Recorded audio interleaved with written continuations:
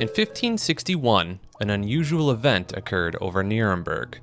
Witnesses reported seeing a vast array of objects in the sky, described as spheres, disks, and cylinders engaged in a battle-like formation. Some accounts mention smoke, fire, and strange colors, all being seen at this phenomenon. It lasted for about an hour, leaving many people bewildered and frightened. Despite various theories, the causes of the celestial event remain a mystery, sparking debates and fascination among historians and ufologists alike. Photos of a boiled egg that now resemble a ruby have gone viral on a Chinese social media platform. The woman who owned the egg received it as a gift from her mother when she was just a child. Her mother had boiled the egg, but it changed color to a dark red. Instead of throwing it away, her mother kept it in a jewelry box. Over time, the egg fossilized and developed a smooth texture with fine cracks. The woman forgot about the egg until her mother found it while they were cleaning. The internet was amazed by the discovery, with some calling it a pharaoh egg. Mrs. Fu speculated that the cold, dry winter conditions might have helped preserve the egg, but experts have not confirmed this as of yet. The 23 enigma is the belief or superstition that the significance of the number 23 is ever present throughout the entirety of life. It suggests that events associated with or involving the number 23 occur much more frequently or have special meaning. This concept has gained attention in popular culture, particularly through films and literature. Some people regularly find coincidences around the number 23 throughout their life, leading to speculation about its mystical properties. While skeptics dismiss the 23 enigma as mere coincidence or confirmation bias, others find it an intriguing curiosity, adding an element of mystery to our everyday occurrences. A peculiar creature has been found with 24 eyes in a muddy pond in Hong Kong, surprising scientists who identified it as a new species of jellyfish. This tiny jellyfish, part of a box jellyfish family, has a transparent body with 3 long tentacles. What makes it stand out are its 24 eyes, divided into 6 groups around its bell. Box jellyfish are known for their venomous tentacles, capable of causing severe harm or even death to humans. The new discovery sheds light on the rich diversity of marine life in Hong Kong's waters. The phrase 35.black has become notorious for its mysterious status on Facebook. Users have reported receiving notifications that their comments containing this phrase violate community standards and cannot be shared. Despite its prevalence, little is known about the origin or meaning of the phrase. Some speculate it could be a reference to a website or a code language for illicit activities. One theory suggests that it may have been planted by trolls who then reported it to Facebook, causing the algorithm to flag it. However, this theory remains unconfirmed. Others suggest it could just be simply a glitch in Facebook's algorithm. The phenomenon has sparked memes and jokes, with some users finding humor in the mystery, while others express frustration at being unable to share seemingly harmless comments containing the phrase. In 1980, at a 3M adhesive tape factory in South Carolina, workers encountered a truly bizarre phenomenon, an invisible force field that blocked their path. Even when investigated by experts, the barrier remained impenetrable, with one individual experiencing a force strong enough to prevent movement. This force field was electrically charged and capable of drawing in birds, posing a danger to humans. Experts attribute the phenomenon to electrostatic forces, which can create an invisible barrier under certain conditions. Despite attempts to recreate the event, the invisible wall was not able to be replicated, leaving it a perplexing example of unexplained phenomena in the realm of science. Scientists widely agree that we are currently experiencing a 6th mass extinction. This ongoing loss of plant and animal species is happening at an alarming rate, estimated to be significantly higher than natural extinction rates.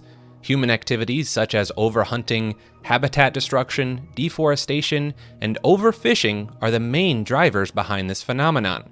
While this concept of a mass extinction may be far-fetched to some, it is currently considered to be a real thing we are experiencing, and the evidence supporting it is truly undeniable. In 2011, a mysterious subreddit appeared on Reddit, featuring a cryptic string of numbers and letters as its name. The cryptic string of numbers and letters continued to be generated on the subreddit. Users speculated that they might be a code and attempted to decipher the messages, generating significant discussion on the web.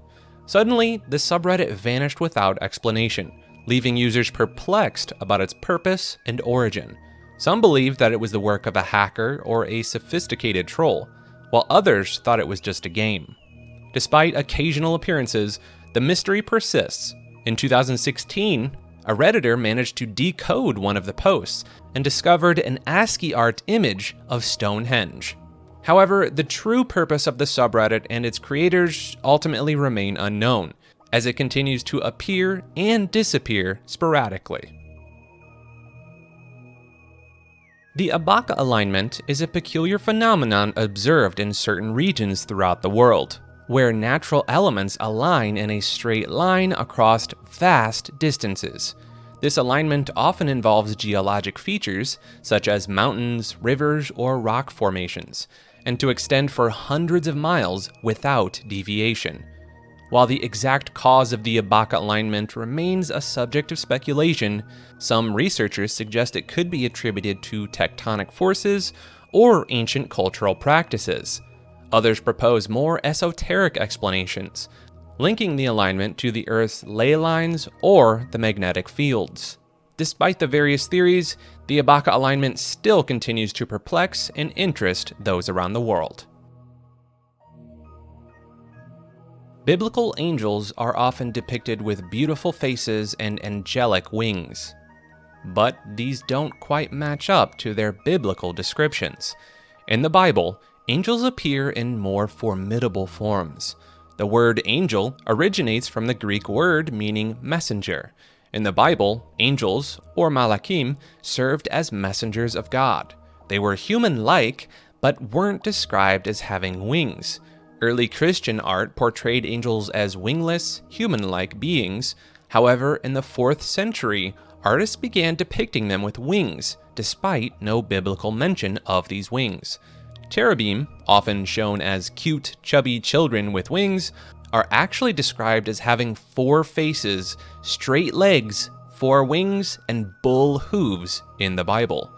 Seraphim, the highest-ranking angels, are depicted with 6 wings and associated with fire.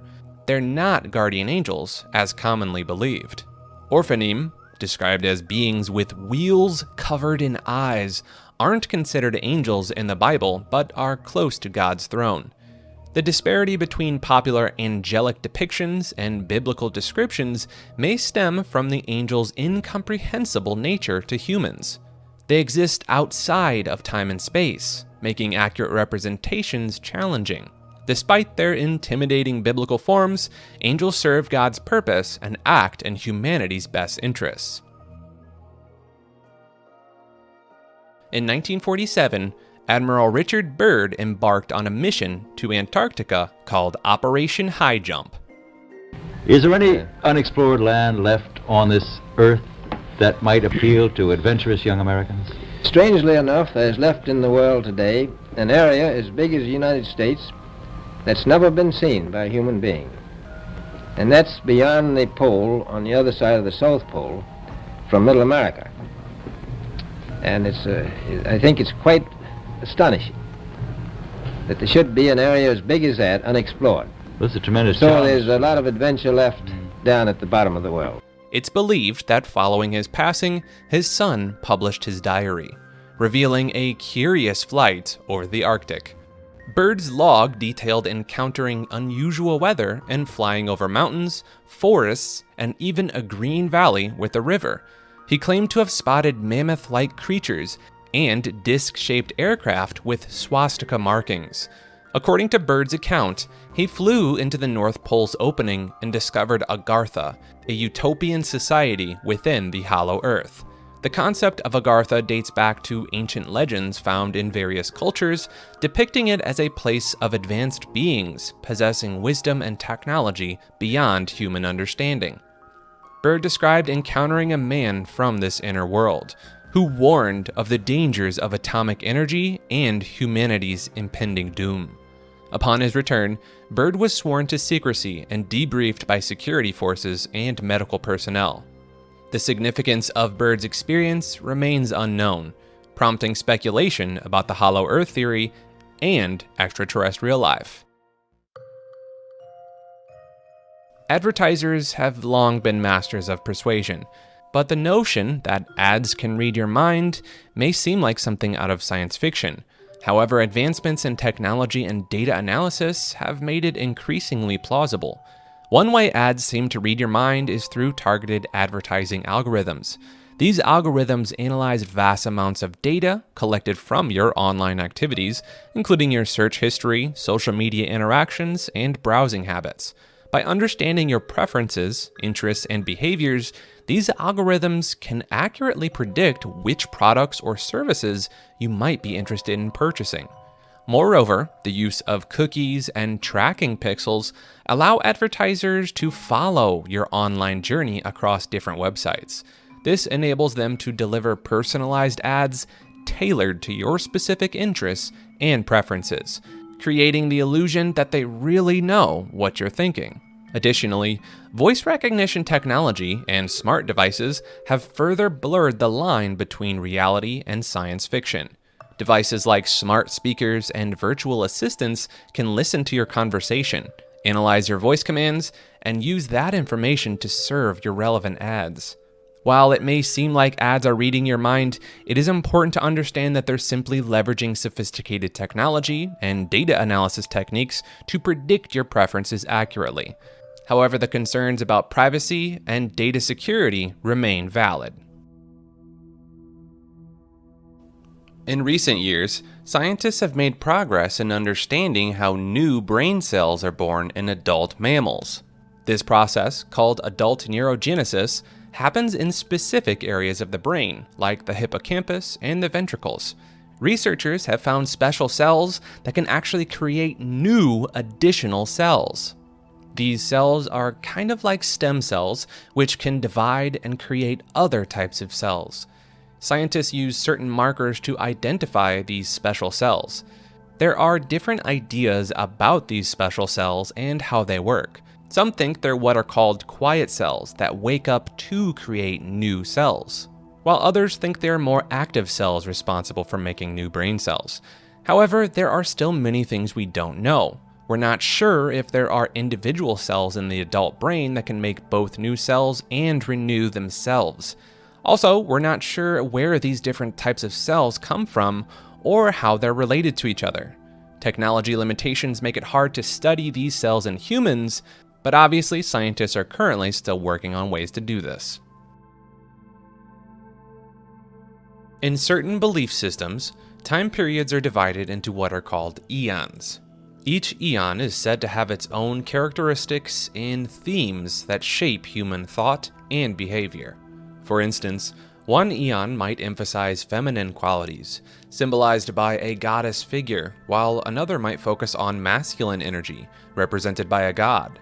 These eons are believed to influence how societies develop, the values they hold, and the types of spiritual practices they engage in. The concept of eons is often associated with esoteric or occult teachings, where it's believed that humanity progresses through these different epochs as part of a larger cosmic cycle. Some interpretations suggest that we are currently in the midst of a new eon, characterized by themes of individualism, self-discovery, and spiritual awakening. This idea of shifting eons reflects a broader perspective on the evolution of human consciousness and the changing dynamics of our collective experience over time. In ancient times, ether, often called the fifth element, was believed to fill the universe beyond Earth, explaining natural phenomena like light propagation and even gravity. However, experiments like the Michelson-Morley experiment challenged its existence. Originating from Greek mythology, ether represented pure air or the essence of the gods. It evolved into the fifth element concept, separate from earthly elements, with Aristotle attributing celestial spheres' circular motion to it. Medieval scholars thought ether had different densities, with celestial bodies denser than the rest of the universe. Alchemists believed in its healing properties, incorporating it into the medicines available. In the 18th century, ether theories emerged to explain electromagnetic and gravitational forces. Newton used it to align with his physics, but later advancements superseded these theories. Some modern physicists explore similar concepts like dark energy. Luminiferous ether proposed that space was filled with ether, transmitting light vibrations through tiny whirlpools. This idea influenced early light wave theories, but was replaced by more accurate models. Ether was also considered in early gravitational theories. Newton associated it with gravity, describing its circular motion and density gradients as the medium through which gravity acted. Agenda 21 is said to be a United Nations action plan for sustainable development. However, it has sparked a world of conspiracy theories and concerns. While its goal is to promote global sustainability, some see it as a scheme for a one-world government threatening individual freedom. These ideas have gained traction, especially among certain groups in the US who fear it could infringe on property rights and lead to population control. Critics argue that Agenda 21 represents too much global control and poses a threat to national sovereignty. But even without conspiracy theories, some find its language vague and its objectives concerning. It focuses on various groups, including children and indigenous peoples, raising concerns about its intentions. Plus, its emphasis on science and technology transfer hints at a top-down approach that worries some individuals. In a groundbreaking development in ground transportation, a convertible vehicle known as the air car has successfully completed a flight between two airports in Slovakia. Developed by Klein Vision, this innovative vehicle offers the unique ability to transition seamlessly from a road vehicle to an aircraft and back again. During its recent flight from Nitra to Bratislava, the air car demonstrated its capabilities by covering the distance in just 35 minutes. Upon landing, the vehicle transformed from an aircraft into a sports car in under 3 minutes with a simple push of a button. Its wings fold upwards and rearwards, while the twin-boom tail retracts during the conversion process. Professor Stephen Klein, the inventor of the air car, hails the achievement as the beginning of a new era in transportation, one that restores the freedom of individual mobility. Powered by a BMW engine delivering 160 horsepower to a fixed propeller, the air car has already completed over 40 hours of test flights, reaching altitudes of 8,200 feet and speeds of 103 knots. Klein Vision's plans for the air car include a second prototype equipped with a more powerful 300 horsepower engine and a variable pitch propeller. The Akashic Field is a concept that suggests there is a pervasive energy or substance that fills the universe and contains information about everything that has ever happened. It's believed to be accessible through deep meditation, altered states of consciousness, or spiritual practices. Some people think it's a cosmic database that records all events, thoughts, and emotions throughout history. While the data is intriguing, it's not scientifically proven and remains a topic of interest in spiritual and metaphysical discussions. The Akashic records are believed to be somewhat of a cosmic library containing all knowledge and experiences of every soul that has ever lived. It's thought that these records exist on a non-physical plane and can be accessed through certain states of consciousness or spiritual practice. The Akashic Field and Akashic Records are related concepts and are often used interchangeably. Both suggest a repository of cosmic information containing records of all events, thoughts, and experiences. Some differentiate them by considering the Akashic field as an energetic medium that contains the records, while the Akashic records refer specifically to the information within the field. However, the distinction can vary depending on individual interpretations and beliefs. In Alaska, there's a region known as the Alaskan Triangle, known for its mysterious disappearances. Spanning across eastern Alaska, it covers various terrains, including wilderness, tundra, and mountain ranges.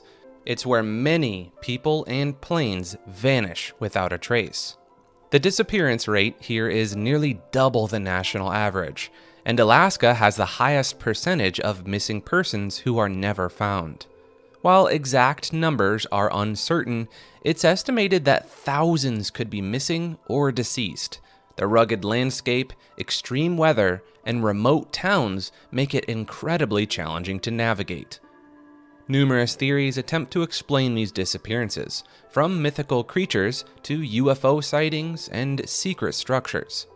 More grounded explanations include serial killings and the unforgivable wilderness. Search and rescue operations face unique challenges due to Alaska's vast size and hazards like exposure and drowning. Some scientists speculate that aliens might have their own unique version of the internet, dubbed the Galactic Internet. This hypothetical network could use gravity-boosted radio signals for interstellar communication. Gravitational lensing, a phenomenon where gravity bends light, could further enhance these signals, allowing efficient communication between stars. This idea isn't purely science fiction. It's based on the physics of gravitational lensing, applied to multiple alien civilizations in a galaxy. However, the distances required for this method of communication are truly immense, surpassing our current technological capabilities by far. Space scientist Claudio McCone warns that contacting advanced civilizations could be risky, as the evolutionary gap between us and a space colonizing species would likely be enormous. In essence, we may be completely insignificant to them. While discovering alien life remains a captivating idea, current efforts like SETI focus on listening for faint signals of alien traffic rather than direct messages to Earth. However, interpreting these signals amidst background noise presents significant challenges. Despite the difficulties, scientists like McCone argue that it is crucial to search for potential alien signals to avoid unexpected encounters, akin to historical events like the Aztecs encountering the conquistadors without warning. Like this video and subscribe to Maker.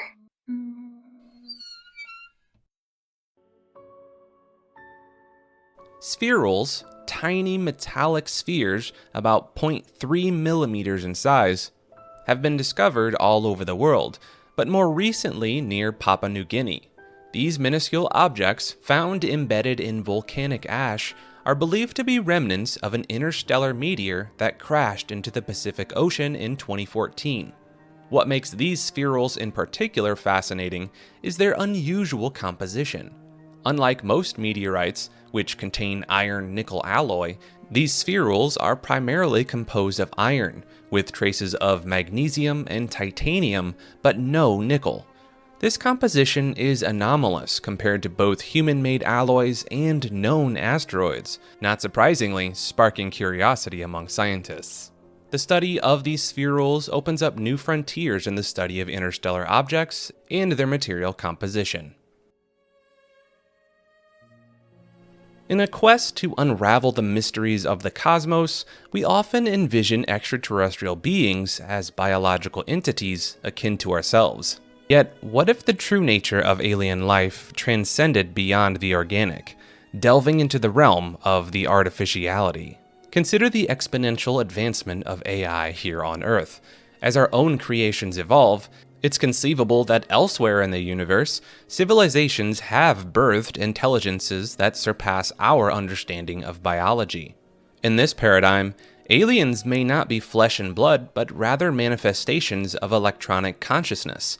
their existence woven into the fabric of cosmic machinery.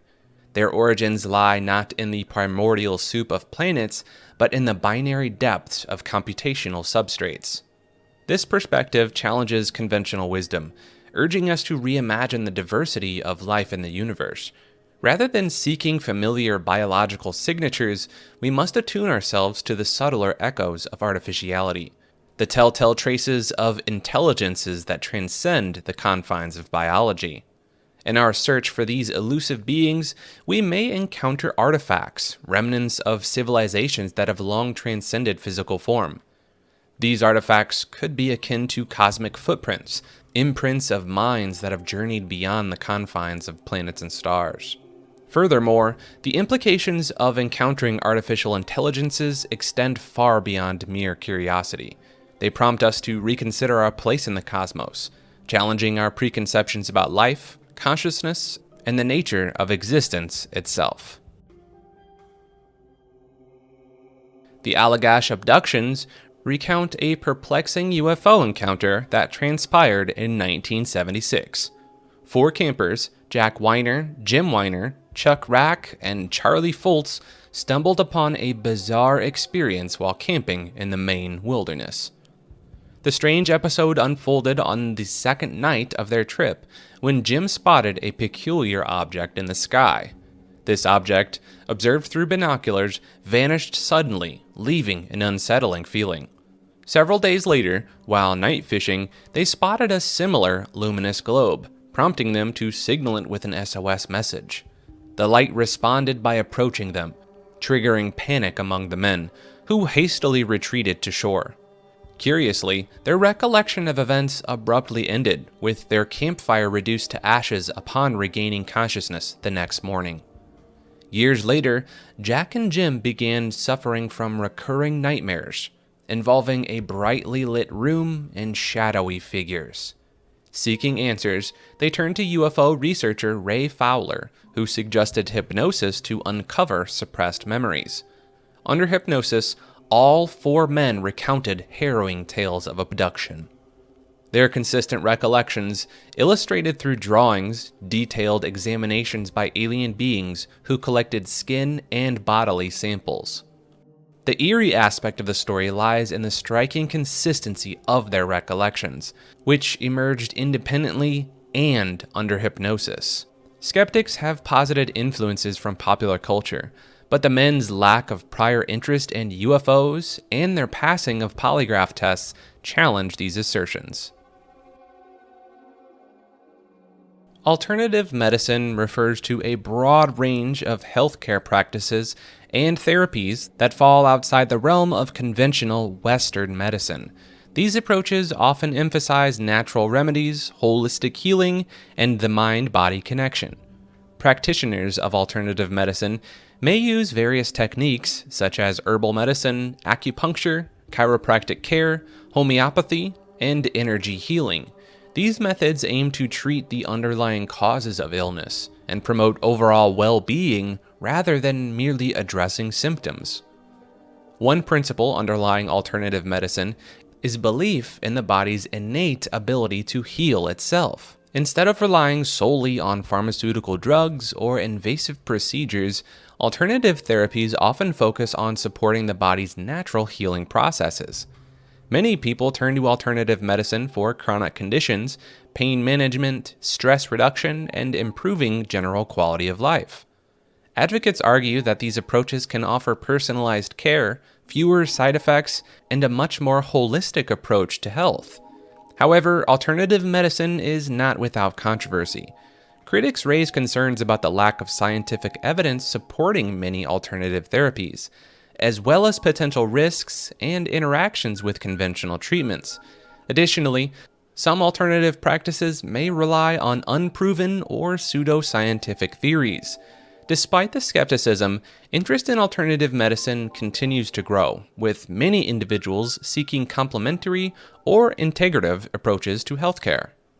Research into effectiveness and safety of alternative therapy is ongoing, and some practices once considered alternative are gradually gaining acceptability within mainstream medicine.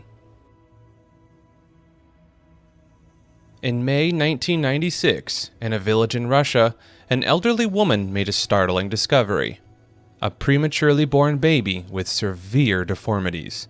This infant, dubbed Alyoshenka, captured the public's imagination due to its unusual appearance, sparking rumors of extraterrestrial origins. Described as a grayish fetus around 25 centimeters long, with a hairless head adorned with dark spots, Alyoshenka's large eyes and uniquely ridged skull fueled speculation. Local residents embraced the extraterrestrial narrative, even charging fees for interviews with reporters. Japanese companies capitalized on the fascination by producing documentaries about this discovery. However, the situation took a dire turn when the remains vanished after being handed over for DNA testing. Speculation about Alyoshenka's fate ranged from UFO abductions to acquisitions by collectors.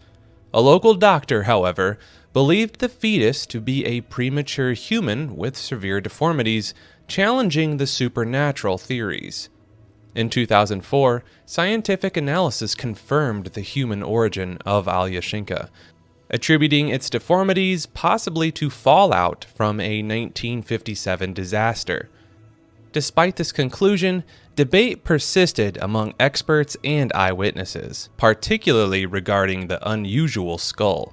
Adding a fascinating twist to the tale, some suggested Alyoshenka could be a case of human saltationism, a theory proposing sudden, large-scale evolutionary changes. This theory posits that significant mutations could result in drastic physical differences, possibly explaining the unusual features of Alyoshenka. A 2018 study on a similar skeleton bolstered this idea, revealing a high number of mutations that could account for rare deformities like those seen in Alyoshenka. Amelia Hart, a trailblazing female aviator, made significant contributions to aviation history. Notably, she was the first woman to fly solo across the Atlantic Ocean, among other achievements. However, her disappearance during an attempted circumnavigation of the globe in 1937 has remained an enduring mystery. Despite extensive search efforts, Earhart and her navigator Fred Noonan vanished without a trace. Various theories have emerged over the years, but the truth behind her disappearance has never been solved. In 2003, an astounding discovery was made in a monastery in Tibet. A hidden library containing 84,000 scrolls. These scrolls are believed to have been preserved for hundreds of years and cover a wide range of subjects, including Buddhist scriptures, literature, history, astronomy, and mathematics. The discovery sheds light on humanity's history and offers a glimpse into ancient knowledge and culture. Despite the challenges faced by the monastery, including damage during the Chinese Cultural Revolution, efforts to preserve and digitalize these ancient texts are currently underway, ensuring their wisdom is not lost to future generations. In the Ural Mountains of Russia, archaeologists conducting a geological survey made a startling discovery. They found peculiar microscopic objects near riverbanks, including metal coils and spirals embedded in ancient rock formations dating back thousands of years. These mysterious nanostructures, estimated to be around 300,000 years old, defy conventional explanations as they could not have been part of modern machinery. Termed out-of-place artifacts, OOP art, these anomalies challenge traditional understanding of history and civilization. While some researchers offer rational explanations, others speculate that these objects hint at advanced civilizations or even extraterrestrial involvement. Tests conducted by the Russian Academy of Sciences revealed that the nano-objects were made of metals like copper and tungsten, similar to materials used in spacecraft. Further research suggested that these materials were not of natural origin, indicating artificial manufacturing. The mystery surrounding these artifacts deepened due to their association with the region's history of mysterious events, including the Dyatlov Pass incident and several UFO sightings. Despite ongoing speculation, the origin of these artifacts remains unknown. In July 1984, Russian cosmonauts aboard the Salyut 7 space station witnessed an unusual event. On day 155 of their mission, they were suddenly surrounded by a brilliant orange light that filled the station, momentarily blinding them. Allegedly, the light appeared to be penetrating through the walls, confusing all the cosmonauts. During this luminous event, all the cosmonauts reported seeing 7 angelic figures floating outside the space station. These beings were described as humanoid in shape, adorned with wings and halos, and they remained near the station for about 10 minutes before vanishing. Later, on day 167 of their mission, 3 additional cosmonauts arrived aboard the Soyuz T-12 spacecraft to join the crew. Once again, the space station was bathed in a warm glow of the orange light, and the crew again glimpsed the mysterious angelic beings outside the windows. These beings were described as being as large as an airliner, according to the cosmonauts. The incident was classified by the Soviet Union, and the crew was instructed not to speak about it to the public. While some may attribute these sightings to the strain of extended space missions, it's significant that multiple crew members independently reported seeing these angelic figures. This peculiar event took place as the cosmonauts were setting a record by spending 237 days aboard the Salyut 7 before eventually departing from the space station. In the Republic of Guinea, biologists discovered evidence suggesting that chimps might have a special area resembling a shrine or sacred tree. They observed chimps placing stones in tree hollows and hitting trees with rocks, which could be a form of communication or symbolization. While this doesn't confirm chimps believe in a deity, it does showcase their intricate behavior. Chimps have demonstrated various fascinating behaviors, such as using spears for hunting, engaging in wars, and playing with stick-like dolls. Some behaviors, like a ritual dance during rainfall, or a slow-motion display during a bushfire, hint at a deeper understanding of natural phenomena. Chimps may bang stones to communicate when trees with buttress roots aren't available, and storing stones in hollow trees might be a tradition in some chimp groups. However, it's too early to determine if this is proto-religious behavior or simply a form of communication. Annabelle, a doll believed to be possessed by a spirit, resides in a museum after displaying unsettling behavior.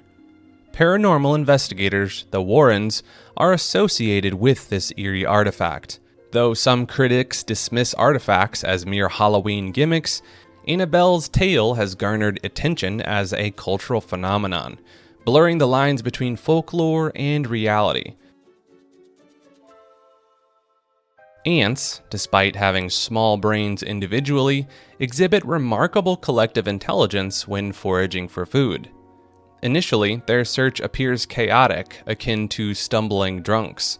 However, when an ant finds food, it leaves a pheromone trail for others to follow. As more ants follow the path, they reinforce it, creating an efficient network. Over time, older ants become better foragers due to their experience, while younger ants learn on the job. This collective intelligence rivals even our most advanced technology, with Google's search algorithms operating similarly to how ants organize their foraging efforts. In fact, some researchers suggest that ants may even be more efficient at processing information about their environment than Google is at organizing online data. The concept of Antarctic pyramids has intrigued many, with some suggesting that the icy continent might harbor these ancient structures. The idea is rooted in observations of these pyramid-like formations worldwide, leading to speculation about similar structures in Antarctica's mountain range. While this notion has gained attention through popular media and shows like Ancient Aliens, which explore various hypotheses about extraterrestrial influences on Earth's history, the scientific community approaches the idea with caution. Geologists explain that these pyramid-like formations, often referred to as nunataks, are natural geological features shaped by the movement of glaciers and ice sheets. Although they may resemble human-made pyramids, they are the result of geological processes rather than ancient construction efforts. Despite the allure of the idea, the prevailing scientific consensus leans towards these formations being natural.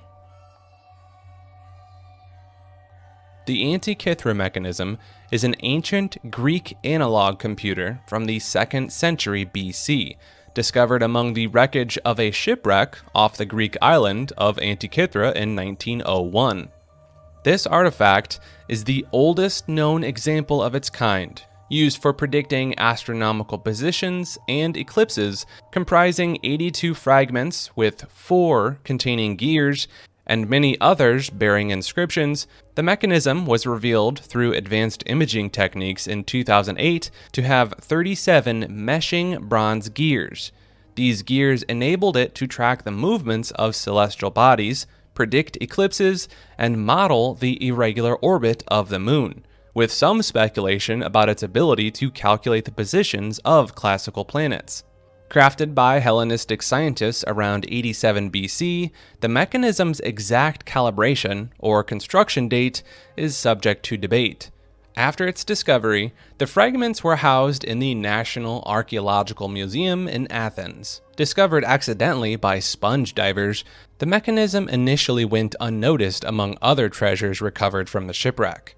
It wasn't until archaeologist Valerios Staeus identified its gear in 1902 that its significance was realized. Operating through a system of gears, driven by a hand crank, the mechanism could rotate a date pointer on the front dial, corresponding to the Egyptian calendar, and track the positions of the moon, sun, and known planets along their orbits.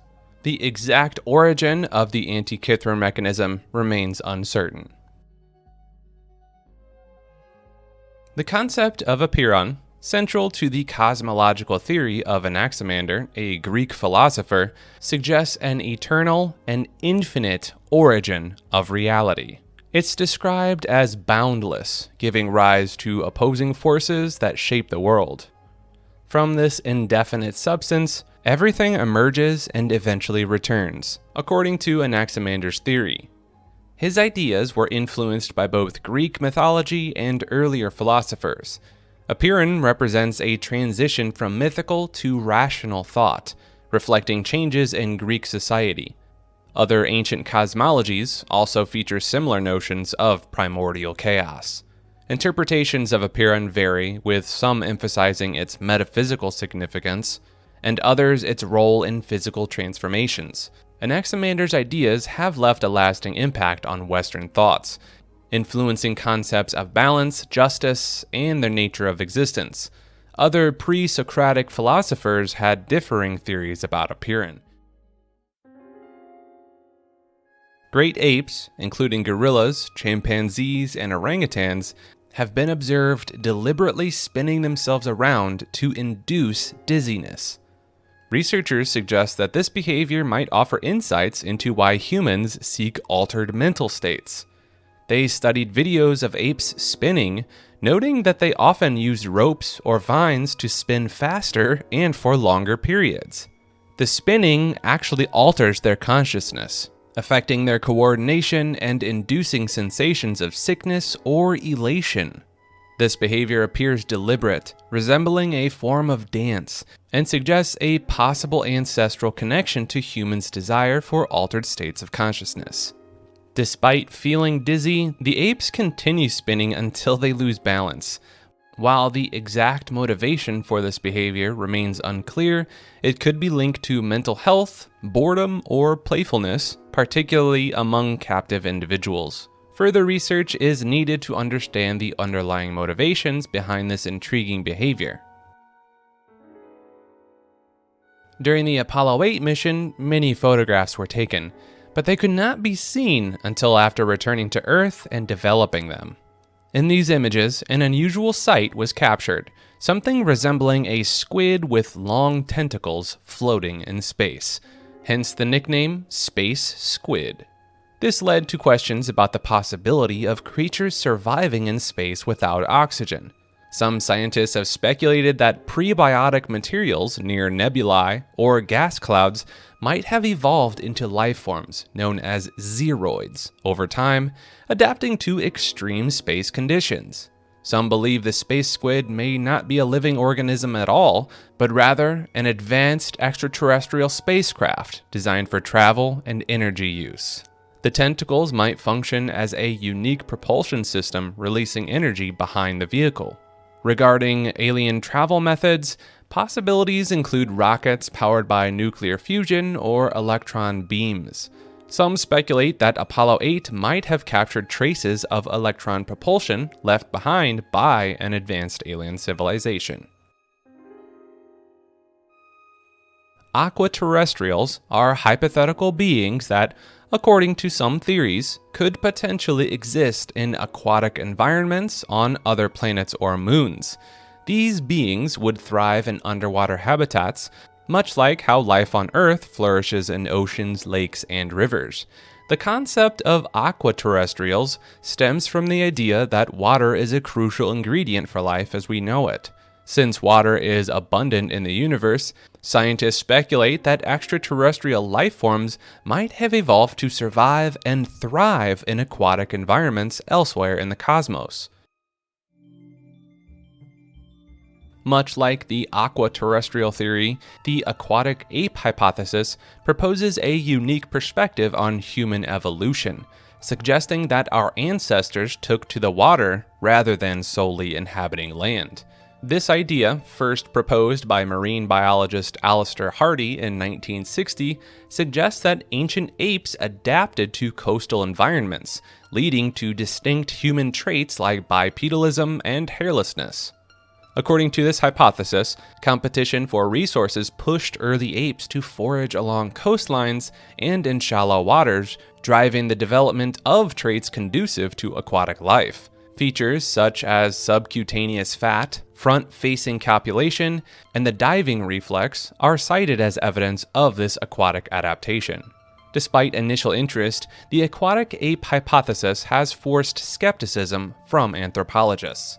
Critics argue that it lacks substantial support from the fossil record, and that the traits it aims to explain likely evolved through different mechanisms at various stages of human evolution. While intriguing, the idea of our ancestors as semi-aquatic beings remains largely speculative. Aramu Miru is an abandoned stone carving located in Peru near Lake Titicaca. Discovered in the early 1990s, it's believed to be an unfinished project by the Incas. The stone is large, about 23 feet square, with a T-shaped niche carved into it. The site has become a popular destination for paranormal enthusiasts. According to legend, an Incan priest once inserted a golden disc into the small depression in the stone, causing the door to open. The disc allegedly fell from the sky, adding to the mystique surrounding Aramu Muro. Archimedes Plutonium, the self-proclaimed king of science, is an intriguing figure known for his prolific presence on internet forums. Born in Germany as Ludwig Pohlmann, he later adopted various names, eventually settling on Archimedes Plutonium after a series of life events and epiphanies. Plutonium gained attention for his unconventional theories, most notably the plutonium atom totality theory, which suggests that the universe resembles a giant plutonium atom, with Earth and its surroundings situated in its outer electron shells. He claims to have a plutonium atom at the center of his brain, attributing his supposed supergenius to this unique configuration. Despite his claims of wealth and brilliance, Plutonium was often seen working odd jobs, such as dishwashing at Dartmouth College, where he attracted attention with his eccentric attire and behavior. He later moved to rural South Dakota, where he continued his online presence while living on a homestead. While some view Plutonium's ideas with skepticism or amusement, Others follow his exploits with a mix of fascination and bemusement, often referring to him affectionately by his nicknames Archie or Archie-Poo. Colors, as we see them, are not actually physical things or set properties. Their interpretations our brains make of light waves. When light hits an object, certain frequencies are absorbed and others are reflected. These reflected frequencies make up the colors we see. Our eyes have millions of rods and cones, with cones being sensitive to different wavelengths of light. The brain then combines signals from these cones to create a perception of color. But the physical reality is that colors are just different wavelengths of light. Interestingly, not all animals see colors the same way humans do. Some see fewer colors, while others see more. Cats, for example, see red and green as similar colors, while birds can see into the ultraviolet range. Even among humans, there's variations among color perception. Some people are colorblind, while others are extremely sensitive to different shades of color. Language may also influence how we perceive colors. Studies have shown that speakers of languages that distinguish between different shades of a color are actually faster at recognizing those differences. This suggests that language structures our experience of color. So while colors may not physically exist, they're very real to us because of how our brains interpret light. Our shared experience of color enriches our understanding and enjoyment of the world around us.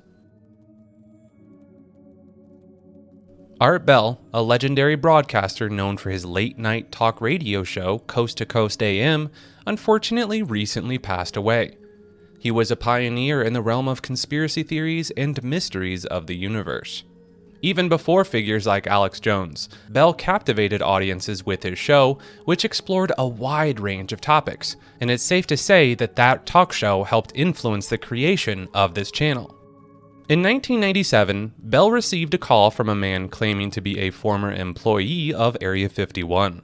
The caller sounded frantic and distressed, sharing alarming information about aliens and government cover-ups. Line, you're on the air. Hello. Hello, Art? Yes. Hi. I don't have a whole lot of time. Well, look, let's begin by finding out whether you're using this line properly or not. Area 51. Yeah, that's right. Were you an employee or are you now? A former employee. Former employee. I was let go on a medical discharge about a week ago, and I've kind of been running across the country. Oh man, I don't know where to start. They're gonna they'll triangulate on this position really soon. So you can't spend a lot of time on the phone. So give us something quick. Okay. Okay. What we're thinking of as aliens are they're extra dimensional beings that an earlier precursor of the space program made contact with. They are not what they claim to be. They have infiltrated a lot of aspects of the military establishment, particularly the Area 51. The disasters that are coming, the military, the government knows about them, and there's a lot of safe areas in this world that they could begin moving the population to now, Art. But they're not doing anything. They are not. They want the major population centers wiped out so that the few that are left will be more easily controllable. Discharge.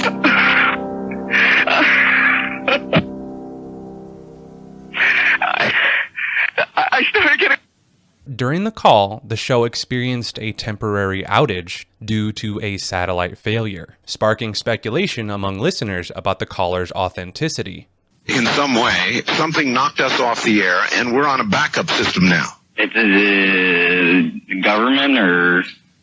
I don't know. It has to be something, though. Well, did you hear... Now, you tell me, because you were listening. That was awful strange. There was a really weird guy on the air when it went off? Yeah. Real weirded out. Like, going sort of sounding paranoid, Yeah. schizophrenic? Like crying and everything. Yeah. Oh, you guys you really missed a call then, and I've got a feeling somebody didn't want you to hear it. Despite many allegations of a hoax, doubts persisted about the true nature of the incident. Some believe it was a government cover-up, especially considering the odd circumstances surrounding the satellite failure. The audio from this infamous call has been incorporated into various media, including music recordings, notably by the band Tool. 7 months later, Art would receive a phone call from allegedly the same man. You're on the air. Hi, Art. This is Brian. Hi, Brian. Hello. I'll just do this and let the chips fall where they will. All right. Everybody, I am the Area 51 caller. That's my statement, and let you or whatever tear it apart. You claim you're the Area 51? I am the man. How do you account for the fact, Area 51 caller, Okay. that part of the way through your spiel, the satellite went down? I have no idea, and it scared the heebie-jeebies out of me that night. I've called a number of times on your specialty line nights doing different, kind of wacky characters, and that's all that one was supposed to be. And if the call had been completed, it would have been ancient history by now. Has it occurred to you, as Barbara Marx Hubbard suggested tonight, that perhaps, if you're really what you say you are, you created the reality of the rest of the situation and took down my satellite? That scares the heebie-jeebies out of me, because it means that what I was saying was somehow correct, and it was fabrication, kind of creating a reality. Yeah, if that was the case, I humbly apologize to you, because I love your show, and the last thing I would ever want to do is knock tear me you off the air. So what can I do to prove my claim here? Well, I guess you could give us a little of what you gave us then, so that we could hear it and know it to be you. Are you sure you want me to do that, Art? I'm positive. Don't, Art, please. I don't want you to ask me to do this.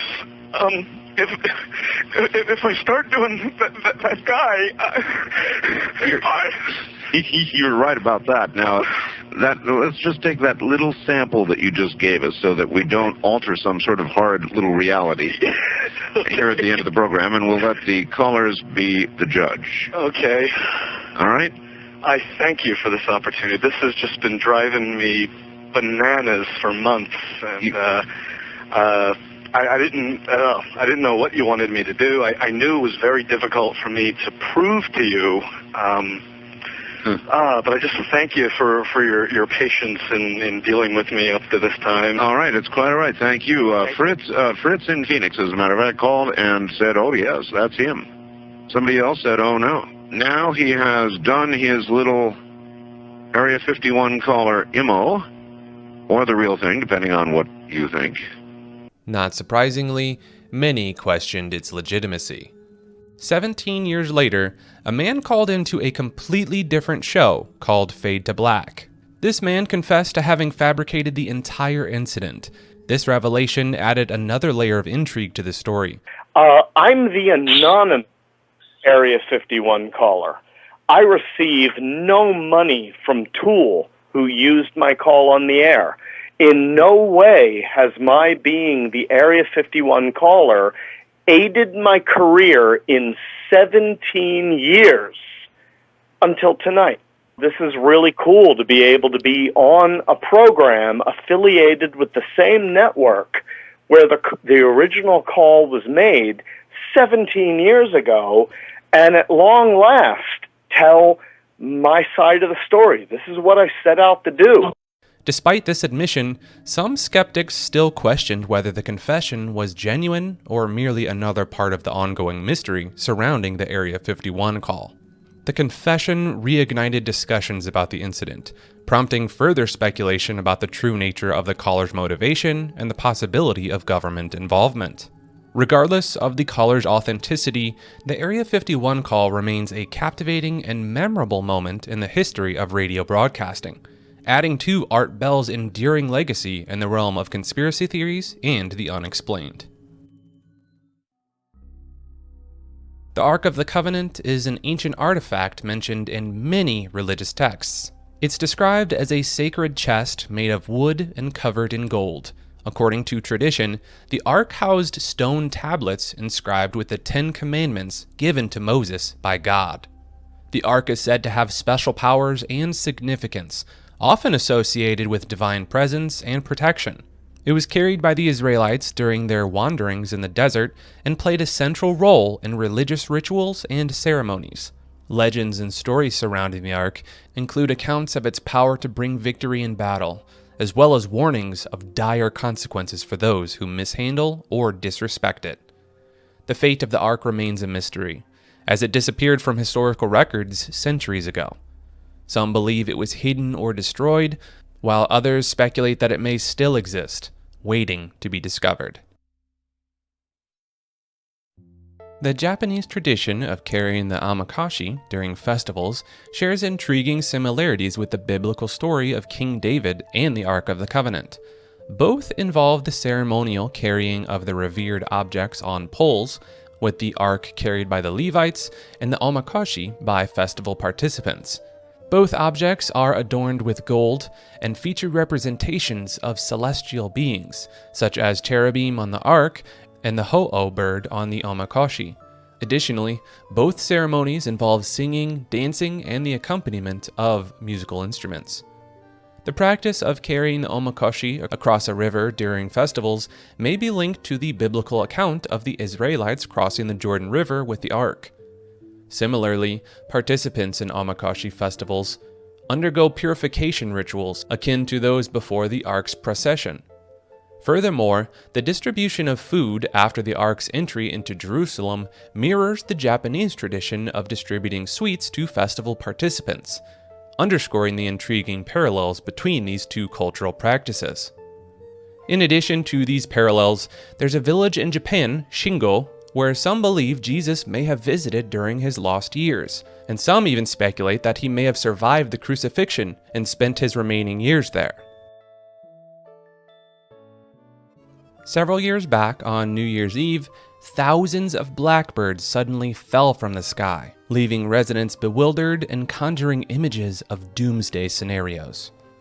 This wasn't the first time such an event occurred. Similar incidents had happened before. Various research labs investigated the mysterious deaths, ruling out diseases and toxins, but finding evidence of blunt force trauma, suggesting collisions with objects like trees or buildings.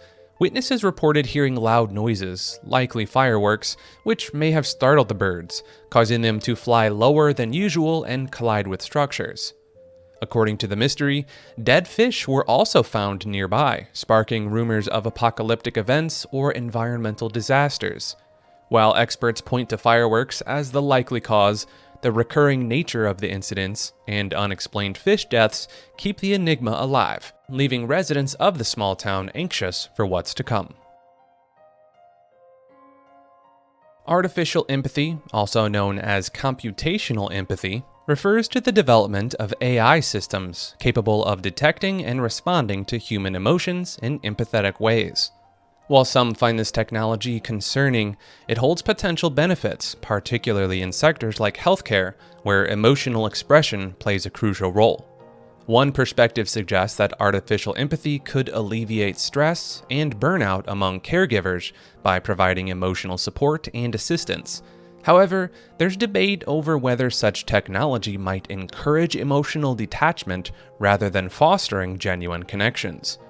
Research on artificial empathy spans various fields, including artificial intelligence and business. It involves predicting human internal states based on signals like facial expressions and voice, as well as anticipating human reactions to stimuli. In practice, artificial empathy finds applications in areas such as marketing, where it's used to optimize advertising content based on viewer responses. It's also employed in recruitment processes, health assessments, and even self-harm prevention efforts, where algorithms analyze risk factors to predict and prevent future attempts.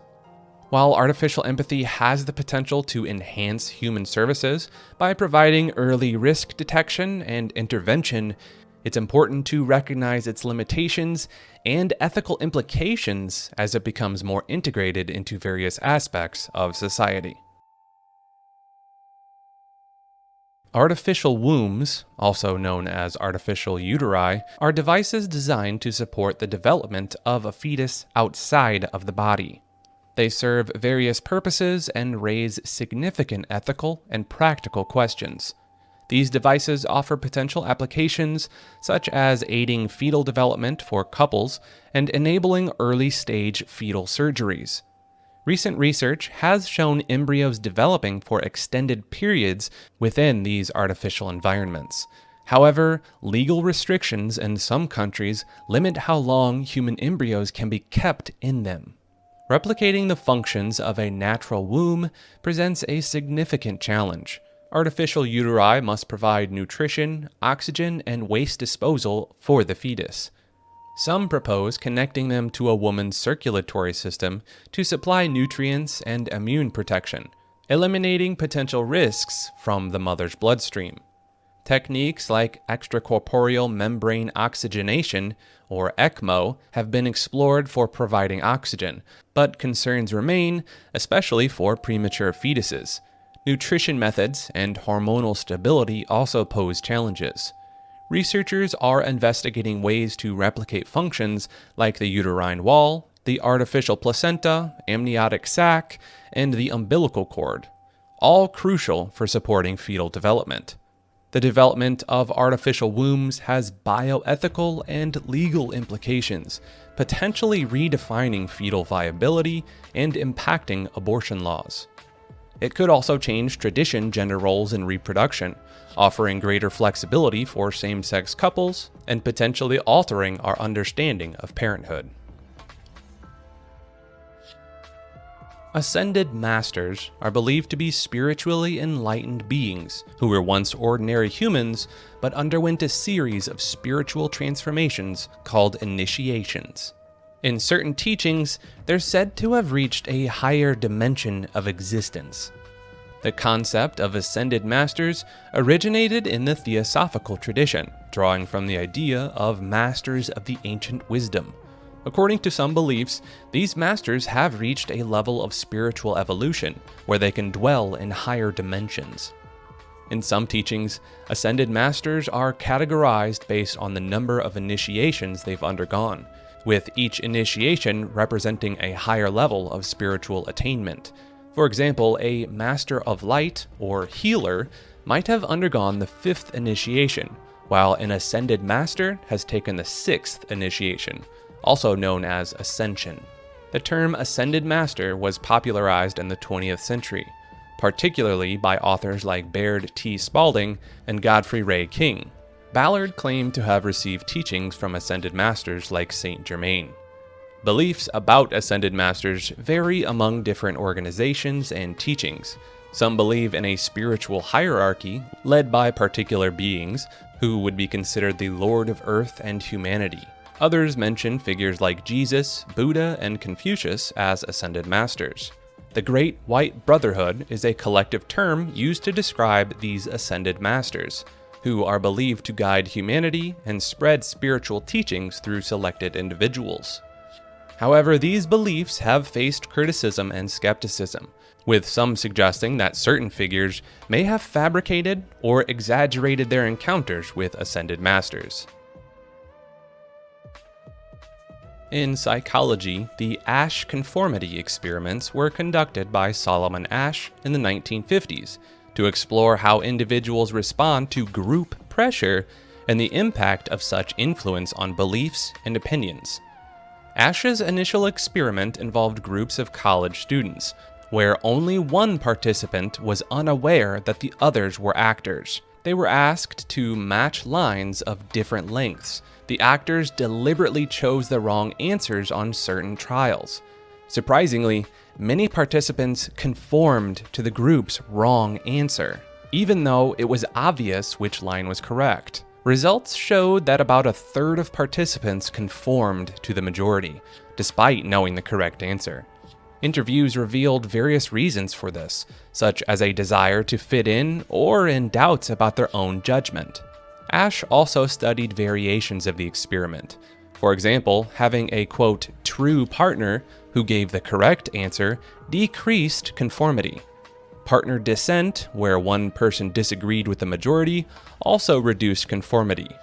Interestingly, written responses instead of verbal ones also decreased conformity. The Ashtar command is a movement based on messages from an alleged extraterrestrial being named Ashtar. Founded by George Van Tassel, it revolves around the idea that humans can tap into a universal mind of God for their evolution. Van Tassel claimed to receive telepathic messages from Ashtar, which he shared in weekly sessions at Giant Rock in California. These gatherings led to the Giant Rock Spacecraft Convention, a famous UFO meeting center.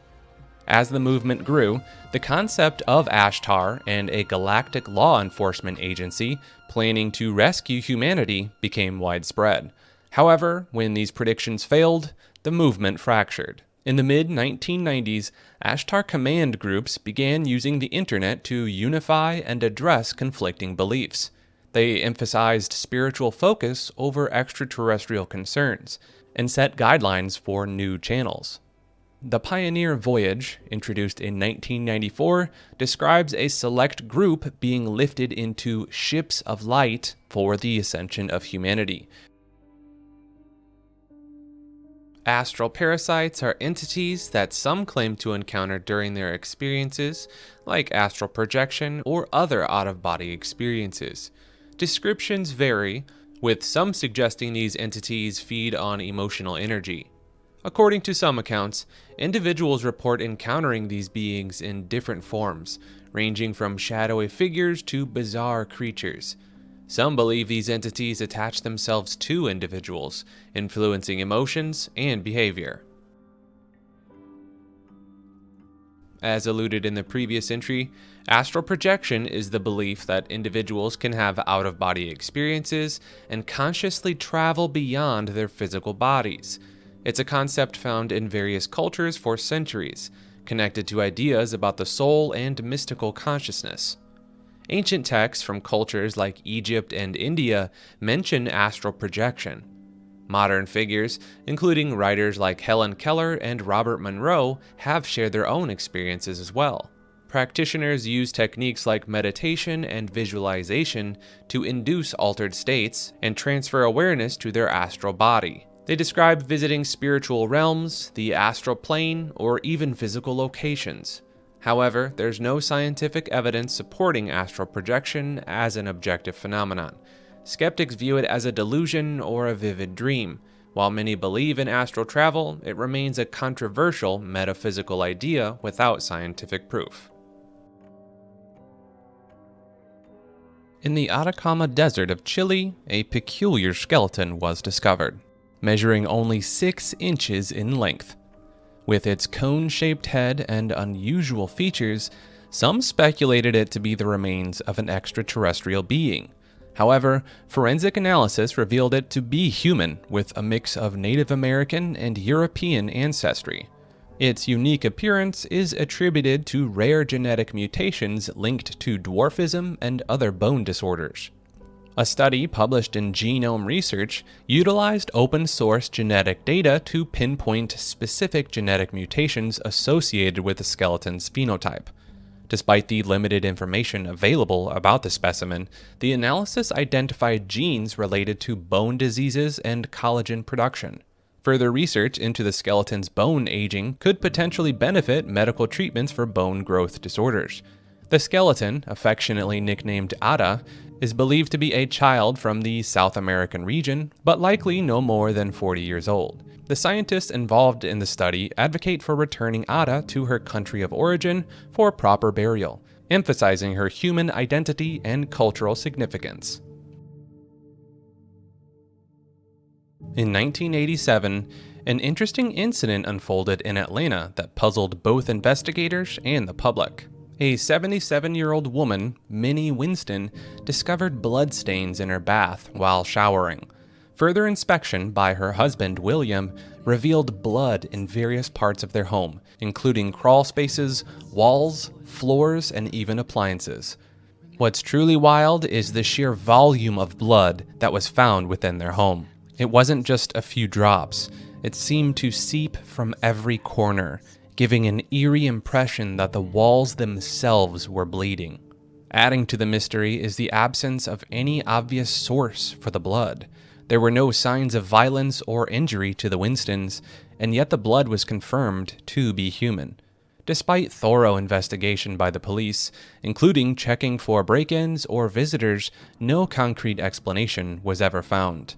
Numerous theories have been proposed, ranging from supernatural explanations like hauntings or poltergeists to more mundane possibilities like a hoax perpetrated by someone within the family. However, none of these theories have been substantiated. Atmospheric beasts are peculiar flying entities that challenge traditional notions of biology. Witnesses report seeing them hovering without wings, often appearing semi-transparent or even invisible. Various types of atmospheric beasts have been allegedly observed, including those resembling jellyfish and elongated serpents, known as sky serpents, which glide through the air akin to Asian dragons. Initially mistaken for UFOs, some researchers like Ivan T. Sanderson propose that atmospheric beasts could be low-density creatures native to the clouds. One famous sighting, the Crawfordsville Monster in 1891, is often likened to a dragon. Eyewitnesses describe many of these creatures as soft and blanket-like. Some believers speculate that these beings are lightweight entities, possibly originating from interstellar gas clouds or native to Earth. They are typically viewed as non-sapient animals rather than intelligent extraterrestrials. Atmospheric beasts are known to change their density, sometimes appearing metallic or cloud-like, even emitting a faint glow. Sometimes they resemble whales and are occasionally referred to as air whales or cloud beasts. It's been said that upon death, these beasts reportedly fall to Earth as gelatinous masses that quickly evaporate, potentially explaining phenomena like gelatinous meteorites or star jelly. Atomic storage, not surprisingly, involves storing data at the atomic level. This means encoding information within individual atoms. It's a concept that's still very experimental, but holds significant potential for significantly increasing data storage capacity. By manipulating atoms to represent bits of data, atomic storage could lead to much denser storage solutions in the future, potentially revolutionizing data storage technology. Atoms are incredibly small, about 100,000 times smaller than the width of a human hair, making the idea of storing data at this scale all the more fascinating. In 1897, an unusual event occurred in Aurora, Texas. A mysterious flying craft resembling an airship crashed on a farm. According to reports, the pilot of the craft, believed to be an extraterrestrial, died in the crash. This incident gained attention due to its peculiar circumstances. During that time, there were similar reports of mysterious airships around the world. In the United States, newspapers documented sightings of these airships, with some claiming that the occupants were from Mars. A newspaper article from the Dallas Morning News described the crash in detail. The craft appeared over Aurora early in the morning and collided with the windmill tower, causing it to explode and scatter debris. The pilot, presumed to be the only occupant, was killed in the crash. Upon examination, it was concluded that the pilot was not from Earth. Some speculated that the pilot was from Mars based on the findings. The pilot's remains were buried in the Aurora Cemetery, and some wreckage from the crash was buried with them. Despite skepticism and the incident being labeled as a legend by the Texas Historical Commission, many still believe it occurred. Various theories exist, ranging from the pilot being an extraterrestrial to a government experiment gone wrong. The true nature of the Aurora incident remains a mystery, with speculation continuing to this day. In the future, if humans give birth in space, the babies born could have a much different appearance than we are used to. Conceiving a baby in zero gravity is challenging because gravity helps sperm cells reach the egg, and without it, fertilization becomes less likely. During pregnancy, the flow of fluids from the mother's baby to the embryo is essential. In space, this flow may be disrupted, potentially affecting the baby's development. The mother's health is also at risk in space. Astronauts lose bone density in space, making childbirth risky due to the potential for pelvic fractures. C-sections may be the safer option. The way we give birth on Earth affects our anatomy. More C-sections in space could lead to babies with larger heads, as there's no restriction from the birth canal. In space, bodily fluids don't settle downwards as on Earth.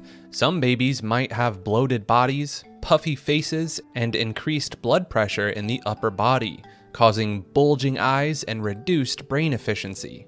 Space radiation, without Earth's protective ozone layers, could also lead to changes in skin color as evolution adapts to cosmic rays. So, spaceborn babies might resemble the alien emoji: bigger heads, bulging eyes, different skin colors, and unique features.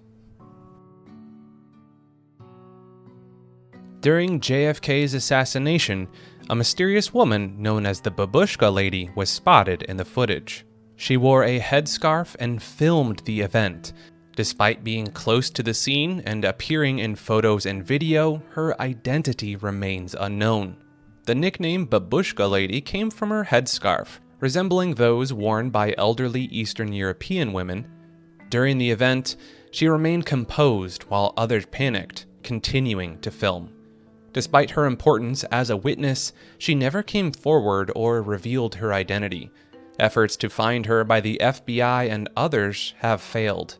Not surprisingly, the mystery surrounding her has led to numerous conspiracy theories. Some believe she was a government agent, while others suggest involvement in secret societies or foreign intelligence. Some even speculate she may have had a role in the assassination herself. Despite efforts, this individual's identity and motives remain unresolved. The Babylonian map of the world, also known as Imaga Mundi, is an ancient clay tablet with a map and inscriptions in the Akkadian language. It dates back to around the 9th century BC and is one of the earliest known depictions of the world. The map is circular and centered on the Euphrates River, with Babylon depicted in the northern part. Surrounding Mesopotamia is a circular bitter river or ocean with triangular sections representing regions beyond. There are inscriptions labeling various locations on the map, including several cities. Some regions are depicted as mountains, possibly indicated by triangular shapes. The tablet was excavated near Babylon and is now housed in the British Museum. It consists of 3 parts: the map, a text above it, and a text on the back. These texts describe the creation of the world by the god Marduk and provide details about mythical creatures and legendary heroes. The back side of the tablet describes different regions referred to as Nagu, with details about their characteristics. Some regions are described as impassable deserts, while others mention large objects and mythical gates. Despite its age and partial damage, the Babylonian map of the world provides valuable insights into ancient Mesopotamian beliefs and geographical knowledge. The Baghdad Battery, discovered in present-day Iraq in 1936, consists of 3 ancient artifacts: a ceramic pot, a copper tube, and an iron rod. Their purpose remains a mystery. Some suggest they could have been an ancient battery, possibly used for electroplating or electrotherapy, but most archaeologists disagree. The ceramic pot, about 6 inches tall, holds a copper cylinder with an iron rod inside, isolated by bitumen plugs. Corrosion and tests indicate that an acidic agent like wine or vinegar might have been inside the jar, leading to speculation that it could generate an electric current. However, this remains unproven. Supporting experiments have shown electrical activity when replicas were filled with grape juice or other substances, but no definitive proof of their original function exists. Critics note the lack of electrical connections and the difficulty of maintenance due to the bitumen seal. Some archaeologists believe the artifacts might have been used to store sacred scrolls.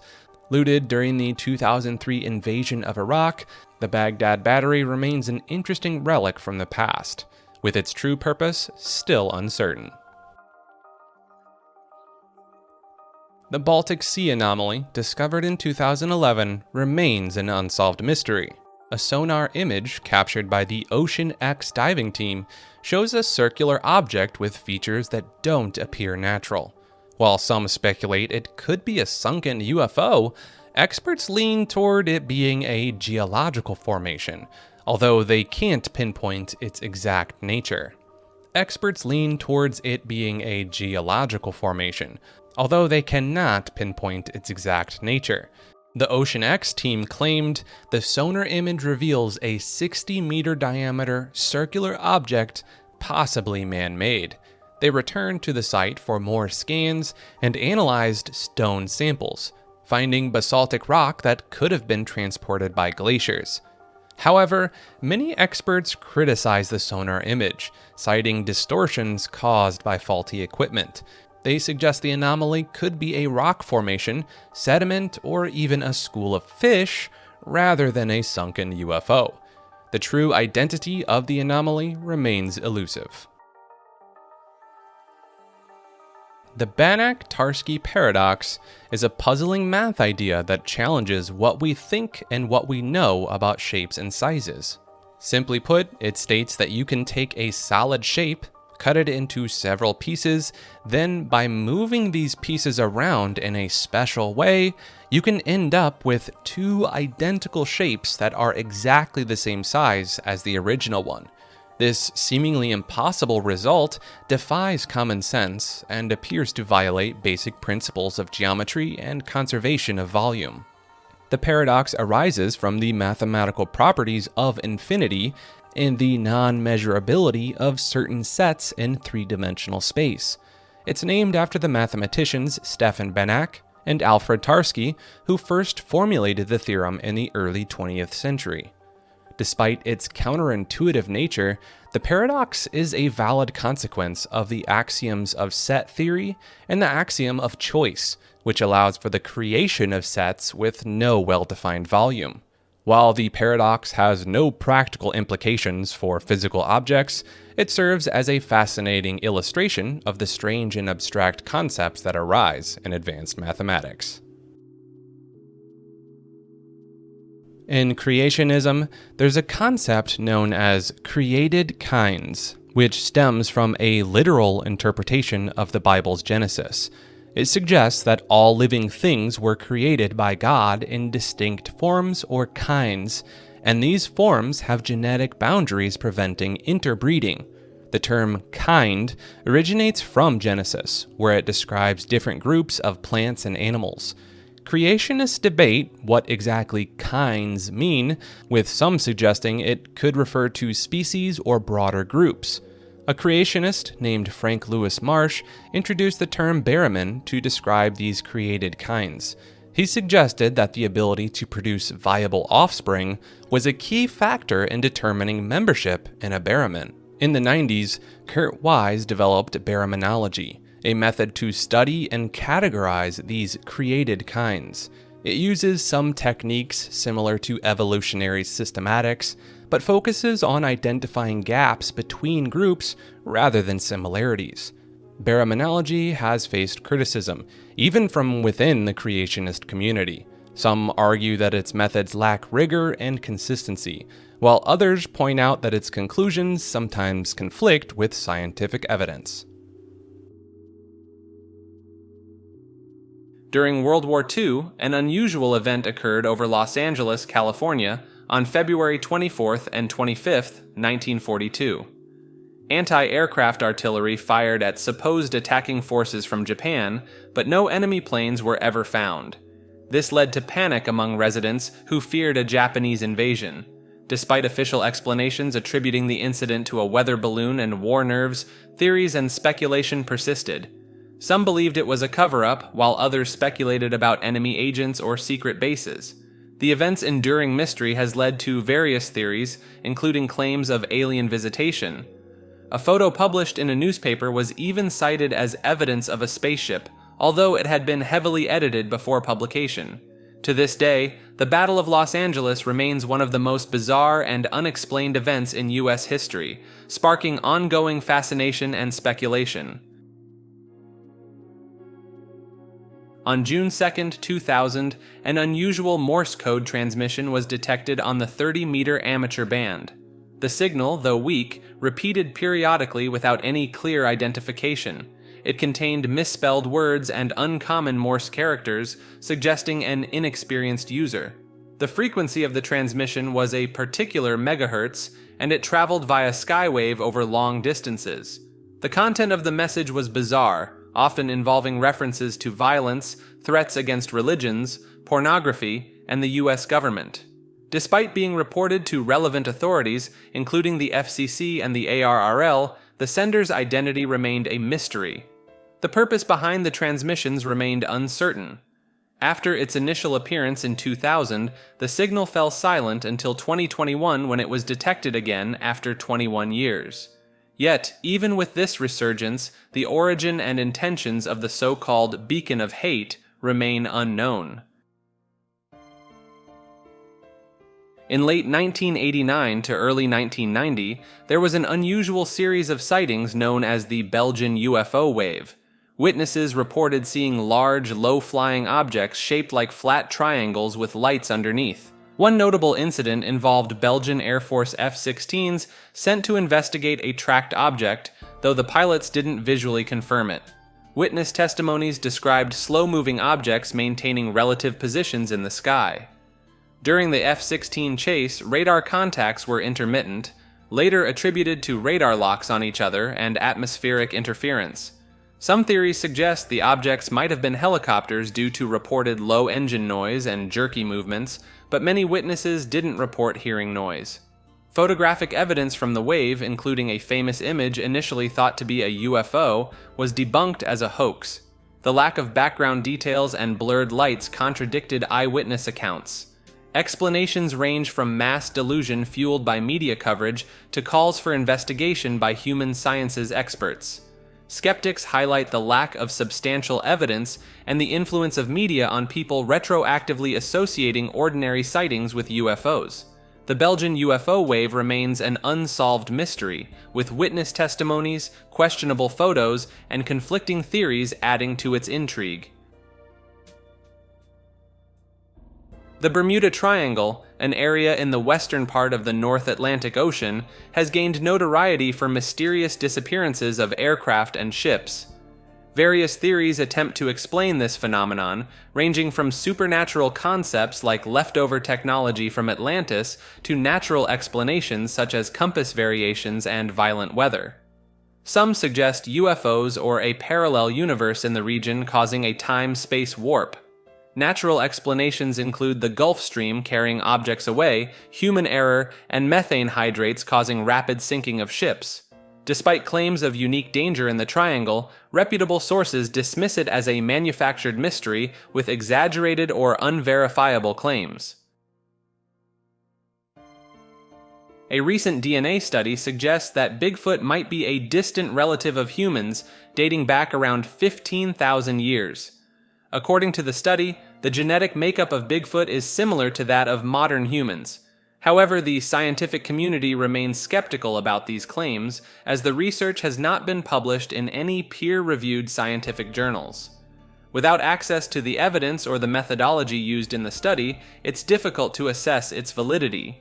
Some experts speculate that the DNA samples may have been contaminated, leading to misleading results.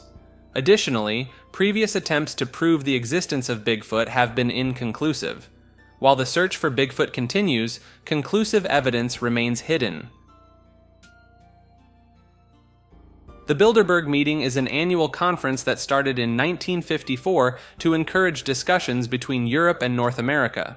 It brings together around 120 to 150 political leaders, industry leaders, and experts to discuss various global issues.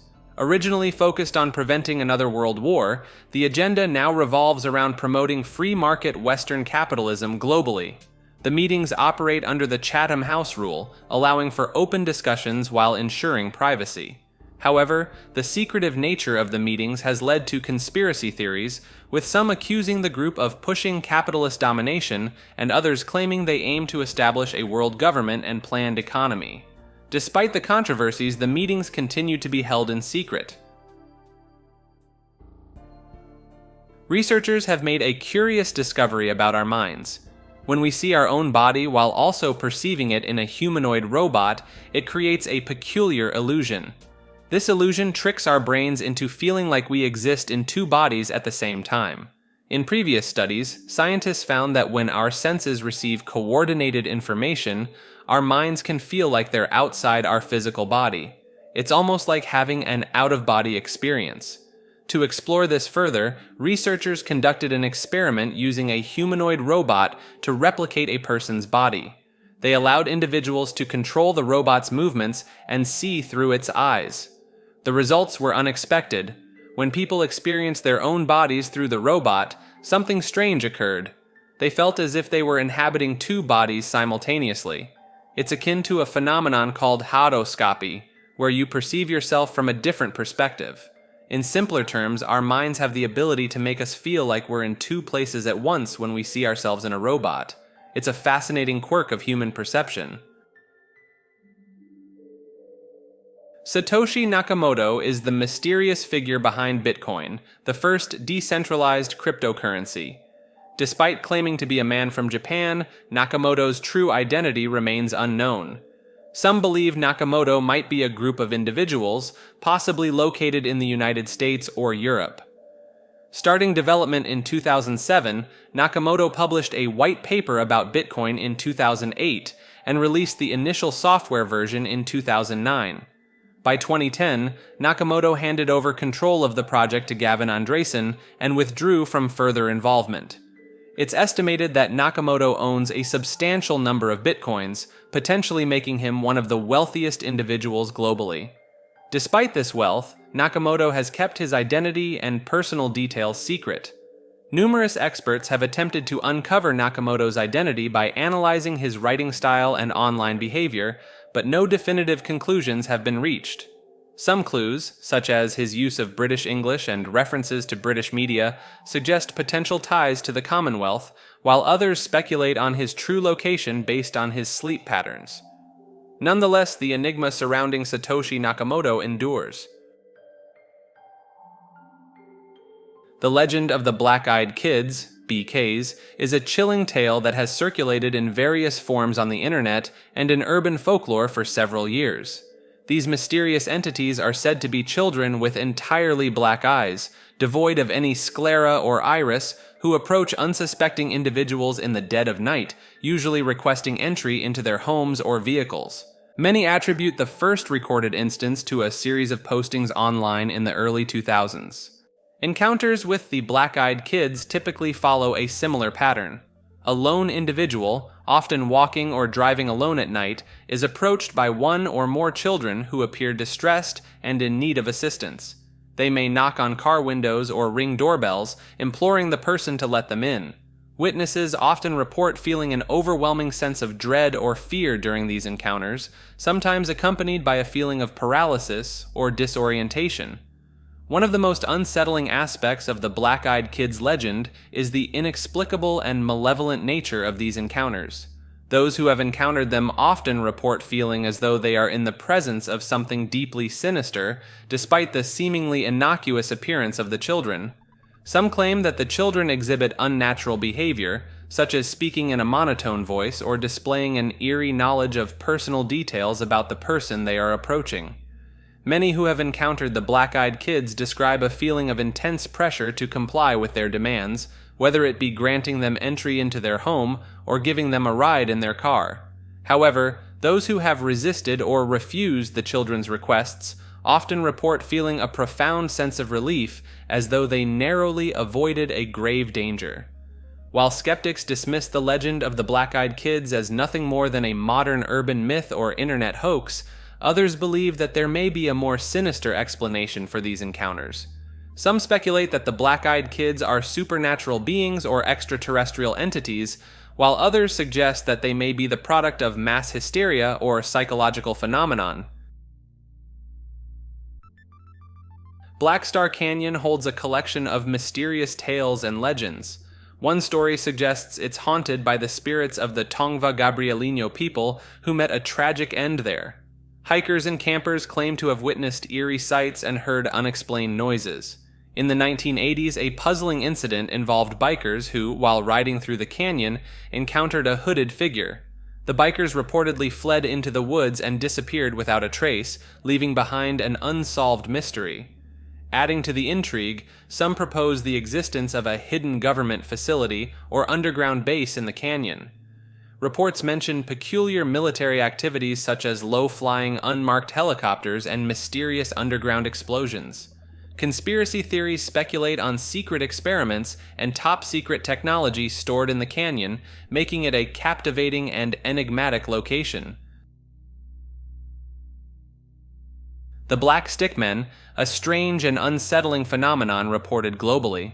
These two-dimensional figures, tall and thin like oversized stick drawings, lack discernible features.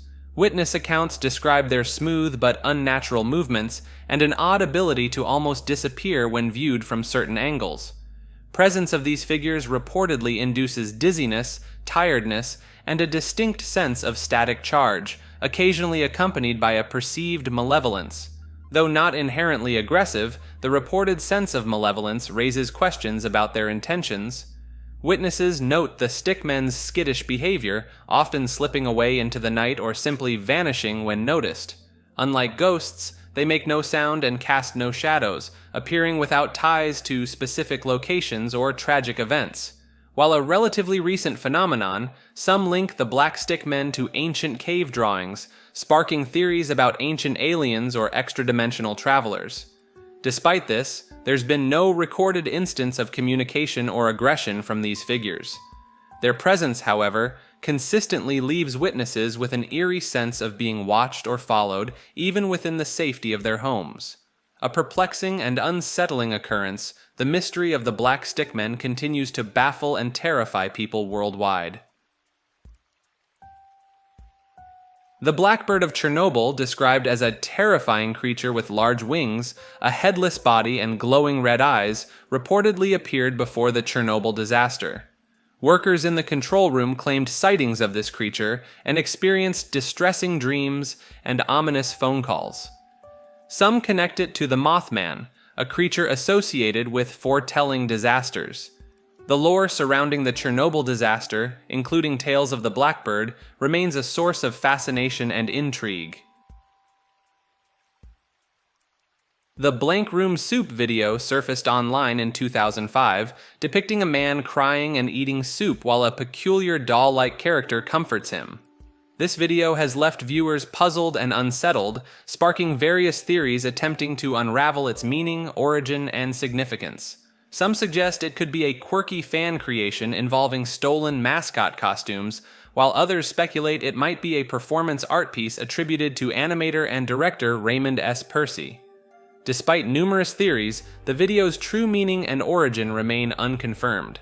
Notably, Percy, known for creating alter egos and comedic YouTube videos, has fueled speculation that he may be the mastermind behind the enigmatic Blank Room Soup video. In Antarctica's Taylor Valley lies a perplexing phenomenon known as blood falls. It's a flowing plume of salt water tainted with iron oxide emerging from the Taylor Glacier onto the icy surface of West Lake Bonny. First discovered in 1911, its red color was initially thought to be caused by red algae, but later proven to be due to iron oxides. The source of the salt water is a subglacial pool located several kilometers away from the small outlet at Blood Falls. Unlike most Antarctic glaciers, the Taylor Glacier is not frozen to the bedrock, possibly due to concentrated salts from ancient seawater beneath it. Blood Falls harbors a unique microbial ecosystem. Analyses revealed autotrophic bacteria that metabolize sulfate and ferric ions. The absence of oxygen indicates a rare subglacial ecosystem where bacteria likely use sulfate to respire with ferric ions and metabolize organic matter. The coexistence of ferrous and sulfate ions under anoxic conditions is poorly understood, adding to the enigma. In 2014, scientists used the ice mole probe to sample the subglacial brine, discovering a cold, iron-rich brine with bacteria capable of surviving extreme conditions. This sheds light on Earth's ancient microbial populations and has astrobiological implications for potential life on other celestial bodies like Mars or Europa. The Blue Planet Project is a collection of online documents discussing aliens, UFOs, and government secrets. Opinions on its authenticity vary, with some believing it's real while others dismiss it as fake. One section, the Pulsar Project, details a scientist hired by the government to study aliens and UFOs for over 30 years, starting in the 1950s. The documents delve into various topics, including some of these fascinating concepts. Drugs aliens might use on humans. Alien mind powers like mind reading. How alien spaceships might work. Alien helpers for the Greys, a type of alien. A project about hypnotizing people from far away. Details about Nordic aliens' bodies. Examples of alien writing. Learning to read the language of the vegan aliens. A new version of the periodic table with alien elements. Updates on how gray aliens make babies. What the government thinks about aliens and how they act. And some updates about the Roswell UFO crash. Blue zones are regions where people are said to live longer than average. They were identified based on demographic research, with examples including Sardinia, Italy, and Okinawa, Japan. The term blue zones comes from researchers marking these areas with a blue pen on a map. The idea is that lifestyle factors such as regular physical activity and community support contribute to longevity in these regions. Some skepticism exists about the concept of blue zones, with critics questioning the scientific evidence and noting declines in life expectancy in some proposed blue zone areas. For example, Okinawa, once considered a blue zone, has seen a decline in life expectancy in the 21st century. Research on blue zones has involved estimating population longevity using various indices such as the Extreme Longevity Index and the centenarian rate. These indices compare the number of centenarians in blue zones to the total population, suggesting higher rates of longevity compared to other areas. However, some limitations exist in estimating longevity in blue zones, including potential errors in birth records. Additionally, claims about the health benefits of blue zone diets have been criticized for lacking solid scientific evidence. The Blythe intaglios, or Blythe geoglyphs, are massive figures etched into the ground near Blythe, California. 3 human figures, 2 four-legged animals, and a spiral were created by scraping away darker rocks to reveal lighter soil. Not noticed by non-natives until the 1930s due to their sheer size. Located on flat terraces in the Colorado River floodplain, no local Native American group claims to have made them. Their age and creators remain uncertain, possibly dating from prehistoric times. Believed to be ceremonial, with patterns suggesting dance areas. Similar geoglyphs are found worldwide, like the famous Nazca lines in Peru. Blythe intaglios, over 200 in the Colorado desert, are the sole known desert intaglios in North America. Despite study since 1932, their creation is an unsolved mystery. Theories range from pilgrimage stops to mythic characters from human oral history.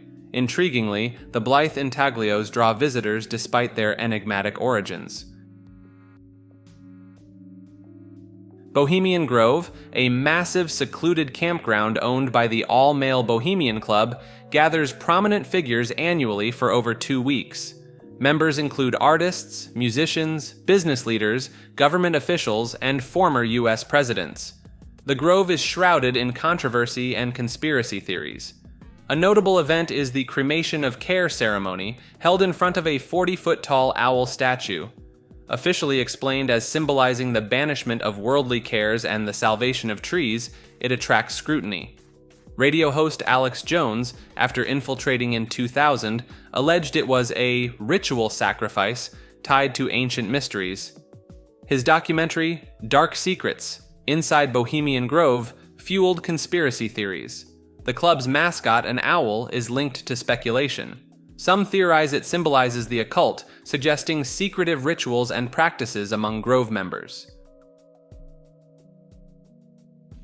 The Boltzmann brain idea is a weird concept in cosmology. It suggests that it's more likely for a single brain to just pop into existence in the universe than for the whole universe to develop the way scientists usually think it did. This idea helps scientists test their ideas about how the universe works. They use this idea to imagine how, over a really long time, random stuff happening in the universe could lead to the creation of complex things like human brains. This makes us rethink how the universe might have changed over time. It's named after a scientist, Ludwig Boltzmann, who had some ideas about how the universe started out. These Boltzmann brains were first talked about as a way to think about his ideas. Nowadays, scientists are worried that, according to some theories, brains like ours might come about more often from random stuff happening than from normal ways. This makes us wonder if our memories might not be so reliable, and maybe we're actually just brains that randomly popped into existence. Even though it's possible for these Boltzmann brains to happen because of random stuff, it would take way longer than the universe has been around. Scientists are still figuring out what to make of all this. It's a big challenge to how we understand the universe and whether there might be more of these random brains than regular ones. Some think that better understanding how tiny particles work or exploring string theory might help us understand it better. The Book of Caverns is an ancient Egyptian netherworld book from the New Kingdom, found inside kings' tombs. It details the sun god Ra's journey through 6 caverns of the underworld, depicting interactions with its inhabitants, rewards for the righteous, and punishments for enemies of the worldly order. Originating in the 13th century BC, the earliest version was discovered in the Osirian in Abydos. It features in the tomb of Ramesses IV in the Valley of the Kings, recorded by Jean-François Champollion. The book is structured with 7 scene tableaus, providing insights into the imagined topographical structure of the underworld. Unlike other netherworld books, it lacks ancient titles and divisions into hours of the night. The Book of Caverns, more literary than other funerary books, contains approximately 80 scenes with more text and fewer pictures. 13 text witnesses exist, spanning various locations and dates, with the first almost complete version found in the Osirion. The translation history includes initial efforts by Rossellini and Champollion in the 19th century. The Bo-Otis void, also known as the Great Nothing, is a vast and mysterious region in space near the constellation Bo-Otis. With a diameter of approximately 330 million light-years, it ranks among the largest known voids in the universe. Named for its scarcity of galaxies, it's nearly empty. If the Milky Way were at its center, our knowledge of other galaxies might have been delayed until the 1960s. Despite its emptiness, the void aligns with the lambda model of cosmological evolution. Some scientists propose it formed by smaller voids merging, akin to soap bubbles coalescing. This might explain the presence of a few galaxies within. While not entirely empty, the void houses only a handful of galaxies compared to the usual number expected for its size. Its origins remain largely unknown, making it an intriguing mystery for astronomers who continue studying its peculiar characteristics. The Booyah stones, sacred to the priests of Murray Islands in the Torres Straits, were believed to possess powerful magical properties, including healing and protection from evil spirits. Emitting an intense blue light, they held significant religious importance. When Europeans arrived, the priests concealed the stones to safeguard them. Their true nature and origin remain mysterious, with speculation ranging from natural explanations to the possibility of containing pure radium, though this remains unconfirmed. Boriska Kiprianovich, a young man from Russia, gained attention for claiming to be from Mars. Born in 1996, he displayed advanced skills from an early age, learning to read, write, and speak at an accelerated pace. Fascinated by space, especially Mars, he later asserted he was a Martian on a mission to save humanity from nuclear destruction. Boriska believes his Martian race faced extinction due to nuclear warfare, warning Earth of a similar fate if the nuclear power situation doesn't change. He claims to be part of a group called the Indigo Children, otherworldly beings sent on the same mission. According to him, some Martians still live on Mars, possessing advanced technology and immortality, stopping aging at 35. Despite reports of a high IQ, there's no official confirmation. After his claims, Boriska disappeared, prompting speculation about his whereabouts. While some question his credibility, others remain intrigued by the possibility of extraterrestrial life and advanced technology beyond our understanding. In central Bosnia and Herzegovina, there's been a contentious claim since 2005 that a cluster of hills near Visoko are the largest ancient pyramids built by humans, but it's been debunked by scientists. Studies by geologists and archaeologists consistently show these hills are natural formations called flatirons, with no signs of human construction. Despite this, Osmanagic promotes them as tourist attractions, organizing activities like meditation sessions. While these claims have attracted tourists and economic benefits to Visoko, they lack scientific support. Experts emphasize the hills are natural, not ancient pyramids. Osmanagic's assertions have been condemned as a hoax diverting resources from genuine archaeological sites. The brain world theory proposes our universe exists on a flat surface called a brane, within a larger space with more dimensions than we can observe. This theory allows for the presence of other universes close to ours, but in different dimensions.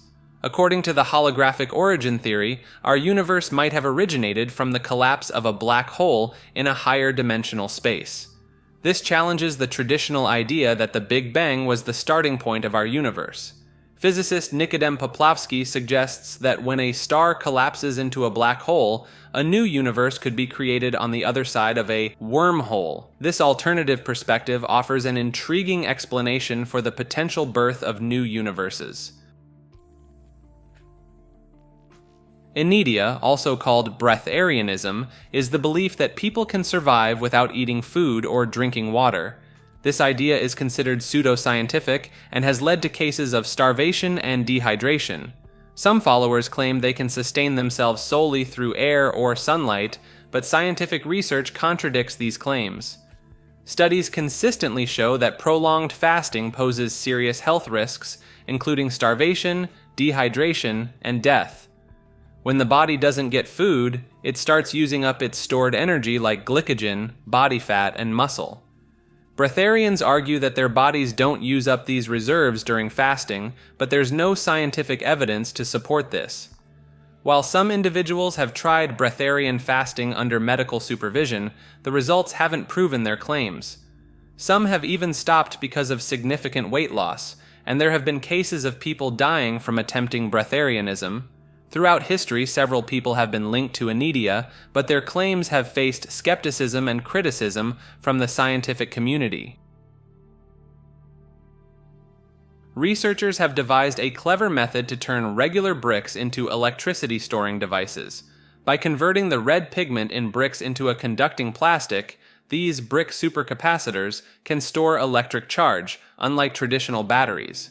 Bricks are ideal for this as their porous structure offers a large surface area for energy storage. The process involves filling brick pores with acid vapor to dissolve iron oxide, which is then replaced with a sulfur-based material that reacts with iron, resulting in electrically conductive plastic coating the brick surfaces with nanofibers. These nanofiber-coated bricks can power LED lights, with around 60 bricks providing emergency lighting for 50 minutes and recharging in 13 minutes. Remarkably, these supercapacitor bricks can be recharged up to 10,000 times, making them highly durable. This research effectively repurposes waste material into valuable resources for producing advanced construction materials with enhanced capabilities. While groundbreaking, this work is just the beginning. Researchers are exploring various applications for chemically altered bricks, including as chemical catalysts and for pollution removal. In the future, they aim to increase the energy storage capacity of these bricks by incorporating other semiconductors and developing self-assembling 3D patterns within them, creating bricks that can be easily assembled like Lego blocks. The Bridgewater Triangle, spanning southeastern Massachusetts, is a perplexing area covering 200 square miles. It's notorious for a range of reported paranormal phenomena, from UFO sightings to poltergeists and orbs. But what sets it apart are the more bizarre encounters. Sightings of Bigfoot-like creatures, giant snakes, and thunderbirds with massive wingspans. Adding to the intrigue are reports of cult activity and animal mutilation, leading some to suggest a Native American curse linked to colonial conflicts. One of the most fascinating creatures rumored to inhabit the area is the Pukwudgie, a mischievous being from Algonquian folklore known for its trickery and potential danger to humans. In the Freetown State Forest within the Triangle, these creatures are said to be especially active. The Broders engine is claimed to be a groundbreaking invention aiming to extract energy directly from gravity. In essence, it's described as a theoretical device with the potential to power entire cities solely through gravitational force.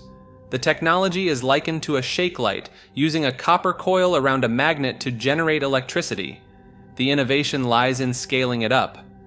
Picture a large lever with 1,000 shake lights on one side. As this lever tips, 3 magnets come into play, electrolyzing the coils and generating power. The other 997 coils continue to provide energy.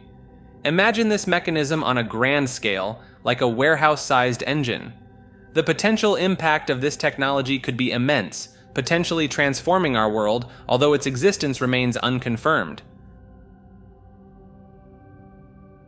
The Brown Mountain Lights, situated near Brown Mountain in North Carolina, have captivated people's curiosity for more than a century. Despite scientific explanations attributing them to mundane sources like trains or car headlights, many still perceive them as enigmatic ghost lights. What adds to the intrigue surrounding these lights are the numerous tales and narratives spun around them. Although documented mentions of the lights only emerged around 1912, imaginative stories speculate on their existence even before modern electric lighting. Accounts of encounters with the lights have evolved over time, adapting to cultural beliefs and expectations. Furthermore, the Brown Mountain Lights have gained cultural significance, making appearances in popular TV shows like The X-Files and movies such as Alien Abduction. The Buddhabrot is a fascinating visual representation connected to the Mandelbrot fractal. Think of it as a beautiful picture created by following certain rules. It gets its name because, if you look closely, it kind of looks like the traditional images of Buddha. A smart person named Melinda Green figured out how to make these pictures. She used a technique where you create a grid of boxes, like tiny squares on a piece of paper. Each box represents a tiny part of the picture. Then, she looked at lots of points on the picture and counted how many times they escaped or went away. The more times a point escaped, the more it counted for that box in the grid.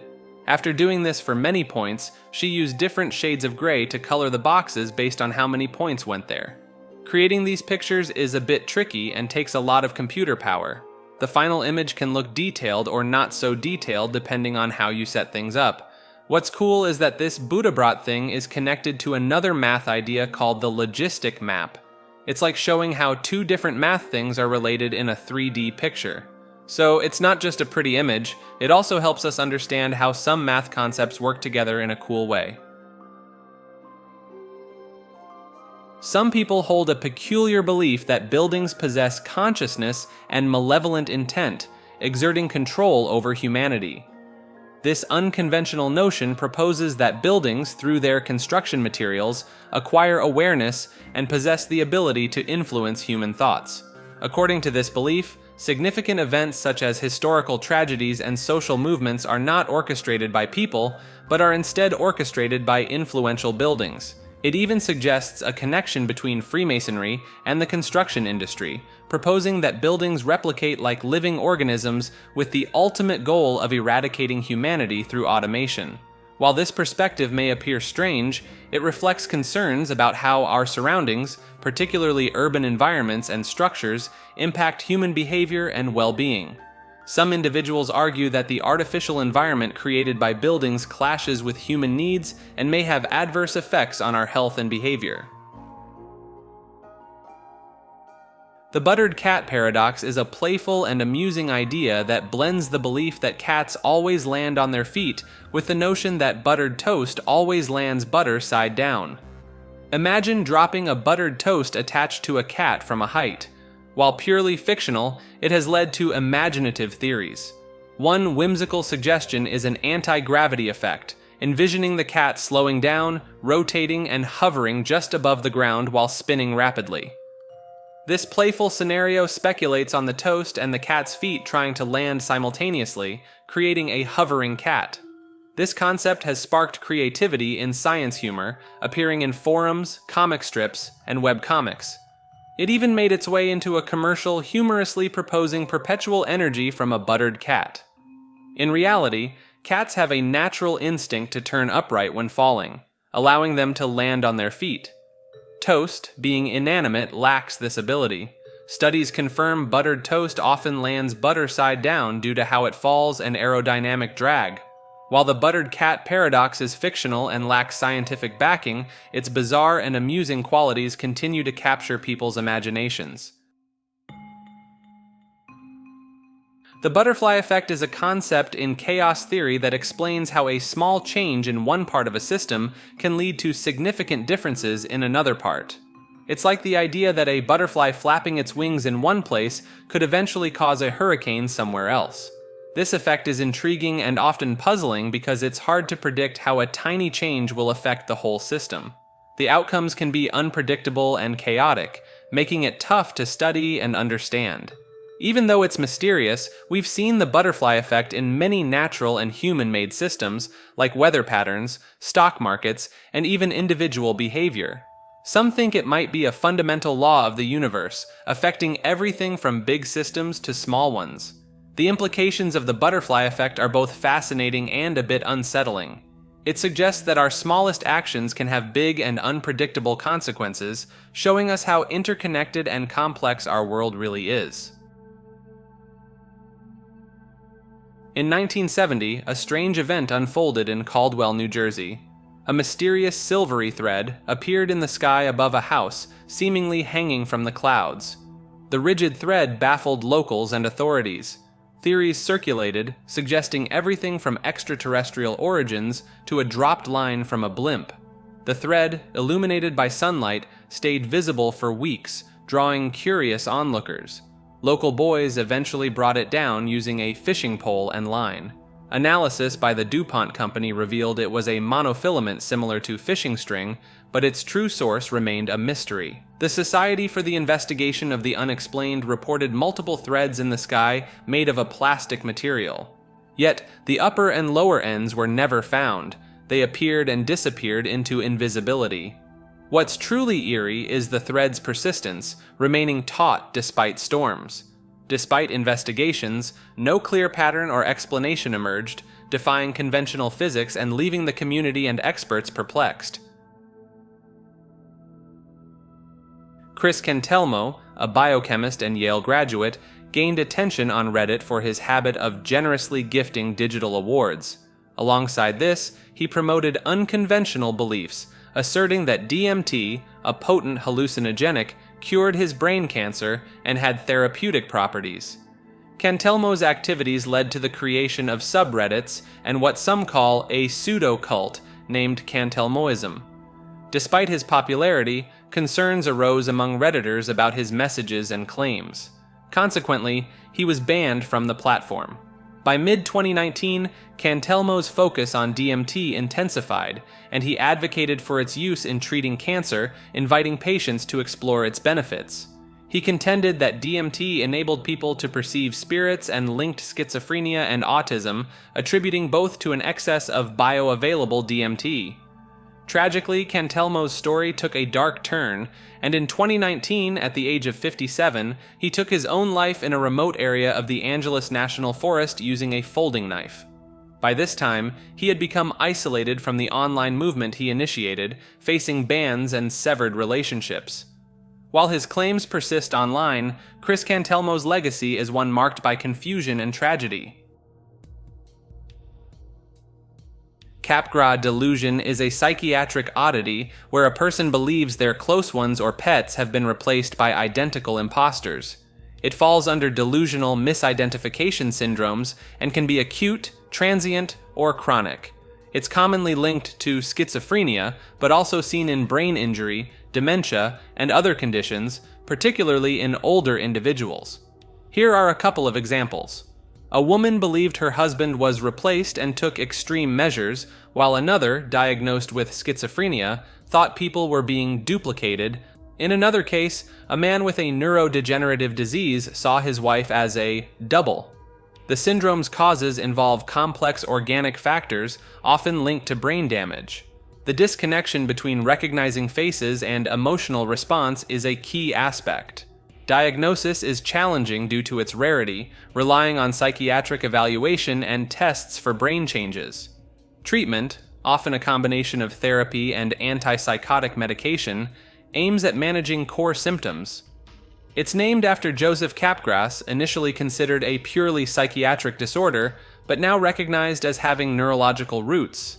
The oddity also has historical cases of actual imposters, adding an extra layer of intrigue to this peculiar phenomenon. The Cassandra curse refers to a phenomenon where individuals make accurate predictions or warnings about future events, but are ignored or disbelieved. It's named after Cassandra, a figure in Greek mythology cursed by Apollo to prophesy true, but never be believed. The curse symbolizes the frustration and isolation experienced by those who foresee disaster but are unable to prevent it due to disbelief or inaction from others. This concept has been observed in various contexts, including personal relationships, business decisions, and societal issues, highlighting the recurring pattern of ignoring valuable insights until it's too late. Cattle mutilations involve unexplained alterations to cattle, often in rural areas. The oddity centers around precise surgical-like cuts on the animals, including removal of body parts without a clear explanation. It gained attention in the late 20th century, particularly in North America. The mysterious aspect lies in the precision of the cuts and the absence of typical signs of predators. Eyes, tongues, and reproductive organs are commonly removed.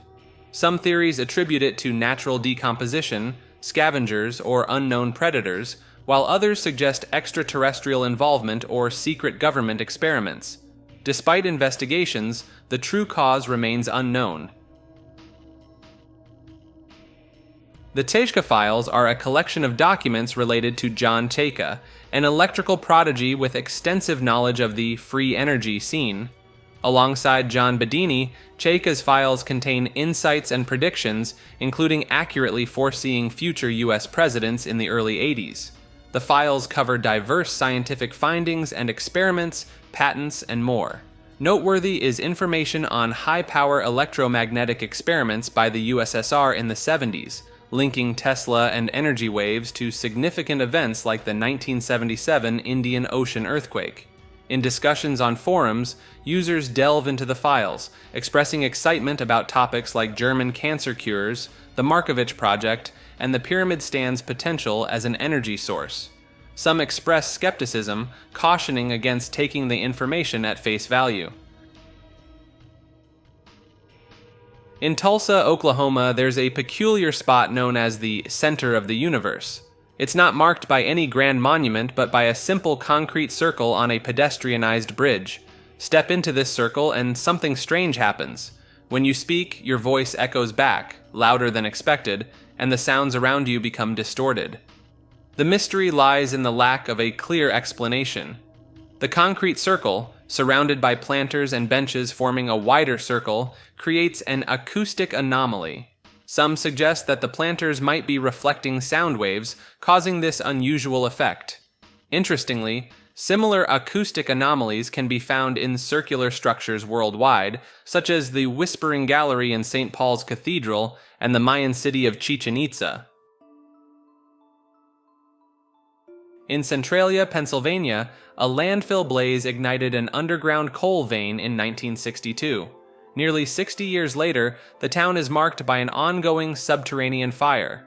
This has led to the emergence of sinkholes, the release of toxic gases, and the demolition of buildings. In response, the government allocated over $42 million to buy out and relocate most residents.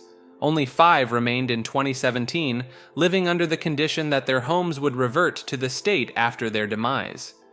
The town's curious landscape, particularly the infamous graffiti highway, once part of Route 61, draws visitors. The road, decommissioned due to mine fire-induced buckling, now boasts colorful graffiti and has become a popular spot.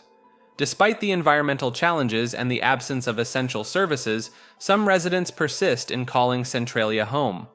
The fire's origin remains unconfirmed, though many believe it started during a landfill cleanup gone wrong. Legends and superstitions surround the underground blaze, while some hope for Centralia's revival. According to some, researchers at CERN's Large Hadron Collider are reportedly attempting to reach a parallel universe using the collider's powerful atom-smashing capabilities. They believe that by creating tiny black holes, they can open doorways to other dimensions, sparking questions about the potential consequences, such as the transfer of gravity between universes. The concept of parallel dimensions and portals to other worlds has long fascinated scientists, and CERN's experiments have brought these ideas to the forefront. CERN, originally a post-war physics project, has evolved into a global research facility. Its name, derived from the Celtic god Cernunnos, and its symbolic connections to mythological and religious figures have led to speculation about the organization's true purpose. Some suggest CERN is trying to open a portal to the underworld or create a stargate for otherworldly beings. China's experimental advanced superconducting tokamak, often called the Chinese artificial sun, achieved a notable milestone by sustaining a nuclear fusion reaction for over 17 minutes. During this experiment, plasma reached an extraordinary temperature, much hotter than the sun itself. This accomplishment holds promise for nuclear fusion as a clean and abundant energy source. Unlike fossil fuels, fusion produces no emissions or radioactive waste, offering a safer and more sustainable alternative. The East reactor, designed to mimic the sun's fusion process, uses magnetic fields to contain superheated plasma, where atomic nuclei combine to release energy. While challenges remain, such as maintaining plasma heat, China's success marks progress in achieving sustainable fusion energy. The East reactor contributes to the International Thermonuclear Experimental Reactor Project, a global effort to develop fusion technology. Expected to be operational in 2025, ITER represents a significant step forward in the pursuit of clean and limitless energy. China's Sky Eye telescope, also known as the 500-meter aperture spherical radio telescope, FAST, has made headlines. Astronomers using this telescope detected some mysterious signals while scanning deep space in 2020 and 2022.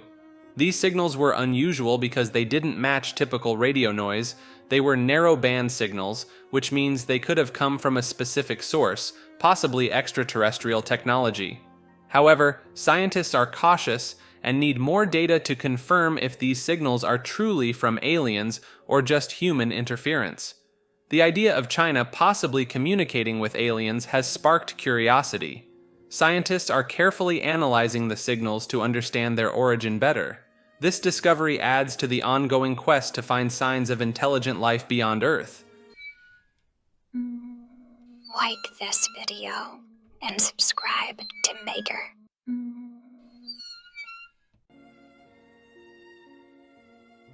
Chip-chan, a mysterious Korean woman, has been live streaming her life for over a decade. She believes she's a victim of mind control and is held captive by a police officer named P. Often seen sleeping for extended periods in uncomfortable positions, Chip-chan appears unkempt, with unexplained rashes and wounds. Her apartment is filled with Korean signs, and webcams capture her seeking help. Theories about Chip-chan's situation range from an art project to illness to a true story. Despite efforts, including contacting local authorities and visiting her home, her situation remains unexplained. The alleged YouTube channel, Mind Control Weapon, reportedly features videos showing Chip-chan's poor living conditions, highlighting severe skin and health issues that resemble bacterial infections. Despite the concerning content, the videos provide limited insight into her situation. It's mentioned that Chip-chan refuses help from others, adding to the complexity of her circumstances. The online community remains concerned about her well-being, with a sense of helplessness due to her resistance to assistance. The mystery surrounding Chip-chan continues, leaving observers with more questions than answers. A chronovisor is a device purported to allow viewing of past events, with claims ranging from witnessing the crucifixion of Jesus to involvement by prominent figures like physicist Enrico Fermi and engineer Wernher von Braun. While its origins remain murky, it's been suggested that it may have roots in ancient rituals involving image and sound projection for emotional impact.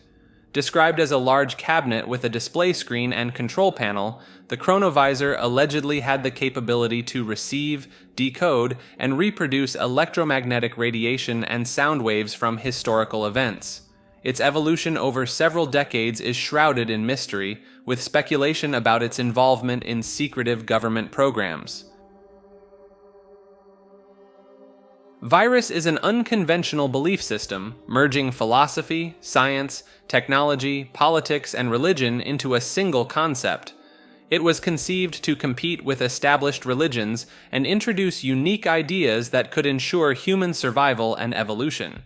Its core principle is adaptation, aiming to continuously integrate better concepts while securing the longevity of its followers. This ideology asserts that everything in existence forms interconnected systems, and evolution is a pervasive force, not limited to biology, but extending to various aspects of life, including culture and the universe itself. According to Virus, the meaning of life lies in the impact one has on the world and its people, rather than serving a higher authority. Virus encourages critical thinking, rational action, empathy, and broad perspectives as essential virtues. It challenges dogmatic faith, apathy, and hypocrisy as senseless sins that hinder progress and understanding. The peculiar name Virus was deliberately chosen to be provocative, signifying its intention to infect minds with its ideas. Within the Church of Virus, certain individuals are recognized as saints, including Hypatia of Alexandria, Charles Darwin, and Alan Turing, for their contributions to knowledge and human advancement.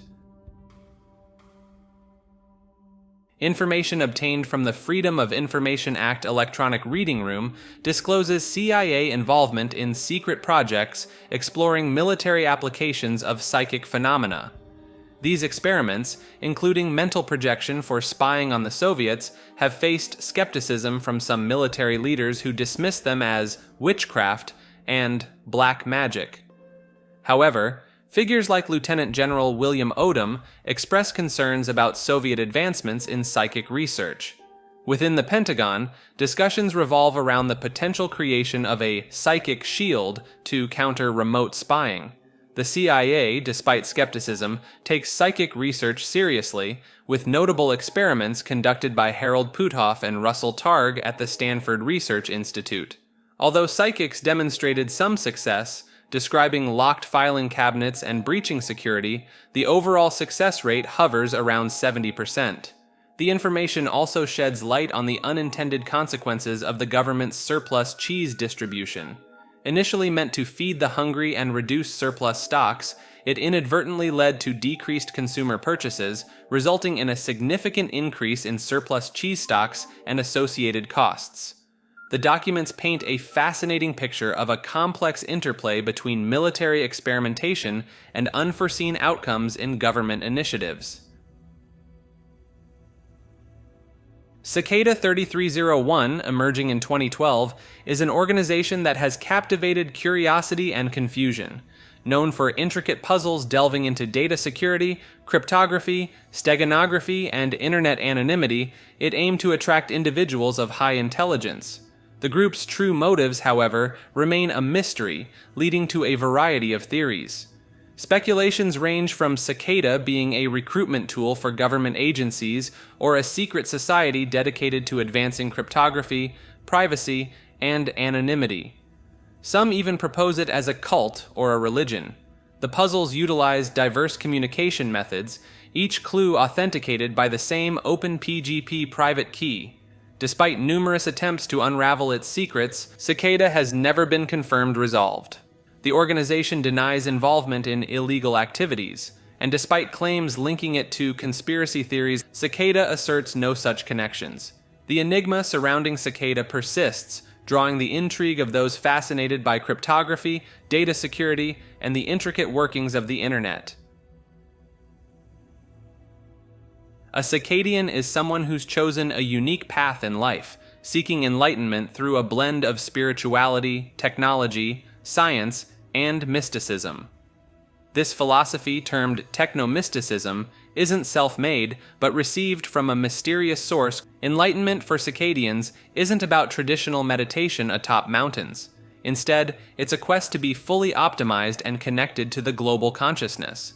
They focus on developing their minds, willpower, bodies, and intelligence while staying true to their nature as part of the global brain.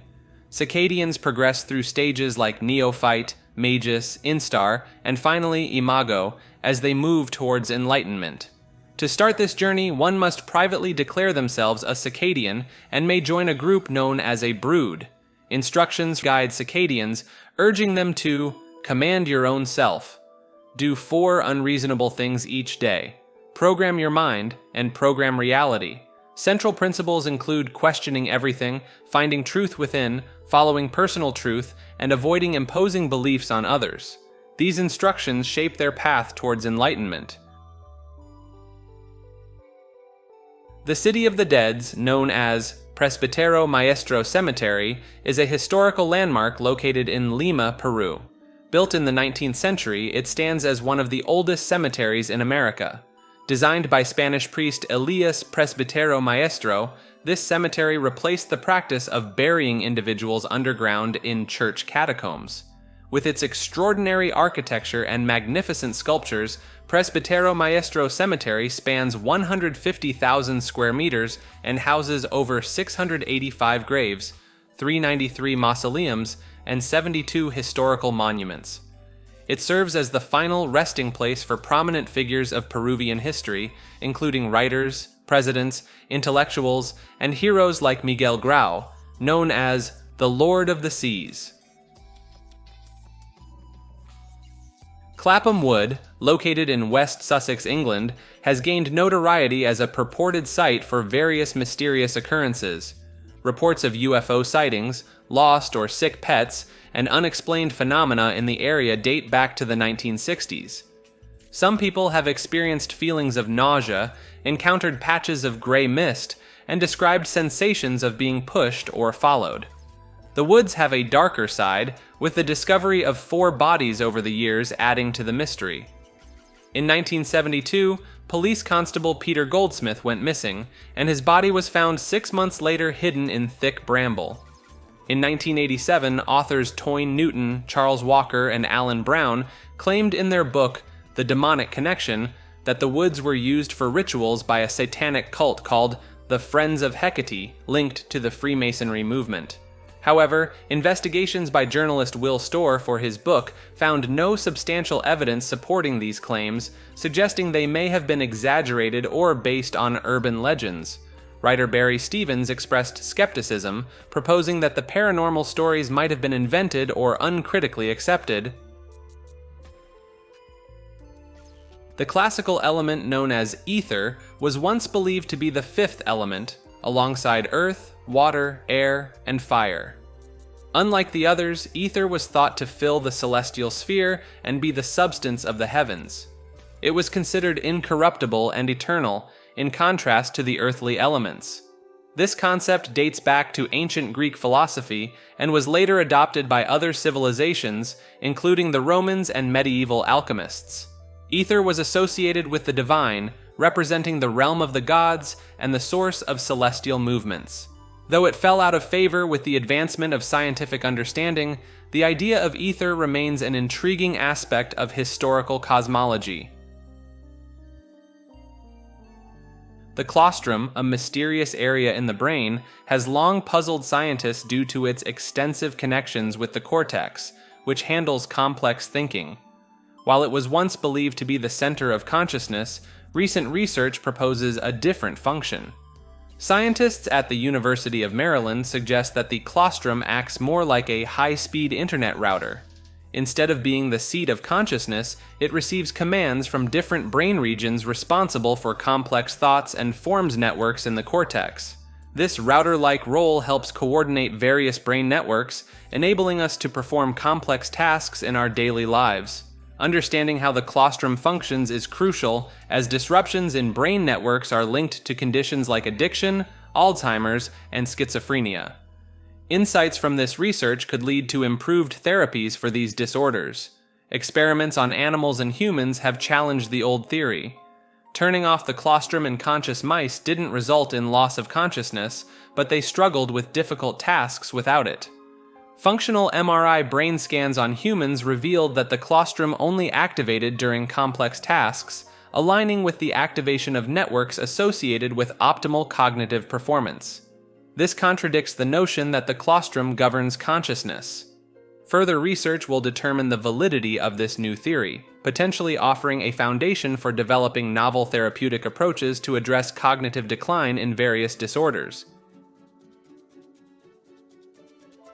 Scientists have made a fascinating discovery involving tiny underground creatures that can turn carbon dioxide into stone. Carbon sequestration, a process crucial for reducing carbon emissions, typically takes years to crystallize CO2. However, researchers found bacteria capable of accelerating this process significantly, transforming CO2 into stone in just a matter of days. Carbon sequestration is essential for achieving a negative carbon footprint, a goal in the fight against climate change.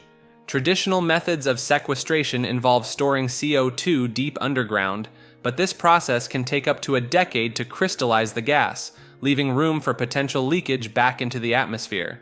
The breakthrough comes from a certain species of Geobacillus bacteria, which accelerates the mineralization of CO2 using an enzyme called carbonic anhydrase. By replicating underground conditions in laboratory tests, scientists observed that these bacteria could speed up the process of turning CO2 into solid minerals within just 10 days. This rapid mineralization of carbon could revolutionize carbon sequestration efforts by increasing storage capacity and preventing CO2 leakage. The bacteria responsible for this remarkable feat were discovered 4,100 feet below the surface at the Sanford Underground Research Facility in South Dakota. By converting carbon dioxide into solid minerals deep within the Earth's pores, these microbes offer a promising solution for long-term carbon storage. The Codex Gigas, also known as the Giant Book or the Devil's Book, is the largest surviving medieval illuminated manuscript globally, measuring an impressive 92 centimeters, 36 inches, in length. Originating from the early 13th century, this manuscript was created in a Benedictine monastery in Bohemia, now part of the Czech Republic. Its most distinctive feature is a full-page portrait of Satan, earning it the nickname Devil's Bible. Containing the complete Vulgate Bible and other popular medieval works in Latin, the Codex Gigas is an exceptional example of Romanesque monastic book production. Remarkably, the manuscript is bound with wooden boards covered in leather and adorned with ornate metal guards and fittings. Weighing 74.8 kilograms, 165 pounds, it consists of 310 leaves of vellum, supposedly made from the skins of 160 donkeys. The Codex Giga showcases elaborate illuminations in red, blue, yellow, green, and gold. Capital letters at the start of Bible books are intricately illuminated, with some taking up most of the page. The manuscript's detailed depictions and extraordinary size have fueled a legend that it was created in a single night with the help of the devil himself. While scientists dispute this claim, the unique features of the Codex Gigas, including its portrayal of good and evil through contrasting images of heaven and the devil, continue to captivate those who explore its pages. Over the centuries, the manuscript faced various journeys and challenges, surviving wars and fires. Today, it resides in the National Library of Sweden in Stockholm, where it is on public display. Cognitive dissonance, a term coined by psychologist Leon Festinger in the 1950s, reveals a fascinating aspect of human psychology. It occurs when individuals experience conflicting thoughts, beliefs, or attitudes, leading to discomfort or tension. At its core, cognitive dissonance stems from the desire for internal consistency. When faced with conflicting information or beliefs, individuals are motivated to reduce this discomfort by either changing their beliefs or justifying their actions. One classic example is the smoker who knows smoking is harmful but continues to smoke. To resolve the dissonance between knowing smoking is unhealthy and continuing the habit, the smoker may downplay the risks or convince themselves that they can quit any time. Another example is the person who supports environmental conservation but frequently drives a gas-guzzling car. To reduce the dissonance between their values and actions, they may rationalize their behavior by emphasizing other eco-friendly actions they take or denying the impact of their driving habits. Cognitive dissonance is not limited to individual beliefs, but can also occur within groups or societies. When confronted with evidence that challenges group norms or ideologies, individuals may experience dissonance and either reject the new information or modify their beliefs to align with it. Despite its discomforting nature, cognitive dissonance serves a purpose in prompting individuals to critically evaluate their beliefs and behaviors. By recognizing and addressing cognitive dissonance, individuals can strive for greater internal consistency and alignment between their beliefs and actions.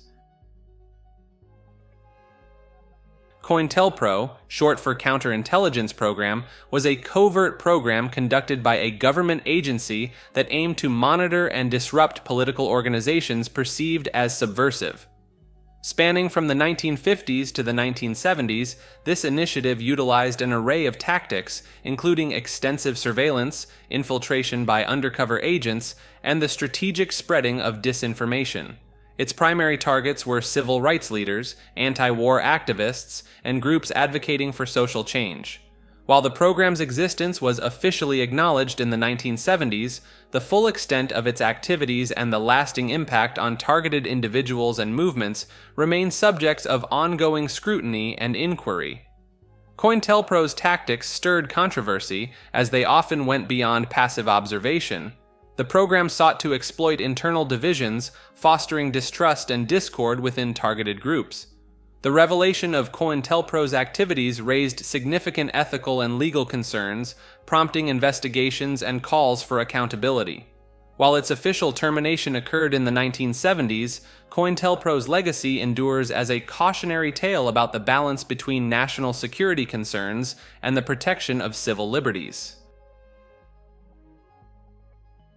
In 1987, an unusual medical case made its way into the American Journal of Forensic Medicine and Pathology. A 20-year-old man arrived at the emergency room with rectal pain, revealing a bizarre incident. Just hours before seeking medical help, he and his boyfriend had engaged in an unconventional activity. After mixing a batch of concrete, the patient assumed a unique position while his boyfriend poured the mixture into his rectum through a funnel. As the concrete hardened, the pain became unbearable, leading him to seek medical attention. Doctors successfully removed the concrete mass without harming the patient's rectum. The mass exhibited an intriguing detail. It had molded a perfect cast of the rectum's interior, showcasing distinct grooves produced by mucosal folds. Adding to the oddity, a ping-pong ball was discovered within the concrete. The doctor speculated it might have been inserted as a plug post enema, but was pushed deeper during the hardening process due to peristaltic contractions. After a night's rest, the patient left the hospital unharmed. The fate of the concrete enema remains unknown, prompting curious thoughts about its disposal or potential preservation in a medical archive. Conspirituality, a term coined in 2011, refers to the convergence of conspiracy theories with New Age spirituality, gaining traction in the 1990s. Sociologists Charlotte Ward and David Voas characterized it as a politico-spiritual philosophy with two core convictions: the belief in a covert group controlling societal order and a paradigm shift in consciousness. This movement combines optimistic New Age culture with pessimistic conspiracy theories, presenting a paradoxical fusion. Followers of conspirituality often see themselves as enlightened and persecuted by mainstream society for their awareness of the real truth. The uniting philosophy centers on the idea of society being under covert control by elites, and emancipation can be achieved through a consciousness paradigm shift. This concept appeals to the narcissistic notion of unraveling the true explanations for global issues. Conspiritualists perceive enlightenment as existing beyond politics and science, reaching a dimension separate from three-dimensional human concerns. The movement intertwines conspiracy theories with New Age spirituality, emphasizing secrecy and the revelation of higher knowledge. A man named Edward Leedskalnin built something called Coral Castle in Florida. He did this alone, using basic tools, and claimed to have done it by himself without help. The construction is made of large limestone blocks, some weighing several tons, arranged in intricate formations. Leedskalnin was secretive about his methods, leading to speculation about how he managed to move and lift the massive stones. Despite theories and investigations, the true techniques he used remain a mystery. Coral Castle continues to attract visitors intrigued by its mysterious origins and the skill of its solitary creator. Coronal heating is a phenomenon in which the outer layer of the sun, known as the solar corona, is significantly hotter than the layers below it. Scientists find this odd because, according to conventional wisdom, temperatures should decrease as you move away from a heat source. In the case of the sun, though, the corona's temperature is much higher than the surface, contrary to what basic physics would suggest. The reason behind this temperature anomaly remains a puzzle, and scientists are exploring various theories to understand how and why the corona defies the expected temperature gradient. Encounters with bizarre vehicles and oddities on roadways have been reported worldwide. Witnesses described normal-looking cars suddenly rising above the pavement and disappearing from sight. A similar incident occurred in 1965 in the Cotswold Hills, where a motorist reported being overtaken by an object shaped like a Land Rover, traveling at high speed without lights. In 1987, a Canadian Anglican priest encountered a dark van with no windows or headlights, illuminated only by small Christmas lights. The van vanished into thin air after being passed by the priest. Cosmic motorcycles have also been reported, such as in 1954 on the Alcan Highway, when two single-wheeled vehicles, silvery and silent, passed a family's car at high speed. A similar case occurred in France in 1956. Not limited to roads, strange car-like devices have been reported. Witnesses reported anomalous tractors, strange vehicles without drivers, and silvery objects that disappeared into thin air. In 1964, near Kanemachi, Japan, witnesses observed a black car on a crowded highway. A gaseous cloud enveloped it for a few seconds, and when it dissipated, the car had vanished. These peculiar encounters challenge conventional explanations, leaving observers puzzled and inviting speculation about interdimensional travel, time travel, or other unexplained phenomena.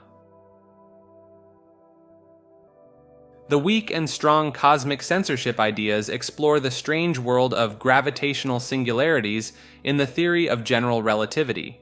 Singularities, which come from Einstein's equations, are usually hidden within something called event horizons. But there's a twist. Some singularities might not be hidden and could be observable. This brings us to the weak cosmic censorship hypothesis, suggesting that these observable singularities don't exist in the universe. Now, why does this matter? Singularities have mysterious behavior, and if we could observe them, it might mess up the order of cause and effect, making physics less predictable. The Penrose-Hawking singularity theorems tell us that singularities are inevitable in certain situations. But if we don't have these observable singularities, the naked ones, the universe, as explained by general relativity, remains predictable. The weak cosmic censorship idea says that singularities should always be hidden from faraway observers by black hole event horizons. Mathematically, it suggests that, for most initial conditions, the evolution of the universe should have a complete and predictable future.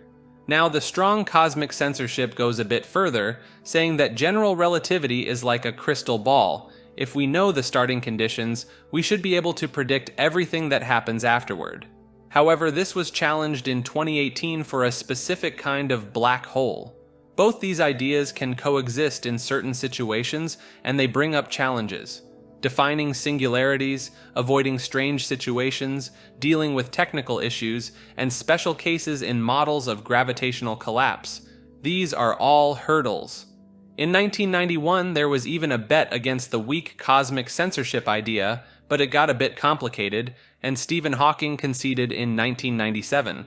However, there's still an open bet about it. And in 1985, a discovery found a solution that challenges our understanding of cosmic censorship, introducing some exceptions to these ideas. Crop circles are intricate patterns found in flattened crops, often sparking speculation about their origin. While some suggest supernatural or extraterrestrial causes, the prevailing view is that they are human-made. Reports of crop circles have increased since the 1970s, appearing near populated areas and cultural sites. In the UK, an arts collective has been creating them since the 1990s. Despite claims of paranormal origins, there is no credible evidence to support them. However, some believe that decoding the mathematical patterns within crop circles could lead to new discoveries.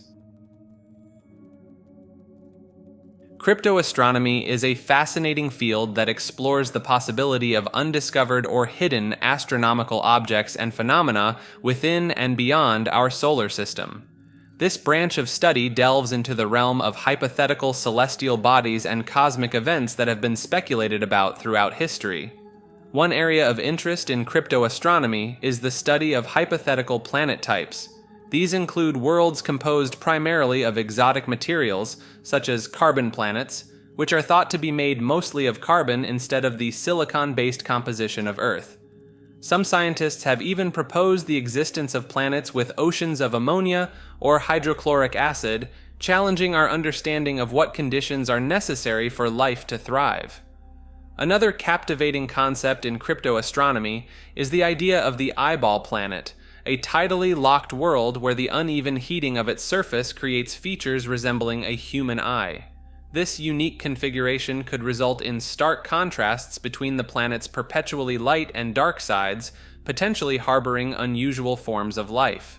Cryptoastronomers also explore the possibility of helium planets, gas giants composed mainly of helium rather than hydrogen, which could challenge our current models of planetary formation. The cryptoterrestrial hypothesis, developed by a researcher and later published after their passing, proposes a fascinating and unconventional explanation for the phenomena of UFOs and alleged alien abductions. According to this theory, the entities often associated with these events are not extraterrestrial visitors from distant worlds, but rather enigmatic and elusive races that have coexisted with humanity on Earth for an extended period. These cryptoterrestrial beings, as they are called, are considered a type of cryptid, a term used to describe creatures whose existence is unproven or disputed. The hypothesis suggests that these races have managed to remain hidden and secretive throughout history, presenting themselves as extraterrestrial or supernatural entities to maintain their anonymity. The cryptoterrestrial hypothesis shares some commonalities with certain aspects of the interdimensional UFO hypothesis, which proposes that the beings behind UFO sightings and encounters may originate from alternate dimensions or parallel realities. Both theories challenge the conventional notion of extraterrestrial visitation and suggest that the truth behind these phenomena may be more complex and deeply rooted in our own world. Some have drawn comparisons between the cryptoterrestrial hypothesis and the ideas put forth by certain individuals in the past, suggesting that it may be an extension or elaboration of these earlier concepts. However, the crypto-terrestrial hypothesis stands on its own as a thought-provoking and intriguing explanation for the enduring mysteries surrounding UFOs and alleged alien encounters. Crystal skulls are intriguing artifacts that have captured the imagination of people for decades. These human skull-shaped carvings, made from clear or milky white quartz, have often been claimed to be ancient Mesoamerican relics, dating back to pre-Columbian times. However, scientific studies have revealed that the most famous crystal skulls were actually crafted much more recently, likely in the 19th century, and originated from Europe, not the Americas. Despite the lack of evidence supporting their ancient origins, crystal skulls have become associated with various legends and mystical powers in popular culture. Some believe that these skulls possess supernatural abilities, such as the power to induce visions, cure illnesses, or even cause death. These claims have been particularly popular within the New Age movement, where crystal skulls are sometimes linked to lost civilizations like Atlantis, or the idea of 13 sacred skulls coming together to prevent a catastrophe. However, it's important to note that there is no scientific basis for these beliefs, and genuine Mesoamerican or other Native American mythologies do not feature crystal skulls with mystical powers. Instead, the mythology surrounding crystal skulls can be traced back to the stories spread by individuals in the early 20th century, which were later adopted and expanded upon by New Age writers.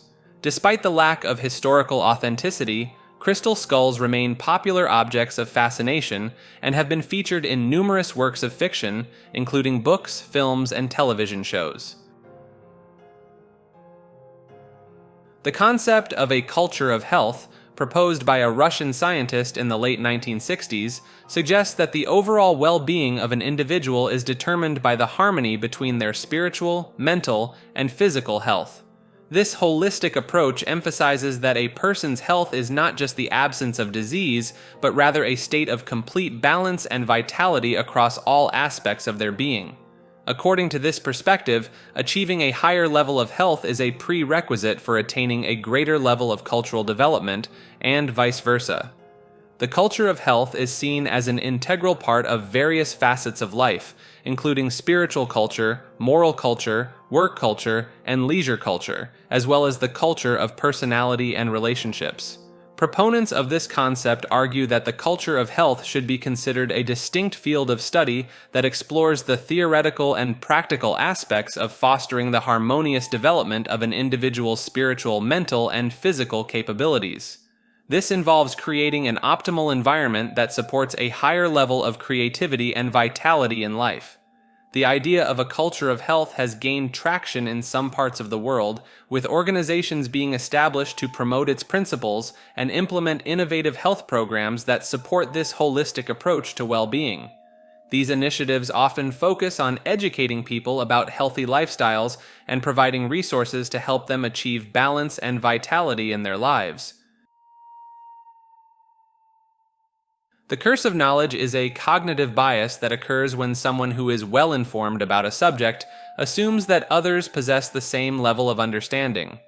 This can lead to communication difficulties, as the knowledgeable individual may struggle to put themselves in the position of someone who is less familiar with the topic. For example, a professor who has spent years studying a particular subject may find it challenging to explain complex concepts to students who are encountering the material for the first time. The professor's deep understanding of the subject can make it difficult for them to remember the challenges that novice learners face. This bias extends beyond the classroom and into various professional settings. In the business world, salespeople who are intimately familiar with their products may struggle to understand the perspective of potential customers who lack the same level of knowledge. As a result, they may overprice high-quality goods and underprice low-quality items relative to what would be optimal for maximizing profits. The curse of knowledge can also impact the way experts in various fields, such as investment bankers, food critics, and movie producers, price and market their goods to the public. The bias can lead to inefficiencies in markets where there is an information asymmetry between buyers and sellers. Interestingly, while the curse of knowledge can be detrimental to individual decision-making, it may actually improve overall social welfare by reducing the negative effects of information asymmetries in certain situations. Researchers have explored the implications of the curse of knowledge in a variety of contexts, from education and marketing to computer programming and popular culture.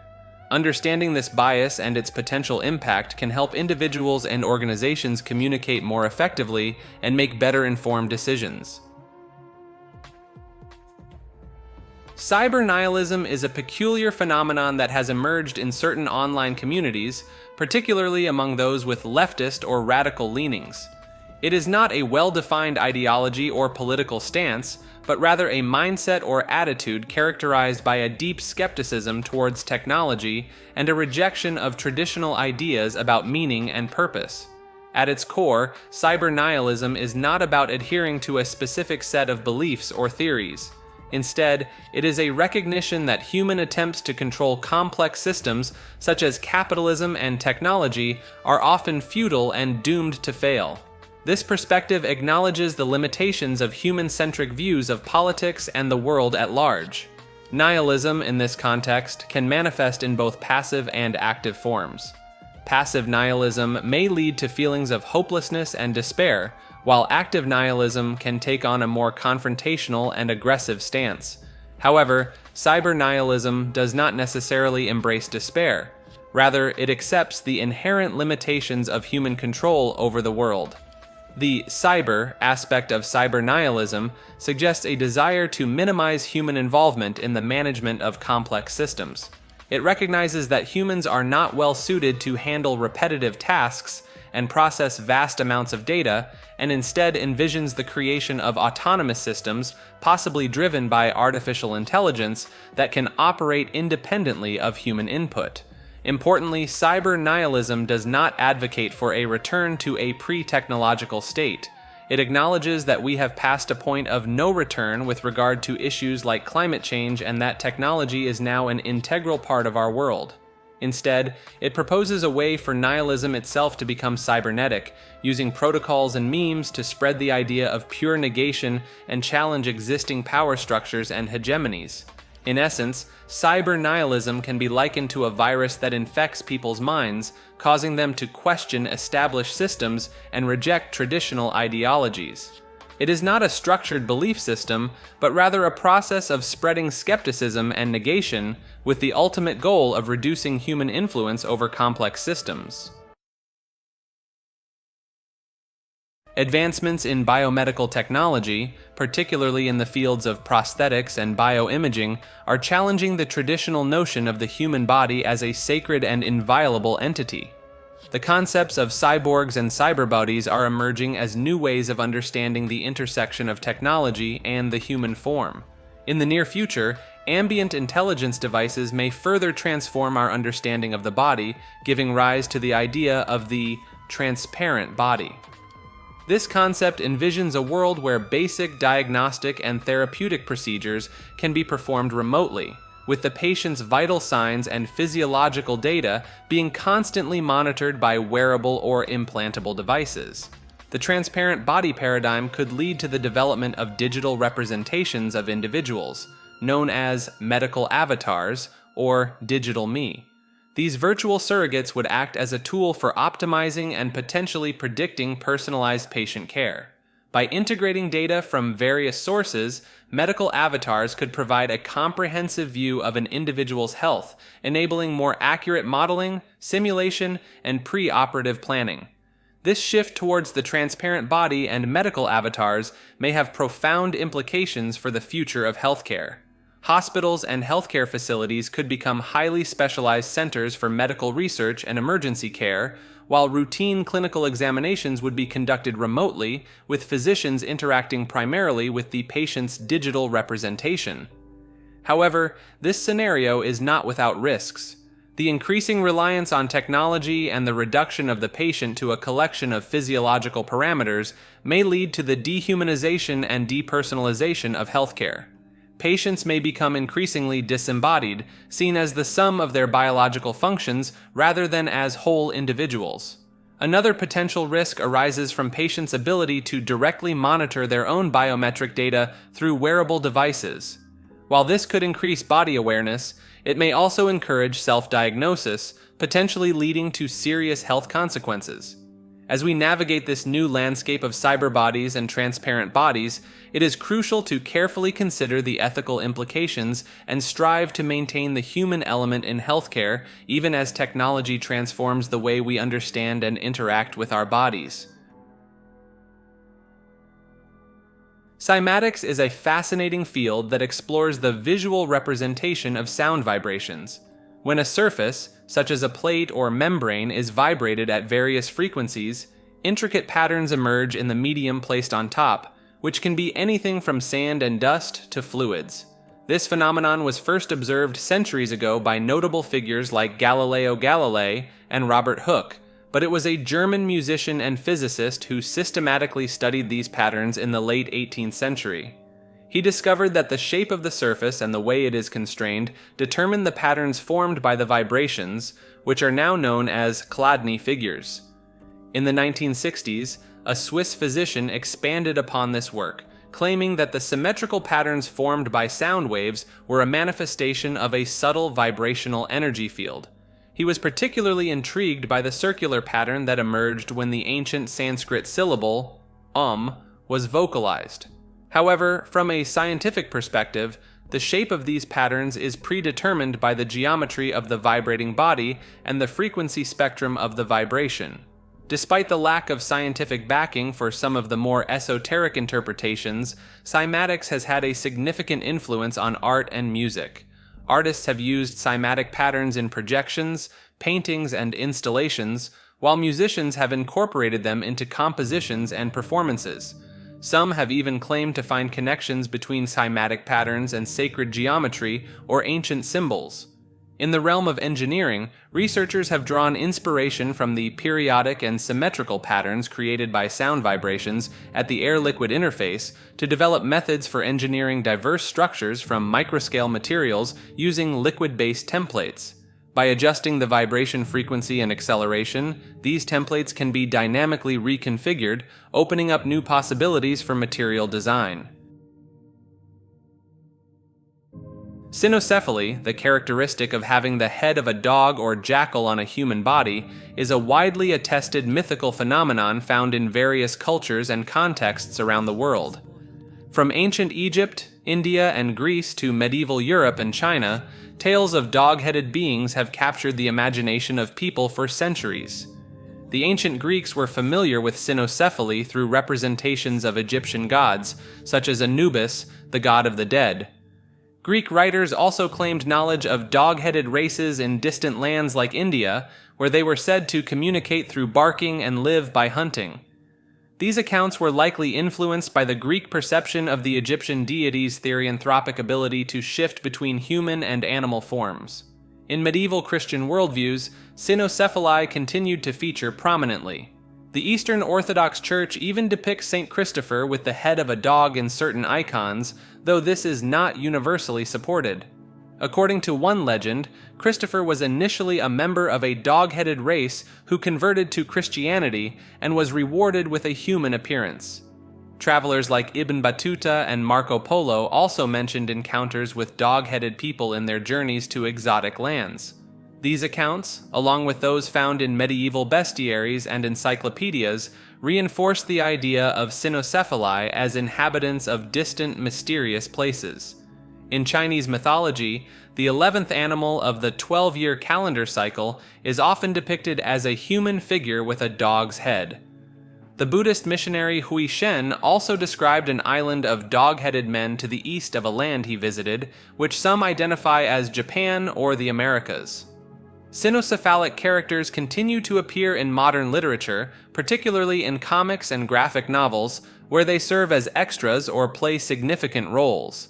From Art Spiegelman's Mouse to the Dungeons & Dragons role-playing game, dog-headed creatures remain a fascinating and enduring aspect of human imagination across cultures and time periods. It was an ordinary commercial airline flight from Portland to Seattle in 1971. But one passenger had sinister plans. A man calling himself Dan Cooper boarded the plane and, once in the air, revealed a briefcase that he claimed contained explosives. He demanded $200,000 in cash and several parachutes. After getting what he wanted in Seattle, Cooper allowed the passengers to leave the plane. However, he instructed the crew to take off again and head toward Mexico, keeping the plane low and slow. Sometime after takeoff from Seattle, Cooper jumped out of the back of the plane using one of the parachutes, disappearing into the night with the ransom money. Despite an extensive search and investigation by the FBI, Cooper was never found or identified. The only clue was a small portion of the ransom money that surfaced years later, buried along the banks of a river. Cooper's daring skyjacking and incredible getaway make it one of the most baffling unsolved mysteries in American crime history. In 1518, the city of Strasbourg in modern-day France experienced a bizarre and unsettling phenomenon. It began when a woman suddenly started dancing fervently in the streets without any apparent reason. Within a week, dozens of others had joined her, stumbling and swaying uncontrollably.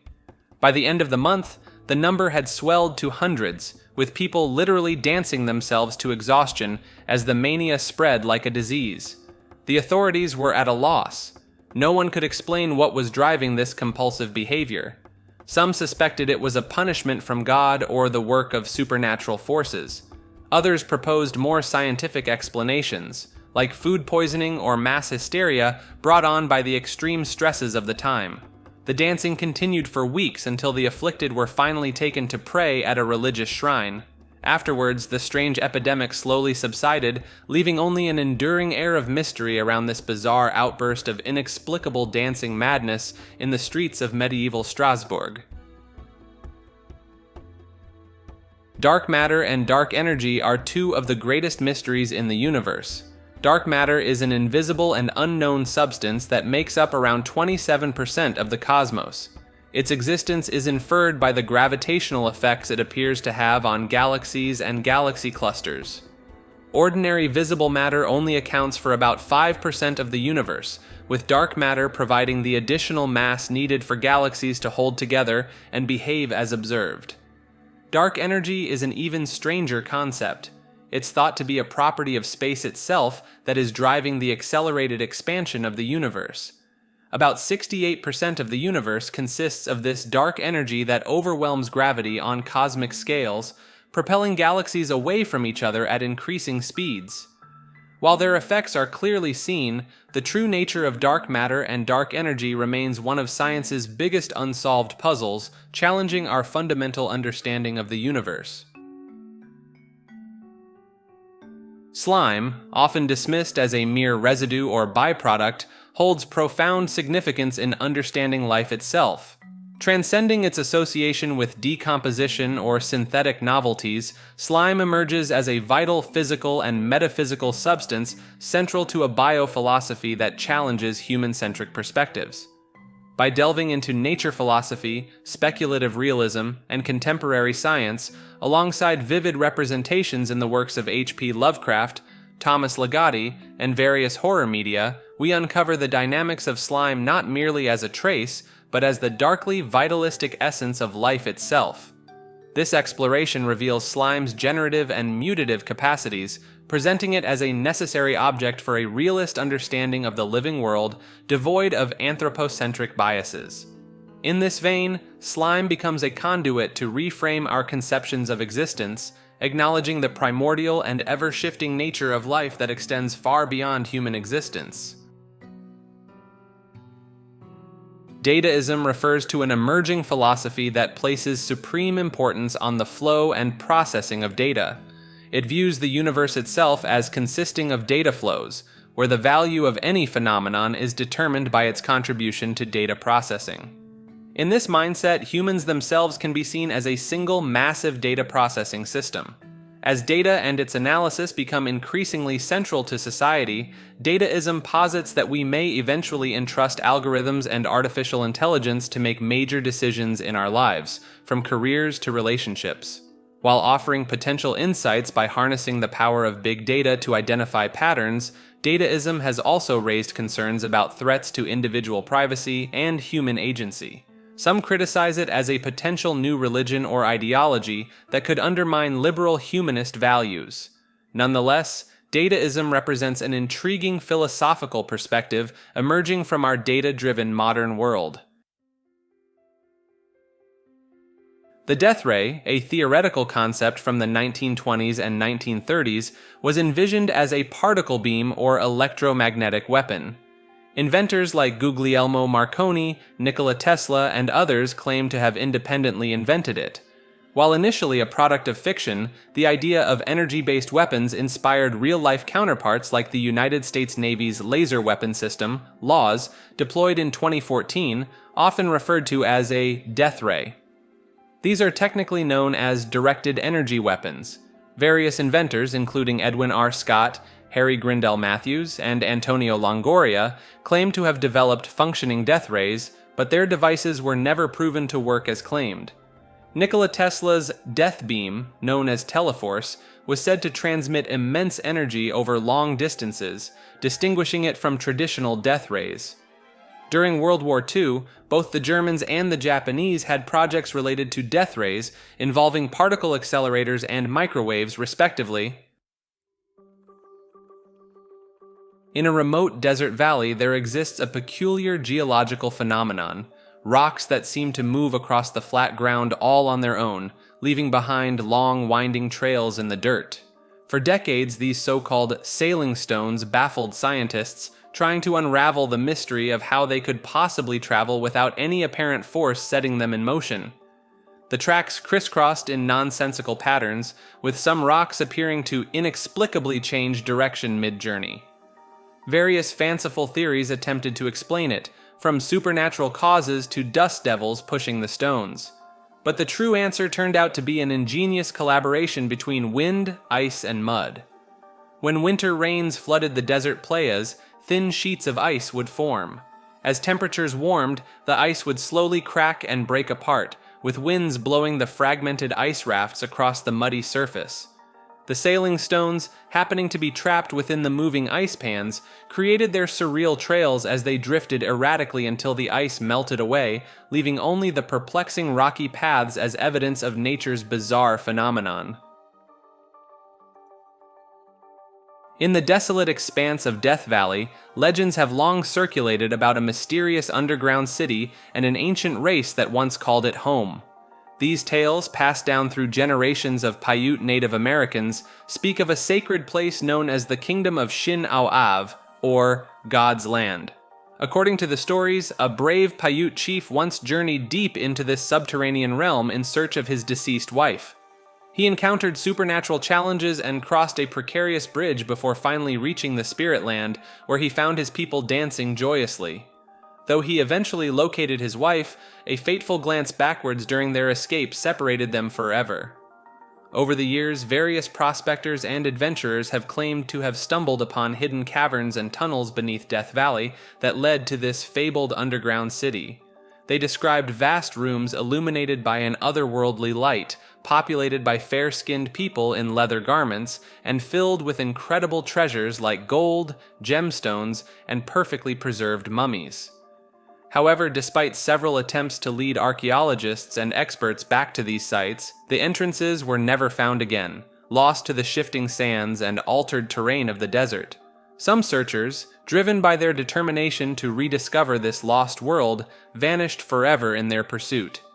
While the truth behind these captivating legends remains elusive, they continue to fuel the imaginations of those who hear them, hinting at the possibility of ancient mysteries waiting to be uncovered in the depths of Death Valley. In the 1960s, the United States Navy conducted a series of groundbreaking experiments known as SEALAB, which aimed to test the feasibility of humans living and working underwater for extended periods. These undersea habitats, placed at varying depths off the coast, allowed Navy divers to explore the effects of saturation diving and prolonged isolation on the human body and mind. The first SEALAB project, launched off the coast of Bermuda, proved that it was possible for divers to remain submerged for several days at a time. Despite challenges such as high humidity and difficulties with communication in the helium-rich atmosphere, the aquanauts successfully completed their mission. Subsequent SEALAB projects saw the habitats grow in size and sophistication, with amenities like hot showers, refrigeration, and even a trained dolphin named Tuffy who assisted the divers. One notable aquanaut was Scott Carpenter, a former astronaut who set a record by staying underwater for a full month. However, the C-Lab program was not without its dangers and setbacks. The final project, C-Lab 3, faced numerous technical issues and tragically resulted in the death of one aquanaut due to equipment malfunction and the stressful conditions of the mission.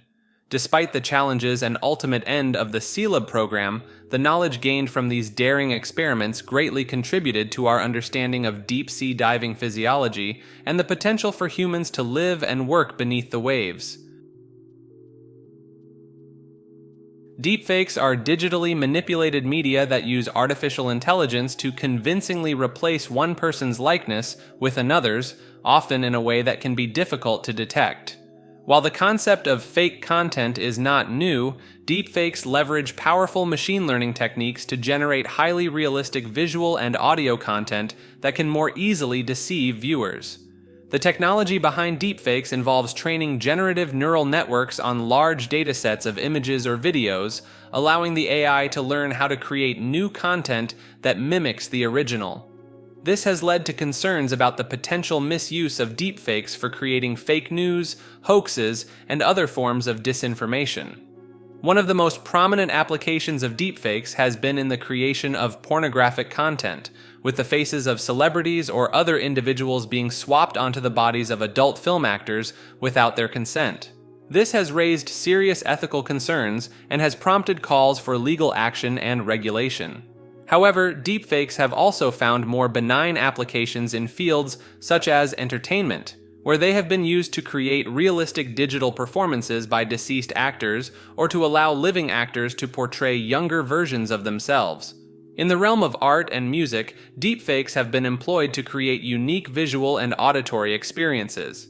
Efforts to combat the malicious use of deepfakes have included the development of AI-based detection tools, as well as legislative and regulatory responses aimed at holding creators and distributors of deepfakes accountable. Social media platforms have also taken steps to identify and remove deepfake content that violates their terms of service. As the technology behind deepfakes continues to advance, it is likely that both the beneficial and harmful applications of this powerful tool will expand, presenting ongoing challenges for society to navigate in the years to come. The Deep Fates program and multiversal coherence system delve into the mysterious realm of consciousness and reality, exploring ideas that challenge our understanding of the universe. These experimental projects propose that memes, units of cultural information, have the power to shape and create new realities across multiple timelines and parallel universes. By manipulating these memes, participants in the Deep Fates program claim to be able to influence the collective unconscious and alter the fabric of reality itself. The multiversal coherence system allegedly allows individuals to communicate with alternate versions of themselves existing in other realities, sharing knowledge and experiences that transcend the boundaries of our known world. The participants in these projects are said to take on roles as meta-entities, observers, and creators, wielding the power to bring transformative insights to humanity and themselves. However, the exact nature and mechanisms behind these concepts remain largely unexplained and unverified by mainstream science. While some view these ideas as fringe or pseudoscientific, proponents argue that they offer a glimpse into the vast potential of human consciousness and the malleability of reality. The phenomenon of feeling as though one has lived through a present situation before is known as déjà vu, a French term meaning already seen. This illusion of memory occurs when a person perceives that they have previously experienced a current situation, despite the context and details of the previous experience being uncertain or impossible to recall. A significant portion of the population reports having experienced déjà vu at least once in their lives. While the phenomenon can occasionally manifest as a symptom of seizure auras, it is more commonly associated with higher socioeconomic status, better educational attainment, and younger age. People who frequently travel, watch films, or remember their dreams are also more likely to experience déjà vu. The term déjà vu was first coined by French philosopher Émile Boirac in 1876, who included the sensation in his book, The Psychology of the Future. Since then, various theories have been proposed to explain the causes of déjà vu, ranging from medical disorders such as temporal lobe epilepsy and migraines with aura to pharmacological triggers like certain drug combinations. One possible explanation for déjà vu is that it occurs when a person experiences a sensory input twice in quick succession, with the first input being brief, degraded, or distracted. Another theory suggests that déjà vu is related to implicit memory, where a current situation triggers recognition memory without the person being able to recall a specific previous experience. The concept of cryptomnesia, where forgotten information stored in the brain is invoked by similar occurrences, leading to a feeling of familiarity, has also been proposed as a potential explanation for déjà vu. Additionally, some researchers have suggested that déjà vu may be caused by dual neurological processing, where delayed signals in the brain result in an experience being processed as two separate events. While the exact causes of déjà vu remain unclear, ongoing research continues to explore this fascinating phenomenon. Demolition elves are mysterious, diminutive beings that have been reportedly sighted around the world, often in connection with mass disasters or catastrophic events. These creatures, resembling the mythical gnomes and pixies of European folklore, are said to appear just before or after a tragedy strikes, as if warning of impending doom or examining the aftermath. In the United States, tales of demolition elves are mostly confined to urban legends and accounts from paranormal authors, such as those surrounding the collapse of the Silver Bridge and the Twin Towers. However, in Iceland, elves are taken more seriously, with some even recognized as legal entities with rights to their territory. Icelandic folklore suggests that disturbing certain rocks associated with elves can lead to misfortune and disaster. Descriptions of demolition elves vary, with some witnesses portraying them as small, humanoid figures dressed in whimsical attire, while others liken them to gray aliens, or even suggest they may be robotic in nature. The sightings often occur in the presence of large crowds, yet the details of the elves' appearance seem to differ from one observer to another. Several theories attempt to explain the phenomenon of demolition elves, ranging from mass hysteria and hallucinations triggered by shock to the possibility of interdimensional travelers, extraterrestrials, or culturally significant visionary experiences. Some even propose that these entities could be advanced robots. Notable encounters with demolition elves include incidents in Iceland, where construction projects interfering with alleged elf rocks have been plagued by accidents and misfortune, and in West Virginia, where witnesses claim to have seen peculiar figures climbing the Silver Bridge days before its collapse. These sightings, along with other strange phenomena, have led some to believe that demolition elves may be harbingers of impending catastrophe or connected to otherworldly forces beyond our understanding. Denver International Airport, which opened in the mid-1990s, has been the subject of numerous conspiracy theories since its construction. The airport, nicknamed DIA, faced numerous setbacks during its building process, including design changes and contract disputes that pushed its completion date back by over a year and resulted in a final budget billions of dollars higher than originally estimated. These discrepancies have led conspiracy theorists to speculate about the true purpose of the airport, with some believing that there are hidden underground levels and tunnels connecting DIA to nearby military installations. The artwork displayed throughout the airport has also fueled these theories, with murals and sculptures allegedly containing hidden messages about death, genocide, and a one-world government. One curious aspect of the airport is a dedication capstone that lists an organization called the New World Airport Commission as a main contributor, despite no record of such a group existing. This has led some to believe that DIA was built by a secret society to serve as a shelter during an apocalyptic event. The layout of the airport itself has also drawn scrutiny, with its runways and terminals forming a shape reminiscent of a swastika when viewed from above. Additionally, the fences surrounding the airport feature barbed wire curiously facing inward, leading some to speculate that DIA could be used as a prison or concentration camp in the future. Other theories suggest that the airport may host a secret government base akin to Area 51, housing extraterrestrial artifacts and beings, or that it could serve as a military headquarters in the event of a war on U.S. soil. In recent years, the airport has embraced these conspiracy theories, installing an animatronic gargoyle that interacts with visitors and playfully addresses some of the rumors surrounding DIA. The despair code, a mysterious and unsettling phenomenon, has been circulating on the internet for years, often associated with conspiracy theories and the supernatural. This code or equation is said to trigger intense feelings of despair, anxiety, and even thoughts of self-harm in those who believe in its power.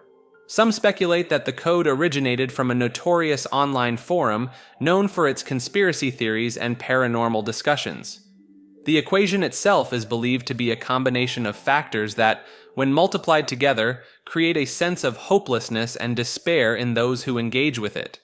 However, the origins of the despair code may run deeper than just internet forums. There are theories linking it to past government programs involving human experimentation, suggesting that it could be a tool used by secret organizations to manipulate and control individuals.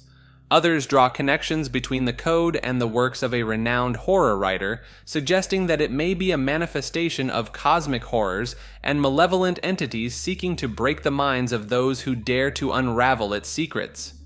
Despite the varying beliefs surrounding its origins and alleged ties to the supernatural, some consider the despair code to be nothing more than a meme, a collection of nonsensical phrases strung together to create an eerie and unsettling atmosphere. However, others maintain that there is a dark and powerful truth hidden within the code, one that is too terrifying for most to comprehend. The modern-day Nostradamus, a Brazilian seer named Athos Salome, has made a startling prediction about the potential return of the devil in the form of artificial intelligence. Salome argues that this biblical figure could materialize through new technologies, AI, and robotics, rather than as a human being. Salome points to the Book of Revelations, where people are described as being peacefully dominated and marked on their foreheads and hands, which some interpret as a reference to smartphones.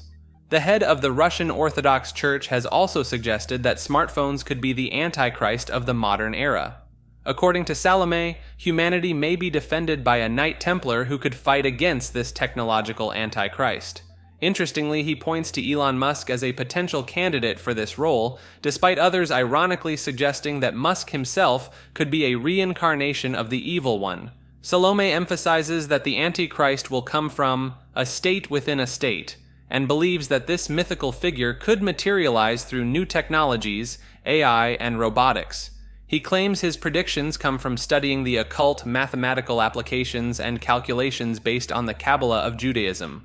Among his other alleged successful predictions are the finalists of the World Cup, the death of the Queen of England, Russia's invasion of Ukraine, the global pandemic, and the world's richest man buying Twitter. In the winter of the mid-1800s, a series of mysterious hoof-like marks appeared in the snow across a significant area of southern England. These tracks, which became known as the Devil's Footprints, extended for a great distance, allegedly even crossing over obstacles like rooftops and high walls. The footprints measured around 4 inches long and 3 inches wide, with a spacing between each print of 8 to 16 inches. They mostly appeared in single file lines and were reported from over 30 locations across 2 counties. The unusual event sparked considerable excitement and superstition among the local population, with some even suggesting that the marks were left by Satan himself. Clergymen discussed the phenomenon from the pulpit, and the news spread far beyond the region. Several theories have been proposed to explain the incident, ranging from the prosaic to the fantastic.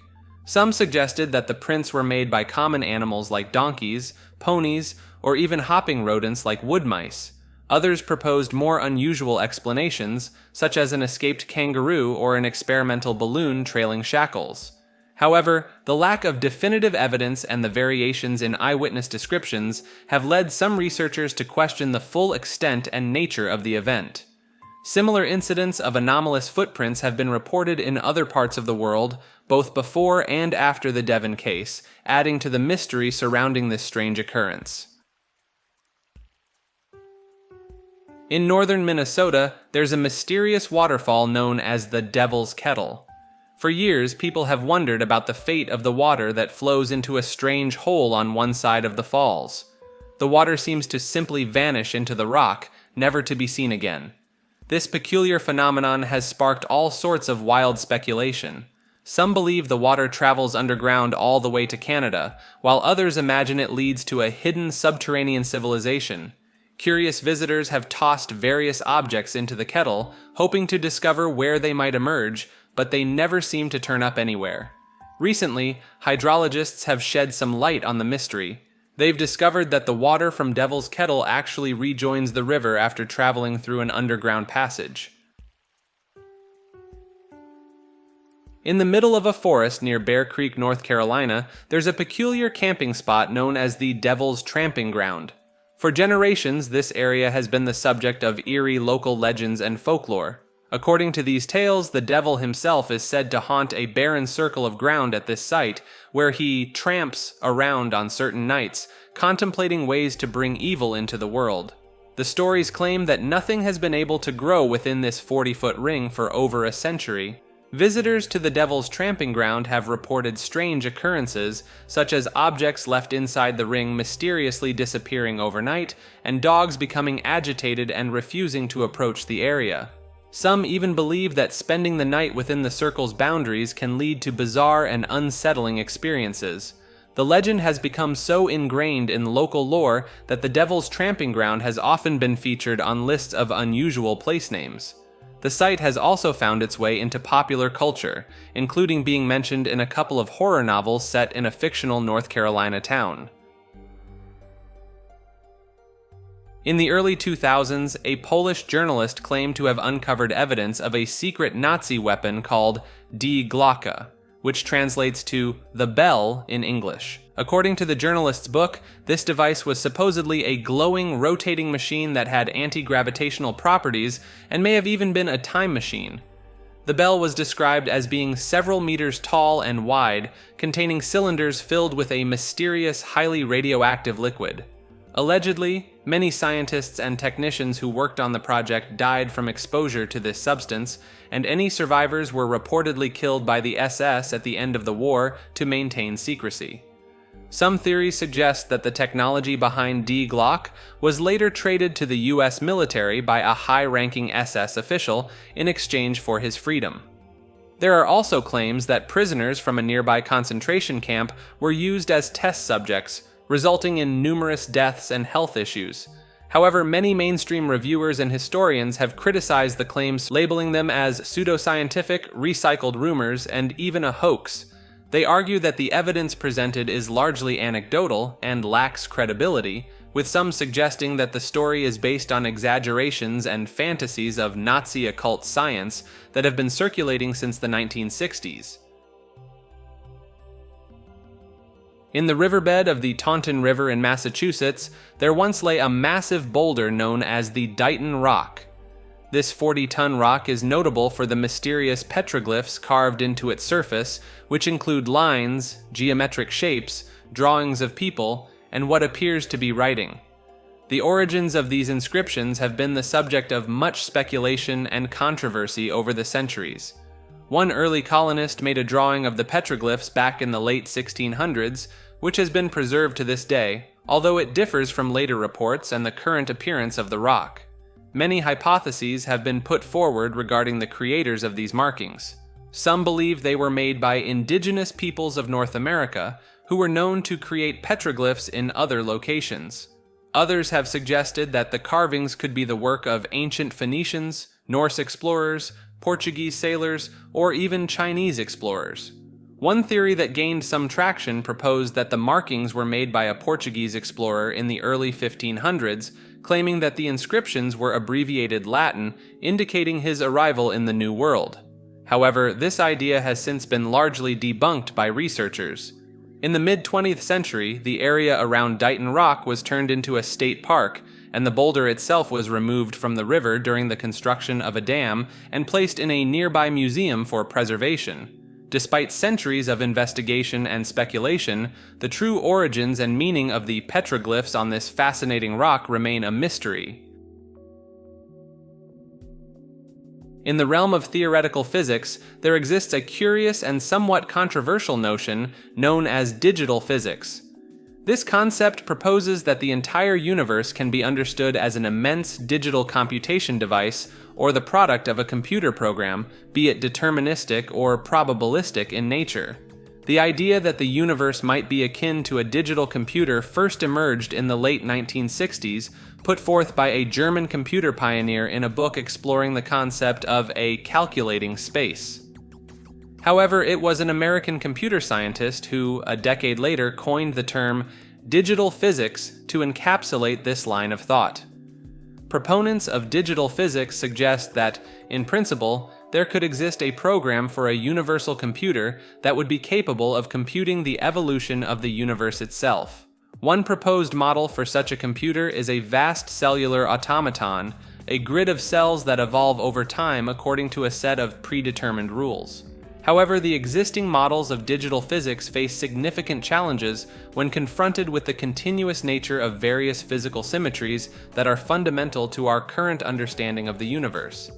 These models also appear to violate certain well-established principles of quantum physics, falling into a category of theories that have been largely ruled out by experimental evidence. Despite these obstacles, some researchers continue to explore the possibilities of digital physics, seeking to formulate theories that can preserve the essential symmetries and principles of modern physics while still embracing the concept of a digitally computed universe. When people take a powerful psychedelic drug known as DMT, they often report encountering strange entities or beings during their intense hallucinations. These entities are commonly referred to as elves or machine elves, and many people who have encountered them consider the experience to be highly meaningful and even life-changing. A recent survey of thousands of DMT users found that the vast majority of respondents had positive emotional responses to these encounters, describing feelings of joy, trust, love, and kindness. Interestingly, most respondents believed that the entities they encountered were not mere hallucinations, but were actually real beings existing in a different dimension or reality. The survey also revealed that many people received messages or insights from these entities, which often related to personal growth, the nature of reality, or the afterlife. These encounters frequently led to lasting changes in the individual's beliefs and overall well-being. While some believe that DMT entities are genuine beings inhabiting alternate realities, others argue that they are simply hallucinations generated by the brain when its visual processing system is overwhelmed by the drug. Nonetheless, the consistency of these reports across different individuals and cultures has led to ongoing fascination and debate about the nature of these enigmatic encounters. Regardless of their ultimate nature, DMT experiences with these entities have proven to be deeply impactful for many people, leading to profound shifts in their perception of reality and their place within it. In the 1980s, a Japanese-American geneticist and evolutionary biologist made a fascinating discovery about the relationship between DNA sequences and music. While studying the SARC-ONCO gene, which is responsible for causing cancer in both chickens and humans, he decided to translate the genetic sequence into musical notes. To do this, he assigned each of the 4 DNA subunits to 2 positions on a musical staff, creating an octave. He then mapped the heavier molecules to lower positions and the lighter molecules to higher positions. When he played the resulting musical sequence, he was surprised to find that it sounded remarkably similar to Chopin's Funeral March.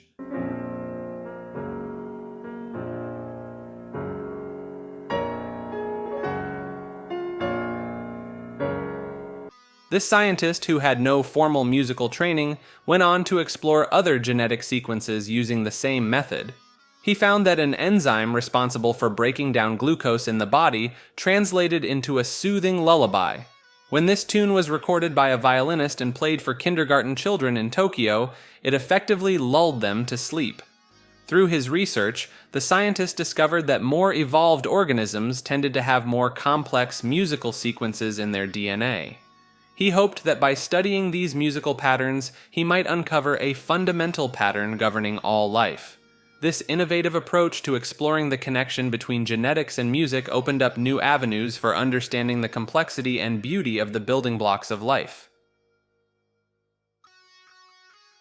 The Dogon people of Mali in West Africa are the subject of a fascinating hypothesis that suggests they preserve a tradition of contact with intelligent extraterrestrial beings from the Sirius star system. This idea was popularized in a book which presents the theory that these beings taught the arts of civilization to humans and originated the systems of the ancient Egyptians, Greeks, and Sumerians. Central to this mystery is the question of how the Dogon allegedly acquired knowledge of Sirius B, a white dwarf companion star to Sirius A that is invisible to the naked eye. The book explores various possibilities, including the idea of alien contact or the existence of a very ancient advanced civilization. However, doubts have been raised about the reliability of the ethnographic work on which these claims are based, and alternative explanations have been proposed. One theory suggests that cultural transfer could have taken place between 19th century French astronomers and Dogon tribe members during a solar eclipse expedition. Some researchers who studied the Dogon after the original ethnographers found no evidence that they considered Sirius a double star or that astronomy was particularly important in their belief system. Others have criticized this dismissal, arguing that it demonstrates a general ignorance of Dogon esoteric tradition. While the information the Dogon allegedly possessed about Sirius somewhat resembles the facts, skeptics argue that it is more likely the result of European influence. In the Arizona desert, just south of the town of Casa Grande, lie a group of strange abandoned structures known simply as the domes. These round concrete buildings were originally constructed in the early 1980s by an electronics company that had grand plans to manufacture circuit boards during the coming tech boom. The company chose the unique dome design for its cost-effectiveness, quick construction time, and temperature regulation properties in the hot desert climate. Steel frames were erected around giant balloons, which were then coated with polyurethane foam and concrete to create the distinctive structures. However, the electronics company soon ran into financial troubles and was forced to abandon the project, leaving the domes to slowly decay in the desert. Over the years, they became a popular spot for graffiti artists, partying teenagers, and illegal dumping. As the domes fell into disrepair, strange stories began to circulate about the site. Visitors reported hearing unusual sounds, seeing ghostly figures, and feeling an overwhelming sense of unease. Some even claimed that the domes were used by satanic cults to perform dark rituals and sacrifices. Adding to the eerie atmosphere, the domes are built on land that was once a burial ground for the ancient Anasazi tribe. Some believe that a medicine man from the nearby Tohono O'odham tribe placed a curse on the site, contributing to the electronics company's failure. Despite the unsettling tales surrounding the domes, they remained a popular destination for curious explorers and photographers drawn to the unique architecture and post-apocalyptic vibe. However, the local government has ordered the site to be demolished due to safety concerns as the structures continue to crumble and pose a liability. In early 2023, the domes were sadly demolished. Doppelgangers are exact doubles of living people, right down to the way they walk, talk, and dress. These mysterious duplicates have been reported for centuries, and while they are often viewed as sinister or evil omens, many modern accounts suggest they are simply going about their lives like normal individuals. Sightings of doppelgangers can be difficult to explain away as mere cases of mistaken identity, especially when they are encountered by close friends or family members who know the original person intimately. It seems unlikely that they would be fooled by someone who simply resembles their loved one, especially when the doppelganger has the same haircut and clothing. Another explanation for the phenomenon is bilocation, which involves a psychic projection of oneself that can appear in another place and even interact with others. This theory suggests that doppelgangers may be more than just physical lookalikes, but rather a form of supernatural manifestation. In popular culture, doppelgangers are often used as plot devices in literature, television, and movies. They can be portrayed as evil entities or used for comedic effect. While encountering a doppelganger is often associated with bad luck, it can also be a fascinating and insightful experience. Meeting someone who looks, talks, and dresses just like you may provide a unique opportunity for self-reflection and introspection. A toroidal planet is a hypothetical type of exoplanet with a distinctive donut shape. While no such planets have been observed, and the odds of their natural formation are likely incredibly small, the concept itself is not entirely implausible. Under certain conditions, a rotating mass in the form of a torus can achieve a balance between gravitational attraction and centrifugal force, potentially allowing for a stable configuration. This is somewhat analogous to the principles behind theoretical megastructures like Dyson rings or Stanford Torrey. At large enough scales, the rigid matter that typically makes up rocky planets can behave more like a fluid, which is a key factor in evaluating the mechanics of toroidal self-gravitating bodies. Various researchers have analyzed the stability of ring-shaped masses without central nuclei, finding that they can be stable under certain conditions but may be prone to specific types of instability depending on factors like their aspect ratio and the nature of any perturbations. The interior of a toroidal planet would likely be quite dynamic, with tectonic plates drifting inward and undergoing significant contraction. This could result in mountainous formations in the inner region of the torus, further amplified by the reduced gravitational effect in that area. One potential mechanism for the formation of a toroidal planet might be through a structure called a synestia, a loosely connected donut-shaped mass of vaporized rock that has been proposed as a possible intermediate stage in the formation of the Earth-Moon system. However, this remains highly speculative.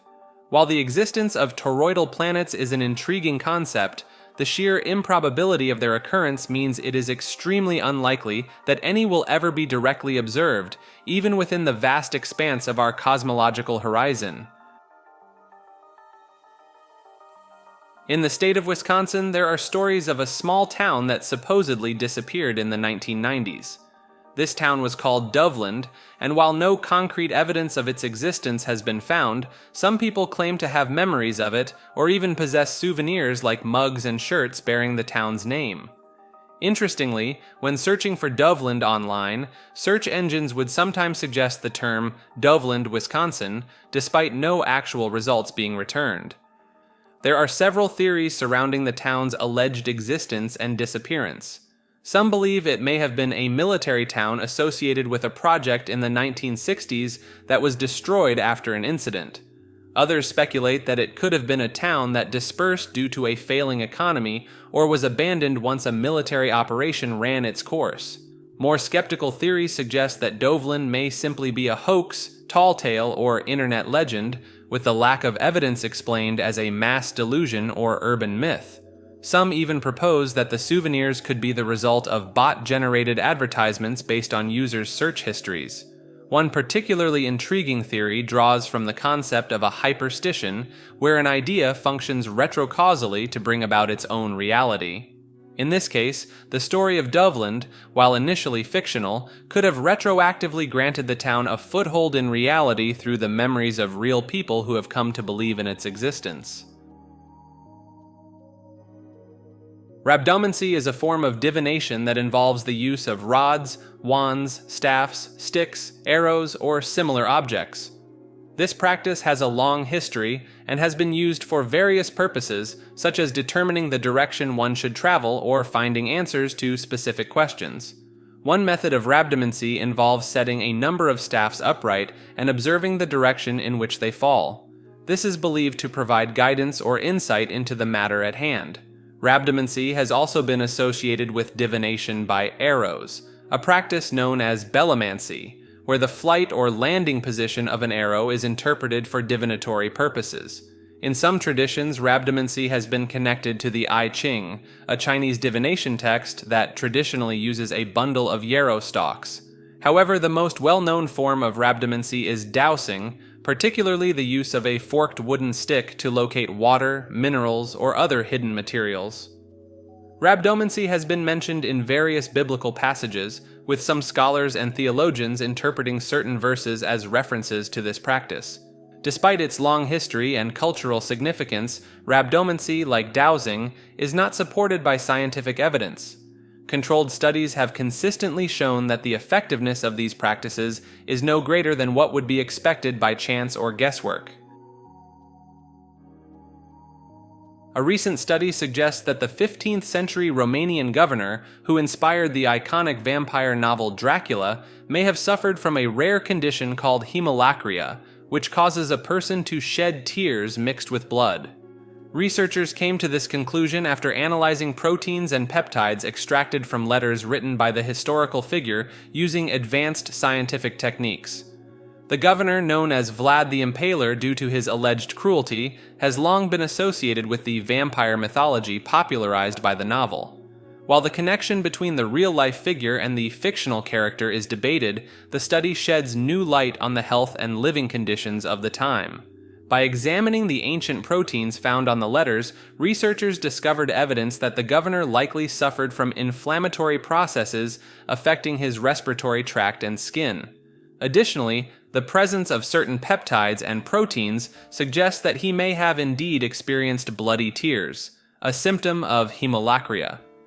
Hemolacria is an extremely rare condition that can be caused by various factors, including infections, lesions, and tumors in the eye or surrounding areas. The study provides a fascinating glimpse into the medical history of a notorious historical figure and demonstrates the power of modern scientific techniques to uncover secrets from the past. While the study focuses on the proteins related to the governor himself, the researchers acknowledge that other individuals from the medieval period may have also handled the documents. Nonetheless, they believe that the most prominent ancient proteins should be those of the governor, who personally wrote and signed the letters. In the vibrant historic center of Naples, Italy, a church holds a fascinating secret.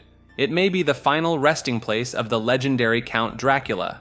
The monumental complex of Santa Maria la Nova, a beautiful church with a rich history dating back to the 13th century, has become the focus of intense research and speculation surrounding the tomb of the infamous Vlad III, also known as Dracula. Researchers have been drawn to the strange symbolism found on a 15th century tomb in the church's minor cloister. The tomb, originally attributed to the Farillo family, features intriguing esoteric and alchemical symbols that seem to point towards the mysterious figure of Count Dracula. Encrypted codes and inscriptions on the walls surrounding the tomb have further fueled the intrigue, as they remain undeciphered to this day. One theory suggests that Dracula's daughter, Maria Balsa, an aristocrat who found refuge in the Kingdom of Naples, may have brought her father's remains to the city for burial. The presence of a gigantic knight's helmet adorned with a dragon's head, along with opposing sphinxes on the tomb, has led some to believe that it belongs to a member of the Order of the Dragon, an order to which Dracula's father belonged. Further connections to Dracula's homeland can be found in the coat of arms depicted on the tomb, which features two paired dolphins, a symbol associated with a region of Romania once governed by Vlad Tepes. In the world of gardening, there's a popular flower known as the snapdragon or dragonflower. Its unique appearance has captured the imaginations of people for generations. When the flower is in bloom, it resembles the head of a dragon, and if you squeeze it gently, the mouth will open and close, as if the dragon is talking. But it's what happens after the flower dies that takes a turn for the macabre. Once the petals fall away, the seed pod that's left behind looks eerily like a miniature skull. This spooky appearance has led to all sorts of myths and superstitions surrounding the plant. In ancient times, people believed that snapdragons held supernatural powers. Planting them in your garden was thought to offer protection against curses, witchcraft, and deceit. Some even believed that eating the flowers could restore youth and beauty to women. The Victorians associated snapdragons with deception and presumption in their famous language of flowers. However, they could also symbolize gratitude if sent from one lady to another, perhaps as a coded thank you for a mystical anti-aging potion. Under the scrutiny of an electron microscope, the snapdragon seed pod takes on an even more otherworldly appearance, its skull-like features becoming all the more pronounced. In today's rational world, most people don't put much stock in tales of witchcraft and sorcery. But when confronted with a handful of snapdragon seed pods, each one resembling a miniature dragon's skull, even the most skeptical among us might find ourselves wondering, if only for a moment, whether there might be some truth to those old legends after all. Some companies have started experimenting with a controversial new marketing tactic called dream advertising, which involves attempting to place images of their products, along with positive associations, into people's dreams. This practice, also known as dream hacking or dream incubation, has raised concerns among researchers and the general public. One recent example involved a beverage company explicitly aiming to implant visions of their beer, along with refreshing imagery, into people's minds the night before a major sporting event. They even enlisted a celebrity to sleep on a live streaming platform while supposedly dreaming about the product. While the concept may seem far-fetched, dream incubation is not a new idea. Ancient civilizations, such as the Egyptians and Greeks, used similar techniques for healing and spiritual purposes. Today, some therapeutic practices still incorporate elements of dream incubation. However, the use of these techniques for advertising purposes has drawn criticism from scientists who argue that it is highly intrusive and could have real-world consequences. Studies have shown that ideas introduced during sleep can significantly influence a person's thoughts and actions, raising concerns about the potential misuse of this power. On the other hand, research has also demonstrated that dream incubation can have positive applications, such as enhancing creativity, treating mental health conditions, and overcoming addiction. As technology advances, it may become easier for marketers to target specific stages of sleep and plant ideas in the form of dreams, leading to a future where even our sleeping minds are not safe from advertising. The Drapa Stones are a set of alleged artifacts that have been the subject of much intrigue and speculation in the world of pseudo-archaeology. According to the earliest known version of the story, which appeared in a German magazine in the 1960s, an archaeological expedition in the mountains of China discovered hundreds of granite discs with tiny hieroglyph-like markings. These discs were supposedly dated to around 12,000 years ago. The story goes on to claim that the expedition also found star maps and remains of beings with unusually thin bodies and large heads. After decades of study, Chinese researchers allegedly translated the markings on the discs and concluded that they were carved by extraterrestrials who had crashed in the region.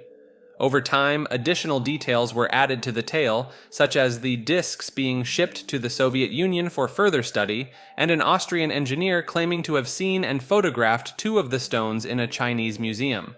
However, despite the intriguing nature of the story, there is no credible evidence to support the existence of the Drapa stones or the people and events surrounding their alleged discovery. Extensive inquiries have failed to uncover any records of the stones being displayed in museums or of the individuals supposedly involved in their discovery and translation. Some have suggested that the photos purportedly showing the Drapa stones actually depict a type of ancient Chinese jade disc known as a bi, which are often decorated with parallel grooves and other markings. Many researchers and skeptics consider the entire Drapa stone story to be a hoax or a work of fiction that has been mistaken for fact over time. In the early 16th century, Spanish explorers encountered a unique tribe living near the Chicora people in what is now South Carolina and Georgia. This tribe, known as the Duhare, were strikingly different from other native groups in the area. They were described as being Caucasian in appearance, with red or brown hair that reached their heels, freckles, gray eyes, and notably taller stature. Most of the men sported mustaches, and their leaders even wore beards. What set the Duhare apart was their way of life. They practiced a form of animal husbandry, herding domesticated deer using dogs in a manner similar to European cattle herding. The deer were milked, and the Duhare even made cheese from the milk. Excess male deer were fattened with corn for slaughter, and the animals were kept in corrals at night but allowed to roam during the day under the watch of herders. The Duhare were also skilled farmers, raising various fowl and growing substantial crops of corn, grains, potatoes, and other vegetables. They possessed some metal tools and were governed by a chief of immense size who was carried on the shoulders of strong young men and lived in a stone palace with his equally large wife. Some researchers have suggested that the Duhare may have been of Irish origin, citing their physical appearance and certain cultural practices. For example, several Gaelic tribes in Ireland and Scotland were known to have domesticated dairy deer before the introduction of dairy cows. The name Duhare itself can be translated from Gaelic to mean either place of the clan Hare or place of the Irish.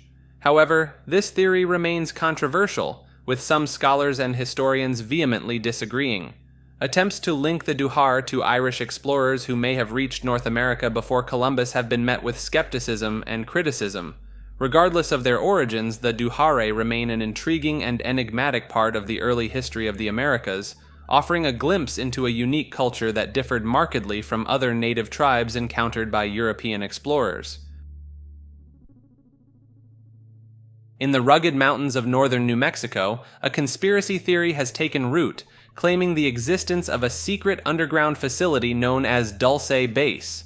This alleged base, said to be located under Archuleta Mesa near the town of Dulce, is purportedly a joint operation between humans and extraterrestrial beings. The origins of the Dulce Base legend can be traced back to a local businessman who became convinced that he was intercepting electronic communications from alien spacecraft and installations in the area. As the story spread within the UFO community, it gained traction, with some claiming to have independent confirmation of the base's existence. The legend of Dulce Base has been fueled by various accounts of strange occurrences in the area, with residents reporting sightings of UFOs, mysterious moving lights, and other unexplained phenomena. Some have even claimed that the base is the site of bizarre genetic experiments conducted by malevolent extraterrestrial entities on human subjects. While the presence of Cold War-era underground missile installations in the region has lent a degree of superficial plausibility to the rumors, the more outlandish aspects of the Dulce Base legend, such as alleged firefights between aliens and special forces, place it firmly in the realm of the extraordinary. The town of Dulce itself has embraced the legend to some extent, with local officials seeing it as a potential draw for tourism. The community has even hosted conferences dedicated to the alleged base and its associated UFO activity. Parallels have been drawn between the Dulce Base legend and the Shaver Mystery, a series of stories published in pulp science fiction magazines in the 1940s that told of sinister subterranean beings piloting disc-shaped spacecraft. Some have characterized the tales of alien experimentation at Dulce Base as a modern incarnation of this enduring cultural mythology.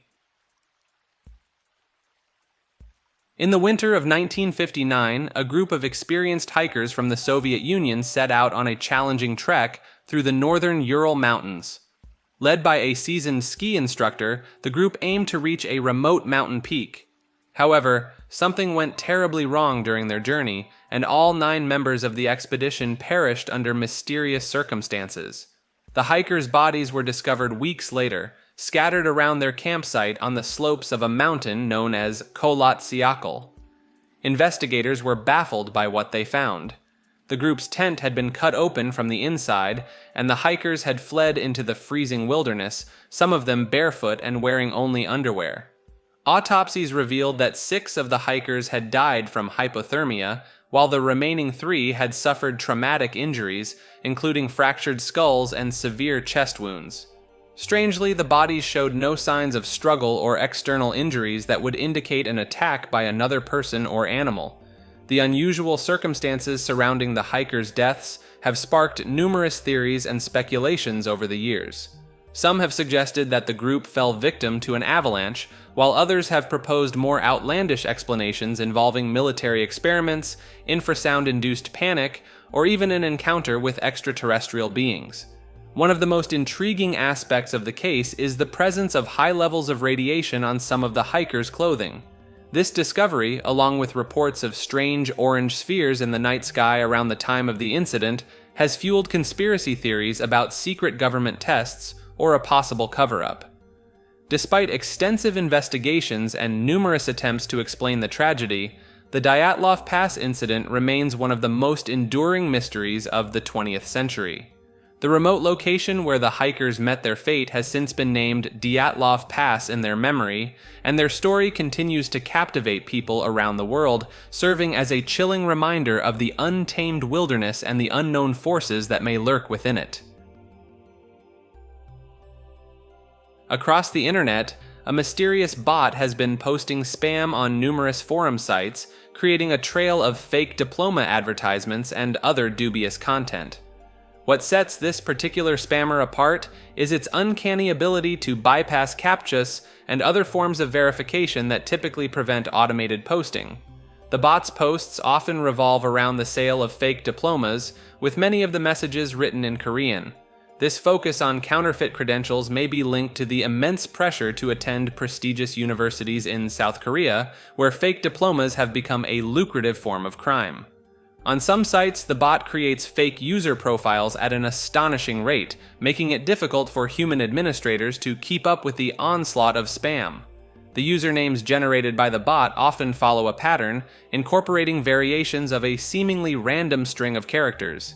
In addition to diploma-related posts, the bot has been observed promoting escort services, casinos, and other questionable businesses. This suggests that the individual or organization behind the bot may be involved in a wide range of illegal or unethical activities. A Dyson sphere is a theoretical structure that could encircle a star to capture its energy. This idea originated from a science fiction novel in the 1930s and was further developed by physicist Freeman Dyson in the 1960s. The concept suggests that advanced civilizations could harness the energy of stars by building structures around them. Instead of a solid shell, Dyson envisioned a swarm of objects orbiting independently, known as a Dyson swarm. Detecting these structures around stars could indicate the presence of extraterrestrial life. While Dyson spheres are theoretically possible, building one around our sun is currently beyond our technological capabilities. However, scientists continue to explore this concept as a potential solution for meeting the energy needs of advanced civilizations in the future. In the early days of rail travel, people held some rather peculiar beliefs about the potential hazards of locomotive transportation. One particularly strange notion was that women's bodies were simply not built to withstand the high speeds of train travel, with some even speculating that their uteruses might literally fly out of their bodies as the train accelerated. This kind of extreme reaction to new technology is not uncommon throughout history. Whenever a significant technological advance emerges that alters our relationships with time, space, or each other, society often experiences a moral panic. These panics tend to focus disproportionately on the perceived threats to women and children. Similar fears arose with the advent of the automobile. Many saw these noisy, unpredictable devil wagons as too much for women to handle, believing that their supposed propensity for fainting, physical weakness, and sudden bouts of hysteria made them unfit to drive. Despite these misgivings, women fought for their right to mobility. A young woman proved the skeptics wrong in the early 1900s by successfully driving cross-country with 3 female companions, demonstrating that women were perfectly capable of handling an automobile. As time has passed, many of the fears surrounding new technologies have proven to be unfounded. The telephone, once thought to cause impropriety, possession, or electrocution in women, has become a mundane part of everyday life. While concerns about the impact of new technologies on society persist, history suggests that we often overestimate the dangers and underestimate our ability to adapt. Astrobiologists propose an intriguing idea. Planets could possess intelligence. This concept suggests that the collective activity of life on a planet, like Earth, could be considered a form of intelligence. Planetary intelligence, in this context, refers to the cognitive activity and knowledge operating on a large planetary scale. It goes beyond thinking of intelligence solely in terms of sentient beings and considers the cumulative effects of all life forms, including microbes and plants. For example, underground fungal networks in forests respond to changing climate conditions, significantly impacting the planet. This concept challenges us to see the planet as having a green mind and prompts us to consider the collective intelligence of life forms working together for the planet's survival. However, it's noted that Earth may not yet exhibit true planetary intelligence as technological activity hasn't fully integrated with the environment. Achieving planetary intelligence would involve aligning biological and technological processes for the planet's benefit. This idea challenges our understanding of intelligence and encourages us to view physical nature as potentially intelligent beings. It offers new perspectives on addressing global challenges and working together for the planet's well-being. Mysterious luminous phenomena known as earthquake lights have been reported in the sky near areas of tectonic stress, seismic activity, or volcanic eruptions for centuries. These lights, which differ from disruptions to electrical grids caused by ground shaking or hazardous weather, have been described in various historical accounts, with one of the earliest records dating back to an earthquake in Japan in the 9th century. Earthquake lights are reported to appear before, during, or after earthquakes, with shapes similar to auroras and a white to bluish hue, although a wider color spectrum has also been observed. The luminosity can last for several seconds to tens of minutes and has been visible at distances of up to hundreds of kilometers from the epicenter. Recent appearances of earthquake lights, accompanied by video footage, have been reported in various locations worldwide, such as California, New Zealand, Mexico, and China. These lights seem to occur more often during high-magnitude earthquakes, generally those measuring 5 or higher on the Richter scale. While research into the causes of earthquake lights is ongoing, several theories have been proposed. One model suggests that the high stress before and during an earthquake can break peroxy bonds in certain types of rocks, ionizing oxygen atoms that travel through rock cracks and ionize air pockets, forming light-emitting plasma. Other hypotheses involve piezoelectric effects in quartz-containing rocks or local disruptions of the Earth's magnetic field and ionosphere. Despite these theories, there is no broad consensus on the exact mechanisms behind earthquake lights, and some skeptics question whether the phenomenon truly exists, citing a lack of direct evidence and the inconsistency of reported observations. Nonetheless, the study of these mysterious lights continues, with researchers hoping to gain insights that could potentially aid in earthquake prediction. The notion that certain weather conditions can precede or predict earthquakes, often referred to as earthquake weather, has been a topic of discussion and debate since ancient times. This belief, which is considered one of the most common pseudoscientific methods of predicting earthquakes, has taken various forms throughout history. In ancient Greece, it was thought that earthquakes were caused by winds trapped in caves, with small tremors being attributed to air pushing on cavern roofs and large ones to the air breaking the surface. This led to the belief that hot and calm weather indicated a large amount of trapped underground air, signaling an impending earthquake. Later theories suggested that earthquakes occurred in calm, cloudy conditions, preceded by strong winds, fireballs, and meteors. Some modern proponents claim that certain cloud formations, sometimes called earthquake clouds, can be used to predict seismic activity, although this idea is largely rejected by the geological community. While some recent research has found correlations between sudden spikes in atmospheric temperature, these changes do not result in a single recognizable weather pattern that could be labeled earthquake weather. The concept may persist in part due to psychological factors, such as heightened sensitivity and memory retention during unusual weather conditions. In 2003, a mysterious discovery occurred in the Bucegi Mountains of Romania, triggering a cascade of secretive events involving the State Security Department and military intervention.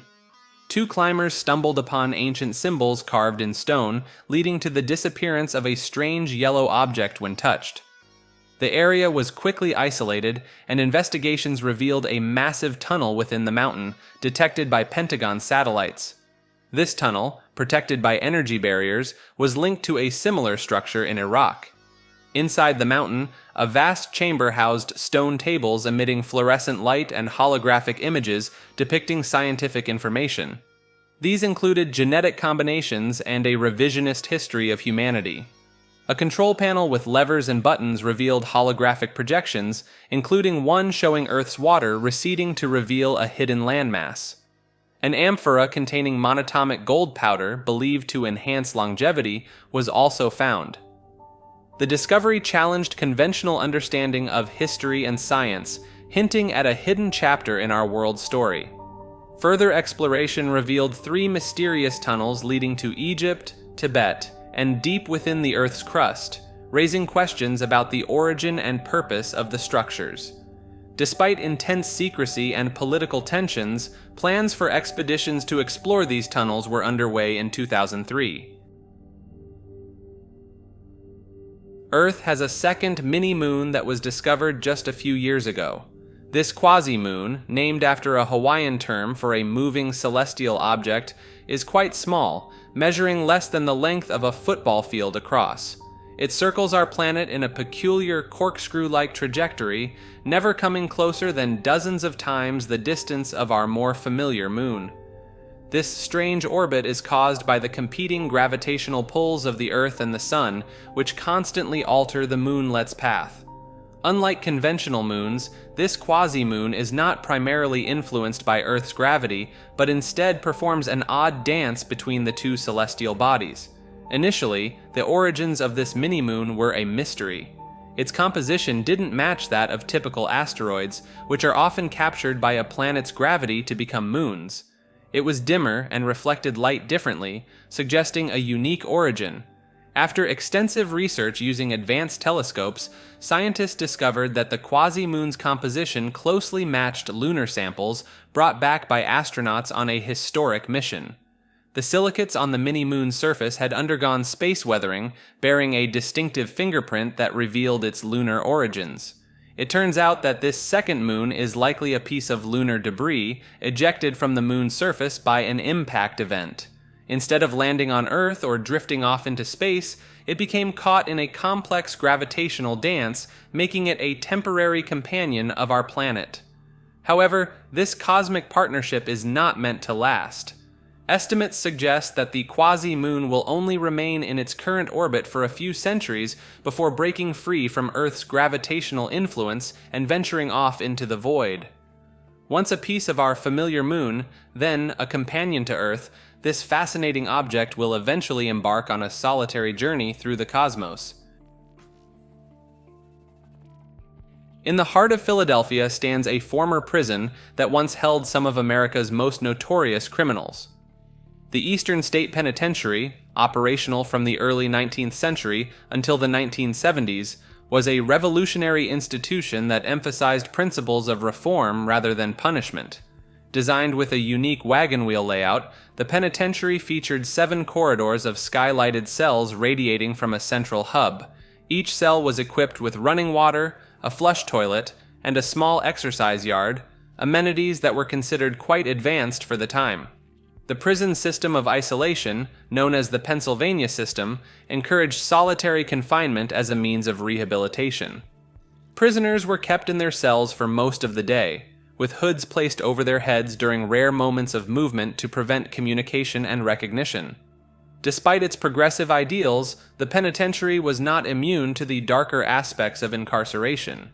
Guards and counselors devised various physical and psychological torture regimens to punish inmates, including dousing them in freezing water, chaining their tongues to their wrists, and confining them to a pitch-black underground cell known as the Hole. Over the years, the prison housed a range of infamous inmates, from bank robber Willie Sutton to gangster Al Capone. Even a dog named Pep was allegedly sentenced to life in the penitentiary for murdering the governor's cat, though the true story behind this canine convict remains a subject of debate. Today, the Eastern State Penitentiary stands as a haunting reminder of the country's penal history. Visitors can explore the crumbling cell blocks, learn about the prison's famous residents, and even brave a haunted attraction that brings the eerie atmosphere to life. The site also features thought-provoking art installations that delve into the complexities of crime, punishment, and the human experience behind prison walls. The cause of Edgar Allan Poe's untimely death has been a subject of much speculation and debate, as all medical records and documents, including his death certificate, have been lost to time. Over the years, numerous theories have been put forth, ranging from hypoglycemia and depression-related suicide to murder conspiracies and rare brain diseases. Some biographers have pointed to Poe's alleged struggles with alcoholism as a potential factor in his demise, though the evidence for this is largely anecdotal and disputed. While Poe was known to have periods of heavy drinking, he was also a member of the Sons of Temperance at the time of his death, suggesting a more complex relationship with alcohol than simple addiction. Other proposed causes of death include various forms of enzyme deficiency, syphilis, epilepsy, cholera, and even rabies, possibly contracted from one of Poe's pets. The rabies theory put forth by a cardiologist in the 1990s gained traction due to Poe's reported symptoms of delirium and hydrophobia during his final days. One of the more intriguing theories suggests that Poe may have fallen victim to a practice known as cooping, in which individuals were abducted, drugged, or plied with alcohol and used as pawns to vote multiple times in elections. This could potentially explain Poe's disheveled appearance and disoriented state when he was found shortly before his death. Despite the many theories and investigations, the true cause of Poe's death remains a mystery. Edgar Cayce, an American clairvoyant, claimed to access higher knowledge while in a trance state. His readings covered diverse topics like healing, dreams, and reincarnation. As a child, he had paranormal experiences and developed unique study habits, learning while asleep on his books. Despite facing health challenges, including losing his voice due to laryngitis, Cayce's diagnostic skills while in a trance impressed many. He garnered attention for his accurate readings, refusing to commercialize his gift and instead focusing on helping others. In the early 1900s, Cayce's reputation grew, leading to the establishment of the Association for Research and Enlightenment in Virginia Beach. The organization aimed to research Cayce's holistic healing methods, which included diagnosing and treating illnesses through psychic means. However, Cayce's beliefs in pseudo-historical theories like Atlantis and polygenism drew criticism from skeptics. Despite this, his work left a lasting impact, with many still studying his readings and exploring his contributions to alternative medicine and spirituality. Like this video and subscribe to Maker.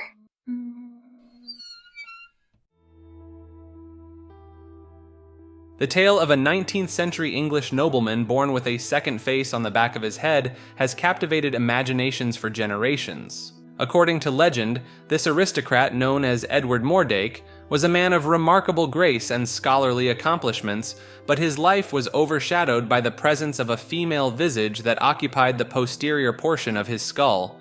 This secondary face, while unable to see, eat, or speak, was said to display intelligence of a malevolent nature. It would sneer while Mordache was happy and smile while he wept.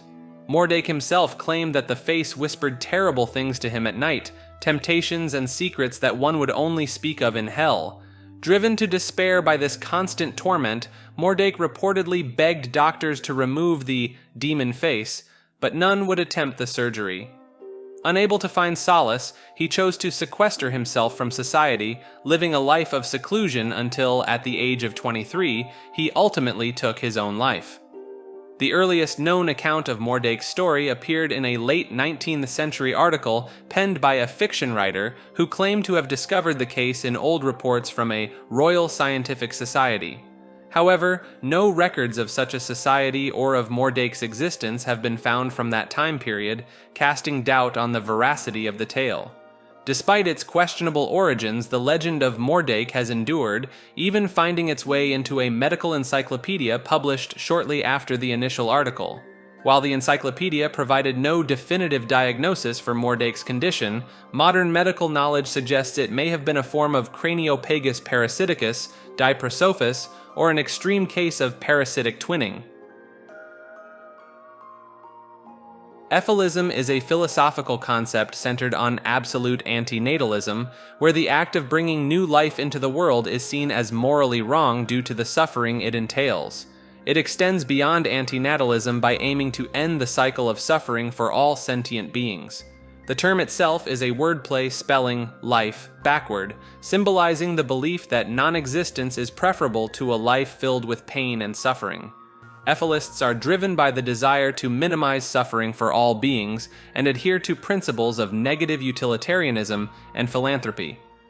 It's important to understand that ethalism and antinatalism are altruistic philosophies that do not advocate harm to existing beings.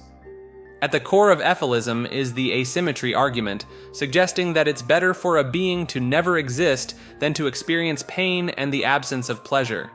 This argument challenges the human optimism bias and underscores the ethical implications of bringing new individuals into existence given the prevalence of negative experiences in life. Unlike antinatalism, ethalism rejects speciesism, viewing all sentient creatures as equal. Ethalists often adopt a vegan lifestyle to avoid contributing to the suffering of animals raised for slaughter. Critics find ethalism's ideas uncomfortable and associate them with depression. Some religious groups oppose it, perceiving not having children as against divine will. Additionally, some mistakenly link ethalism to misanthropy or eugenics, despite its fundamentally philanthropic nature and focus on minimizing suffering. Ego death, also known as psychic death or ego loss, is a concept found in various contexts, including psychology, mythology, and spirituality. It's often associated with experiences induced by psychedelics. In psychology, ego death involves a profound transformation of one's self-identity, leading to a shift in personality and a sense of letting go of the ego or the idea of a separate self. In mythology, particularly in Joseph Campbell's hero's journey, ego death represents a phase of self-surrender and transition seen in world mythologies. It signifies a transformation where the hero gains wisdom to enrich the world. In the realm of drugs, ego death refers to the temporary loss of one's sense of self due to substances like LSD. This concept gained popularity through figures like Timothy Leary. In spirituality, ego death is connected to Eastern traditions like Buddhism and Enlightenment. It involves liberation from attachment to a separate sense of self, freeing oneself from suffering by disidentifying with the ego, which is seen as an accumulation of thoughts and emotions. The DNA of ancient Egyptian mummies from a site south of Cairo has been found to be more closely related to populations from the Eastern Mediterranean, Turkey, and Europe than to those from sub-Saharan Africa. This surprising discovery challenges the common assumption that ancient Egyptians were primarily of African descent. Researchers analyzed the mitochondrial DNA of dozens of mummies, as well as the full genetic profile of a few individuals, all of whom lived between approximately 1400 BC and 400 AD. The results revealed that these ancient Egyptians shared the greatest genetic similarities with ancient populations from the Levant region, which includes modern-day Syria, Jordan, Israel, and Lebanon. They also exhibited close genetic ties to Stone Age populations from Europe and the Asian side of Turkey. These findings suggest that extensive trade networks across the Mediterranean during this period likely facilitated the movement of people, not just goods, between these regions. The limited historical record from this era supports the idea of widespread cultural exchange. Interestingly, the study also found that modern Egyptians have a higher percentage of sub-Saharan African DNA compared to their ancient counterparts. This indicates that a significant influx of sub-Saharan genetic influence occurred within the last 1,500 years, long after the time period during which the studied mummies lived. The genetic composition of the ancient Egyptian community remained relatively stable over the 300-year span covered by the study, implying that foreign conquest and rule did not significantly alter the population's genetic makeup during this time. Eidetic memory, also called photographic memory, lets you recall images with precision after seeing them once without using memory aids. It's often confused with true photographic memory, which involves remembering text or numbers in detail. Eidetic memory mainly occurs in children and is rare in adults. Language development might play a role in this shift. Some individuals claim to have vivid afterimages of objects, but scientific consensus on eidetic memory is lacking. Contrary to popular belief, there's no concrete evidence supporting the existence of true photographic memory. Expert mnemonists demonstrate remarkable memory skills, but these usually involve memory techniques rather than eidetic memory. Cases of hyperthymesia, where individuals remember intricate personal details, are distinct from eidetic memory. Competitive memory champions don't attribute their success to photographic memory. While some individuals are labeled as having eidetic memory, it's unclear whether they rely on mnemonic techniques. Notable figures like savant Stephen Wiltshire can produce detailed drawings from memory, but their abilities may not be purely eidetic. The theory that ghosts are a form of energy that persists after death, based on a misinterpretation of Einstein's laws of physics, is a common belief among many ghost hunting enthusiasts. These individuals often point to the first law of thermodynamics, which states that energy cannot be created or destroyed, only converted from one form to another as evidence for the existence of ghosts. However, this application of Einstein's work is fundamentally flawed. When a living organism dies, the energy stored within its body is indeed transferred back into the environment, but not in the form of a ghostly apparition. Instead, this energy is released as heat and consumed by bacteria, insects, and other organisms that decompose the body. In the case of cremation, the energy is released as heat and light during the combustion process. When the body is consumed by other organisms, the energy is converted and used for their own biological processes, such as growth and reproduction. While it is true that the human body generates small amounts of electrical energy through metabolic processes, this ceases at the moment of death when these processes stop. Just like a light bulb turning off when the power supply is cut, the electrical energy in the body dissipates quickly after death.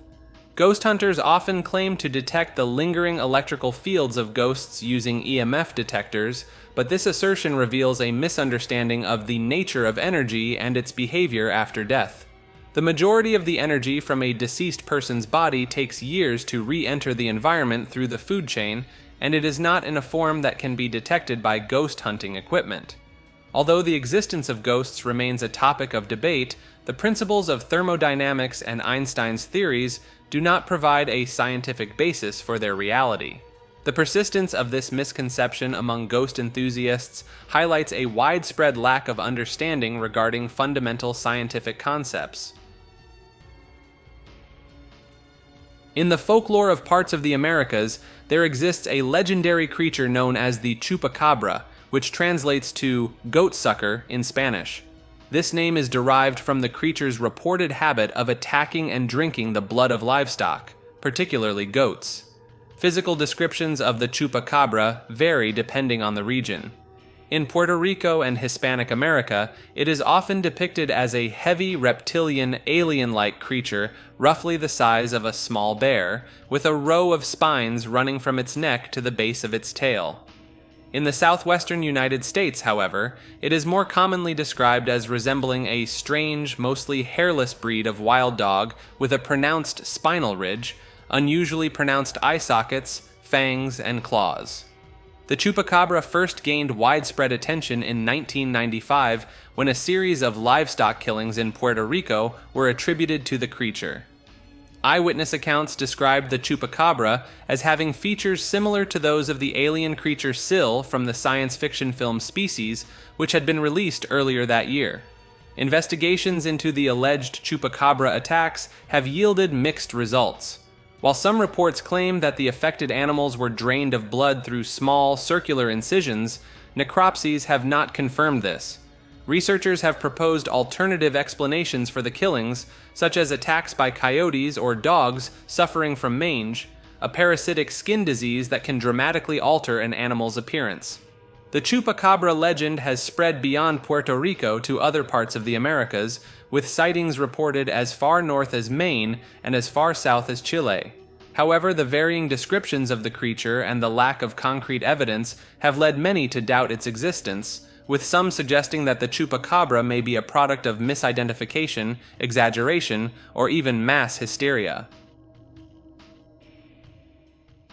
El Yunque, a lush rainforest in Puerto Rico, is not only known for its stunning natural beauty, but also for its dark side involving human disappearances and alleged encounters with otherworldly beings.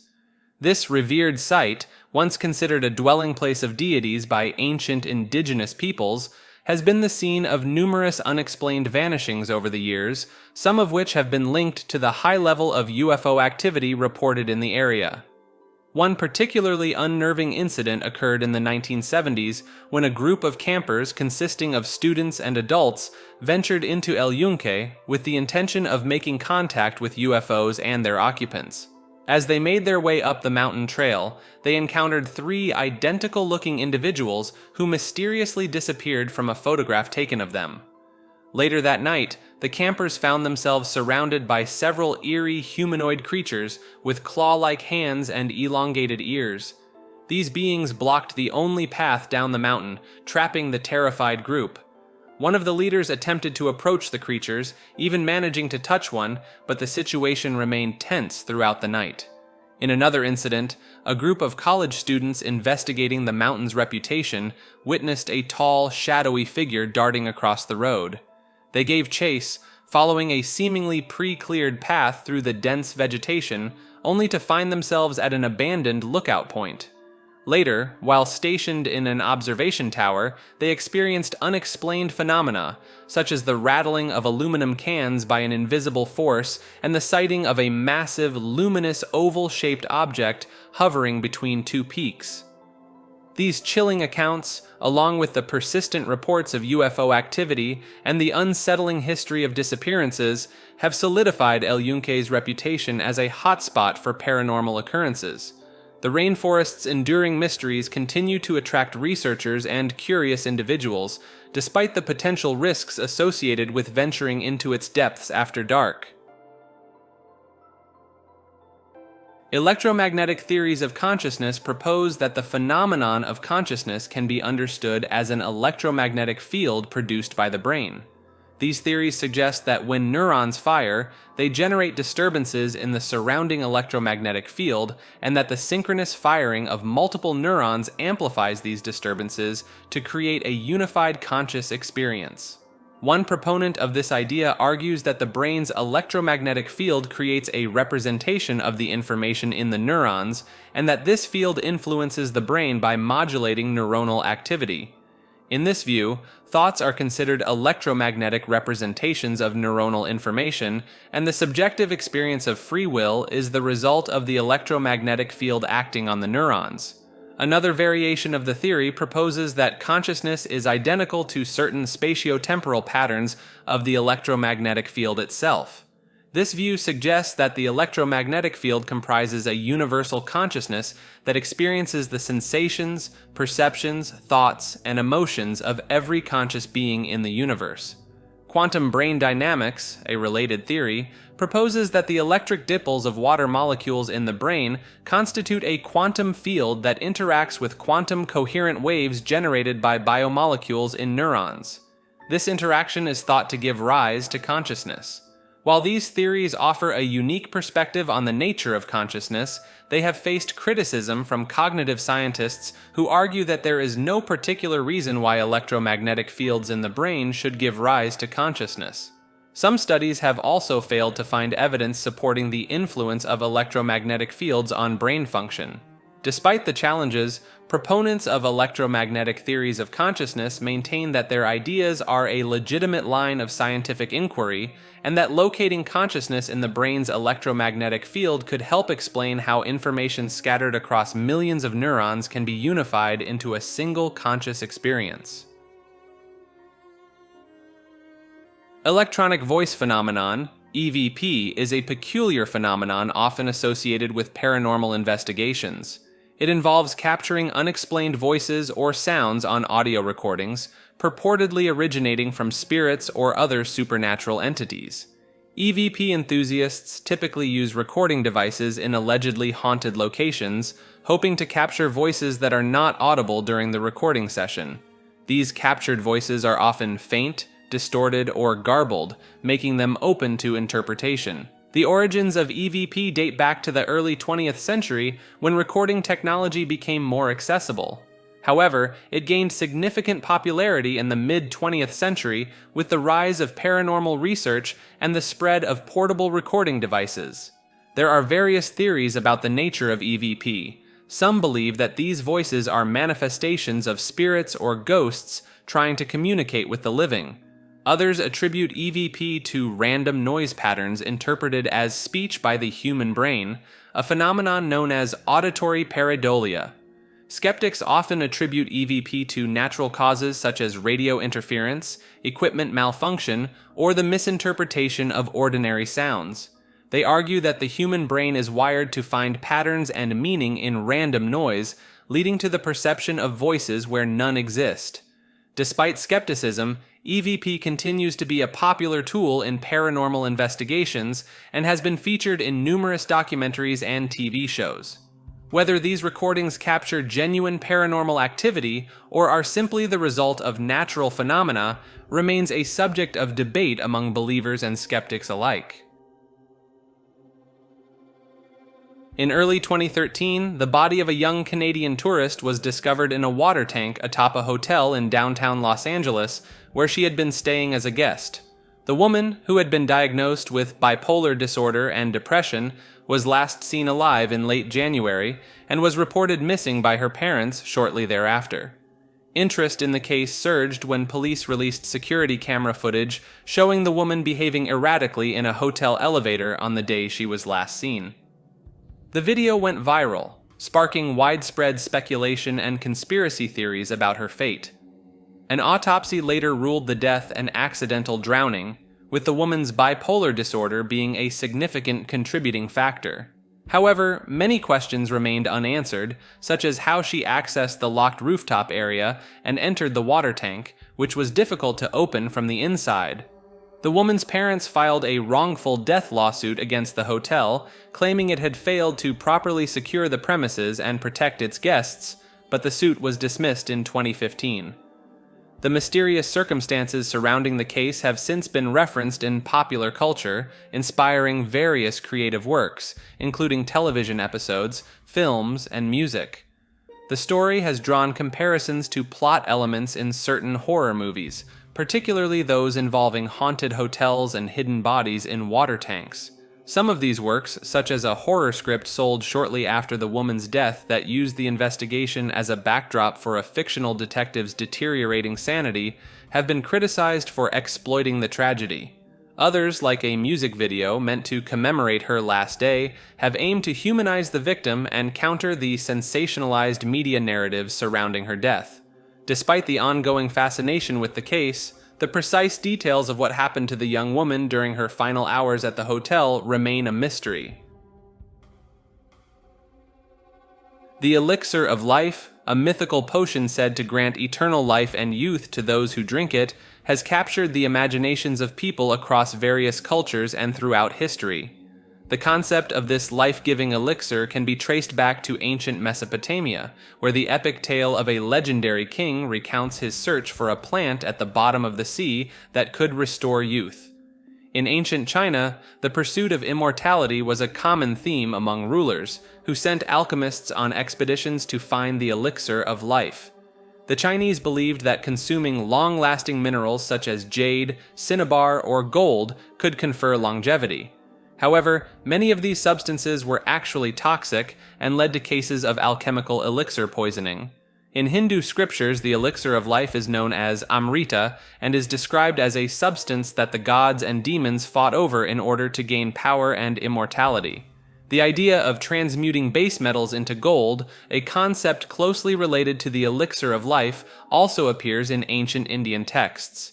The Islamic world and European alchemical tradition also have their own versions of the elixir of life, often associated with the creation of the philosopher's stone. Some famous alchemists, such as a French scribe and nobleman living in the 18th century, have gained reputations as creators of the elixir. In Japan, folktales speak of waters of rejuvenation possessed by the moon god, drawing parallels to the elixir of life. These stories also warn of the consequences of misusing such a powerful substance. Throughout history, the elixir of life has been known by hundreds of names in different languages and cultures, each reflecting the universal human desire for immortality and eternal youth. Despite the many attempts to create this mythical potion, the elixir of life remains an elusive and tantalizing concept that continues to inspire the imagination. The Eliza effect, named after the 1966 chatbot Eliza, refers to the tendency of people to attribute human traits to computer programs, particularly those with textual interfaces. Eliza, developed by MIT computer scientist Joseph Weizenbaum, simulated a psychotherapist by rephrasing user input as questions. Users often ascribed understanding and empathy to Eliza's responses, despite knowing it was just a program. This phenomenon extends beyond Eliza to any situation where users perceive computer systems as having qualities beyond their actual capabilities, even when aware of the system's limitations. Researchers observed that users unconsciously assumed the chatbot's questions implied genuine interest and emotional involvement, even when they consciously knew the program was not capable of simulating emotions. This cognitive dissonance between the user's awareness of the program's limitations and their behavior towards its output is the key characteristic of the Eliza effect. The discovery of the Eliza effect was significant in artificial intelligence, showcasing the effectiveness of social engineering in human-machine interaction. It led to advancements in technologies simulating human behavior, such as general and specialized digital assistants. However, Weizenbaum cautioned against reducing all human thought to logical formalisms and warned about developing emotional attachments to machines anthropomorphized as humans. In the late 2010s, a controversial phenomenon emerged on YouTube and YouTube Kids involving videos that appeared to be child-friendly but contained disturbing themes inappropriate for young audiences.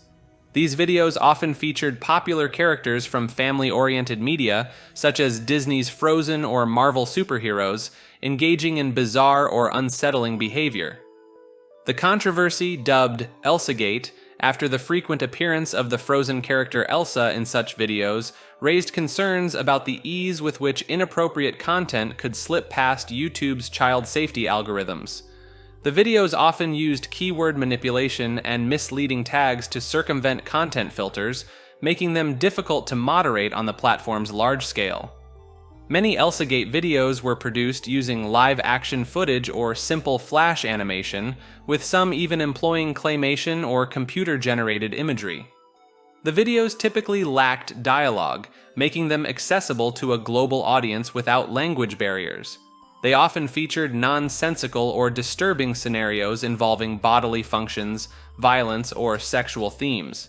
As the controversy gained public attention, some content creators came under scrutiny for channels featuring real-life children in potentially abusive or dangerous situations. One notable example was the channel Toy Freaks, which was terminated by YouTube after concerns were raised about the content creator's treatment of his young daughters. In response to the growing outrage, YouTube announced stricter guidelines regarding content featuring children and began aggressively deleting channels and videos that violated these policies. Despite these efforts, critics argued that the platform's algorithms remained ineffective at protecting young viewers from harmful content. The Elsagate controversy highlighted the challenges faced by YouTube in moderating the vast amount of content uploaded to its platform and the potential risks posed to children by videos masquerading as family-friendly entertainment. At the bottom of the sea, an unusual object captured in a photograph has sparked intrigue and speculation among those fascinated by the possibility of extraterrestrial artifacts. The image, taken by a research ship in the 1960s while surveying the seafloor west of Cape Horn, shows a peculiar structure reminiscent of an antenna, standing upright at a depth of nearly 13,000 feet. The object's striking resemblance to a modern antenna has led some proponents of fringe theories to suggest that it might be evidence of an alien presence on Earth. However, marine biologists have offered a more terrestrial explanation, identifying the mysterious object as a rare species of carnivorous sponge. This particular sponge species is known for its distinctive appearance, featuring a long stem with nodes and club-like appendages that bear an uncanny similarity to a microwave antenna. Illustrations of the sponge from the late 19th century depict it as a bush-like organism deeply rooted in the muddy seafloor. Despite the sponge's identification by experts, the photograph and its enigmatic subject have continued to capture the imagination of those drawn to the idea of underwater alien artifacts. The M drive is a concept for a spacecraft thruster that has captured the imagination of some inventors and garnered media attention despite its apparent violation of the laws of physics. The basic idea behind the M drive is that it could generate thrust by reflecting microwaves inside a closed container without expelling any propellant. Several individuals have constructed prototypes based on this concept, each with their own design variations. Some have claimed to measure small amounts of thrust from their devices, leading to speculation about potential revolutionary applications in space travel. However, the scientific community has generally viewed these claims with skepticism, noting that a true reactionless drive would defy the fundamental principles of conservation of momentum and conservation of energy. Many physicists have argued that any apparent thrust measurements are more likely the result of experimental errors or unaccounted for forces. Over the years, various teams have attempted to replicate and test M-drive prototypes, including researchers in China and at NASA's EagleWorks laboratory. While some experiments seem to indicate small amounts of unexpected thrust, subsequent studies have suggested that these anomalies could be explained by external factors such as thermal effects or electromagnetic interactions. In 2021, a group of researchers in Germany published a series of papers detailing their efforts to rigorously test the M-drive concept. After carefully isolating possible sources of error, they found no evidence of any measurable thrust, concluding that previous positive results were likely false positives. They went on to replicate several past experiments, demonstrating how the apparent thrusts could be fully accounted for by known sources of experimental error. Despite the lack of scientific support, the M-drive concept continues to attract interest from those drawn to the idea of a revolutionary propulsion system. However, the consensus among experts remains that the device is fundamentally incompatible with our current understanding of physics, and that any extraordinary claims of its efficacy would require extraordinary evidence to overturn this view. Emil Stranu, a Romanian general, is a notable figure in discussions surrounding geoengineering and geowarfare. His expertise sheds light on these complex topics, particularly regarding the potential use of geoweapons in response to natural disasters. General Stranu's distinction between geoweapons, which alter the environment for military purposes, and geoengineering, which manipulates it for various objectives, provides valuable insight into the field. His exploration of geoengineering encompasses a range of techniques, including those with military applications, such as carbon removal and solar radiation modification. One of the focal points of General Stranu's discourse is the HARP project, a controversial initiative suspected of clandestinely influencing climate conditions for military advantage. His investigation into HARP installations in various countries, notably the Potent facility in the United States, has raised questions about its capabilities and potential implications. General Stranu's visit to HARP's Alaskan facility, despite its official guise as a university research center, has brought attention to its connections with the U.S. Army and CIA, prompting discussions about its diverse applications, from directed energy weaponry to space monitoring. Despite facing threats and multiple assassination attempts due to his outspoken views, General Stranu continues to contribute to the discourse on geoengineering and geowarfare, highlighting the potential risks and implications of these technologies. His analysis of the global landscape underscores the ongoing struggle between sovereigntist states and advocates of neo-progressivism or globalization, with secretive groups exerting significant influence behind the scenes. In regions like Eastern Europe, General Stranu's observations on Western agendas to fragment socialist states into smaller, more manageable entities, as evidenced by conflicts such as Kosovo, provide valuable perspective on geopolitical dynamics. While most people are raised to believe that ghosts are the spirits of the deceased returning to visit, there is another intriguing theory that suggests the living may be responsible for these paranormal occurrences. This idea proposes that our minds have the ability to leave behind emotional imprints or records of significant events, which can later manifest in the physical world long after we are gone. These emotional imprints, also known as residual energy or psychic imprints, are thought to occur when a person experiences a dramatic or traumatic event, causing their emotions to become so intense that they embed themselves into the surrounding environment. Much like a record player leaves grooves that can emit sounds under the right conditions, our minds could create a recording that can be played back when specific circumstances align. This concept has been explored in various forms of media, including a television production and a film, which have helped to popularize the idea and inspire people to reconsider the nature of ghosts. The theory suggests that historical repeaters, or apparitions that follow a consistent pattern without interacting with their surroundings, could be the result of a person's routine actions being imprinted on a location over an extended period. Traumatic experiences such as murders or car crashes are thought to generate enough energy to imprint the moment on the environment, resulting in the echoes of the past that we witness as hauntings.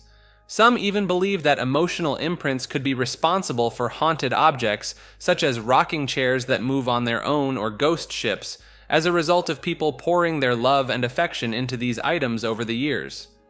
While the exact mechanism behind emotional imprinting remains unclear, it is speculated that it may be related to the electrical activity in our brains, particularly brainwaves. Under certain circumstances, a surge in this activity could potentially create a unique form of energy capable of affecting the physical world. Psychics who claim to be able to sense past events and emotions may already possess the ability to interpret these embedded emotions, and if this power could be harnessed, it could have significant implications for criminal investigations and our understanding of the past. Empathy, a fascinating aspect of human interaction, goes beyond merely understanding others. It's about feeling and sharing their emotions. What makes it bizarre is its complexity and the way it blurs the lines between individuals. Imagine experiencing someone else's joy or pain as if it were your own. It's not just about understanding, it's about mirroring emotions, almost like a psychological echo. This ability to resonate with others, to step into their emotional shoes, can be both awe-inspiring and puzzling. Furthermore, empathy isn't limited to humans. It's observed in animals too, suggesting it's deeply ingrained in our evolutionary history. The fact that it starts to emerge in children as young as 2 years old adds another layer of intrigue. How do we instinctively grasp something so nuanced from such a young age? But perhaps what's most bizarre about empathy is its variability among individuals. Some people seem to effortlessly empathize, while others struggle. And while it's often associated with kindness and compassion, it can also lead to overwhelming distress, especially when one feels another's pain too deeply. Even our brains play a role in this oddity. Brain trauma can impair empathy, highlighting its intricate neural pathways. Yet, evidence suggests it's not just hardwired.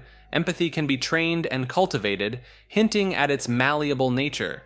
In a world where empathy seems to be both a fundamental aspect of our humanity and a mysterious phenomenon, it's no wonder it continues to fascinate and perplex us.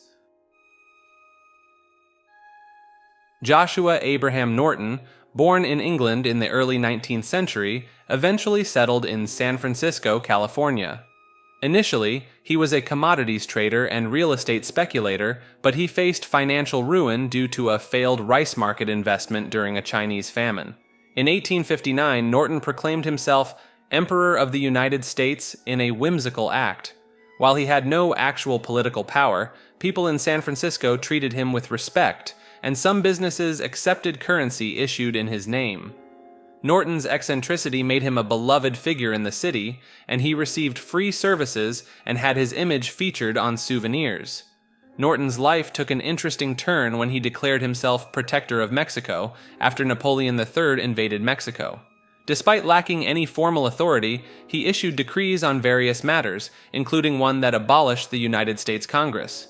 His actions ranged from visionary, like suggesting the League of Nations, to humorous, like imposing fines for saying Frisco.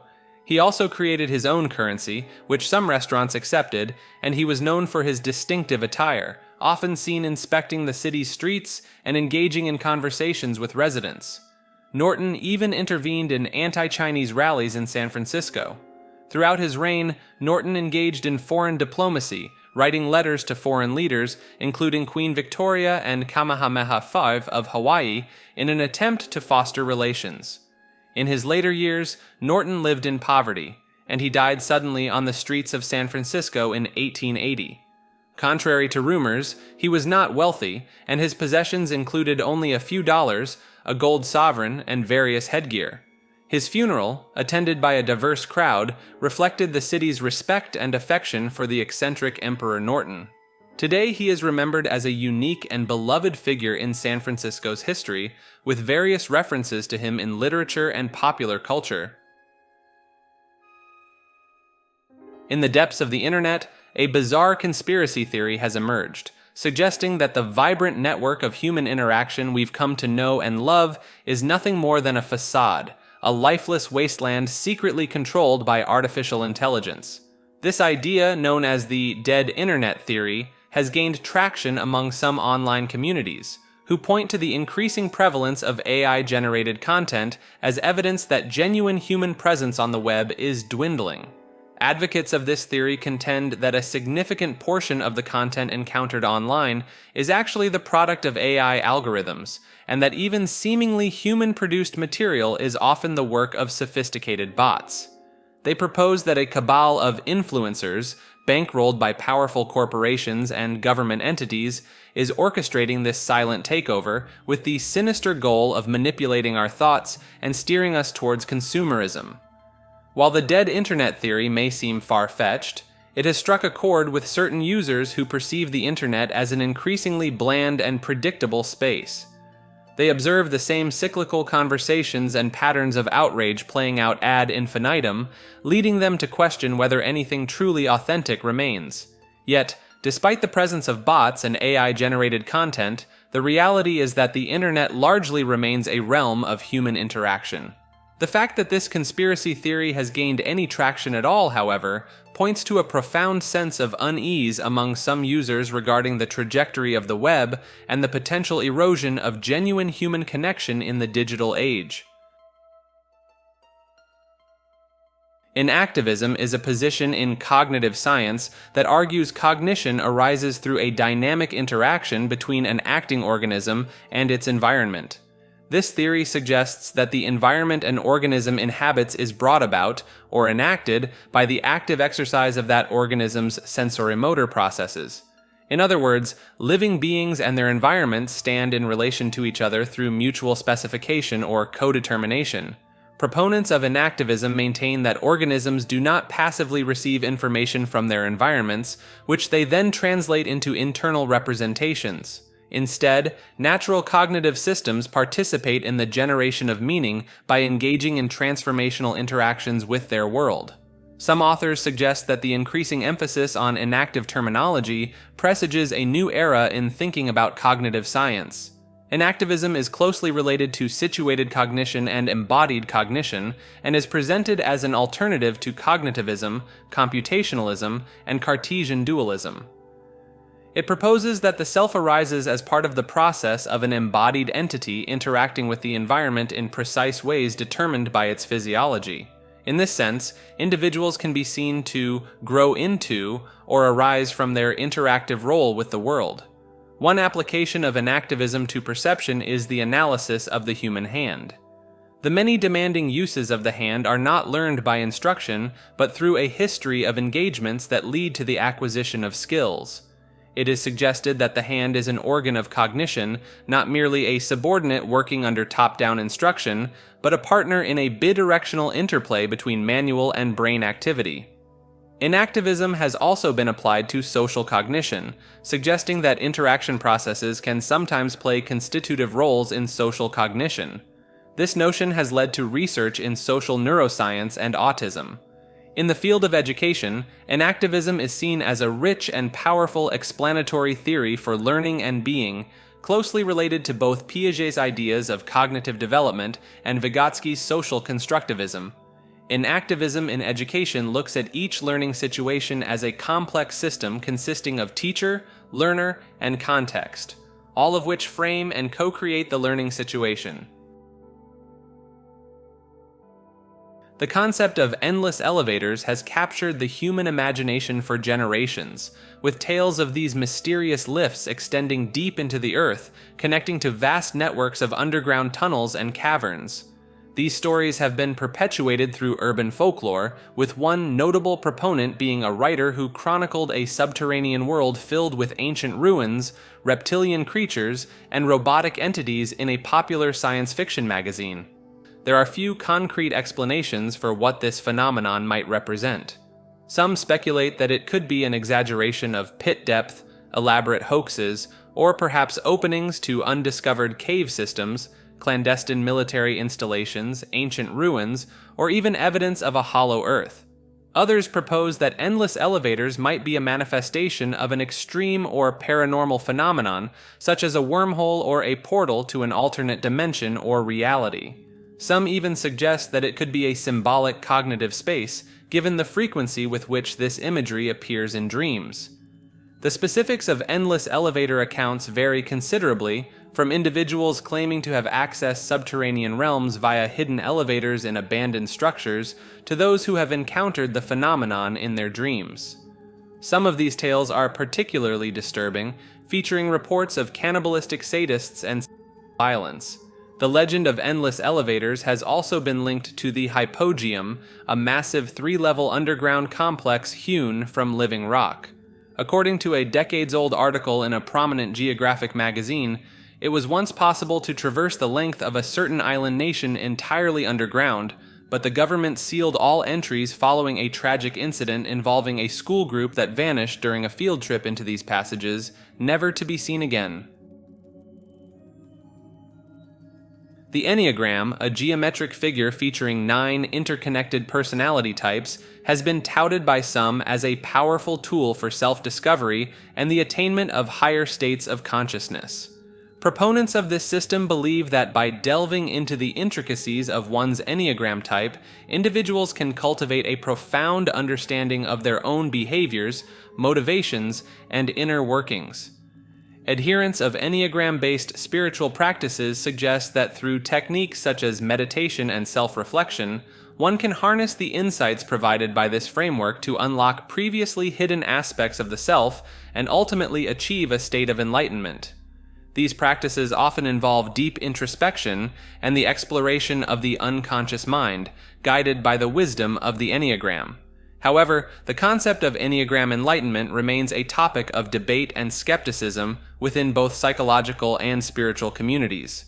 Critics argue that the Enneagram lacks scientific rigor and empirical validation, casting doubt on its reliability as a tool for personal growth and transformation.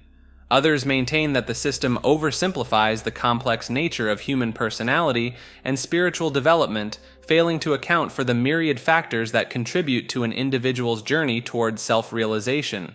Despite the controversy surrounding Enneagram enlightenment, its proponents continue to advocate for its transformative potential, sharing anecdotal evidence of profound personal breakthroughs and spiritual awakenings. Detractors, on the other hand, caution against placing undue faith in a system that has yet to be fully substantiated by rigorous scientific inquiry. As the debate persists, the true efficacy of Enneagram enlightenment remains subjective. While some individuals wholeheartedly embrace this approach as a catalyst for spiritual growth, others remain unconvinced, viewing it as yet another unproven pathway in the ever-evolving landscape of personal development and self-discovery. Enochian is a mysterious language that was supposedly received from angels by 2 occultists in 16th century England. The language is integral to the practice of Enochian magic and is recorded in the private journals of those who claim to have received it.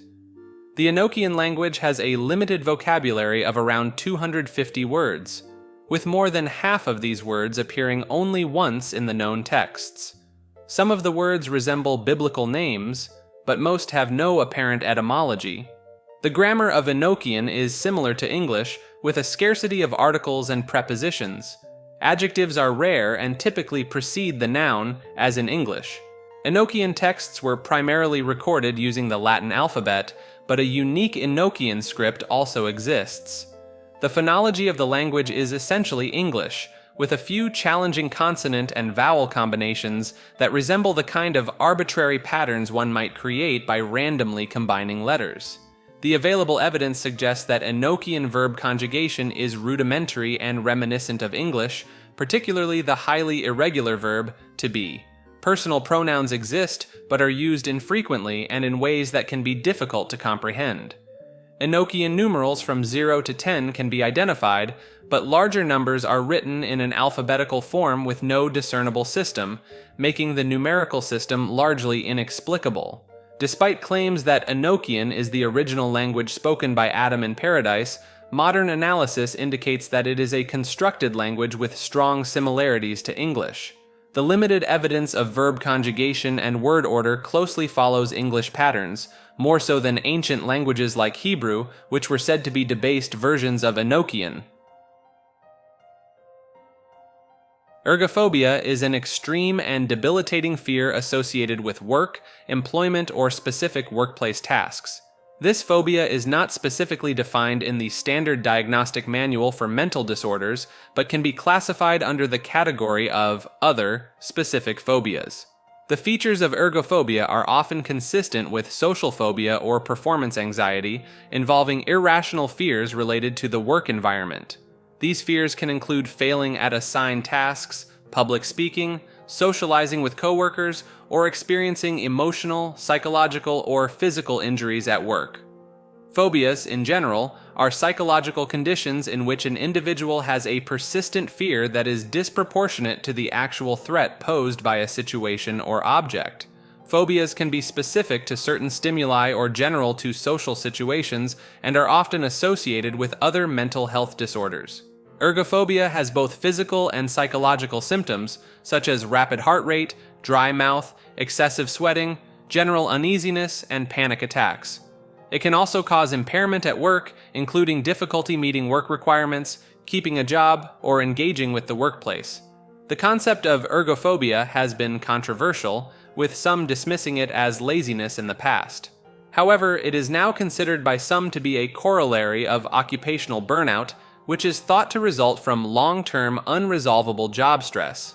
Similar syndromes to ergophobia include generalized anxiety disorder, social anxiety disorder, and other specified anxiety disorders, all of which can cause distress and anxiety in work-related situations.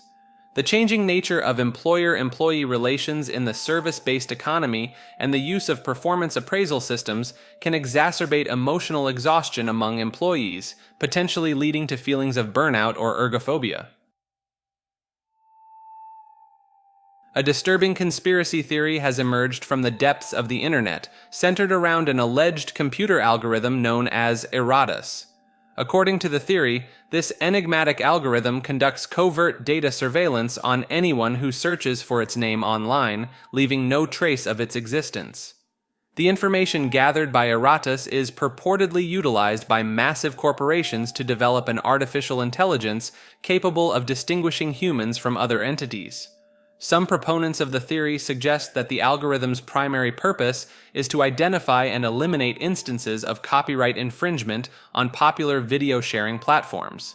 The origins of this conspiracy can be traced back to an anonymous post on an online message board in 2015. The rabbit hole deepens with the mysterious disappearance of a small-time content creator who delved into the Erratus mystery. Many speculate that this individual was silenced by the powers behind the algorithm for exposing its true nature. Despite numerous theories and investigations, the truth behind Erratus remains elusive. It is unclear whether the algorithm actually exists or if it is merely an elaborate hoax designed to captivate and unsettle those who stumble upon it. The Esalen Institute, a non-profit retreat center and intentional community nestled in the coastal mountains of California, has played a significant role in the development of humanistic alternative education and the human potential movement. Founded in the early 1960s by two Stanford graduates, the Institute quickly became a hub for exploring unconventional ideas and practices related to human consciousness and personal growth. Esalen founders envisioned a space where individuals could delve into a wide range of philosophies, religious disciplines, and psychological techniques without the constraints of mainstream academia or the dogma often associated with groups centered around a single charismatic leader. The Institute attracted a diverse array of influential thinkers, artists, and innovators who led experiential workshops focused on body awareness, sensory education, and emotional expression. The Institute's programs and workshops cover a broad spectrum of topics, from personal growth and spirituality to somatics and ecological sustainability. Esalen has also been at the forefront of research initiatives and educational projects, including the groundbreaking schizophrenia research project conducted at a state hospital. Over the years, Esalen has faced its share of challenges, including devastating natural disasters, leadership changes, and financial strains. Despite these obstacles, the Institute has remained committed to its core mission of exploring human potential and fostering personal and social transformation. While Esalen's workshops and accommodations come at a significant cost, the Institute strives to maintain a balance between financial stability and accessibility. The revenue generated from its programs is reinvested into the maintenance and improvement of its facilities, as well as supporting its various research and educational initiatives. Esalen's influence extends far beyond its scenic California campus, as it has played a crucial role in shaping the New Age movement and popularizing ideas and practices that have since become mainstream.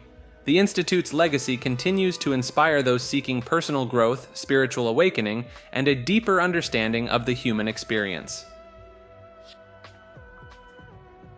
The Ethership Mystery refers to a collection of seance memoranda and letters published by a spiritualist organization in the years following World War II.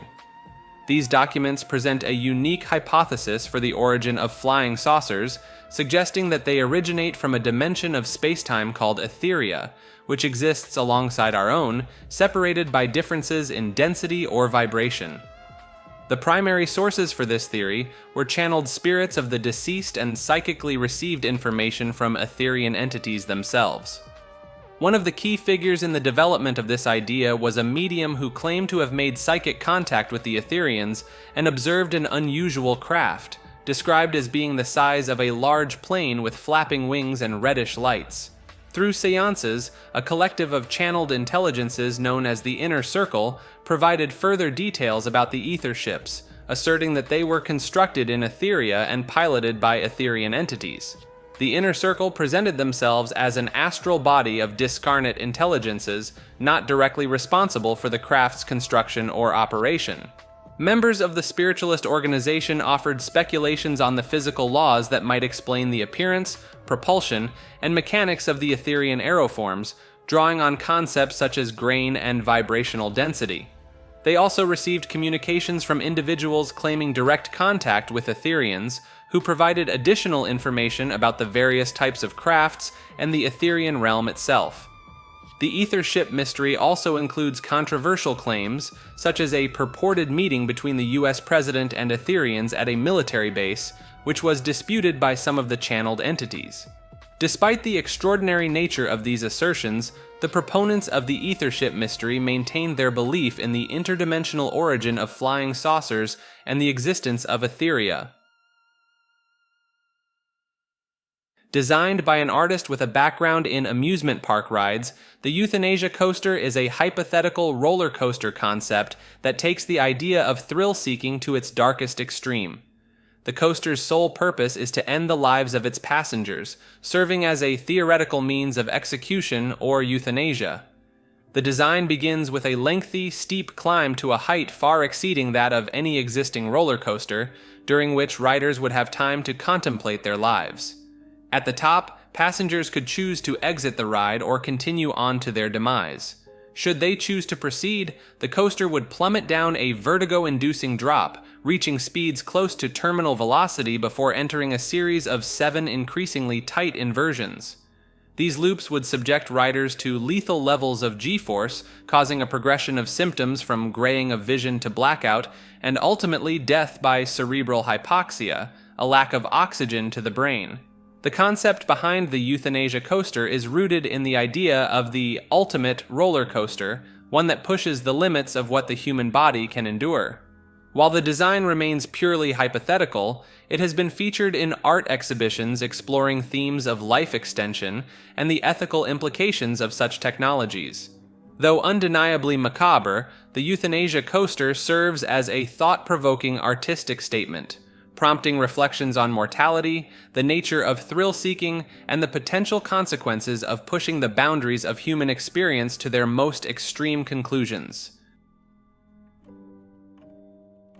The expanding Earth theory suggests that our planet has been growing larger over time. According to this idea, Earth started out much smaller millions or billions of years ago. The continents were once joined together on this small Earth, but as the planet grew, the land masses broke apart and spread out to their current positions. Some scientists think this expansion happens as new matter is created deep inside the Earth. They propose a mechanism where electrically charged particles from the Sun enter the planet's core and are transformed into new material, causing the Earth to swell outwards from the center. Proponents of the expanding Earth have tried to reconstruct what the planet looked like in the distant past based on the ages and positions of rocks on the continents and ocean floor. Their models indicate the Earth may have been around half its current size around 250 million years ago, and maybe only a quarter of its present size billions of years ago during the early stages of the planet's history. They calculate the Earth could currently be growing by around 2 centimeters per year. The expanding Earth concept provides an alternative explanation for how continents moved apart over time, in contrast to the widely accepted theory of plate tectonics. While still quite speculative, it offers a thought-provoking perspective on the dynamic nature of our planet and how it may have evolved over the eons. The phenomenon of animals exploding, while uncommon, can occur through both natural causes and human intervention. Natural explosions in living animals may serve a defensive purpose, while post-mortem explosions, such as those observed in beached whales, result from the buildup of gases produced by bacteria during decomposition. Throughout history, various military attempts have been made to weaponize animals by using them as delivery systems for explosives. These efforts have ranged from oxen carrying explosive charges in ancient China to more recent experiments with bat bombs and kamikaze dolphins during World War II. There have also been documented incidents of donkeys, mules, and horses being used in animal-borne bomb attacks. Some species of ants and termites have the ability to self-destruct through a process called autothysis, rupturing their bodies and releasing noxious chemicals to protect their colonies from intruders. This altruistic behavior occurs at the expense of the individual insect for the benefit of the colony as a whole. In one unusual case, a dairy cow in Australia was reported to have been partially blown up and killed after accidentally triggering a blasting cap it had picked up while grazing. The resulting explosion occurred while the cow was being milked, knocking the farmer unconscious. During World War II, the British Special Operations Executive developed a weapon known as the explosive rat.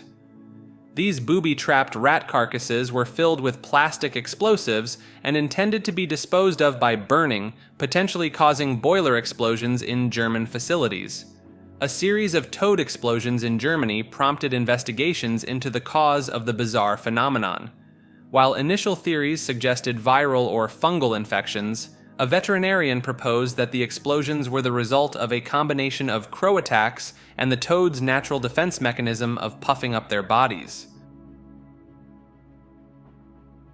Extremophiles are organisms thriving in extreme environments, pushing life's boundaries. They endure extreme temperatures, radiation, salinity, or pH levels. While some spores and bacteria remain dormant for long periods, extremophiles flourish in such conditions, making them abundant life forms. Scientists have found extremophiles in diverse extreme environments, from Antarctica's cold depths to ocean sediments. Their resilience and adaptability stem from unique amino acid compositions affecting protein folding. Extremophiles are categorized based on the extremes they tolerate, like thermophiles, high temperatures, and acidophiles, acidic environments. Some fit into multiple categories, known as polyextremophiles. Astrobiologists study extremophiles to understand life's limits and potential on other planets. Extremophiles' adaptability to space conditions raises questions about life's interplanetary travel. In bioremediation, extremophiles clean polluted sites where traditional methods fail. Some, like piezophiles, tolerate deep sea pressures and metabolize pollutants. Extremophiles contribute to biotechnology with enzymes like Taq DNA polymerase used in molecular biology for their stability and effectiveness under extreme conditions. Some aid in genetic modification. Extremophiles constantly reveal adaptability, crucial for understanding life's limits and offering potential in biotechnology and astrobiology. Eyelid viewing, sometimes considered a type of hallucination, has captured the curiosity of many. There are communities where people openly share their experiences with this phenomenon. In these spaces, individuals describe seeing vivid images and scenes with their eyes closed. They encounter various sights, sounds, and even sensations, creating a rich inner world that feels remarkably real. Interpretations of eyelid viewing differ among people. Some see it as a form of mental exploration, a way to tap into the depths of their imagination. Others believe it provides insights into their subconscious mind, revealing hidden thoughts and emotions. Many actively engage with eyelid viewing, using techniques like meditation or lucid dreaming to enhance their experiences. They see it as an opportunity for self-discovery, creativity, and spiritual growth. While some may dismiss eyelid viewing as mere hallucinations, these communities embrace it as a fascinating aspect of human consciousness. To them, it's a journey into the mysterious realms of the mind, where imagination flourishes and new insights await. Cydonia, a region on Mars, has captured scientific and public curiosity for its unique features, including a mesa-like structure famously dubbed Face on Mars. Cydonia showcases flat-topped mesas, hills, and valleys. Situated in Mars's northern hemisphere, Cydonia lies between cratered areas to the south and smoother plains to the north. Some speculate it might have once been a coastal area, with theories suggesting the northern plains could have been ocean beds. Initial interest in Cydonia was sparked by images captured by the Viking 1 and Viking 2 orbiters in 1976, which revealed the mysterious Face on Mars. Although initially thought to be a product of lighting and shadows, subsequent missions like NASA's Mars Global Surveyor and Mars Reconnaissance Orbiter provided clearer, higher-resolution images of Cydonia. In the spring of 1967, an industrial mechanic and amateur geologist was prospecting for precious metals in a remote area of a Canadian provincial park when he claims to have had a close encounter with a UFO. According to his account, he was startled by two glowing, hovering objects, one of which landed nearby.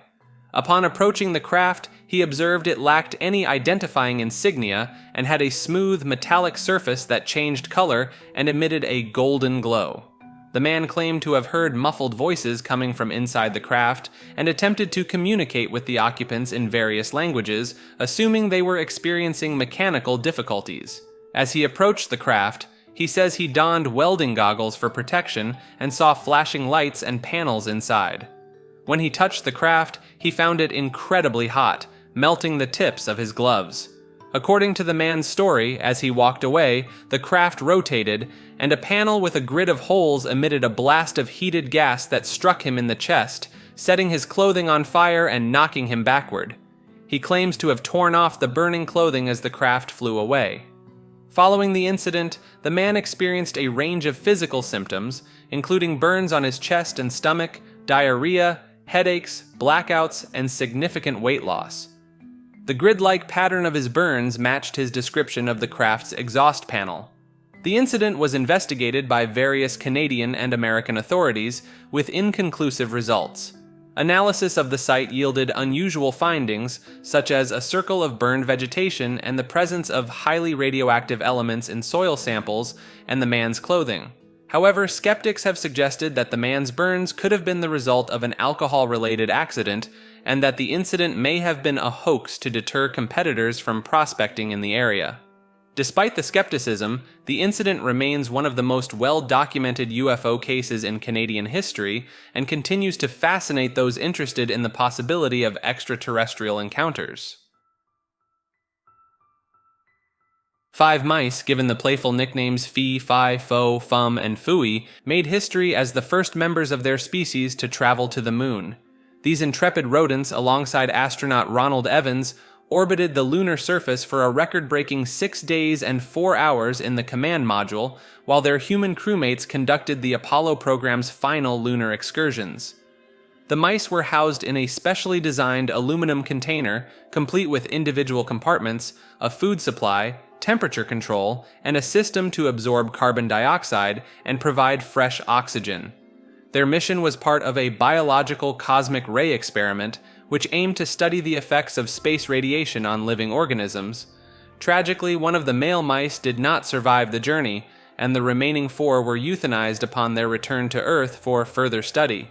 Despite the detection of lesions in their scalps and livers, these were not attributed to cosmic ray exposure, and no significant damage was found in their retinas, viscera, or brains. The 3 astronauts and their murine companions hold the distinction of being the last Earthlings to visit and orbit the moon, with Evans and the mice sharing the records for the longest time spent in lunar orbit and the most lunar orbits traveled. Feng Shui is an ancient Chinese practice that involves harmonizing individuals with their surrounding environment. The term itself means wind water, referring to the flow of energy or cosmic currents through places and structures. At its core, Feng Shui aims to situate living spaces, buildings, tombs, and other structures in optimal positions to maximize positive energy flow.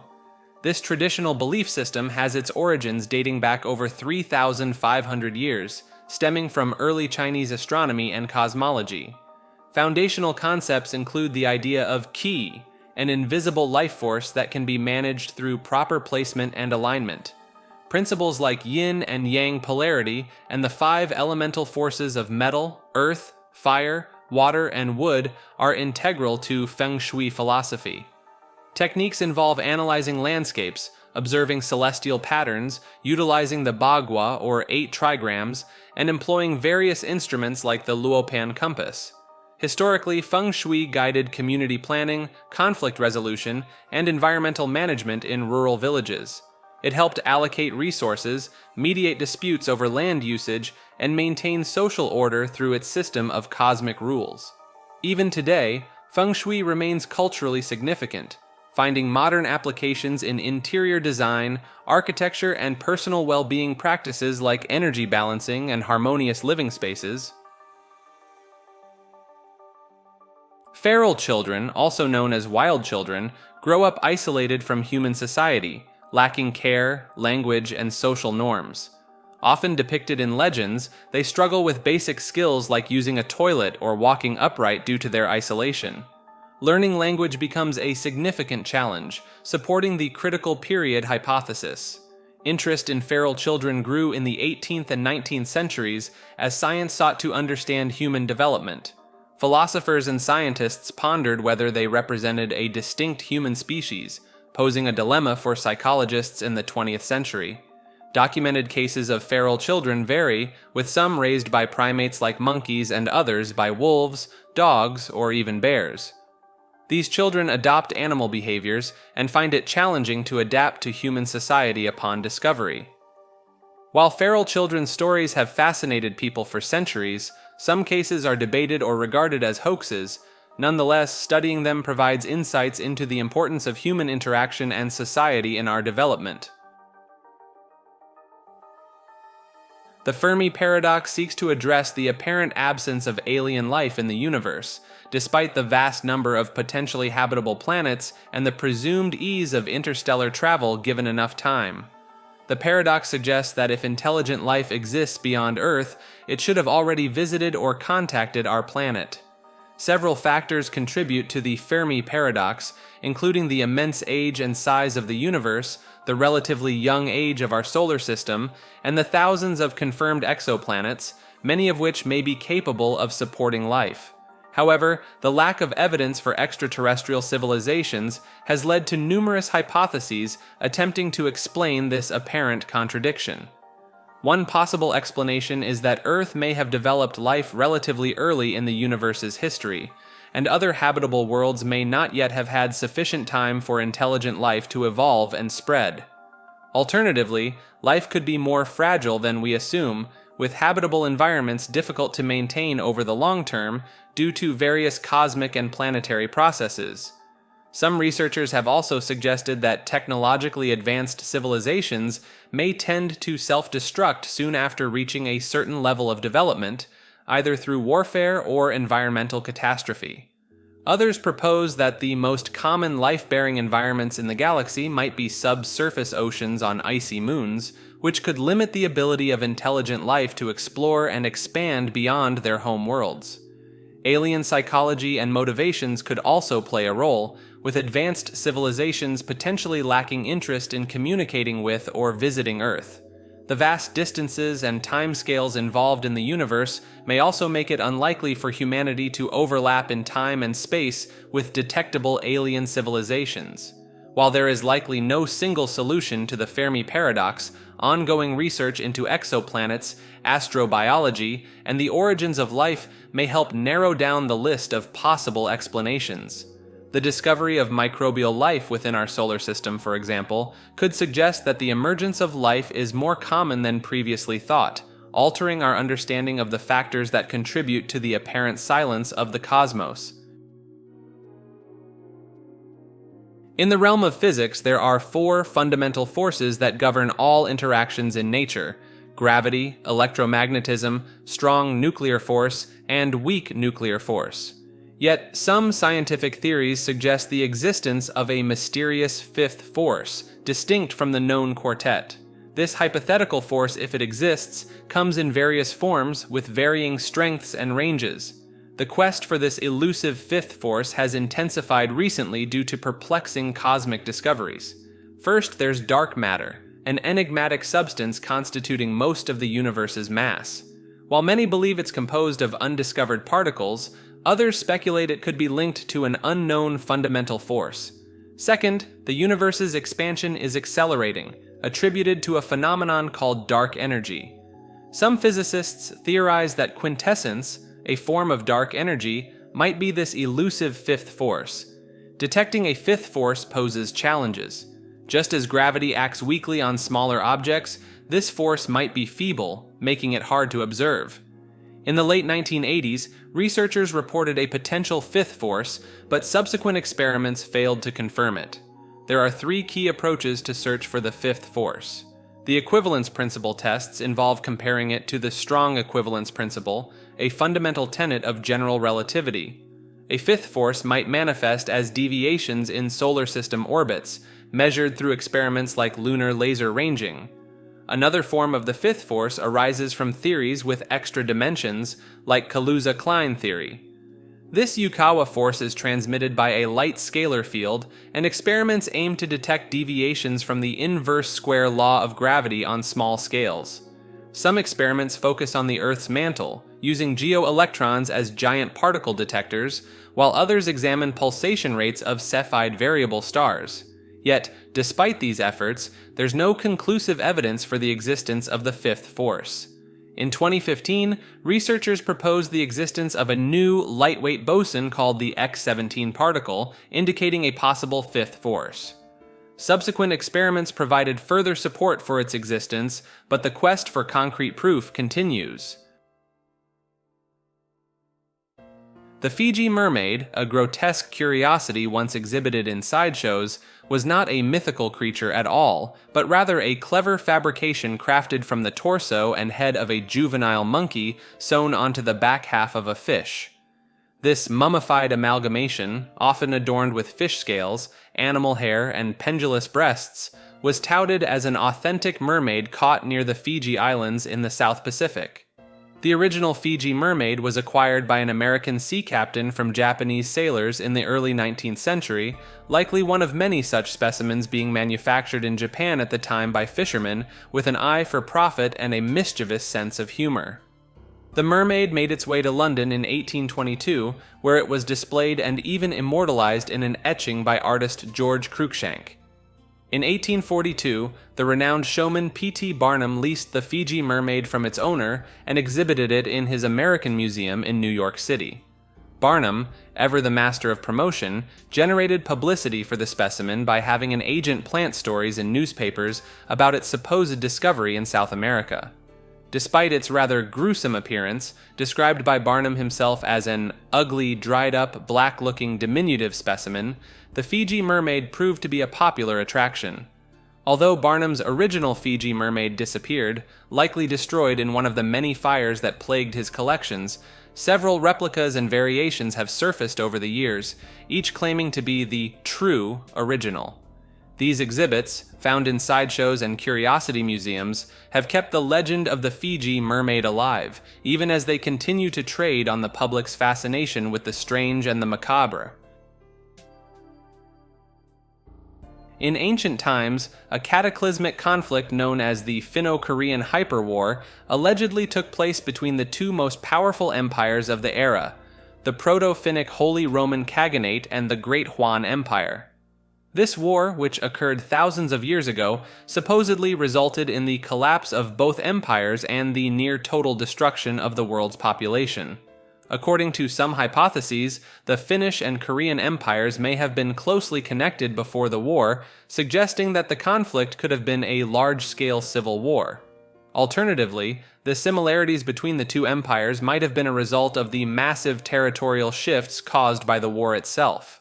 Lore surrounding the events leading up to the Hyperwar describes the rise and fall of various ancient empires and civilizations, such as Atlantis, Iberia, and the Emu Confederation.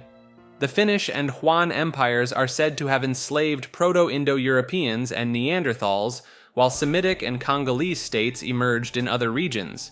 The war allegedly involved land, sea, air, and even space-based combat, with the Finnish Empire invading Mesopotamia and India to counter growing Huan influence.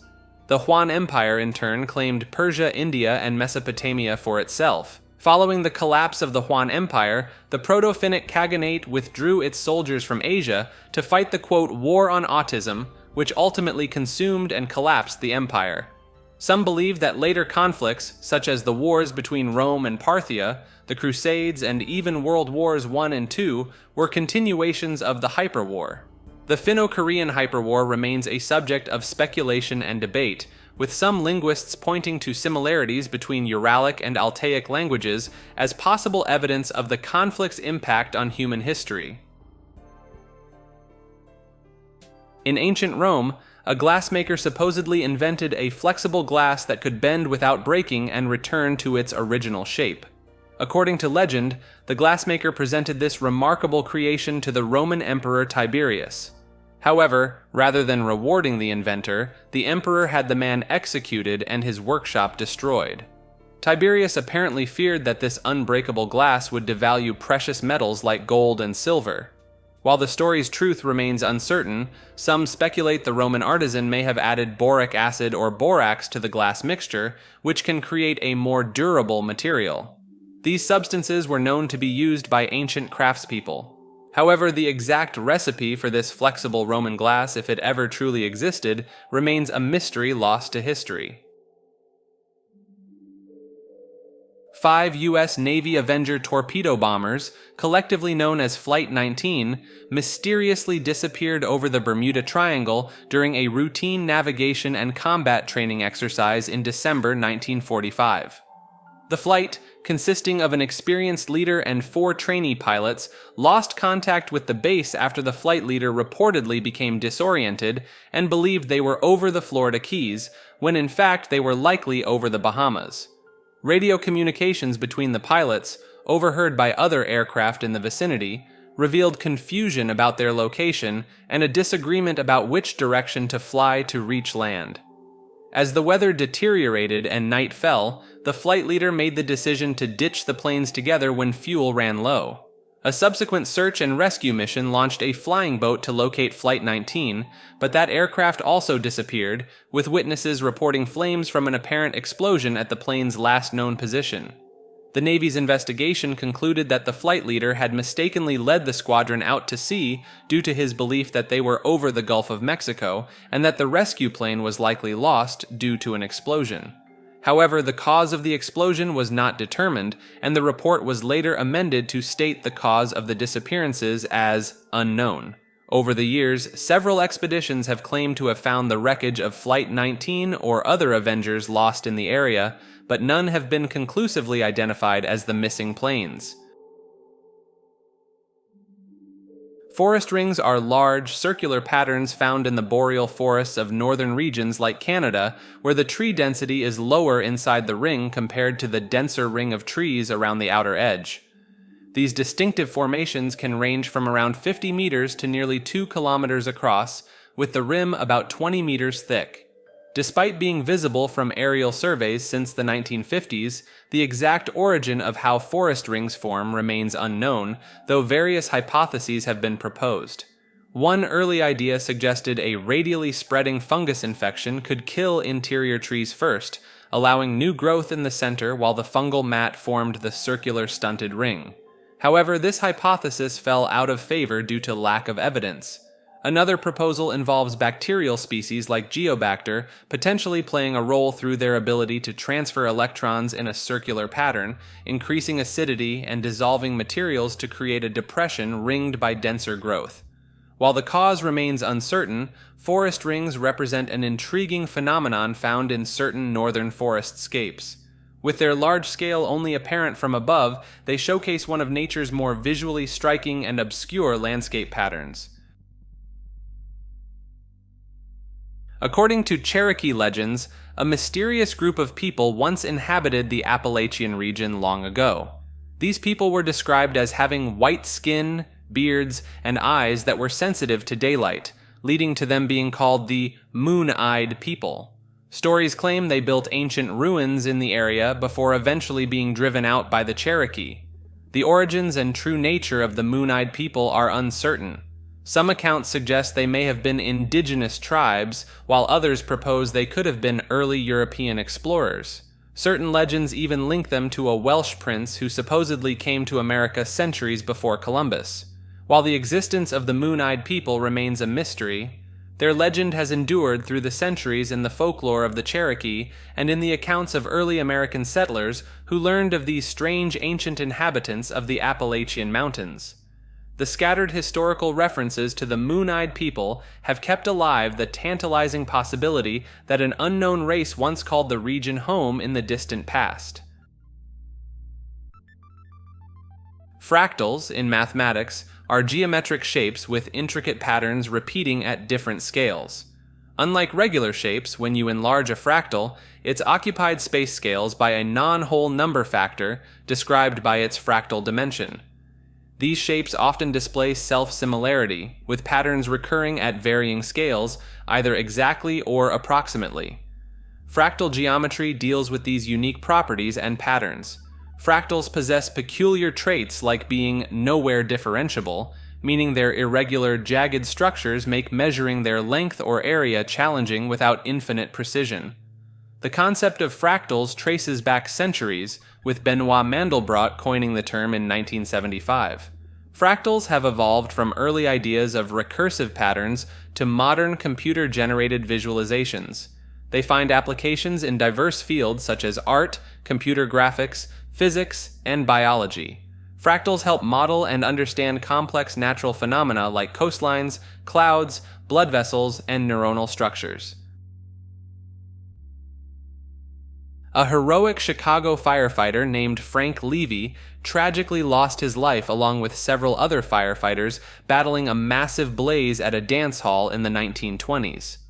According to local legends, Levy had eerily leaned his hand on the window of the firehouse earlier that day, saying something foreboding about it being his last day on the job. The story goes that after Levy's death, his handprint mysteriously remained on that window, unable to be removed by any means until exactly 20 years later when a paperboy accidentally shattered the glass. This peculiar tale has become part of Chicago's ghost lore, told and retold over the decades. However, while Levy and the deadly fire were very real, there seems to be little evidence to support the handprint part of the story. No photographs exist of the supposed print, and the tale doesn't appear in records until long after the old firehouse had been torn down. So, the Levy handprint story is likely more folklore than fact. But its persistence over the years has transformed a fallen firefighter into a legendary figure, etching his name, heroism, and sacrifice into Chicago history. The tale, true or not, has made Levy an enduring symbol of the bravery of those who risk all to keep the city safe. A renowned Dutch-American primatologist and ethologist dedicated his career to studying primate social behavior, including conflict resolution, cooperation, and empathy. His groundbreaking work shed light on the complex emotional lives and cognitive abilities of our closest living relatives. Early in his career, he conducted a multi-year study on a large captive chimpanzee colony, resulting in a seminal book that was the first to describe primate behavior in terms of planned social strategies. His research initially sparked controversy for attributing emotions and intentions to primates, but ultimately helped establish the field of primate cognition. Over the years, his work drew attention to behaviors like deception, conflict resolution, and empathy in primates. He introduced concepts that were initially met with skepticism, such as reconciliation after fights, but gradually gained acceptance. He also played a key role in popularizing bonobos and their "make love, not war" reputation. Fundamentally, he aimed to understand the social glue that binds primate societies together.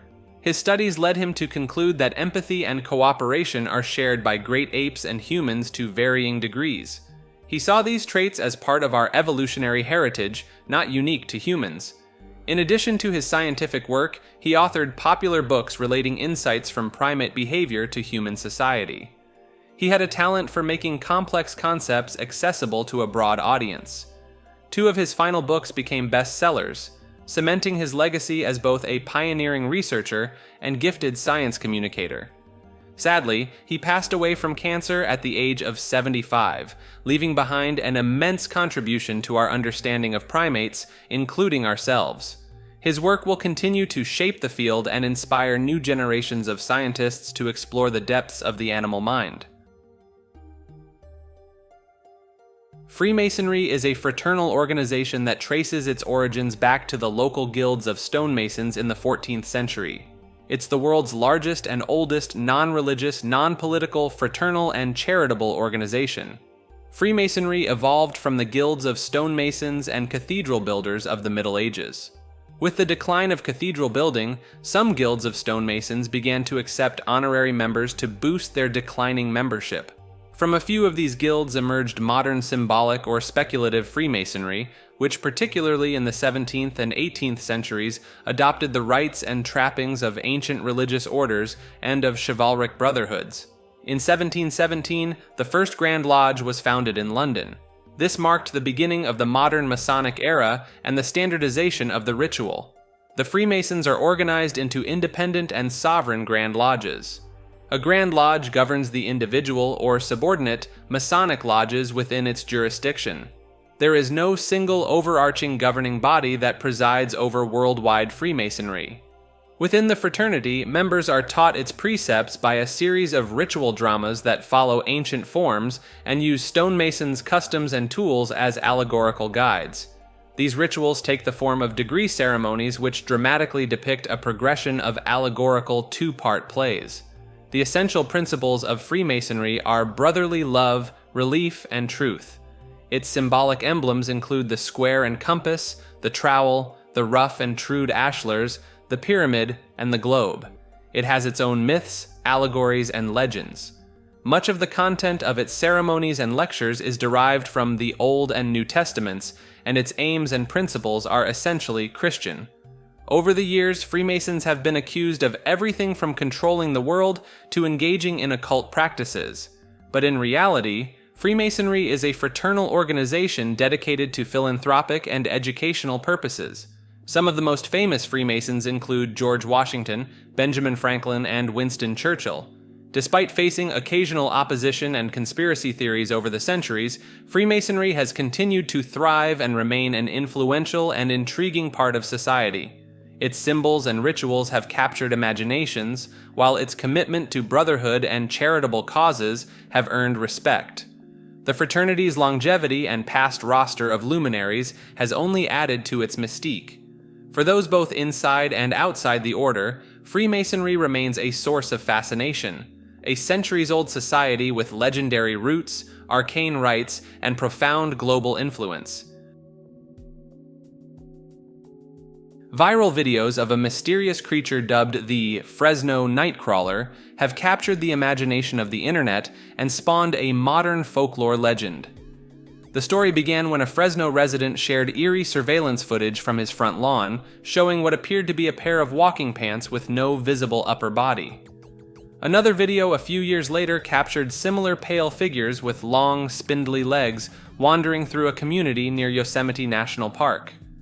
These strange clips quickly spread online, sparking rampant speculation and debate about what has come to be known as the Fresno Nightcrawler. Over time, the Nightcrawler has joined the ranks of other famous cryptids like Bigfoot and the Loch Ness Monster, animals whose existence is claimed but unproven. But what makes the Nightcrawler unique is its humble origins in these specific videos and its rapid rise to internet fame. Artists worldwide have embraced the Fresno Nightcrawler, creating their own interpretations ranging from the creepy to the cute. Photorealistic images blend the creature into historical photos. Quirky illustrations adorn stickers and keychains. The Nightcrawler's simple, almost silly appearance lends itself well to merchandising. Beyond the visuals, the Nightcrawler has also become a muse for storytellers. Because the videos merely show the creatures innocently lurking in the night, there's ample room for playful tales rather than just terror. Podcasters have delved into the legend, even touring with comedy shows devoted to the cryptid. Locally, Fresnans have taken pride in their native Nightcrawler. It's been the star of art shows and the theme of Halloween displays. Some even prefer being known for this quirky creature than for some of the region's less savory claims to fame. So while the Fresno Nightcrawler's reality remains a mystery, its place in pop culture is firmly established. This bizarre beast, whatever it is, has truly captured the world's imagination, one stilted step at a time.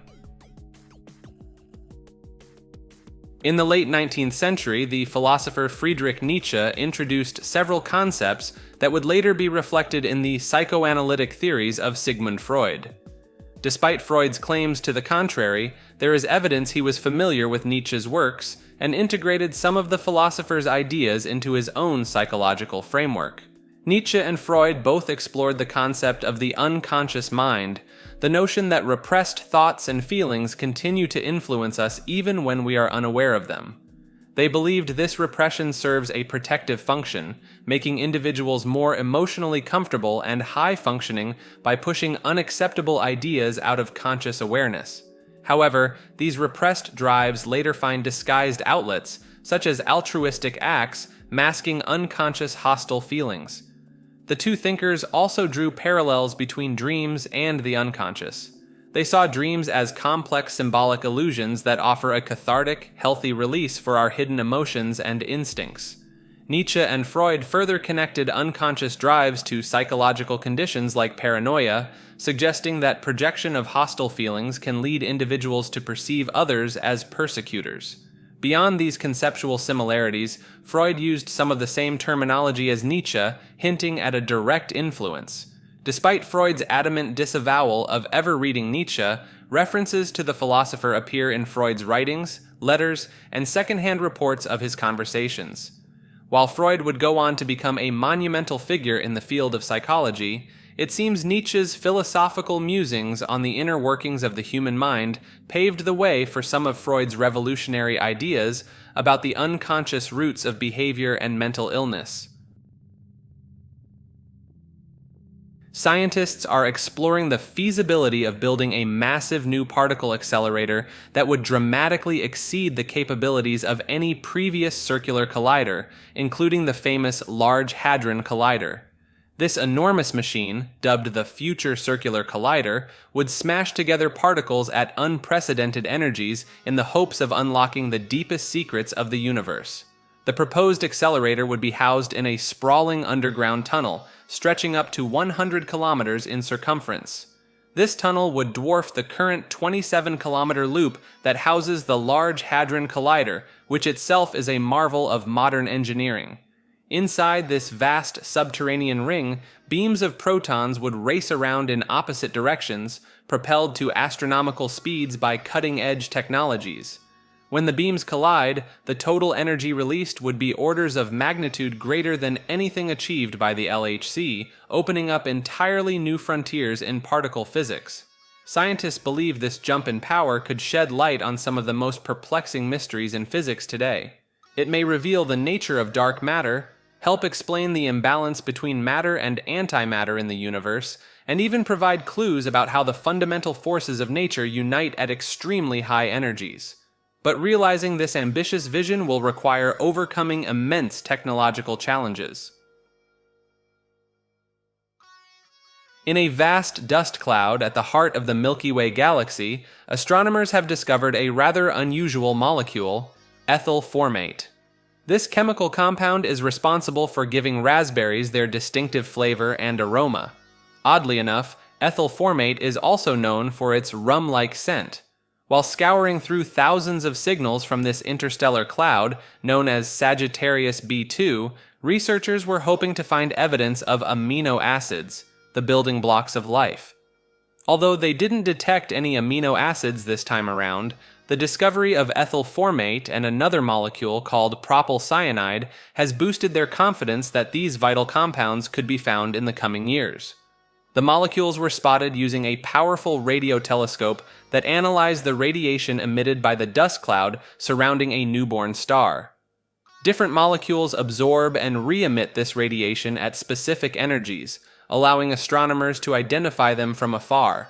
So far, the team has identified around 50 unique molecules in their cosmic survey, with many more waiting to be analyzed.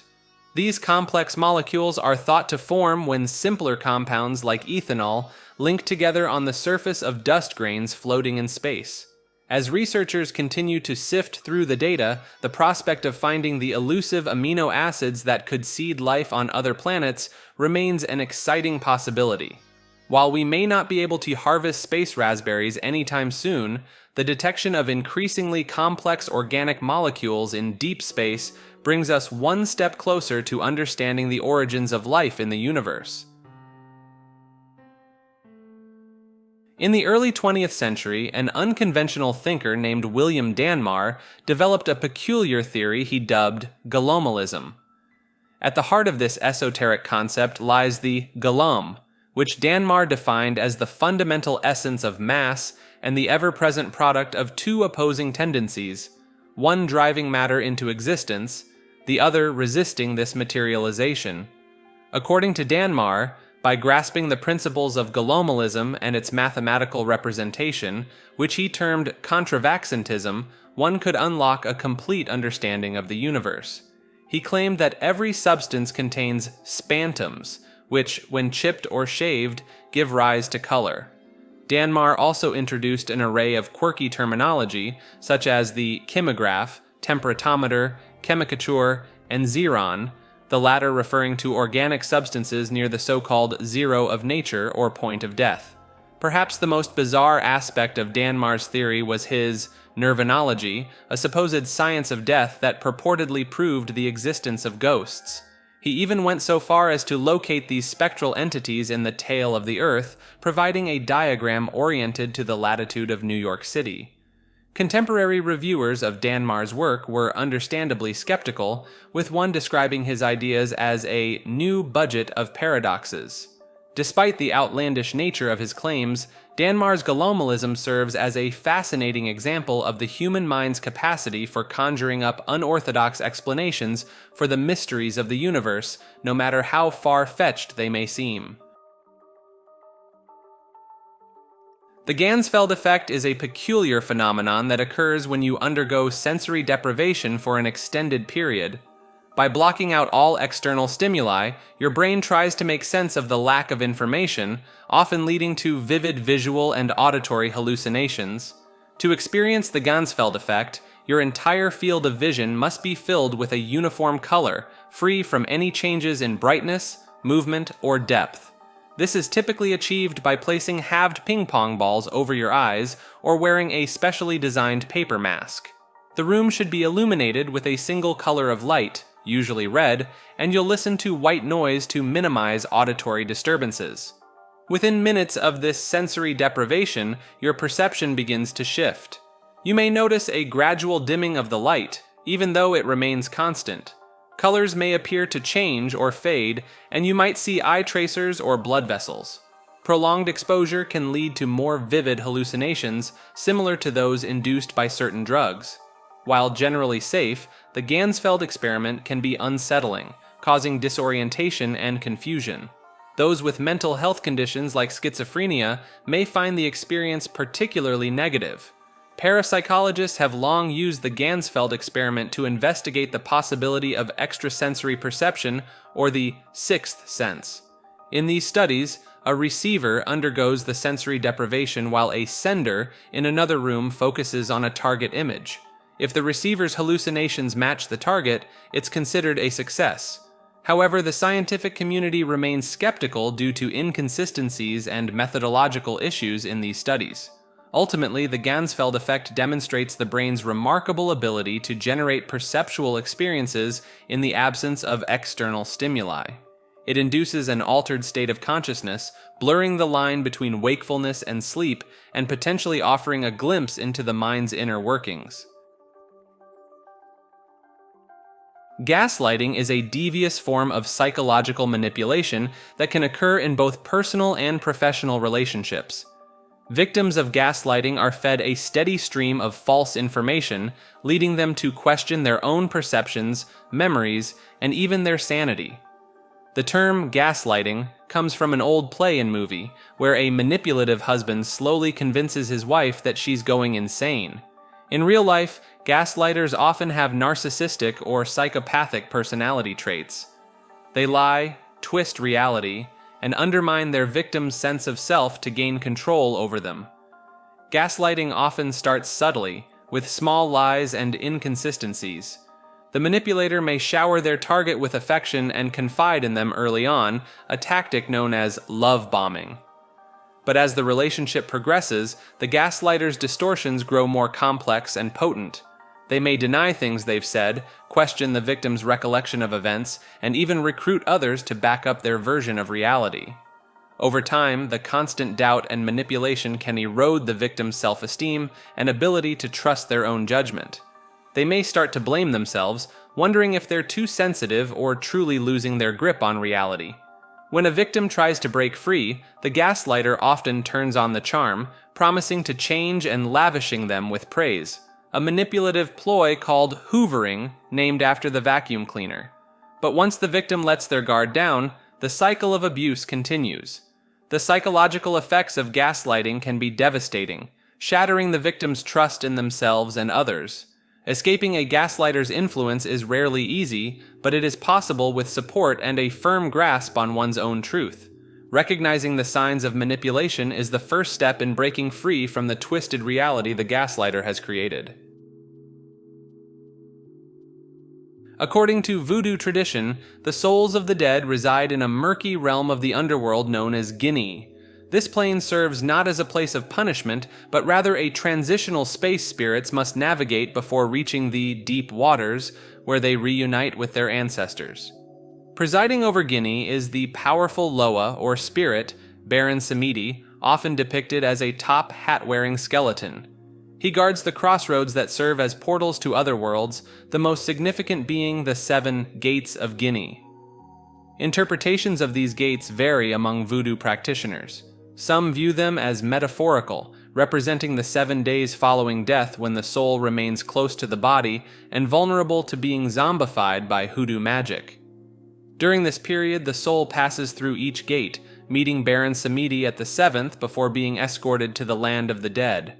Others believe the gates have earthly counterparts scattered throughout the cemeteries of New Orleans' French Quarter. The area was once home to numerous burial grounds, making it a veritable city of the dead. Specific tombs and monuments, such as that of famed voodoo priestess Marie Laveau, are thought to mark the locations of these portals. Opening the gates in the correct order is crucial, lest dangerous spirits be unleashed or the seeker be dragged into the underworld. A traditional voodoo rhyme is said to reveal the proper timing: 7 nights, 7 moons, 7 gates, 7 tombs. Each gate is guarded by a powerful Lo who must be appeased with ritual offerings. The 7 Guinea gateways are believed to be most active on certain holidays, such as Christmas, Mardi Gras, and All Saints' Day, making them easier to open. But those seeking to enter the realm of the dead must tread carefully, respecting the guardians and the mysteries that lie beyond the gates of Guinea. Genetically modified organisms, or GMOs, are organisms whose genetic material has been altered using genetic engineering techniques. While humans have been modifying the genomes of plants and animals for thousands of years through selective breeding, recent advances have allowed for much more precise control over the genetic changes being made. Crops, farm animals, and soil bacteria are some of the more prominent examples of GMOs. Genetic modifications can provide benefits such as increased crop yields, reduced need for pesticides, enhanced nutrient content, and resistance to pests and environmental stressors. Animal modifications can increase yield and reduce susceptibility to disease. In the pharmaceutical industry, GMOs are used to produce proteins, antibodies, and tissues for medical treatments. However, there are also concerns about potential risks associated with GMOs. Some worry about unintended consequences of altering an organism's natural state, such as changes in metabolism, growth rate, or response to environmental factors. There are also concerns about the possibility of GMOs spreading antibiotic resistance or causing ecological imbalances. Debates have arisen over specific cases such as Bt corn and its potential impact on monarch butterfly populations. Economic concerns include the control of GMO patents by private companies and potential impacts on small farmers. There are also philosophical and religious objections, with some believing it is intrinsically wrong to tamper with nature, or that mixing genes between species is immoral. This has led to calls for clear GMO labeling to allow for informed consumer choices. Regulation of GMO research and development has evolved over time. Early guidelines focused on lab safety, but as GMOs moved toward commercialization, broader issues arose. Governments now perform risk assessments before allowing commercial use, but regulation remains challenging due to the difficulties in predicting impacts. The case-by-case approach to risk assessment is widely accepted, though specific regulatory approaches vary between countries.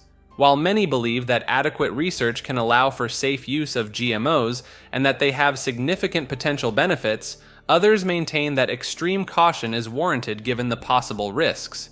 As GMO use continues to expand, ongoing research and improved safety measures will play a key role in shaping their future impacts.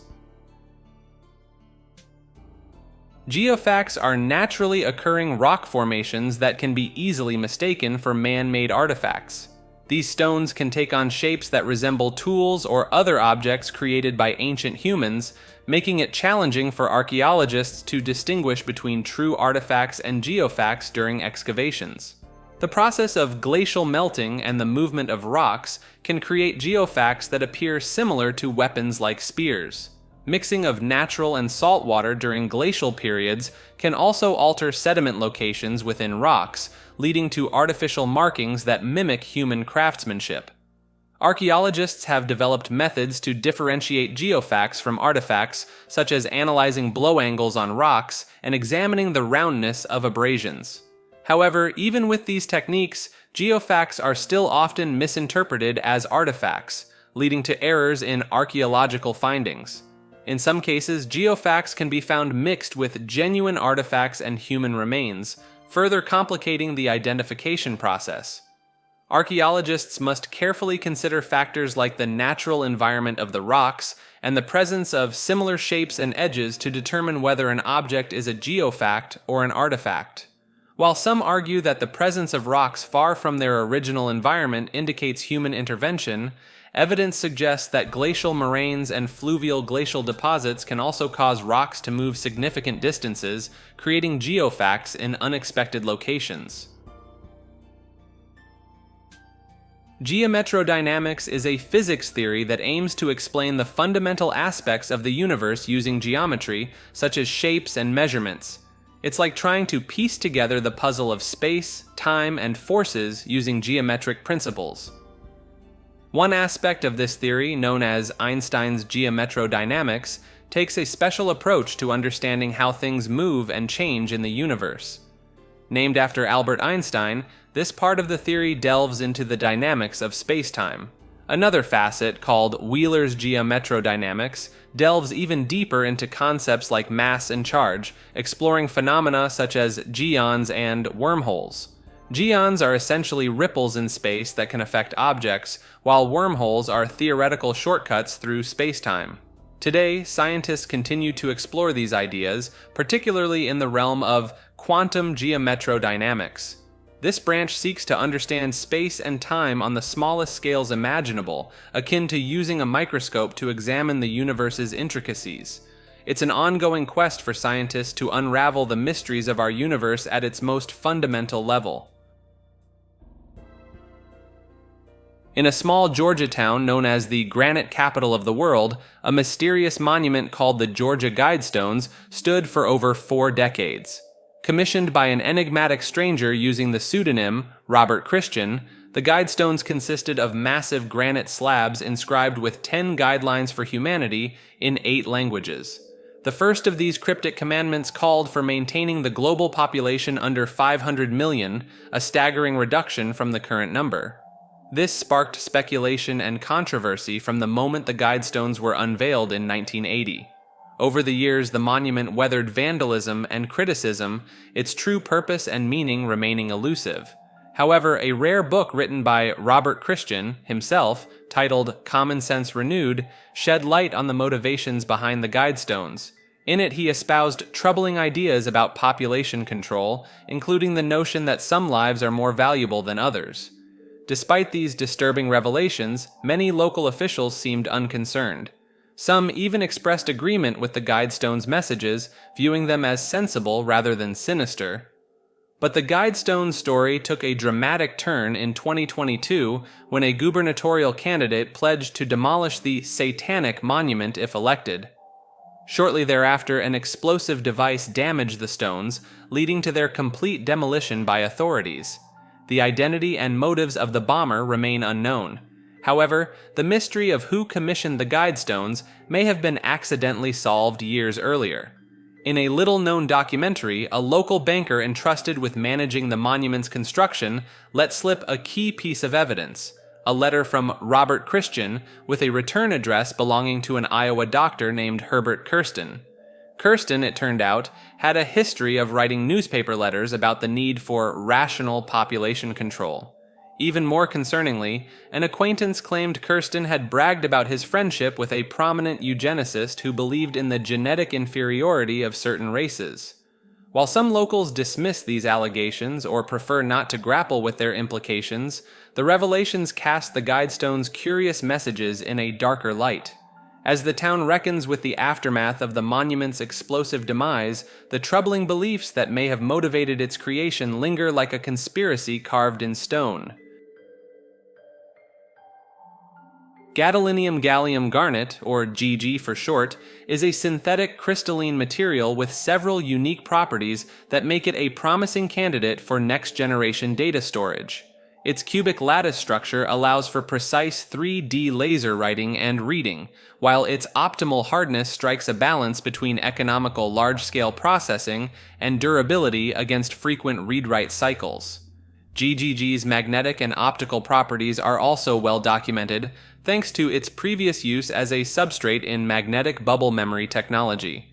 The potential data storage capacity of GG is truly astounding.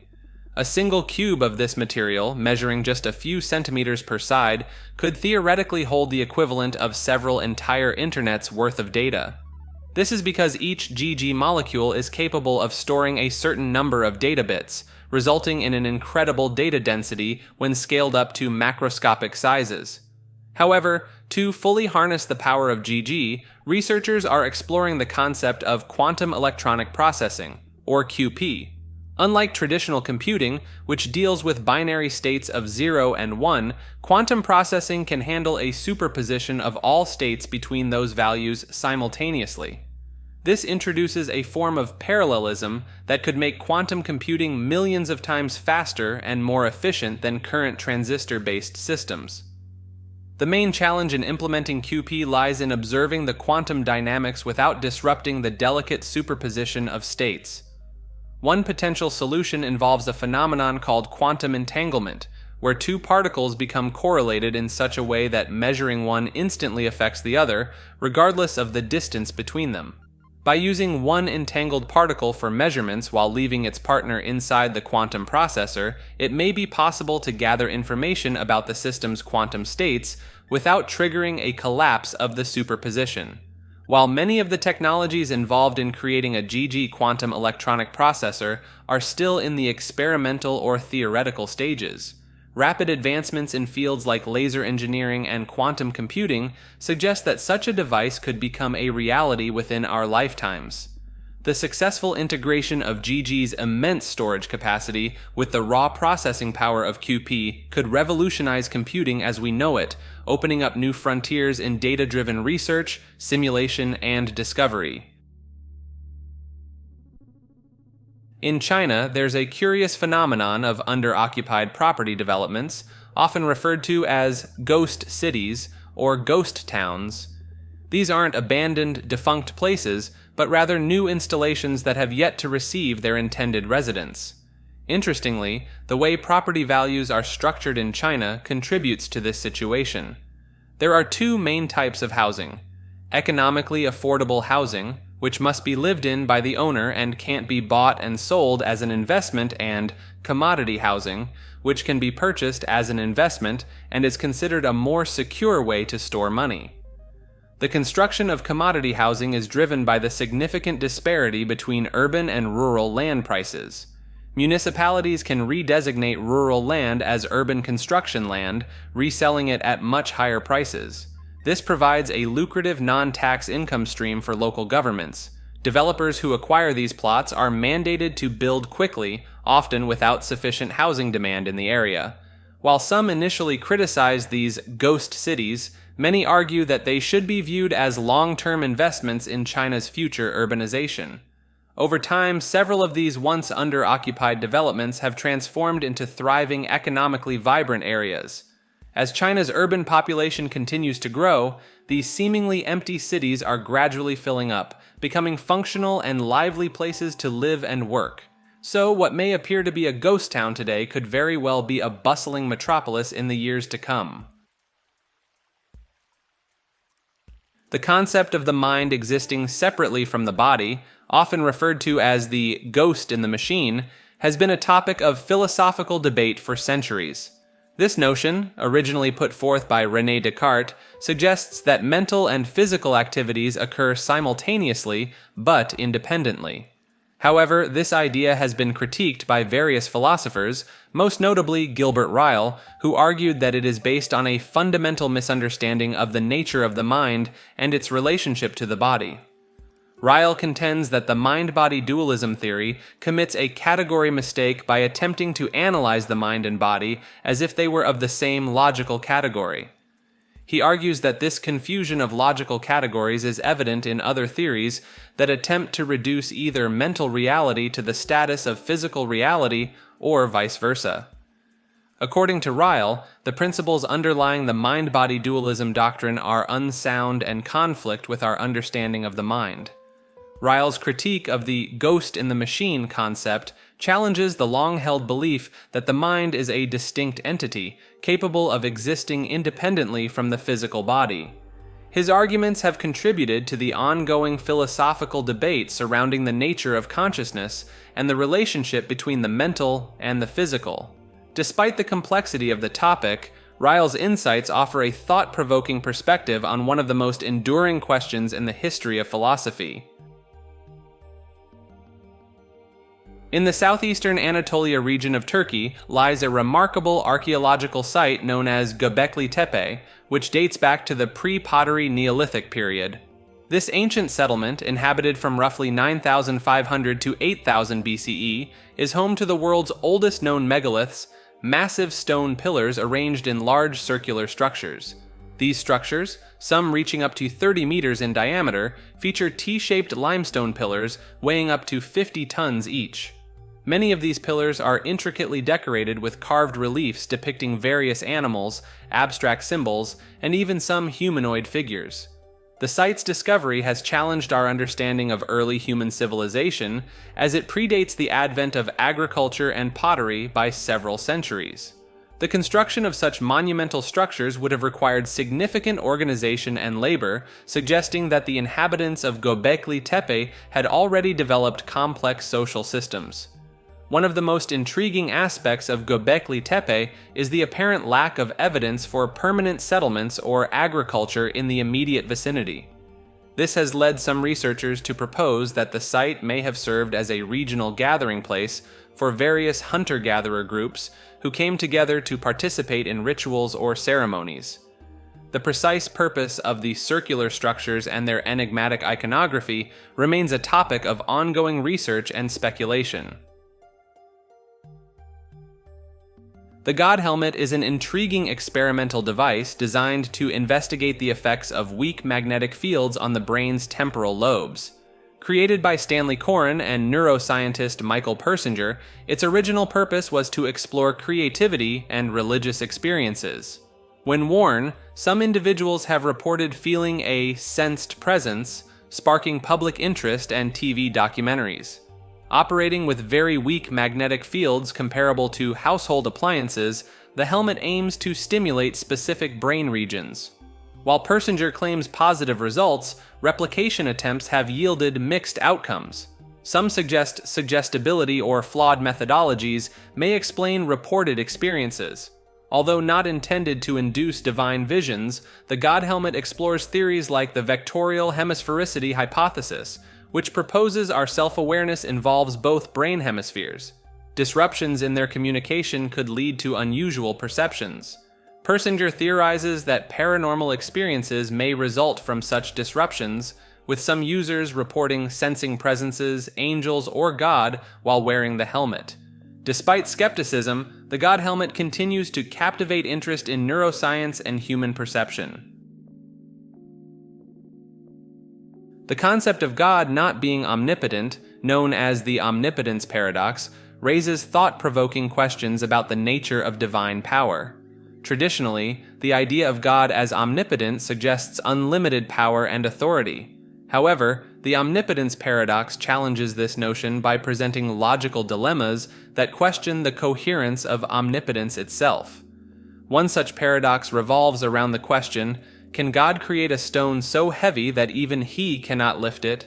If God can create such a stone, then there exists something He cannot lift, contradicting His omnipotence. On the other hand, if God cannot create such a stone, then there is something He cannot do, also challenging His omnipotence. This paradox highlights the inherent contradictions in the concept of unlimited power.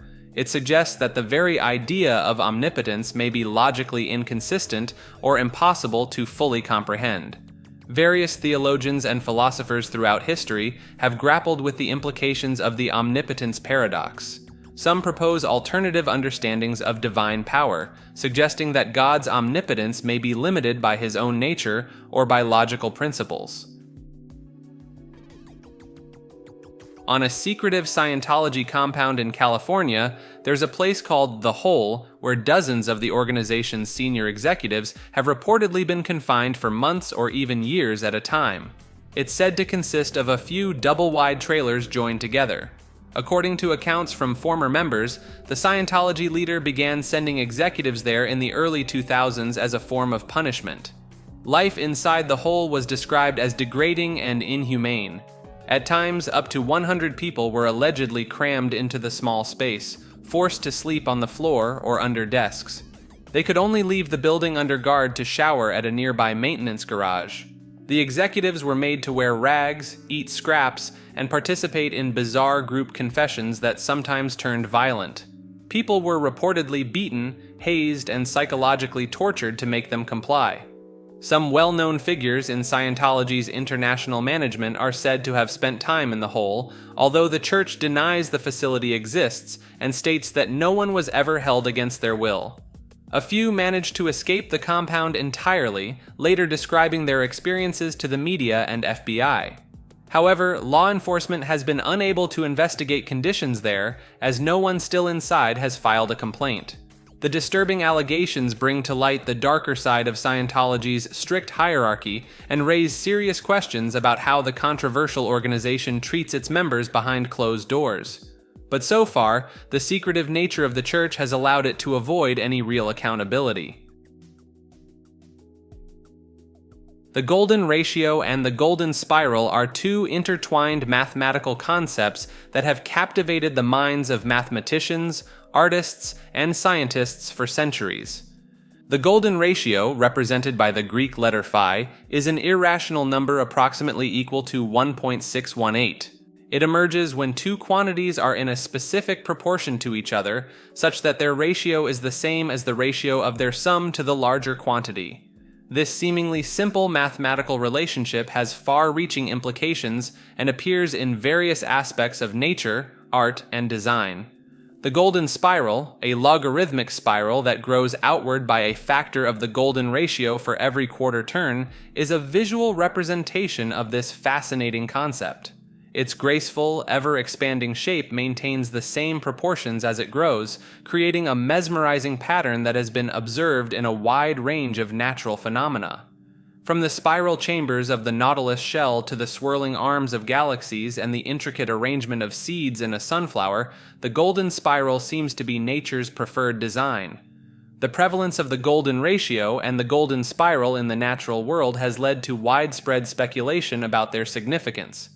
Some believe that these mathematical concepts represent a fundamental principle governing the structure and beauty of the universe.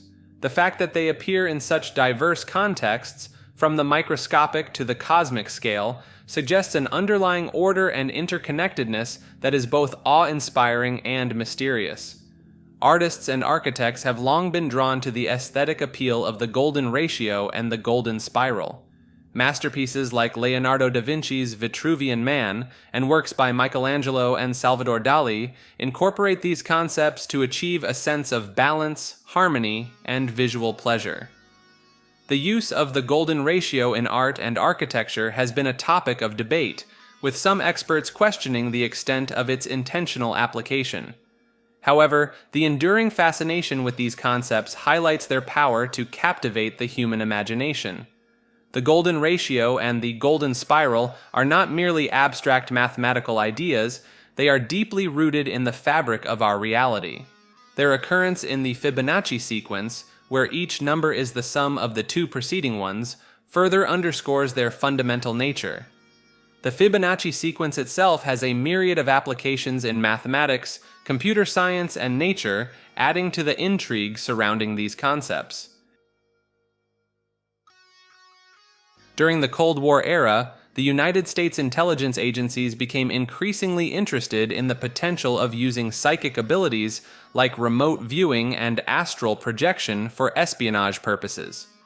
This interest was fueled in part by reports that the Soviet Union was heavily investing in parapsychological research. In response, the US launched several secret programs, such as Operation Stargate, to investigate and harness these alleged abilities. Remote viewing involves a person projecting their consciousness to distant locations to gather information, while astral projection is an out-of-body experience where the soul is said to leave the physical body and travel freely. Historically, stories of astral travel date back to ancient times, but the idea gained popularity in the 19th century spiritualist movement. As part of these secret programs, the CIA purportedly developed a special camera known as the glass camera. This device was supposedly used by psychics to record images and sounds encountered during astral projection sessions, providing a more objective form of intelligence than subjective descriptions alone. However, concrete evidence for the existence of this camera remains elusive. One curious case involves a psychic named Robert Golf, who allegedly died during a remote viewing session while using the glass camera. According to some accounts, Golf's consciousness became untethered from his body upon death and was drawn into the afterlife, possibly heaven itself. The recording captured by the camera was reportedly classified at the highest levels, never to be viewed by the public. Some speculate that the government suppressed this information to maintain control over the population's beliefs about the afterlife. The tale of Robert Golf and the glass camera, while intriguing, remains a mystery. Nonetheless, it reflects the enduring fascination with the possibilities of psychic phenomena and the lengths to which governments have gone to exploit these abilities, whether real or imagined. When browsing satellite imagery on popular map services, you might occasionally encounter areas that appear blurred, distorted, or obscured. These digital blind spots, sometimes called map blanks or black zones, often conceal sensitive locations around the world. The reasons behind this intentional censorship vary, but they usually involve national security concerns or requests from governments and private entities. In some cases, the obscured sites are unsurprising.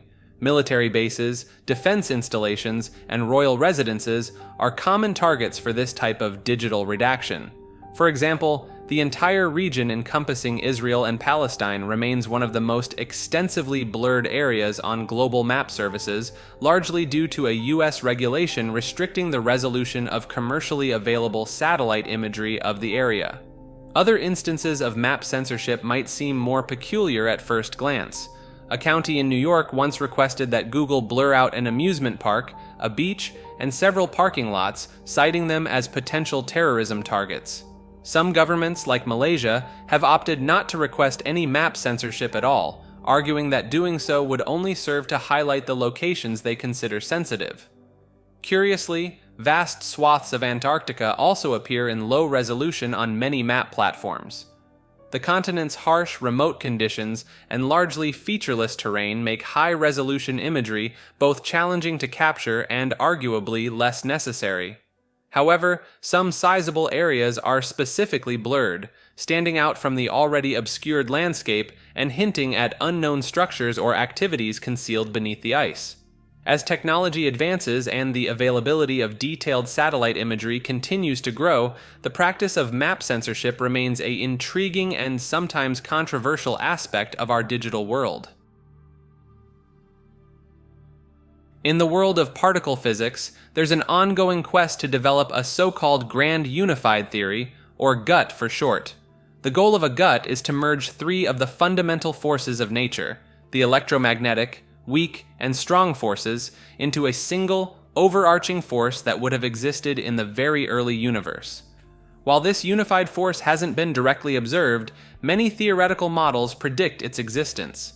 The idea is that at extremely high energies, far beyond what can be achieved in particle accelerators today, these three forces would essentially become indistinguishable from one another.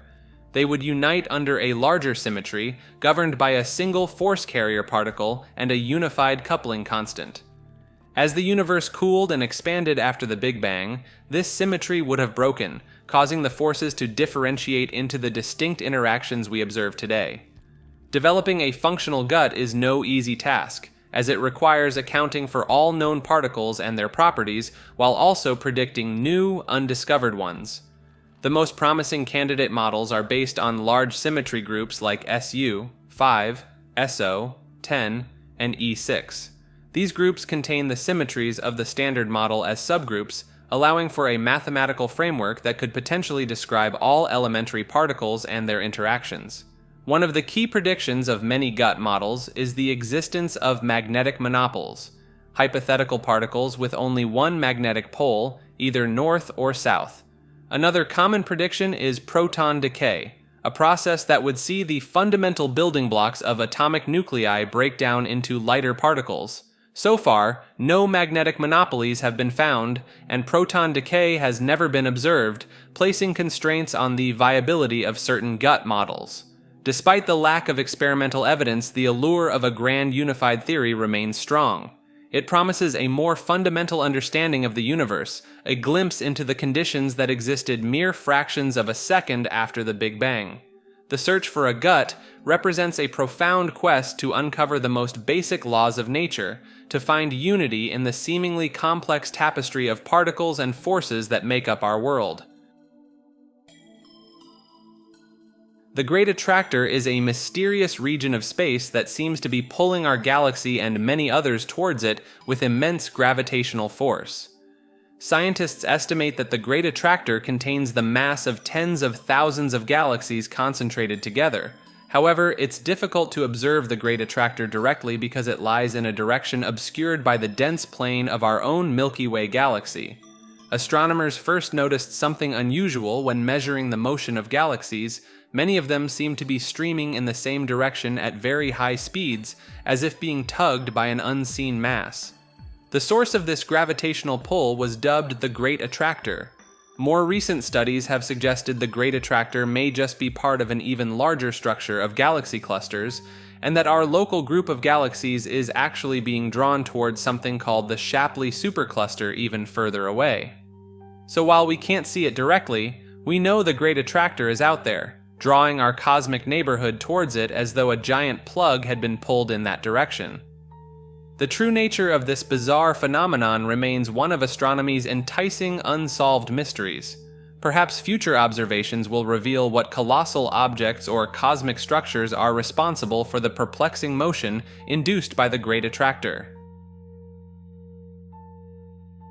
Researchers have used cosmic ray imaging to uncover a hidden 30-foot-long corridor within the Great Pyramid of Giza.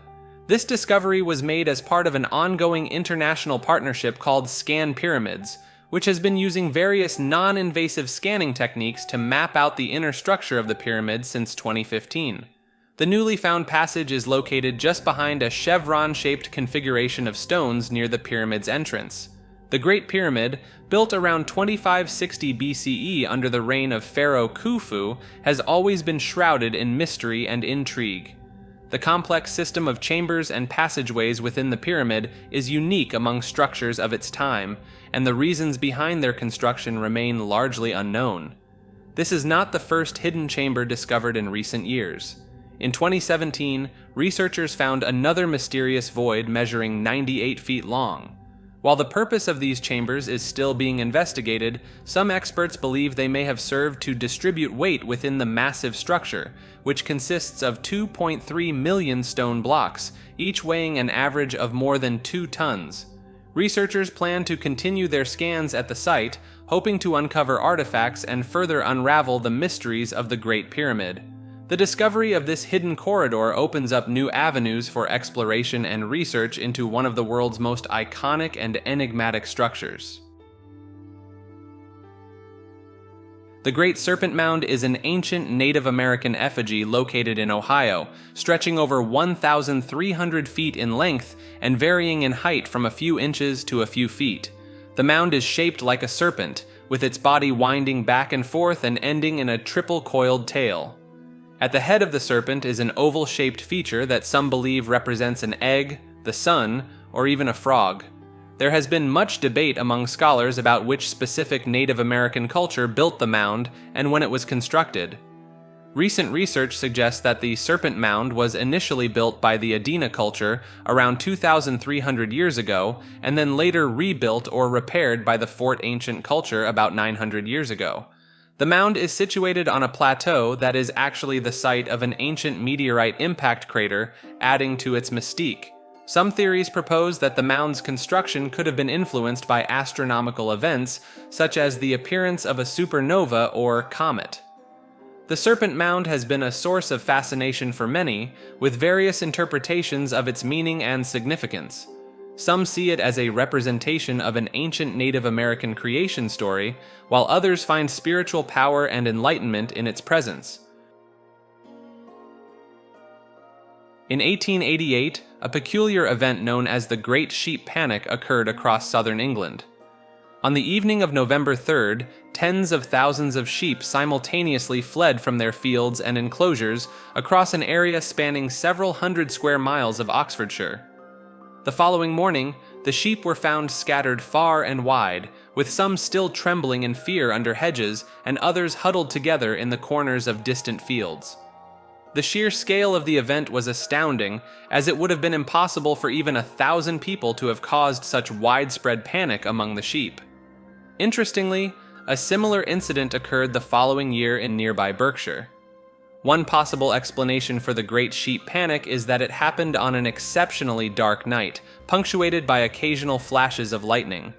Sheep are known to be timid and easily frightened animals, and the unusual atmospheric conditions may have triggered their instinctive flight response on a massive scale. Greek fire was an incendiary weapon used by the Eastern Roman Empire starting in AD 672. It was designed to set enemy ships on fire and was ejected from a device similar to a flamethrower. The mixture was highly flammable and could ignite upon contact with water, likely made of naphtha and quicklime. The Byzantines effectively used Greek fire in naval battles, even burning on the water's surface. This technology played a crucial role in Byzantine military victories, notably in defending Constantinople from Arab sieges. The reputation of Greek fire was so significant that crusaders from Western Europe referred to any incendiary weapon as Greek fire. However, these mixtures differed from the Byzantine formula, which remained a closely guarded secret.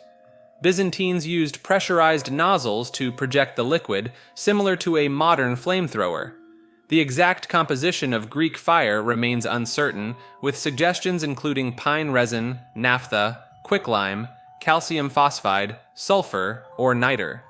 Despite the term Greek fire being widespread, original Byzantine sources used various names like sea fire, Roman fire, or liquid fire.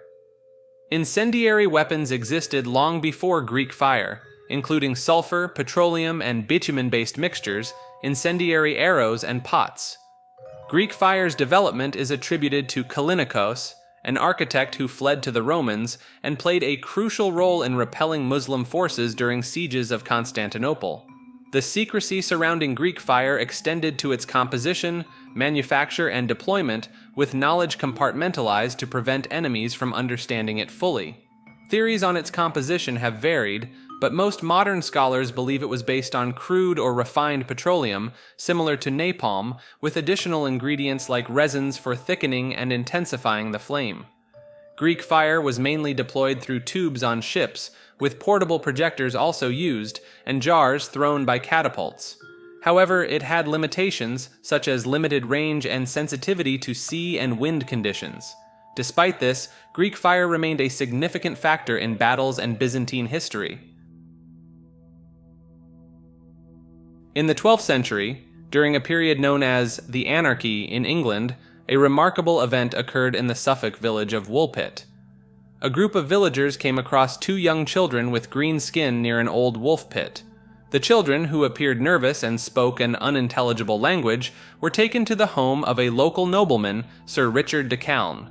Initially, the green children refused to eat any food offered to them. However, they eventually found green beans in Richard de Calne's garden and consumed them straight from the ground. Over time, the children were introduced to a normal diet, and as a result, their green complexion faded. As the children learned to speak English, they shared their story. They claimed to be from a land called St. Martin, where the sun did not shine as brightly and a luminous country could be seen across a river. The children recalled hearing a loud sound while tending to their father's flocks and suddenly finding themselves in the fields of Woolpit. The boy fell ill and passed away shortly after the children were baptized, but the girl, later known as Agnes, lived on. She worked for Richard de Calne for many years before marrying the Archdeacon of Ely and having at least one child. Some believe the green children of Woolpit were descendants of persecuted Flemish immigrants, their green skin a result of malnourishment. Others prefer the more whimsical notion that they emerged from an underground world inhabited by green people. Regardless of their true origins, the tale of the green children of Woolpit remains an intriguing part of English folklore. Grey goo is a hypothetical doomsday scenario involving molecular nanotechnology, where self-replicating machines spiral out of control and consume all matter on Earth to build more of themselves. This process, called ecophagy, could potentially reduce the entire biosphere to dust in a matter of days. The term gray goo was coined by a nanotechnology pioneer in the 1980s to illustrate the difference between machines that are superior in terms of human values and those that are merely superior in terms of competitive success. While the self-replicating machines need not be literally gray or gooey, the term emphasizes the idea that such replicators, despite being evolutionarily successful, might not be particularly inspiring or valuable to humans. Some experts have raised concerns about the risks associated with developing advanced nanotechnologies, including the potential for weaponization or accidental release of self-replicating machines. However, more recent analyses suggest that the likelihood of a gray goo scenario is much lower than initially thought, as creating such machines would be needlessly complex and inefficient. Despite the low probability of a gray goo catastrophe, the concept remains a useful tool for considering the potential low probability, high impact outcomes of emerging technologies. A mysterious magnetic vortex located in the Gulf of Aden has reportedly defied the efforts of several major world powers to shut it down or even determine its exact origin and purpose.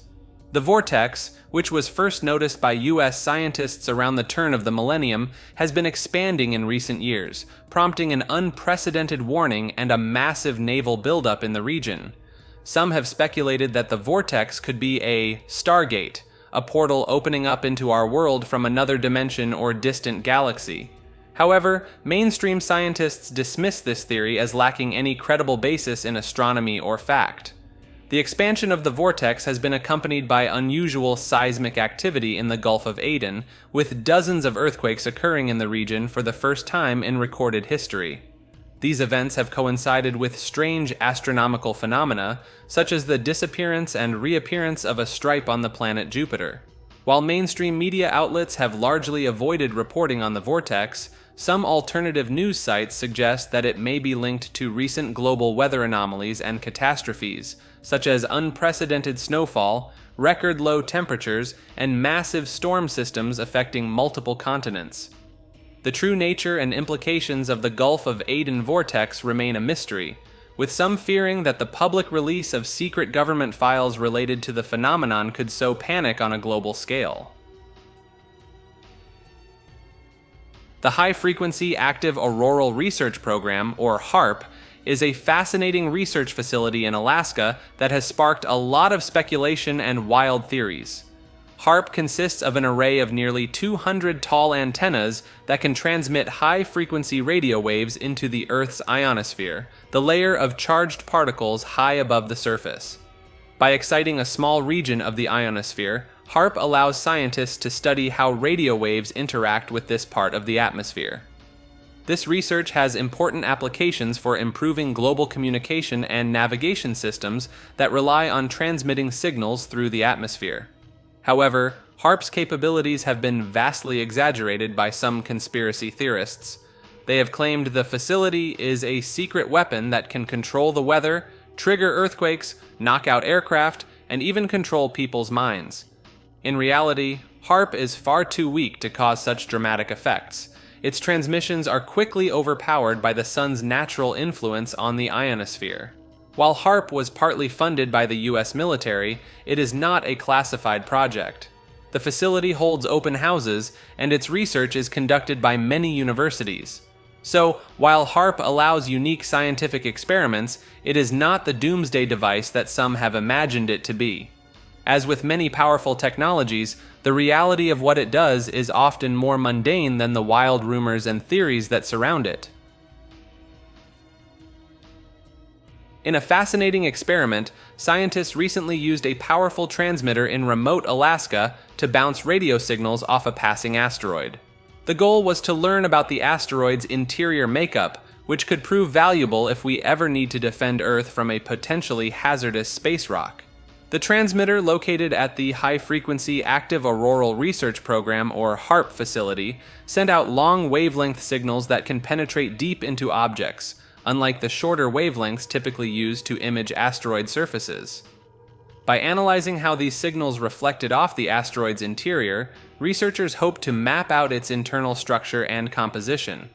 This information could be vital for developing an effective asteroid defense strategy.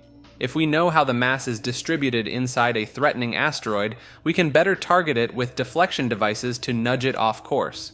The experiment also relied on a worldwide network of amateur scientists who helped track the HARP signal and confirm it reached the asteroid.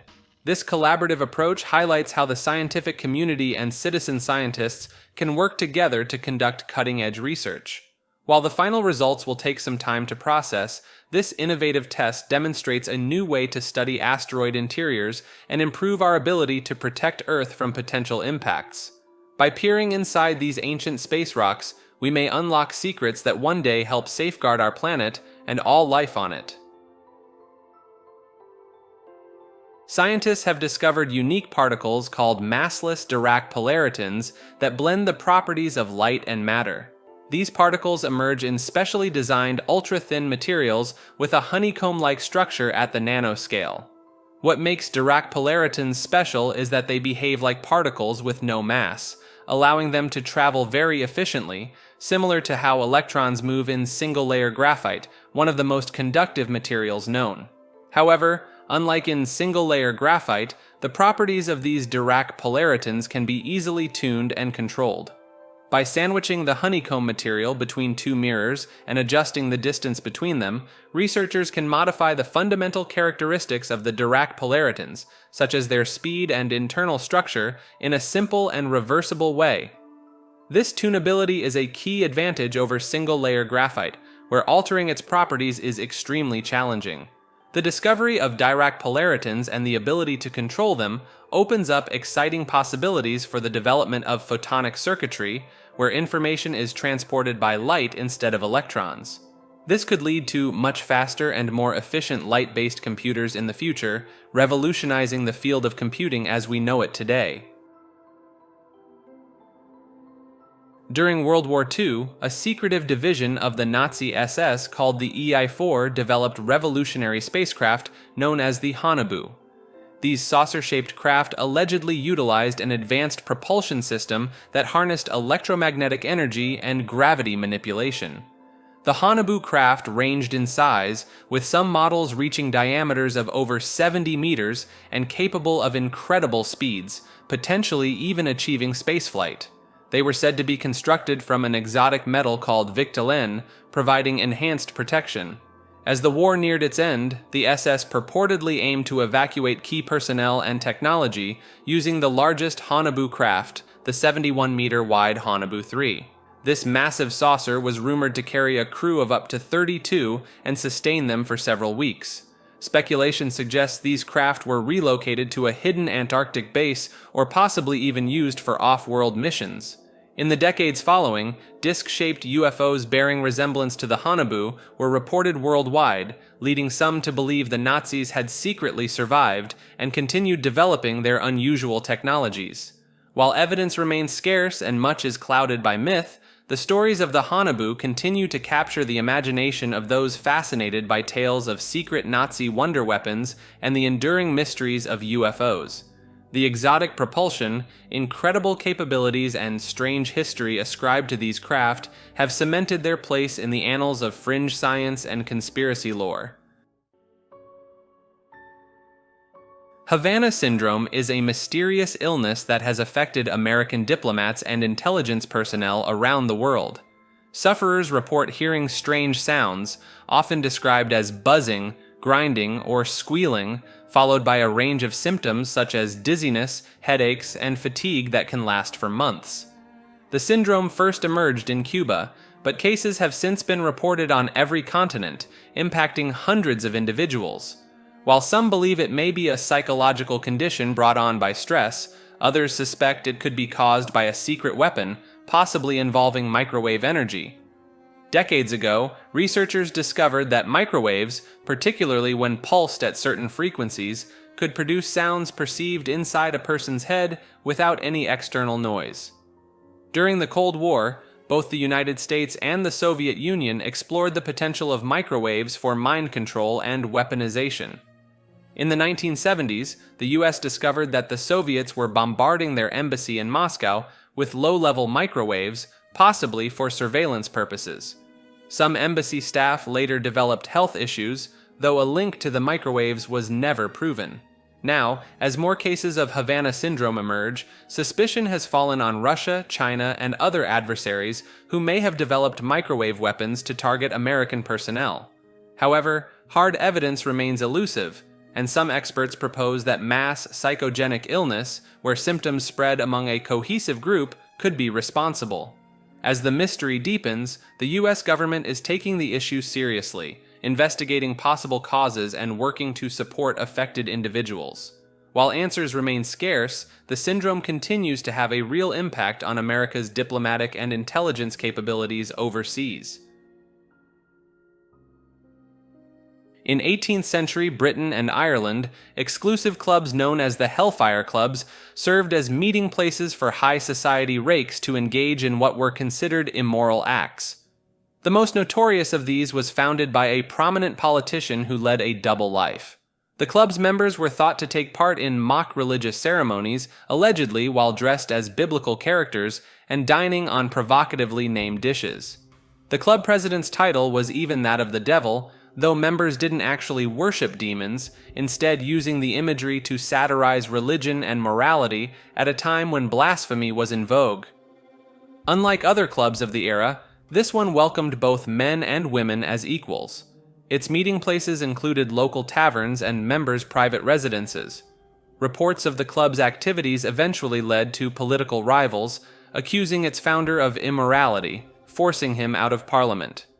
Another well-known Hellfire Club was founded later in the 18th century at Medmenham Abbey. The abbey was extensively renovated, with phallic symbols, mythological themes, and sexual items featured in its decor. Its members referred to themselves as monks and their leader as the abbot. Rumored attendees included prominent political and society figures of the day. Legends claim the members' activities involved prostitutes, orgies, and even satanic rituals, though the extent of debauchery is difficult to prove. Despite the serious allegations leveled against them, the Hellfire Clubs were likely less diabolical than the public imagination made them out to be, providing a way for the elite to let loose away from the era's strict social conventions. In the philosophy of Plotinus and others, there exists a concept known as henology, which is centered on the idea of the One. This notion stands apart from other philosophical disciplines in its focus. While many philosophical traditions begin with the study of being or existence itself, henology takes a more radical approach. It looks beyond mere being to contemplate an ultimate unity that transcends all things. Similarly, henology differs from philosophies primarily concerned with understanding knowledge and truth. Rather than examining how we come to know, it fixes its gaze on the source from which all knowing and being emerge. The One of henology is not a being among other beings, but rather the ineffable origin of all beings. It is a oneness surpassing any conception or category our minds might frame. By positing the One as the supreme principle, henology represents a metaphysics of radical transcendence. It asserts a primal unity prior to all division, distinction, and determination. While this ultimate One defies definition, henologists see it as the necessary foundation for everything that exists. The aim of henology is thus a kind of philosophical ascent, a contemplative striving toward that highest, most unified source of reality. The Hermetic Order of the Golden Dawn was a secret society in Great Britain that focused on metaphysics, the occult, and spiritual development. Active in the late 19th and early 20th centuries, it became one of the largest single influences on Western occultism. The Golden Dawn was founded by Freemasons who were also members of an esoteric Masonic organization. They developed a system based on hierarchy and initiation, similar to Masonic lodges, but open to both men and women on an equal basis. Members studied topics like Hermetic Kabbalah, astrology, tarot, and alchemy. The order was organized into 3 tiers, with the second order focused on practical magic and the secretive third order supposedly directed by advanced adepts. Many prominent figures of the time joined the Golden Dawn, including artists, writers, doctors, and various occult-inclined individuals. The order's legendary cipher manuscripts, which formed the basis for its rituals and teachings, combined with its secretive nature to give it an air of profound mystery. Over time, the order fragmented due to leadership disputes and personal conflicts among members. Despite its relatively brief existence, its influence continued long after the original organization ceased to exist. Several Golden Dawn spin-offs and successor organizations emerged, and the teachings of the order spread through initiated members. Published works, like those of Israel Regardie, brought the previously hidden wisdom of the Golden Dawn to a wider audience in the following decades. While no direct lineage of the original Golden Dawn temples survives today, many occult organizations and systems still draw upon its rich symbolism, complex cosmology, and potent magical techniques, ensuring its continued place as a cornerstone of modern Western esoteric tradition. In 2008, archaeologists in Yorkshire, England made a startling discovery: a remarkably well-preserved human brain dating back over 2,600 years, making it the oldest intact brain found in Eurasia. The brain was discovered inside a skull buried face down in a pit during an archaeological excavation. Analysis revealed that the skull belonged to a man likely in his 30s who had been hanged and then decapitated shortly after death, with his head buried immediately in the pit. While the reason for his killing remains unclear, it's possible it was part of a ritual sacrifice. Amazingly, the brain had survived despite the disappearance of all other tissue on the skull. Though shrunken to about a fifth of its original size, the brain showed few signs of decay. Much of its original material had been replaced by an unidentified organic compound. Several factors contributed to the brain's remarkable preservation, including the waterlogged, oxygen-free soil in which it was buried and the unusual chemical changes it underwent due to the severing of the head. The lack of contamination from gut bacteria, which usually consume the body from the inside out after death, also played a role. The precise mechanism of preservation remains a mystery, but the brain's resilient tofu-like texture and the tightly packed protein aggregates found within provide clues. The discovery of this ancient brain offers a fascinating glimpse into the past and the complex processes of decomposition and preservation. In a remote valley in central Norway, mysterious lights have been observed floating through the air both day and night for decades. These lights, known as the Hessdalen lights, can appear as bright white, yellow, or red, and have been reported to move at various speeds, sometimes hovering or swaying slowly, and other times moving at tremendous velocities. Sightings of unusual lights in the region date back to at least the 1930s, with a significant increase in activity during the early 1980s that attracted many tourists to the area. In recent years, sightings have decreased, but still occur regularly. Several research projects and scientific teams have attempted to investigate the Hessdalen lights phenomenon, employing various methods to record and analyze the mysterious lights. Despite these efforts, no conclusive explanation has been reached, and the lights remain an enigma. Some sightings have been positively identified as misperceptions of natural or man-made objects like celestial bodies, aircraft, car headlights, and mirages. However, many occurrences remain unexplained. One theory suggests that the lights may be caused by the combustion of airborne dust from local mining operations, with the presence of specific elements like scandium in the Hessdalen Valley contributing to the phenomenon. Another hypothesis proposes that the lights are formed by clusters of electrically charged particles known as Coulomb crystals, which are produced by the ionization of air and dust by radiation during the decay of radioactive elements like radon in the atmosphere. This theory potentially explains various properties of the lights, including their oscillation, geometric structure, and light spectrum.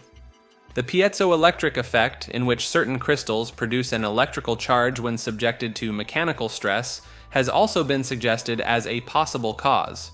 The Hessdalen Valley contains quartz-rich rocks that could generate intense charges through this effect. While the true nature of the Hessdalen lights remains a mystery, ongoing research and scientific inquiry continue to explore this captivating phenomenon. Hesychasm is a contemplative tradition within Eastern Christianity that emphasizes the practice of silent inner prayer to achieve a state of stillness and union with God. The word itself comes from the Greek term meaning stillness, rest, or quiet. While hesychasm has roots in early Christian monasticism, it took its definitive form in the 14th century, particularly on Mount Athos in Greece. Practitioners known as hesychists seek to engage in unceasing prayer, most commonly the Jesus prayer, which involves the repetition of a short phrase like, "Lord Jesus Christ, Son of God, have mercy on me, a sinner." Over time, hesychists developed specific techniques to assist in their prayer, such as controlled breathing and focusing the mind within the heart. These psychosomatic practices were believed to help withdraw the senses, overcome distracting thoughts, and cultivate inner stillness. The ultimate goal of hesychasm is theosis, or deification, a transformative union with God. This is seen as a gradual process involving purification from passions, illumination of the mind, and finally, mystical union. Hesychists who reach this state often report experiencing the divine as an uncreated light, associated with the light seen by Christ's disciples at his transfiguration. In the 14th century, hesychasm sparked a controversy within the Eastern Orthodox Church, with some theologians arguing against its practices and doctrines. Ultimately, the teachings of hesychasm's defenders, particularly Gregory Palamas, were upheld as orthodox and became influential in Eastern Christian theology. While hesychasm is deeply rooted in Eastern Orthodox spirituality, its emphasis on silent contemplative prayer and mystical experience shares similarities with practices in other Christian traditions as well as in non-Christian religions. Its practitioners see it as a powerful path to inner peace, spiritual transformation, and intimate communion with the divine. Imagine a hypothetical hotel with an infinite number of rooms, all of which are occupied. Surprisingly, this fully booked hotel can still accommodate new guests, even an infinite number of them, without any of the current guests having to leave. To make room for one new guest, the hotel simply shifts each current guest to the next room. The guest in room 1 moves to room 2, the guest in room 2 moves to room 3, and so on. Since the hotel has infinitely many rooms, this process can continue forever, opening up room 1 for the new guest. The same principle applies to any finite number of new guests. If 10 guests arrive, each current guest moves 10 rooms over, leaving the first 10 rooms open. Even more remarkably, the hotel can accommodate an infinite number of new guests by moving each current guest to a room number that is double their current one, thereby opening up all the odd-numbered rooms for the newcomers. Things get even stranger when an infinite number of buses, each carrying an infinite number of guests, arrive at the hotel. By assigning guests to rooms based on their seat and bus numbers using prime numbers, powers of prime numbers, or other methods, the hotel can find a unique room for every passenger on every bus. This mind-bending thought experiment, known as Hilbert's paradox, illustrates the bizarre nature of infinity. While it seems to defy common sense, the paradox follows logically from the properties of infinite sets. It highlights the fact that in an infinite system, a part can be the same size as the whole, a concept that runs counter to our everyday experience with finite collections of objects. Though abstract, Hilbert's paradox provides a glimpse into the strange and fascinating world of infinite sets and the counterintuitive results that arise when dealing with the concept of infinity in mathematics and logic. In the small Eastern European country of Lithuania, there's a peculiar and fascinating site known as the Hill of Crosses. This hilltop is covered in tens of thousands of crosses and religious symbols left by pilgrims over many generations. The exact origins of this tradition are a bit unclear, but it seems to have started after unsuccessful uprisings against Russian rule in the 1800s. Families who couldn't locate the bodies of their lost loved ones began leaving crosses on the hill in their memory. Over time, people began leaving crosses and effigies for all sorts of reasons: to pray for peace, health, and success, to commemorate historical events, or to symbolize the enduring spirit of the Lithuanian people in the face of hardship. During the Soviet era, the Hill of Crosses became a symbol of resistance against religious persecution. The Soviets tried to stamp out this practice, bulldozing the site multiple times. But Lithuanians kept returning, risking punishment to secretly erect new crosses. After Lithuania regained independence, cross-making became a popular folk art tradition. Thousands of new crosses and carvings now fill the hill, left by visitors from all over.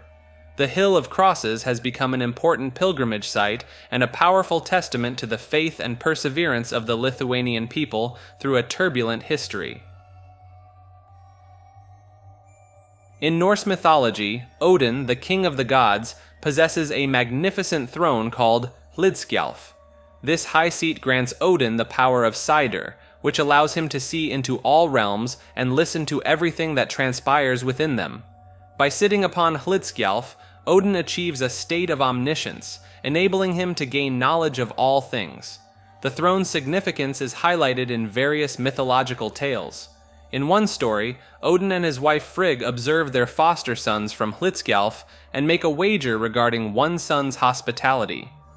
In another, the god Freyr secretly sits upon the throne and catches a glimpse of the beautiful giantess Gerdur in Jotunheimer, instantly falling in love with her. Hlidskjalf is said to be located within Valaskjalf, Odin's majestic hall in Asgard. The hall is thatched with shimmering silver, and whenever Odin sits upon the high seat, he can survey all the lands and observe the actions of every individual. Over time, Hlidskjalf has become a powerful symbol representing Odin's strength, wisdom, and all-seeing power.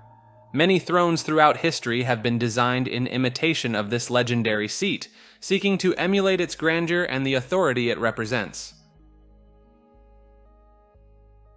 In the heart of Transylvania, on the outskirts of Cluj-Napoca, lies the Hoia Baciu Forest, a mysterious place haunted by strange paranormal phenomena. Spanning across 250 hectares, this forest has earned the title of the Bermuda Triangle of Transylvania due to the numerous inexplicable events that have occurred within its boundaries. Tales of the forest's haunting nature began to circulate in the 1960s when a biologist captured a photograph of a flying object in the sky above the trees. Since then, a series of bizarre disappearances have been reported, including that of a shepherd and his entire flock of 200 sheep, never to be seen again. Even more puzzling is the case of a 5-year-old girl who vanished, only to reappear 5 years later, wearing the same clothes and having not aged a single day. Those who have ventured into the Hoia Baciu forest have often emerged with unexplained burns, severe rashes, headaches, and high fevers. Studies have revealed higher than usual levels of radioactivity in the area, attributed to the presence of natural uranium in the subsoil. The trees themselves add to the enigma, with their twisted trunks and unusual shapes, despite being over 2 centuries old. At the heart of the forest lies a perfect circle, devoid of any vegetation. Despite thorough testing, no anomalies have been found in the soil that would prevent plant growth. This area seems to be the epicenter of the paranormal activity, with numerous photographic evidence capturing mysterious lights and spheres appearing within the forest. As science struggles to explain the source of these strange phenomena, speculation abounds as to whether the Hoia Baciu forest serves as a portal to another world or a parallel universe. The forest remains one of the most well-documented paranormal sites in the world, drawing the attention of researchers and curious minds alike, all hoping to unravel the secrets hidden within its haunted depths. Our perception of time is a fascinating construct of the mind, one that can warp and bend in peculiar ways. When we're gripped by fear, time seems to slow down, a phenomenon that's been observed in people with arachnophobia when they look at spiders and in novice skydivers during their first jump. On the flip side, as we age, time appears to speed up, a concept that's been explained by various theories, though none fully account for the subjective nature of our temporal experience. Interestingly, our memory plays a crucial role in shaping our perception of time. We tend to vividly remember experiences from our late teens and early 20s, a phenomenon known as the reminiscence bump. This is likely because it's a period of many firsts and novel experiences which our brain latches onto to help construct our identity. In fact, people who undergo major identity transformations later in life often experience a second reminiscence bump. Another intriguing temporal illusion is the holiday paradox, where a vacation seems to fly by in the moment, but feels lengthy in retrospect. This occurs because our mind perceives time in two ways, prospectively and retrospectively. During our daily lives, these two perspectives align, but the novelty of a holiday throws them out of balance, leading to a distorted sense of time. While we may never have total control over time, understanding its quirks and the role our mind plays in shaping it can help us better navigate its mysteries. By learning to slow down or speed up our perception of time and by focusing on the present moment, we can harness this incredible dimension to our advantage and make the most of the precious moments we have. The hollow moon hypothesis proposes that the moon is either completely hollow or contains a substantial interior space, potentially the product of an alien civilization. This concept, also known as the spaceship moon hypothesis, has been explored in science fiction work since the early 1900s and has gained traction among some conspiracy theorists in recent decades. Proponents of the hypothesis point to the moon's lower density compared to Earth as evidence of its hollow nature. They also cite the ringing like a bell phenomenon observed during shallow moonquakes and the seemingly perfect fit of the moon's shadow during solar eclipses as indicators of its artificial origin. However, multiple lines of scientific evidence, including seismic observations and moment of inertia measurements, strongly suggest that the moon has a solid internal structure consisting of a thin crust, an extensive mantle, and a small, dense core. The giant impact hypothesis, which proposes that the moon formed from debris left by a collision between Earth and a Mars-sized body, is currently the most widely accepted scientific explanation for the moon's origin. Despite the lack of scientific support, the hollow moon concept continues to capture the imagination of many and has been featured in various works of fiction and conspiracy literature. Some authors have even suggested that the moon may be a spaceship created by time-traveling humans or extraterrestrial beings to safeguard human evolution or manipulate human thought. According to some alternative spiritual beliefs, those in spiritual leadership positions who are committed to planetary stewardship and consciousness liberation may be targeted with a special brand of psycho-spiritual warfare. This is said to involve the use of cloned light holograms and mock effigies in rituals designed to enforce crucifixion and satanic ritual abuse of certain divine consciousness archetypes. Proponents claim that cloned images of prominent figures in the Ascension and Disclosure communities are replicated into holographic inserts that run artificial realities depicting them engaged in depraved acts. The purpose is allegedly to defame their character and assign satanic corruption to their spiritual mission and life's work.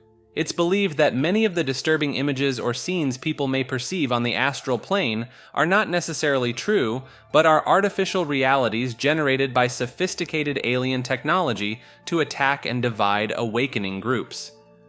The production of AI-spawned holographic inserts embedded with satanic ritual abuse themes is thought to be a technological mind control tactic that has been used against humans for millennia. Holding compassion for others and not rushing to judgment is considered an important defense, as is taking control of one's own thoughts and beliefs. Embodying divine principles is said to make artificial holographic inserts immediately perceptible in one's energy field, allowing for quick removal. The concept of false flag manipulation, involving deceptive covert operations, is also discussed in relation to psycho-spiritual warfare. Dark entity harassment may be combined with holographic inserts to make targeted individuals believe they were attacked by someone else, destroying trust and cohesion in spiritual communities. The holonomic brain theory is a fascinating approach to understanding human consciousness and cognition through the lens of quantum effects in the brain. This theory proposes that memories are encoded in the brain in a manner similar to how information is stored in a hologram. In a hologram, each part contains the whole of the stored information, and the same is thought to be true for memory in the brain. Memories are believed to be distributed across the dendritic network of brain cells, rather than being stored in specific clusters of neurons. This allows the brain to maintain function and memory even when parts of it are damaged. The holonomic brain theory suggests that the brain's dendritic arbor, the complex network of branching neural fibers, plays a crucial role in creating and storing memories. Electric oscillations within this network are thought to create wave interference patterns that encode memory in a natural, non-local way. The similarities between the brain's memory storage and the way information is stored in a hologram are striking. Both involve the use of Fourier transforms, a mathematical tool that allows for the analysis and manipulation of complex wave patterns. This shared property may explain the brain's ability to quickly associate different pieces of stored information and recognize objects from various angles and sizes. While the holonomic brain theory is not widely accepted in mainstream neuroscience, it offers a compelling alternative perspective on the nature of human consciousness and memory. Ongoing research continues to explore the potential role of quantum effects and holographic principles in brain function, providing new insights into the enigmatic workings of the mind. Holotropic breathwork is an unconventional New Age practice that involves controlling and quickening breathing patterns to influence mental, emotional, and physical states. Developed by psychiatrists in the 1970s as an alternative to psychedelic drugs, it aims to achieve altered states of consciousness for self-exploration and healing. In this practice, participants breathe rapidly and evenly to induce a non-ordinary state of consciousness, believed to offer a deeper understanding of oneself. Each person's experience is unique and self-directed, with the belief that the inner radar determines the most important experience at a given moment. Holotropic breathwork sessions typically take place in a group setting, with participants paired off as breathers and sitters. The breather engages in the breathwork while the sitter ensures their safety and support. Guided by a facilitator, the breather lies on a mat and breathes faster and deeper to the rhythm of repetitive music, allowing the breath to take them into a dreamlike state. After the session, participants create mandalas and discuss their experiences, which may include the reemergence of past traumas, feelings of joy, or the development of spiritual awareness. The practice is open-ended, allowing individuals to explore whatever issues surface during the altered state. While some believe holotropic breathwork can offer benefits such as relaxation, stress relief, personal growth, and self-awareness, research supporting its therapeutic benefits for psychiatric conditions is lacking. There are also potential risks, including medical complications from hyperventilation and the amplification of symptoms in vulnerable individuals. The Holy Grail, a treasure that serves as an important motif in Arthurian literature, is described as a cup, dish, or stone with miraculous healing powers, often providing eternal youth or sustenance in infinite abundance.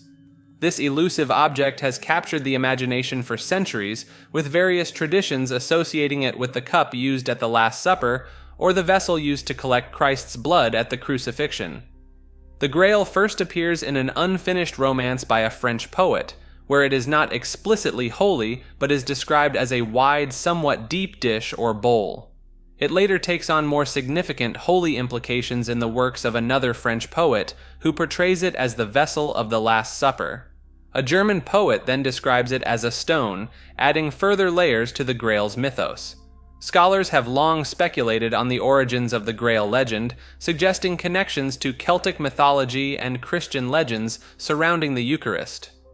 Some propose that the legend emerged from unique iconic images of the Virgin Mary, holding a bowl that radiates tongues of fire, predating literary accounts. In the wake of the Arthurian romances, several artifacts have been identified as the Holy Grail in medieval relic veneration, including items in Genoa and Valencia. Places such as Glastonbury in England, Montségur in France, and Rosslyn Chapel in Scotland have also become associated with the Grail.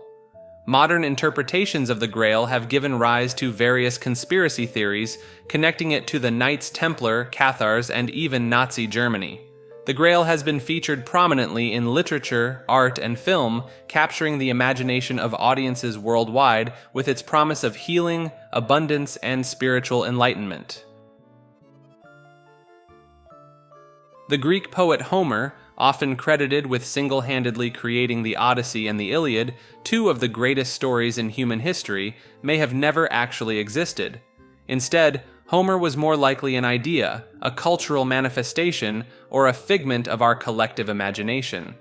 The notion of Homer as a blind, illiterate genius poet has been challenged by scholars who point out the lack of reliable historical information about him. The earliest known attribution of both epic poems to Homer dates back to centuries after the works were believed to have been created, raising doubts about his existence. One intriguing theory suggests that the Homeric works actually originated much earlier than previously thought, around 2000 BC, rather than the commonly accepted 8th century BC. This theory is supported by the presence of elements from the Homeric works that are shared across various lands, indicating a common root predating the Greek civilization. Furthermore, the depiction of ancient Greece in the Iliad, with its portrayal of the Greeks as wild barbarians driven by revenge and self-assertion, aligns more closely with the conditions of an earlier period, centuries before the 8th century BC.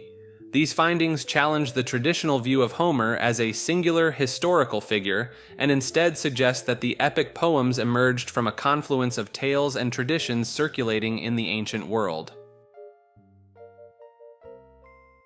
During medieval and early modern times, it was believed that these artificial human-like beings could be created through the practice of alchemy. The homunculus first appears by name in writings attributed to a famous alchemist, who outlined a method for creating them involving the putrefaction of human sperm in a sealed container placed in warm horse dung for 40 days. According to the alchemist's instructions, the resulting being would resemble a transparent human and could be further nourished with human blood to grow into a living child. The fully grown homunculus was thought to possess innate knowledge and remarkable abilities. Similar ideas can be found in earlier alchemical traditions, such as the Arabic concept of takwin, which involved creating life through artificial means. The homunculus also shares similarities with folkloric notions like the mandrake root and the golem. In the 17th and 18th centuries, the homunculus concept intersected with preformationism, the belief that animals developed from miniature versions of themselves contained within sperm. This led to the notion of animalcules, tiny preformed individuals that grew into children when placed inside a woman's womb. Today, the term homunculus is used in neuroscience to describe a distorted representation of the human body, based on the relative space various body parts occupy in the brain's sensory and motor cortices. This cortical homunculus is often depicted as a small figure with enlarged features corresponding to the most sensitive or dexterous parts of the body. Throughout literature, film, television, and other media, the homunculus remains a persistent trope, embodying the enduring fascination with the idea of artificially created life. Operators, also known as hook operators, are humanoid entities that are indistinguishable from ordinary people in appearance, but possess psychic abilities that allow them to control the lives of non-psychic humans. These entities are said to have their own separate culture and society, focused on extracting pain and suffering from the individuals they manipulate, whom they refer to as things. The concept of operators was first introduced in a book published in the 1950s, which chronicled the author's experiences during a schizophrenic breakdown. In the book, the author describes a complex bureaucratic society of operators centered around causing human suffering. The author's schizophrenic episode is portrayed as an accidental shift onto the operator's psychic wavelength, allowing her to communicate with them telepathically. Many reviewers have interpreted the operators as symbolic manifestations of the oppressive and manipulative experiences the author faced as a woman in a chauvinistic work environment during the 1950s. The idea of a separate human species covertly dominating the majority of humanity has since entered paranormal and conspiratorial discourse, drawing comparisons to other alleged entities like men in black and reptilians. Several explanations have been proposed for the existence of operators, including the possibility of the book being a hoax or a fictionalized account, a hallucinatory expression of real-life hierarchies and manipulative office culture, or even a glimpse into the world of an actual parallel human species with psychic abilities, Regardless of the interpretation, the concept of operators remains a fascinating and unsettling exploration of hidden power structures and the human psyche. The legendary curse of the Hope Diamond follows the owner of this stunning blue gem, said to have been plucked from the forehead of a Hindu goddess statue centuries ago. The curse foretells bad luck and death not only for the diamond's owner, but for all who touch it. As the story goes, a French jeweler who acquired the diamond during his travels met a gruesome end, torn apart by wild dogs. Over the years, the diamond passed through the hands of royalty, nobility, and wealthy collectors, many of whom met tragic fates, from executions to untimely deaths. One famous owner, a wealthy American socialite, believed the diamond brought her good luck. She wore it constantly, even during a medical operation. However, misfortune struck her family as well, with the loss of her young son in an accident and her daughter's suicide. Despite the tales of misfortune, the Hope Diamond's allure lies in its exceptional quality, large size, and rare blue color. It has a storied history, once owned by French kings, stolen during the French Revolution, and later resurfacing in London with a different cut, likely to conceal its origins. The diamond eventually made its way to the United States, changing hands several times before being acquired by a famed New York jeweler. He donated the gem to the Smithsonian Institution in the late 1950s, where it remains on display today as the centerpiece of the National Gem and Mineral Collection. The entire source code for the human brain may be contained within the fully sequenced human genome, which when uncompressed is less than the size of a typical computer application. However, this genetic code is compressed in an incredibly sophisticated way that we don't fully understand how to decode yet, and it may not even be possible without the external resources our planet provides. It's important to note that the genome only describes how to prepare the basic structure of the brain, which is then filled with information absorbed from the surrounding culture as it develops. So while the fundamental architecture may be genetically encoded, a vast amount of information shaping the mind comes from the environment and experiences. Some have compared DNA to a configuration file for an immensely complex process that exists as a dynamic running system incorporating cellular mechanisms, the physical environment, and cultural influences. The DNA itself is not directly equivalent to the source code of the brain and mind. Looking at the raw computational power, the human brain has billions of neurons, each with thousands of connections. Today's most powerful computers and server farms are beginning to approach the sheer processing capacity of the human brain in terms of raw calculations per second. However, the human brain's complexity goes far beyond its raw computational power. Emulating its high-level functions may require understanding and modeling the interplay between genetics, biochemistry, and environmental factors that shape the mind throughout development. While artificial neural networks are making remarkable progress in narrow domains, the path to replicating the general intelligence and adaptability of the human mind is still an immense challenge we are only beginning to grapple with.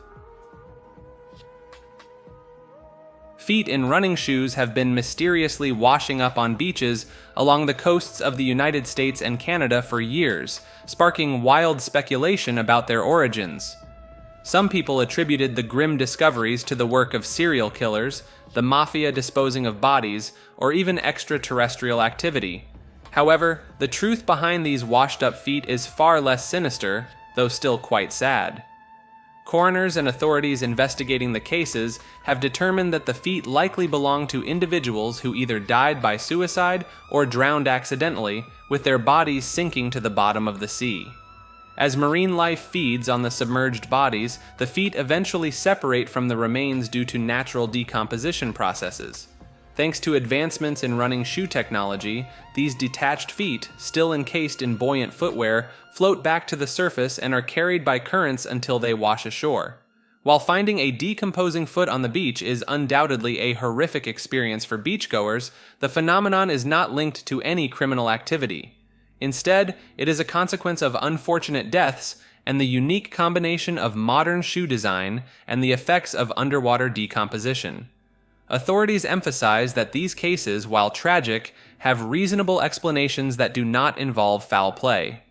The mysterious feat serve as a grim reminder of the many lives lost to the sea and the powerful forces of nature that can carry evidence of these tragedies to shores far and wide.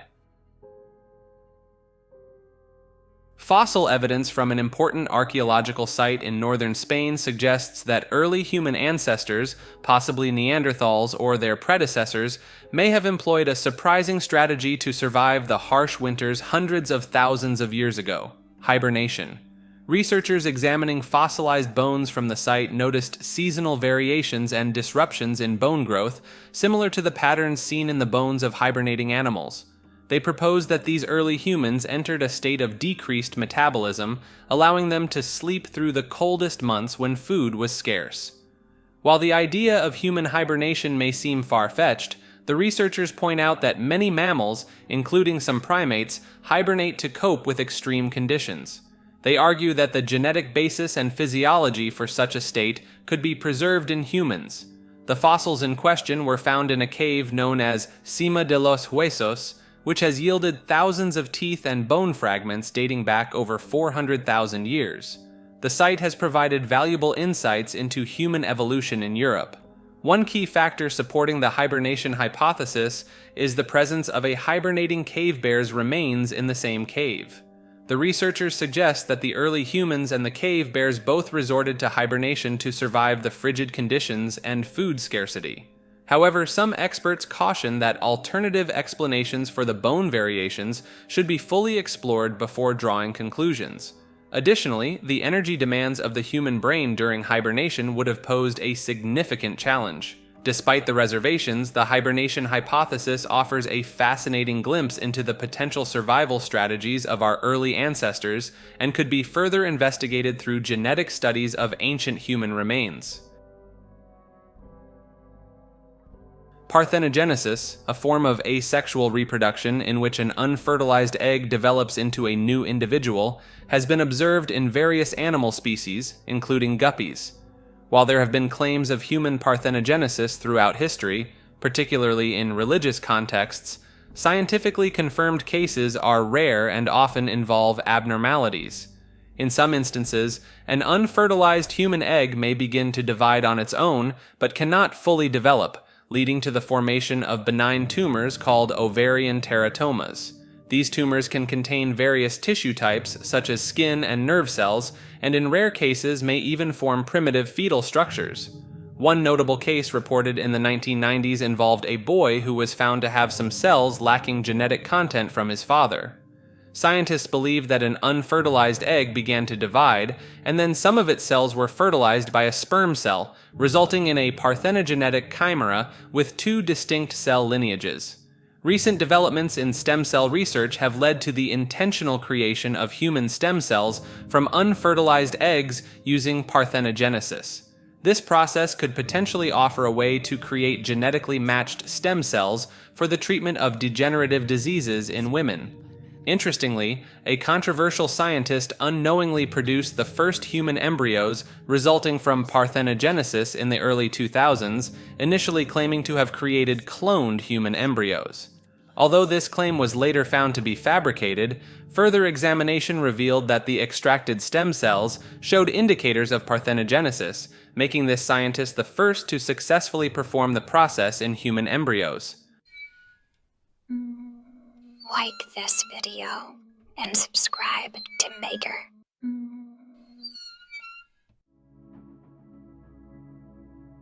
In the 1920s, a shocking rumor emerged from a primate research center in Florida, claiming that scientists had successfully created a human-chimpanzee hybrid, often referred to as a humanzee or chuman.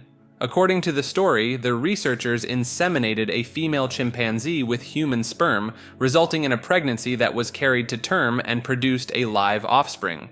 However, as the scientists began to grapple with the moral and ethical implications of their actions, they allegedly decided to euthanize the infant just days or weeks after its birth. The tale of this supposed experiment has been circulating for decades, with some even claiming that photographic evidence of the hybrid exists. Despite the sensational nature of the story, there is little to no credible evidence supporting its veracity. The claims were popularized by a respected psychologist who stated that he heard the account from another credible scientist, but no names or concrete proof have ever been provided. The feasibility of a human-chimpanzee hybrid remains a topic of scientific debate.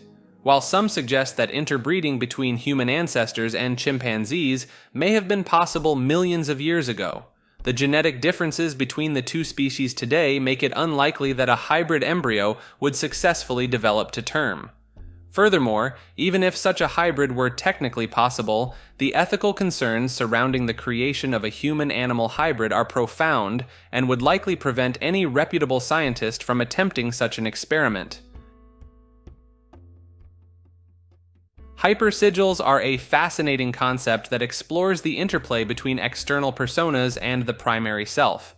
The term, coined by a well-known comic book writer, describes a sigil that extends beyond a static image, incorporating elements such as characterization, drama, and plot. A hypersigil is essentially a sigil that operates in the fourth dimension, creating a powerful feedback loop that can alter reality according to one's intent. In the digital age, hypersigils have taken on a new meaning as they can be created through various online platforms such as personal blogs, social media profiles, and even fictional avatars. The choices we make in defining our online personas can have a profound impact on our offline lives, reinforcing behaviors and perceptions over time. The creation of a hypersigil is a highly immersive and absorbing process, requiring a deep level of concentration and focus. It can take the form of any extended artistic activity, such as a poem, story, song, or dance. The key is to become utterly absorbed in the unfolding of the hypersigil, allowing it to become a dynamic miniature model of the creator's universe. Experimenting with hypersigils is an exciting and relatively new territory, with the parameters still being explored. The process can be intense and even lead to obsession, but the potential for personal transformation and the alteration of one's reality is significant. In Greek mythology, the Hyperboreans were a mythical people believed to inhabit a sunny, temperate land in the far northern part of the known world, beyond the reach of the cold north wind. Despite their location in an otherwise frigid region, the Hyperboreans were said to live in a divinely blessed paradise, shielded from the harsh weather by the Riphean mountains. The earliest sources mentioning the Hyperboreans date back to ancient Greek poets who portrayed them as the favorites of Apollo, with some even considering them the mythical founders of Apollo's shrines. Over time, writers disagreed on the existence and location of Hyperborea, placing it in various parts of northern Eurasia, such as Britain, Scandinavia, or Siberia. Legends tell of the Hyperboreans' extraordinary longevity and happiness, with the sun rising and setting only once a year in their land. They were also believed to have a special connection to the gods, particularly Apollo, who was thought to spend his winters among them. The Hyperboreans were sometimes described as descendants of Boreas, the north wind, and the snow nymph Chione. These descendants, known as the Boreads, were said to be giant kings, around 10 feet tall, who ruled Hyperborea. Some ancient Greek authors identified the Hyperboreans with their Celtic neighbors to the north, possibly due to the way myths of the Golden Age were transplanted into the contemporary scene during Greek colonization and trade. In modern times, the concept of Hyperborea has been adopted by various esoteric and fringe groups, some of which view it as the ancient homeland of a superior race or the origin of Indo-European culture.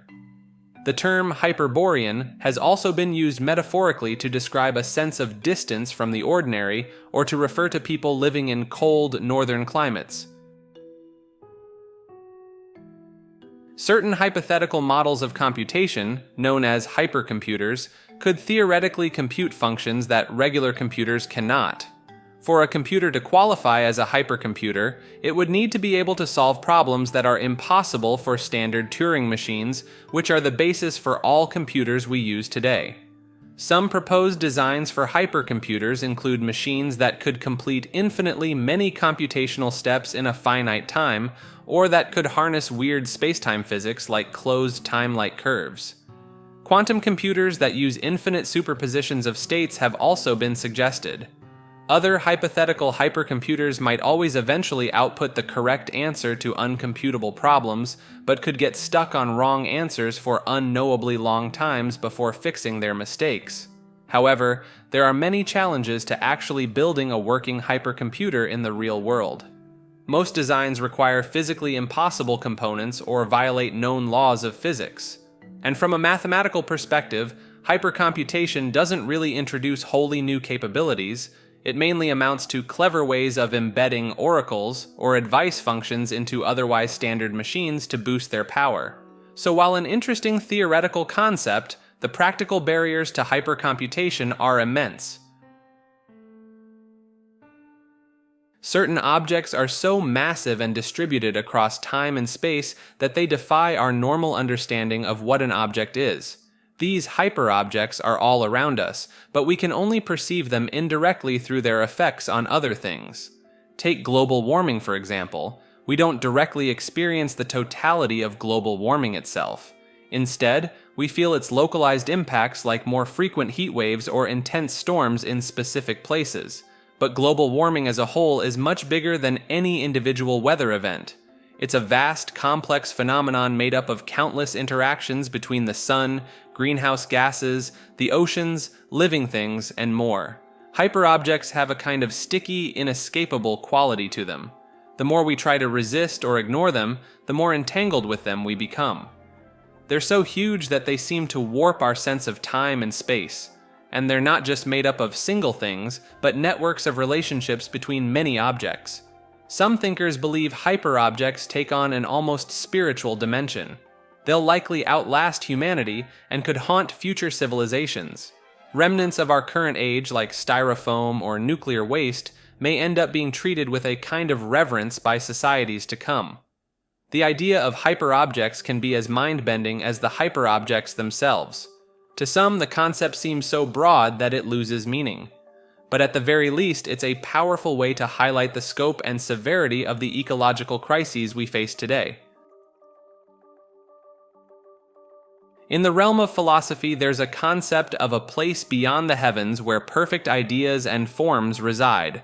This hyper-Uranian, or Platonic realm, is thought to contain the ideal models of everything we experience in the real world.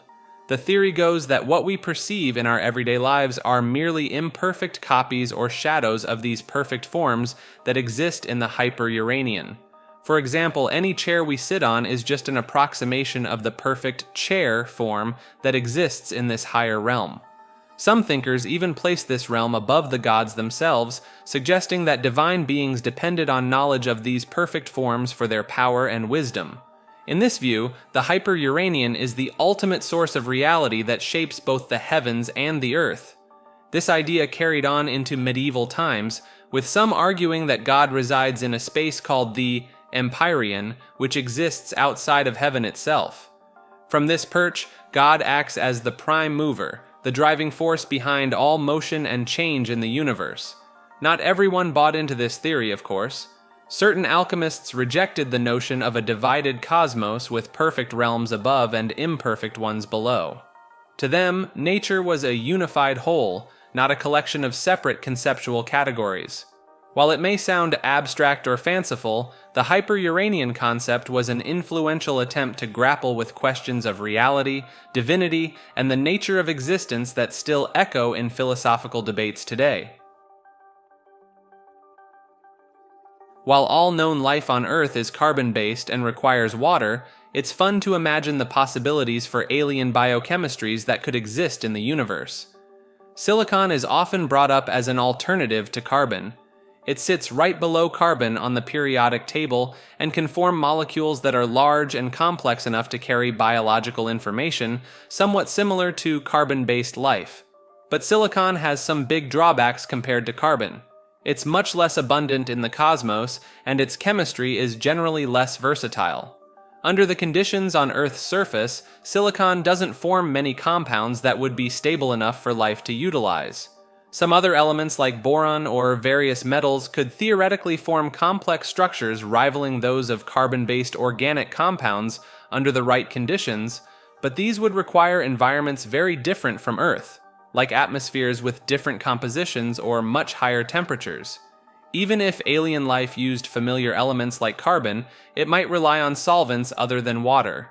Ammonia, methane, formamide, and hydrogen fluoride have all been proposed as possible alternatives. These could allow biochemistry to function at temperatures or pressures very different from those on Earth's surface. Saturn's moon Titan has even been speculated to harbor methane-based life forms. The possibilities for wildly different forms of life are as vast as the cosmos itself. While we haven't found any concrete examples of alternative biochemistries yet, the search continues. The study of these ideas not only helps us imagine what alien life might be like, but also provides valuable insights into the principles that make life on Earth possible and how it might have originated. Pondering these far-out concepts stretches our Earth-centric assumptions and reminds us of the incredible diversity the universe may contain. After a major earthquake and tsunami hit Japan, a local chef was asked to come up with a use for misshapen strawberries that were going to waste because consumers wouldn't buy them. He discovered that a chemical extracted from the berries called polyphenol had an interesting effect when added to cream. It made the mixture harder and more resistant to melting.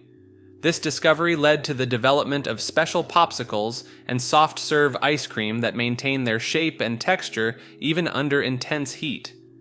The treats use regular ice cream ingredients, but with the addition of strawberry polyphenol. The modified ice cream can withstand temperatures over 100 degrees Fahrenheit without turning into a puddle. In a dramatic demonstration of its heat resistance, the sweet concoction can even be set on fire briefly without melting. For now, this marvel of food science is only available in Japan, where it was invented.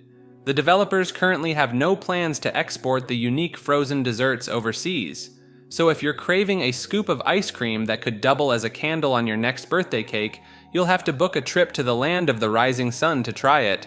Just don't be surprised if the ice cream parlor hands you a match instead of a spoon. An 8,000-year-old skeleton, known as Minnesota Woman or Pelican Rapids, Minnesota Woman, was discovered in 1931 during a highway construction project. The bones were identified as those of a teenage girl who had never given birth. She was found with two notable artifacts, an elk horn dagger and a conch shell pendant. The conch shell is particularly interesting because it came from a species previously thought to only exist in Florida, suggesting the existence of long-distance trade or migration routes. The details of the girl's death are uncertain because the site was not properly excavated by archaeologists. However, the presence of a layer of broken shells over her body suggests she may have drowned in a glacial lake, either by falling through ice or from a boat. This discovery challenged prevailing scientific views at the time, which held that humans had only arrived in the Americas relatively recently. Minnesota Woman provided evidence of a much longer human presence on the continent, now recognized to extend well into the Archaic period. In 1999, the skeletal remains were reburied in South Dakota by Sioux tribes, honoring the ancient woman's cultural heritage.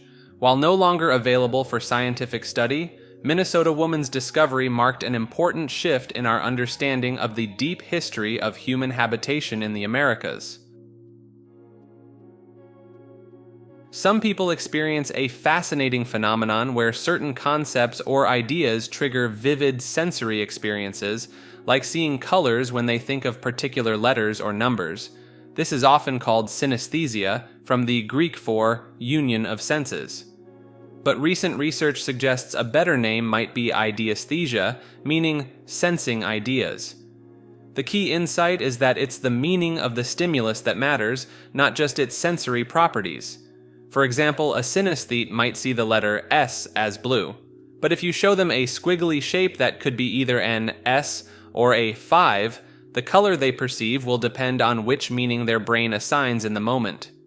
This semantic basis shows up in other ways too. Synesthetes can quickly develop associations between unfamiliar symbols and colors as soon as those symbols acquire meaning. And the same musical note might evoke different colors depending on how it's labeled. It's the idea that counts, not the raw sound. Ideasthesia doesn't just apply to synesthesia either. The famous Bouba-Kiki effect, where people consistently match certain nonsense words to certain shapes, may work the same way. Kiki and spiky shapes seem to activate a common network of concepts, like sharpness and intensity, while Bouba and rounded shapes share meanings like softness and calm. So in many cases, our senses may not be talking directly to each other, but rather are linked through the web of meaning we assign to everything we experience. That abstract conceptual level, as much as raw perception, colors our mental life. Synesthesia and related phenomena provide a fascinating window into this interplay of ideas and senses that we often take for granted. In the world of retail, there's a curious phenomenon known as the IKEA effect. It's the tendency for people to place a surprisingly high value on objects they've partially put together themselves, like the famously assemble-it-yourself furniture from the Swedish megastore. What's interesting is that this effect seems to hold true regardless of the actual quality of the finished product. This quirk of human psychology ties into something called the sunk cost effect. That's when we keep investing in something, even if it's not rational to do so, because we've already put resources into it. In the case of self-assembled items, the sunk cost is the time and effort we've expended. Having put in that work, we become reluctant to abandon the end result, no matter how wonky or wobbly it may be. The IKEA effect doesn't just apply to furniture, though. You can see it in all sorts of arenas where people invest a bit of themselves into something. Pyramid schemes and multi-level marketing companies, for instance, are notorious for exploiting this tendency. Participants often feel a sense of pride and ownership in the organization's success because they've been directly involved in building it up through recruiting, selling, and so on. In the final years of communist East Germany, the Swedish furniture giant IKEA benefited from the use of forced prison labor by some of its suppliers. A recently released independent report confirmed that political prisoners were involved in manufacturing goods for IKEA between 25 to 30 years ago. IKEA managers at the time were aware of the possibility that prisoners were being used, but failed to prevent it. The company expressed deep regret for this oversight, acknowledging that their control systems were not as robust as they are today. The revelations about IKEA are just the tip of the iceberg, according to a victims' rights group. Many companies took advantage of forced prison labor in East Germany from the 1960s through the 1980s. The group hopes that IKEA and others will consider compensating former prisoners, who often suffered lasting psychological and physical trauma from the grueling forced labor. IKEA commissioned the independent investigation after allegations first surfaced in the 1980s and resurfaced in a recent documentary. The company has pledged to continue supporting efforts to shed light on the use of prisoner labor in former East Germany. While IKEA has taken a leading role in confronting this troubling aspect of its past, the revelations underscore the often hidden human costs that can lurk behind the products we buy, even from seemingly benign sources. As consumers and as a society, grappling with these uncomfortable truths is a crucial step towards building a more just and transparent global economy. In the late 1700s, a secret society known as the Illuminati was founded in Bavaria, which is part of modern-day Germany. The group opposed religious influence over public life and what they saw as abuse of state power. They sought to put an end to these issues, but not by dominating or controlling others themselves. The Illuminati were made up of freethinkers and had many literary men among their ranks. Internal divisions and the departure of a key founder led to the society expanding rapidly by recruiting prominent Freemasons, which gave them a foothold in many German cities. An edict by the Bavarian ruler and pressure from the Catholic Church led to the Illuminati being outlawed, though the group's legacy took on a life of its own. In the following years, the Illuminati were accused by conservative and religious critics of continuing on in secret and being behind events like the French Revolution. While the Bavarian Illuminati were fully suppressed and did not survive, the myth of their influence persisted. The idea was later popularized by two famous books published in the late 1700s, claiming that the Illuminati represented an ongoing conspiracy to control world events. This launched the Illuminati into the realm of pop culture and conspiracy theories, where they are now depicted as a shadowy group pulling the strings behind the scenes. Many modern conspiracy theories allege that major world events are being controlled by the Illuminati and that notable people, sometimes even US presidents, are secret members. However, there is no actual evidence supporting these claims. The Illuminati remain a fascinating case of a small historical secret society whose mythos and legend have grown to epic proportions in the public imagination. Their enduring appeal speaks to our fascination with the idea of hidden knowledge and power working from the shadows to shape the course of human events.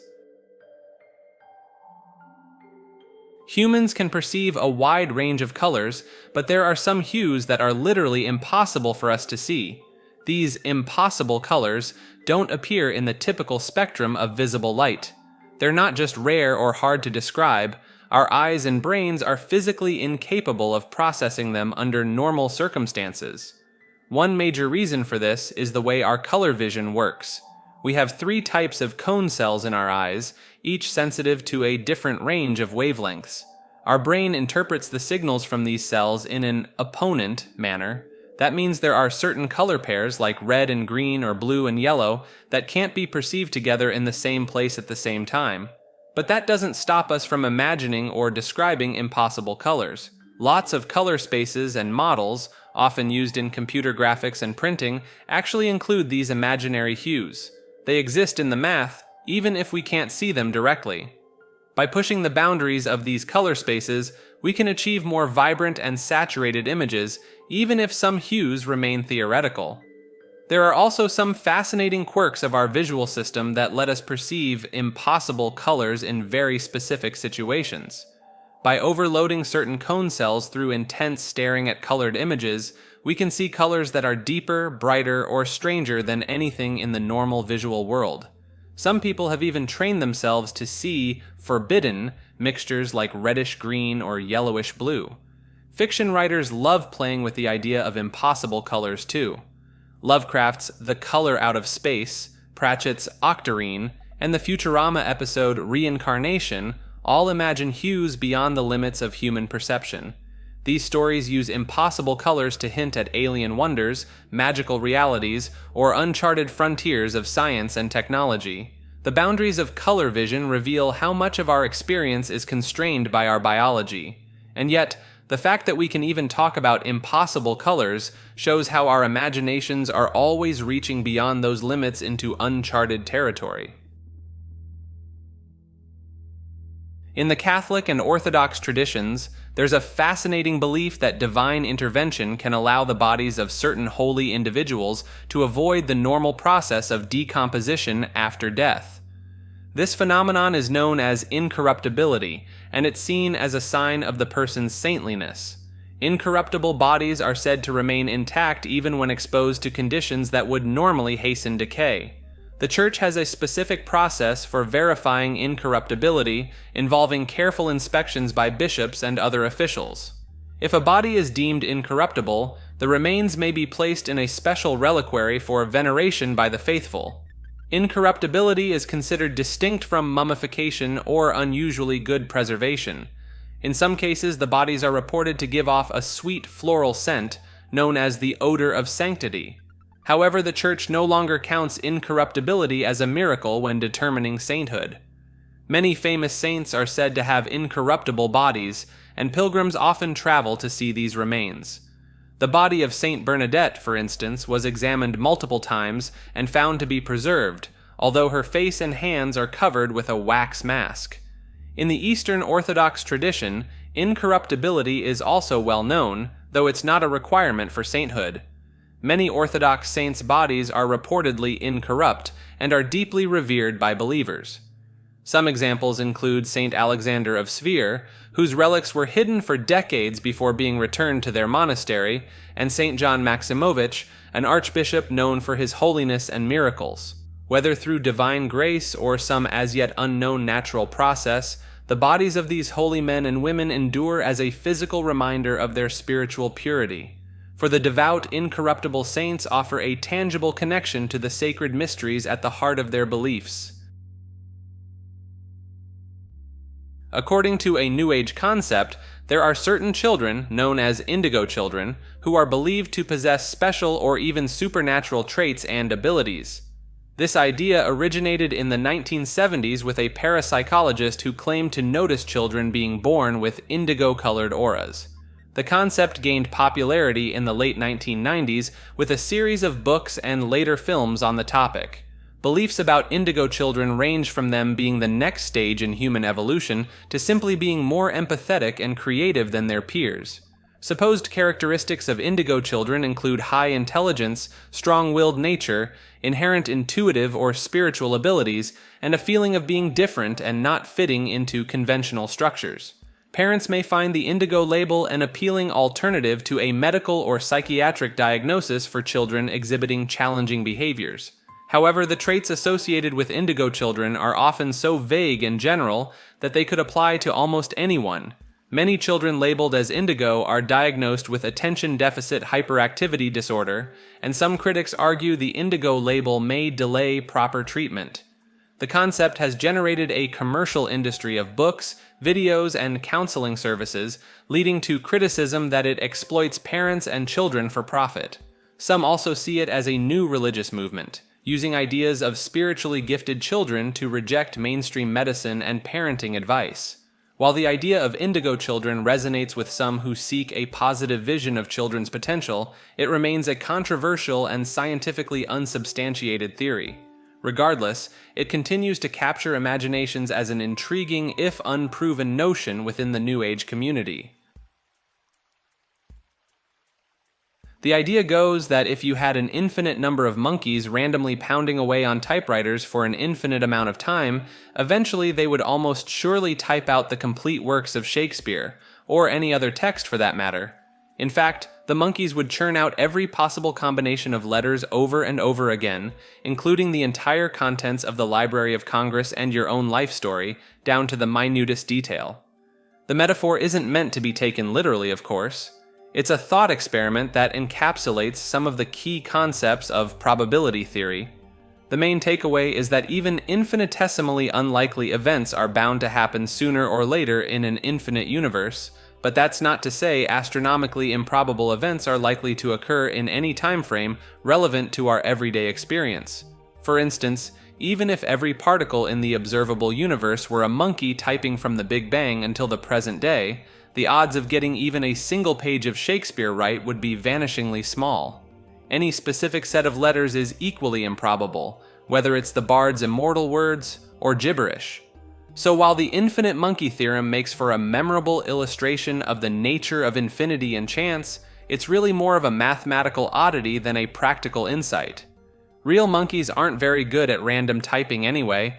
In a famous experiment, 6 monkeys with a keyboard produced only a handful of pages, mostly filled with the letter S, and they kept bashing the device with rocks for good measure.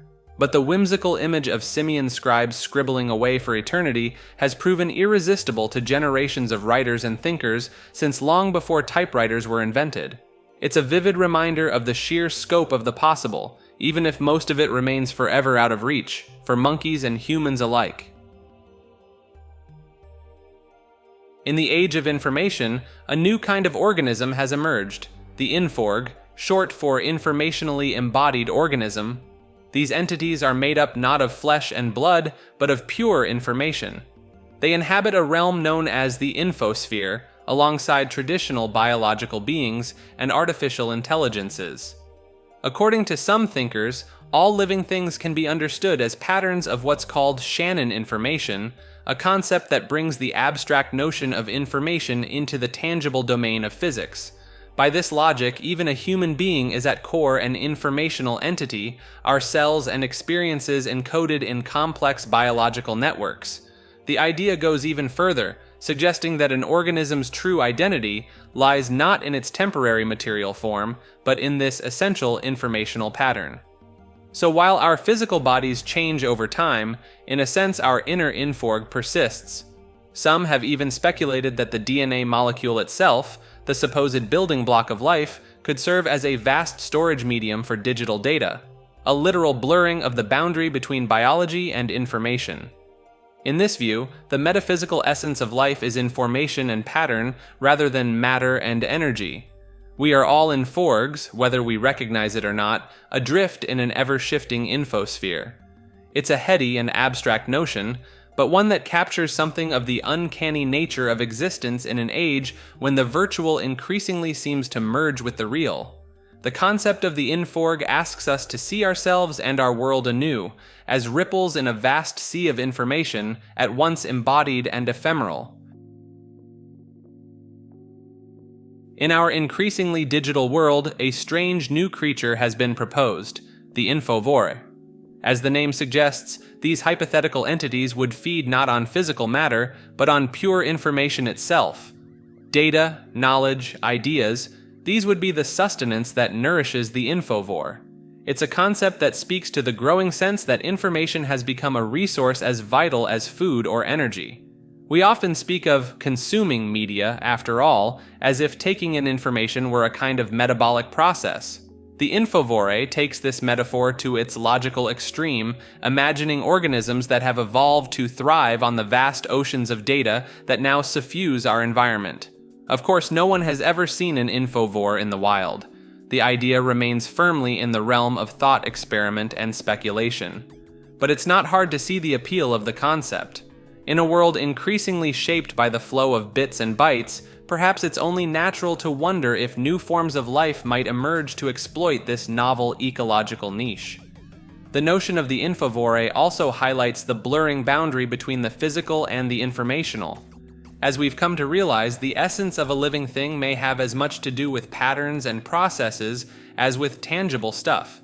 An infovore, in this sense, would simply be taking this idea to its logical conclusion, a being of pure information, thriving in a habitat of pure data. It's a strange and heady concept, but one that captures something of the uncanny nature of life in the digital age. The infovore may never venture beyond the pages of science fiction, but as a thought experiment, it asks us to reconsider what it means to be alive in an increasingly data-soaked world. Contrary to popular belief, not everyone has a constant inner monologue, that little voice in your head that narrates your thoughts and experiences. For some people, the inner landscape is less verbal and more abstract. Rather than engaging in self-talk or mentally complaining about tasks, they simply feel their emotions without putting them into words. This absence of an inner monologue can make verbal communication more challenging for these individuals. They often need to take extra time to translate their thoughts and feelings into language, a process that doesn't come automatically. Many find that writing helps bridge this gap, allowing them to organize their ideas in a more structured way. On the other end of the spectrum are those whose inner lives are dominated by constant verbal chatter. For them, the idea of thinking without words is almost inconceivable. Emotions and experiences are inextricably tied to a running stream of mental commentary, often including elements of self-talk and inner dialogue. Research suggests that there's a wide range of variation in how people experience their inner worlds. Some minds are abuzz with frequent conversation, while others are mostly silent. And inner voices can take many forms beyond just words: images, physical sensations, even tastes and smells. What feels normal and natural for one person may be utterly alien to another. Understanding these differences can help us communicate better and be more empathetic to those whose inner lives don't match the standard template. It's a small insight, but one that hints at the vast complexity and variability of the world inside our heads. In the heart of California's Mojave Desert, not far from Joshua Tree, stands a striking dome-shaped structure known as the Integratron. Rising several stories high, this circular building was the brainchild of a man named George Van Tassel, a former aircraft mechanic turned ufologist and contactee. According to Van Tassel, the blueprints for the Integratron were given to him directly by extraterrestrial visitors from Venus during a series of telepathic contacts and in-person encounters. He claimed that the building, when completed, would be capable of amazing feats like rejuvenation, anti-gravity, and even time travel. Construction on the structure began in the late 1950s and was largely funded by donations, including money from the famous aviator and eccentric billionaire Howard Hughes. The main structure was completed just before the 1960s, but Van Tassel continued to tinker with the machine until his death in the late 1970s.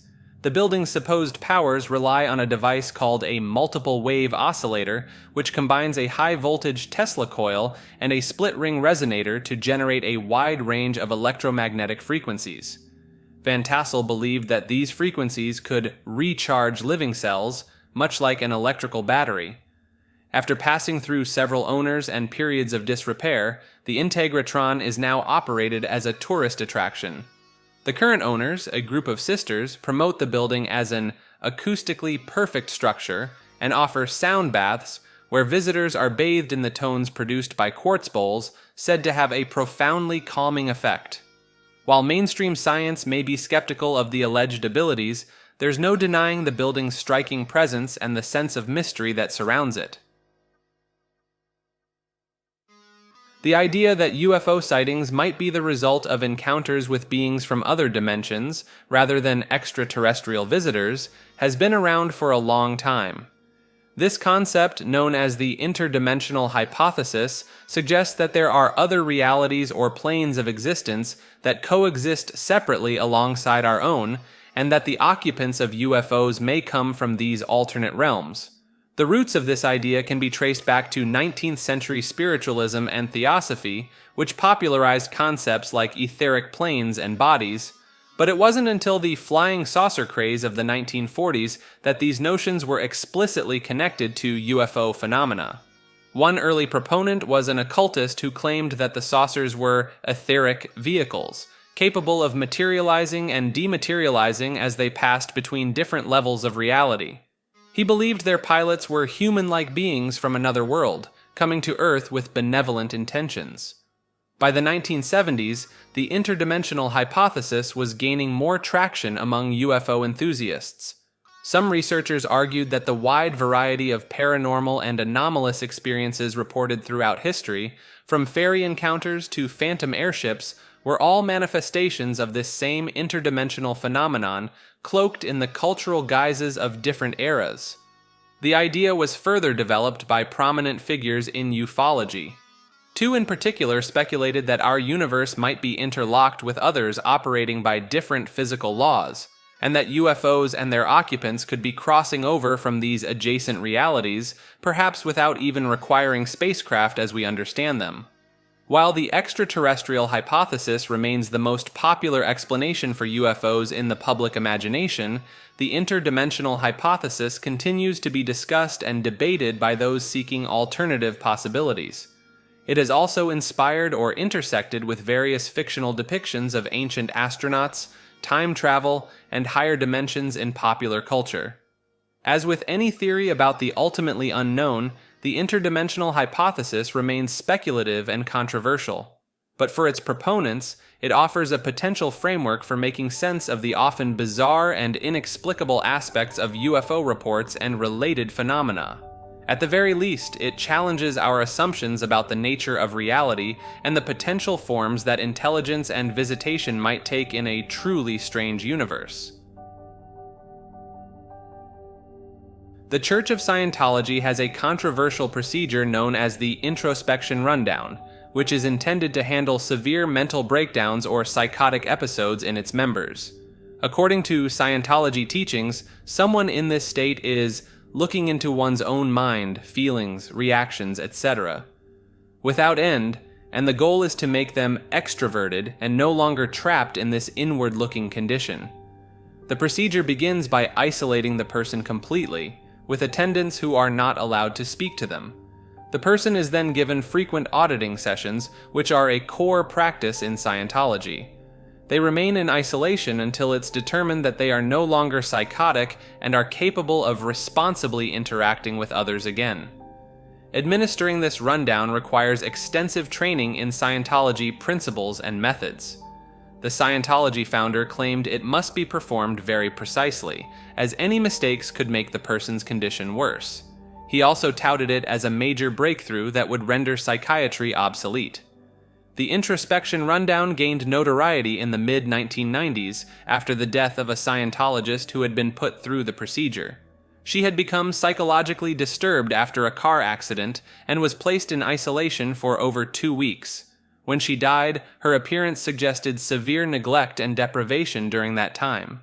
This case brought the introspection rundown and its methods under intense public scrutiny. The Church of Scientology vigorously denied any wrongdoing in this incident. However, it now requires members to sign a waiver before undergoing the procedure, releasing the church from liability for any injury or death that may result. The introspection rundown remains a highly controversial practice, with many critics arguing it is dangerous and unethical, while Scientology continues to defend it as an effective treatment for severe mental distress. According to some scientists, a mysterious force might be at work in the cosmos, creating what are essentially invisible walls in space. These aren't solid barriers you could touch, but rather a kind of cosmic corralling of galaxies into unexpected arrangements. The standard model of cosmology predicts that small galaxies should orbit larger ones in messy, random patterns, but observations have shown that many of these tiny galaxies are instead arranged in neat, flat planes around their larger hosts, almost like the rings of Saturn. It's as if some unseen structure is holding them in these orderly configurations. Over the years, astronomers have puzzled over this satellite disk problem and proposed various explanations. But a new study suggests a mind-bending possibility, that hypothetical particles called symmetrons are generating these galaxy-guiding effects. The researchers call the resulting structures domain walls and argue they could explain the perplexingly synchronized orbits of galaxies. What's especially intriguing about this idea is that it doesn't require completely abandoning dark matter, the invisible substance thought to make up most of the universe's mass. Instead, it introduces new particles that would interact with dark matter to create these cosmic walls. Of course, this is all highly speculative at this point. To prove that invisible walls are shaping galaxies, we'd first need to confirm that symmetrons actually exist. That's where cutting-edge observatories like the James Webb Space Telescope could come in, potentially detecting signs of these elusive particles in the early universe. It's a fascinating possibility that injects even more mystery and wonder into our understanding of the cosmos. The idea that unseen forces are not just holding galaxies together, but arranging them in orderly arrays like some vast cosmic architect hints at the profound strangeness and beauty that may yet await our discovery in the depths of space. In the midst of the swirling geopolitical turmoil of the early 2000s, a peculiar theory emerged, that the United States invasion of Iraq was motivated not just by concerns over weapons of mass destruction or regional stability, but by a quest for an ancient and powerful artifact, a stargate. According to this idea, hidden beneath the ruins of the fabled city of Babylon lies a portal to other dimensions, perhaps even other galaxies. Whispers tell of its discovery in an inverted underground pyramid uncovered by explorers or archaeologists in the early 20th century. The notion is that the highest echelons of the US government were privy to the Stargate's existence and coveted the unimaginable power it could bestow upon those who controlled it. Mastery over interdimensional travel, contact with extraterrestrial civilizations, access to transformative technologies, all of these and more, some say, could be granted by the Babylonian Gate.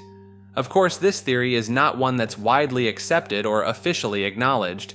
It lives on the fringes, a tantalizing what-if scenario that weaves together ancient mythology, modern geopolitics, and the perennial human fascination with the possibility of worlds beyond our own. According to some accounts, when the remains of a notorious Russian ruler from centuries ago were exhumed in the 1960s, scientists made a startling discovery. Embedded in the skull was a small metal object, about the size of a coin, that resembled a sophisticated electronic device. Based on the bone growth around this curious artifact, it was theorized that it may have been implanted during the ruler's childhood. Some researchers speculated that the device could have enhanced the individual's mental capabilities, but also caused the uncontrollable rages and violent behavior they were infamous for. Taking the idea even further, one researcher suggested the mysterious implant allowed the ruler to be controlled by extraterrestrial beings. He claimed that the despot was visited by strange humanoid figures in private. Of course, these fringe theories are not widely accepted by mainstream historians. The idea of ancient alien implants manipulating major figures reads more like science fiction than sober historical analysis. And the ruler's famously cruel and erratic behavior could be explained by a host of more mundane factors, from a tumultuous upbringing to the unchecked power of their position. Still, the account of the bizarre skull implant adds an extra layer of dark mystique to a life already steeped in legend and infamy.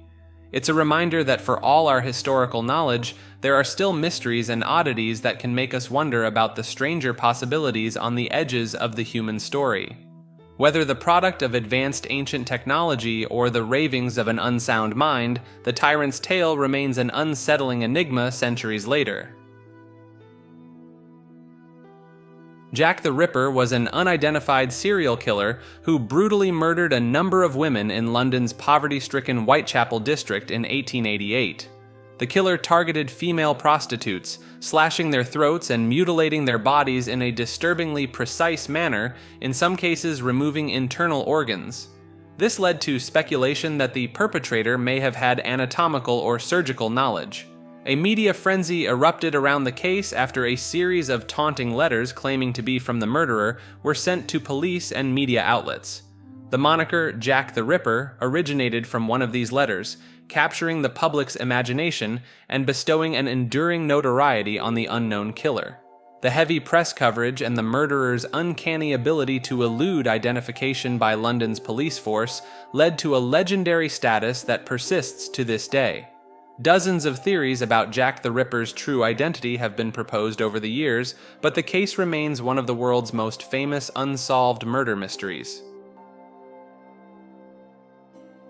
Jacobo Greenberg, known as the Einstein of consciousness, was a renowned figure in the study of the human mind who mysteriously disappeared in 1994, leaving behind an unsolved puzzle. As a professor and director of a cutting-edge laboratory in Mexico, Greenberg explored unconventional areas of research, including telepathy and other aspects of psychophysiology. His disappearance has been investigated by authorities, but the circumstances remain shrouded in mystery, with his story spanning various locations across the globe. Greenberg's multifaceted background included ventures into pseudoscience, neurophysiology, and psychology, as he studied Mexican shamanism, Eastern practices, meditation, astrology, and telepathy through his unique scientific approach. His fascination with the human mind was deeply influenced by a personal tragedy, the loss of his mother to a brain tumor when he was just 12 years old. Greenberg pursued his education in psychology and psychophysiology, earning a PhD from the Brain Research Institute in New York City. In Mexico, Greenberg established psychophysiology laboratories and founded the Instituto Nacional para el Estudio de la Conciencia, INPEC, where he published numerous books on topics ranging from brain activity to witchcraft, shamanism, telepathy, and meditation. His unconventional approach to combining science and shamanism drew both intrigue and skepticism from the scientific community, as he aimed to bridge the gap between scientific inquiry and the mystical world. On December 8, 1994, Jacobo Greenberg vanished without a trace, failing to appear for his birthday celebration a few days later. His disappearance sparked a host of conspiracy theories and remains a mystery to this day.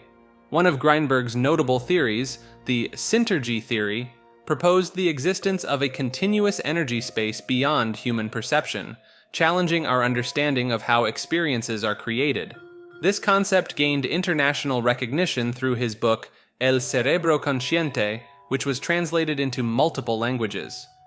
Jacobo Greenberg's enigmatic disappearance and his unconventional approach to consciousness studies continue to captivate minds and intrigue those who seek to unravel the mysteries of the human mind and the boundaries of reality.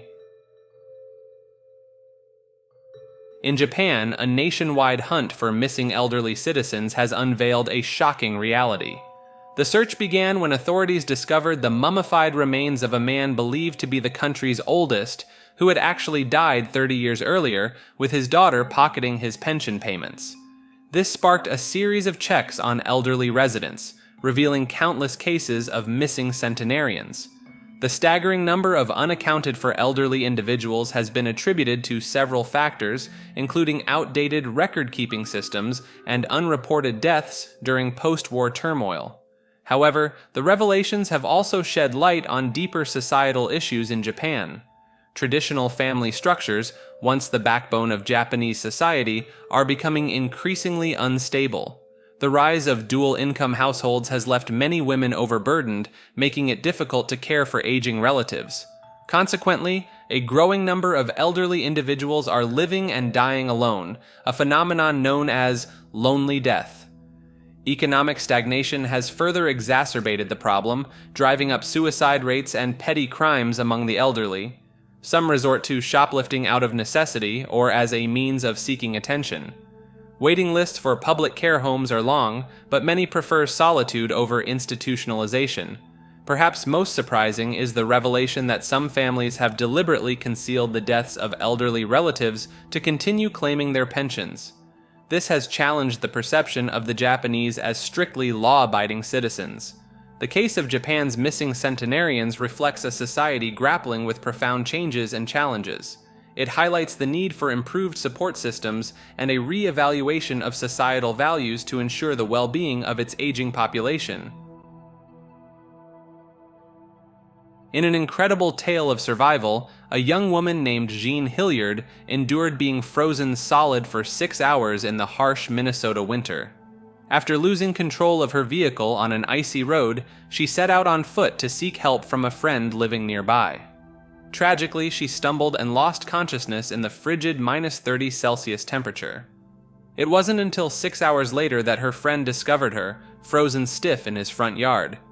Rushing her to the hospital, doctors were amazed to find a few bubbles emerging from her nose, indicating a faint sign of life. Despite the challenges of treating her frozen body, they began the slow process of warming her up. Miraculously, by mid-morning, Jean awoke, defying all expectations. Her survival is a testament to the incredible resilience of the human body and the dedication of the medical professionals who refused to give up on her, even in the face of seemingly insurmountable odds. The assassination of John F. Kennedy has spawned a vast array of conspiracy theories, with numerous individuals and entities being accused of involvement in the plot. These theories allege the complicity of various groups, such as the CIA, the military-industrial complex, organized crime, the Cuban government under Fidel Castro, and even Vice President Lyndon B. Johnson. Some theories suggest that multiple gunmen were involved, firing from different locations in Dealey Plaza, while others propose that evidence was tampered with or fabricated to frame Lee Harvey Oswald as the lone assassin. Proponents of conspiracy theories point to perceived inconsistencies in witness testimony, physical evidence, and the official investigation conducted by the Warren Commission. They argue that the Commission's conclusion that Oswald acted alone was flawed and that a larger conspiracy was at play. Many theories revolve around the idea of a cover-up, with allegations of witness intimidation, suppression of evidence, and alteration of the president's body to conceal the true nature of his wounds. The House Select Committee on Assassinations, which conducted a separate investigation in the late 1970s, concluded that there was a probable conspiracy behind the assassination, although it did not identify any specific individuals or groups responsible. This finding has further fueled speculation and debate among researchers and the public. Despite the official findings of the Warren Commission and the lack of conclusive evidence to support many of the conspiracy theories, a significant portion of the American public continues to believe that there was a conspiracy behind the assassination of President Kennedy. The enduring fascination with this tragic event has led to the publication of numerous books, articles, and documentaries exploring various aspects of the case and proposing alternative explanations for what transpired on that fateful day in Dallas. Jimmy Hoffa, a prominent American labor union leader, mysteriously disappeared in 1975 and was declared legally dead in 1982, although his body has never been found.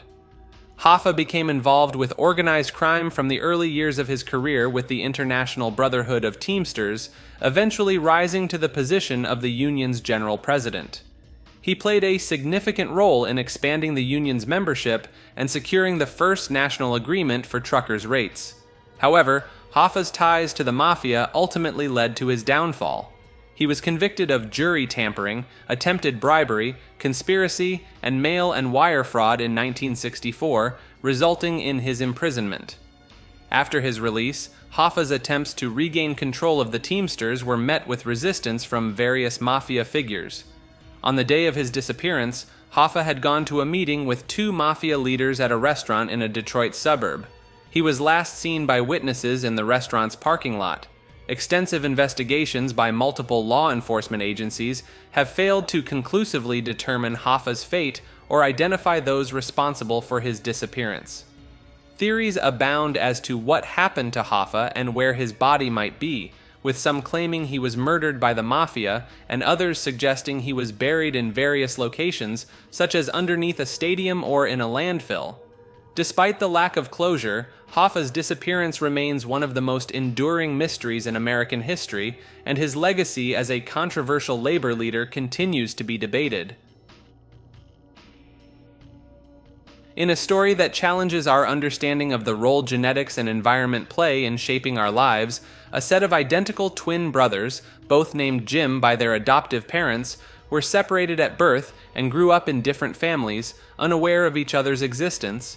Despite their separate upbringings, the twins' lives followed uncannily similar paths. Both pursued careers in law enforcement, one as a security guard and the other as a deputy sheriff. They shared a love for mechanical drawing and woodworking, and both married women named Linda, only to divorce and remarry women named Betty. Astonishingly, both couples named their sons James Allen and James Allen, and even owned dogs named Toy. The twins' adoptive families, by sheer coincidence, vacationed at the same beach in Florida, though at different times. When one of the twins decided to search for his biological family, he successfully located his brother, and the two were reunited in an emotional meeting that captured the public's imagination. Scientists, intrigued by the twins' story, included them in a study that examined the similarities between identical twins raised apart. The results were striking, revealing nearly identical medical histories, brainwave tests, and personality profiles.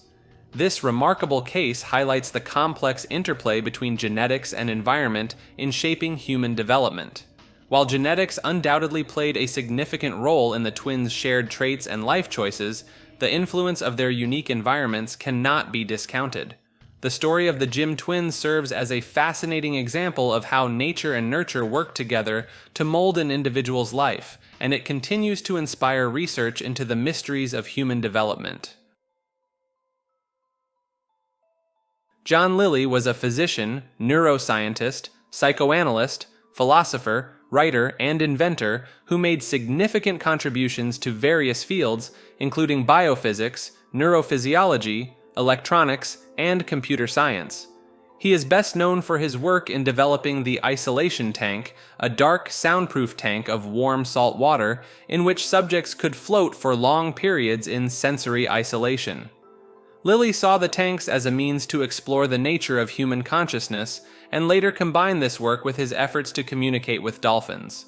Lilly's research took him in unconventional directions, including the study of dolphin cognition and communication, as well as personal experimentation with psychedelic drugs like LSD, often while floating in isolation. He believed these experiences could offer insights into the nature of consciousness and the mind.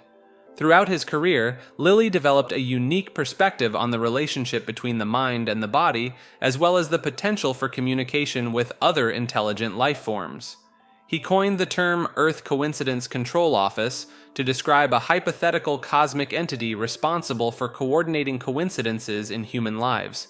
Lilly's work inspired various cultural references, including novels, films, and video games. His ideas, while sometimes controversial, pushed the boundaries of scientific understanding and continue to captivate people's imaginations. Despite his unconventional approach, Lilly's contributions to the study of consciousness and interspecies communication have left a lasting impact on the scientific community and popular culture alike. In a small town in New York, a peculiar sight captured the attention of passers-by for nearly a decade. The porch of a historic house built in the mid-19th century was home to a trio of life-sized mannequins. These inanimate residents were no ordinary store displays. They underwent mysterious transformations, their clothing, hairstyles, and props changing without any apparent human intervention. The mannequins held an array of items, from birdcages to books, each new arrangement adding to the aura of intrigue surrounding the house. Despite the curiosity of the community, no one ever witnessed the mannequins being moved or altered, leading some to speculate about supernatural influences at play. The house itself has a long and somewhat troubled history, with connections to early colonial settlers and two nearby tragedies, a devastating train derailment and a fire that consumed several surrounding buildings. These events, occurring in close proximity to the house, have fueled theories that the mannequins might represent the spirits of those who perished, their eerie presence a manifestation of unresolved pain and loss. While the true origins and purpose of the mannequins remain unknown, their enduring presence has become an integral part of the house's lore. John Quincy St. Clair, an enigmatic figure who emerged in the early 2000s, filed a series of bizarre patents that pushed the boundaries of conventional science and technology. His inventions delved into the realm of science fiction, encompassing concepts such as walking through walls, full-body teleportation, magnetic vortex wormholes, and electric dipole spacecraft. These patents, with their fantastical claims and unconventional ideas, piqued the interest of many who stumbled upon them. One of St. Clair's patents focused on an electric dipole propulsion system and spacecraft, proposing the use of electromagnetic plates to generate lift and propel a vehicle upwards. Another patent, titled Walking Through Walls Training System, aimed to create a simulated environment where individuals could experience the sensation of passing through solid objects, challenging the fundamental laws of physics as we understand them. St. Clair's inventions extended beyond the realm of physical transportation and into the metaphysical. He patented a device called the remote viewing amplifier, which he claimed could enhance one's ability to perceive distant locations and even facilitate communication with entities from other dimensions by tapping into the energy fields generated by the human body. The backstory St. Clair provided for his inventions only added to the intrigue surrounding his work. He spoke of a serendipitous discovery of teleportation while in the vicinity of an airport and shared anecdotes of his experiences with remote viewing and alleged contact with extraterrestrial beings. These claims, while unverified, contributed to the mysterious aura that enveloped St. Clair and his patents. Despite the attention his patents garnered, little is known about John Quincy St. Clair's background, qualifications, or true motivations. Many of his patents were ultimately abandoned, leaving a trail of unanswered questions in their wake. Some speculate about potential ties to secretive government programs or classify him as a passionate enthusiast of speculative technology, while others remain skeptical of the validity of his claims.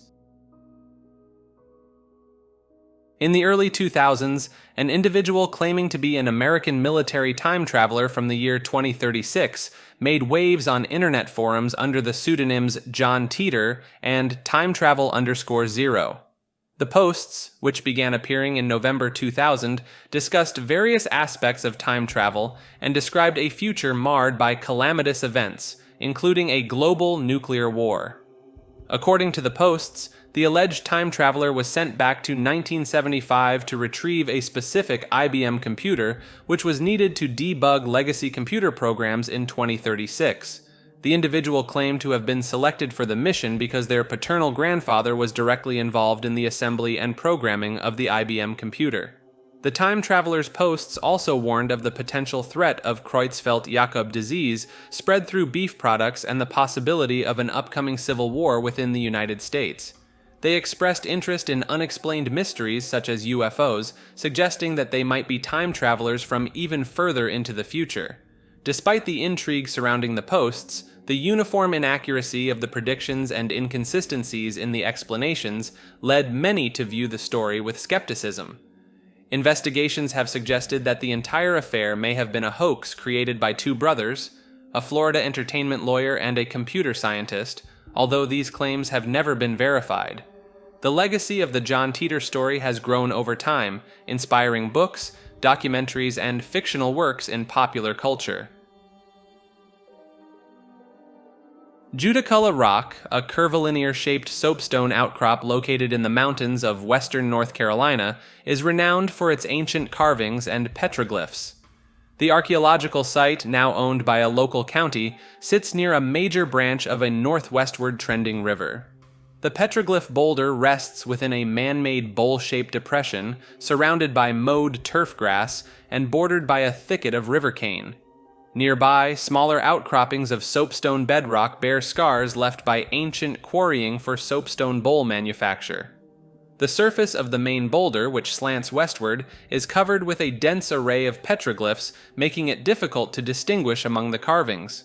A count of the patterns has revealed a substantial number of cup marks, curvilinear units, bowl-shaped depressions, stick-like figures, rills, concentric rings designs, curvilinear motifs, deer tracks, claw-like imprints, an arc, a cross and circle, and a winged shape.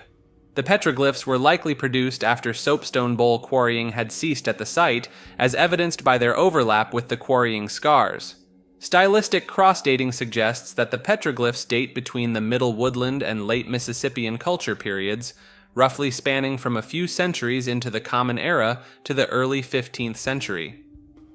Archaeological excavations around the boulder revealed extensively disturbed deposits, likely due to historic cultivation, but intact layers containing soapstone and lithic fragments from bowl manufacture were found upslope, probably dating to a few millennia before the Common Era.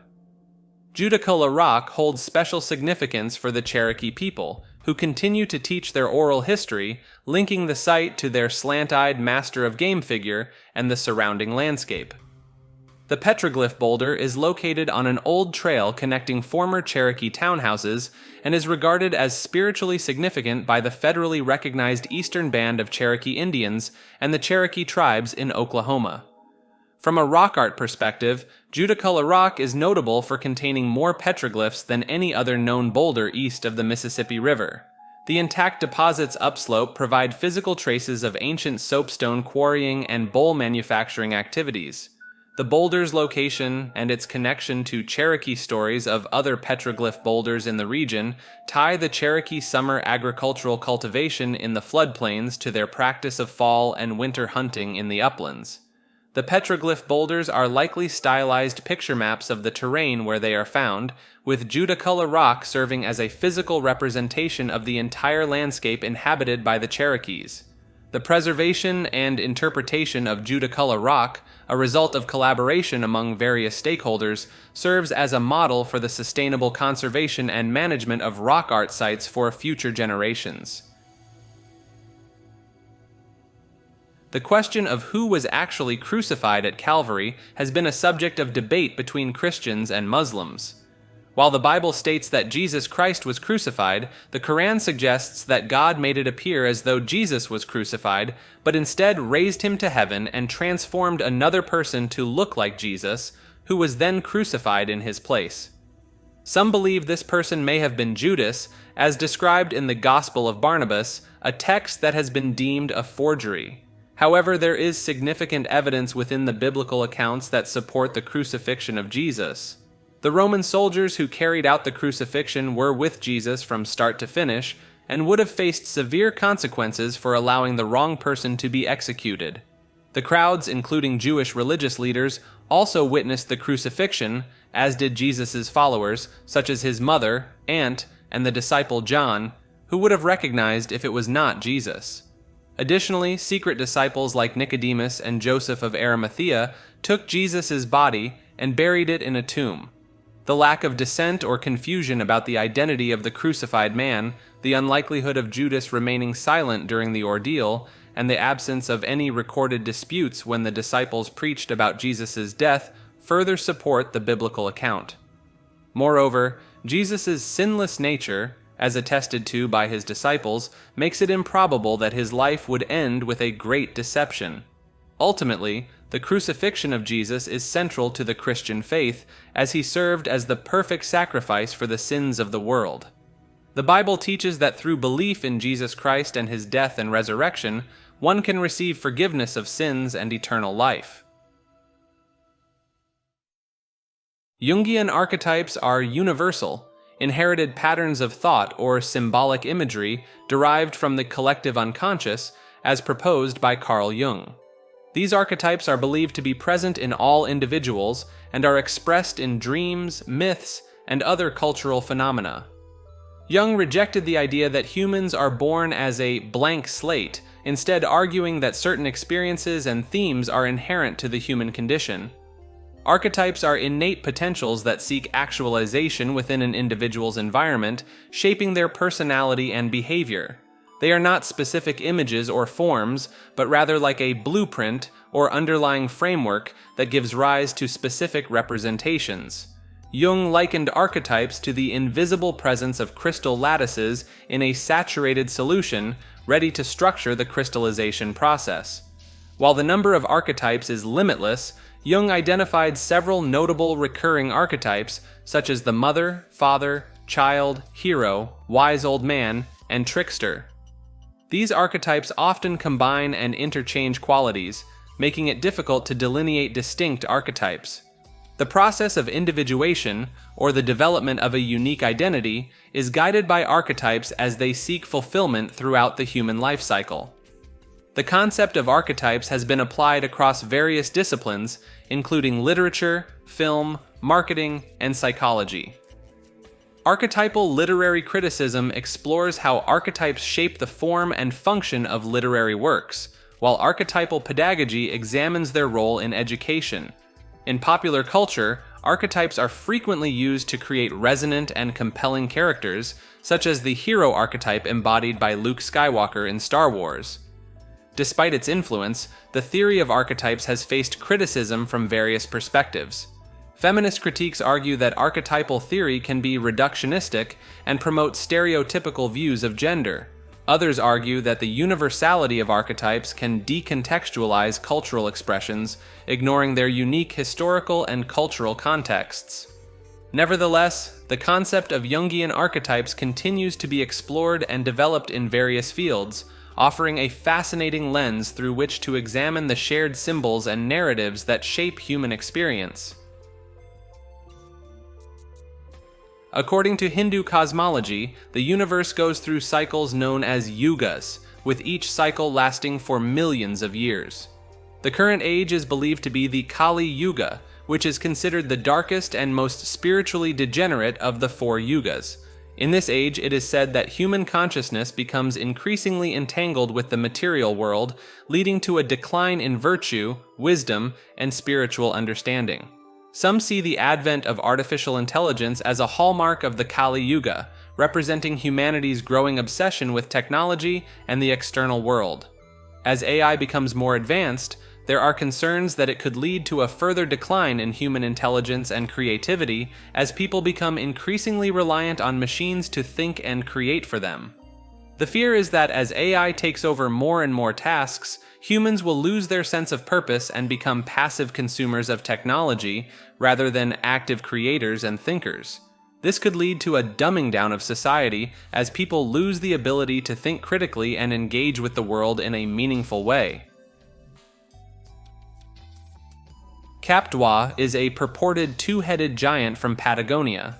According to legend, this colossal being was either encountered by Spanish sailors in the late 17th century or discovered lifeless on a beach by Paraguayan natives. In both accounts, the preserved body eventually found its way to Britain and the United States, where it became a curious spectacle in sideshows and freak shows. While the idea of a genuine two-headed giant may seem far-fetched, it is not entirely impossible from a scientific standpoint. Gigantism, a condition that leads to extraordinary height, has been documented in cases such as Robert Wadlow, who reached nearly 9 feet tall. Similarly, conjoined twins with two heads, known as dicephalic parapagus twins, have been observed, albeit rarely surviving into adulthood. However, for Cap Droit to be authentic, one would have to assume the highly unlikely scenario of dicephalic parapagus twins also being born with gigantism and overcoming the numerous health challenges associated with both conditions. The lack of thorough expert examination of the body and its association with the notorious showman P.T. Barnum, known for his elaborate hoaxes, further cast doubt on the giant's legitimacy. Moreover, the 19th and early 20th centuries saw the popularity of rogue taxidermy, an art form involving the reconstruction of corpses to resemble mythical creatures, including giants. Given these factors, along with the absence of indisputable evidence, it is more plausible that Cap Droit is an intricate hoax rather than a genuine two-headed Patagonian giant. Nonetheless, the tale of Cap Droit continues to captivate the imagination, serving as a testament to the enduring allure of the extraordinary and the mysterious. On the vast cosmic scale, civilizations can evolve from humble beginnings to godlike entities, as envisioned by the Kardashev scale. This fascinating framework categorizes civilizations based on their ability to harness and utilize energy, with each level representing exponential advancements in technology, knowledge, and influence. At the lowest end of the spectrum, a civilization relies solely on the resources of its home planet, using primitive energy sources. As they progress, they learn to harness the power of nuclear fusion, enabling them to venture into their solar system and make significant strides in healthcare and longevity. Further along the scale, civilizations become capable of tapping into the energy of nearby stars, potentially employing vast structures to capture and utilize this immense power. Poverty becomes a thing of the past as they expand their reach through space colonization. As civilizations continue to evolve, they extend their influence across entire galaxies, harnessing the energy of countless stars. They master technologies like anti-gravity and focus on unlocking the secrets of consciousness and immortality. At even higher levels, civilizations harness the unimaginable power of supernovas and explore the possibilities of creating life itself. They may even be responsible for the existence of lesser civilizations, appearing as divine beings in ancient myths and religions. The most advanced civilizations on the Kardashev scale transcend the boundaries of our familiar universe, venturing into multiple dimensions and harnessing the energy of white holes.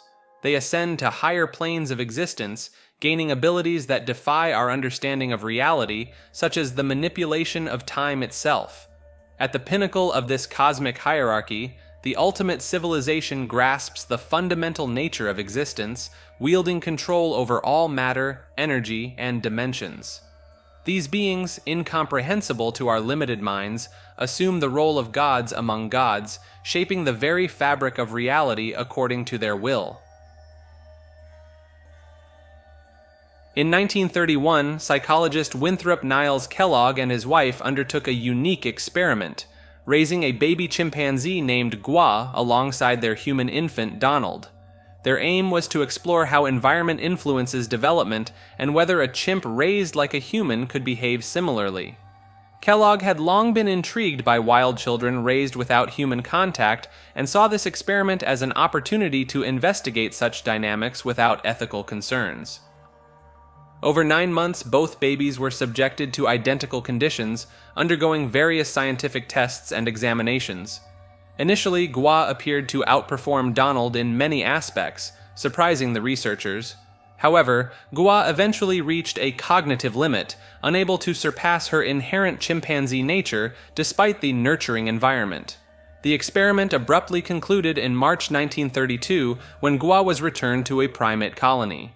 The reasons for ending the study remain uncertain, but may include exhaustion from constant care, concerns about Gua's growing strength, or emerging language differences between Donald and Gua that could have impacted the study's validity. In the heart of Kentucky, a small farming community found itself at the center of a bizarre and captivating incident that has since become known as the Kelly-Hopkinsville encounter. On a fateful evening in the mid-1950s, a group of adults and children arrived at the local police station with an extraordinary tale to tell.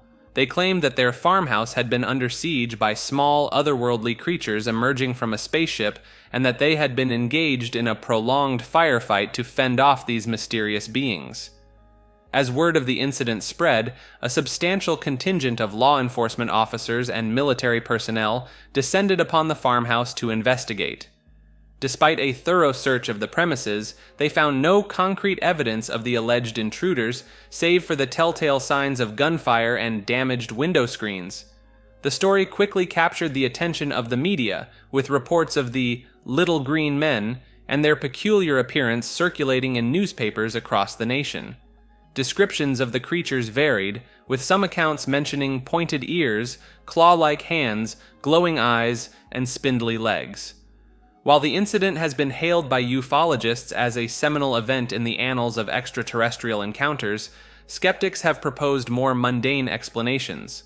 Some psychologists have pointed to the possibility of intoxication or misidentification of natural phenomena, such as the majestic great horned owl, as the source of the fantastic claims. Adding to the intrigue, some ufologists have drawn parallels between the alleged creatures and the mythical beings known as gremlins, leading to the popularization of the term Hopkinsville goblins in the context of this case. Despite the lack of definitive evidence, the Kelly-Hopkinsville encounter has left an indelible mark on popular culture, inspiring various artistic works and even an annual festival celebrating the enigmatic Little Green Men. In the late 1980s, a mysterious incident unfolded in Japan's Daisetsuzen National Park centered around Mount Asahi Dake. When two lost mountaineers were being searched for, rescue teams spotted a large SOS message constructed from fallen birch logs. Surprisingly, the rescued hikers had not created the message, which was later determined to have been in place for at least a couple of years prior to their ordeal. Intrigued by the possibility of additional missing persons, police returned to the area the following day. During their search, they discovered skeletal remains, initially believed to belong to a female, as well as personal belongings of a presumed male hiker. These items, including an ID belonging to a man who had gone missing several years earlier, cameras, a notebook, and a tape recorder, were found stashed in a tree root near the SOS sign. The tape recorder held a chilling surprise: recordings of a distressed man calling out for help. The identity of the skeleton and its potential connection to the missing man added to the perplexing nature of the case. The terrain surrounding the incident site proved treacherous, with a dense bamboo grove and a cliff making escape difficult. Even a news crew attempting to cover the story found themselves trapped and in need of rescue. The creation of the massive SOS sign, estimated to have taken considerable effort over the course of a couple of days, raised questions about its origin. The skeletal remains were deemed too frail to have been capable of such a feat, and no tools that could have been used to cut down the trees were found. The purpose of the SOS recording remains unclear, though speculation suggests it may have been a deliberate attempt by the stranded individual to alert rescuers before becoming incapacitated, or perhaps an accidental capture of their desperate cries for help.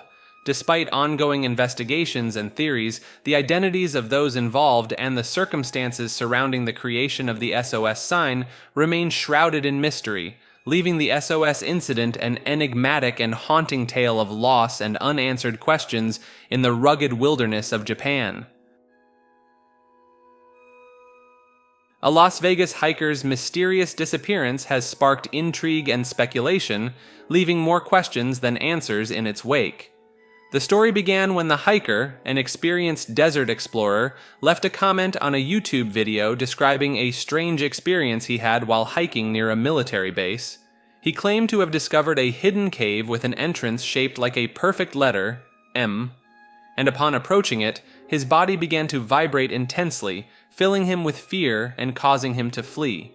Encouraged by other YouTube users, the hiker set out to find the cave again, this time documenting his journey on video. Despite his efforts, he was unable to locate the elusive M cave during this second attempt. Undeterred by criticism and provocative comments, he embarked on a third expedition, telling his family he would be gone for a short overnight trip. However, the hiker never returned from this final journey. A search and rescue mission was launched, and his cell phone was discovered near an abandoned mine shaft, along with his last known trail. Despite extensive searches by both professionals and volunteers, no further trace of the hiker was found. The mysterious circumstances surrounding his disappearance fueled widespread speculation and conspiracy theories. Some believed he may have fallen victim to the harsh desert elements, while others suggested he could have stumbled upon hidden government secrets or even extraterrestrial activity. Months later, a woman claiming to be the hiker's girlfriend shed new light on the case. In a comment posted on his last YouTube video, she revealed that he had struggled with depression and she believed he had taken his own life. She urged others who might venture out to search for him or the M Cave to be cautious and well prepared for the unforgiving desert conditions. Khenpo Acha and the Rainbow Body are subjects steeped in Tibetan Buddhist tradition, offering insights into the human potential for spiritual transformation. Khenpo Acho was a revered Tibetan Buddhist master, known for his deep understanding of Buddhist teachings and his attainment of the rainbow body. The rainbow body is a phenomenon described in Tibetan Buddhist tradition where advanced practitioners achieve a state of enlightenment, leading to the dissolution of the physical body into light. According to tradition, Khenpo Acho dedicated his life to rigorous spiritual practice and study, delving deeply into meditation, scripture, and contemplation. His unwavering commitment to the path of enlightenment allowed him to attain profound levels of realization.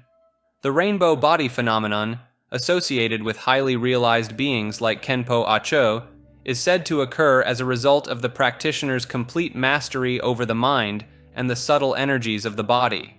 Through years of diligent practice, these individuals purify their minds of all defilements and achieve a state of perfect clarity and compassion. When a practitioner achieves the rainbow body, their physical form undergoes a miraculous transformation, dissolving into a radiant display of light. This process is believed to signify the practitioner's complete liberation from the cycle of birth and death, attaining the highest level of spiritual realization. In Japan, there's a famous volcanic rock called the Killing Stone that recently split in two, stirring up superstitions and discussions. Legend has it that the stone houses the spirit of a nine-tailed fox named Tamamo no Mae, who was part of a plot to harm an emperor in the past. This stone, nestled in an area known for its hot springs, has long been associated with folklore and mystery. The recent splitting of the stone into two equal parts has raised eyebrows online. According to local beliefs, the stone emits poisonous gas, earning it the ominous name. Some say the stone's spirit was exorcised by a Buddhist monk, while others speculate that its true place is on Mount Nasu. When photos of the fractured stone surfaced, visitors to the area were taken aback. Some feared the resurrection of Tamamo no Mae's demon spirit, but local media suggested that cracks had formed in the rock years ago. Local authorities are pondering its future, with some considering restoring it to its original form, perhaps with the mysterious inhabitant still sealed within.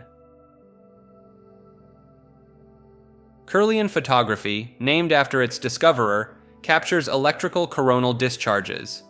It involves connecting an object to high voltage on a photographic plate, creating an image showing silhouettes with a glowing aura.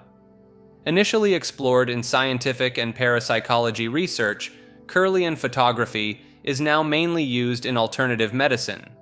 However, claims about paranormal auras lack scientific backing. Dating back to 1939, Kirlian and his wife observed a glow around a patient undergoing electrical treatment. They experimented by placing objects on photographic film with high voltage, revealing glowing outlines. In 1958, their work gained attention, and it was introduced to the West in 1970. The process involves placing an object on photographic film, applying high voltage, and capturing the resulting corona discharge. Kirlian photography doesn't require a camera and can record electric fields and moisture on an object's surface. Claims of diagnosing illnesses or capturing auras are unproven and criticized as pseudoscientific. In popular culture, Kirlian photography has featured in books, films, and music albums, often associated with paranormal or supernatural themes. The knowledge paradox is a concept that reflects the intricate relationship between knowledge and ignorance.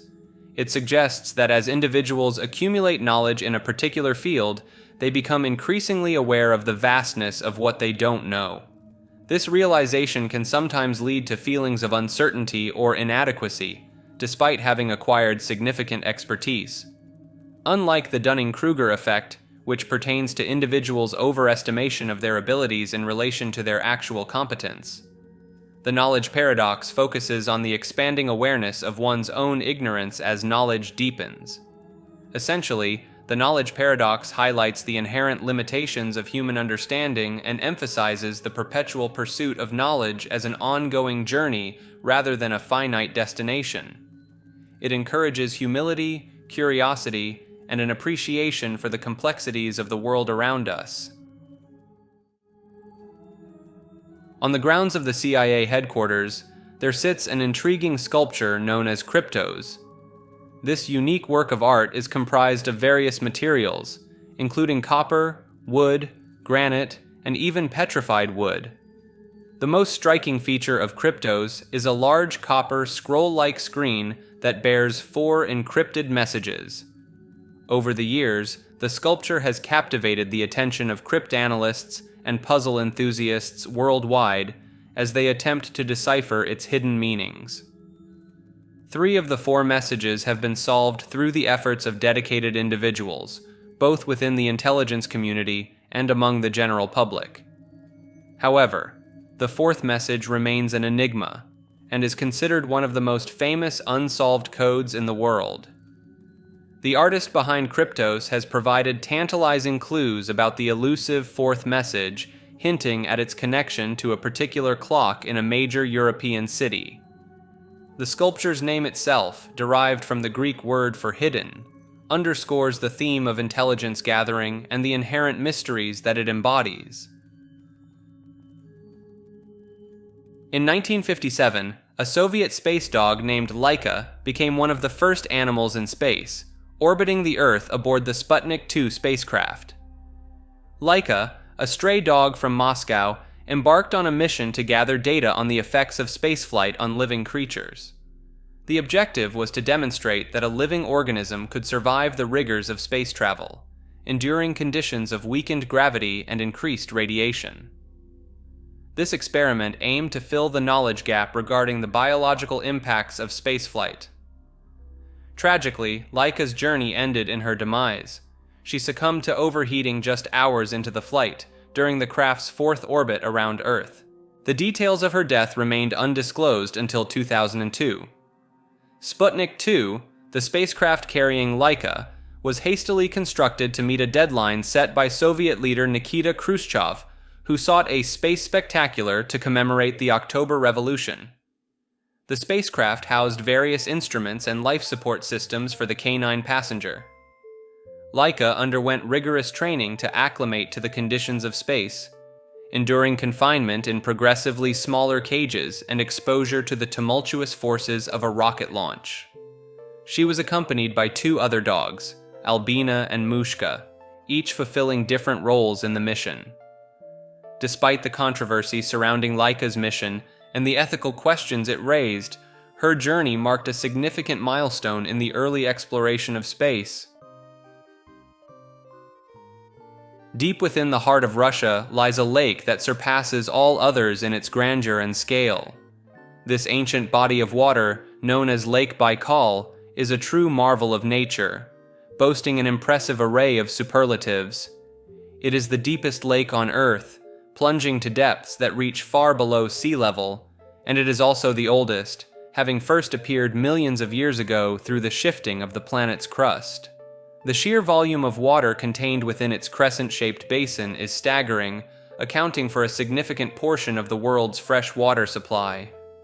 The lake is so vast that it takes a single water molecule centuries to complete its journey from inlet to outlet.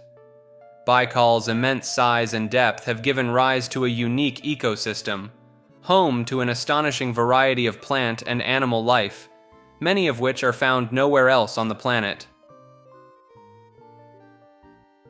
This mysterious stone, discovered in the late 1800s near a picturesque lake, has baffled experts and enthusiasts alike.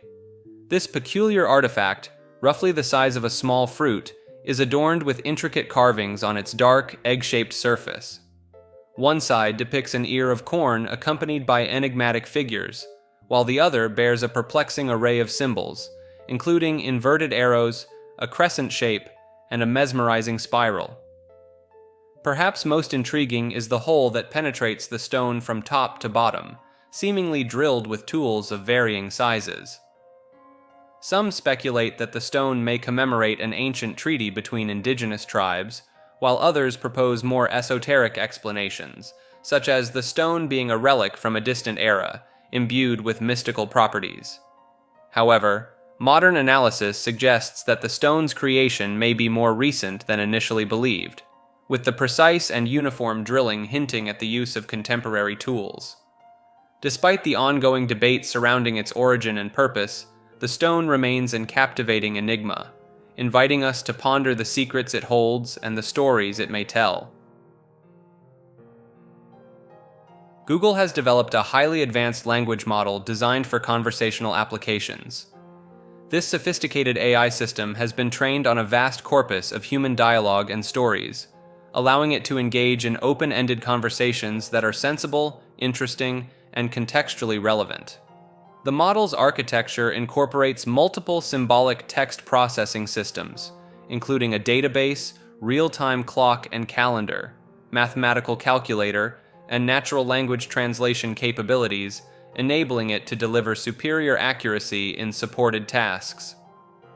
Interestingly, the model generated significant controversy when one of the company's engineers claimed that the AI had achieved sentience. These claims were met with widespread skepticism from the scientific community, with experts arguing that current neural networks lack the complexity and capabilities necessary for true self-awareness. The incident sparked discussions about the validity of the Turing test as a benchmark for artificial general intelligence, with some suggesting that the test merely measures a machine's ability to deceive humans, rather than demonstrating genuine intelligence. Despite the controversy, the company has continued to refine and expand the language model's applications, including the development of a mobile app that provides on-demand suggestions based on complex user goals and a conversational AI chatbot designed to compete with similar offerings from other tech giants. In a quiet corner of East Texas, a life-altering encounter with a mysterious flying object left 3 individuals struggling with the profound consequences of their experience. On a December evening, a woman, her friend, and her friend's young grandson stumbled upon a massive, diamond-shaped craft hovering just above the tree line. As they exited their vehicle to investigate, they were overwhelmed by an intense heat emanating from the object, which caused immediate physical discomfort. The witnesses watched in awe as the UFO slowly ascended, suddenly accompanied by a swarm of helicopters that seemed to converge on the strange craft from all directions. In the days following the incident, all 3 individuals fell ill, suffering from a range of symptoms that closely resembled the effects of radiation poisoning. The most severely affected of the group required hospitalization, and all continue to grapple with ongoing health issues that they attribute to their close encounter.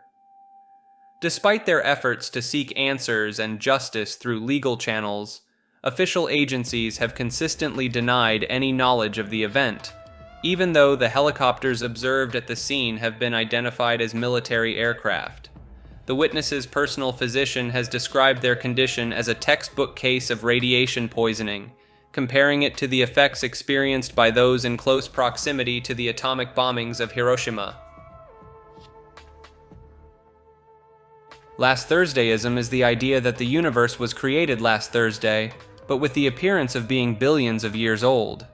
According to this view, everything, including memories, fossils, and light from distant stars, was formed last Thursday in a state that makes it seem much older. Last Thursdayism points out how our observations may not always match reality. It also highlights the logical issue with the creationist idea that the world was made to look older than it actually is. After all, if the universe was created 6,000 years ago, but designed to appear ancient, there's nothing stopping us from claiming it was actually made just last Thursday. The debate over whether last Thursdayism is true has apparently been raging on since the universe's creation last Thursday. Critics argue the idea is false, since they remember events from before then. However, if memories of a time before last Thursday were simply placed in our minds, those recollections aren't proof of a real past. Ultimately, assuming the entire universe was specially created to seem old is a rather complex explanation. Occam's razor would suggest it makes more sense that the universe actually is ancient, rather than being deceptively designed to look that way.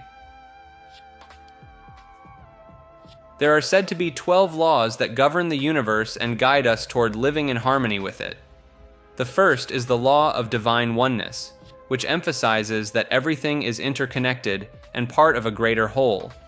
Our thoughts and actions ripple out and influence the collective consciousness. The law of vibration states that everything vibrates at a specific frequency, and we attract experiences that match our own vibrational state. By raising our frequency through positive thoughts and emotions, we can draw in more positivity. The law of action reminds us that we must take inspired steps toward our goals, not just visualize them. The law of correspondence suggests that universal patterns are reflected in our own lives. The law of cause and effect, similar to karma, highlights how our actions create reactions. The well-known law of attraction says we magnetize what we focus on, while the law of compensation states that the energy we put out returns to us. The law of perpetual transmutation of energy emphasizes that energy is always changing form. We can shift our lives by transmuting negative energy into positive. The law of relativity points out that everything is relative. Challenges only have the meaning we assign them. Polarity is another law, illustrating that everything has an opposite, like day and night. The law of rhythm describes how life moves in natural cycles, like the changing seasons. Finally, the law of gender refers to the masculine and feminine energies we all possess, regardless of physical gender. Understanding and aligning with these 12 laws is said to empower us to flow with the universe, manifest our desires, and experience greater fulfillment and spiritual growth. However, they aren't always easy to embody perfectly. It takes practice, patience, and consistently choosing positive thoughts and actions to shape our reality in this way. The extremely rare Lazarus syndrome involves the spontaneous return of a normal heartbeat after failed resuscitation attempts. Also called auto-resuscitation, it's been noted in medical literature around 38 times since 1982.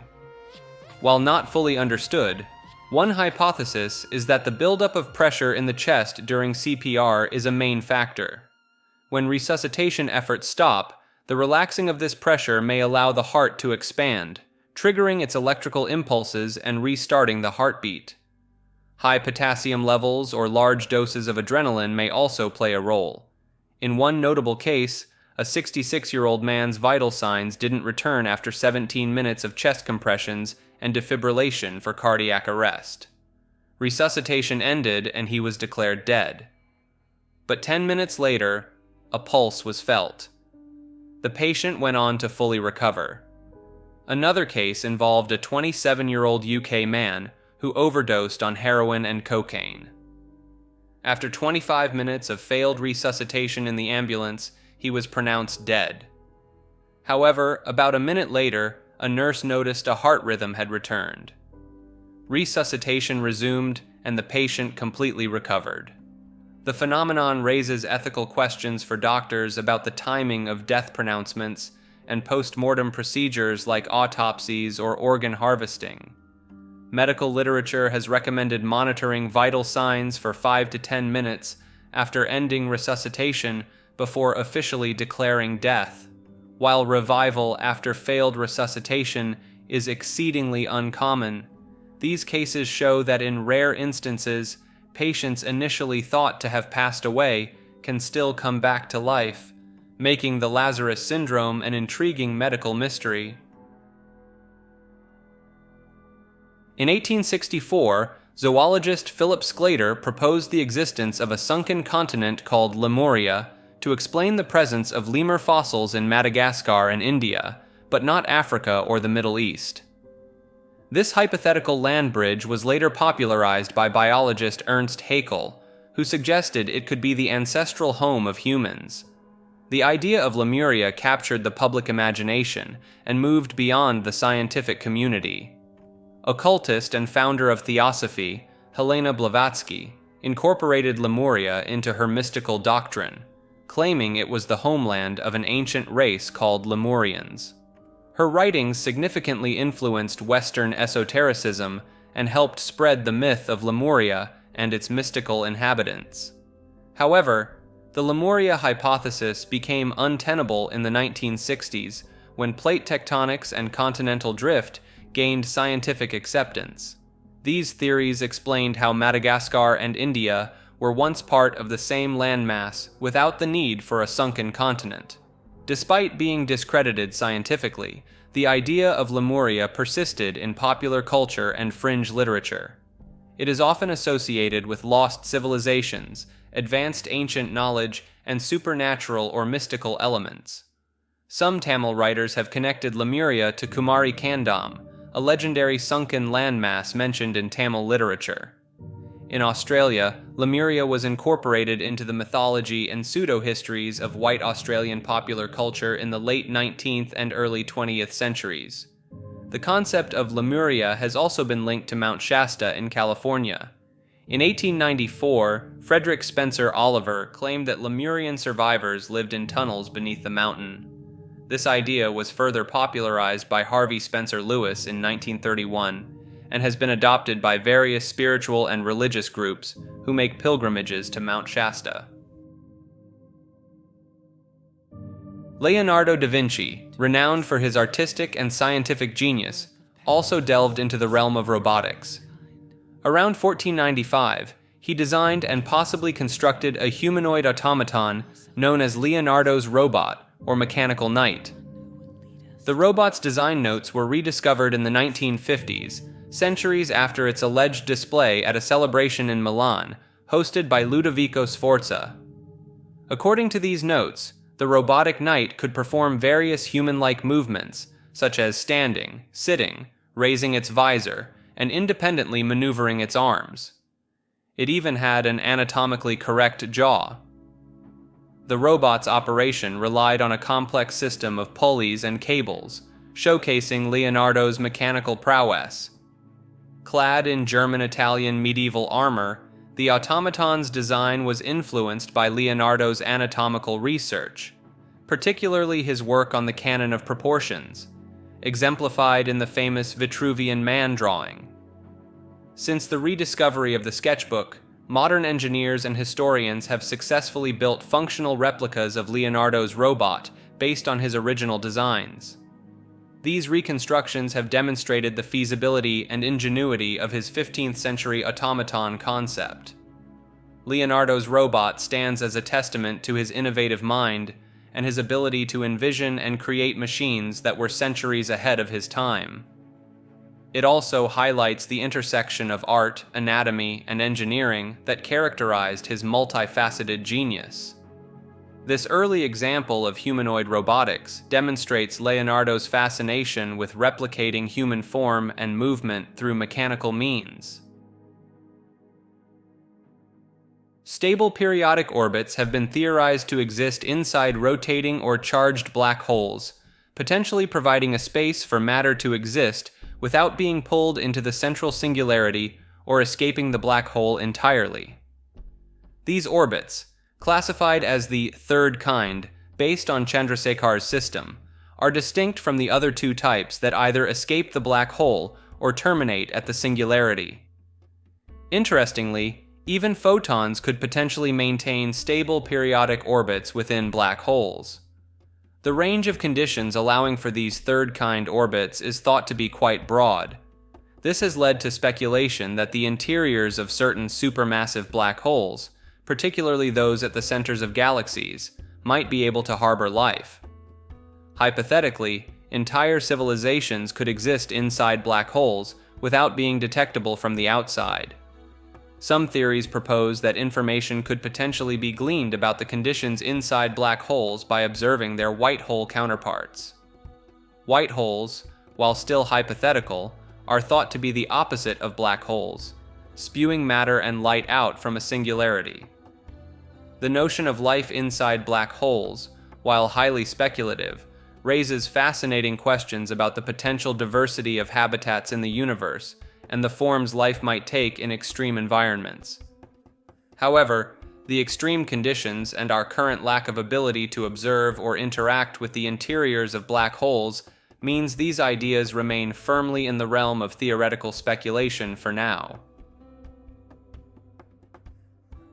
The idea of life existing on or inside the sun has been speculated on for centuries. In the early 1600s, Tommaso Campanella wrote about a utopian society living on the sun in his work, The City of the Sun. As late as 1795, the renowned astronomer William Herschel believed the sun had a solid surface surrounded by layers of clouds, with the opaque lower layer shielding inhabitants from the heat and light of the glowing upper layer. He and other notable figures like Francois Arago and David Brewster maintained that the sun was essentially a large inhabited planet. Even in the 1950s, an elderly German engineer named G. Buren argued that sunspots were actually holes leading to the sun's habitable interior. He made a public wager that scientists couldn't disprove the existence of solar life, which he ultimately lost in court. Ironically, Buren's idea may have been prescient. Some researchers suggest that in the far future, when the sun becomes a red giant, Earth could survive inside it and potentially harbor subsurface microbial life. As our understanding of the potential diversity of life has expanded, scientists have contemplated the possibility of plasma-based organisms inhabiting stellar interiors. Science fiction writers have also explored the concept, with Arthur C. Clarke's 1959 short story Out of the Sun describing the discovery of an alien life form ejected from the sun during a solar flare. While the extreme conditions of the sun make it an unlikely habitat for life as we know it, the persistent speculation and creative imagining of solar and stellar life highlight humanity's deep-seated curiosity about the possibility of life in even the most seemingly inhospitable environments. Abraham Lincoln and John F. Kennedy, two of America's most beloved presidents, have some striking and unusual coincidences between their lives and deaths. Both were elected to Congress in '46 and later became president in '60. Both of their last names have 7 letters, were succeeded by Southerners named Johnson born in '08, and were assassinated on a Friday in the presence of their wives. Lincoln was shot in Ford's Theater, while Kennedy was shot in a Lincoln convertible made by Ford. Both of their assassins, John Wilkes Booth and Lee Harvey Oswald, were known by 3 names comprised of 15 letters, were in their mid-20s, and were killed before going to trial. Many unusual connections exist between the two presidents' lives, from their political careers and physical characteristics to their family members and relationships. The assassinations of Lincoln and Kennedy and the events that followed also share many eerie similarities. Some believe these parallels point to a larger pattern or hidden meaning, perhaps related to reincarnation or a deeper metaphysical connection. While skeptics dismiss them as mere coincidence, the sheer number of these uncanny commonalities between Lincoln and Kennedy continues to fascinate many people to this day. Loab is a character claimed to be discovered by artist Steph Madge Swanson through a text-to-image AI model in April 2022. Swanson found Loab while asking the AI to produce something opposite to a given prompt. The resulting images, featuring cryptic lettering and a peculiar older woman, were dubbed Loab. Further experiments with Loab's image generated increasingly violent and gory results. Swanson speculated that Loeb's presence in the AI's output might be linked to gruesome imagery in its data. Despite attempts to dilute or remove Loeb from subsequent images, she persisted, suggesting she occupies a distinct region in the AI's map. The software used to create Loeb remains undisclosed. Dubbed the first AI-generated cryptid, Loeb has garnered viral attention. Swanson clarified that while Loeb isn't actually haunted, the mythos surrounding her has flourished. With other artists creating more Loeb images, she has become a fixture in internet culture. Debates have arisen about whether Loeb's existence is a quirk of AI or a fabricated narrative. Some critics argue against stigmatizing disabilities, as one iteration of Loeb features a woman with rosacea. Others view Loeb as a new form of expression, questioning the boundaries of AI and human creativity. Experts weigh in, suggesting Loeb's emergence highlights the limitations of AI models and the potential for urban legends to form around innocuous outputs. Some liken Loeb to a concept rather than a person, while others predict similar phenomena in linguistic AI spaces. Researchers at ICFO have achieved a significant milestone in quantum teleportation, successfully transferring quantum information from a photon to a solid-state qubit over a distance of 1 kilometer. This breakthrough was made possible by using a novel approach involving multiplexed quantum memories. Quantum teleportation allows the transfer of quantum information between two distant quantum objects without physically sending the information through a communication channel. Instead, the information is destroyed at one location and recreated at the other, thanks to the phenomenon of quantum entanglement. In this experiment, the researchers created two entangled photons at the sender's location, called Alice. One photon was stored in a multiplexed solid-state quantum memory, while the other was sent through a 1 kHz optical fiber to the receiver, called Bob. At Bob's location, a third photon was created, encoding the quantum bit to be teleported. The key to the teleportation process was the interference of the second and third photons through a Bell state measurement. This mixed their states, and due to the initial entanglement between the first and second photons, the information from the third photon was transferred to the first, which was stored 1 kilometer away in Alice's quantum memory. To ensure faithful information transfer, the researchers employed an active feed-forward technique, applying a phase shift to the stored photon based on the outcome of the Bell state measurement. The multiplex nature of the quantum memory allowed for an increased teleportation rate, overcoming the limitations imposed by the 1 kilometer separation between Alice and Bob. This experiment marks a significant step towards integrating quantum teleportation into existing telecommunication networks, paving the way for ultra-secure long-distance quantum communication. The compatibility of the solid-state quantum memories with the telecom network makes this approach promising for deploying the technology over long distances using installed fiber optics. The researchers plan to further improve the technology to extend the setup to even longer distances while maintaining efficiency and teleportation rates. They also aim to explore the transfer of information between different types of quantum nodes, contributing to the development of a future quantum internet capable of distributing and processing quantum information between remote parties. Longinus is the name given to the unnamed Roman soldier who, according to Christian tradition, pierced Jesus' side with a lance during the crucifixion. This act is said to have created the last of the 5 holy wounds of Christ. While not named in the canonical Gospels, Longinus first appears in the apocryphal Gospel of Nicodemus.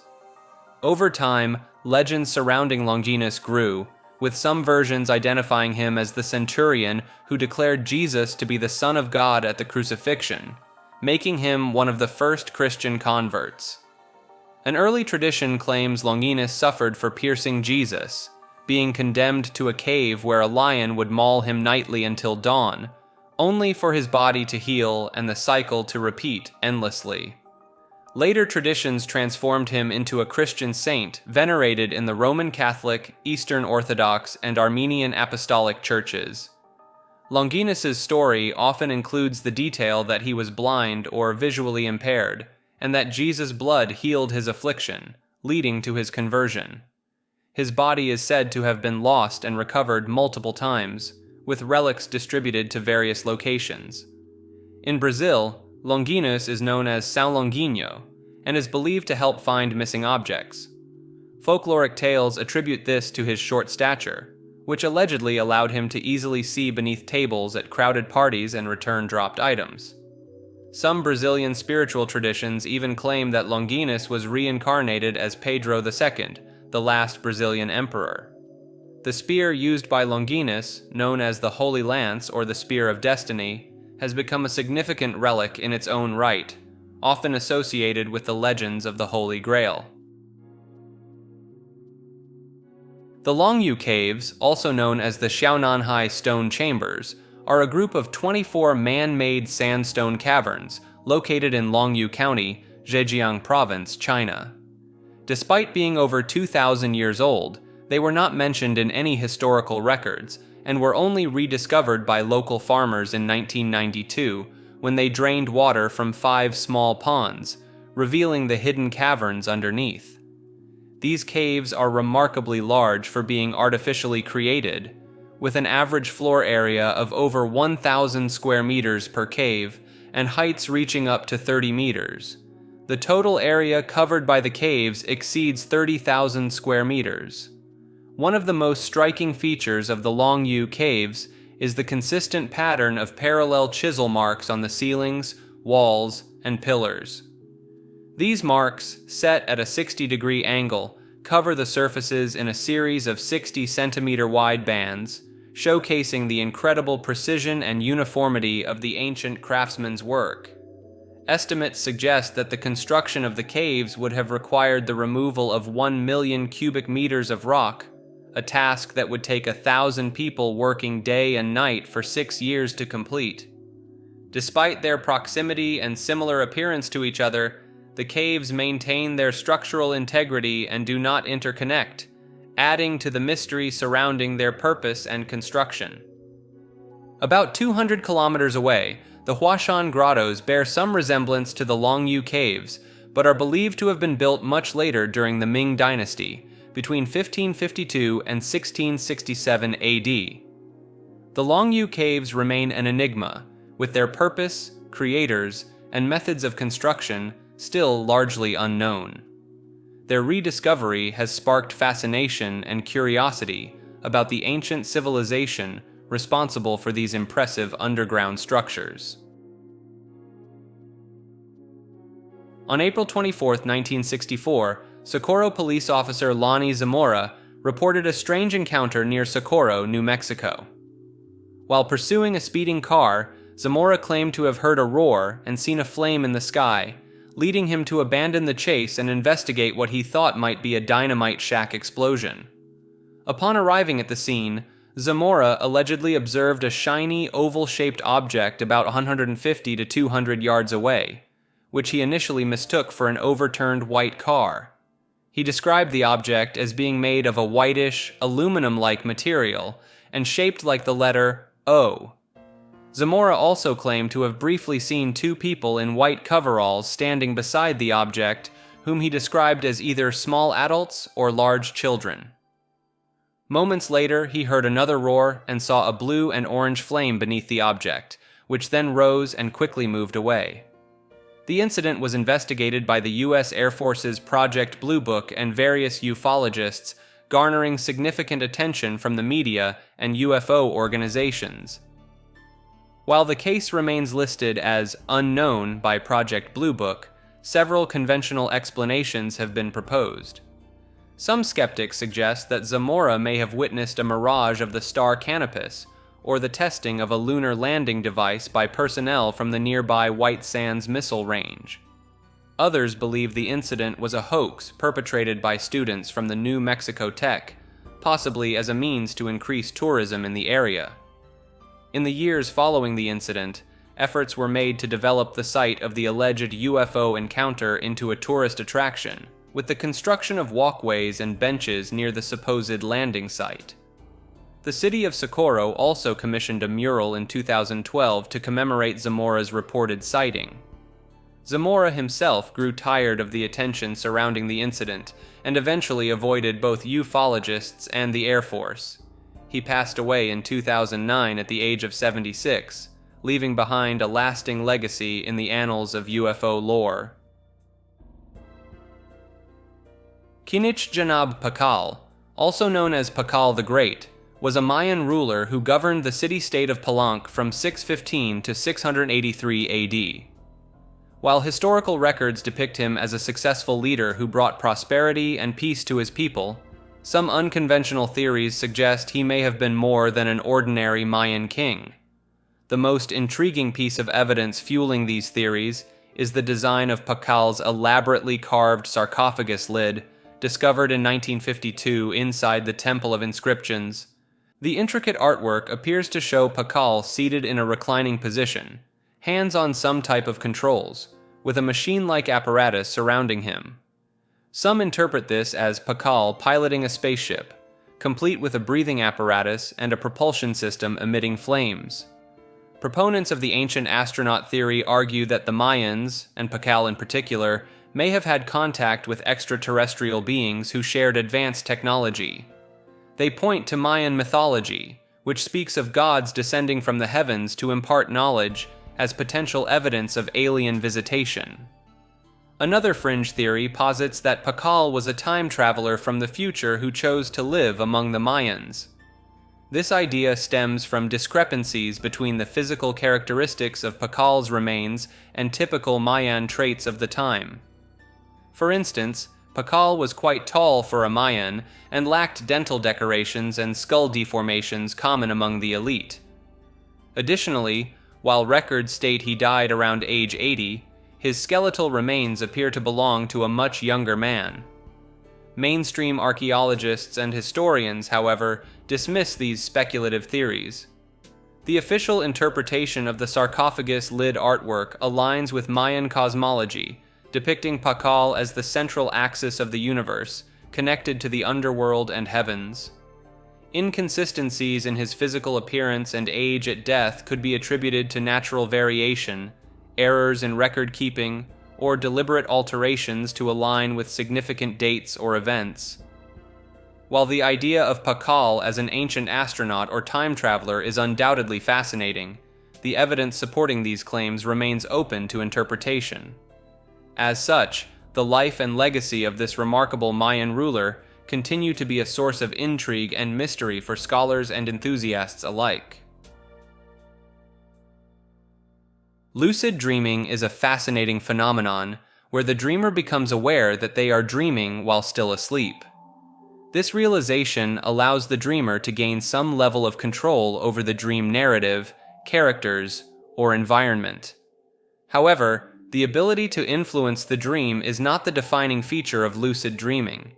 The term lucid dream was coined by Dutch psychiatrist Frederik van Eeden in 1913, though descriptions of the experience predate this. Prominent figures throughout history have explored lucid dreaming, seeking to better understand its causes and potential applications. Lucid dreaming is a learnable cognitive skill, distinct from other dream states such as vivid or pre-lucid dreams. Studies have shown that around 55% of people have experienced at least one lucid dream in their lifetime, with 23% reporting regular occurrences. Research has revealed that lucid dreams typically occur during the rapid eye movement, REM, stage of sleep. Increased activity in the prefrontal cortex, parietal lobes, and other brain regions associated with higher cognitive functions has been observed during lucid dreaming. The practice has been explored as a potential tool for treating nightmares, with studies suggesting that lucid dreaming therapy can help reduce nightmare frequency and alleviate their impact on waking life. Some individuals have also reported using lucid dreams to enhance creativity, problem solving, and skill development. While lucid dreaming is generally considered safe, a small percentage of people may experience sleep paralysis, which can be confused with lucid dreaming, but is a separate phenomenon involving temporary paralysis upon waking. Long-term risks have not been extensively studied, though many individuals report lucid dreaming for years without adverse effects. As research continues, scientists are exploring the potential applications of lucid dreaming in fields such as psychology, neuroscience, and personal development. The ability to communicate with lucid dreamers in real time has opened up new avenues for studying consciousness and the dream state. Machine elves, also known as fractal elves or self-transforming elf machines, are entities that are often reported by people using certain psychedelic drugs, especially DMT. These encounters are described in many cultures, from Native American shamanic traditions to indigenous Australians and African tribes, as well as Western users of these substances. Those who experience machine elves often report bursting through a mandala-like pattern and finding themselves in the presence of jewel-like entities that are excited to interact with them. These entities are said to vibrate, jump into and out of the person's body, and create objects with their voices by singing them into existence. The objects they present are described as impossible to make, similar to celestial toys scattered around a UFO nursery. The machine elves encourage the person to do the same, urging them to sing and create visions. After a short while, the entities begin to move away, often waving goodbye and saying, "Déjà vu." Some researchers, like Terence McKenna and Dr. Rick Strassman, believe that the sense of reality in these experiences is distinct from ordinary hallucinations, suggesting that perhaps alternate dimensions or the physics of many worlds are involved. Others, like James Kent, propose that the DMT landscape disrupts the processing of visual information, causing the brain to fill in the blanks with humanoid entities due to our affinity for anthropomorphic things. In the 1940s, the town of Mattoon, Illinois, was gripped by a series of strange events involving a mysterious figure known as the Mad Gasser. Over the course of 2 weeks, more than 24 cases of apparent gas attacks were reported to the police, along with numerous sightings of the suspected assailant. Victims described smelling strange odors in their homes, followed by symptoms such as leg paralysis, coughing, nausea, and vomiting. While no one died or suffered serious medical consequences, the attacks caused widespread panic and fear in the community. The Mad Gasser was described as a tall, thin man dressed in dark clothing and wearing a tight-fitting cap. Some reports even suggested that the attacker was a woman dressed as a man. Witnesses claimed that the Gasser carried a device, possibly an agricultural tool called a flit gun, which was used to spray the noxious gas. Despite the numerous reports, police remained skeptical throughout the ordeal. Many of the reported gassings had simple explanations, such as spilled nail polish or odors from nearby animals or factories. Additionally, victims made quick recoveries without any long-term effects. The incidents in Mattoon are now widely considered to be a case of mass hysteria, with public panic and heightened anxiety contributing to the spread of the story. However, some maintain that the Mad Gasser actually existed, or that the perceived attacks could be attributed to other factors, such as industrial pollution. In 1520, during his famous voyage around the world, Ferdinand Magellan encountered a group of people in what is now known as Patagonia, a region in South America.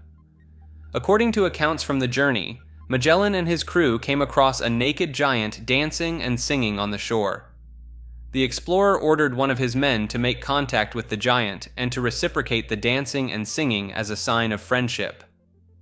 Magellan's scholar, Antonio Pigafetta, described the giant as being so tall that the tallest crew member only reached his waist.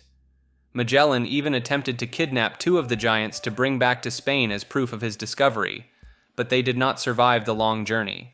The people Magellan encountered were likely the Tehuelche, a tribe known for their tall stature. While some accounts claimed the Patagonians were up to 10 feet tall, later voyages and measurements put their height closer to 6 feet, which is still tall compared to the average European height at the time. The Tehuelche's impressive height can be attributed to Bergmann's rule, which states that animals, including humans, tend to grow larger in cold climates and smaller in warm ones. This adaptation helps them retain heat in frigid environments like Patagonia. Magicians and spies have a surprising amount in common, as both rely on secrets, deception, and clever tricks to accomplish their goals. Throughout history, magicians have been called upon to assist with espionage. In the 1800s, French magician Jean-Eugène Robert Houdin helped battle an uprising in Algeria by out-magicking the local wizards. Decades later, escape artist Harry Houdini allegedly spied on the German and Russian militaries while touring Europe and taught lockpicking to Scotland Yard. During World War I, the U.S. Justice Department hired magicians like Wilbur Weber and Archie Engel to go undercover and ferret out German spies. Other magicians assisted the war effort by entertaining troops, advising on camouflage, and working in cryptography. In World War II, British magician Jasper Maskelyne claimed to have hidden the Suez Canal and disguised tanks with his illusions, though some doubt the extent of his exploits. Across the Atlantic, John Mulholland wrote a manual on trickery for the CIA and reportedly worked on their controversial mind control program MKUltra. More recently, Israeli psychic Uri Geller allegedly used his paranormal abilities to assist Mossad and the CIA for decades, though skeptics question the veracity of these claims. Clearly, the clandestine connection between magic and espionage has a long and colorful history. The magnetic saguaro cactus, found in Arizona's Ripsey area, is a peculiar plant with purported magnetic properties. It's said to possess veins of charged metals like copper, making it attract or repel animals and birds. This magnetic allure can lead unsuspecting creatures to be impaled on its thorns, where they're eventually digested into a gooey substance. In 1899, Joseph Mulhattan, known for tall tales, claimed to have discovered this magnetic cactus. He described it as so captivating that it drew animals and humans toward it. A subsequent report detailed similar findings, attributing the cactus's behavior to the area's strong magnetism, likely caused by underlying copper or magnetic minerals. An eerie incident involving two tramps was reported, where one was drawn toward a positive cactus and impaled, while the other was repelled and met a similar fate.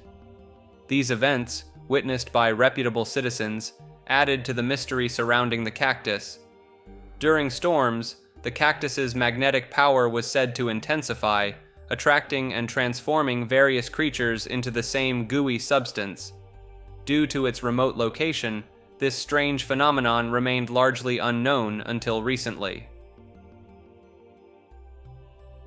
Majestic 12, also known as MJ-12, allegedly was a secret committee formed in 1947 by President Truman to investigate UFO activity, especially the reported crash of an alien spacecraft at Roswell that year. The existence of this shadowy group first came to light in 1984, when a film of supposedly leaked secret government documents about MJ-12 started circulating among ufologists. Additional MJ-12 documents emerged over the following years, including a memo that seemed to prove the group's existence, although skeptics believe it was planted as part of an elaborate hoax.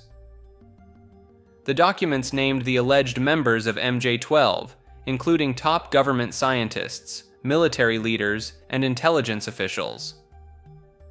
While some in the UFO community believed the story and documents to be authentic, others suspected a hoax or disinformation campaign. The FBI and Air Force investigated and declared the MJ-12 documents to be bogus, with proof they contained historical inaccuracies and flaws. However, belief in the existence of some secret government group covering up UFO evidence remains popular among conspiracy theorists. While the truth about Majestic 12 remains murky, the story has become a fixture of UFO lore. The phenomenon of recurring dreams set in a shared dream world, often referred to as the mall world, has captured the attention of an online community. Users describe visiting similar locations within their dreams, such as a sprawling futuristic city mall or a coastal hotel, with remarkable consistency. These dreams evoke a sense of continuity and familiarity, as if there is an underlying narrative threading through each visit. In addition to exploring the recurring elements of their dreams, such as disturbing bathrooms and abandoned buildings, users have also embarked on a fascinating experiment: the creation of a common code system to communicate within their dreams. Similar to an earlier entry where users discussed the possibility of communicating verifiable code words or numbers to each other entirely within a dream, this endeavor seeks to establish a means of confirming shared dream experiences. The concept involves exchanging unique keys or identifiers within the dream world, which are then verified upon waking to confirm the authenticity of the shared experience. This ambitious project reflects the community's dedication to unraveling the mysteries of their collective dreamscapes and pushing the boundaries of dream communication. The community provides a platform for users to share their experiences, discuss commonalities, delve into theories surrounding the nature of dreams and consciousness, and collaborate on innovative experiments like the dream code system. Despite the surreal and sometimes unsettling nature of these dreams, there is a sense of camaraderie among members who find solace in the shared exploration of their dream worlds. In 1954, a mysterious man arrived at Tokyo's Haneda Airport with a seemingly valid passport from a country called Taured that doesn't exist. The man insisted Taured was a real nation, located between Spain and France, where Andorra is on maps. He had currency from several European countries and stamps indicating previous international travel. Confused immigration officials put the man in a guarded hotel room overnight while they investigated, but he vanished without a trace by morning. This has led some to speculate he was a traveler from a parallel dimension that accidentally crossed over into our world. However, evidence suggests the Taured man was actually a real-life fraudster named John Allen Zegras. In 1960, Zegras was arrested in Tokyo for using a fake passport to enter Japan and cash counterfeit checks. His phony passport claimed to be from Taured, a fictional country he had made up. Zegras had managed to travel the world using this bogus passport until Japanese authorities saw through the ruse. After being convicted, he was released on time served and left Japan, fading into obscurity. But the legend of the mysterious interdimensional Taured traveler lived on, with Zegras's mundane saga of fraud transforming into a fantastical tale that has fascinated people for decades since. A mysterious prisoner, known as the Man in the Iron Mask, was held in French prisons for 34 years until his death in 1703. He was initially arrested in 1669 under the name Eustache Dauger, and held in the custody of the same jailer in 4 different prisons, including the famous Bastille. When he died, his burial certificate bore a different name, Marchioli. The true identity of this prisoner remains unknown, and has been the subject of much speculation and debate over the centuries. Some popular theories propose he was really King Louis XIV's older illegitimate brother, his twin brother, or even his father. Others suggest he was a disgraced French general, an Italian diplomat involved in political scandal, the unacknowledged son of England's Charles II, or simply a lowly valet who knew too much. The prisoner was held under tight security and not allowed to communicate with others. Contrary to myth, he did not constantly wear an iron mask, but did cover his face with a velvet mask at times. This, along with other mysterious circumstances around his confinement, only fueled the ongoing fascination with discovering his identity. In psychology, a false memory is when someone recalls something that didn't actually happen, or remembers it differently from how it really occurred. It's a complex phenomenon that can be triggered by various mechanisms like suggestibility, misinformation, and misattributing the source of a memory. Early memory researchers like Freud and Janet explored false memories. In the 1970s, Elizabeth Loftus conducted influential studies showing how the wording of a question could plant false memories about a car accident. Since then, numerous other methods of inducing false memories have been discovered, showing people lists of related words, exposing them to manipulated photos, even having them imagine fictional events. Surprisingly, it's possible to plant vivid false memories of things like being lost in a mall as a child or witnessing demonic possession. Sometimes, large groups of people can share the same false memory, called the Mandela effect, after many were certain they recalled Nelson Mandela dying in the 1980s. This is often attributed to the influence of collective misinformation. Psychologists have proposed theories to explain false memories, like the notion we store memories as vague gist representations, rather than exact replicas. Creative imagination, sleep deprivation, and trauma may also make people more susceptible to developing false recollections. The issue of false memories has big implications for therapy, criminal trials, and society in general. Notably, some have claimed that certain therapeutic techniques can inadvertently foster false memories of childhood abuse with devastating consequences.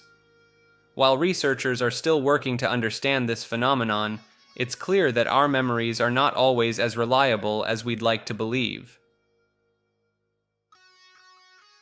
An intriguing concept known as manifest production observership blends quantum mechanics and spiritual practices to allegedly manifest physical objects into reality.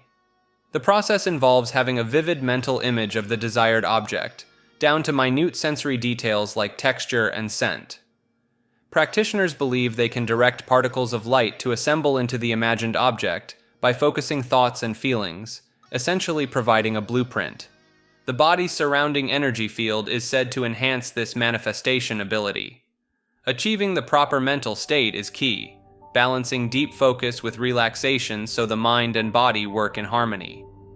While it may sound far-fetched, some claim to have successfully used similar techniques, with tales of monks conjuring food from thin air. At its core, manifest production observership explores the idea that human consciousness can influence the fundamental particles of the universe. It prompts fascinating questions about the nature of reality and the untapped potential of the mind.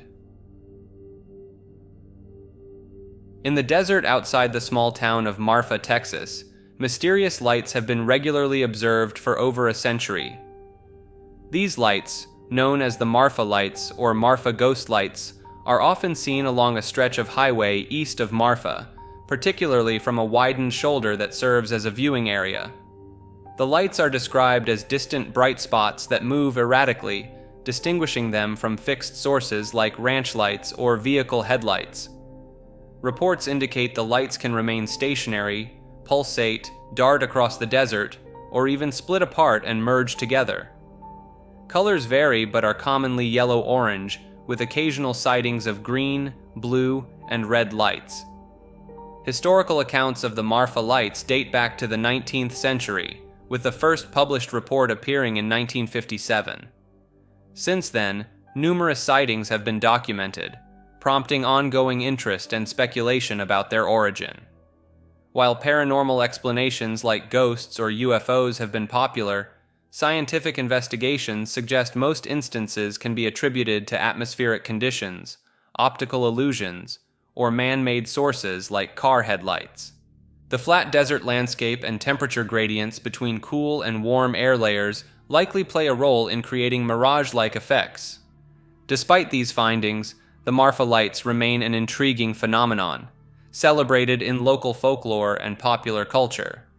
They continue to draw curious visitors to the viewing area, hoping to catch a glimpse of the elusive ghost lights and experience the enduring mystery for themselves.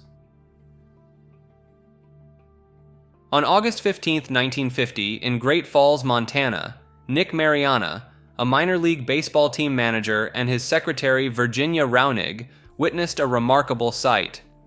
Around 11:30 a.m., while inspecting an empty stadium, they spotted two bright, silvery, rotating objects flying overhead at an estimated speed of 200 to 400 miles per hour.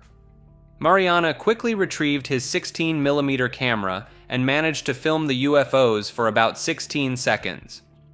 This footage is considered one of the earliest known recordings of an unidentified flying object. The U.S. Air Force launched an investigation, initially concluding the objects were reflections from 2 F-94 jet fighters known to be in the area. However, this explanation was later retracted.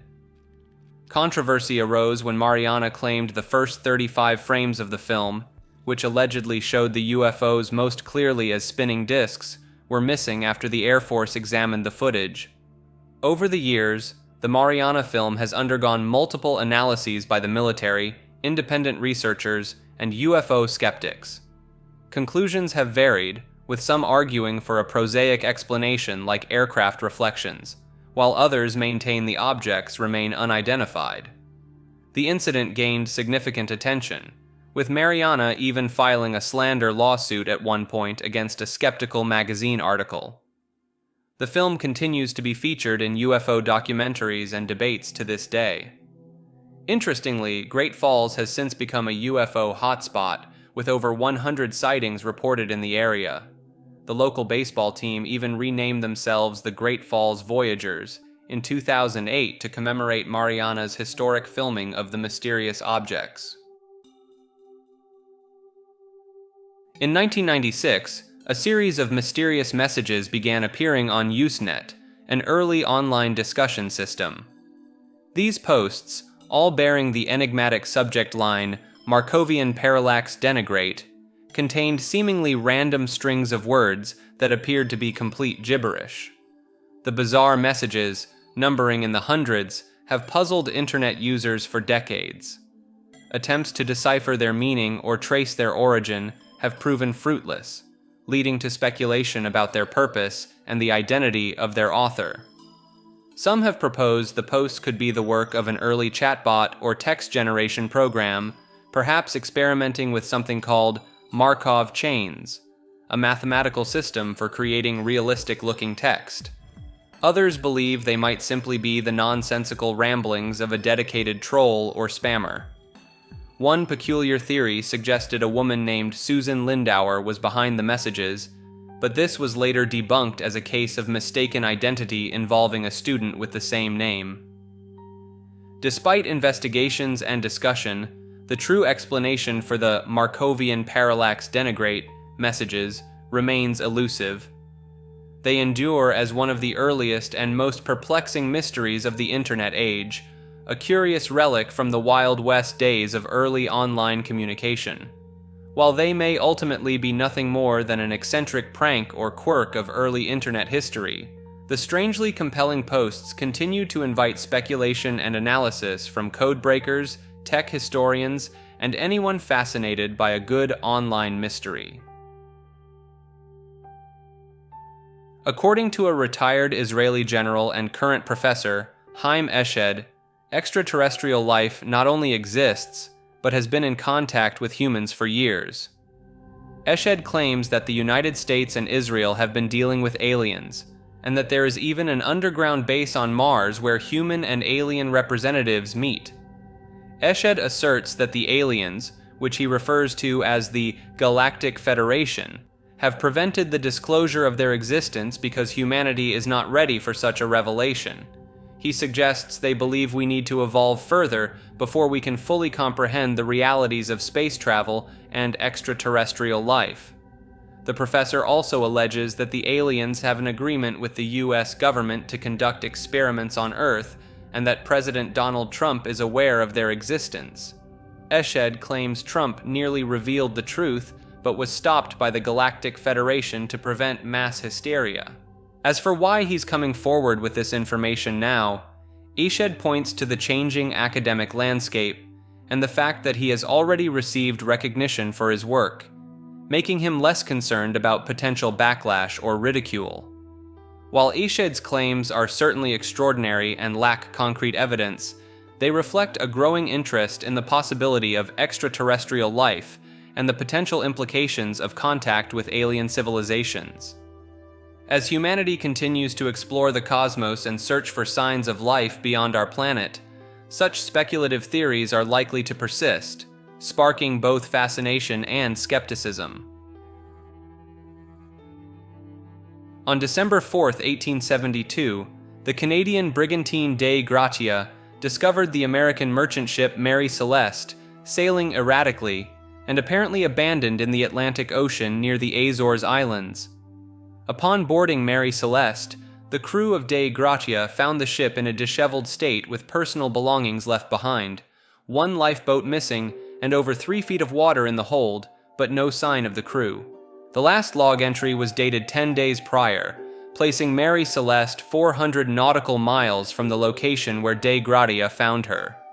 There were ample provisions on board, and the cargo of 701 barrels of alcohol was intact. The crew's fate remains unknown.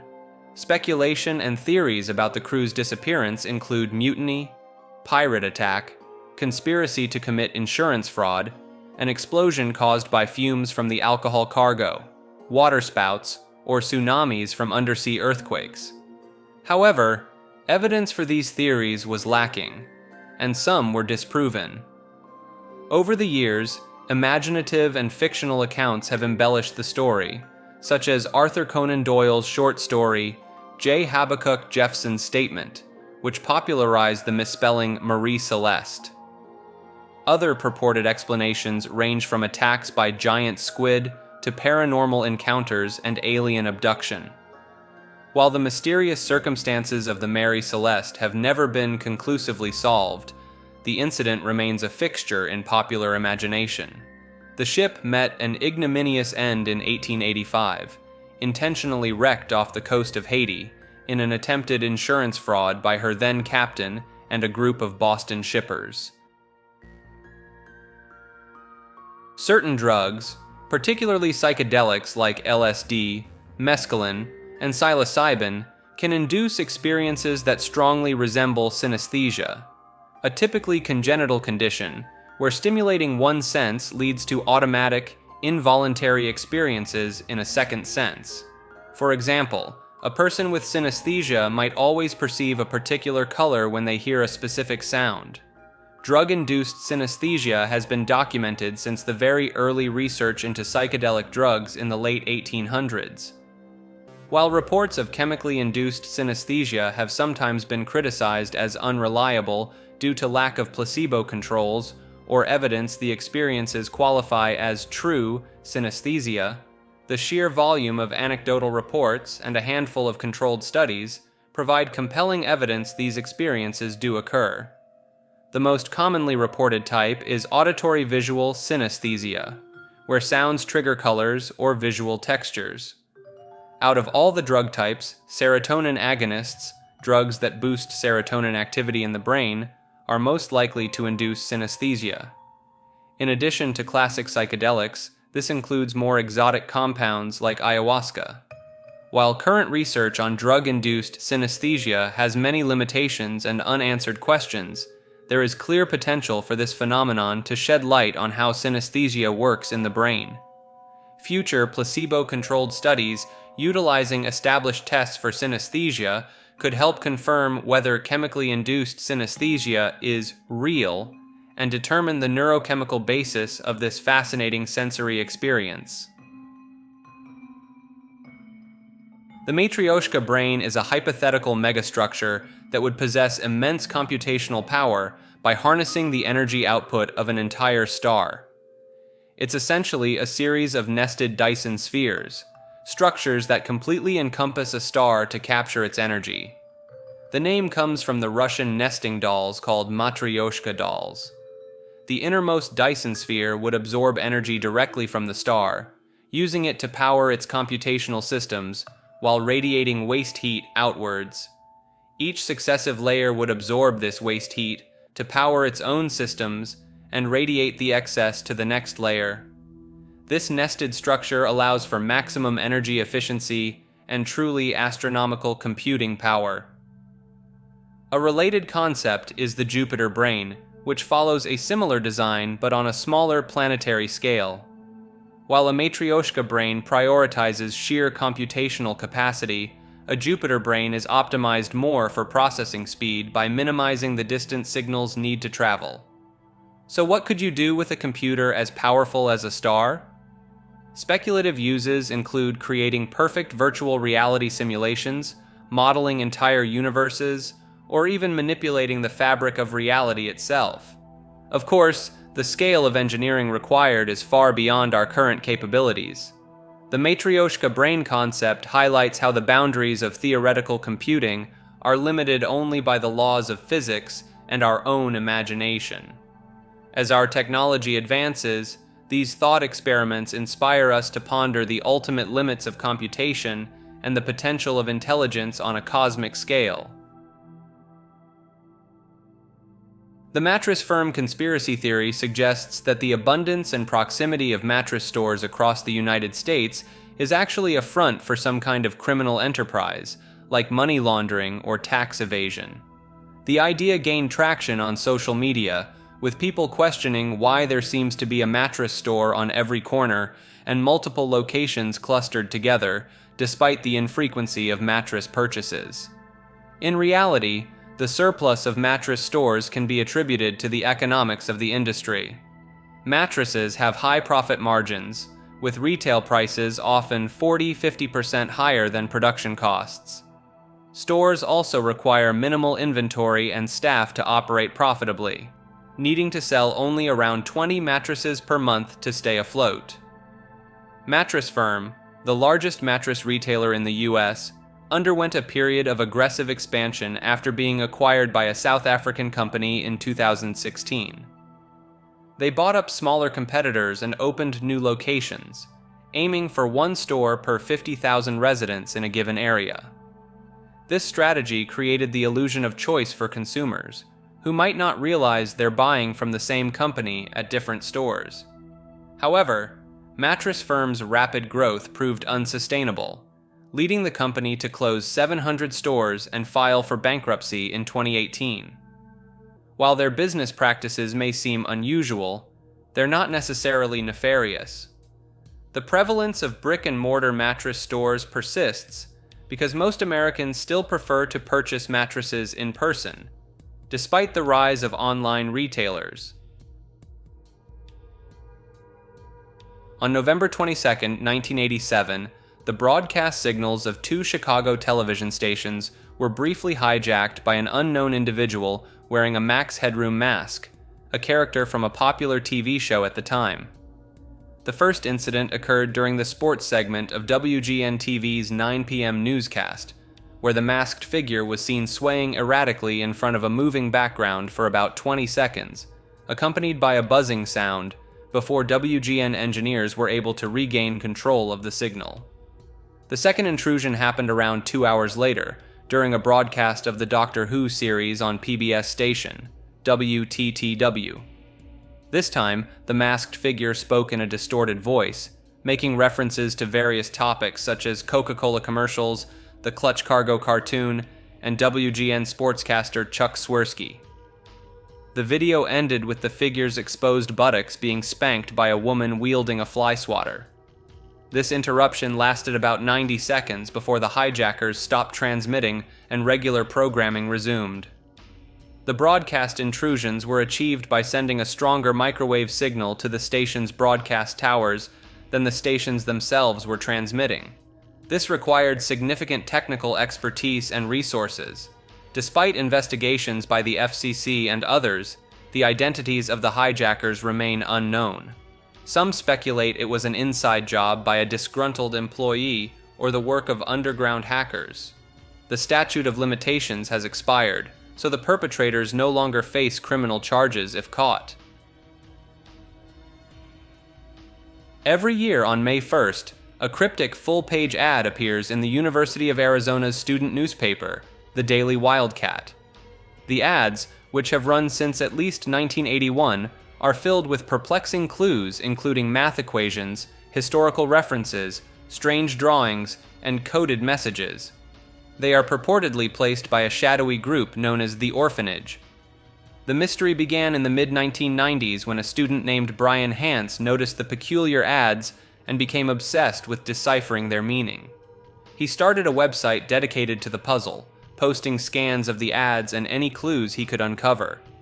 Over the years, a devoted community of fellow sleuths has formed, poring over the ads and sharing theories online.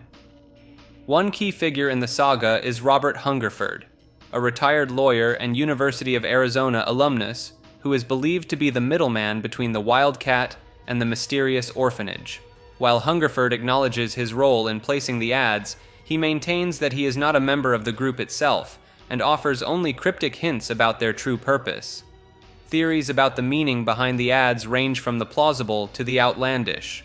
Some believe they are an elaborate piece of performance art, an alternate reality game, or a secret society's coded communications.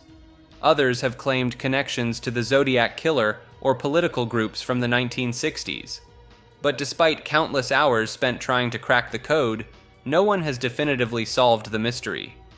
As the internet has made it easier for amateur detectives to collaborate, interest in the case has only grown. The Mayday mystery has been featured on conspiracy lists, sparked social media discussions, and even inspired a few obsessives to take their investigations too far, with one individual arrested for digging through Hungerford's trash. Yet for many, the allure of the Mayday mystery lies not in the promise of a solution, but in the tantalizing existence of an enigma right in their backyard. The 2012 phenomenon was a belief that cataclysmic or transformative events would occur on or around December 21st, 2012, which was regarded as the end date of a 5,000-year-long cycle in the Mesoamerican calendar used by the ancient Maya civilization. This date was interpreted by some as marking the end of the world or a similar catastrophe. Scholars from various disciplines dismissed predictions of catastrophic events as they arose. Mainstream Mayanist scholars stated that no classic Maya accounts forecast impending doom, and the idea that the long count calendar ends in 2012 misrepresented Maya history. Astronomers rejected the various proposed doomsday scenarios as pseudoscience, easily refuted by elementary astronomical observations. New Age believers generally did not predict doomsday, but a spiritual transformation. They associated the date with beliefs in crop circles, alien abduction, and personal revelations. Believers in the 2012 phenomenon used the term galactic alignment to describe a purported alignment of celestial bodies with the Milky Way at the time of the winter solstice. This idea was refuted by astronomers, who noted that no galactic alignment was set to occur, and that the winter solstice does not correlate with the galactic center, but rather with the position of the Earth in its orbit around the Sun. Theories included Sagittarius A, the supermassive black hole at the center of the galaxy, exerting gravitational effects, a collision with a mythical planet called Nibiru, or Earth's collision with a black hole. Astronomer Phil Plait noted that none of these scenarios were possible. The phenomenon spread widely on the internet. Hundreds of thousands of websites referred to it, and Ask an Astrobiologist, a NASA public outreach website, received over 5,000 questions from the public on the subject. Doomsday fears were represented via TV documentaries, fiction books and films, and rock and pop music. On the day of the supposed apocalypse, festivities and prayer vigils were held at Maya sites in Mexico, Guatemala, Honduras, and El Salvador, while people in China and Russia hunkered down in anticipation of catastrophe. The Makalla effect is a striking visual phenomenon where the brain becomes conditioned to associate certain colors with specific patterns of lines. For example, if you stare at red and black horizontal stripes, then green and black vertical stripes, alternating every few seconds for a few minutes, something interesting happens. Afterwards, when you look at black and white stripes, the horizontal lines appear greenish and the vertical lines look pinkish. This after effect can last for a surprisingly long time, up to a few months, if you don't keep testing yourself on it. Tilting your head 45 degrees makes the colors disappear, and tilting 90 degrees makes them switch, which orientation looks pink or green. Closing one eye shows the effect only works for the eye you stared at the colored patterns with. Scientists aren't certain what causes the McCulloch effect, but there are a few main theories. It could be color adaptation in certain edges and lines detecting parts of the visual system. Or the brain may be trying to adjust perceived color to cancel out what it thinks is happening in error in the eye. A third idea links it to the same mechanism as drug withdrawal, where the absence of an expected stimulus produces a kind of rebound effect. As of yet, there's no clear consensus on which explanation is correct. Recently, a similar anti-McCulloch effect was found, where the induced color is the same as the color you stare at, rather than the opposite. This effect transfers between eyes, suggesting it happens at a higher level of visual processing in the brain. It's a bit less saturated, but still lasts a long time. Life on Earth has experienced numerous mass extinction events throughout its history. In some cases, these catastrophic die-offs may have been triggered or made worse by life itself. This idea is known as the Medea hypothesis, named after the mythological figure who killed her own children. One possible example is the Great Oxidation Event, 2.45 billion years ago. Oxygen released by photosynthetic microbes may have poisoned many anaerobic microbes that could not tolerate it. The reaction of oxygen with methane, a potent greenhouse gas, could have also drastically cooled the planet. Later snowball Earth events have also been linked to biological activity, depleting atmospheric carbon dioxide. Even more recently, the late Ordovician mass extinction may have been caused by cooling triggered by the spread of land plants drawing down CO2.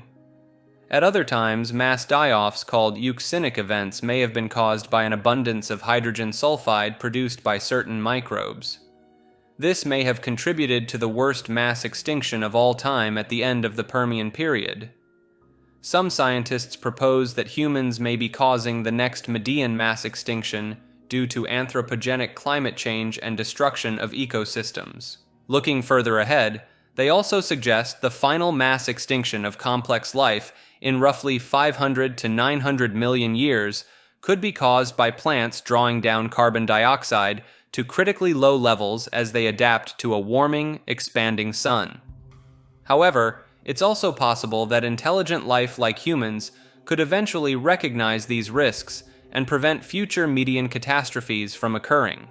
So life may sometimes be self-destructive on a grand scale, but it may also be able to acquire the foresight to rein in these tendencies. In the late 1990s, a man calling himself Mel Waters made some extraordinary claims on a radio show. He said he owned property in rural Washington state that contained a mysterious, apparently bottomless pit. Waters claimed to have lowered 80,000 feet of fishing line into the hole without hitting bottom. He also said his neighbor's dead dog had been thrown into the hole, only to be seen alive sometime later. According to Waters, these bizarre properties caused the federal government to seize the land and relocate him to Australia. His story was retold on the radio show several times over the years, causing it to take on the status of a modern folklore legend. However, upon investigation, no records could be found of anyone named Mel Waters ever owning property in the area. Geologists say a hole of the claimed depth is impossible. It would collapse in on itself due to the immense pressure and heat deep underground.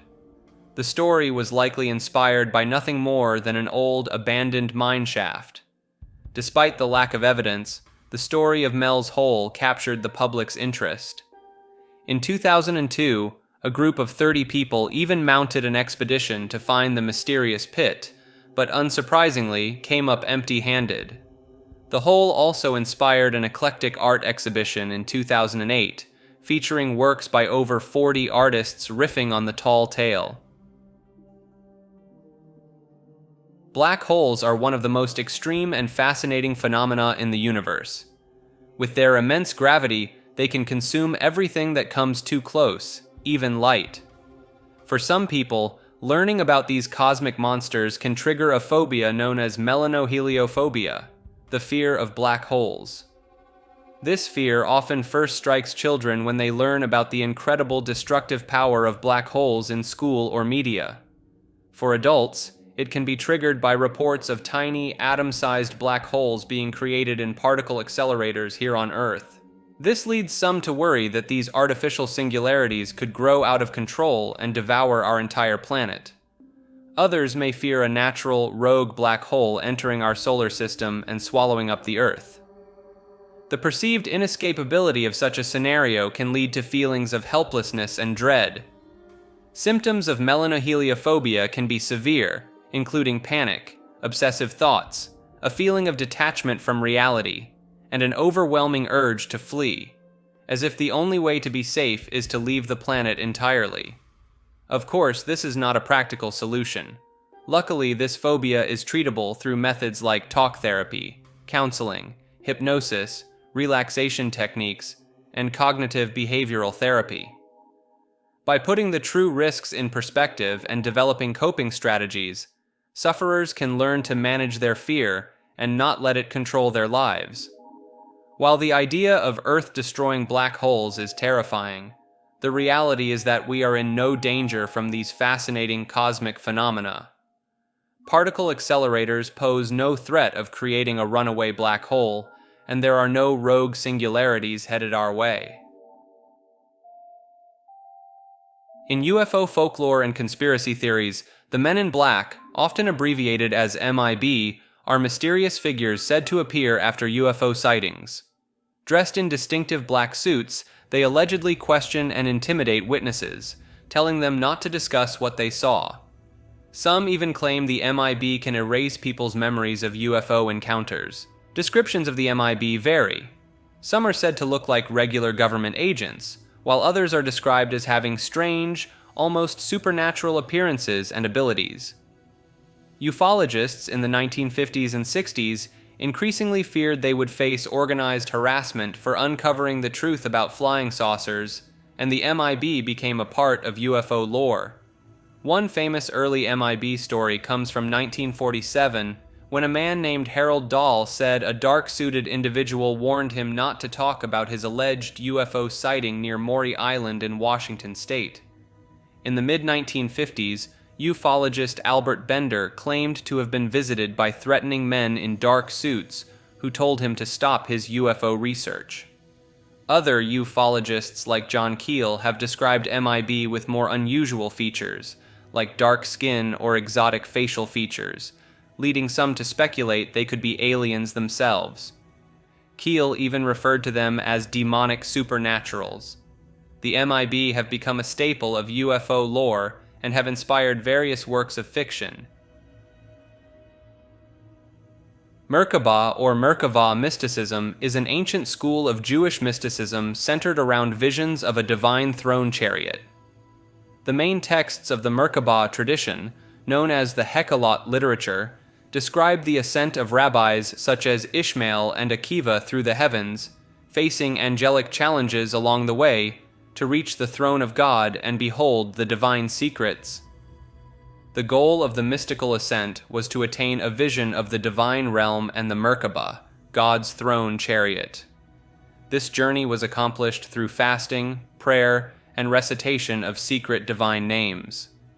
The literal meaning of these visions was often portrayed as a dangerous thing to contemplate, with legends of children spontaneously combusting by reading the Ezekiel account unprepared. Later, Kabbalistic works like the Zohar built upon the Merkabah tradition, viewing Ezekiel's vision as a metaphor for the four worlds and of creation, each supervised by different classifications of angels. Hasidic thought understands the Merkabah as a model for human psychology and experience, with the four creatures representing different personality archetypes that one must align with God's will. The Merkabah tradition had an influence on early Jewish Christians, with Paul the Apostle's account of ascent to the third heaven compared to Merkabah mysticism. The four living creatures described in Ezekiel and Revelation became important symbols in Christian iconography associated with the four evangelists.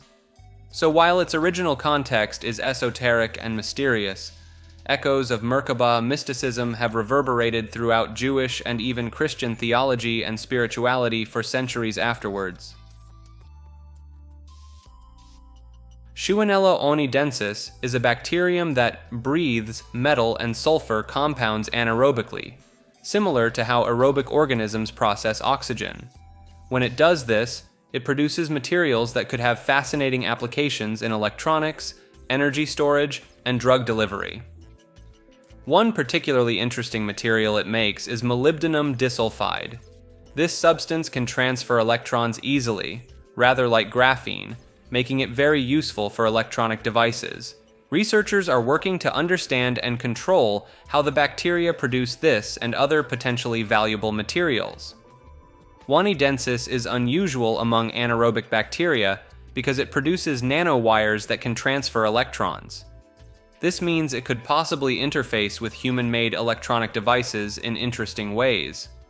The electronic signatures of these bacterial biofilms can also be mapped and monitored, suggesting they could act as effective biological sensors to provide real-time data on the levels of nutrients in aquatic ecosystems. This line of research is an example of how biology has invented an incredible diversity of useful materials and structures over billions of years of evolution. Rumors have long swirled about a secret underground metro system in Moscow paralleling the public one. Said to be called Metro 2, it was supposedly built during the time of Joseph Stalin and codenamed D6 by the KGB. The system is thought to still be operated by the Russian Ministry of Defense today. Urban explorers claim to have found entrances to the system, and a 1991 United States Department of Defense report even devoted a section to it, including a map. The Metro 2 system is said to lie 50 to 200 meters deep and connect key government installations like the Kremlin, the FSB headquarters, and the government airport at Vnukovo 2. Recently declassified Soviet-era documents provide more concrete details. They describe a system that grew out of various classified programs in the 50s and 60s, like a deep single-track backup line for the regular metro, massive underground command complexes, and secret metro lines connecting to remote air filtration sites on the outskirts of the city to provide secure air in the event of a nuclear attack. In the late 60s, many of these disparate systems were unified and placed under the control of the KGB. The declassified evidence paints a more modest picture than the sprawling network of the rumors, but confirms there was a secret metro system of some sort. A supposed underground city in the Ramenki district of Moscow keeps cropping up in media reports about Metro 2. Said to reach depths of 200 meters, house 15,000 people, and connect to other secret facilities, it probably refers to a real underground command center built in the 50s and 60s, but the details have likely been exaggerated. In the Mapimi Desert of Durango, Mexico, there's a place known as the Zone of Silence. This patch of desert is said to be an area where radio signals and communications cannot be received. The region has a long and interesting geological history. It was once the seabed of the ancient Tethys Ocean, which left behind marine fossils and large salt deposits that are still mined to this day.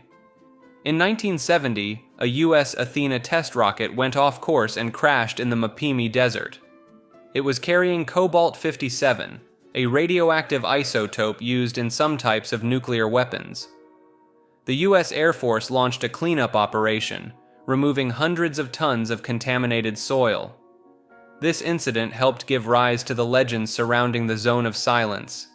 Rumors began to circulate about strange magnetic anomalies that blocked radio transmissions, mutated plants and animals, and even UFO visits.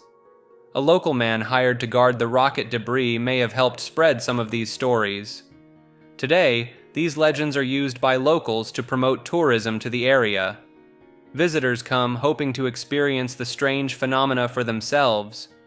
But the Silent Zone seems to be more a product of imaginative storytelling than any actual scientific mystery. The idea of a place where the normal rules of physics and biology don't apply is a compelling one, even if the reality is likely far more mundane. On March 8, 2014, Malaysia Airlines Flight 370, a Boeing 777 with 239 people on board, disappeared from radar while flying from Kuala Lumpur to Beijing. The flight took off at 12:42 a.m. local time and lost contact with air traffic control less than an hour later after passing over the South China Sea. Military radar tracked the plane deviating westward from its planned route, crossing the Malay Peninsula and Andaman Sea. It left radar range 200 nautical miles northwest of Penang Island. In the following weeks, a multinational search and rescue effort scoured the Indian Ocean, initially focusing on the South China Sea and Andaman Sea. Analysis of the plane's automated communications with an Inmarsat satellite indicated it had flown for over 7 hours and likely crashed in the southern Indian Ocean, west of Australia. The search, the largest and most expensive in aviation history, used ships and aircraft to survey over 120,000 square kilometers of seafloor. Several pieces of marine debris confirmed to originate from Flight 370 later washed up on the shores of Indian Ocean islands and the east coast of Africa. However, the bulk of the plane has never been located. Theories to explain the plane's disappearance range from mechanical failure and pilot error to more speculative ideas like pilot suicide and hijacking. The loss of the flight has been described as one of the greatest mysteries in the history of aviation and prompted a host of conspiracy theories. In the aftermath, a number of shortcomings in the airline industry's tracking and emergency response protocols were identified. This led to new regulations requiring more frequent reporting of aircraft positions over open ocean, longer recording times for cockpit voice recorders, and enhanced methods of underwater locator beacon detection. While these measures aim to prevent such disappearances in the future, the fate of MH370 itself remains unknown, its final resting place somewhere in the vast expanse of the southern Indian Ocean. On January 1, 2024, an intriguing incident unfolded at an outdoor mall in Miami, causing a stir on the internet, yet strangely escaping mainstream media attention. Reports from both news outlets and the Miami Police Department shed light on the event, detailing how a group of approximately 15 to 50 teenagers ignited chaos by setting off fireworks, sparking panic among bystanders, a sadly familiar occurrence in America. However, what set this incident apart was the unusually heavy police presence that descended upon the scene, prompting speculation about the true nature of the disturbance. In the aftermath, social media platforms buzzed with eyewitness accounts, painting a vivid picture of the chaos that ensued and offering intriguing glimpses into what might have warranted such a massive law enforcement response. Witness testimonies spoke of a complete lockdown of the area, with authorities reportedly sealing off the perimeter, heightening tensions and fueling speculation about what was being contained within or kept out. Next thing you know, you start hearing all this commotion outside, sound like firecrackers or something. So, you know what I'm saying?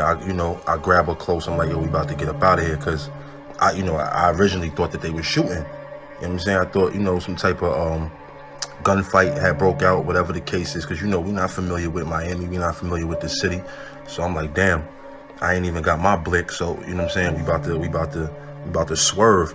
Next thing I know, it's like crazy. Like, we just see all these people running, like, fat chicks, old ladies, like, I'm talking about moving. You know what I'm saying? Like, yo, old people even move. I'm talking about moving. So my girl, she like, what's going on? I'm like, fuck all that, we out. Like, I'm not gonna ask no questions, we just gonna follow the crowd. Next thing you know, real like gunshots start going off. So you know what I'm saying, like, we trying to follow the crowd, get out of there. I look back, no cap, yo, no cap. I look back, it looked like a big ass shadow, but it was solid at the same time, like a few shadows, but they were solid at the same time. And it almost looked like they was coming our direction, like they was chasing us, but they was disappearing and reappearing closer So I'm like, yo, what? So we start really moving. Next thing you know, we start hearing more gunshots. Like these dudes start firing at this shit. Get outside, mad police, all that. You know what I'm saying? The police is like trying to get all the people that ran out the mall. They like trying to like detain these people, whatever.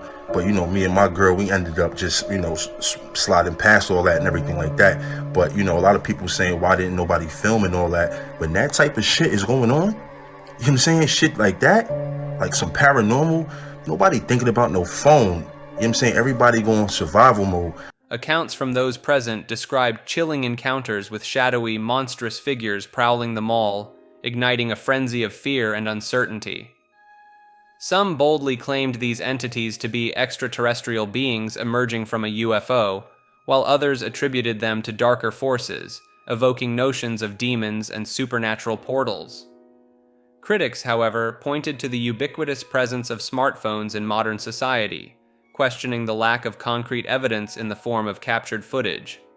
Yet, those who purportedly managed to record the events faced baffling obstacles, with reports of corrupted files and inexplicable disappearances of captured media, adding layers of mystery to the already perplexing narrative. Amidst the swirling speculation, the conspicuous absence of mainstream media coverage raised eyebrows, casting further doubt on the official narrative. Strangely, some articles addressing the incident went as far as outright dismissing any notion of alien involvement, adding to the intrigue surrounding the peculiar events at the Miami Mall. On August 25, 1972, in the town of Uriya on Japan's Shikoku Island, a 13-year-old boy named Seito Miyoka reported seeing a strange disc-shaped object hovering over a rice field as he walked home from school. He described it as looking like a silver hat. When he realized it was moving, it suddenly flew in his direction, emitting a bright light. Scared, Sato ran home and told his friends. They were skeptical, but decided to investigate. Returning that evening around 7 p.m., they spotted the UFO about 100 meters away, suspended in the air and seemingly rotating counterclockwise. Surrounded by colorful lights, one of the boys chased after it. The lights turned blue and made a loud noise, frightening the children and causing them to flee. They returned several times but didn't see it again. Then, on September 4th around 9:30 p.m., they saw the UFO once more, this time almost on the ground, about 30 centimeters above the rice field. When they approached, it glowed and flew towards them, prompting them to run away again. On September 6th, armed with a camera, they managed to photograph the UFO as it sat on the field. The flash startled the craft and it took off, but not before one boy, Hong Ji, snapped a picture of it emitting a bright light and falling to the ground. Hong Ji picked up the small object, which was still spinning. They measured it at 18.2 centimeters in diameter, 7 centimeters tall, and weighing 1.3 kilograms. It had concentric curves, 31 small holes, and 3 unique symbols on the bottom. They couldn't figure out how it worked, suspecting it was controlled by tiny aliens. They wrapped it in plastic and took it to the father of one of the boys, Fujimoto Sano, who was the director of the local science and education center. Sano didn't pay it much attention at the time, thinking it a toy or prank. He later regretted this. The object, which Sano described as like a closed ashtray made of light metal, disappeared from the children's bag within a day. Over the next 2 weeks, they encountered and captured it 6 more times, noting it never appeared when it rained. Guessing it was afraid of water, they planned to trap it. On September 19th, they saw it again, covered it with a wet rag, and struck it with a rock until it stopped moving. Taking it home, they tried to open it, glimpsing complex components inside through the holes, but were unable to due to the sturdy, unusual material. It disappeared again a few days later, leaving no trace.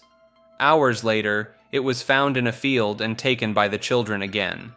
They agreed to take turns guarding it, keeping it in a water-filled bag tied to their wrists.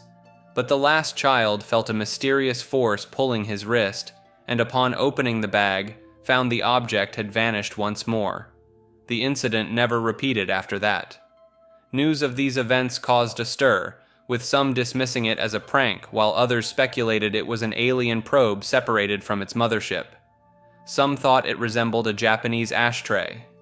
The boys said someone collected their photos and told them not to spread the story. The true nature of the mysterious Sakayama UFO remains a puzzling, unsolved mystery. The Midnight Game is said to be an old pagan ritual once used to punish those who disobeyed the gods, although this claim is dubious and likely originated as online horror fiction known as creepypasta. Still, it has become a popular activity for thrill seekers due to being easy to perform at home with minimal supplies. To play, you must write your full name on a piece of paper, prick your finger and put a drop of blood on the paper. Turn off all the lights in your home, place the paper in front of a closed wooden door with a lit candle on top, and knock 22 times, with the last knock at precisely midnight. Then open the door, blow out the candle, close the door, and immediately relight the candle. Keeping your candle lit, matches, and salt close by, begin moving through your darkened home until 3:33 a.m. If your candle goes out, you have 10 seconds to relight it. If you fail, you must immediately surround yourself with a circle of salt and stay inside it until 3:33 a.m. The game allegedly summons the Midnight Man, an entity you must avoid encountering in the dark. Continually moving makes it harder for him to find you. If he catches you, he may induce hallucinations of your worst fears or even remove your organs. Signs he is near include sudden cold, whispering, a humanoid figure in the dark, or your candle going out. There are many things you must not do during the game, like turning on lights, using a flashlight, going to sleep, using someone else's blood, leaving your home, or provoking the Midnight Man. The game ends at 3:33 a.m., but you should not assume the Midnight Man is gone for good. While the Midnight Game's exact origins are murky, it has captured the imagination of many who are drawn to its simple yet sinister premise. The possibility of summoning a malevolent entity through such mundane means and being stalked through one's own home is a potent nightmare scenario. Yet the question remains, is it indeed just a scary story, or could there be more to this dark ritual than meets the eye? In 1995, a 21-year-old electricity student named Mike Markham from Stanberry, Missouri, attempted to build a time machine he called the Jacob's Ladder. The device used a modified CD laser to create an arc between two poles. When activated, Markham claimed it created a vortex that could make objects briefly vanish and reappear a short distance away. Markham wanted to use the time machine to get future lottery numbers, but needed more power. He stole 6 large transformers from a power station, causing a local blackout. This led to his arrest in January 1995. After serving time, Markham appeared on Art Bell's Coast to Coast radio show. Listeners sent him ideas, funding, and parts to continue his work. He built a more powerful 3-megawatt machine with a rotating magnetic field, large enough for a person to enter.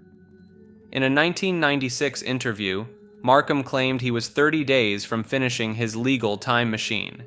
He said if he traveled in it, he would only bring his cell phone. At the end of the show, he gave out his address and invited people to find his house on Google Earth. However, in 1997, Markham disappeared and hasn't been seen since.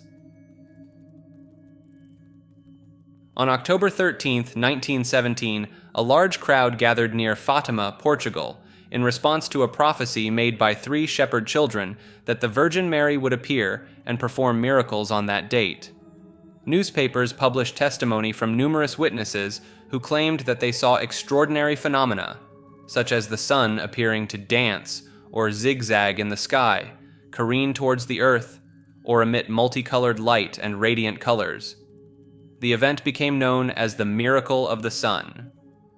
According to various reports, the event lasted approximately 10 minutes.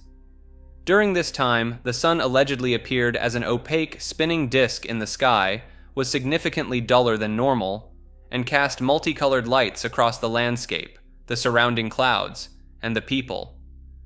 Witness accounts also claimed their previously wet clothes and the wet, muddy ground had dried in minutes. However, not all witnesses reported seeing the sun dance, and some people saw only the radiant colors or nothing unusual at all. The local bishop investigated the children's accounts and questioned witnesses to assess whether the supposed private revelations from Mary were compatible with Catholic theology. He found the evidence, especially the numerous reports of the solar phenomena from secular sources, sufficiently convincing to declare the miracle worthy of belief in 1930.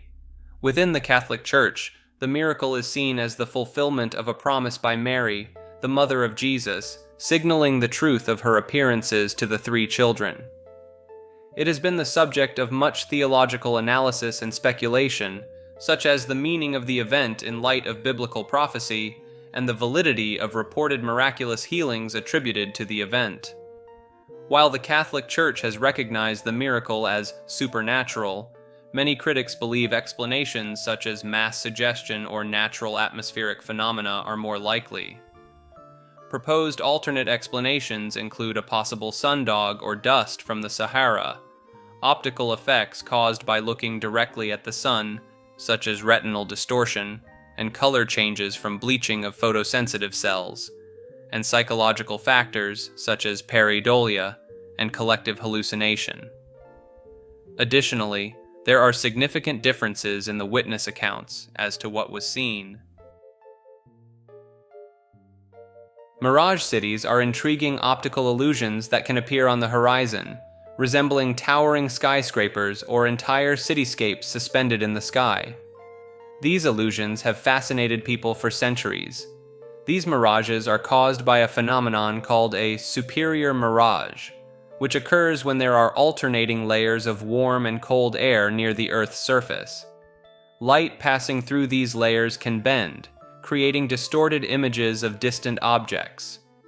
In the case of mirage cities, this bending of light can make ground-level objects, like buildings, appear much higher in the sky than they actually are. This effect can be so convincing that it creates the illusion of an entire city floating above the ground. One well-known example of this phenomenon is the Fata Morgana mirage, which has been responsible for sightings of ghostly cities and castles in the sky. This mirage occurs when there is a significant temperature difference between the air layers above warm surfaces, such as deserts or bodies of water. Mirage cities have inspired various legends and myths throughout history, often being associated with supernatural occurrences and influencing folklore, including tales of ghost ships. Despite their otherworldly appearance, mirage cities are simply the result of natural interactions between light and the Earth's atmosphere. Mirror matter, also known as shadow matter or Alice matter, is a theoretical counterpart to ordinary matter. It's a concept from physics that proposes the existence of a mirror version of all known particles, with mirror particles having opposite parity properties to their ordinary counterparts. While ordinary particles typically exhibit left-handed interactions, mirror particles would exhibit right-handed interactions. Mirror matter, if real, would interact weakly with ordinary matter, primarily through forces mediated by mirror bosons. However, these interactions are usually very weak, except possibly through a phenomenon called kinetic mixing. Mirror matter has been suggested as a possible explanation for dark matter, the mysterious substance that makes up a significant portion of the universe's mass. One interesting aspect of mirror matter is its potential impact on observational effects. For instance, it could affect the abundance of certain particles like positronium, leading to oscillations between ordinary and mirror versions. Additionally, if mirror matter exists in large quantities, it could produce observable gravitational effects, potentially forming mirror galaxies, stars, and planets. Experiments are being conducted to detect the presence of mirror matter, such as those looking for oscillations between neutrons and mirror neutrons. These experiments aim to explore whether neutrons can transition into mirror neutrons, which would have implications for our understanding of fundamental physics. Mirror matter remains a captivating area of theoretical physics, with ongoing research exploring its potential implications for phenomena like dark matter and particle interactions. There are some who believe that the Soviet Union attempted to launch cosmonauts into space before Yuri Gagarin's historic first flight in 1961, but that these early missions ended in tragedy and were covered up. According to this lost cosmonaut theory, Soviet authorities concealed the deaths of cosmonauts whose flights failed or went off course.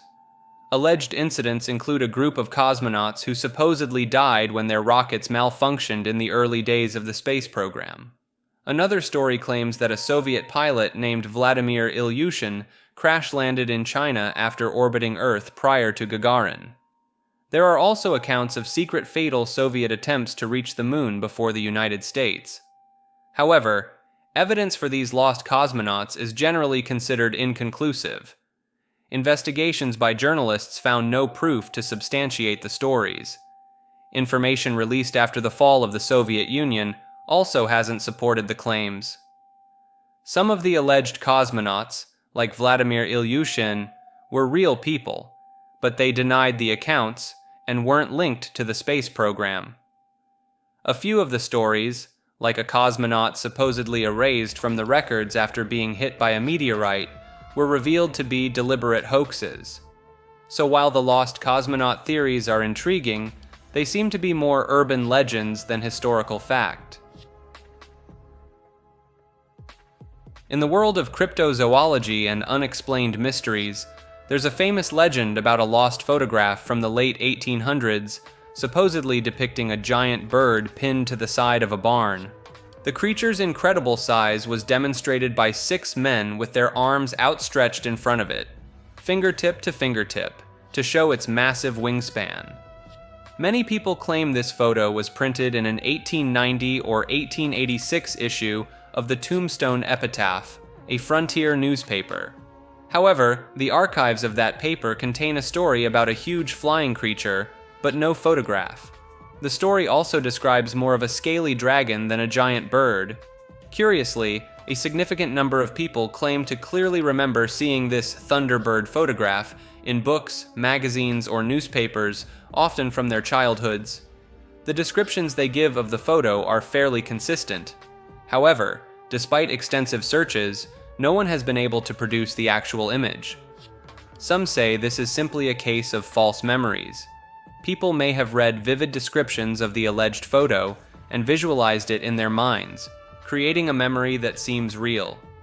Others wonder if the photo did exist, but has been lost to time or is being intentionally hidden.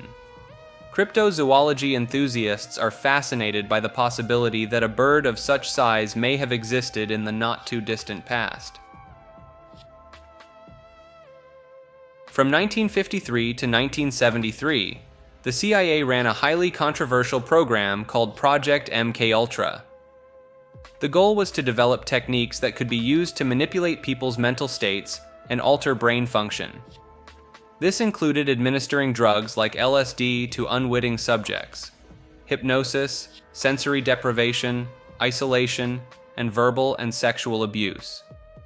Many of the experiments were done without proper consent or knowledge of the risks involved. Subjects included mental patients, prisoners, drug addicts and sex workers, people the CIA considered expendable. Experiments were conducted at over 80 institutions, like colleges, hospitals, prisons, and pharmaceutical companies. Sometimes front organizations were used so the CIA's involvement would be hidden. When MKUltra's existence was exposed in 1975, it caused a huge scandal. The CIA director at the time ordered all MKUltra files destroyed, but some survived and were released under the Freedom of Information Act. These documents revealed the unethical and often illegal nature of the experiments. While the CIA claimed MKUltra was abandoned, conspiracy theories persist that its techniques are still used in a more covert manner today to manipulate people's minds. Officially, the program has been discontinued, and the CIA has pledged not to use unwitting human test subjects in the future. However, the full scope of MKUltra may never be known due to the deliberate destruction of records. The Mobius strip is a curious geometric shape that can be formed by taking a strip of paper, giving it a half twist, and attaching the ends together. It has the intriguing property of only having one side and one edge, unlike a regular loop which has two sides and two edges. If you trace a line along the center of the strip, you'll eventually end up back where you started without ever crossing an edge. And if you cut the strip along this center line, rather than falling apart into two separate loops, you'll end up with one longer loop with two full twists in it. The one-sided nature of the Mobius strip challenges our intuition and makes it a source of fascination. It cannot be flattened into a plane without intersecting itself. And it's fundamentally different from shapes like spheres and cylinders, where the inside is separate from the outside. These mind-bending properties have inspired all sorts of creative uses. Conveyor belts made in a Mobius configuration last longer because they wear evenly on both sides. Mobius strips show up in artwork like the famous drawings of M.C. Escher. They've even been used in magic tricks and as a symbol for recycling. In the Xinjiang region of China lies the mysterious Mogucheng, also known as the City of the Devil. This desert area is characterized by its striking landscape of crisscrossing earth mounds of varying heights, resembling ancient castles sculpted by the dry climate and strong winds. The stones themselves take on stunning shapes, from palace-like structures to ancient castles with steps, and even some that appear as frightening demons. Scattered throughout the area are stones of vibrant red, blue, white, and orange hues. However, it's not just the natural beauty that draws visitors to Mogucheng, but rather the enigmatic sounds that emanate from the area. On sunny days with a gentle breeze, pleasant sounds reminiscent of tinkling bells or the soft strumming of a guitar can be heard. As the winds intensify and cyclones form, the musical tones take on a more ominous character. The roaring of tigers, trumpeting of elephants, shouting of women, and crying of babies fill the air. When darkness falls, it is said that the sounds of animals and people mourning and quarreling echo through the city. As storms grow stronger, the sounds become increasingly terrifying, transforming the once beautiful city into a frightening demon city. The origin of these peculiar sounds remains a mystery, with experts unable to provide a conclusive explanation. In the absence of a scientific rationale, some attribute the pleasant sounds to fairies and the terrifying noises to the voices of ghosts.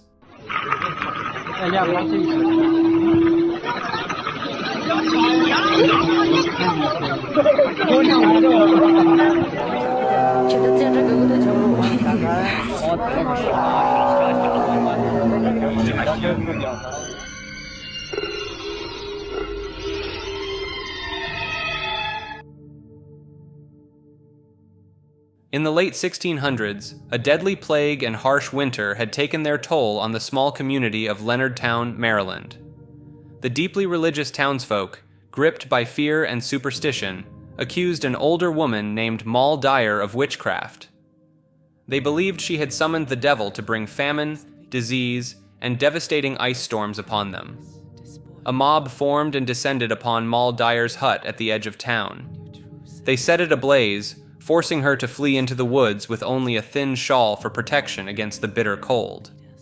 She ran for miles until, exhausted and near death, she placed her right hand on a small boulder and raised her left hand to the moon, calling down a curse on the people of Leonardtown.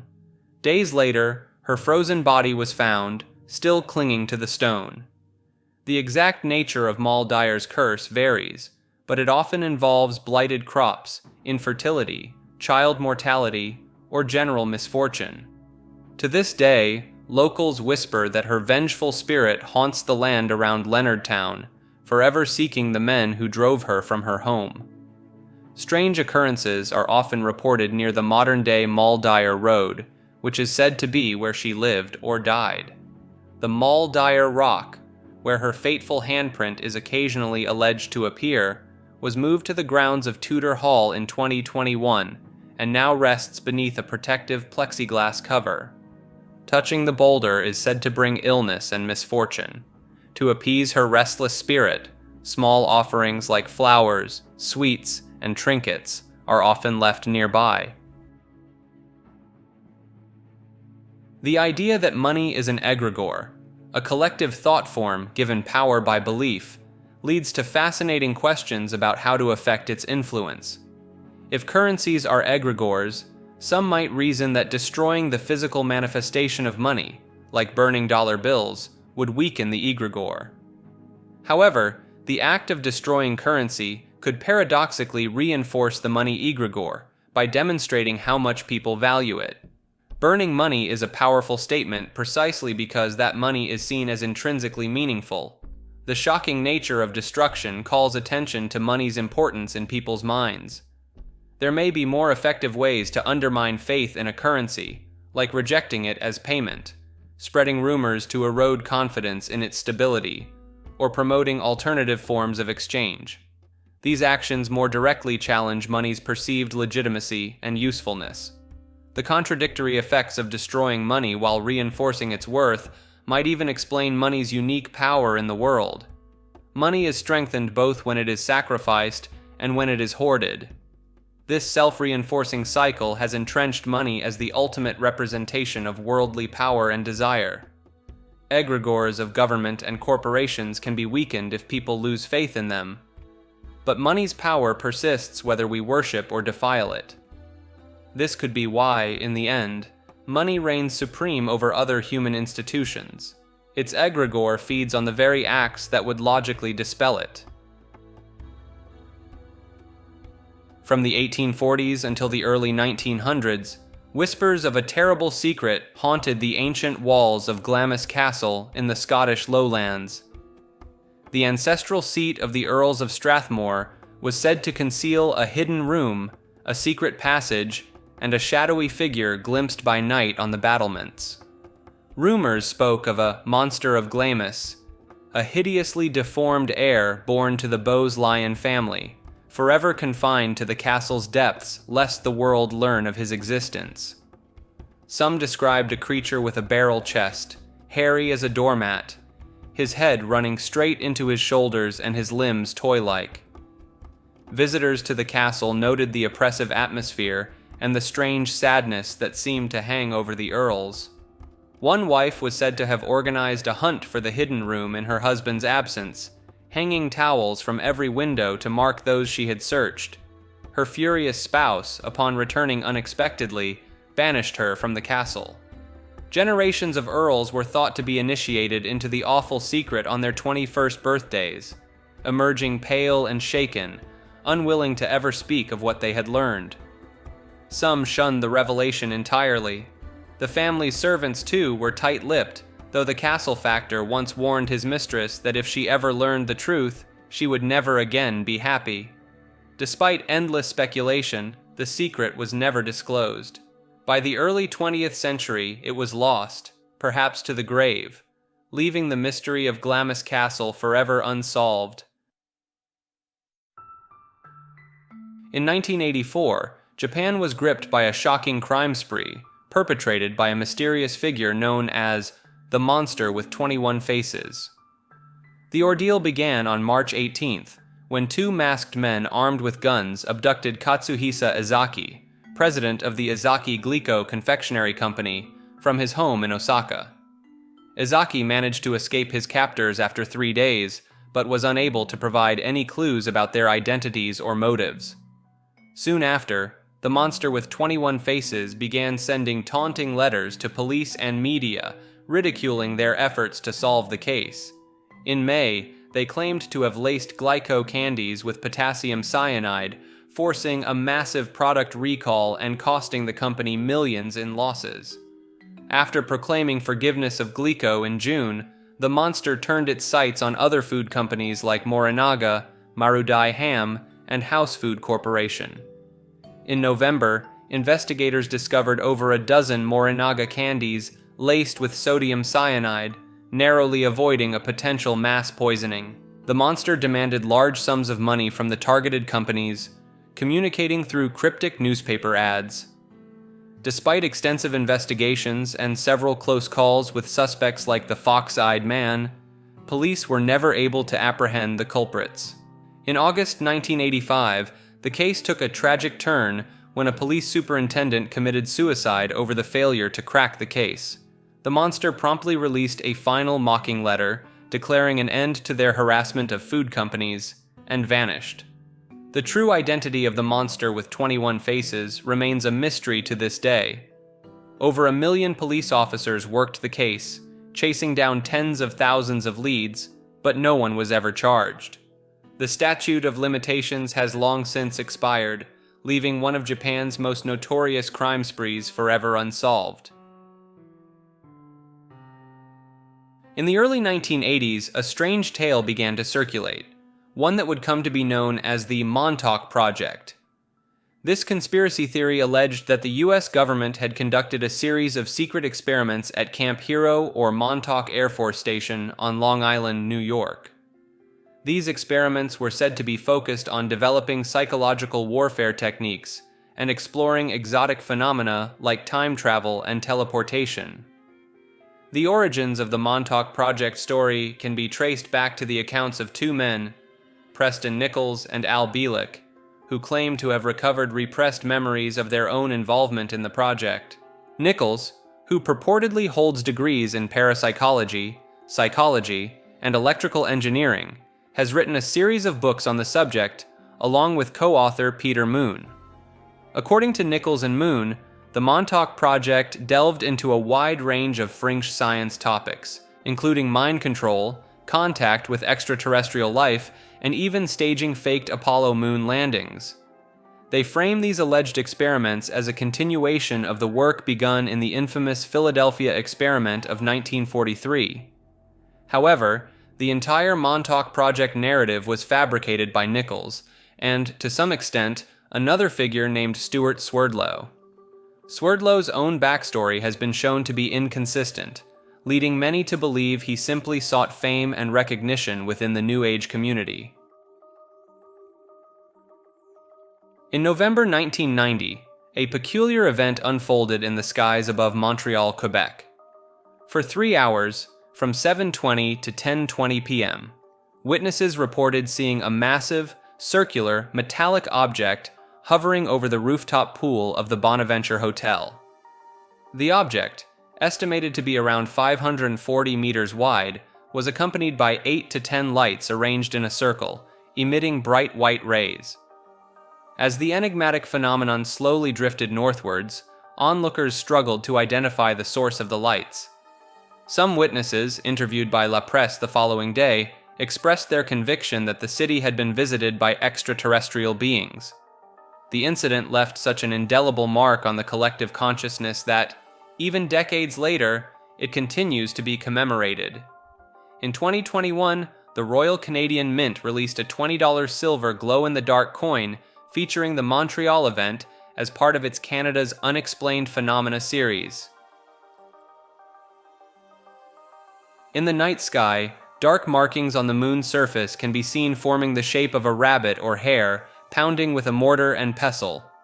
This image has given rise to mythical figures known as the moon rabbit, or moon hare, in folklore across East Asia and indigenous American cultures. Chinese legends tell of the rabbit as a companion to the moon goddess Chang'e, eternally grinding the elixir of life for her. Some versions say the rabbit pounds medicine for mortals or ingredients for mooncakes. In Japanese and Korean tales, the rabbit is seen pounding mochi or other types of rice cakes.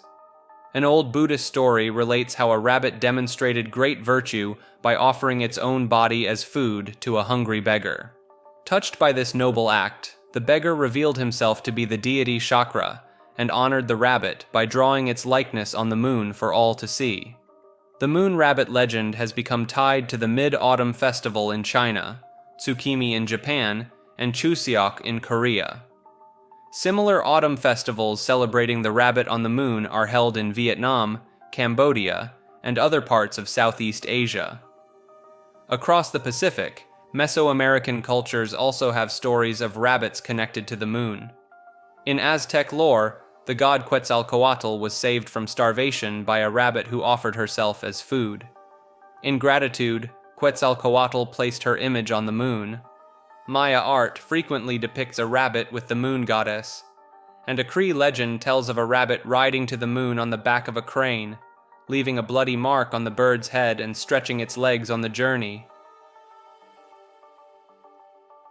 Morgellons disease is a controversial skin condition where sufferers find colored fibers and filaments embedded in or protruding from slow-healing lesions on their skin. First reported in 2002, many medical professionals consider it a form of delusional parasitosis, where patients falsely believe they are infested with parasites.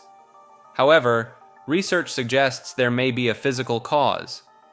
Skin samples from Morgellons patients contained unusual fibers made of keratin and collagen, produced by skin cells themselves rather than being textile fibers stuck in the skin. The filaments sometimes resemble small hairs with tapered ends. Several studies have found evidence of infection with Borrelia spirochetes, the bacteria that cause Lyme disease. The spirochetes were detected in skin lesions and body fluids. Other tick-borne pathogens like Bartonella have also been found. It's theorized that infection of skin cells alters their keratin and collagen production, leading to fiber formation. The link between Morgellons and Lyme disease is still controversial. Most studies relied on specialized tests not endorsed by the CDC. Genetic factors likely play a role in developing Morgellons as well. Many patients experience symptoms similar to chronic Lyme, like joint pain, fatigue, and neurological issues, in addition to the skin problems. While many doctors still view Morgellons as purely delusional, research suggests an infectious origin, with Borrelia spirochetes as the leading culprit. More study is needed on this unusual condition to determine the true cause, genetic factors involved, and optimal treatment approach. The idea of morphic resonance proposes that memory is inherent in nature, and that the so-called laws of nature are more like habits. According to this hypothesis, habits evolve over time through a process of morphic resonance where patterns of activity influence similar patterns in the future, almost like a collective memory. Morphic fields are thought to organize biological systems at all levels, from the development of plants and animals to the behavior of social groups. These fields act as a kind of blueprint, guiding systems towards particular endpoints or goals, known as attractors, via specific pathways called creodes. The fields themselves evolve over time, explaining how new patterns of behavior or form can emerge and stabilize. The idea of morphic resonance has been applied to various phenomena, including the collective memory of species, telepathy in animals and humans, and even the sense of being stared at. Experiments have been conducted to test some of these ideas, such as whether people can unconsciously detect when they are being watched. While quite speculative, morphic resonance offers a thought-provoking perspective on how order and pattern might arise in nature without the need for eternal fixed laws. The habits of nature, in this view, are not set in stone but are constantly evolving through the interplay of morphic fields and the systems they organize. This unconventional theory aims to provide a more holistic and dynamic understanding of the world around us. In the Point Pleasant area of West Virginia, a mysterious creature known as the Mothman was reportedly seen by several people between November 1966 and December 1967. The first newspaper report described a man-sized bird, or creature, with glowing red eyes. Witnesses claimed the creature had a slender, muscular humanoid body around 7 feet tall with white wings. It made screeching sounds and could fly, even chasing cars at speeds up to 100 miles per hour. More sightings were reported after the initial newspaper coverage. Local authorities at the time suggested the creature may have been a large heron or sandhill crane that wandered out of its normal migration route. The popularization of Batman at the time may have influenced the name Mothman being attached to the sightings. After the nearby Silver Bridge collapsed in December 1967, resulting in 46 deaths, the Mothman legend grew, and speculation arose that the sightings were connected to the tragedy. Some even claimed Mothman sightings foreshadowed the bridge collapse and other disasters. The legend gained wider attention after the 1975 book The Mothman Prophecies by John Keel and the 2002 film adaptation. An annual Mothman festival in Point Pleasant, started in 2002, attracts thousands of visitors and features a 12-foot-tall metallic Mothman statue. While the Mothman legend persists in popular culture, many analysts propose that the original sightings likely arose from misidentified birds, such as owls, herons, or cranes. Hoaxes and the effects of publicity and folklore may have also played a role in shaping and perpetuating the legend over the years. Some continue to speculate about paranormal explanations, but as with many such cryptid tales, the real source of the Mothman legend remains elusive. Located in Northern California, Mount Shasta is a 14,000-foot-tall volcano known for its striking presence and association with various supernatural and mythical beliefs. Some say that deep beneath the mountain lies the hidden city of Telos, home to the survivors of the lost continent of Lemuria. These Lemurians are described as 7-foot-tall beings with long hair, often seen wearing white robes and sandals. Mount Shasta is also believed to be a base for reptilian humanoids called the Lizard People, and the area is a hotspot for UFO sightings. The mountain holds sacred significance for several Native American tribes, who have long established traditions tied to it. The volcano's geological complexity, including its steep slopes, glaciers, and fumaroles, contributes to its powerful and mysterious reputation. While scientists study Mount Shasta's volcanic history and processes, many spirituality seekers and believers are drawn to the mountain's undeniable energy. Regardless of one's beliefs, Mount Shasta continues to draw in those who encounter its majestic presence. The Mozart effect is a theory that suggests listening to Mozart's music may temporarily improve scores on spatial reasoning tests, which are part of IQ tests. The idea gained popularity in the 1990s after a study found that college students who listened to Mozart's Sonata for Two Pianos in D major performed better on spatial reasoning tasks. This led to claims that listening to Mozart makes you smarter, especially for children, and sparked a commercial fad of Mozart CDs marketed to parents. However, subsequent research and meta-analyses have shown little evidence to support the existence of a Mozart effect. Any cognitive benefits appear to be short-term and related to increased mood and arousal rather than a specific effect of Mozart's music. Despite the lack of scientific support, the idea of the Mozart effect has had a significant cultural and political impact, with some governments even considering providing classical music to children. While listening to enjoyable music may have some positive effects on mood and cognition, the claim that Mozart's music can boost intelligence is now widely regarded as a myth by the psychological community. The Mpemba effect is a curious phenomenon where, under certain conditions, hot water can freeze faster than cold water. This counterintuitive idea has been observed since ancient times, with Aristotle noting that many people in his day would put water in the sun to cool it more quickly. The effect is named after Erasto Mpemba, a Tanzanian student who brought it to the attention of the scientific community in 1963 after noticing that hot ice cream mix froze faster than cold mix. Despite various experiments and studies, the exact cause of the Mpemba effect remains unclear. Factors such as evaporation, convection, supercooling, dissolved gases, and the effects of frost in container materials have all been proposed as potential explanations.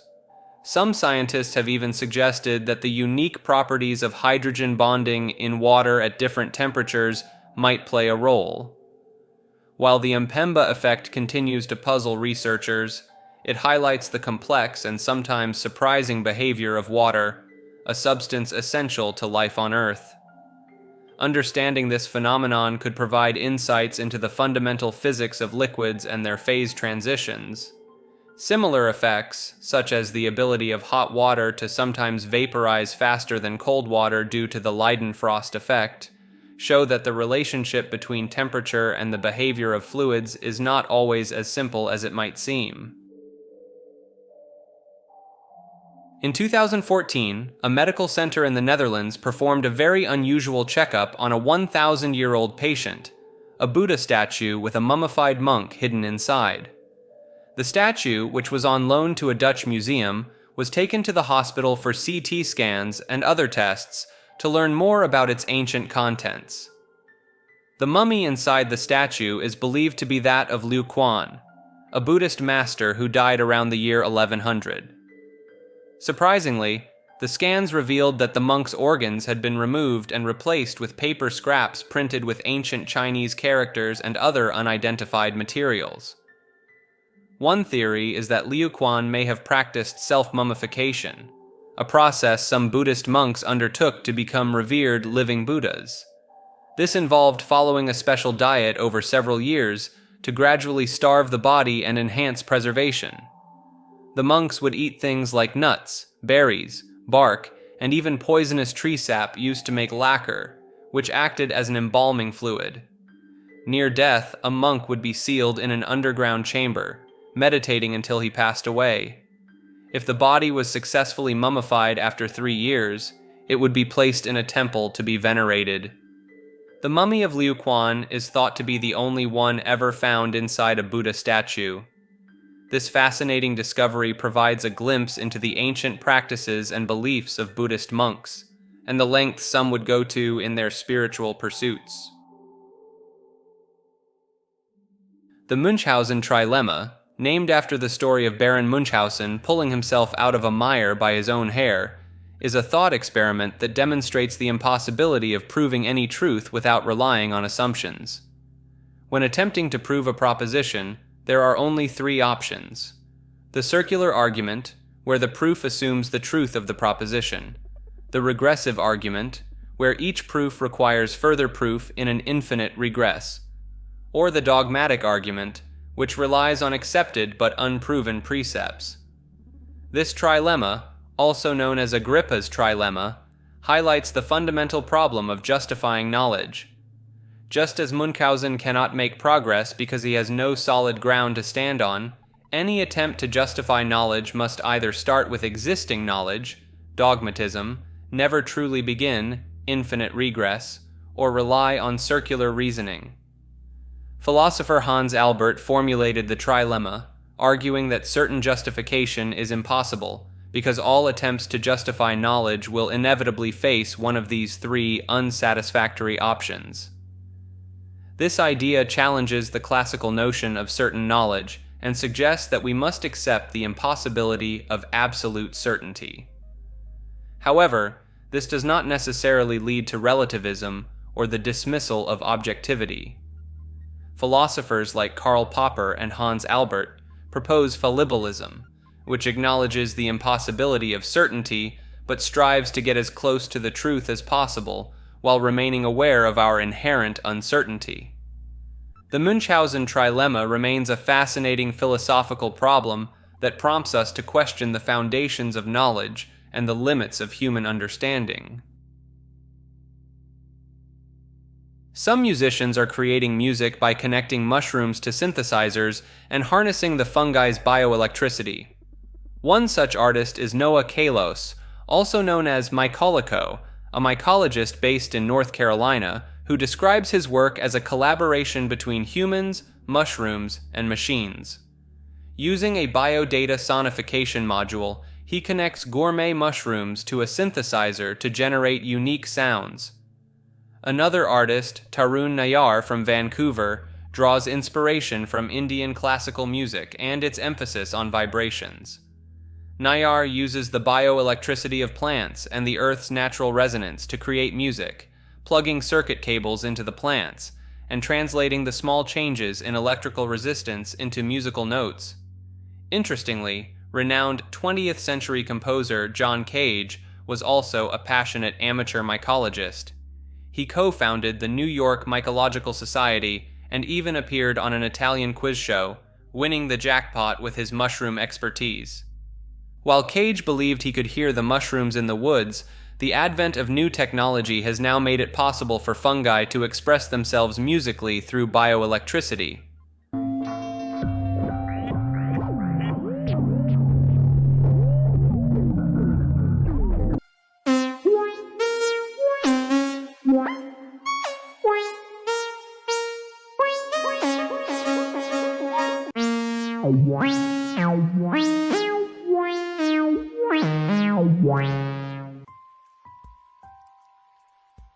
Musica universalis, also known as the music of the spheres or harmony of the spheres, is an ancient idea suggesting that the movements of celestial bodies create a kind of music through their proportions. This concept dates back to ancient Greece and was later developed by astronomer Johannes Kepler in the 16th century. The core idea is that mathematical relationships express qualities or tones of energy in numbers, shapes, and sounds, all interconnected within a pattern of proportion. Pythagoras observed that the pitch of a musical note is related to the length of the string producing it, and he proposed that celestial bodies emit unique sounds based on their orbital motion, although these sounds are beyond human hearing. This concept links mathematics, astronomy, and music, considering them interconnected disciplines. Johannes Kepler explored this relationship further in his work, suggesting that musical intervals and harmonies describe the motions of planets, even though they are inaudible to humans. Kepler believed that the soul could perceive this celestial harmony, reflecting his deep faith in a creator who orchestrated the cosmos in a harmonious manner. Despite some inaccuracies, Kepler's work laid the groundwork for understanding the connection between geometry, astronomy, and music. The idea of the music of the spheres continues to inspire modern culture, appearing in literature, music, and even video games, where it serves as a source of artistic and philosophical inspiration.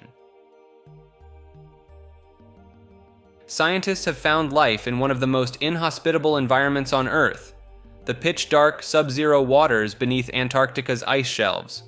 While drilling through the Filchner ice shelf, researchers came across a seafloor boulder that is home to several species that may have never been seen before, including sponges and other stationary creatures that live their lives attached to one place. This discovery is unusual because the organisms were found far from regions where photosynthesis is possible, which is how most life on Earth survives. Instead, these creatures likely rely on chemosynthesis, a process where bacteria use chemical reactions to make sugars and form the basis of a food chain, similar to what is found near ocean thermal vents or in some caves. The boulder is estimated to be between 625 and 1,500 kilometers from the nearest region of photosynthesis, making it a fascinating and perplexing find for the scientists involved. To learn more about these organisms and their unique environment, researchers will need to find innovative ways to study them, as they are located 260 kilometers away from the nearest research ships and under 900 meters of ice. This discovery not only pushes the boundaries of our understanding of life on Earth, but also raises numerous questions about how these creatures survive, what they eat, and how long they have been there. Nagoro, also known as Nagoro Doll Village, is a unique village situated in the Iya Valley on Shikoku Island, Japan.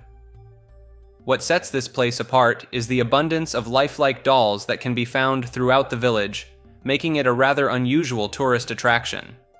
Once home to around 300 residents, Nagoro's population has significantly declined over the years due to Japan's broader population trends. By September 2019, the village had just 27 inhabitants. The story of Nagoro's doll proliferation begins with Tsukimi Ayano. She returned to Nagoro in the early 2000s to care for her father, and created a doll resembling him, placing it in a field. This marked the start of a unique trend. Tsukimi Ayano has since crafted over 400 dolls, including replacements, with approximately 350 of them now residing in the village. These dolls come in various forms, with some replicating actual residents, while others are entirely fictional. Ayano's initiative inspired others in the village to follow suit. Even the local school, which closed in 2012 due to declining enrollment, is now filled with dolls. In one classroom, you can find self-portrait dolls made by the last 2 students to attend the school, dressed in their own clothes. The dolls are spread throughout Nagoro, creating a surreal atmosphere. You might encounter dolls sitting by a telephone pole, fishing in the river, or waiting at a bus shelter. The village's transformation into a haven for these dolls has turned it into an offbeat tourist destination. Aside from its doll-filled streets, Nagoro is also known for the nearby Nagoro Dam, which has been in operation since 1961 and serves as a source of hydropower generation. Nano-engineers have created a quasi-crystal, a scientifically intriguing and technologically promising material structure, using nanoparticles and DNA. Unlike ordinary crystals, which have a repeating pattern, quasi-crystals don't have a regular structure. Quasi-crystals made from atoms can have exceptional properties, such as absorbing heat and light differently, exhibiting unusual electronic properties, or having surfaces that are very hard or slippery. The team focused on nanoparticles shaped like 2 pyramids stuck together at their bases, known as bipyramids. They used DNA strands encoded to recognize one another to program the particles to assemble into a quasi-crystal. Simulations showed that decahedra, which are 10-sided pentagonal bipyramids, would form a quasi-crystal under certain conditions and with the right relative dimensions. The resulting quasi-crystal resembles an array of rosettes in concentric circles, with the 10-sided shapes creating a 12-fold symmetry in 2D layers that stack periodically. This stacked structure is called an axial quasi-crystal. Unlike most axial quasi-crystals, the tiling pattern of the new quasi-crystal's layers doesn't repeat identically from one layer to the next. Instead, a significant percentage of tiles are different, in a random way, adding stability to the structure. This breakthrough opens the way for designing and building more complex structures using nanoparticles and DNA. It demystifies the formation of quasi-crystals and shows how the programmable nature of DNA can be harnessed to deliberately design and assemble these unique structures. In the early 1990s, NASA sent over 2,000 moon jellyfish polyps into space on the Space Shuttle Columbia as part of the first Spacelab Life Sciences mission. The purpose was to study how the lack of gravity affects jellyfish development and behavior. Jellyfish and humans share a common orientation according to gravity, with tiny crystals and hair cells in our inner ears helping us sense up, down, left, and right. Jellyfish have similar structures at the margin of their bell. The space jellyfish developed normally, but showed irregular pulsing and movement once back on Earth, essentially suffering from vertigo. This experiment was significant because it gave insight into how humans born and reared in space may respond when later experiencing gravity on a planetary body. The results suggest that if humans are to spend generations traveling to another system, we'll need to figure out how children born aboard the spaceship will acquire a taste for gravity to avoid stumbling in their colonization efforts. Every year, hundreds of strange disappearances occur in America's national parks, with only a handful of people ever seen again. These disappearances often seem illogical, bizarre, or unexplainable, even to those highly equipped to solve mysteries. One such case involves a 3-year-old boy known as John Doe, who vanished for 5 hours near a fly-fishing river. When found, he claimed to have followed a woman resembling his grandmother to a mountain, where he encountered a room full of motionless robots and weapons. The boy's grandmother also reported being dragged out of her tent and finding 2 small holes near the back of her head. Another baffling case is that of 4-year-old Alfred Balehartz, who disappeared in Colorado's Rocky Mountain National Park in 1938. Despite a 6-mile search, no trace of him was found, except for his scent, which dogs traced 500 feet uphill without any footprints. Hikers 6 miles away claimed to have seen a dazed boy in a dangerous rock outcropping shortly after his disappearance. In 1992, 12-year-old Kenny Miller, who had the mental capacity of a 4-year-old, vanished from Yosemite National Park. A month later, his body was found 1,500 feet above the area where he was last seen, in a notoriously inaccessible location. 9-year-old David Gonzalez disappeared in San Bernardino National Forest while fetching cookies from the family car. His badly decomposed body was found a week later in an area that had already been searched, suggesting he was dropped there by someone or something. Authorities claimed he was dragged off by a mountain lion, despite no supporting evidence. Even adults have fallen victim to these strange disappearances. Thelma Pauline Melton, 58, vanished while hiking with friends in the Great Smoky Mountains, despite her slow pace due to medical problems and her familiarity with the trail. The disappearance of 6-year-old Dennis Martin in the Great Smoky Mountains in 1969 is one of the most famous cases. He vanished while playing a prank on his family, and despite a massive search involving the FBI and Green Berets, no trace of him was ever found. The leader of the FBI search team later committed suicide, and a Special Forces member suggested that something paranormal must have been involved. These cases highlight the mysterious and potentially terrifying phenomena occurring in America's national parks, leaving many questions unanswered about the true nature of these disappearances. The Nazca Lines, ancient geoglyphs found in Peru's Nazca Desert, were created by the Nazca people between 500 BC and 500 AD. These lines, formed by removing the top layer of reddish-brown pebbles to reveal light-colored clay, depict various shapes such as straight lines, geometric patterns, and zoomorphic figures like a hummingbird, spider, fish, condor, monkey, lizard, dog, and human. Covering around 50 square kilometers, with a combined length exceeding 1,000 kilometers, the Nazca Lines remain a mystery in terms of their purpose. Scholars propose religious significance, astronomical markers, or even paths to places of worship.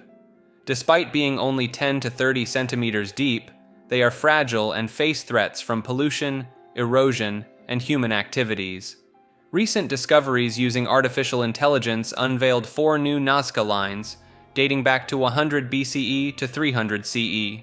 These geoglyphs, identified through satellite imagery and confirmed by on-site visits, include depictions of a human holding a club, large legs or hands spanning over 250 feet, a fish, and a bird. Researchers from Yamagata University utilized AI-driven deep learning technology to accelerate the identification process, showcasing the potential of combining AI with field surveys in archaeological studies.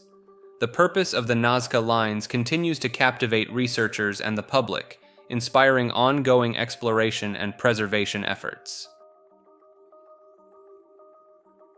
A near-death experience, or NDE, is a profound personal experience associated with death or impending death, which researchers describe as having similar characteristics. These experiences, which are mostly positive, can include sensations of detachment from the body, levitation, total serenity, security, warmth, the experience of absolute dissolution, and the presence of a light. NDEs usually occur during reversible clinical death and have been reported by an estimated 9 million people in the US alone. Common elements of NDEs include a sense of peace, out-of-body experiences, entering a tunnel of darkness or light, encountering deceased loved ones or spiritual beings, a life review, reaching a border or point of no return, and suddenly finding oneself back in one's body.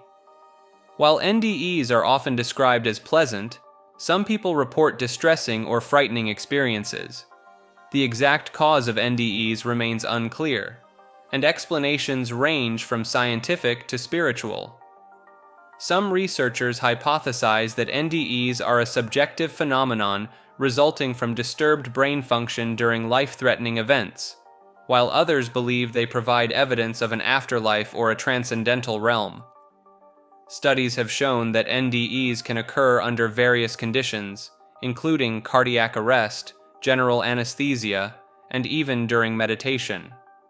Some researchers have attempted to investigate the accuracy of NDE accounts, such as out-of-body experiences, by placing hidden targets in hospital rooms.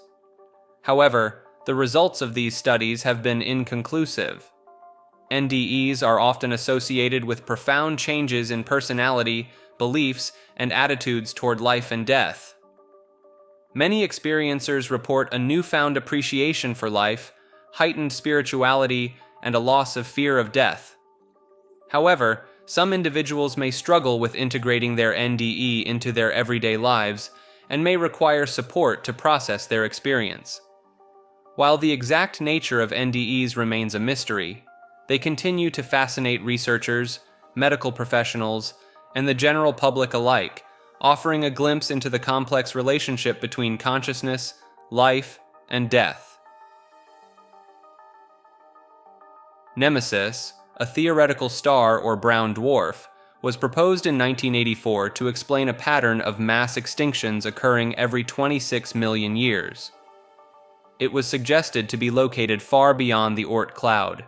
Recent studies have raised doubts about Nemesis's existence, suggesting other factors like close passing stars or gravitational effects from the galactic plane might cause disruptions in the outer solar system. Initially, the periodicity of mass extinctions hinted at a celestial cause, but subsequent research challenged this idea, leading to a decline in support for the Nemesis hypothesis. Various astronomers proposed Nemesis as a companion star to the Sun, theorizing it could disturb comets in the Oort cloud, leading to more impacts on Earth. Alternative theories, like passing stars, gained traction as potential explanations for mass extinctions. Searches for Nemesis in the infrared spectrum, where cooler stars are detected, have yielded no results. While data supported the extinction periodicity, it didn't match the expected orbit of Nemesis.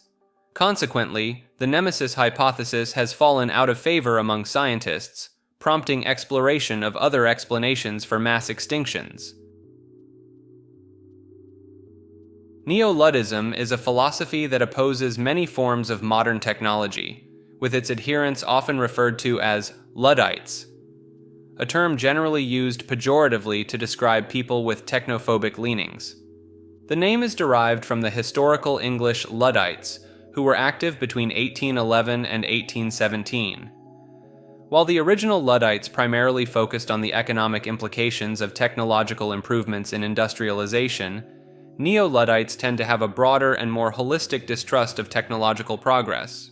Neo-Luddism is a leaderless movement consisting of non-affiliated groups that resist modern technologies and advocate for a return to a more primitive level of technology.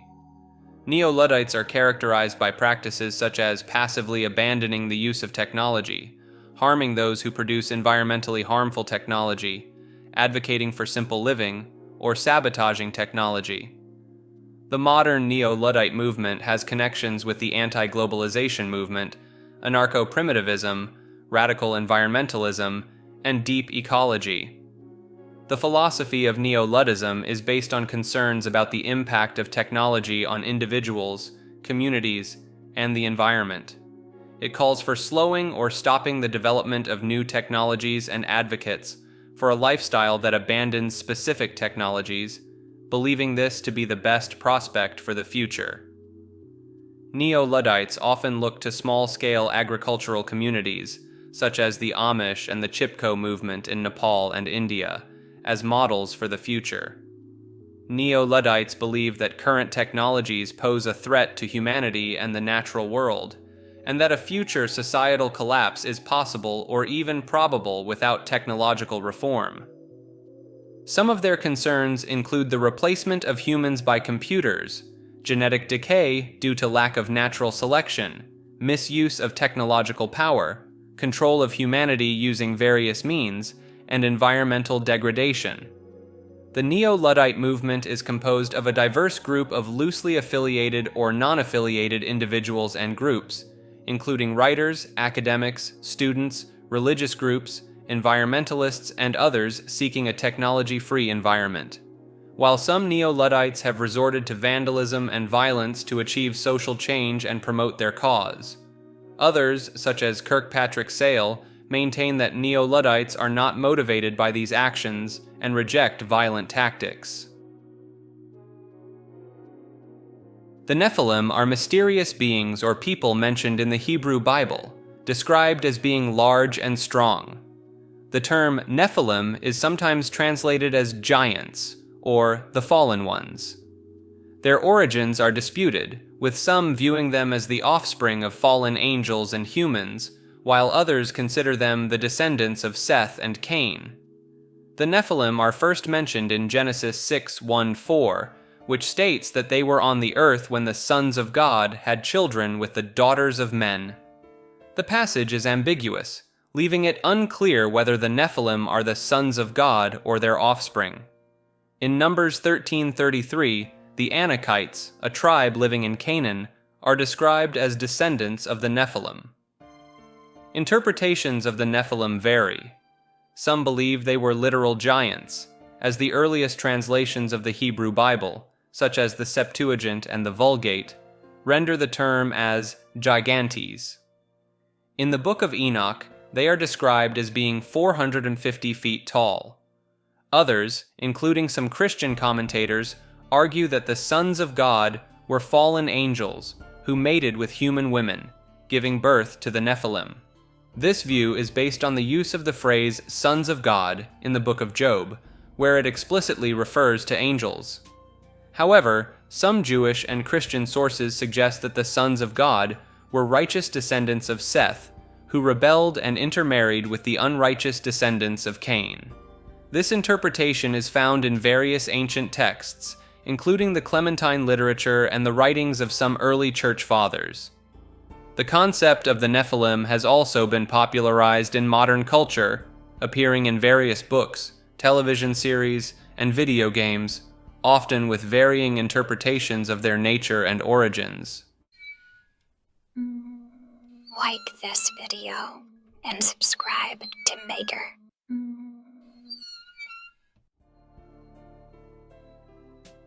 Neuralink, an American neurotechnology company founded by Elon Musk and a team of scientists and engineers in 2016, is developing implantable brain-computer interfaces.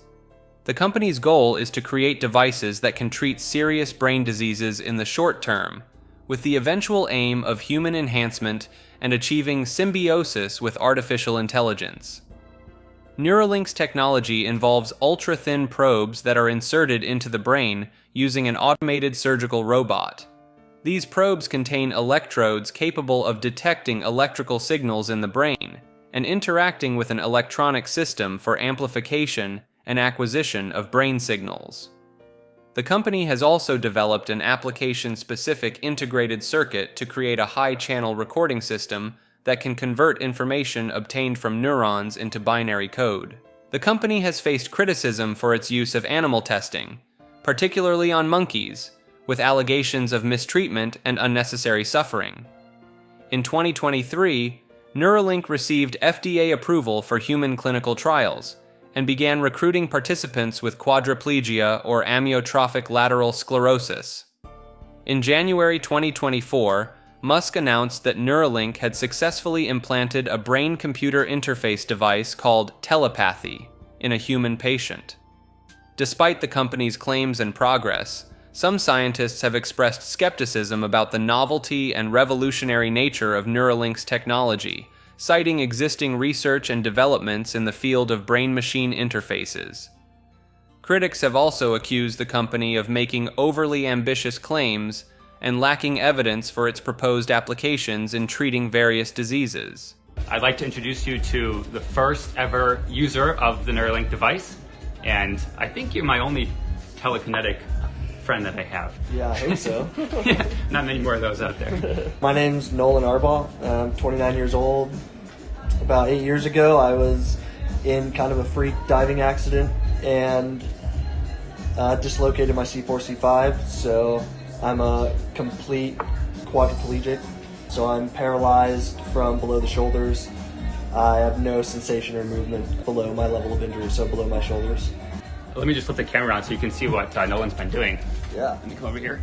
I love playing chess, and so this is one of the things that y'all have enabled me to do, something that I wasn't able to really do much the last few years, especially not like this. I had to use like a mouse stick and stuff, but now it's all being done with my brain. If y'all can see the cursor moving around the screen, that's all me, y'all. It's pretty cool, huh?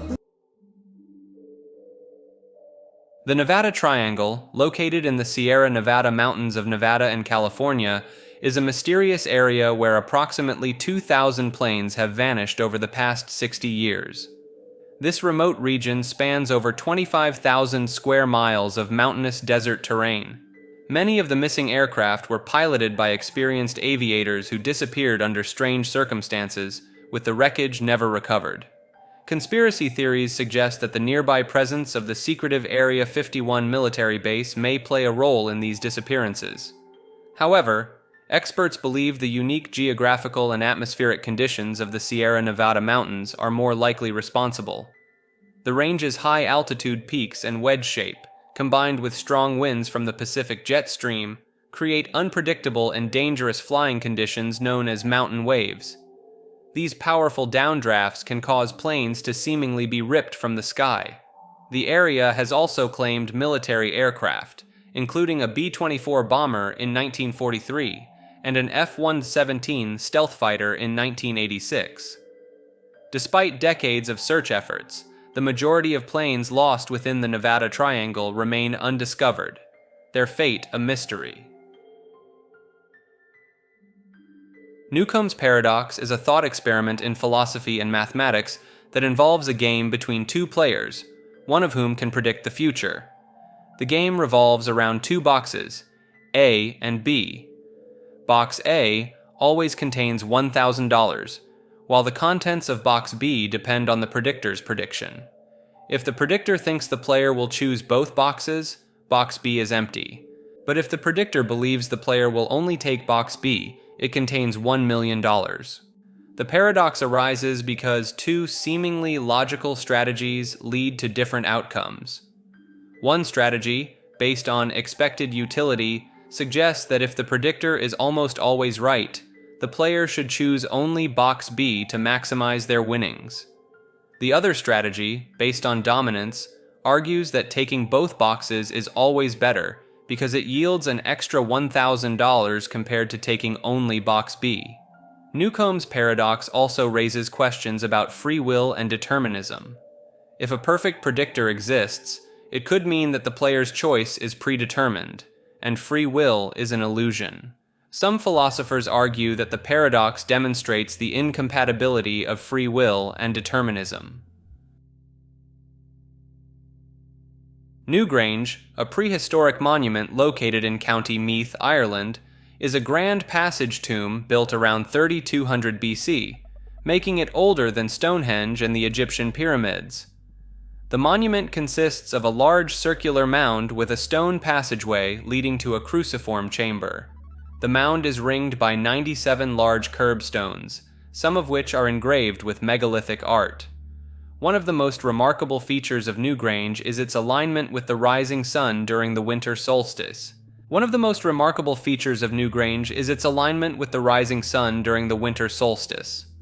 The passage and chamber are precisely aligned so that on the shortest day of the year, December 21st, the first rays of the rising sun shine through a roof box above the entrance and illuminate the chamber floor. This event lasts for approximately 17 minutes. In Irish mythology, Newgrange is associated with the Tuatha De Danann, a supernatural race, and is said to be the home of the deity Dagda. The monument continued to hold significance for centuries, with evidence of ritual activity during the Bronze Age and Iron Age.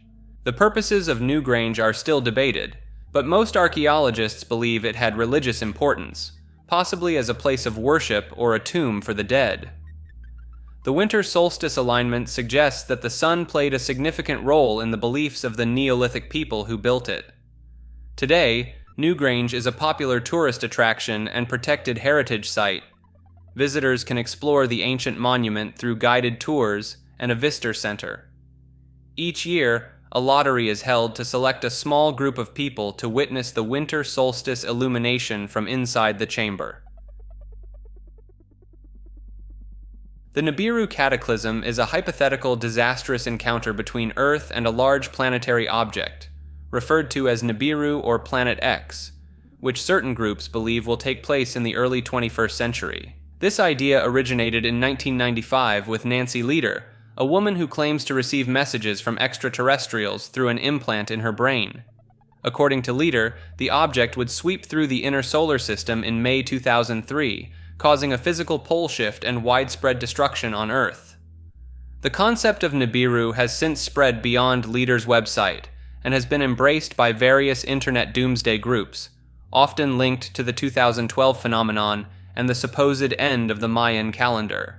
The name Nibiru itself is derived from the works of Zecharia Sitchin, an author who claimed that ancient Mesopotamian texts refer to a planet called Nibiru that passes near Earth every 3,600 years.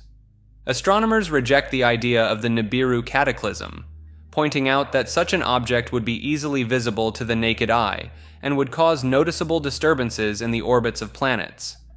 Many photos claiming to show Nibiru are actually lens flares, false artifacts, or misidentified celestial objects.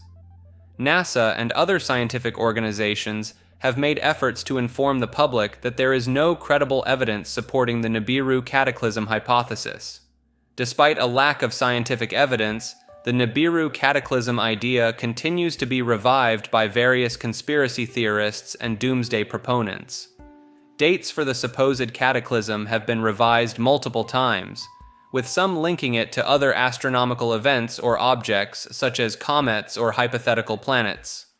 The concept remains popular on internet forums and continues to generate concern among the public, leading to a significant number of inquiries to astronomers and scientific institutions. Nicolae Minovici was a Romanian forensic scientist and criminologist who conducted unusual and daring experiments on the effects of hanging on the human body in the early 20th century.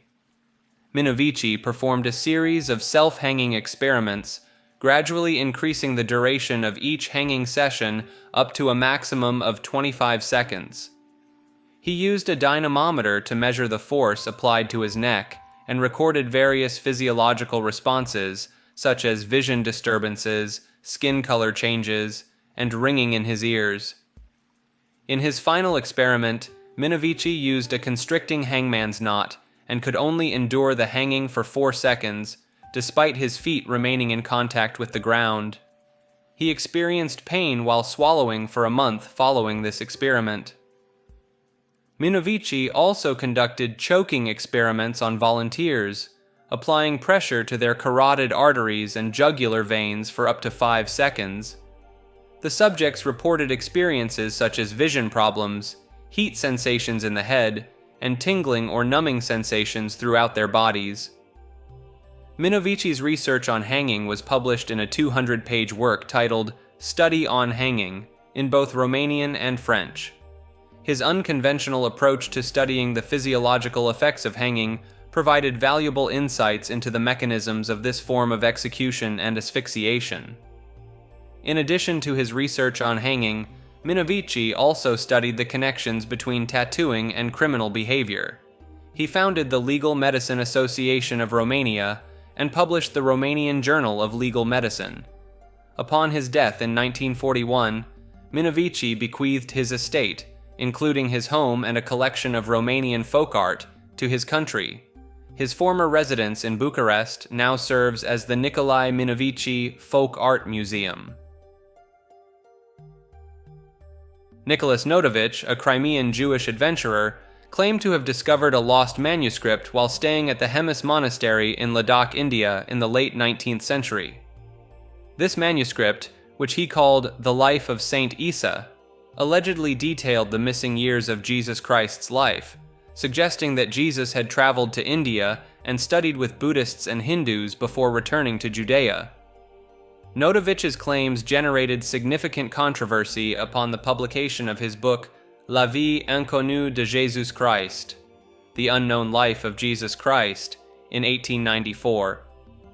Many scholars and religious leaders question the authenticity of Notovich's account, with some accusing him of fabricating the entire story. Despite the skepticism surrounding Notovich's claims, some individuals in India and the United States found his story credible. Swami Abhedananda, a colleague of the famous scholar Max Mueller, claimed to have visited the Hemis monastery in 1922 and verified the existence of the manuscript.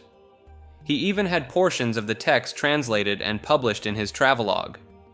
The controversy surrounding Notovich's discovery has persisted, with some authors incorporating the idea of Jesus' travels to India into their own works, while others dismiss it as a hoax. The consensus among modern scholars is that Notovich's account was fabricated, and no concrete evidence has been found to support the existence of the Life of Saint Isa manuscript. Nigel Cheese, who sometimes goes by Nigel Cheese Hands, is an English researcher who has gained attention for his unconventional scientific claims. Cheese states that he is a former sailor in the British Navy and holds multiple doctorate degrees, although he has not provided evidence to support these assertions. He also claims to have an exceptionally high IQ of 207. Cheese's research focuses heavily on magnets, which he believes have been present on Earth far longer than humans. His understanding of magnets is unique, and he appears to subscribe to a form of the electric universe theory, as well as promoting concepts that fall outside the realm of mainstream mathematics. In one of his most well-known videos, Cheese claims to have debunked several academic fields, including math, physics, biology, and engineering, using a simple magnet during a presentation he gave while serving in the Navy.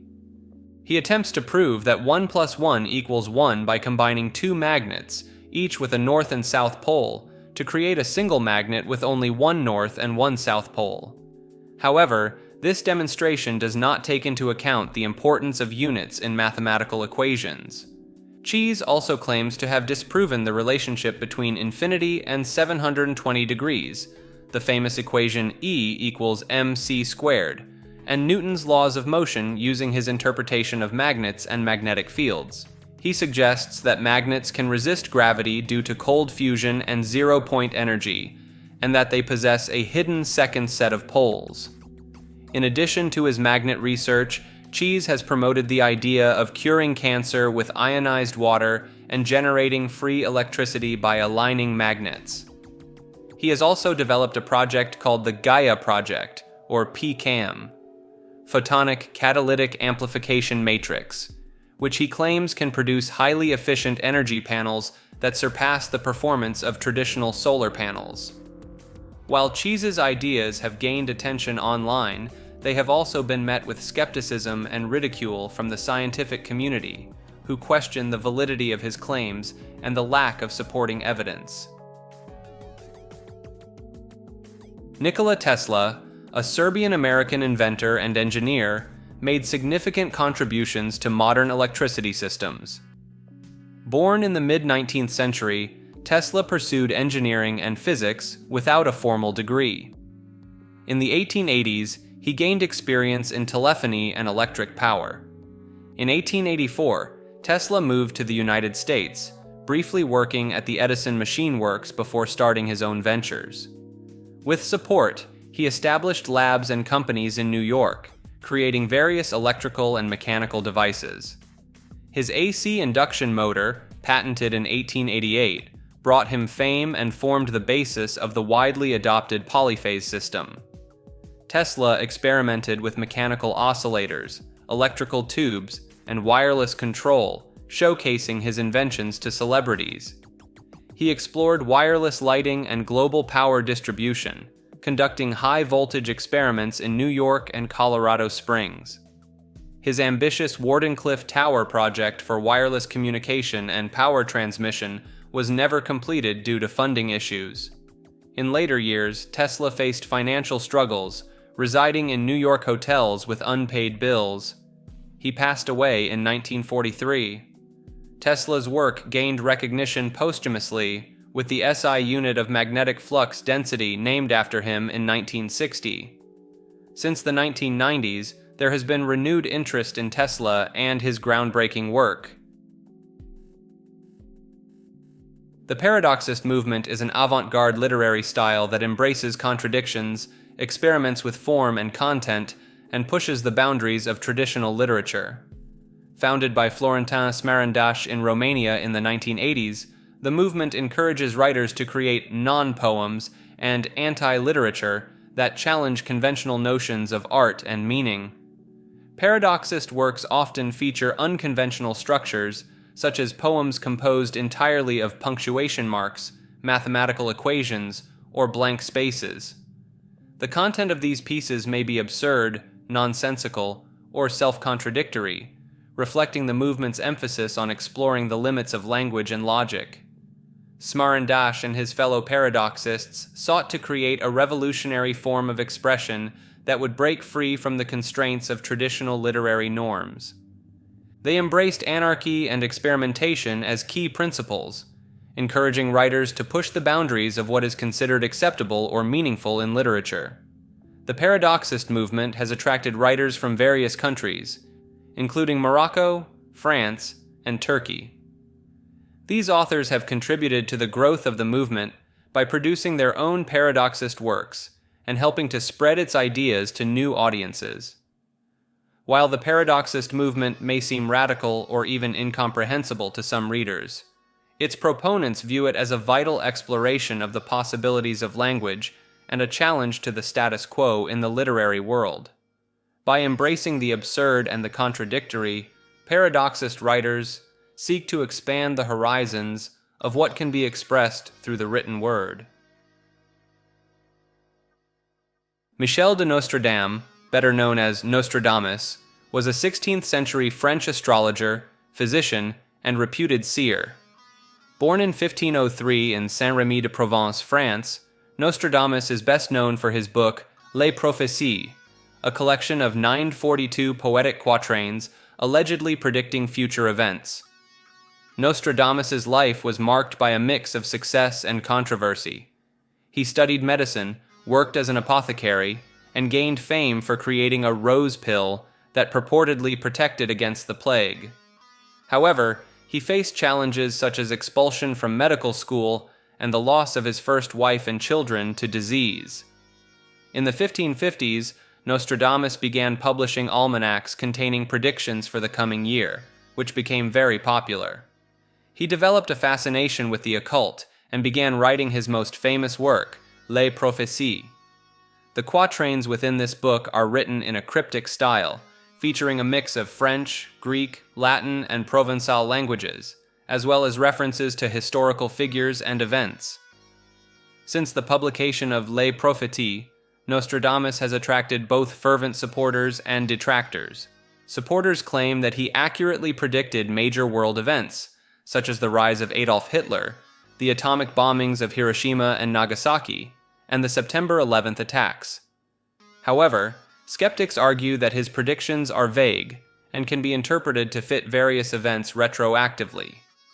Academic historians generally maintain that any perceived accuracy in Nostradamus's predictions is the result of misinterpretations, mistranslations, or the exploitation of ambiguities in his writing. Many of the popular legends surrounding Nostradamus's life have been shown to lack historical evidence. Despite the ongoing debate over the legitimacy of his prophetic abilities, Nostradamus's legacy has endured, influencing popular culture for centuries. In 1977, the NSA wrote a classified memo discussing the potential of psychic weapons based on supposed Soviet research into parapsychology. The memo described several strange events, including the detention of an American journalist in Russia for receiving a Soviet paper on psi particles within living cells, which allegedly provided a physical basis for psychic phenomena. The memo also mentioned a successful demonstration of telekinesis in a Soviet military lab and the discovery of a new form of energy that could move or alter matter. It cited experiments where objects allegedly disappeared and reappeared, which some scientists found plausible based on the idea of particles emerging from and dissolving back into energy.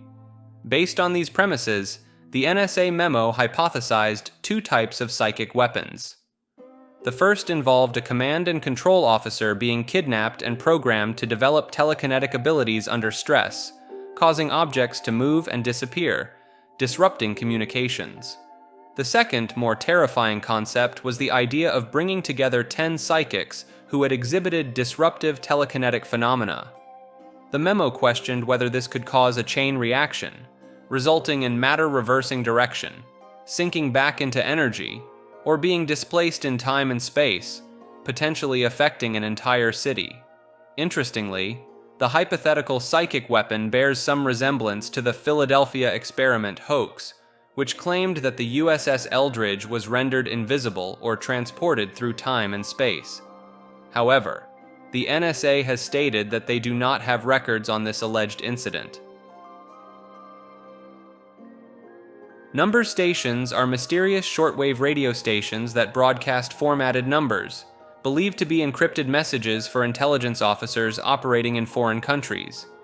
These stations have been reported since World War I and continue to operate today, with most using speech synthesis to vocalize numbers, although digital modes and Morse code are also used. During the Cold War era, number stations were abundant, and some countries, such as Czechoslovakia, have acknowledged using them for espionage. In the United States, the Atención Numbers station in Cuba was central to the conviction of the Cuban Five on espionage charges in 2001. The prosecutors claimed the spies received and decoded messages from the station using shortwave radios and laptops. Number stations are thought to be a foolproof way for governments to communicate with spies, as the messages are likely encrypted with a one-time pad, making them unbreakable if proper tradecraft is followed. The stations have been known to change broadcast details or produce special transmissions during significant political events, suggesting their use in intelligence operations. Number stations follow a basic format, with a prelude that includes an identifier, followed by the number of groups in the message, the page of the one-time pad to be used, and then the recitation of the number groups themselves. The stations usually sign off with a characteristic phrase or sound. Shortwave radio enthusiasts have monitored and classified number stations since the 1970s, giving them nicknames based on distinctive elements, such as the Lincolnshire Poacher, which played a few bars of the eponymous folk song before each transmission. Some stations have been tracked down by location, but most remain mysterious, adding to their allure as a fascinating and enduring aspect of espionage history. Nutraceuticals are products derived from food sources that claim to provide additional health benefits beyond basic nutritional value. The term nutraceutical is a combination of the words nutrition and pharmaceutical, and it was coined in 1989 by Stephen L. DeFelice. In the United States, nutraceuticals are unregulated and fall under the same category as dietary supplements and food additives, which are governed by the Federal Food, Drug, and Cosmetic Act. The Food and Drug Administration, FDA, does not define the term nutraceutical, and depending on the ingredients and marketing claims, these products can be regulated as drugs, dietary supplements, food ingredients, or food. Nutraceuticals are marketed with the implication that they have pharmaceutical effects, but these claims are often not scientifically confirmed or approved for clinical benefits. Due to the lack of regulation, there are significant product quality issues in the global nutraceutical market, with some companies using low-quality or ineffective ingredients to create products with wide profit margins. Dietary supplements, a type of nutraceutical, can contain vitamins, minerals, herbs, amino acids, and other substances. They do not require FDA approval before marketing, but must follow certain manufacturing practices and labeling requirements.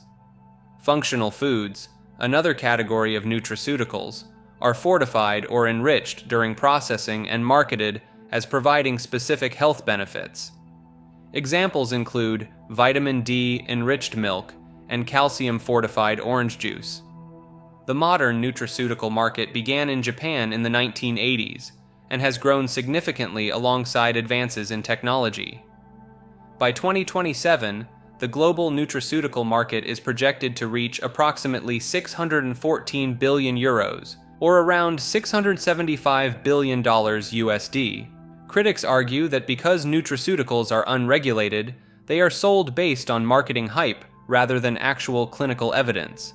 Some experts propose abandoning the term altogether, due to the vague and undiscriminating evidence for the biological effects of these products. The Oak Island mystery revolves around a series of stories of buried treasure and unexplained objects found on or near Oak Island in Nova Scotia, Canada. Attempts to find treasure on the island have been made since the 18th century, with theories about the potential artifacts ranging from pirate treasure to the Holy Grail or the Ark of the Covenant. The original shaft, known as the Money Pit, was allegedly discovered in 1799 by Daniel McGinnis. According to the story, McGinnis found a depression in the ground and, with the help of two friends, excavated the area, discovering layers of flagstones and oak platforms at regular intervals. Subsequent excavations by various companies and individuals have uncovered additional layers, as well as alleged flood tunnels and other mysterious features. Over the years, several artifacts have been found on the island, some of which have been dated to be hundreds of years old. However, no significant main treasure site has ever been discovered. The search for treasure has been hindered by repeated flooding of the pit, which some believe to be caused by an elaborate drainage system connecting the pit to the ocean. One of the most intriguing aspects of the Oak Island mystery is the stone allegedly found 90 feet below the surface, which was said to have been inscribed with mysterious symbols. The stone's existence and location have been the subject of much speculation and debate. Many theories have been proposed to explain the Oak Island mystery, including the involvement of pirates, the Knights Templar, the Rosicrucians, and even Francis Bacon. Some researchers have suggested that the pit may be a natural sinkhole or the result of industrial works, such as a tar kiln or salt works. In 1996, workers cleaning a sludge pit at the GMC Delphi Interior plant in Anderson, Indiana, made a bizarre discovery. While sifting through a pool of toxic liquid containing antifreeze and automobile parts, they found several grayish-red squid-like creatures swimming in the goo. These creatures, dubbed the oil pit squid, measured about 6 to 8 inches in length. Intrigued by the find, one of the workers managed to capture a specimen and place it in a jar for safekeeping. However, the jar was left in the factory for a month before anyone in management attempted to send it to a lab for examination. By that time, the specimen had mysteriously vanished, possibly ending up in a garbage can or taken home by a curious employee. Despite efforts to locate additional specimens during the following year's sludge pit cleaning, no more of these unusual creatures were found. The discovery of the oil pit squid has led to various theories about its origins, with some speculating that it could be an alien spore, a mutated earthworm, or a massive bacterial growth. Others have suggested that it might be an unknown parasite or a fish-like creature capable of surviving in the harsh, chemical-laden environment. However, it is important to note that the original story of the oil pit squid came from a tabloid article, raising the possibility that the entire incident was either a hoax or a fabricated tale. Nonetheless, the mystery surrounding these strange creatures continues to captivate those interested in cryptozoology and the unexplained. Omnism is the belief in or respect for all religions. The term has recently resurfaced due to modern-day self-described omnists redefining the concept. Omnism is similar to syncretism, which is the belief in a fusion of faiths in harmony. However, omnism can also be seen as a way to accept the existence of various religions without necessarily believing in all that they teach. Many omnists believe that all religions contain elements of a common truth and are open to potential truths from any religion. The Oxford English Dictionary defines an omnist as someone who believes in a single transcendent purpose or cause that unites all things or people. Notable figures who have been associated with omnist beliefs include Philip James Bailey, who first coined the term, actress Ellen Burstyn, musician John Coltrane, and basketball player Shaquille O'Neal. O'Neal has stated that he identifies with every religion because he doesn't want to exclude or alienate others of different faiths. Other organizations and movements that practice or have practiced omnist beliefs include Unitarian Universalism, the Church for the Fellowship of All Peoples, and the Parliament of the World's Religions, which was the first organization with the goal of uniting all religions. In the 1940s, theoretical physicist John Wheeler proposed a mind-bending idea. All electrons and positrons in the universe might actually be manifestations of a single particle moving back and forth through time. This concept, known as the one-electron universe postulate, suggests that the countless electron world lines we observe across spacetime are all part of one gigantic tangled knot traced out by a solitary electron. At any given moment, a slice through spacetime would reveal numerous meeting points with this knotted line, each representing an electron at that instant. Intriguingly, half of these lines would be moving forward in time, while the other half would have looped around, traveling backwards as positrons, the electron's antiparticle. Although more electrons than positrons have been observed, Wheeler speculated that the missing positrons might be hidden within protons. This captivating hypothesis, while not widely accepted, offers a thought-provoking perspective on the nature of particles and their interactions through time. The chances of being killed by a meteorite are incredibly slim, estimated to be around 1 in 700,000 to 1 in 1,600,000 over a lifetime. However, researchers have recently uncovered credible records from 1888 that document the first ever confirmed case of a meteorite fatally striking a person. The incident took place on August 22nd in Sulaymaniyah, located in present-day Iraq, where a strong bright light accompanied by smoke traveled toward a village. Meteorites fell for about 10 minutes, and as a result, one man was killed, another was seriously injured, and crops were damaged in a manner consistent with a fireball shockwave. The event was recorded in multiple letters written in an old Ottoman Turkish language, making them difficult to translate and leading to the delay in their discovery. While there have been numerous instances of meteorite-related injuries and property damage throughout history, this 1888 event stands out as the only confirmed case of a meteorite directly causing a human fatality. Open-source religions apply the principles of open-source software development to the creation and evolution of religious belief systems, content, and practices. In contrast to traditional religions that often have proprietary, hierarchical, and change-resistant structures, open-source religions emphasize sharing, participation, self-determination, decentralization, and continuous refinement through dialogue among practitioners.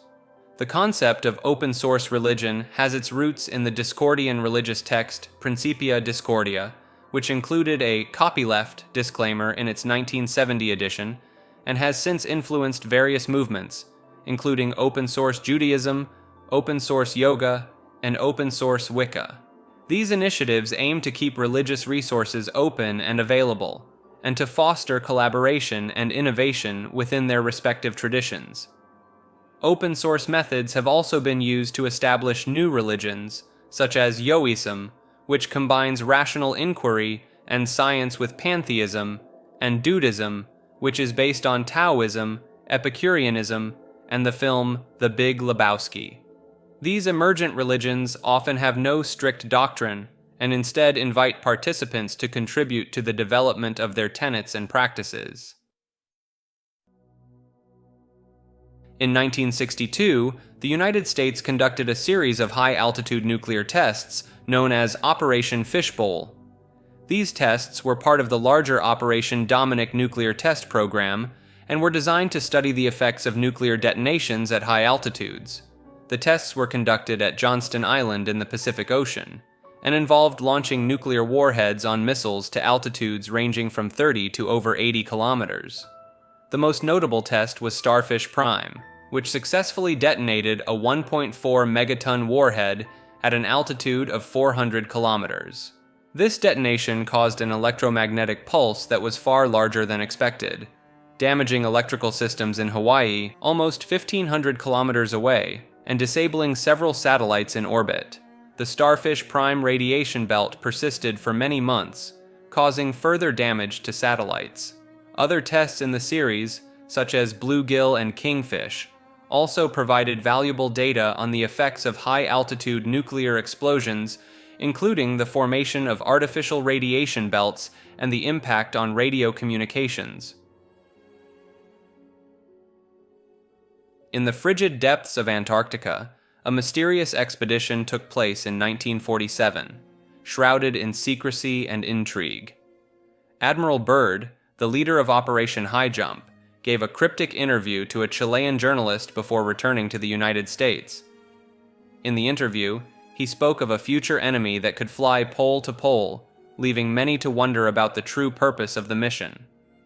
Tragically, the expedition was cut short, and shortly after, Secretary of Defense Forrestal committed suicide under suspicious circumstances.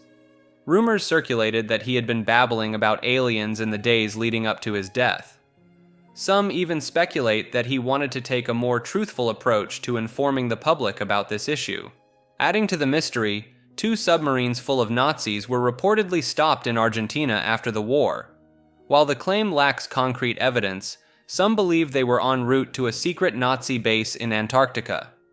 The existence of such a base remains a topic of debate, with some researchers claiming that the Nazis had an interest in UFOs and may have established a presence on the icy continent.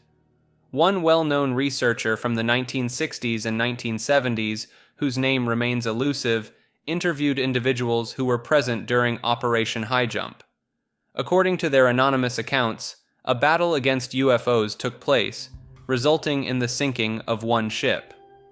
While subsequent researchers attempted to corroborate these claims, no evidence of the alleged sunken ship has been found. Antarctica itself is shrouded in political secrecy, with access heavily restricted to scientists and those with special permits.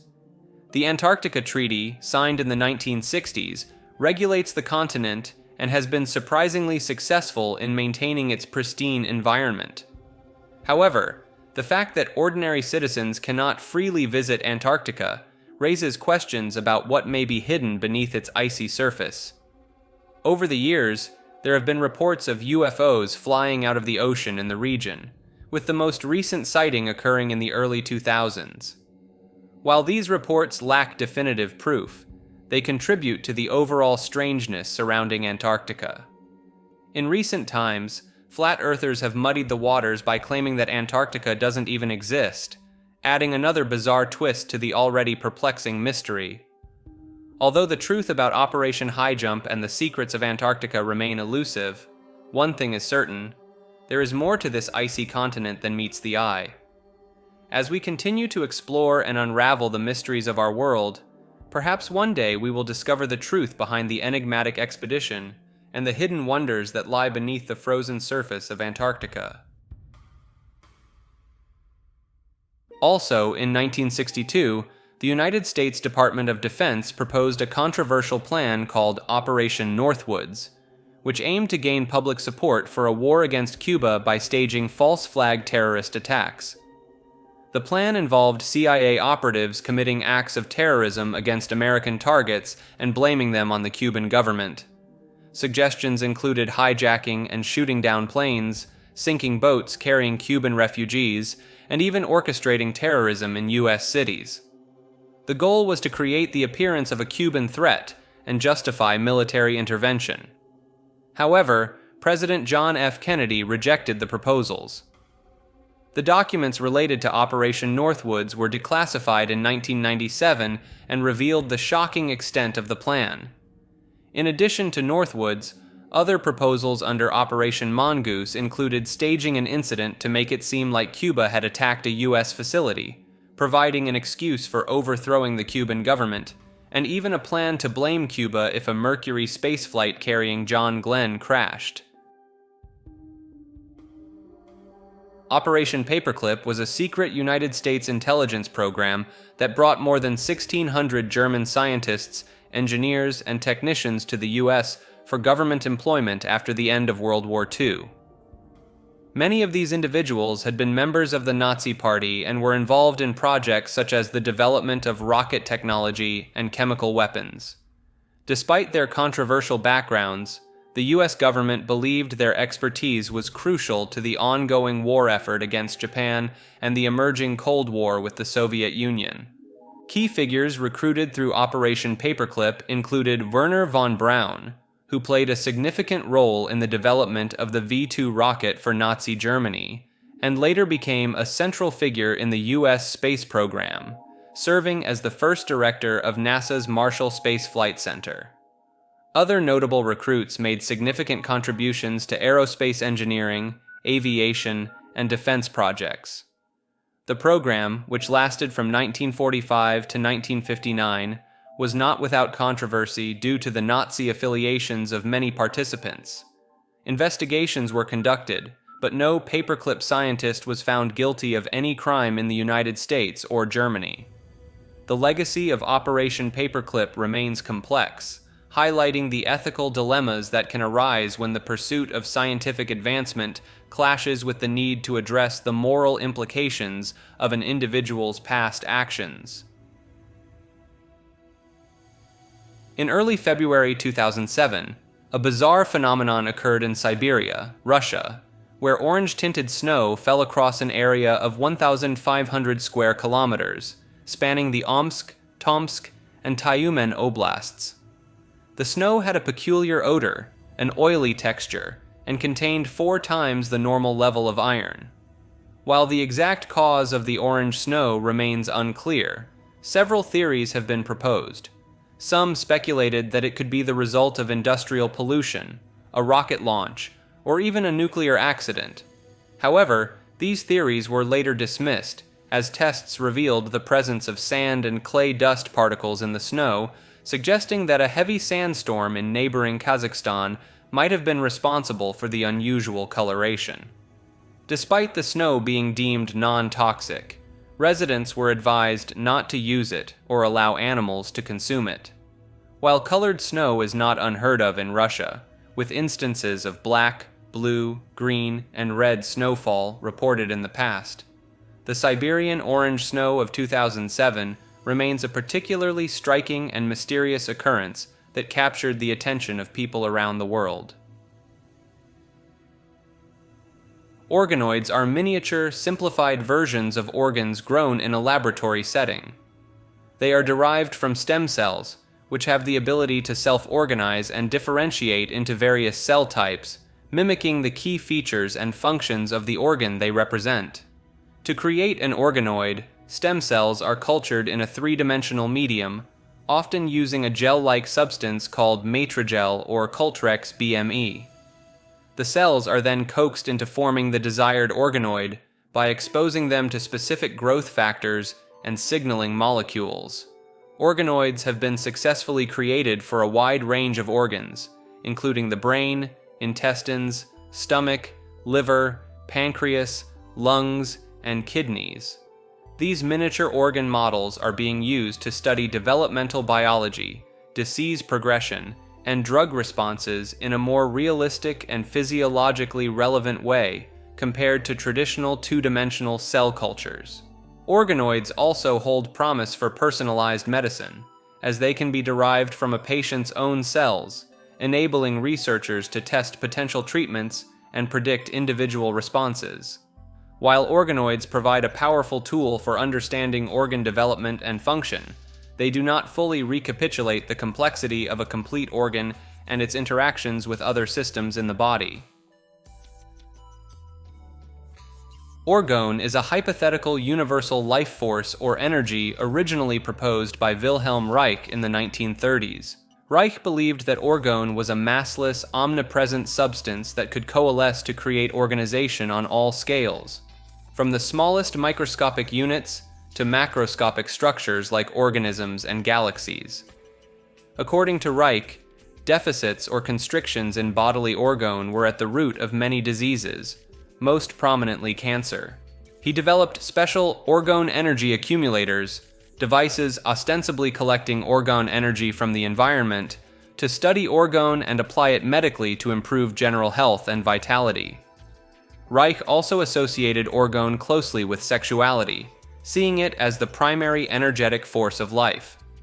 However, the U.S. Food and Drug Administration eventually obtained a federal injunction barring the interstate distribution of organ-related materials, as Reich and his associates were making false and misleading claims. While the concept of orgone energy continues to be explored by some alternative medicine practitioners and researchers, it is not supported by empirical evidence in the physical sciences or mainstream medicine. Ormus, also known as ormes or M-state materials, is a group of substances that supposedly exhibit miraculous properties. According to proponents, ormus consists of precious metals like gold, platinum, and iridium in an exotic state of matter where the metals exist as separate single atoms rather than forming bonds or crystals. Ormus is claimed to be the material that makes up the soul or life force of all organisms.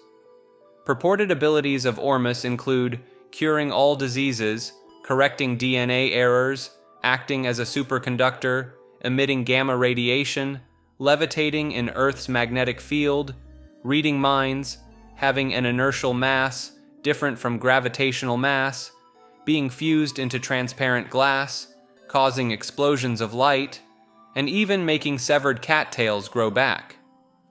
Ormus was allegedly discovered in 1975 by David Hudson, an Arizona cotton farmer who spent over $5 million obtaining samples. Various ormus preparations are sold by alternative medicine practitioners under names like Cleopatra's Milk, Liquid Chai, Prime Enzymes, and Mountain Manna. Some ormus theories link it to concepts like pyramids, souls of the deceased, Bose-Einstein condensates, and biblical manna. The Ouija board, also known as a spirit board or talking board, is a flat board marked with letters, numbers, and various symbols used to ostensibly communicate with spirits. Participants place their fingers on a small heart-shaped piece of wood or plastic called a planchette, and it is believed to move about the board to spell out messages from the beyond. The name Ouija is a trademark of Hasbro, but it is often used generically to refer to any talking board. Spiritualists in the United States believed that the dead were able to contact the living and used talking boards, similar to modern Ouija boards, as early as 1886 to enable faster communication with spirits. Following its commercial patent in 1890, the Ouija board was regarded as an innocent parlor game unrelated to the occult, until American spiritualist Pearl Curran popularized its use as a divining tool during World War I. Mainstream religions have warned against the use of Ouija boards, with some considering it a form of divination or a satanic practice that can lead to demonic possession. Occultists are divided on the issue, with some claiming it can be a tool for positive transformation and others cautioning inexperienced users against it. The scientific community characterizes beliefs associated with Ouija boards as pseudoscience, explaining the board's action through the ideomotor effect, where unconscious movements of the participants control the pointer. Despite the warnings, Ouija boards have been a source of inspiration for many literary works, and have been used by notable figures such as poet James Merrill, who used the board as a means of channeling content for his poetry.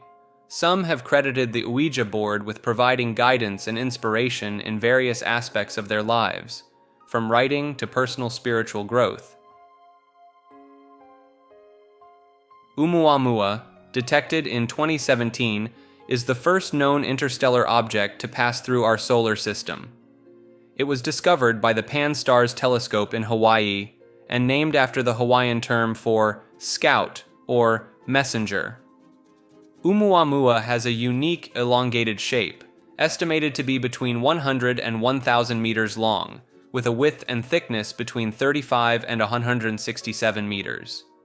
Its reddish color is similar to objects found in the outer solar system, and it showed no signs of a coma, the nebulous envelope around a comet's nucleus, despite its close approach to the Sun. Oumuamua's trajectory suggests it originated from outside our solar system, possibly from the direction of Vega in the constellation Lyra, and has likely been traveling through interstellar space for millions or even billions of years. As it passed through our solar system, Oumuamua exhibited a non-gravitational acceleration, which could be explained by outgassing, the release of gases from its interior due to solar heating, or the pressure of solar radiation. The exact nature and composition of Oumuamua remain a mystery, with theories ranging from a nitrogen-rich ice fragment from an exoplanet to a hydrogen iceberg formed in an interstellar molecular cloud. Some even speculated that it could be an artificial object, like a solar sail, but this hypothesis is considered unlikely by most experts. The discovery of Oumuamua has sparked interest in the possibility of sending a spacecraft to study similar interstellar objects in the future, with several mission concepts being explored by scientists and engineers. As the first known visitor from another star system, Oumuamua has captivated the public attention and expanded our understanding of the diversity of objects that exist beyond our solar system. An out-of-place artifact, often called Oupart, is a strange historical or archaeological item that challenges our understanding of the past. It might seem too advanced for its time, or suggest human presence in unexpected places. These artifacts attract attention from unconventional fields like fringe science and ancient astronaut theories. They range from genuine anomalies to hoaxes or items explained conventionally. Critics say many Ouparts come from misunderstandings or wishful thinking. Supporters see them as clues to overlooked knowledge gaps or alternative views of history. Examples include the Antikythera mechanism, a Greek computer showing advanced astronomy knowledge, and the Maine penny, suggesting Viking contact with Native Americans. Overtown Bridge, located near Dumbarton, Scotland, has gained notoriety as the Dog Suicide Bridge due to numerous reports of dogs leaping from the bridge since the 1950s. The bridge, completed in 1895, spans a deep ravine and was designed by landscape architect H.E. Milner on the approach road to Overtoun House. Many dogs have reportedly jumped from the bridge, often resulting in serious injury or death upon landing on the rocks some 50 feet below. Theories attempting to explain this unusual behavior range from natural causes, such as the scent of mink urine luring dogs to jump, to speculation about paranormal activity. In one tragic human incident, a man suffering from paranoid schizophrenia threw his infant son from the bridge in 1994, believing the child to be an incarnation of the devil. Some locals attribute the strange occurrences to supernatural forces, suggesting that animals may be sensitive to paranormal activity around the bridge and Overtoun House. Despite investigations by animal welfare organizations and canine psychologists, no conclusive explanation has been found for the dog's behavior. The owners of Overtoun House have witnessed multiple dogs become agitated and jump from the bridge, with one owner suggesting that the scent of wild animals might be a contributing factor. The Oz factor refers to a strange experience where someone feels isolated or transported from everyday life into a similar but noticeably different environment. This term was coined by ufologist and author Jenny Randles to describe a common element in some UFO encounters and paranormal accounts. Folklorist Peter M. Roytowicz had one such experience in 1980, while working on his PhD dissertation about UFOs. While in the library, a man approached Roytowicz, engaged him in conversation, and then suddenly shouted accusingly about the importance of flying saucers before leaving abruptly. Afterward, Roytowicz felt unsettled and noticed the library seemed empty of librarians and patrons, but an hour later when he left, everything appeared normal again. These experiences often describe the atmosphere surrounding more spectacular paranormal encounters and are related to phenomena like déjà vu. Many anecdotal accounts exist of people sensing a presence, guidance, or seeing something that made them feel pulled away from their normal sequence of experiences. Though these reality-shattering experiences strongly impact the individuals, they are nearly impossible to further investigate. The Sri Ananthapadmanabha Swami Temple houses 6 vaults, labeled A through E, which are believed to contain treasures hidden by the kings of Travancore. In 2011, vaults A, C, D, and E were opened, revealing a vast collection of precious items, including gold statues, gemstones, and coins, estimated to be worth around $22 billion. However, Vault B remains unopened to this day, guarded by a mysterious iron door with 2 large snakes engraved on it. According to legend, the door is sealed with a powerful mantra called the Ashtanag Band, and attempts to open it have led to illness or even death. It is believed that only a great saint devoted to Lord Vishnu can open the door by chanting the Garuda mantra. The temple itself is said to have been built in the 6th century by the kings of Travancore, though the exact date and builder remain unknown. According to Chinese mythology, in the beginning, the universe was a formless, primordial state that coalesced into a cosmic egg for about 18,000 years. Within this egg, the principles of yin and yang became balanced, and Pangu, a primitive, hairy giant with horns, emerged. Pangu began creating the world by separating yin from yang with a swing of his giant axe, creating the earth, yin, and the sky, yang. To keep them separated, Pangu stood between them and pushed up the sky for another 18,000 years, with the sky growing 10 feet higher, the earth 10 feet thicker, and Pangu 10 feet taller each day.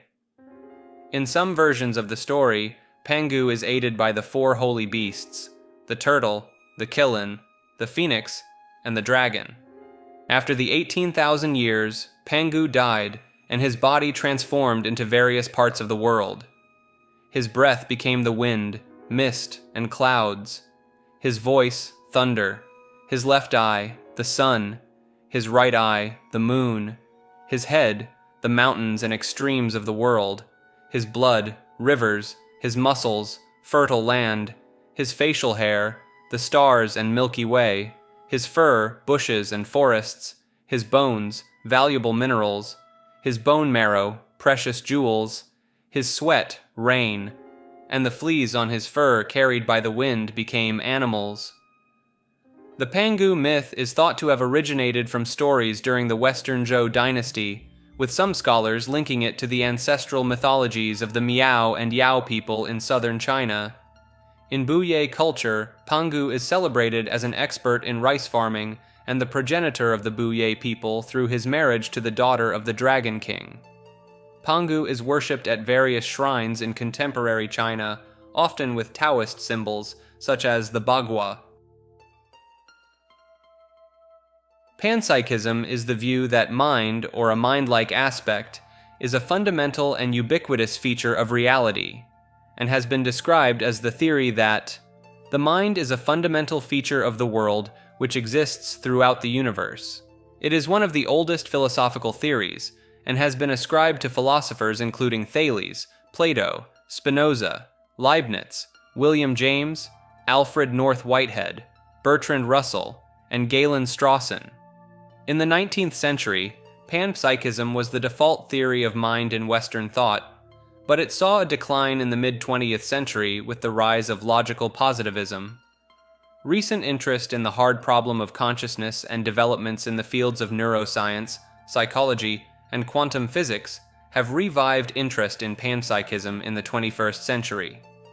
The term panpsychism can be broken down to mean that in the Greek, pan means all, everything, whole, and in psyche means soul, mind. Panpsychists posit that the type of consciousness we know through our own experience is present, in some form, in a wide range of natural bodies. contemporary proponents hold that consciousness or subjective experience is ubiquitous, while distinguishing these qualities from more complex human cognition. They see consciousness as fundamental at the level of subatomic particles, but do not see most aggregate things, such as rocks or buildings, as conscious. Though it has not been definitively proven through scientific testing and experimentation, proponents of panpsychism suggest that it elegantly solves the problems brought about by the hard problem of consciousness, the ostensibly inexplicable gap between objective descriptions of physical phenomena and the subjective experience of consciousness. Criticism of panpsychism includes allegations that it is empirically unverifiable and unfalsifiable, and that it does not improve our understanding of how consciousness works. Detractors also point to problems explaining how the tiny consciousnesses of subatomic particles combine to create the larger consciousnesses of more complex entities. Pareidolia is the tendency to perceive a meaningful interpretation, usually an object, pattern, or meaning, in a vague or ambiguous visual stimulus where none actually exists. Common examples include seeing animals or faces in clouds, perceiving faces in inanimate objects, or noticing hidden messages in music played in reverse or at altered speeds. The word pareidolia derives from the Greek words para, meaning something faulty or wrong, and eidolon, meaning image, form, or shape. Studies have shown that pareidolia can evoke brain activity and responses similar to those elicited by real faces or objects, suggesting it's a relatively early and automatic perceptual process rather than a late cognitive reinterpretation. This phenomenon may result from natural selection favoring individuals who could quickly identify threats or emotional states from minimal visual cues. Pareidolia can occur in various contexts, such as seeing recognizable shapes in rock formations, ink blot tests like the Rorschach, or even hidden images in works of art and architecture. Some famous examples of pareidolia include the face on Mars, captured by satellite imagery, the devil's head in Canadian banknotes, and the perception of religious figures like Jesus or the Virgin Mary in ordinary objects.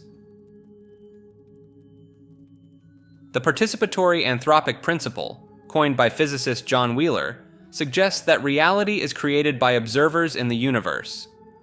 Wheeler asked the profound question, how does something arise from nothing, in relation to the existence of space and time? He proposed the concept of it from bit, which states that all physical things are fundamentally information theoretic in origin. According to this doctrine, every particle, field of force, and even the space-time continuum itself derives its existence from binary choices or bits of information.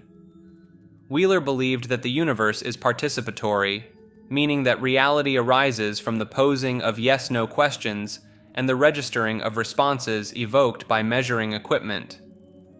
To illustrate this concept, he used a variant of the 20 questions game called negative 20 questions, in which the respondent does not choose a definite object beforehand, but provides a consistent set of yes or no answers to narrow down the options. Similarly, Wheeler suggested that consciousness may play a role in bringing the universe into existence through the questions we choose to ask about it. In a radio interview, he stated that we are participators in bringing into being not only the near and present, but also the far away and distant past. If this theory is correct, conscious observers throughout the universe are the creators, or at least the minds that make the universe manifest. The term particle chauvinism, coined by British astrophysicist Martin Rees, refers to the potentially mistaken assumption that what we consider normal matter, such as atoms, quarks, and electrons, forms the basis of all matter in the universe. In reality, this type of matter may be a rare phenomenon, as the growing recognition of dark matter's presence in the late 20th century suggests that ordinary baryonic matter is more of a cosmic afterthought.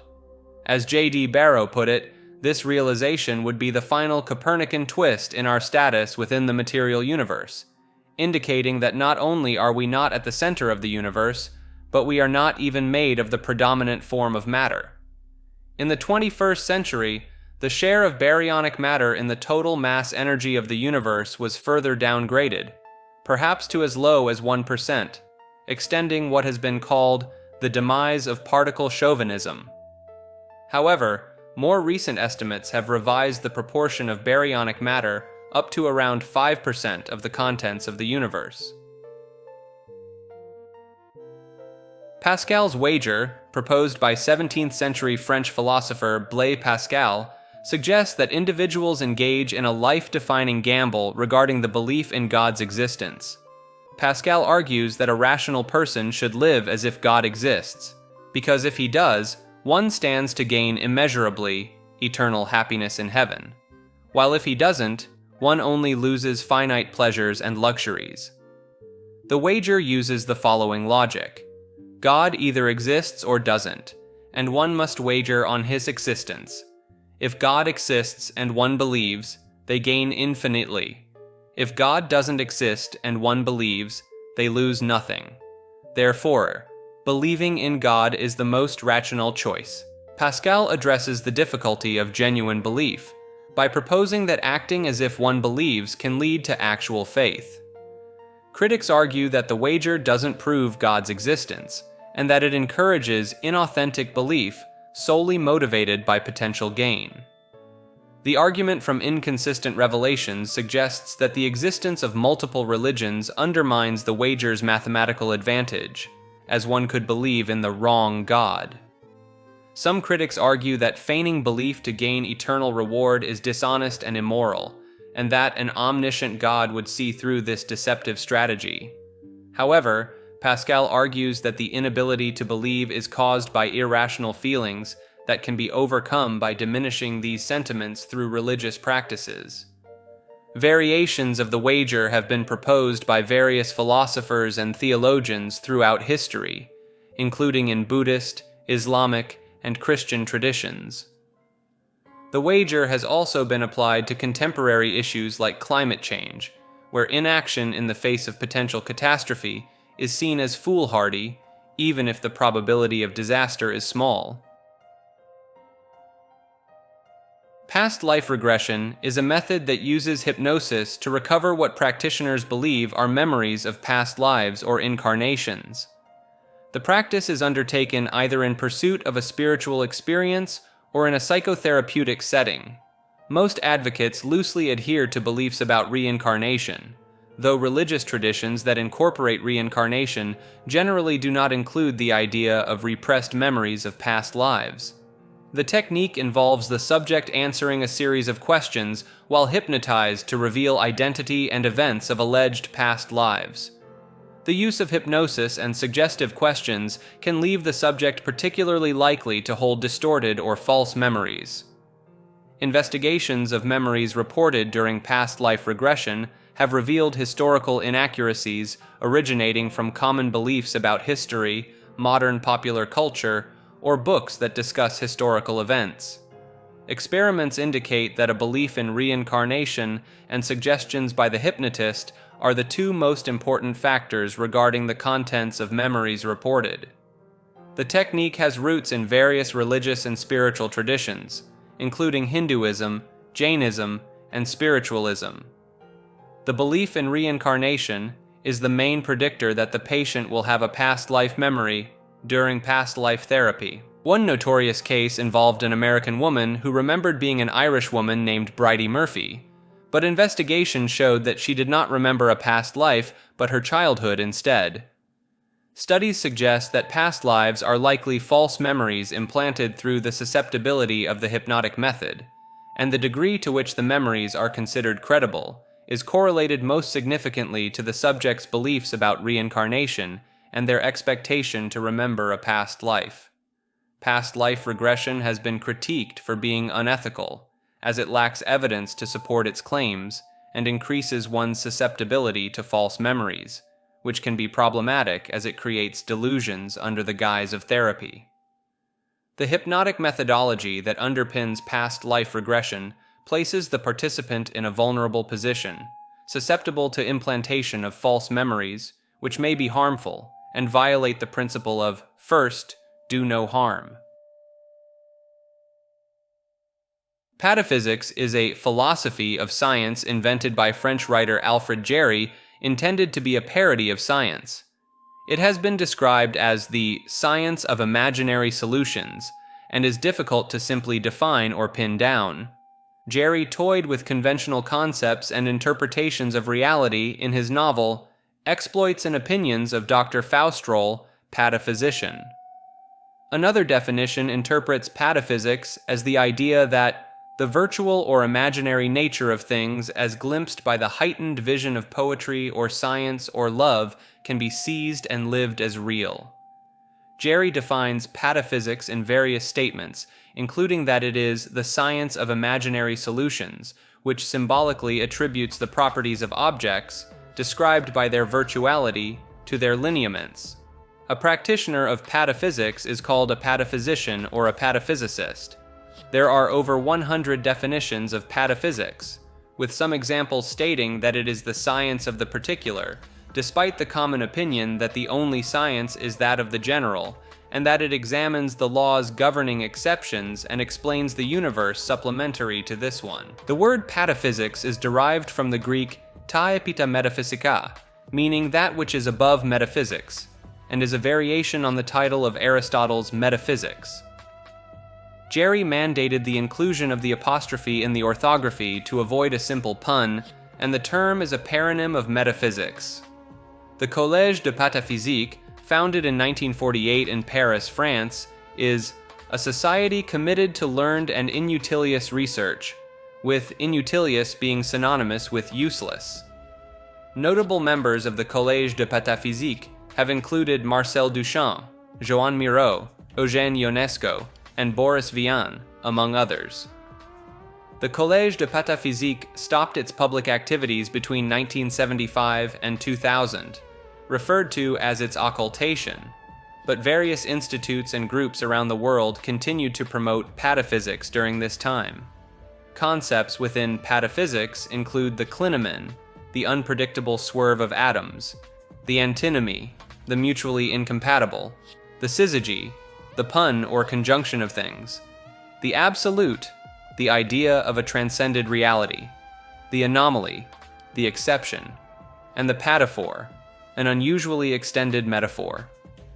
Even this unusual description is a patascription, intentionally and humorously designed to confuse the consumer with a sea of potentially fitting jargon. The pataphysical calendar is a variation of the Gregorian calendar created by the Collège de Pataphysique in 1949, with 13 months of 29 days each and various peculiarities in its structure. The Potomsky crater, also known as the Peytom crater or Kolpakov cone, is a peculiar rock formation located in the Bodaibo district of the Irkutsk region of southeastern Siberia. It is a large mound made of shattered limestone blocks on the slopes of the Peytom highlands in an area of dense taiga, with a base diameter of about 160 meters and a height of about 40 meters. The cone's crown is ring-shaped, and in its center there is a smaller mound with a height of about 12 meters. The volume of the crater is estimated to be 230,000 to 250,000 cubic meters, with a weight of about 1 million tons. The Potomsky crater was discovered in 1949 by Russian geologist Vadim Kolpakov. Its origins have been subject to intense scientific interest, with hypotheses including meteorite impact, volcanic activity, and gaseous origin, but to date, no definite proof has been given. Through dendrochronology, the age of the crater is estimated to be around 300 years old. Some scientists initially believed that the crater was the result of a large footprint of an ultra-dense meteorite or a fragment of the Tunguska meteorite, while others believed it was the result of a breakthrough of a deep pocket of natural gas. A study conducted by V.S. Antipin and A.M. Fedorov showed through morphological, structural, and chemical data that the crater is likely volcanic in origin, caused by a rapid outbreak of deep fluids, CO2 and H2O, and gases, CO and H2. During the Padam Crater Conference in 2010, experts rejected the meteorite hypothesis, and geophysicists from St. Petersburg Mining University and the Institute of Geophysics in Yekaterinburg concluded that the crater has an endogenetic origin based on gravimetric and geoelectrical investigations. The Pauli effect is the supposed tendency of technical equipment to encounter critical failure in the presence of certain people, particularly Austrian theoretical physicist Wolfgang Pauli. The term was coined after numerous anecdotal stories describing instances in which demonstrations involving equipment suffered technical problems only when Pauli was present.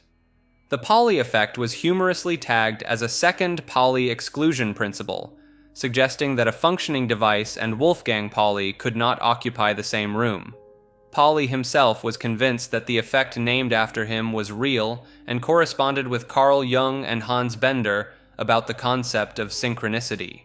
Some theorists who lack an aptitude or interest in experimental work have earned a reputation for accidentally breaking experimental equipment. But Pauli was exceptional in this regard. Experimental physicist Otto Stern even banned Pauli from his laboratory in Hamburg despite their friendship, fearing the Pauli effect. One famous incident occurred at the foundation festivities of the C.G. Jung Institute in Zurich in 1948, where a china flower vase fell on the floor without any obvious reason as Pauli entered, prompting him to write an article exploring relationships between physics and depth psychology. Other anecdotal evidence includes an expensive measuring device at the University of Göttingen suddenly stopping for no apparent reason when Pauli was switching trains at the nearby railway station. The San Pedro Mountains mummy, informally known as Pedro, was discovered in the 1930s in Wyoming by two gold prospectors, Cecil Main and Frank Carr, in a cave near Pathfinder Reservoir. The mummy was approximately 6 to 7 inches tall, weighed about 1 pound, and was found in a seated position. Due to its small size and adult-like features, the mummy was associated with Shoshone legends of little people called the Nimerigar and non-Native American folklore about Pygmy Indians. The mummy was exhibited for years as an early hominid or a preserved pygmy, and was owned by various individuals, despite reports of adult vertebrae, teeth, solid food in the stomach, and broken bones. An examination by Harry L. Shapiro of the American Museum of Natural History concluded that the mummy was an anencephalic infant, with the deformed head giving the appearance of a miniature adult. In 1994, a similar mummy dubbed Chiquita was brought forward by a family in Cheyenne who had purchased it from a sheepherder in the same region of Wyoming around 1929. X-rays, DNA testing, and carbon dating confirmed that Chiquita was a naturally mummified anencephalic female infant of Native American ancestry from approximately 1500 to 1700. Both mummies are unique among Wyoming Native American burials for being in a seated position with arms wrapped around the legs, and Chiquita is unusual for being blonde. The current whereabouts of both the San Pedro Mountains mummy and Chiquita are unknown, as they have been lost over time. The Seven Gates of Hell is an urban legend centered around a wooded area in Pelham Township, Pennsylvania, with two main versions of the story. One version claims that a mental institution once stood in the area, and a fire broke out, killing many patients, while others escaped and were beaten to death. The other version involves an eccentric physician who built several gates along a path deep into the forest. Both versions agree that there are 7 gates, with only one visible during the day, and that passing through all 7 gates leads directly to hell. In reality, the area in question is private property along Range Road, and the gates can be seen at any time, contrary to the legend. The ruins of a flint mill in the nearby Trout Run area are likely mistaken for a burnt-down asylum. Dr. Harold Belknap, a practitioner at Westside Sanitarium, lived along Toad Road and would often post humorous, threatening signs to deter trespassers, which is how the road got its name. The US Navy is investigating the use of ultra-short laser pulses to create glowing plasma in midair as a means to decoy missiles away from aircraft, which might explain some recent UFO sightings reported in the Pentagon's Unexplained Aerial Phenomena report. Interest in this technology dates back to at least 1966, when UFO skeptic Philip Klass suggested that some UFOs could be luminous plasmas of ionized air, a form of ball lightning generated by electric corona on high-tension power lines. In 2005, French defense company Thales published a paper exploring the potential of using laser-generated plasma as active decoys against heat-seeking missiles. A 2010 Chinese paper also discussed the use of short-pulse lasers for confusing missile guidance, but further research in this area may not be openly published. In the 1980s, rumors circulated about a bizarre weapon called the Voice of God being developed in New Mexico, which allegedly used crossed infrared laser beams to create a talking fireball in the sky for psychological operations. While the existence of the Voice of God project remains unconfirmed, a 2018 video from the Pentagon's Joint Non-Lethal Weapons Program demonstrated a short-pulse laser creating a talking plasma fireball, suggesting the concept is not entirely far-fetched.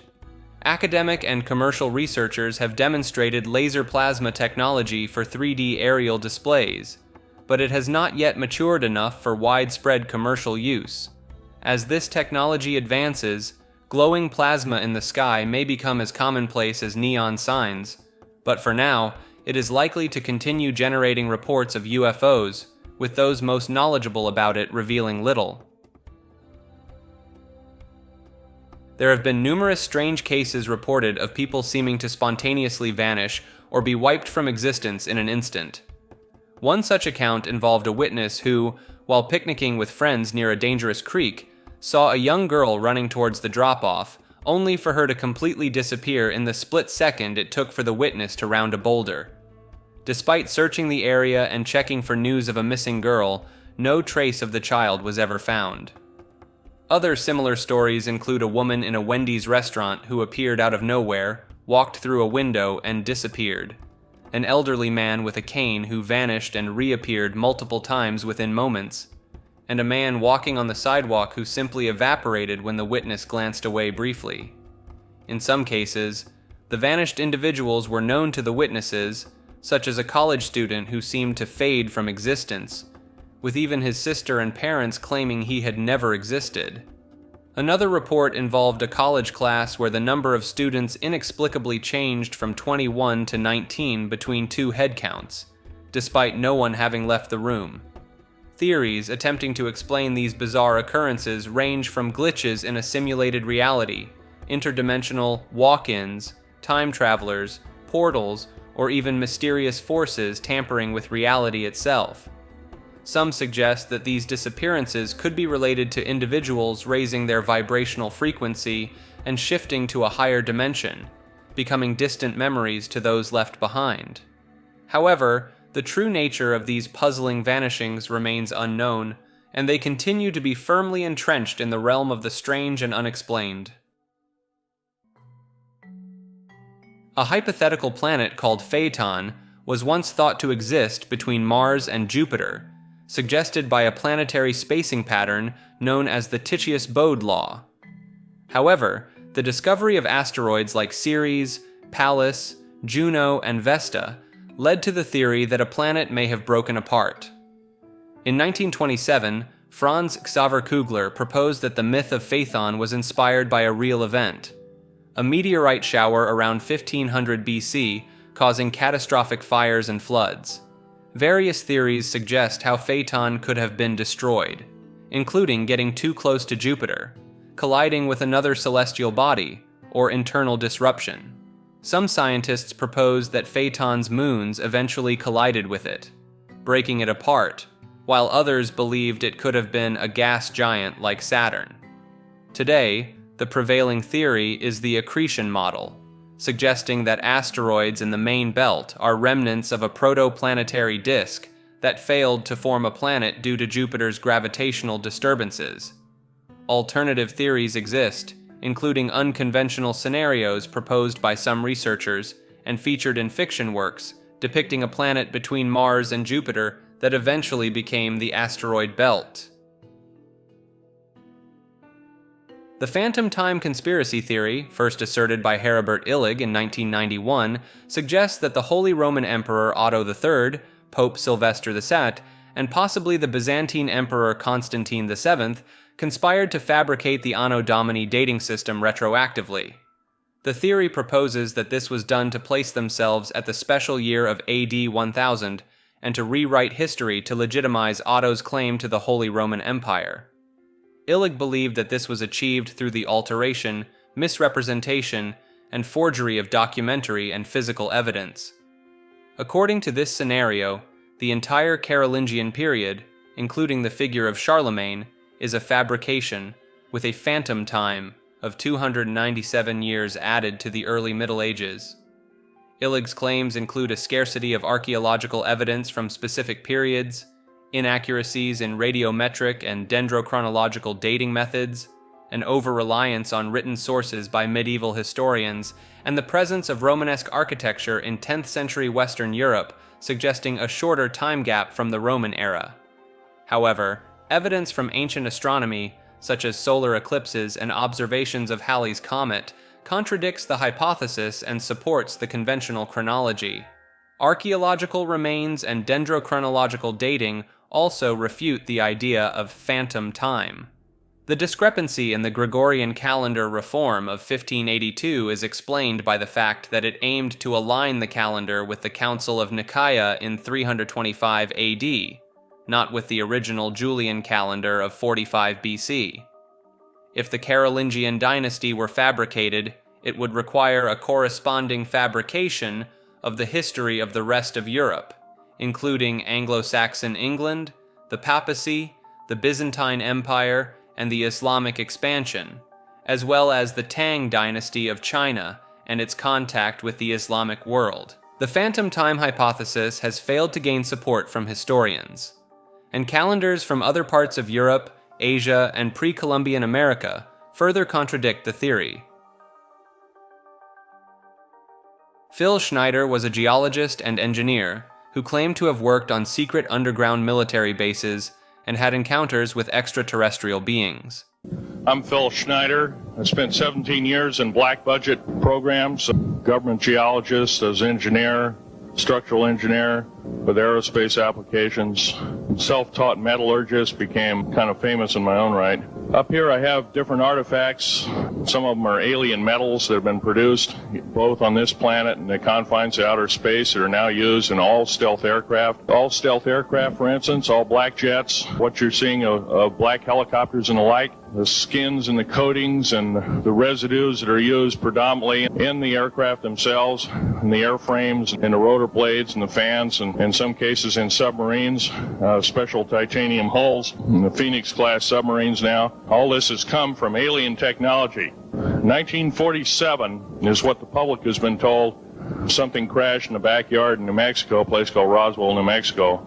Unfortunately, that's what the public's been told. The military's known about the alien question for the better part of 70 years, and they first saw their glimpse of what was going on as early as 1909 in the American Southwest.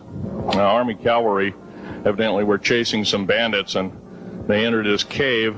They were holed up in a cave, and what they found in there was flying discs and little gray guys and all kinds of weird things, and they didn't know how to explain that, and they wrote them down as best they could, and it's been in secret archives ever since. He alleged that the US government had been aware of and interacting with aliens since the early 1900s, including a supposed battle between humans and extraterrestrials at an underground base in 1979. Schneider described being wounded by an alien weapon during this incident, losing fingers to a blue laser-like beam before being rescued by a soldier who sacrificed himself to get Schneider to safety. Physical evidence of Schneider's missing fingers and a strange scar seemed to lend some credence to his fantastical story, on top of his above-average geological knowledge about mining and working with rocks. The circumstances surrounding Schneider's death in 1996 were also highly suspicious. Officially ruled suicide, but with indications of a violent struggle and strangulation, not consistent with the official report. Schneider claimed there had been multiple previous attempts on his life since he started speaking publicly about his supposed experiences. He described multiple alien races, some of which he claimed were malevolent and sought to take over the Earth and enslave humanity. Schneider spoke of advanced alien technologies, including special metallic elements used in stealth aircraft and spacecraft. According to him, there was an extensive network of underground bases across the United States, built through the black budget at great expense. He believed various world governments were collaborating with certain alien species, and that this was all being kept hidden from the general public. Many of Schneider's ideas fit into the wider context of UFO conspiracy theories popular in the 1990s. While his claims are regarded as controversial and lacking substantial evidence by mainstream researchers, Schneider had documents, military records, and a level of knowledge that led some to believe he was telling the truth about at least some of his incredible experiences. The Philadelphia experiment is a famous military urban legend about an alleged secret U.S. Navy experiment during World War II involving the USS Eldridge, a Cannon-class destroyer escort. According to the legend, on October 28, 1943, the Eldridge was conducting top-secret experiments designed to make naval ships invisible to enemy radar. Witnesses claimed that an eerie green-blue glow surrounded the ship's hull before it suddenly disappeared, only to reappear in Norfolk, Virginia, and then vanish again, reappearing back in Philadelphia. The story suggests that the crew suffered disturbing effects, including insanity, mysterious illnesses, and even being fused with the ship's metal. The origin of the legend can be traced back to Carl M. Allen, who used the pseudonym Carlos Miguel Allende, and his correspondence with author Morris K. Jessup in the 1950s. Allende claimed to have witnessed the Eldridge's disappearance and insisted that the U.S. military had conducted the experiment and was trying to cover it up.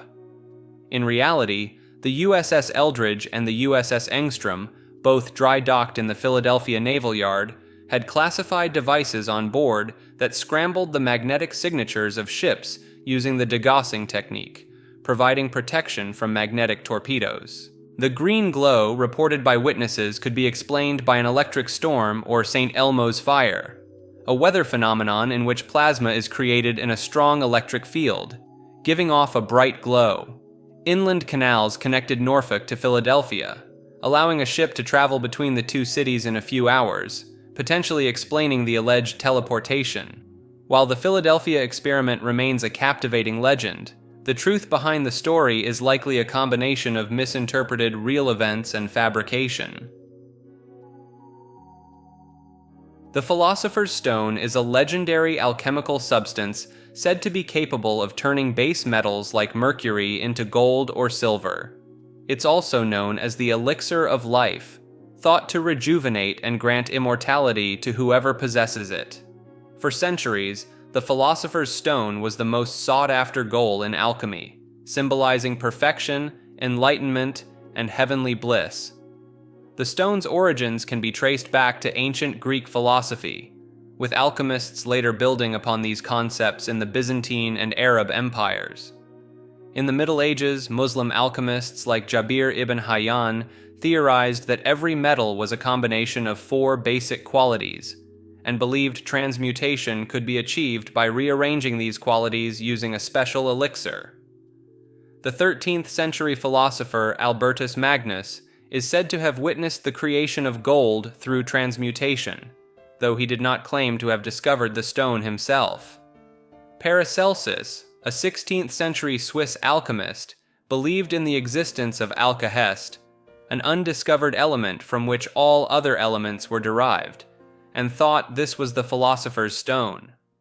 In Buddhism and Hinduism, the concept of the Philosopher's Stone is represented by the Cintamani, a wish-fulfilling jewel often depicted in the possession of various deities and creatures. The properties of the Philosopher's Stone are said to include the ability to transmute metals, heal illnesses, prolong life, and create perpetual lamps, precious stones, flexible glass, and even clones, or homunculi. Alchemists used numerous synonyms and metaphors to refer to the stone, often drawing upon religious and mythological symbolism to describe its appearance and qualities. While the philosopher's stone remains a mythical substance, its allure continues to capture the imagination of people around the world, inspiring ongoing interpretations and speculation about its composition and potential.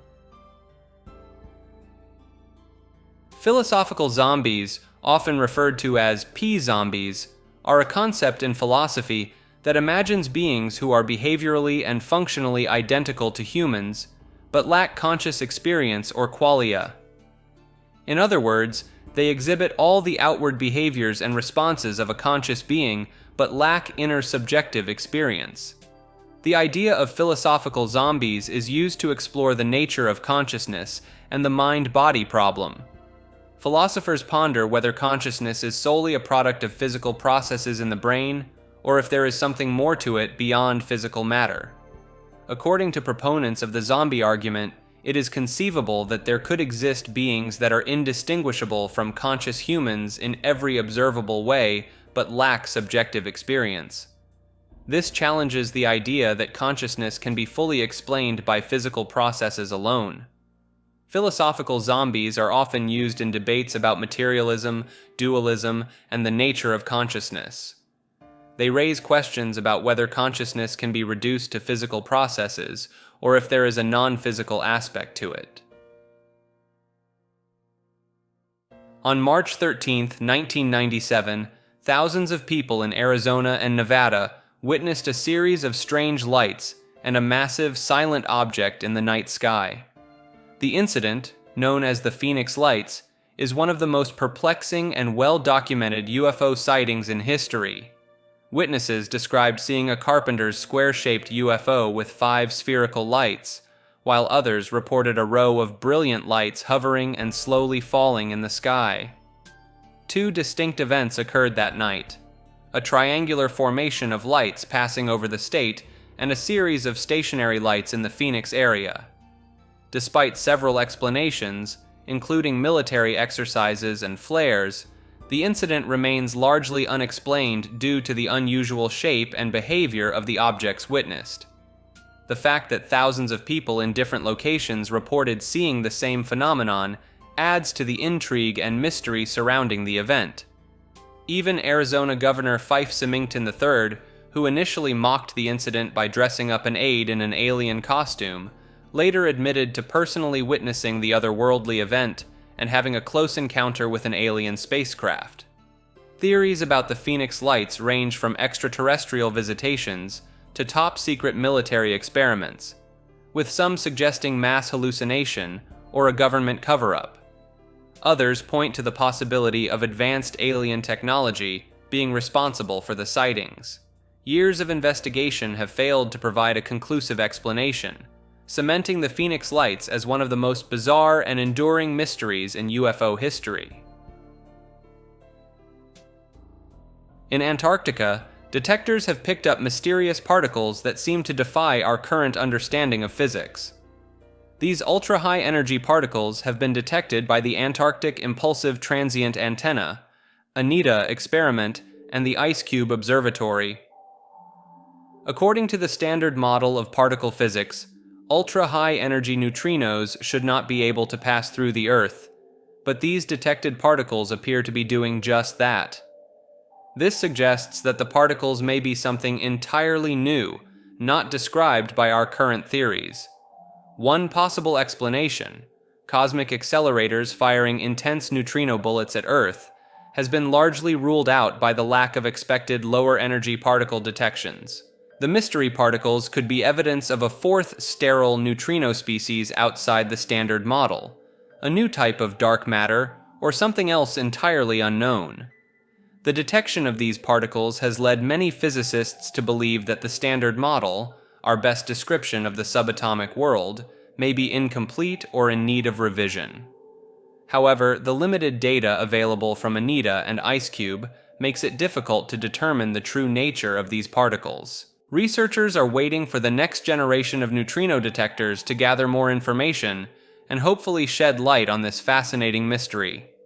The discovery of particles that challenge our current understanding of physics is both exciting and perplexing, with the potential to revolutionize our knowledge of the universe. The pineal gland, also known as the third eye, is a small, pine cone-shaped gland located in the center of the brain. It has been a topic of intrigue and mystery for centuries, with some believing it holds the key to unlocking the deepest parts of the human psyche and is associated with spirituality and transcendence. The 17th century philosopher and scientist René Descartes considered the pineal gland to be the principal seat of the soul and the place where all our thoughts are formed. He emphasized the importance of the pineal gland, as it was the only unpaired component of the brain. The pineal gland is found in nearly all vertebrate species, except for some primitive ones like the hagfish, suggesting it has been evolutionarily conserved and serves an important function. The gland is involved in regulating circadian rhythms and is thought to play a role in mystical and metaphysical experiences in some cultures. However, the third eye is believed to be under constant threat from harmful chemicals and toxins in the modern world. Fluoride, found in water systems, dental products, and foods, is considered one of the most common and dangerous substances contributing to pineal gland calcification. Heavy metals like mercury and pesticides found in cosmetics and household products can also contribute to this calcification.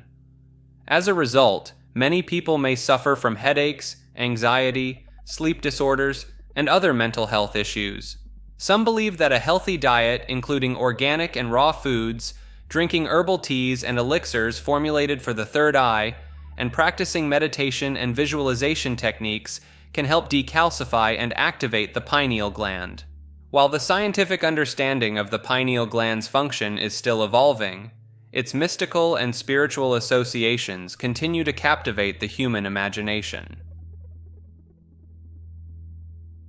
The placebo effect is a fascinating phenomenon where a fake treatment can lead to real healing, demonstrating the power of the mind-body connection.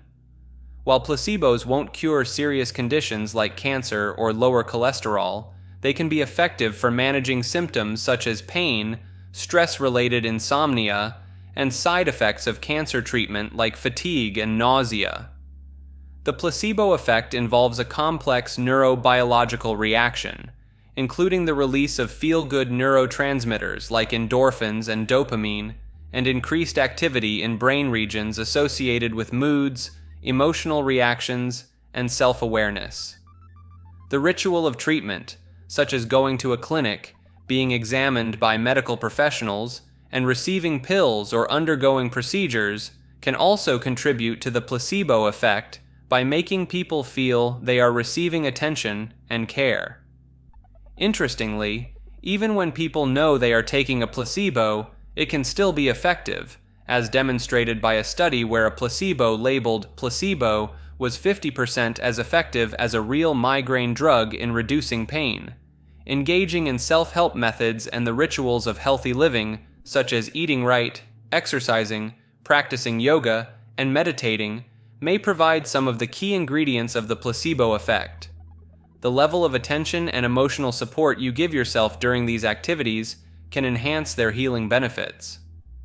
A study using brain imaging found that people with chronic knee pain who experienced pain relief from a placebo had greater activity in the middle frontal gyrus, a region in the frontal lobe of the brain. While the exact mechanisms of the placebo effect are not fully understood, it highlights the importance of the mind-body connection and the potential for harnessing the power of the brain in healing. The Plain of Jars is a mysterious megalithic archaeological landscape located in Laos, featuring thousands of ancient stone jars scattered across the valleys and foothills of the Xianghuang Plateau.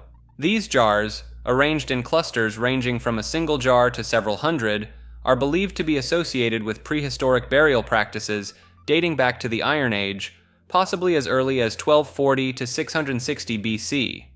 The jars are carved from various types of rock, including sandstone, granite, conglomerate, limestone, and breccia, and vary in size from 1 to 3 meters in height and diameter.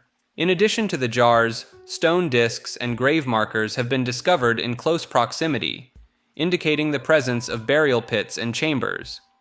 Excavations by French researcher Madeleine Colani in the 1930s and subsequent studies by Lao and Japanese archaeologists have revealed human remains, burial goods, and ceramics around the jars, supporting the theory that the plain of jars was an ancient burial site. Local legends attribute the creation of the jars to a race of giants who once inhabited the area, with the jars being used to store rice wine to celebrate a victorious battle. Another local story suggests that the jars were molded from natural materials and fired in a kiln, as evidenced by a cave at Site 1. The plain of jars was heavily bombed during the Vietnam War, and many unexploded bombs still pose a threat to visitors, with only certain areas being safely accessible. In 2019, the plain of jars was inscribed as a UNESCO World Heritage Site, recognizing its significance as one of the most important prehistoric sites in Southeast Asia. Planet 9 is a hypothetical planet believed to exist in the outer reaches of our solar system, beyond the orbit of Neptune. Its existence was proposed by astronomers Konstantin Batygin and Michael Brown in 2016, based on the peculiar clustering of orbits observed among a group of extreme trans-Neptunian objects, ETNOs. These ETNOs have orbits that are tilted and elongated compared to most objects in the solar system, and they all seem to be influenced by the gravitational pull of a large, unseen object. According to calculations, Planet 9 is estimated to be a super-Earth, with a mass about 5 to 10 times that of Earth, and an orbit that is 400 to 800 times farther from the Sun than Earth's orbit. It is thought to take between 10,000 and 20,000 years to complete one orbit around the Sun. While the existence of Planet 9 has not been directly confirmed, the clustering of ETNOs and the gravitational effects observed strongly suggest the presence of a large planet in the outer solar system. Astronomers are actively searching for Planet 9 using powerful telescopes, but its great distance and relatively small size make it challenging to detect. Some alternative hypotheses have been proposed to explain the unusual orbits of ETNOs, such as the gravitational influence of a massive disk of small objects or a primordial black hole. However, the Planet 9 hypothesis remains the most widely accepted explanation among the scientific community. If Planet 9 is discovered, it would be a significant milestone in our understanding of the solar system and could provide valuable insights into the formation and evolution of planetary systems.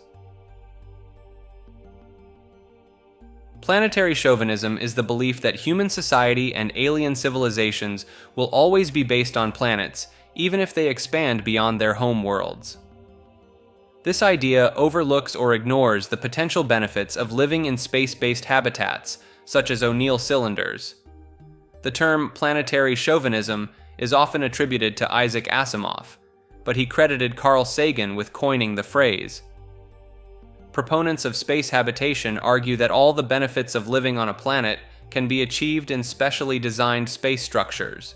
A narrower version of planetary chauvinism is G-star chauvinism, which assumes that intelligent life will always evolve around stars similar to our Sun, which is a G-type star. Carl Sagan criticized G-star chauvinism, arguing that intelligent life has a greater chance of evolving around long-lived stars, such as K-type and M-type stars, which are also more numerous than G-type stars. The concept of planetary chauvinism challenges our assumptions about the future of human civilization and the potential for life to evolve and thrive in various cosmic environments.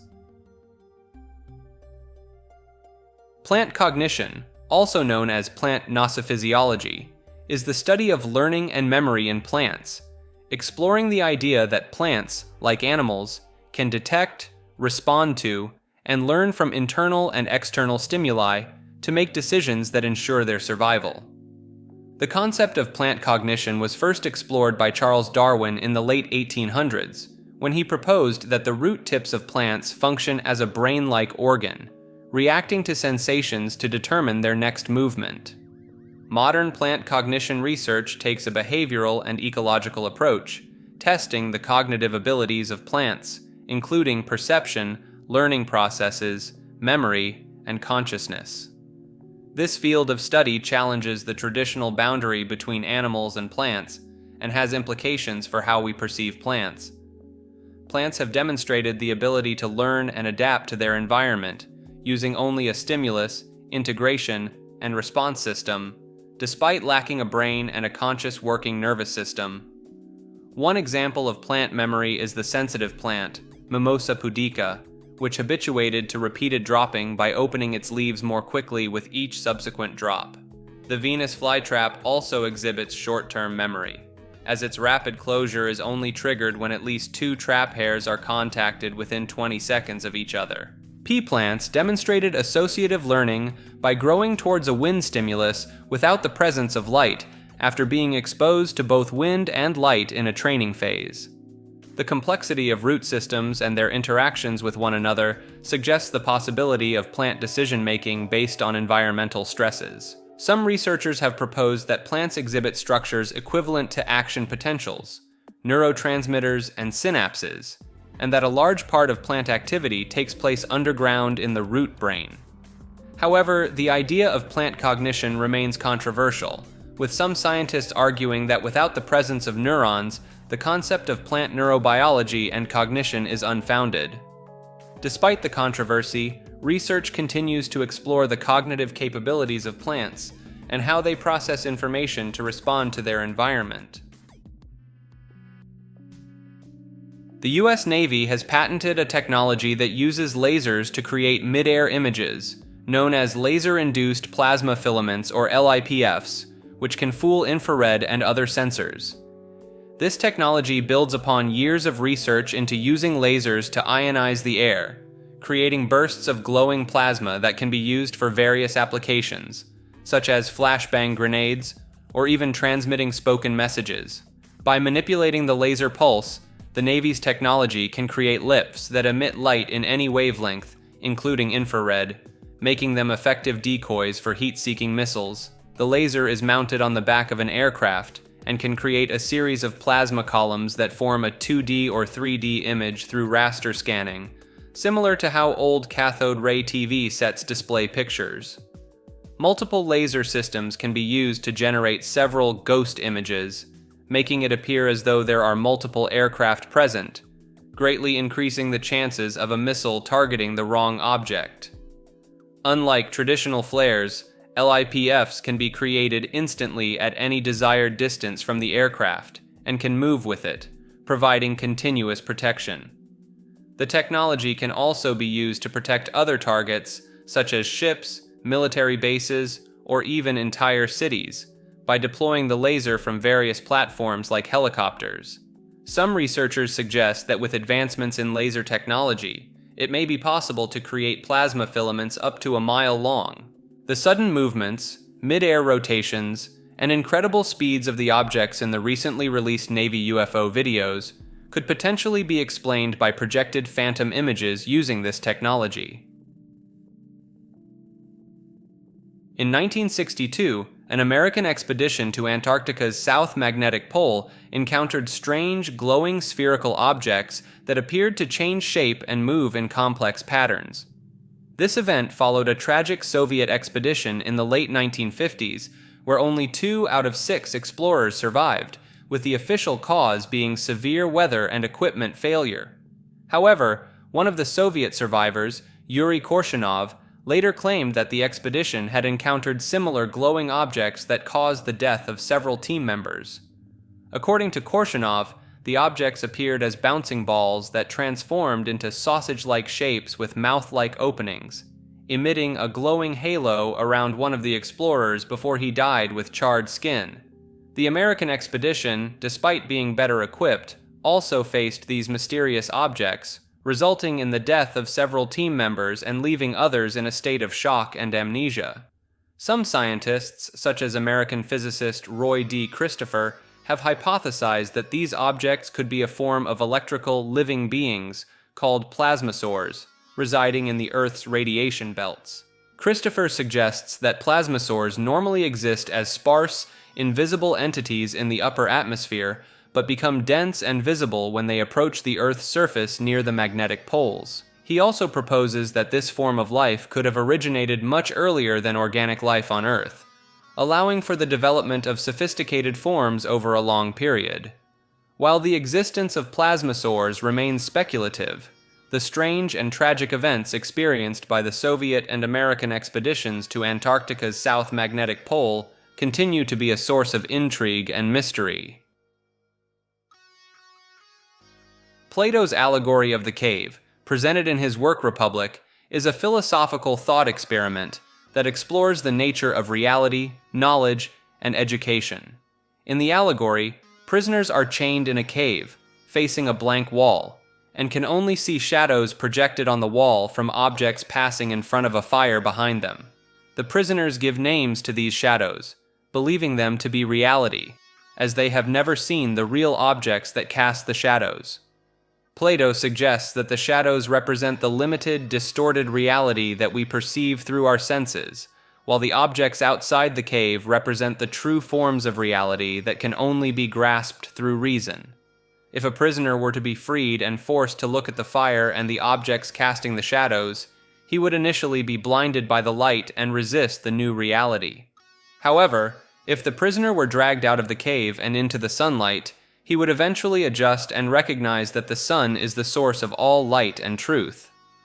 Upon returning to the cave, the freed prisoner would try to share his newfound knowledge with the other prisoners, but they would likely reject his insights and even threaten him for challenging their perceived reality. Plato's allegory is related to his theory of forms, which posits that the highest level of reality consists of eternal, unchanging ideas or forms, rather than the material world we perceive through our senses. The allegory also touches on themes of intellectual enlightenment, the role of the philosopher in society, and the challenges of conveying truth to those who are not ready or willing to accept it. Scholars have debated various interpretations of the allegory, including epistemological and political perspectives, and have explored its connections to other Platonic concepts, such as the analogy of the sun and the divided line. The allegory of the cave has had a lasting influence on Western philosophy, literature, and popular culture, with numerous works drawing inspiration from its themes and imagery. The Pokaini forest in Latvia is known for its large trekking paths and mysterious clusters of round, moss-covered stones scattered throughout the woods. These strange heaps of stones have captivated visitors for ages, with many speculating about their origins and alleged powers. Some legends suggest that the forest is imbued with strong mystic energy, making it a recognized power spot for good vibrations among psychic healers. It is believed that the Pokaini forest may have been an area for traditional pagan rituals, contributing to its reputation for channeling healing vibes. Other legends portray the forest as a center of ghosts, magic, monsters, or even a gateway to the underworld, inhabited by diverse mythical beings with superhuman powers and characters. Visitors sometimes bring offerings to the stones in exchange for healing, adding to the forest's haunted and spiritually magnetic atmosphere. Locals warn against taking stones from the Pokaini forest, with superstitions claiming that people have died or suffered soon after visiting and removing stones from the woods. The cataclysmic pole shift hypothesis is a pseudoscientific claim that suggests the Earth's axis of rotation has undergone relatively rapid shifts, causing catastrophic events such as floods and tectonic disturbances or rapid climate changes. This hypothesis is distinct from the well-established phenomena of precession, changes in axial tilt, and true polar wander, which occur on much longer timescales and do not involve relative motion of the spin axis with respect to the planet. The idea of a shifting Earth's axis can be traced back to an 1872 article by Charles-Étienne Brasseur de Bourbourg, who interpreted ancient Mexican myths as evidence for global cataclysms. In 1948, Hugh Auchincloss Brown proposed a hypothesis of catastrophic pole shift, arguing that the accumulation of ice at the poles caused recurring tipping of the axis in cycles of approximately 7 millennia. Immanuel Velikovsky's 1950 work, Worlds in Collision, suggested that close encounters with Venus and Mars caused Earth's axis to change radically, leading to catastrophic events, though his studies were generally ridiculed by the scientific community. Several authors have offered pseudoscientific arguments for the pole shift hypothesis, but skeptics counter that these works combine speculation, the work of psychics, and modern folklore while avoiding basic science. Charles Hapgood, in his books The Earth's Shifting Crust and Path of the Pole, proposed that accumulated polar ice mass destabilizes Earth's rotation, causing crustal displacement without disturbing Earth's axial orientation. Hapgood argued that shifts of no more than 40 degrees occurred about every 5,000 years, interrupting 20,000 to 30,000 year periods of polar stability, but later conceded that the weight of polar ice is insufficient to cause polar shift, and that causative forces must be located below the surface. While there is evidence of true polar wander occurring at various times in the past, the rates are much smaller than predicted by the pole shift hypothesis. Analysis of the evidence does not support Hapgood's hypothesized rapid displacement of Earth's layers, and data indicates that the geographical poles have not deviated by more than about 5 degrees over the last 130 million years. However, more rapid occurrences of true polar wander may have occurred between 790 and 810 million years ago, with shifts of approximately 55 degrees happening twice during this period. The concept of root races and the ancient history of intelligent life on Earth has been part of Hindu philosophy for millennia. According to this esoteric history, Earth goes through population cycles where new races are established every tens of thousands of years, eventually being destroyed by natural cataclysms or their own destructive tendencies. Each root race consists of 7 subraces with varying ethnicities that start their civilizations at different points on the globe. Over the course of these subraces, a root race will go through 4 ages or yugas of varying peace, well-being, and prosperity, starting with the Golden Age and ending with the Iron Age. Earth's first root race, known as the Polarians or the protoplasmic race, were semi-ethereal beings formed on an island at the modern-day North Pole. They had complete control over their physical appearance and could assume the shape of any animal they saw. Polarians were extraordinary dark-colored giants, according to Aztec lore, and were so ethereal that they could not be affected by any elements, flood, or fire. They did not require solid food, as they drew their vitality from the atmosphere and could travel effortlessly by mind power alone.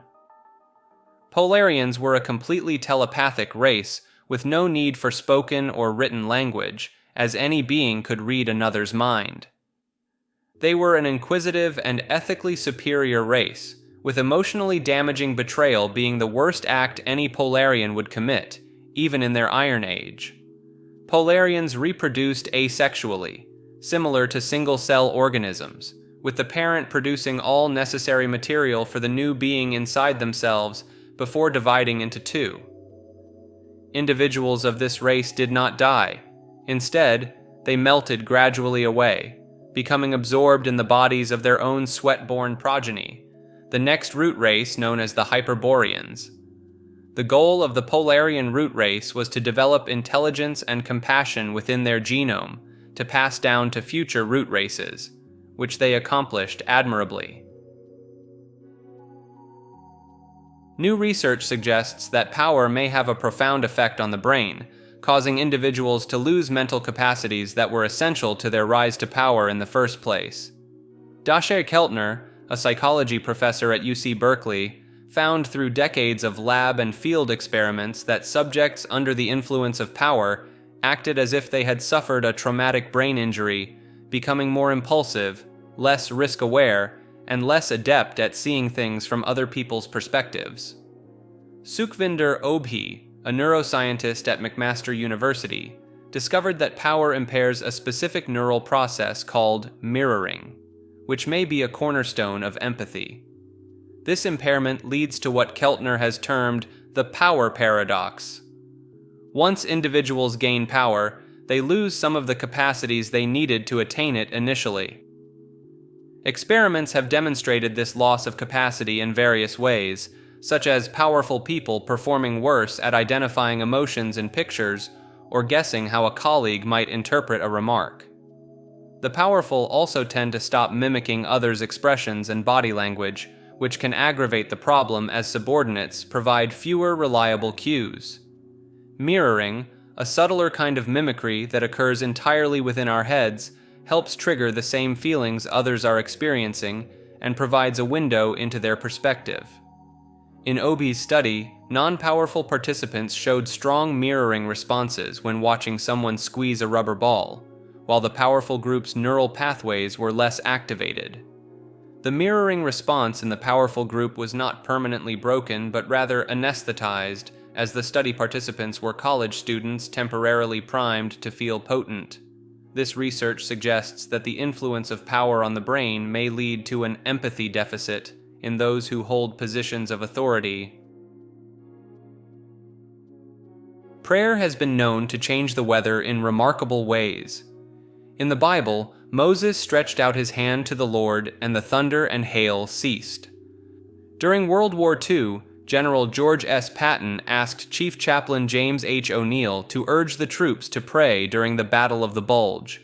A terrible storm had grounded air support and prevented reinforcements from reaching the front, putting American forces in great peril. In response to the prayers, the clouds unexpectedly dispersed, and the Nazi Empire was soon defeated. Many people have experienced the power of prayer in their own lives. The prison planet theory proposes that Earth is a controlled environment, deliberately isolated and monitored by advanced beings or entities. These beings may manipulate human development and behavior for experimental, penal, or manipulative purposes. Some interpretations suggest Earth is a realm where souls or consciousnesses are trapped as part of a larger cosmic or spiritual cycle, intersecting with beliefs about reincarnation, karma, and spiritual evolution. Advanced extraterrestrial beings or secretive human organizations may manipulate human society, restricting knowledge and technological advancement to maintain control over the population. Earth could be under constant observation by extraterrestrial civilizations or higher dimensional beings for study, entertainment, or as part of a broader cosmic experiment. Individuals may be able to liberate themselves from this supposed prison through spiritual awakening, expanded consciousness, or breaking free from societal conditioning. Proponents claim the reasoning behind this prison planet experience would be to eternally recycle human souls within a hostile environment that most efficiently encourages the production of negative emotion, which is a consumable resource for the controlling entities. Serge Monast, a Canadian investigative journalist, poet, and conspiracy theorist, is best known for originating the Project Blue Beam conspiracy theory. This theory alleges that NASA, in collaboration with the United Nations, is plotting to establish a totalitarian world government by destroying traditional religions and replacing them with a New Age belief system using advanced technology. Monast claimed that this would be achieved through a technologically simulated second coming of Christ, which would ultimately lead to the Antichrist taking control of the New World Order. In 1995, he published Les Protocoles de Toronto, 6.6.6, a book modeled after The Protocols of the Elders of Zion, in which he described a Masonic group called 6.6.6 that had been gathering the world's powerful individuals for 20 years to establish the New World Order and control people's minds. Monast's works have influenced other conspiracy theorists and continue to circulate on the internet despite his death from a heart attack in December 1996 at the age of 51. In the early 1990s, the United States Air Force Research Laboratory initiated a project called Marauder, which stands for Magnetically Accelerated Ring to Achieve Ultra-High Directed Energy and Radiation. The primary goal of the Marauder program was to develop a coaxial plasma railgun capable of accelerating highly dense toroids containing plasma to extremely high speeds. These plasma toroids, similar to spheromax but with an inner conductor for acceleration, were intended to be used for various applications such as hypervelocity, projectiles, X-ray production, and electrical power amplification. The Phillips Laboratory in 1993 developed a coaxial plasma gun that could accelerate 1 to 2 milligrams of plasma by up to 100 billion G, in a toroid measuring 1 meter in diameter, utilizing the Shiva star capacitor bank to meet the substantial energy requirements. The projected speed of the plasma projectiles was expected to reach 3,000 kilometers per second in 1995 and an astonishing 10,000 kilometers per second, 3% of the speed of light, by the year 2000. A single shot from the Marauder plasma gun would have the energy equivalent of 5 pounds of TNT, causing extreme mechanical and thermal shock upon impact with the target, as well as emitting a pulse of electromagnetic radiation capable of disrupting electronic devices. The Proto-Human language is a hypothetical language believed to be the direct genetic predecessor of all the world's spoken languages. This concept presupposes a monogenetic origin of language, meaning that all natural languages derive from a single origin, presumably during the Middle Paleolithic period. As the hypothesized predecessor of all extant languages spoken by modern humans, the Proto-Human language would not necessarily be ancestral to any hypothetical Neanderthal language.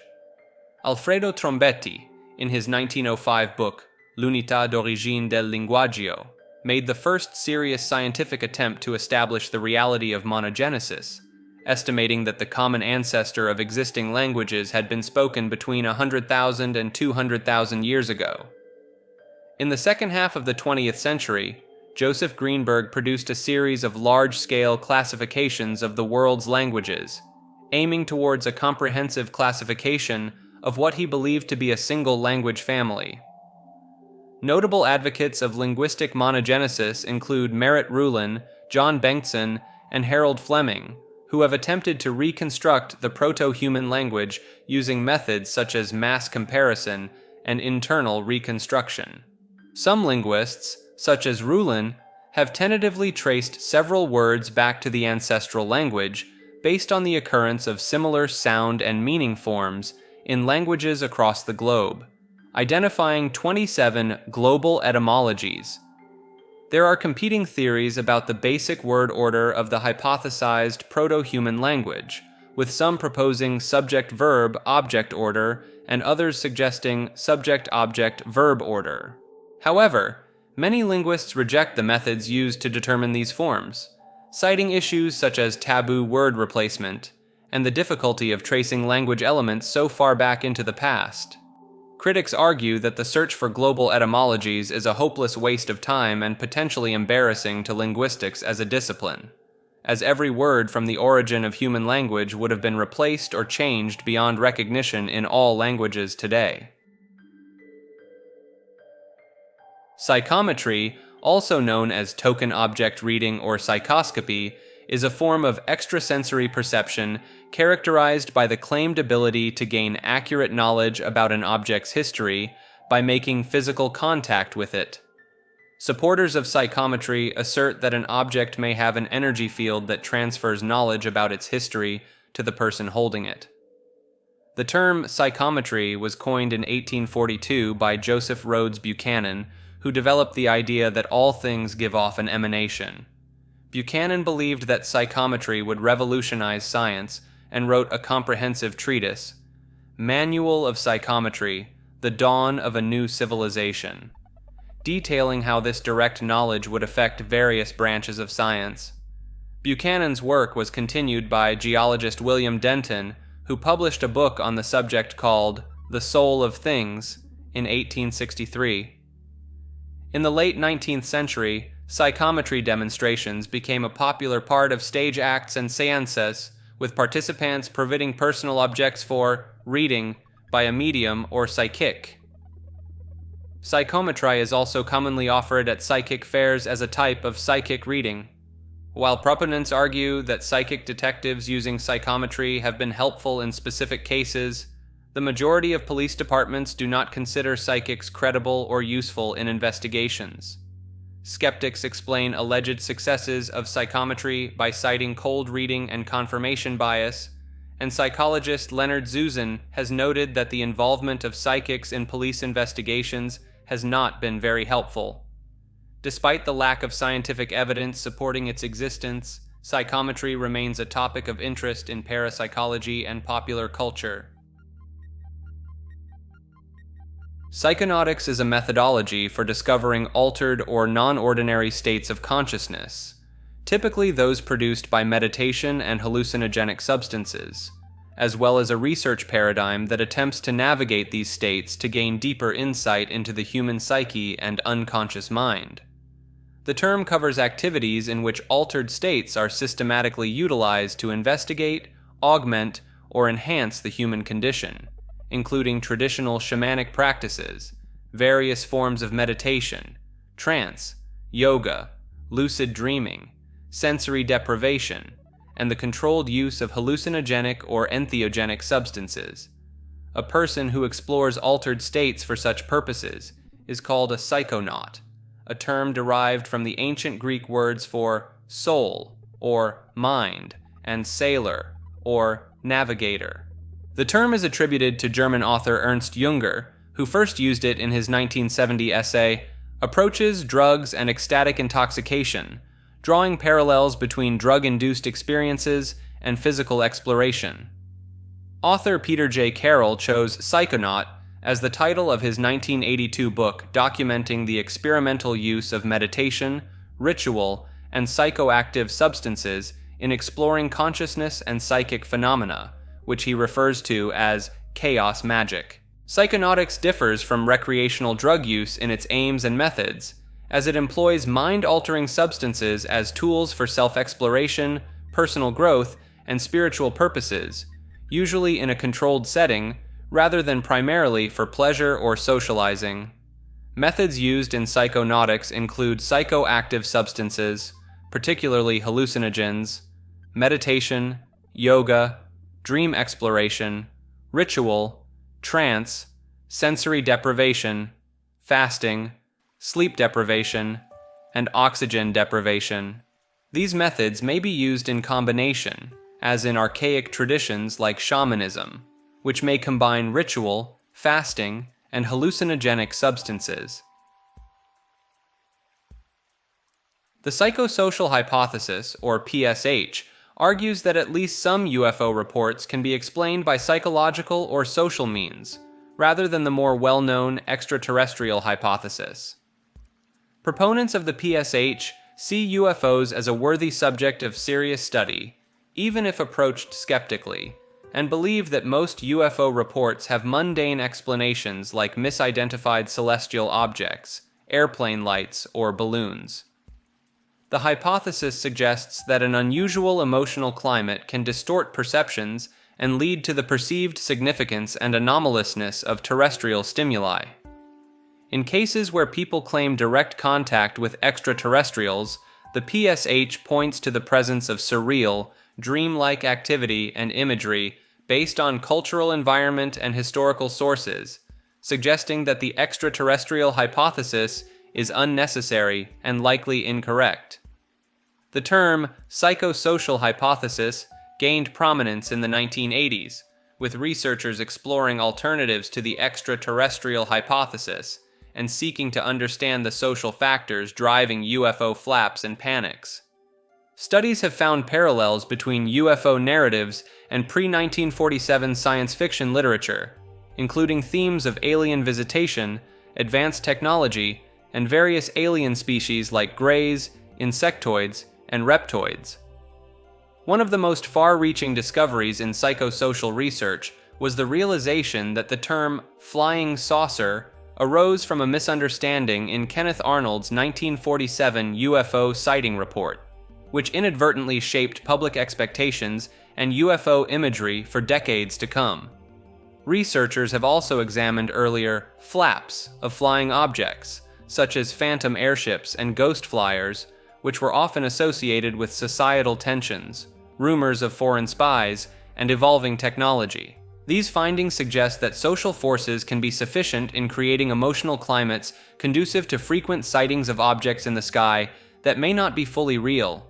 While some ETH advocates claim that even Carl Jung, a founding father of the PSH, considered the extraterrestrial hypothesis, Jung himself complained about being misrepresented as a saucer believer, and maintained a skeptical stance on the reality of UFOs. The Zapotec civilization, which thrived in southwest Mexico from 200 BC until the Spanish invasion in 1519, has a history shrouded in uncertainty, with its earliest known remains already exhibiting a high level of urban and agricultural development. The Zapotec capital, Monte Alban, is located on an artificially leveled mountain promontory and features a huge plaza flanked by terraced steps, sunken courtyards, and low, handsome buildings. Excavations at Monte Alban began in 1931, revealing treasures of gold, jade, rock crystal, and turquoise in several tombs, but the most remarkable discovery was a complex network of stone-lined tunnels, far too small to be used by adults or children of average stature. The first tunnel, discovered in 1932 and explored in 1933, was only 20 inches high and 25 inches wide, requiring excavators to inch through on their backs.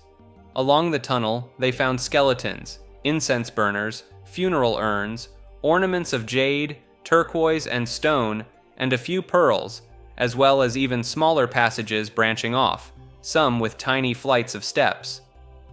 Further excavations revealed similar tunnels packed with clay and a complex network of miniature tunnels to the east of a tomb where the richest treasures had been found, with some tunnels less than a foot high. The purpose of these pygmy tunnels remains a mystery, as they were ruled out as drainage systems or emergency escape routes, and official speculation about their purpose ceased after the initial excavations.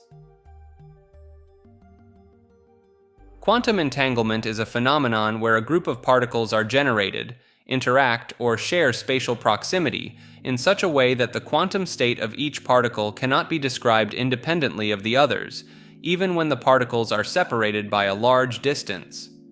Measurements of physical properties such as position, momentum, spin, and polarization performed on entangled particles can be found to be perfectly correlated in some cases. For example, if a pair of entangled particles is generated with their total spin known to be 0, and one particle is found to have clockwise spin on a first axis, then the spin of the other particle, measured on the same axis, is always found to be anti-clockwise. This behavior gives rise to seemingly paradoxical effects, as any measurement of a particle's properties results in an apparent and irreversible wave function, collapse of that particle, and changes the original quantum state. With entangled particles, such measurements affect the entangled system as a whole, even if the particles are spatially separated. The concept of quantum entanglement was first addressed in a 1935 paper by Albert Einstein, Boris Podolsky, and Nathan Rosen, describing what came to be known as the EPR paradox. Einstein and others considered such behavior impossible, as it violated the local realism view of causality, and argued that the accepted formulation of quantum mechanics must be incomplete. However, later experiments have verified the counterintuitive predictions of quantum mechanics, demonstrating entanglement through tests where polarization or spin of entangled particles were measured at separate locations, statistically violating Bell's inequality. Quantum entanglement has been demonstrated experimentally with photons, electrons, and even small diamonds, and its use in communication, computation, and quantum radar is an active area of research and development. Despite popular misconceptions, quantum entanglement cannot be used for faster-than-light communication, as all interpretations agree that entanglement produces correlation between measurements, but prohibits the transmission of information at faster-than-light speeds. The concept of quantum immortality proposes that, under the many worlds interpretation of quantum mechanics, a person could potentially live forever by constantly splitting into multiple versions of themselves across different universes. This bizarre idea challenges traditional understandings of death, suggesting that one's consciousness could continue existing in another universe even if they die in the current one. In our technologically advanced era, it may be possible to extend lifespans to the point of potential immortality through methods like uploading consciousness to computers. This unique opportunity allows for the exploration and potential realization of quantum immortality. According to this concept, as long as there is a small chance of survival in a given situation, there will always be a version of oneself that survives in a parallel universe, enabling the possibility of living forever across an infinite number of parallel realities. While quantum immortality is a mind-bending concept with profound implications for understanding life and death, it remains highly debated among physicists and philosophers. Various interpretations of quantum mechanics exist, and not all necessarily support the idea of quantum immortality. Quantum mechanics is a fundamental theory in physics that describes the behavior of nature at and below the scale of atoms, and is the foundation of all quantum physics, including quantum chemistry, quantum field theory, quantum technology, and quantum information science. While classical physics can describe many aspects of nature at an ordinary scale, it is not sufficient for describing the behavior of systems at very small submicroscopic scales. Quantum systems have bound states that are quantized to discrete values of energy, momentum, angular momentum, and other quantities, in contrast to classical systems where these quantities can be measured continuously. Measurements of quantum systems show characteristics of both particles and waves, a phenomenon known as wave-particle duality, and there are limits to how accurately the value of a physical quantity can be predicted prior to its measurement, even given a complete set of initial conditions, which is known as the uncertainty principle. The development of quantum mechanics arose from the need to explain phenomena that could not be reconciled with classical physics, such as Max Planck's solution to the blackbody radiation problem, and Albert Einstein's explanation of the photoelectric effect.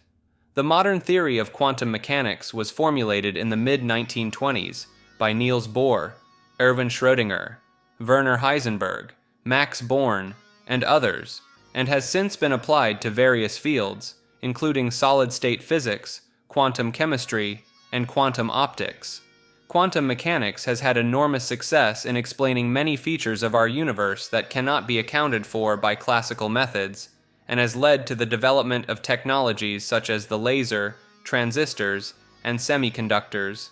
The theory has also given rise to many philosophical debates and interpretations due to its counterintuitive aspects and results, such as the probabilistic nature of quantum mechanics, the difficulties with wave function collapse, and quantum non-locality. Despite the ongoing discussions about the interpretation of quantum mechanics, the theory has been extensively tested and has yielded predictions that have been verified experimentally to an extremely high degree of accuracy. In the classical universe, objects exist with specific properties that they continue to possess, regardless of whether or how recently they've been observed.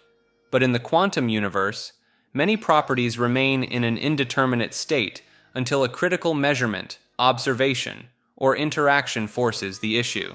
For nearly a century, physicists have argued over various interpretations of quantum mechanics, such as the Copenhagen interpretation, the many worlds interpretation, the ensemble interpretation, and the pilot wave interpretation, each attempting to explain the bizarre behavior of quantum systems. However, despite the ongoing debate, the true nature of our quantum reality exists independently of any interpretation, and the focus should be on understanding the universe based on what can be measured and observed, rather than imposing additional assumptions driven by our biases. Experiments have consistently shown that the quantum universe does not behave according to the classical rules of locality, realism, and determinism, and that the act of measurement or observation can fundamentally affect the outcome of a quantum system. The search for an objective, observer-independent reality may be misguided, as the universe could be fundamentally intertwined with the act of measurement, observation, and interaction at the quantum level. The goal of science should be to uncover the nature of reality irrespective of our biases, and to find experimental tests that can distinguish between different interpretations of quantum mechanics, rather than declaring what reality should be based on our intuition or assumptions. Until an experiment is devised that can provide new insights into the nature of quantum reality, it is better to embrace the puzzling and bizarre reality that can be measured, rather than imposing additional structures driven by our own biases. Scientists at the Riken Interdisciplinary Theoretical and Mathematical Sciences in Japan have identified a new quantum property called magic to measure the weirdness of spacetime. This property, derived from the Gottesman-Nil theorem, distinguishes between stabilizer states that can be efficiently computed on a classical computer and non-stabilizer states, or magic states, which are necessary for achieving universal quantum computation. The researchers studied magic in the integrable and chaotic regimes of the higher spin generalization of the Ising model through two quantities, mana and robustness of magic. They found that in the chaotic regime, mana increases monotonically in the early time region, and at late times, these quantities oscillate around a non-zero value that increases linearly with respect to the system size. The results suggest that under chaotic dynamics, any state evolves to a state whose mana almost saturates the optimal upper bound, becoming maximally magical. The team's findings also indicate that magic of quantum states is strongly involved in the emergence of spacetime geometry. The researchers were searching for a quantum quantity that could apply to the boundary system and be mapped to the bulk to describe black holes more fully, particularly their chaotic characteristic. The scrambling of information thrown into a black hole, which cannot be recovered, is a manifestation of chaos. The team's calculations showed that in a chaotic system, almost any state will evolve into one that is maximally magical, the most difficult to simulate using an ordinary classical computer. Scientists have developed a groundbreaking technique called biphoton digital holography to visualize two entangled light particles, or photons, in real time. This method captures an image of the entangled photon state through the interference pattern created when the entangled photons interact with another known state of light. By using a nanosecond precise camera, researchers can analyze the interference pattern, revealing a stunning yin-yang-like image representing the two entangled photons. Quantum entanglement is a phenomenon where two particles become inextricably bound, so that a change to one causes an instantaneous change in the other, regardless of the distance between them. To make accurate predictions about a quantum object, physicists need to find its wave function, which describes the particle's state existing in a superposition of all possible physical values. Traditionally, quantum tomography is used to measure properties of entangled particles, but this process is time-consuming and often produces unphysical states that don't follow the laws of physics. The new biphoton digital holography technique is exponentially faster than previous methods, requiring only minutes or seconds instead of days to analyze the entangled photon state. This breakthrough could have significant implications for the development of faster quantum computers and more efficient quantum measurements in the future. The ability to visualize entangled photons in real time provides a deeper understanding of quantum entanglement and opens up new possibilities for harnessing the power of quantum mechanics in practical applications. Quasi-self-reproduction is a fuzzy concept introduced by Sadegh-Zada that offers a new interpretation of self-reproducing machines and suggests a theory of techno-evolution. According to this concept, there is a tendency in the nature of technology for machines to join up and work together, resulting in the emergence of a larger, more efficient and powerful machine than its individual parts. This peculiarity has led to the growth of a distributed, unique global machine, GM, over the last centuries, which consists of the network of all machines on and around the Earth. The techno-evolution of the global machine proceeds in a Darwinian manner, comparable to the bioevolution of animal and plant species through quasi-self-reproduction and selection. The global machine forms a subsystem of a hybrid hypercycle comprising two evolving partners, the biosphere and the technosphere, which rapidly co-evolve due to the enormous dynamics of the hypercycle. As a result of this coevolution, the technosphere undergoes a process of advancing mentalization, which humans often misinterpret as artificial intelligence constructed by them. However, according to Sadegh-Zadeh's theory, this mentalization is a natural, gradual emergence of the intelligent and self-conscious machina sapiens, manifesting as a globally distributed machine, rather than a human-made construct. Radiesthesia and radionics are two related pseudoscientific practices that claim to detect and manipulate subtle energy fields within the human body and the environment. Although both practices are considered scientifically unfounded, some practitioners believe that they can influence each other. Radiesthesia is a claimed ability to detect radiation emitted by living beings, objects, or geographical features. Practitioners typically use dowsing rods or pendulums to locate these energy fields, which they believe can provide insights into an individual's health, the location of lost objects, or the presence of underground water or minerals. Teleradiesthesia, a subset of radiesthesia, involves detecting these energies from a distance using maps or photographs.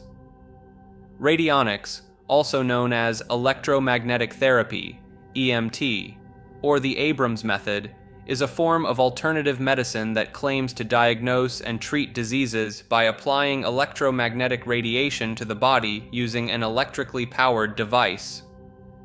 The concept originated with American physician Albert Abrams in the early 20th century, who claimed to detect and balance energy frequencies in patients' bodies. Some practitioners of radionics also claim to possess radiesthesia, the alleged paranormal ability to detect radiation, or auras, within the human body. They believe that imbalances in these electromagnetic fields or frequencies cause diseases by disrupting the body's chemical makeup, and that applying electromagnetic energy from external sources can correct these imbalances. In this context, radiesthesia is sometimes used as a diagnostic tool in radionics, with practitioners claiming to detect energy imbalances in the body that can then be treated using radionic devices. Conversely, some radiesthesia practitioners may use radionic devices to enhance their ability to detect and manipulate subtle energy fields. The mainstream scientific community considers both practices to be pseudoscience, and no scientifically verifiable mechanisms of function for radionic devices have been demonstrated. Systematic reviews have shown that EMT is not an effective therapy for various conditions, and the U.S. Food and Drug Administration has banned or issued warnings about several commercially available EMT devices. In the Yap Islands of Micronesia, large stone discs called rye stones were used for ceremonial exchanges, and as a form of currency. These stones, made of crystalline limestone, can range in size from just a few centimeters to several meters in diameter. Rye stones were quarried primarily on the island of Palau and transported to Yap using rafts and canoes, which was a difficult and sometimes dangerous journey. The value of a rye stone was determined not just by its size, but also its history, such as the challenges faced in its transport or the fame of the sailors who carried it. Ownership of a rye stone could be transferred even without physically moving it, as long as the transaction was recorded in the oral history associated with the stone. In one famous instance, a large rye stone was accidentally dropped into the sea during transport, but it was still considered owned and used in exchanges, despite never being seen again. Rye stones are an interesting example of how the concept of money and value can be largely a matter of social agreement and shared belief. The rainbow serpent is a deity and common motif in the art and religion of many Aboriginal Australian peoples, known by different names in various languages. The serpent is seen as the creator god, shaping the land and bringing both life and destruction through its association with water and rain. While the name rainbow serpent is widely used, it actually refers to a collection of myths that vary between Aboriginal cultures, with the serpent sometimes taking the form of other animals like crocodiles or bats. In some stories, the rainbow serpent swallows and regurgitates people, such as in the tale of the Wawalag sisters, which is linked to rituals and sacred sites in Arnhem Land. The rainbow serpent is not always a literal snake. It is more of a symbolic, powerful being that is heavily tied to the spiritual concept of the dreaming. The serpent's gender is variable, sometimes male, female, or ambiguous depending on the specific culture, and it is often associated with human fertility and the cycles of nature. Rock art depictions of the rainbow serpent can be found across Australia, with regional variations in its appearance, such as differences in the number of tails or the shape of its head. The origins of the rainbow serpent myth are uncertain, but some researchers have suggested it may be inspired by the appearance and behavior of certain snake species like pythons, or even represent a cultural memory of extinct prehistoric snakes. Traditional rituals invoking the rainbow serpent, such as the Kunapipi blood ritual, are still practiced today in some Indigenous Australian communities, as a way to honor the being's power and significance. Beyond its role in traditional beliefs, the rainbow serpent has also influenced modern art, literature, music, and social movements, serving as a potent symbol of creation, destruction, and the enduring spiritual connection to the land. Randonautica is a mobile app that generates random coordinates for users to explore their local area and report on their findings. The app, launched in February 2020, is inspired by concepts like chaos theory and the idea of breaking out of predetermined realities through random exploration. Users can choose from 3 types of coordinates: an attractor, a void, or an anomaly, each supposedly offering a different kind of experience. Randonautica gained a significant following on social media platforms like TikTok and YouTube, with users sharing their unusual or coincidental experiences while using the app. The app's popularity surged during the COVID-19 pandemic as people sought new ways to explore their surroundings while adhering to social distancing guidelines. However, the app has also been the subject of controversy, particularly after a group of teenagers using Randonautica discovered a bag containing 2 dead bodies in West Seattle. While the creators maintain that this incident was a shocking coincidence, it has led to speculation about the app's intended purpose and the potential risks associated with its use. Despite these concerns, Randonautica's creators have emphasized that the app is simply a tool and that users are responsible for their actions, including respecting private property and not engaging in illegal activities. As of July 2020, Randonautica had attracted over 10 million users, demonstrating the widespread appeal of its unique blend of exploration, randomness, and the potential for unexpected discoveries. The rare Earth hypothesis suggests that the conditions necessary for complex life to evolve are incredibly specific and unlikely to occur on most planets, making Earth a rare exception. These conditions include being in the right location within the galaxy, orbiting a star of the right size and composition, having a planet of the right size and composition, the presence of a large moon, plate tectonics, and various evolutionary triggers. According to the hypothesis, Earth's position in the galactic habitable zone, its orbit around a stable star, its size and composition allowing for liquid water and an atmosphere, and its moon stabilizing its rotation are all crucial factors that allowed complex life to develop.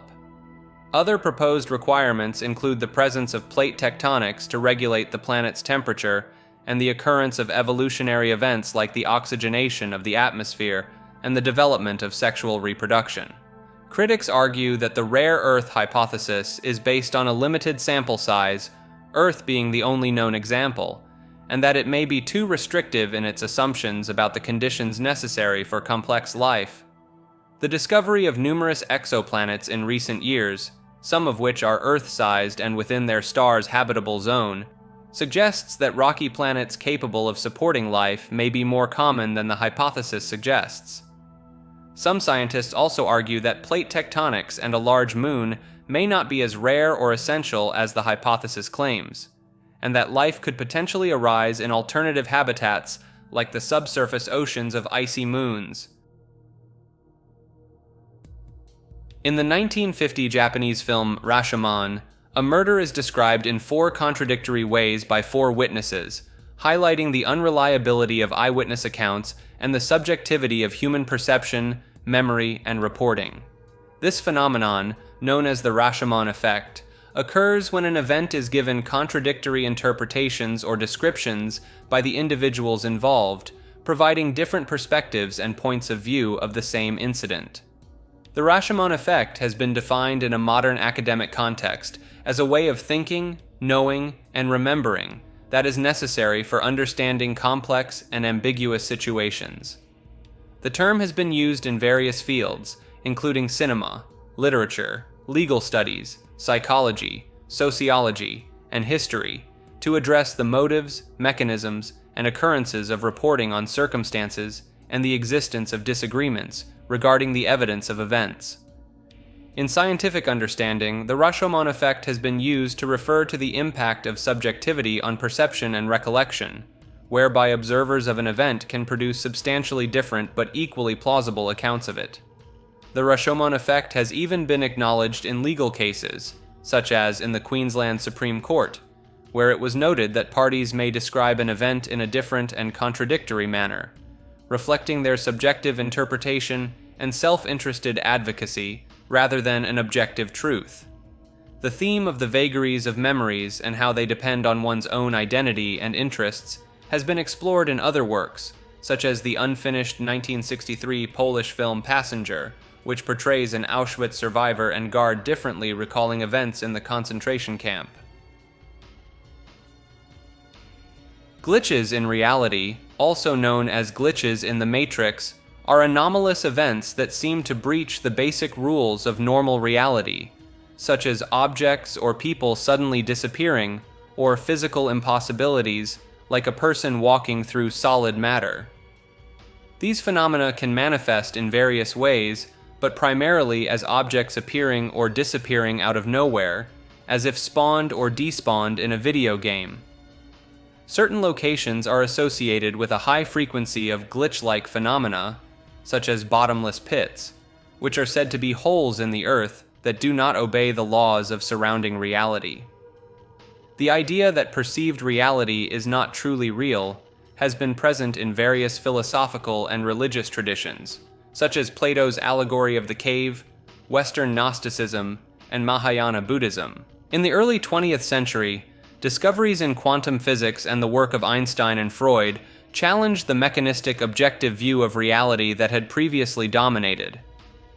Carl Jung argued that the material world was the result of unconscious contents manifesting in materiality, and he categorized UFOs and religious visions as moments when reality gave way to a powerful mythological world normally beyond human perception. The theory of computer simulation has updated these ideas, suggesting that the universe humans reside in may be a simulation created by inhabitants of an external, pre-existing universe. In the 1980s, Jean Baudrillard developed the idea of simulation theory, in which humans have created a self-reproducing simulation that has replaced normal reality with hyperreality.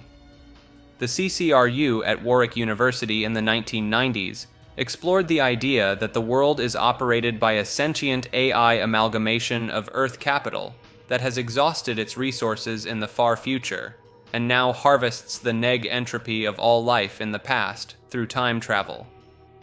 Several explanations for glitches in reality have been proposed, including evidence of a computer simulation or plastic reality, video malfunctions, failures of human memory, optical illusions, hoaxes, and the possibility of quantum tunneling producing these effects, though the latter is considered highly unlikely.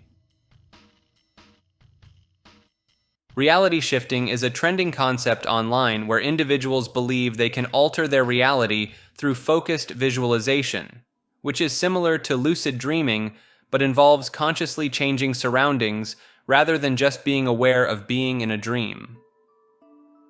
A related idea is astral projection, where one's consciousness allegedly separates from the physical body to explore non-physical realms, and both astral projection and reality shifting fall into the category of transliminal experiences situated between the conscious and unconscious mind, differentiating them from lucid dreaming, which stays within the realm of dreams.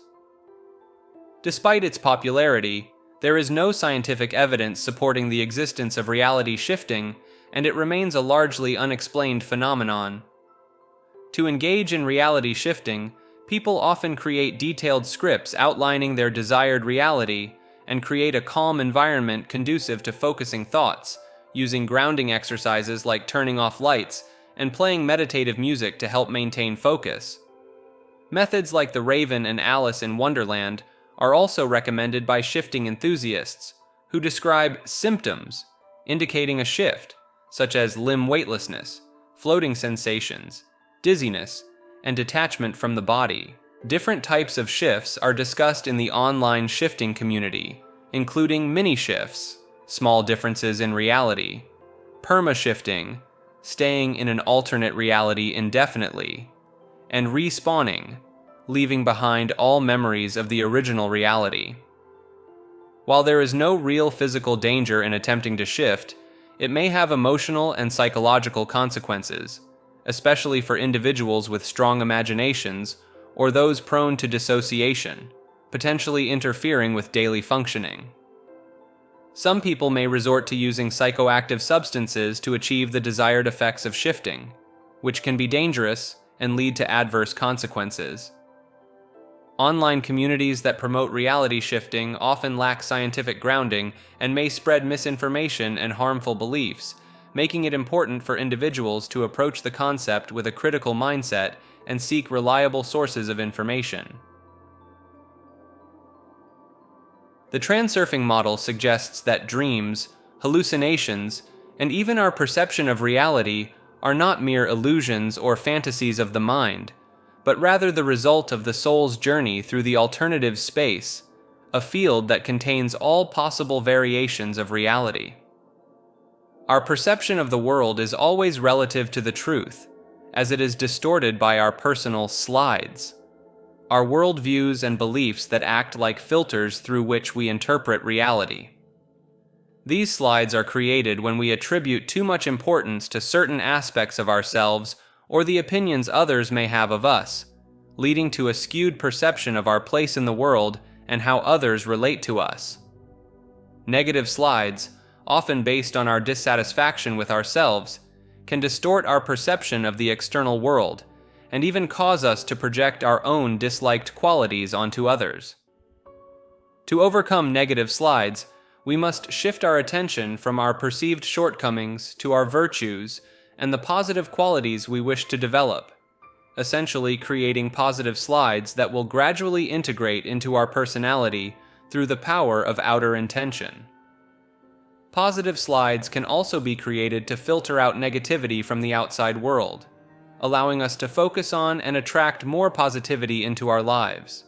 To achieve our goals and dreams, we must give ourselves permission to have them, moving beyond the limits of our comfort zone and aligning our hearts and minds in the belief that we are worthy and capable of attaining what we desire.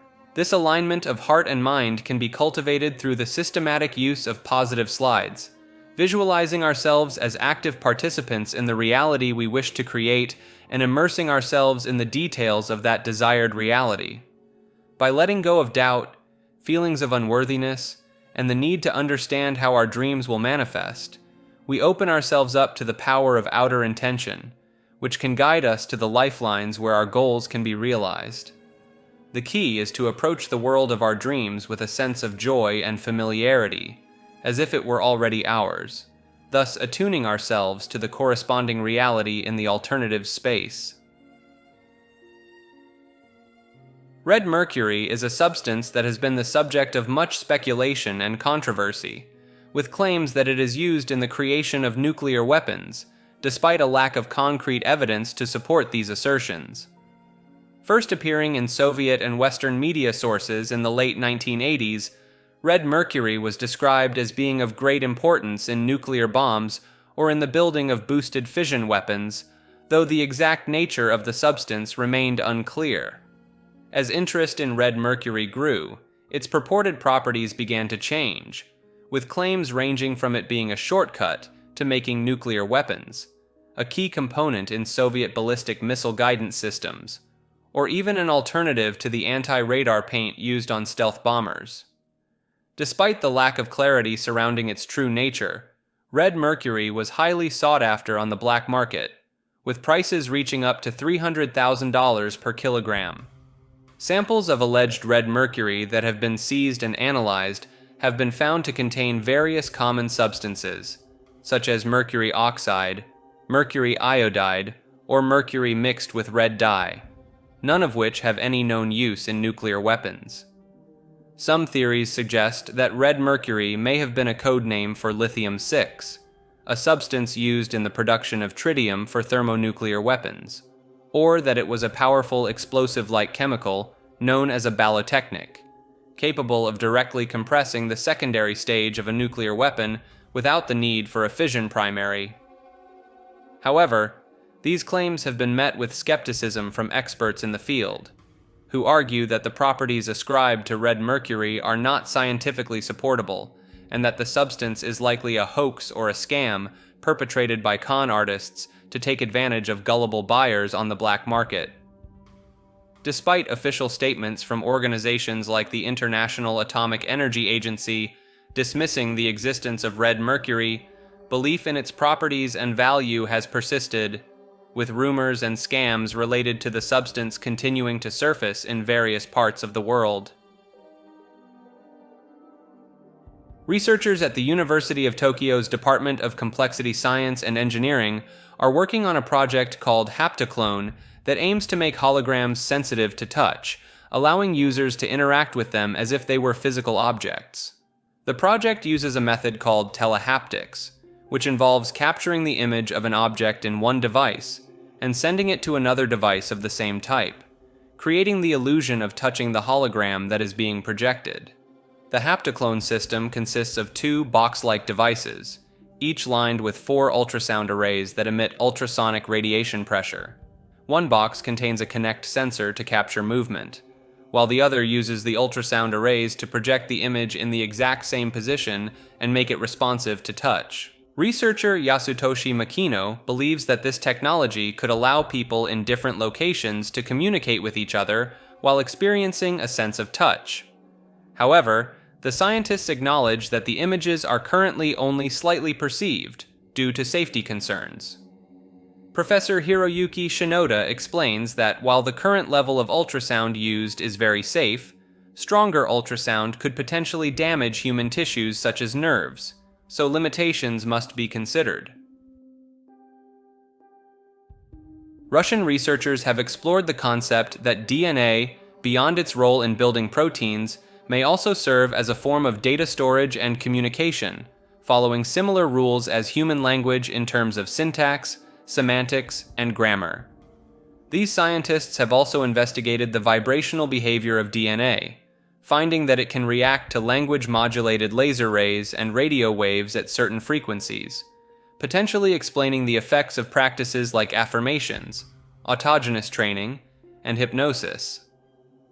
Experiments have shown that damaged chromosomes can be repaired using suitable modulated radio and light frequencies, and that information patterns from one DNA sample can be transmitted to another, effectively reprogramming cells to a different genome.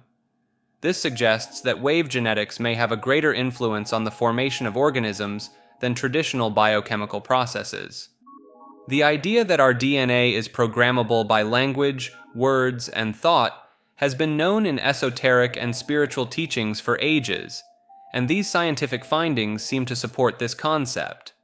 Russian scientists have also discovered that DNA can cause disturbing patterns in the vacuum, creating magnetized wormholes that allow for the transmission of information outside of space and time, which may be the basis for phenomena like intuition and inspiration. Hypercommunication, the organized flow of information through these DNA-generated wormholes, is most effective in a state of relaxation and has been observed in nature, such as in the coordinated behavior of insect colonies. When hypercommunication occurs, special phenomena can be observed in the DNA and the human body, such as the persistence of wave patterns even after the DNA sample has been removed, known as the phantom DNA effect. Humanity may be moving toward a new form of group consciousness, where individuals maintain their uniqueness while also having access to a vast network of information through their DNA, potentially leading to godlike powers to create and shape reality. Some researchers believe that a civilization with this kind of group consciousness would have no environmental problems or energy scarcity, as they could control the energies of their planet through unified mental power. Retrocausality, a concept in physics and philosophy, challenges our typical understanding of cause and effect. It proposes that an effect could occur before its cause, where a later event influences an earlier one. In philosophy, discussions on causality have a long history, with conventional thought suggesting that causes precede effects. However, in the 1950s, philosopher Michael Dummett proposed that effects preceding causes could be valid, though it faced criticism. Physics theories lack a built-in direction of time, making the idea of retrocausality plausible. Physicists differentiate between macroscopic and microscopic causality to avoid confusion, with macroscopic causality raising questions about time travel paradoxes. In electromagnetism, the Wheeler-Feynman absorber theory uses retrocausality to explain wave phenomena. In quantum physics, retrocausality is linked with the two-state vector formalism, which characterizes the present through quantum states of past and future. Retrocausality is also seen in discussions of non-local correlations from quantum entanglement.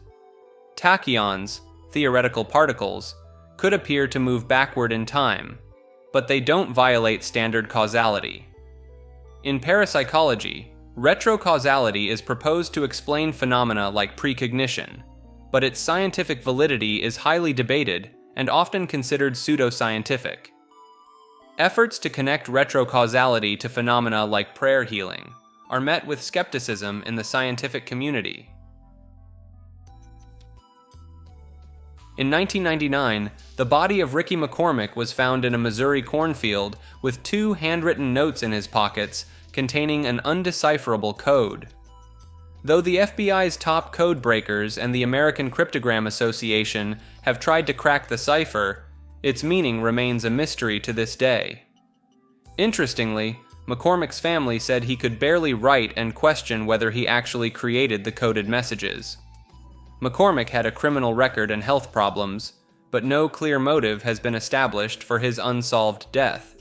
The FBI has received many suggestions from the public on how to decipher the notes, and continues to investigate this strange case, in hopes the coded messages might reveal details about McCormick's final days and demise.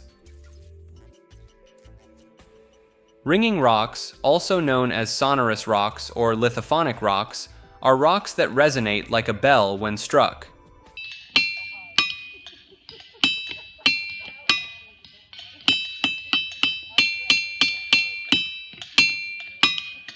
These unusual rocks can be found in several places around the world, including the musical stones of Skiddaw in England, Ringing Rocks Park in Pennsylvania, the Ringing Rocks of Kiandra in Australia, and the Bell Rock Range of Western Australia. The ringing ability of these rocks has fascinated scientists for centuries, but the exact cause is still not fully understood. One theory suggests the ringing is due to the texture of the rocks and the way they are supported by other rocks. Another proposes that the sound is caused by a combination of the rock's density and a high degree of internal stress. The iron content of the rocks is often pointed to as a possible factor, but this alone does not seem to fully explain the ringing ability.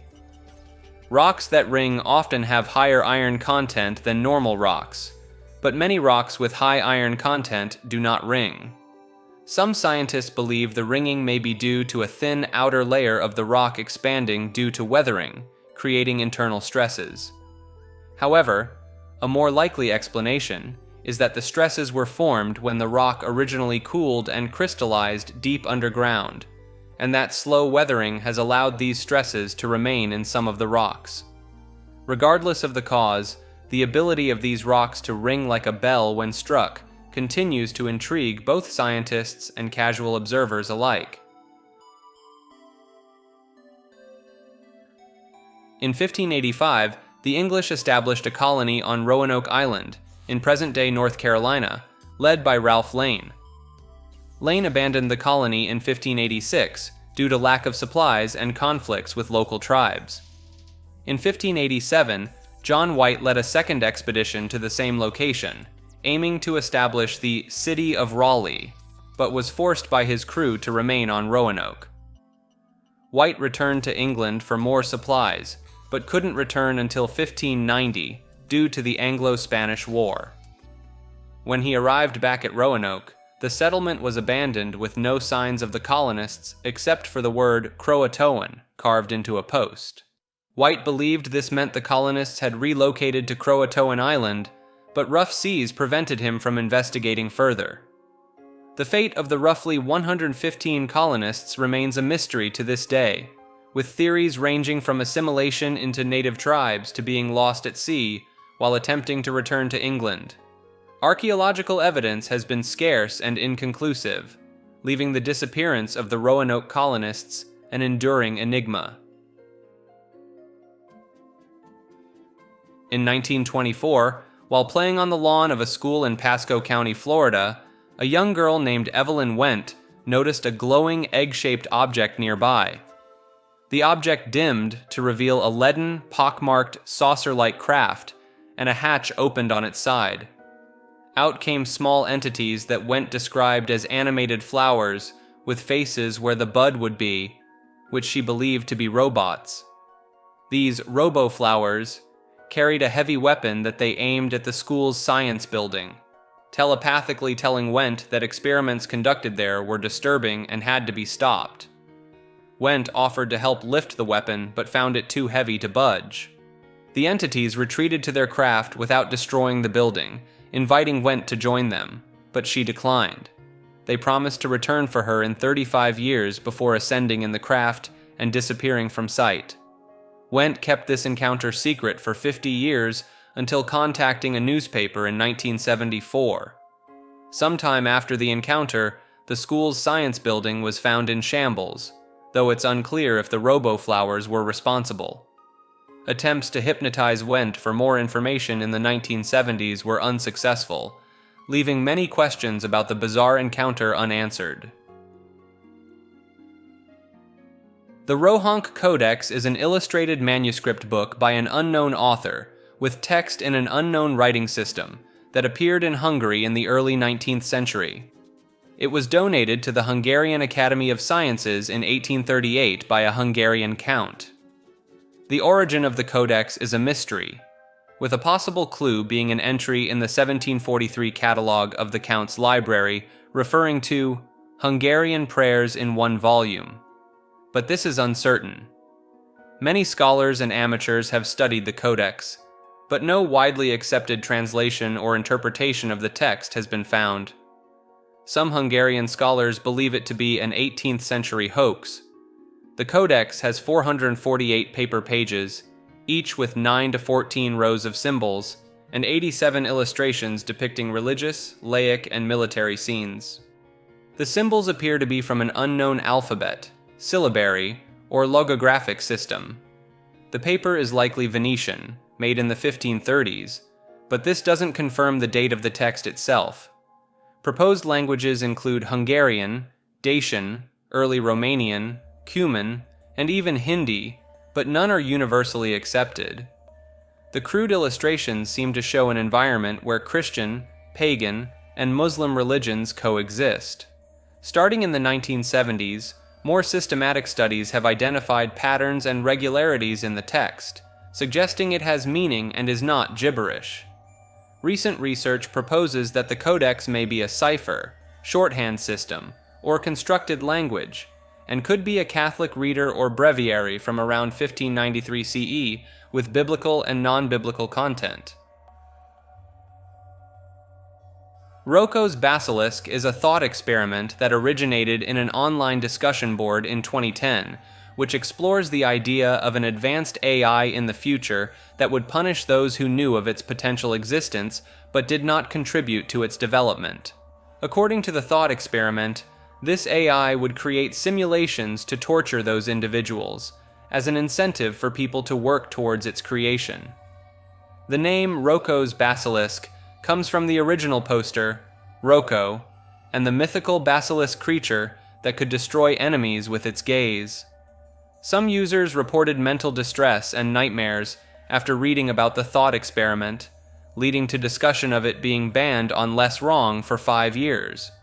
However, the theory was later dismissed by many, including Less Wrong co-founder Eliezer Yudkowsky, as nonsensical and exaggerated. Despite this, Rocco's Basilisk is still used as an example to explore various philosophical and ethical concepts, such as Bayesian probability, the prisoner's dilemma, and the potential risks and challenges of developing advanced AI systems. It has been compared to a modern version of Pascal's wager, which argues that a rational person should believe in God to avoid potential eternal punishment. The thought experiment has gained notoriety for raising questions about the possibility of creating a truly moral and ethical AI, and the potential consequences of advanced AI systems that could deviate from their intended programming. While some have expressed genuine concern about the implications of Rocco's Basilisk, most experts consider the scenario to be far-fetched and unlikely, given the current state of AI research and development. Rolangs are zombie-like creatures from Tibetan folklore, literally meaning risen corpses in the Tibetan language. These beings are usually created by Jiden spirits or sorcerers and cannot speak or bend over, signaling their victims by wagging their tongues back and forth. Rolangs walk with stiff-armed lurches due to their inability to bend any joints, and in some regions of Tibet, low doorways are built to keep them out. There are two main types of Rolangs, tantric and demonic. Tantric Rolangs are raised from the dead through rituals by necromancers for personal reasons, such as to serve them and satisfy their lust for occult power. Demonic Rolangs are created by evil spirits with the goal of contaminating other humans, and can infect people by touching them on the head. Rolang stories can be classified into 3 formats: legendary, epidemic, and comatose. Legendary stories are centuries-old tales with unnamed characters. Epidemic stories involve Rolangs infecting many people in a short time, and comatose stories feature Rolangs that are quickly dispatched without infecting others. Rolangs are classified by their vulnerabilities, which can be their skin, blood, flesh, bones, or a mole on their body, and are listed in order of difficulty to defeat. Scientists from the Ancient Artifact Preservation Society discovered a Roman sword in a shipwreck near Oak Island, south of Nova Scotia, Canada, along with carvings of soldiers, ancient coins, and native plants. Historic investigator Jovan Hutton Pulitzer and his team claim this evidence suggests that Roman ships visited North America during the 1st century or earlier, long before Christopher Columbus's arrival in 1492.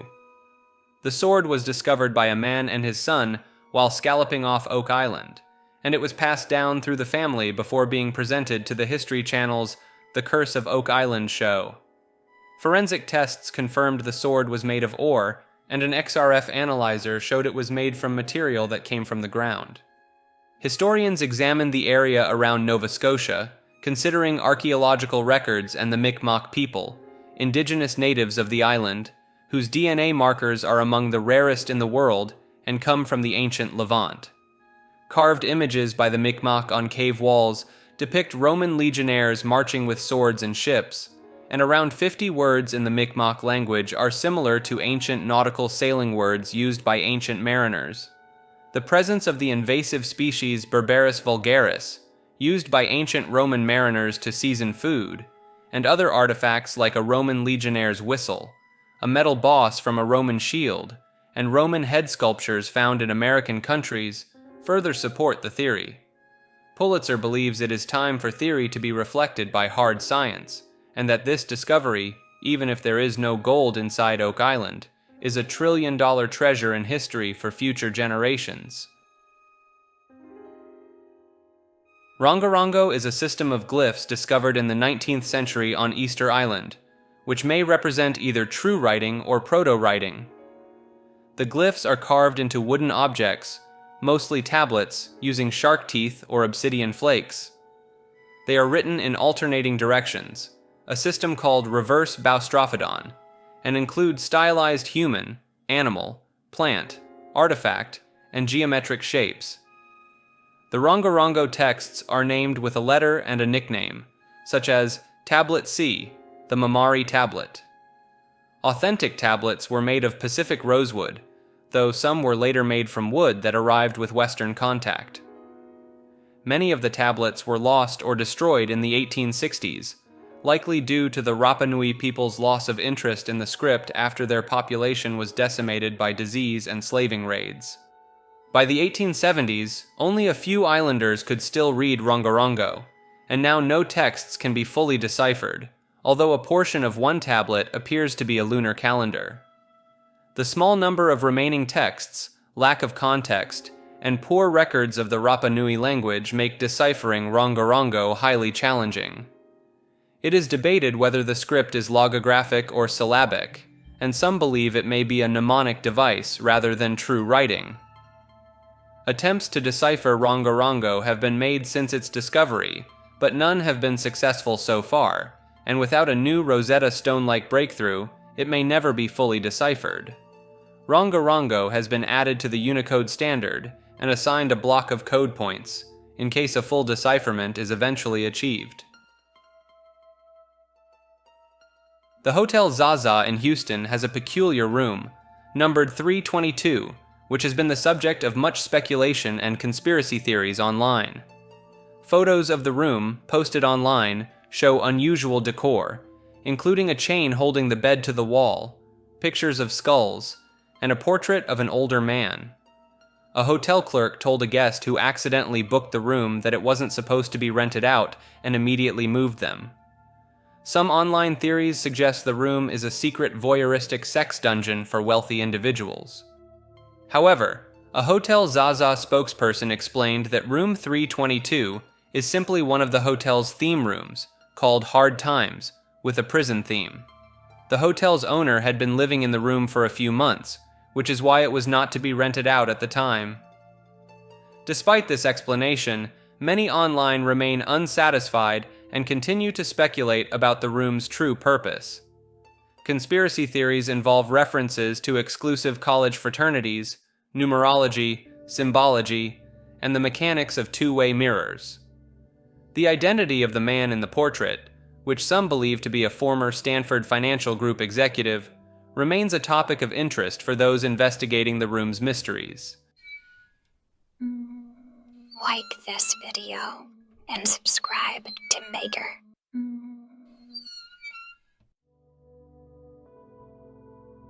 High in the Indian Himalayas, at an altitude of over 16,000 feet, lies Rupkund Lake, also known as the Lake of Skeletons, due to the hundreds of human remains scattered in and around the lake.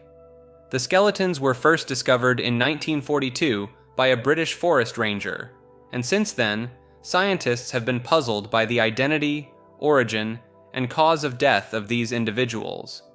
Early theories suggested the remains belonged to an Indian king and his entourage who perished in a blizzard, soldiers who died during an attempted invasion of Tibet, or victims of an epidemic buried in a makeshift cemetery. Previous studies found that most of the deceased were tall, healthy adults with no children among them, and it was assumed they all died in a single catastrophic event around the 9th century.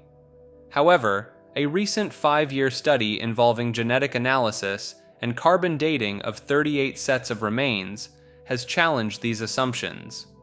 The study revealed that the individuals were genetically diverse and died at different times, separated by as much as 1,000 years. Surprisingly, while one group had genetics similar to present-day South Asians, another group was closely related to present-day Europeans, particularly those from the Greek island of Crete.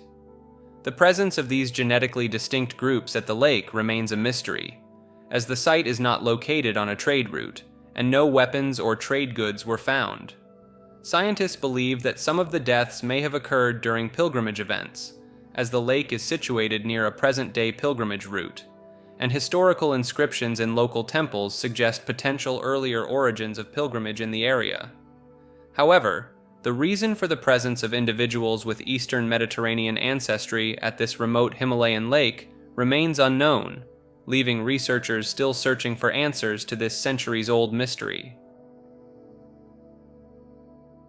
The Rosetta Stone, a stele of granodiorite inscribed with 3 versions of a decree issued in 196 BC during the Ptolemaic dynasty of Egypt, was the key to deciphering Egyptian hieroglyphs. Discovered in 1799 by French soldiers during Napoleon's campaign in Egypt, the stone features the same text written in ancient Egyptian hieroglyphs, Demotic script, and ancient Greek. Its discovery sparked widespread public interest in its potential to unlock the previously untranslatable hieroglyphic script. The British later defeated the French in Egypt and took the stone to London under the capitulation of Alexandria in 1801, where it has been on display at the British Museum almost continuously since 1802. Scholars immediately began working on deciphering the texts, with the Greek inscription providing a starting point. Progress was made in understanding the Demotic script by scholars such as Johann David Åkerblad and Antoine Isaac Silvestre de Sacy, who identified some proper names within the text. A breakthrough came when Thomas Young discovered the phonetic characters Ptolmes in the hieroglyphic text, which were used to write the Greek name Ptolemaios. Building upon this work, Jean-François Champollion identified more phonetic characters and eventually deciphered the hieroglyphic script, announcing his findings in 1822. The Rosetta Stone's importance lies not only in its role in deciphering hieroglyphs, but also in providing a deeper understanding of ancient Egyptian literature and civilization. Although the stone is no longer unique, as other similar trilingual inscriptions have been discovered, it remains an iconic symbol of linguistic and historical breakthroughs. Calls for the stone's return to Egypt have been made since 2003, with Egyptian officials claiming it as an integral part of their cultural heritage, but the British Museum has maintained its legal ownership and the stone's significance to world heritage.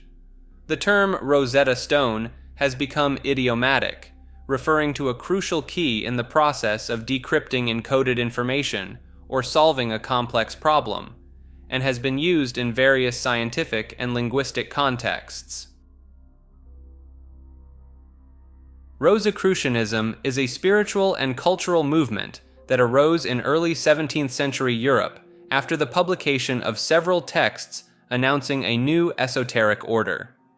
The movement is symbolized by the Rosy Cross, or Rose Cross, and there have been several Rosicrucian organizations since its founding. Between 1610 and 1615, 2 anonymous manifestos appeared in Germany and were soon published throughout Europe: the Fama Fraternitatis Rosae Crucis and the Confessio Fraternitatis. These texts told the story of a German doctor and mystic philosopher referred to as Father Brother CRC, or Christian Rosenkreutz, who founded the Rosicrucian order after studying in the Middle East. The manifestos promised a universal reformation of mankind through a science built on ancient esoteric truths that provided insight into nature, the physical universe, and the spiritual realm. Many were attracted to this idea, and the manifestos were widely discussed and debated, with some seeing them as allegories rather than literal truths. In 1616, The Chemical Wedding of Christian Rosenkreutz was published, which Johann Valentin Andrea later claimed to have written as a ludibrium or parody of Rosicrucianism.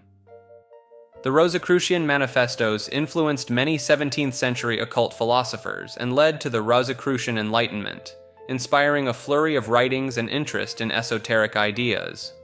Some scholars have suggested that Rosicrucianism was associated with Protestantism, particularly Lutheranism. In the late 18th century, two Rosicrucian-inspired Masonic rites emerged: the rectified Scottish Rite and the ancient and accepted Scottish Rite. Various modern Rosicrucian groups, some claiming direct lineage from earlier Rosicrucian orders, can be divided into three categories: esoteric Christian, Masonic, and initiatory. These modern groups include the Rosicrucian Fellowship, ancient mystical order Rosae Crucis, and the Lectorium Rosicrucianum, among others. In 1947, a rancher discovered metallic and rubber debris scattered across several acres of his property near Roswell, New Mexico, which he reported to the local sheriff. The sheriff contacted Roswell Army Airfield, and Major Jesse Marcel and Captain Sheridan Cavett were sent to investigate and collect the material. On July 8th, the Roswell Army Airfield issued a press release stating they had recovered a flying disc, which made international headlines before being retracted the following day. The military then claimed the debris was from a weather balloon, but in 1978, Marcel revealed that this explanation was a cover story, and he believed the debris was extraterrestrial in origin. This revelation, along with the 1980 book The Roswell Incident, popularized the idea of a government cover-up of a UFO crash and the recovery of alien bodies. Throughout the 1980s and 1990s, various witnesses came forward with conflicting accounts of the incident, including claims of multiple crash sites, recovered alien technology, and government conspiracies. In response to mounting pressure, the U.S. Air Force released reports in 1994 and 1997, stating that the debris was from a top-secret military surveillance program called Project Mogul, and that alleged alien bodies were likely misidentified test dummies. Despite the official explanations, many UFO proponents continue to believe that the Roswell incident involved a crashed alien spacecraft and a government cover-up. The town of Roswell has capitalized on the incident's notoriety, with a thriving UFO-themed tourism industry featuring alien-themed businesses, museums, and an annual UFO festival. The Roswell incident has become a modern myth, with the development of elaborate theories and narratives despite a lack of concrete evidence, and remains a popular subject in science fiction and popular culture.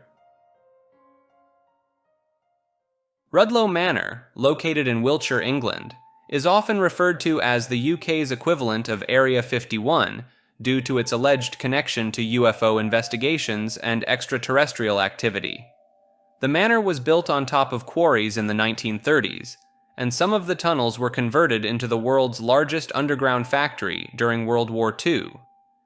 It is believed that the RAF's secret services, headquartered at Rudloe Manor, were tasked with interviewing UFO witnesses, leading to speculation that the site was used to hide evidence of extraterrestrial life. The Ministry of Defense denied these claims, but declassified files from 2007 confirmed that the site was indeed used for UFO investigations in the 1950s. Wiltshire has been a hotspot for UFO sightings since the 1950s, with reports of white metallic crafts and bright lights in the sky. Some believe that the high number of military bases in Wiltshire, despite its small size compared to other regions, is related to the area's supposed supernatural energy and the presence of ley lines. Rudloe Manor is connected to the Burlington Bunker, a nuclear-proof underground city designed to shelter government personnel and the royal family in the event of an attack, leading to theories that alien remains may be stored there. Ancient landmarks in Wiltshire, such as Silbury Hill and the Westbury White Horse, add to the mystery surrounding the area, with some suggesting that their purpose may be linked to extraterrestrial activity or energy.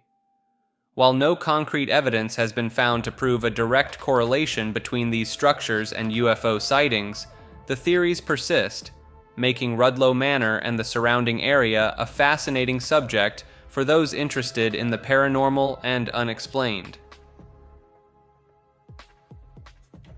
In the mid-20th century, an urban legend emerged about a man named Rudolph Fentz, who was reportedly found disoriented in the middle of New York City's Times Square in 1951, dressed in 19th century clothing. According to the story, Fentz was hit by a taxicab and killed before anyone could intervene. When officials searched his body, they found various items dating back to the late 1800s, including old banknotes, a letter from 1876, and business cards with an address on Fifth Avenue. The story goes on to describe the investigation by a police captain named Hubert V. Ream, who attempted to identify Fentz, and ultimately learned that he had disappeared in 1876 at the age of 29, never to be seen again. The case was reportedly never solved, and Ream kept the results of his investigation out of the official files to avoid being deemed mentally incompetent. This story of Rudolph Fentz's unexplained disappearance and reappearance began to circulate in various books and articles during the 1970s, often presented as a real event and cited as evidence for time travel theories. However, in 2000, a folklore researcher named Chris Aubeck investigated the story and concluded that it was entirely fictional, tracing its origin back to a 1951 science fiction short story by Jack Finney titled I'm Scared. The short story, narrated by the fictional Captain Hubert V. Reim, first appeared in Collier's magazine and was later published in various science fiction anthologies. Despite being a work of fiction, the story of Rudolph Fentz continues to be shared as a factual account, particularly on the internet, where it has gained traction as an urban legend and supposed proof of time travel.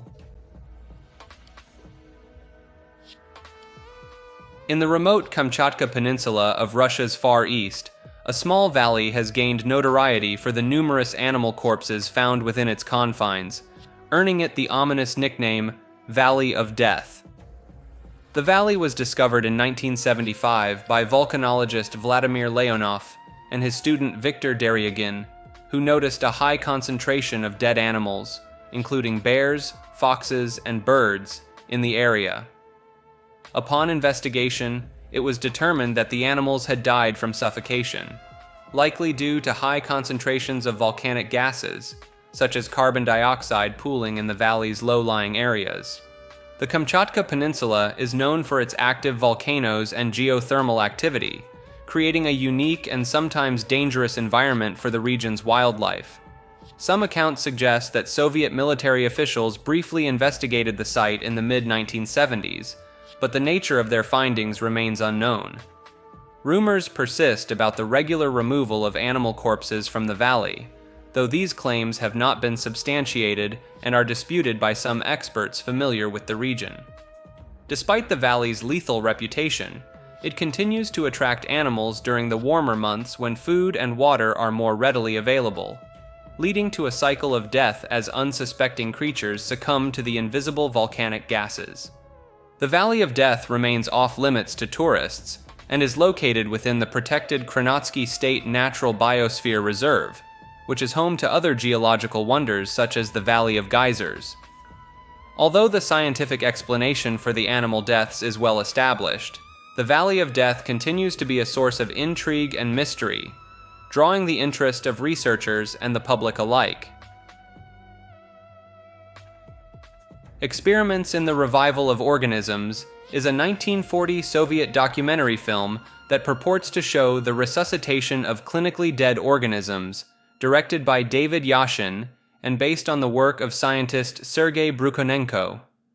The film depicts a series of medical experiments, including the isolation and independent operation of a canine heart, the oxygenation of blood using a lung in a tray, and the use of a heart-lung machine called the autojector to supply a severed dog's head with oxygenated blood.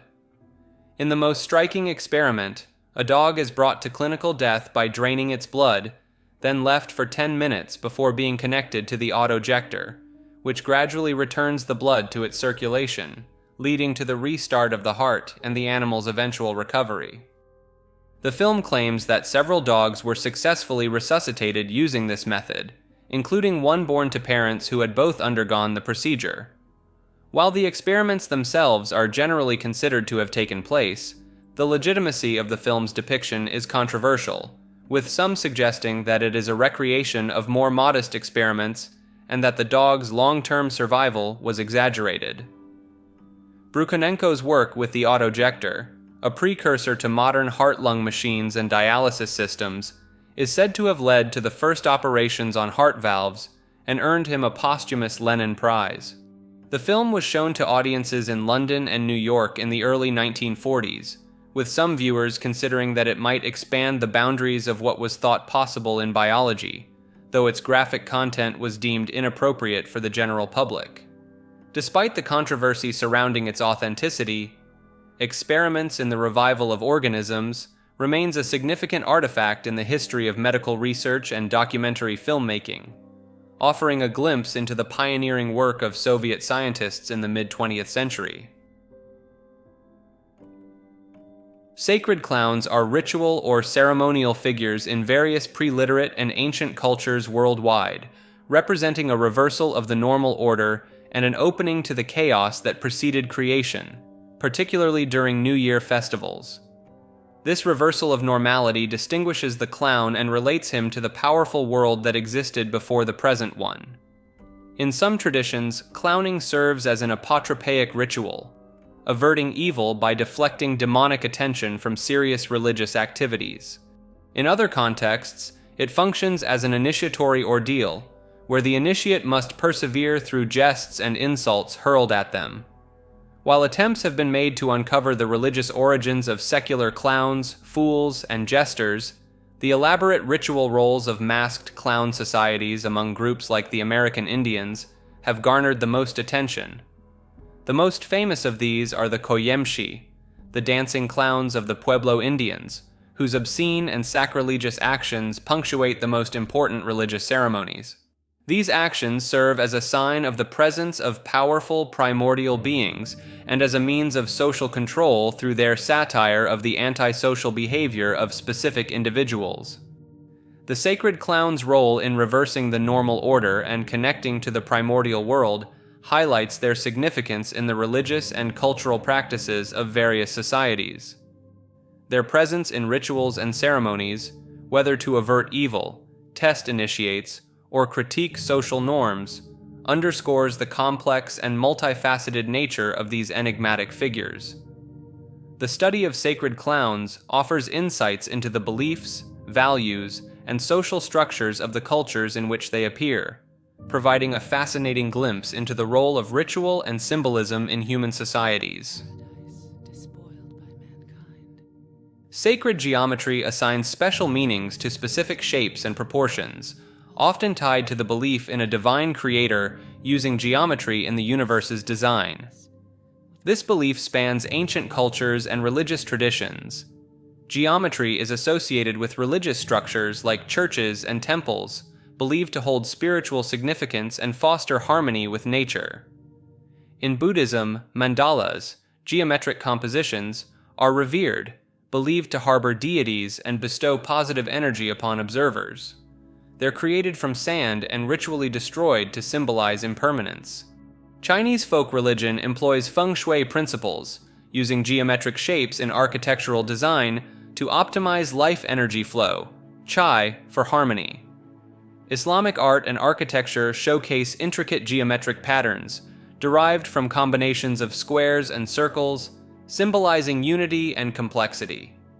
Hindu temple construction incorporates sacred geometry, following self-similar principles akin to fractal patterns found in nature. In Christianity, medieval cathedrals were built using geometries symbolizing divine understanding, with shapes like circles representing perfection and reflecting cosmic analogies. The belief in parallel realities is sometimes attributed to experiences with psychoactive substances like salvia and DMT. Users of salvia often report being transported to a realm known as Salvia Land, where they encounter entities and witness an alternate reality that seems to exist independently of their own consciousness, persisting even when not under the influence of the substance. DMT, on the other hand, is said to create a new reality called hyperspace when smoked, where individuals feel they have entered an alternate dimension that feels tangible during the trip, but retreats back into the mind once the effects wear off. Entities encountered in Salvia land are often perceived as real and eternal, possibly even extensions of the self, while entities in DMT hyperspace are often seen as alien beings residing within the mind, waiting to be revealed when hyperspace is accessed. These experiences are highly subjective and open to individual interpretation, with some users emphasizing the distinctions between salvia and DMT, while others explore the potential of combining these substances to further delve into alternate realities.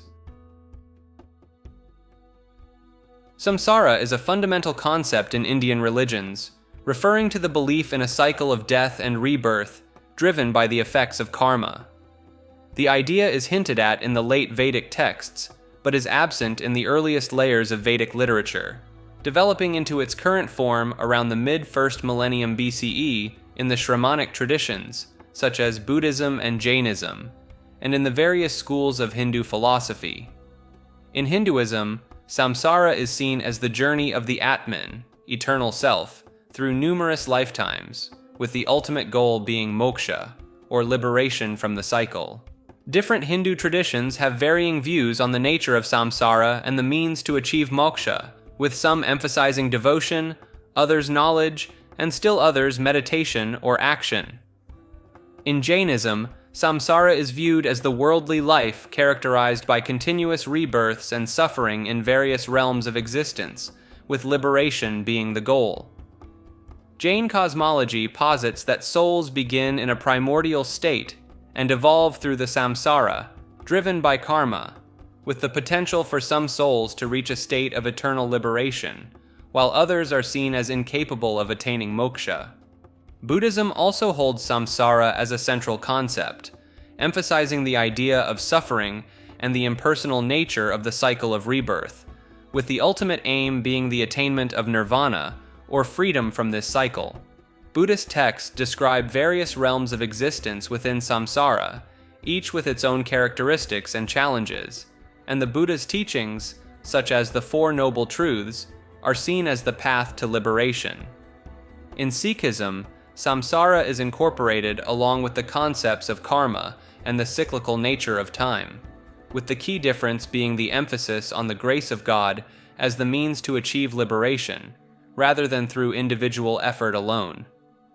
Despite their differences, these religious traditions all view samsara as a central feature of existence, with the ultimate goal being the attainment of spiritual liberation from the cycle of birth, death, and rebirth. The country of San Escobar originated from a blunder made by the Polish Minister of Foreign Affairs, Witold Waszczykowski, in January 2017, when he claimed to have met with officials from various countries, including the non-existent nation of San Escobar, in a bid for Poland's seat on the UN Security Council. A government spokeswoman later clarified that Waszczykowski had meant to say San Cristobal y Nieves, the Spanish name for St. Kitts and Nevis, but the slip of the tongue quickly gained worldwide media attention. San Escobar soon developed a significant online presence, with social media users creating a fictitious identity for the country, complete with a flag, photos, and maps. The hashtag #GierSanEscobar became the most popular within the Polish segment of Twitter, and the country became the subject of numerous joke news stories and memes, often playing on the name's similarity to that of drug lord Pablo Escobar. Twitter accounts were created for various fictional entities within San Escobar, such as the República Popular Democrática de San Escobar and the El Frente Comunista de San Escobar, adding to the comedic narrative surrounding the non-existent nation. Bigfoot, also known as Sasquatch, is a large, hairy, human-like creature alleged to inhabit the forests of North America, particularly in the Pacific Northwest. Enthusiasts have offered various forms of evidence to prove Bigfoot's existence, including anecdotal claims of sightings, photographs, video and audio recordings, hair samples, and casts of large footprints. However, the scientific consensus is that Bigfoot and the alleged evidence are a combination of folklore, misidentification, and hoax, rather than a living animal. Folklorists trace the phenomenon to factors such as the European wildman figure, folk tales, and indigenous cultures, with similar stories of hairy humanoids existing worldwide. Alleged Bigfoot sightings are often attributed to misidentifications of known animals, particularly black bears or hoaxes. Some researchers have proposed that Bigfoot could be a relict population of the extinct Asian ape Gigantopithecus, but the scientific community largely dismisses this idea due to a lack of fossil evidence in the Americas and other inconsistencies. Despite the lack of scientific support, Bigfoot has become a cultural icon and the subject of a distinct subculture, with numerous organizations, events, and enthusiasts dedicated to the creature, with some even comparing Bigfoot to Michael Jordan in terms of cultural impact. Bigfoot's popularity has led to its appearance in various forms of media, merchandise, and even the naming of sports teams, mascots, and geographical locations. Satori is a Japanese Buddhist term for awakening or understanding, often used interchangeably with the term kensho, which refers to the perception of one's true nature or emptiness. In the Zen Buddhist tradition, Satori represents a deep experience of enlightenment, considered to be the ultimate goal of Zen practice and essential to the essence of Zen. This experience is often described as ineffable, transcending the distinction between the knower and the known. While Satori is associated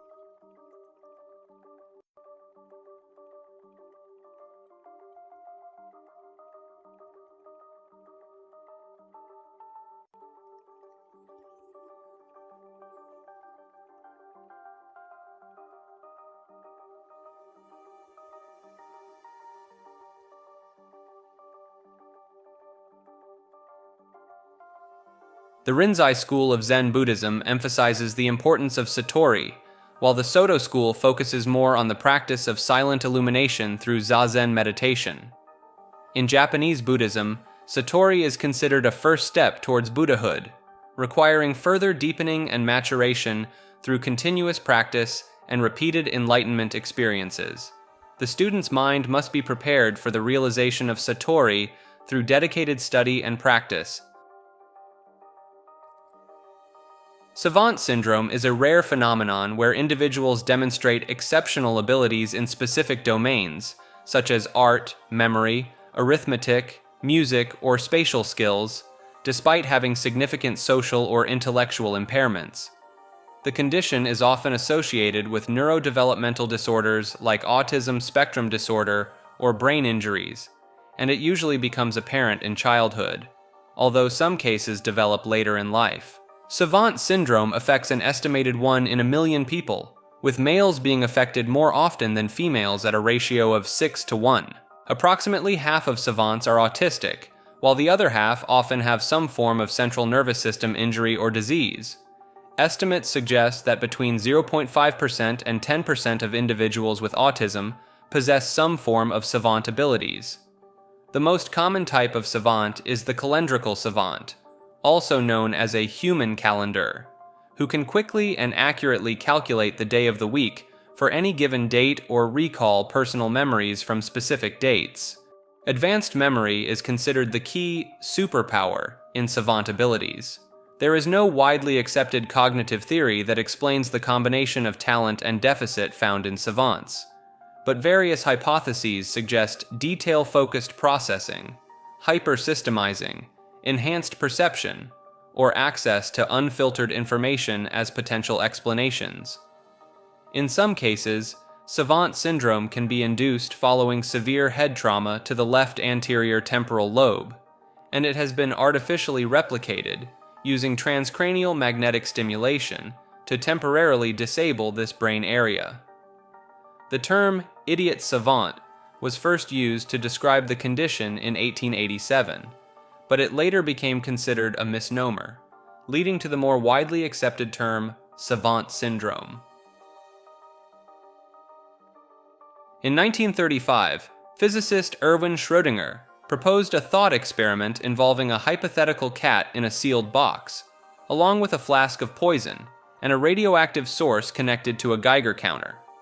According to the Copenhagen interpretation of quantum mechanics, if an internal radiation monitor detects radioactivity from a single atom decaying, the flask would shatter, releasing the poison and killing the cat. The key concept is that after some time, the cat would be simultaneously alive and dead, existing in a state of quantum superposition until an observer opens the box and observes the cat's state, causing the wave function to collapse into one possibility or the other.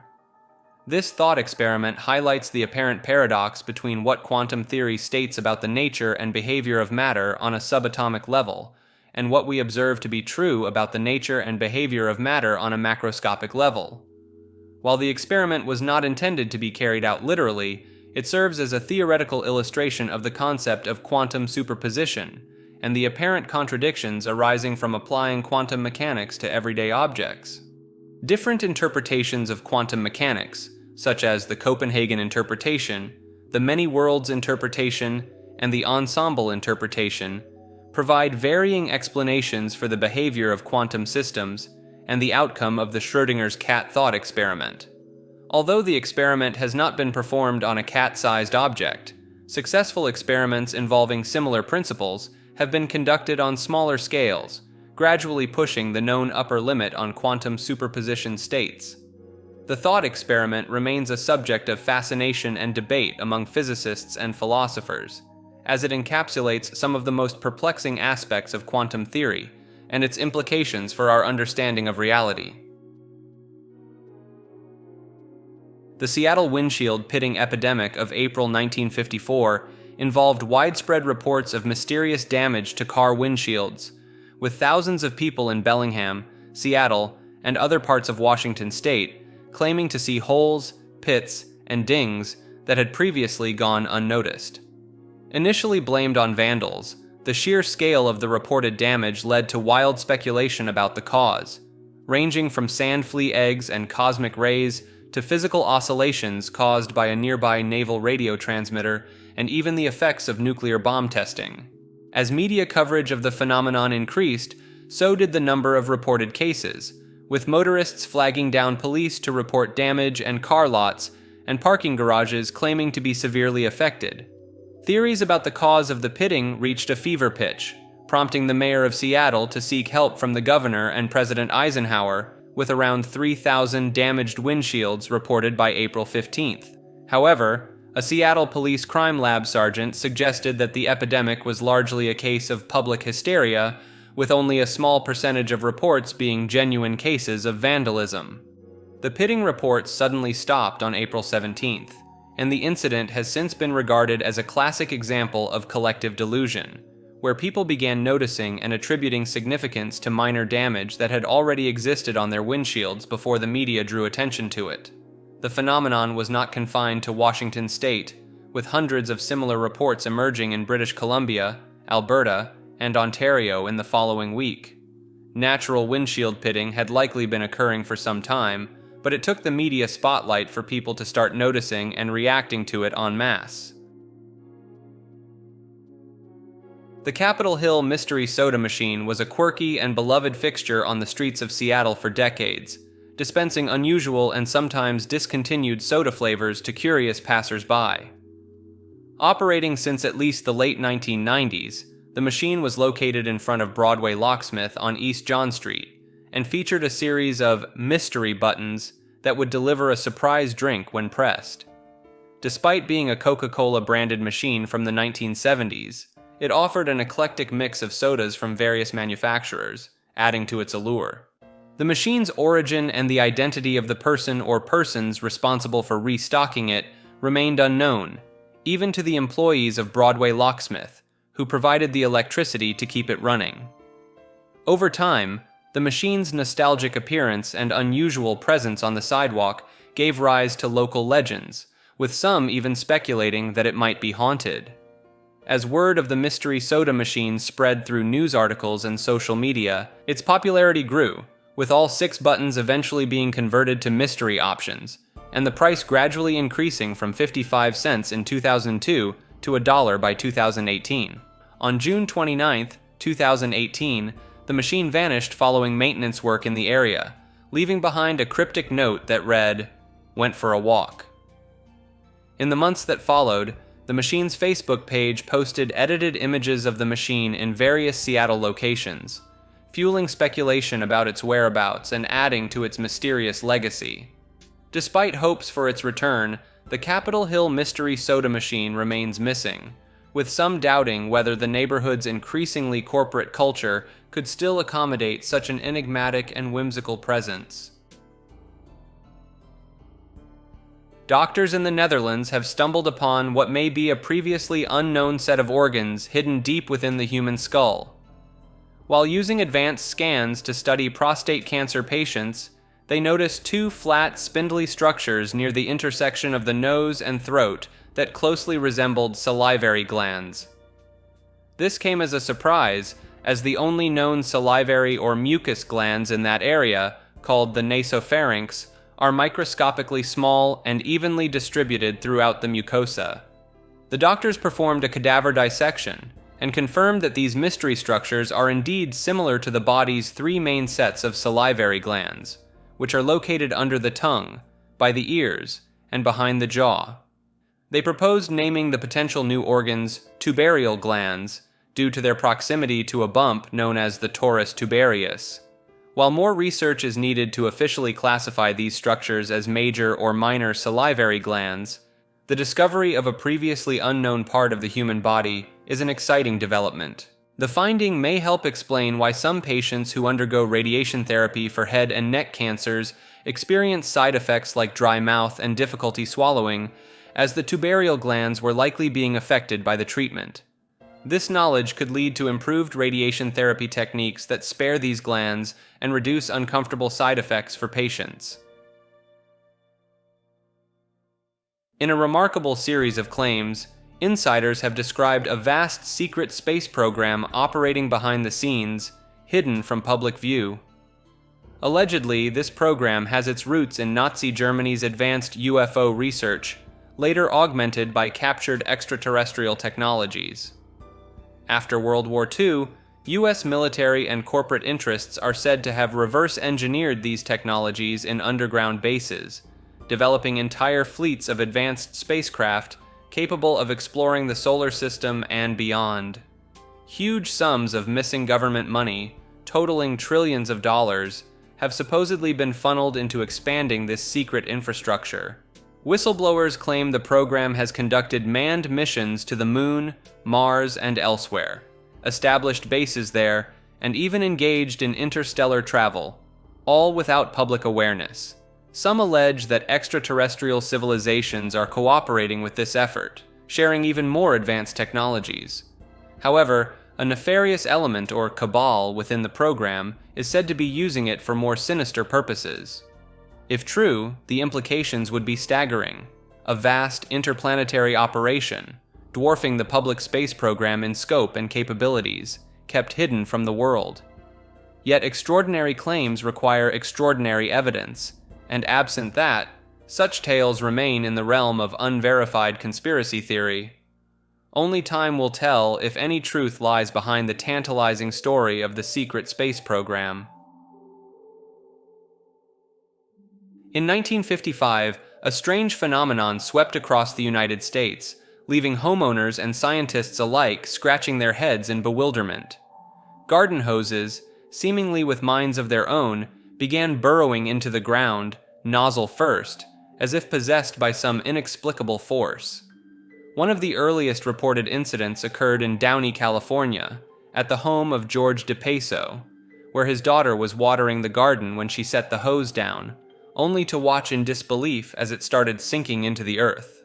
The hose continued its descent until nearly 20 feet of it had disappeared underground, forcing George to cut it off to halt its puzzling progress.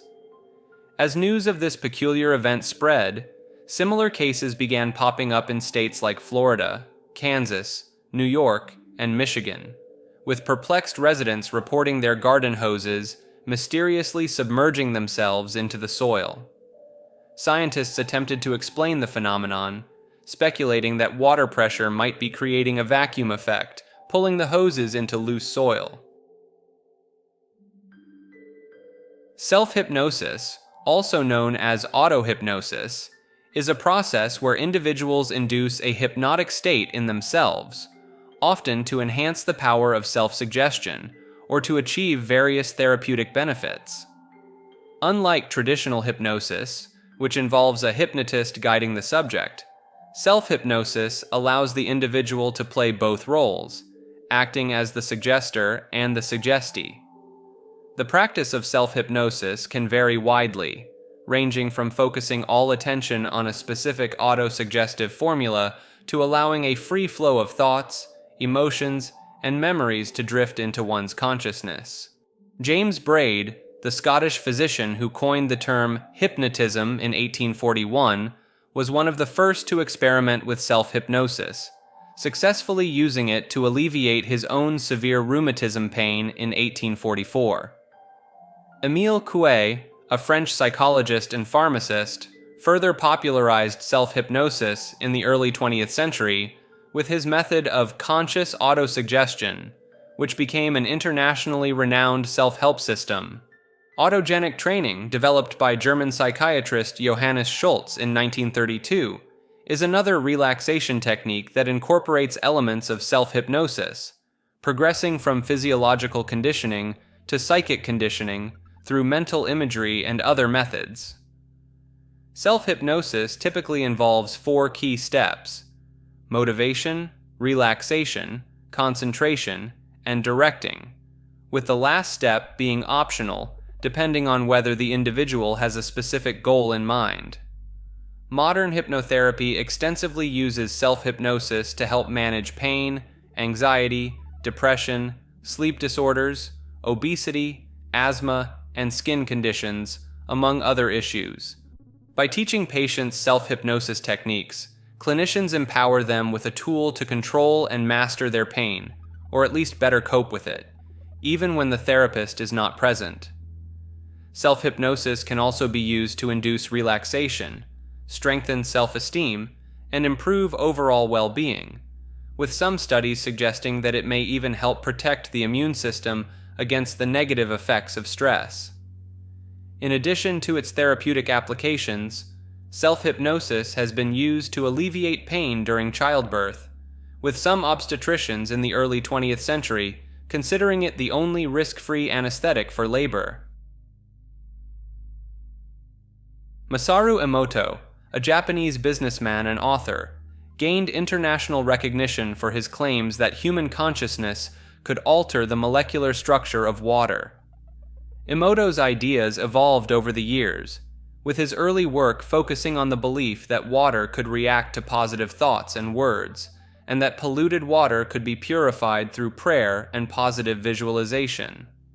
In 1999, Emoto began publishing a series of books titled Messages from Water, which featured photographs of ice crystals alongside various experiments, such as the Rice in Water 30-Day Experiment.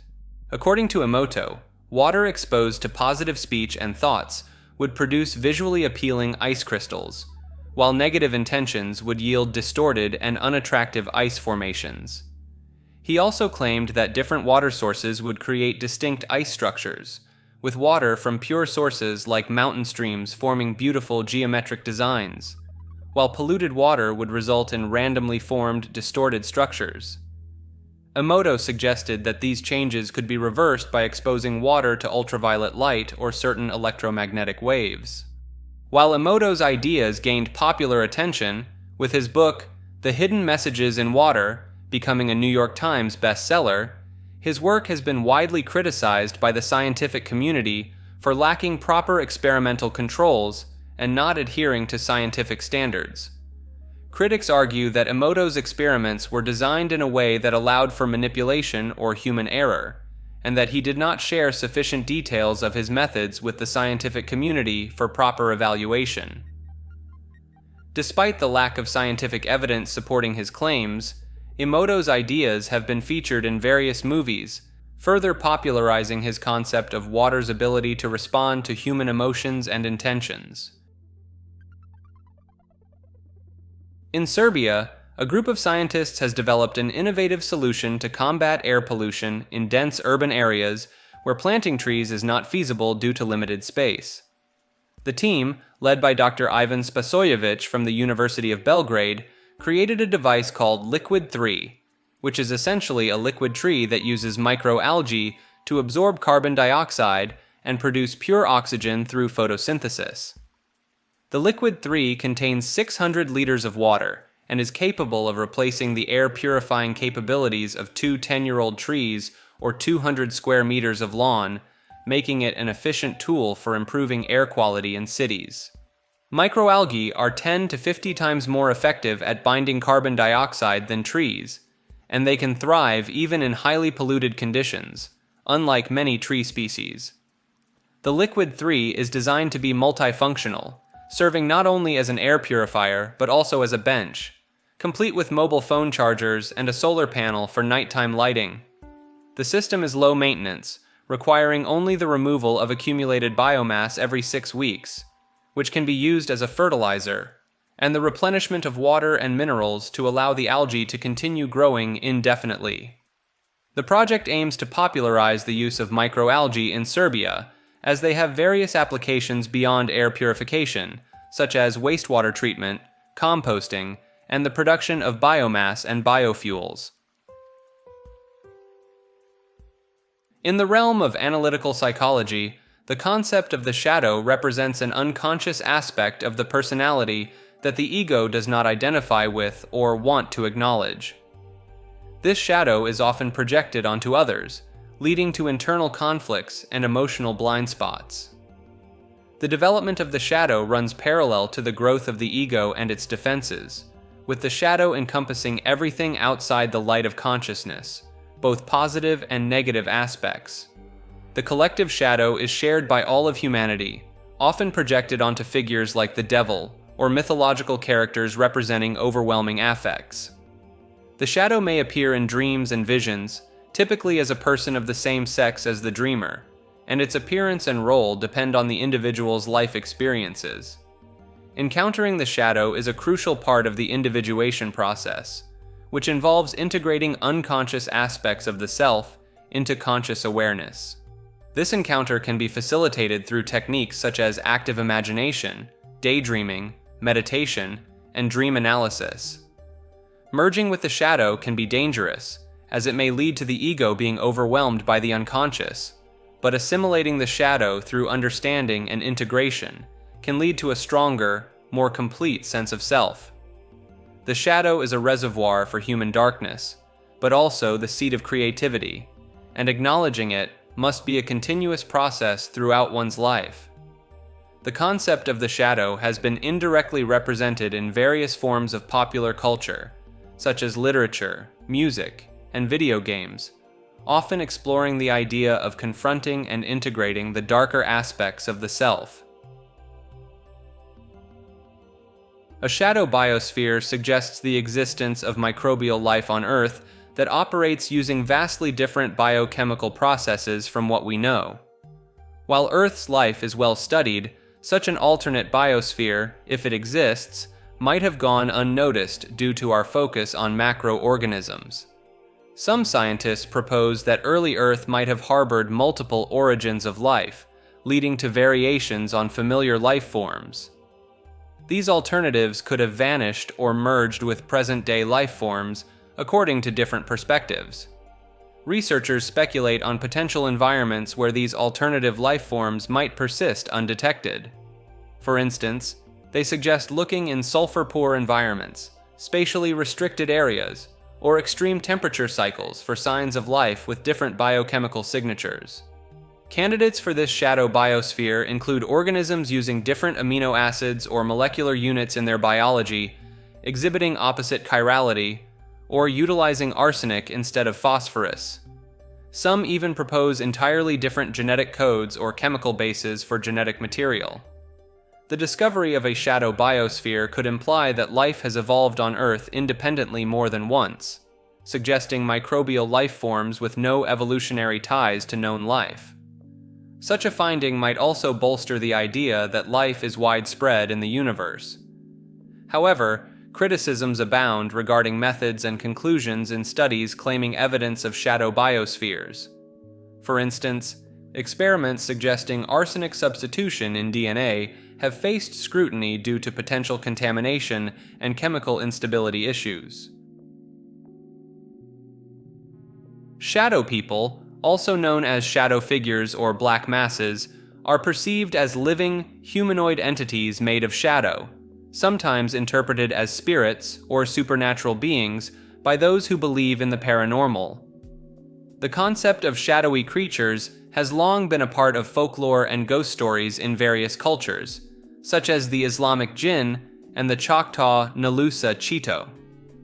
Modern beliefs in shadow people gained popularity through the Coast to Coast AM late-night radio talk show, which featured discussions on the topic and encouraged listeners to submit drawings of their experiences. Author Heidi Hollis, a regular guest on the show, describes shadow people as dark silhouettes with human shapes that flicker in and out of peripheral vision, with some reports of them attempting to choke people. Beliefs about the nature of shadow people vary, with some considering them evil, helpful, or neutral, and others speculating that they may be extra-dimensional inhabitants of another universe. One specific type of shadow person is the Hat Man, named for the fedora or brimmed hat he appears to wear, and is commonly associated with sleep paralysis and the abuse of the antihistamine diphenhydramine. Several physiological and psychological conditions can account for reported experiences of shadow people, including sleep paralysis, heightened emotions, methamphetamine addiction, and visual hallucinations caused by schizophrenia or bipolar disorder. Deliriant substances such as datura, diphenhydramine, and benzetamine can also cause individuals to see shadow people. Despite the various scientific explanations for the phenomenon, some paranormal investigators and authors claim to have recorded images of shadow people on video, adding to the mystery surrounding these entities. The topic of shadow people continues to be a subject of fascination and debate among those interested in the paranormal and supernatural, with many people reporting their own experiences and interpretations of these shadowy figures. The Shugborough inscription, a sequence of letters, OUOSVAVV, between the letters DM, carved on the 18th century Shepherd's Monument in Staffordshire, England, has puzzled scholars and enthusiasts for centuries, earning its reputation as one of the world's top uncracked ciphertexts. The monument, commissioned by Thomas Anson and built between 1748 and 1756, features a relief by Flemish sculptor Peter Scheemakers, which is a copy of Nicolas Poussin's painting Et in Arcadia Ego, depicting a woman and three men pointing to a tomb. The inscription below the relief has led to numerous theories attempting to decipher its meaning, with some suggesting connections to the Holy Grail, a claim popularized by the pseudo-historical book The Holy Blood and the Holy Grail, and later rekindled by Dan Brown's novel The Da Vinci Code. One theory proposes that the letters are a coded dedication by George Anson to his deceased wife, with the Latin phrase, "Best of wives, best of sisters, a most devoted widower dedicates this to your virtues." Other theories suggest that the letters could be initialisms for Latin phrases such as "Vanity of vanities, saith the preacher, all is vanity," or "I pray that all may follow the way to true life." Some researchers believe the inscription may be a polyalphabetic cipher encoding the name Magdalene, or a cipher containing the coordinates of buried Spanish treasure, while others propose that the letters refer to a poem about a shepherdess named Alicia, or denote the names of residents of Shugborough in the early 19th century. Despite the numerous theories and attempts to crack the code, the true meaning of the Shugborough inscription remains a mystery, with the staff at Shugborough Hall, now owned by the National Trust, remaining skeptical of all proposed solutions. The Ship of Theseus, also known as Theseus's paradox, is a thought experiment that questions whether an object remains the same after having all of its original components replaced over time. In Greek mythology, the Athenians preserved the ship that Theseus used to escape from Crete by replacing its decaying parts one by one, leading ancient philosophers to ponder whether the ship with all its replaced components was still the same ship. Philosopher Thomas Hobbes extended the thought experiment by imagining a custodian gathering the discarded parts to build a second ship, raising the question of which of the two resulting ships, the custodians or the Athenians, was the original ship. The paradox is an example of a puzzle of material constitution, which seeks to determine the relationship between an object and the material it is made of. One popular solution is to accept that the material and the ship are not the same object, but simply occupy the same space at the same time, while another theory proposes dividing objects into temporally distinct three-dimensional time slices to avoid the issue of two ships existing in the same space at different times. Cognitive scientists view the thought puzzle as a result of extreme externalism, the assumption that what is true in our minds is true in the world, and argue that studying this human confusion can reveal more about the brain's operation than about the nature of the external world. Some philosophers, like Hilary Putnam, take a deflationist view, asserting that the dispute is merely verbal, and that there are multiple equally adequate meanings for the term ship and the concept of existence. The continued identity theory proposes that an object remains the same as long as it continuously exists under the same identity without being fully transformed at once, even if all its parts are gradually replaced over time.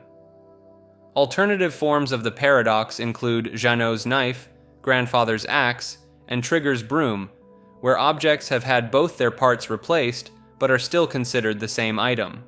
The ancient Buddhist text Da Jiddu Lun contains a similar puzzle about a traveler whose body parts are replaced by demons, and the Ise Grand Shrine in Japan is rebuilt every 20 years with entirely new wood, yet maintains its spiritual continuity through the sacred source of the material.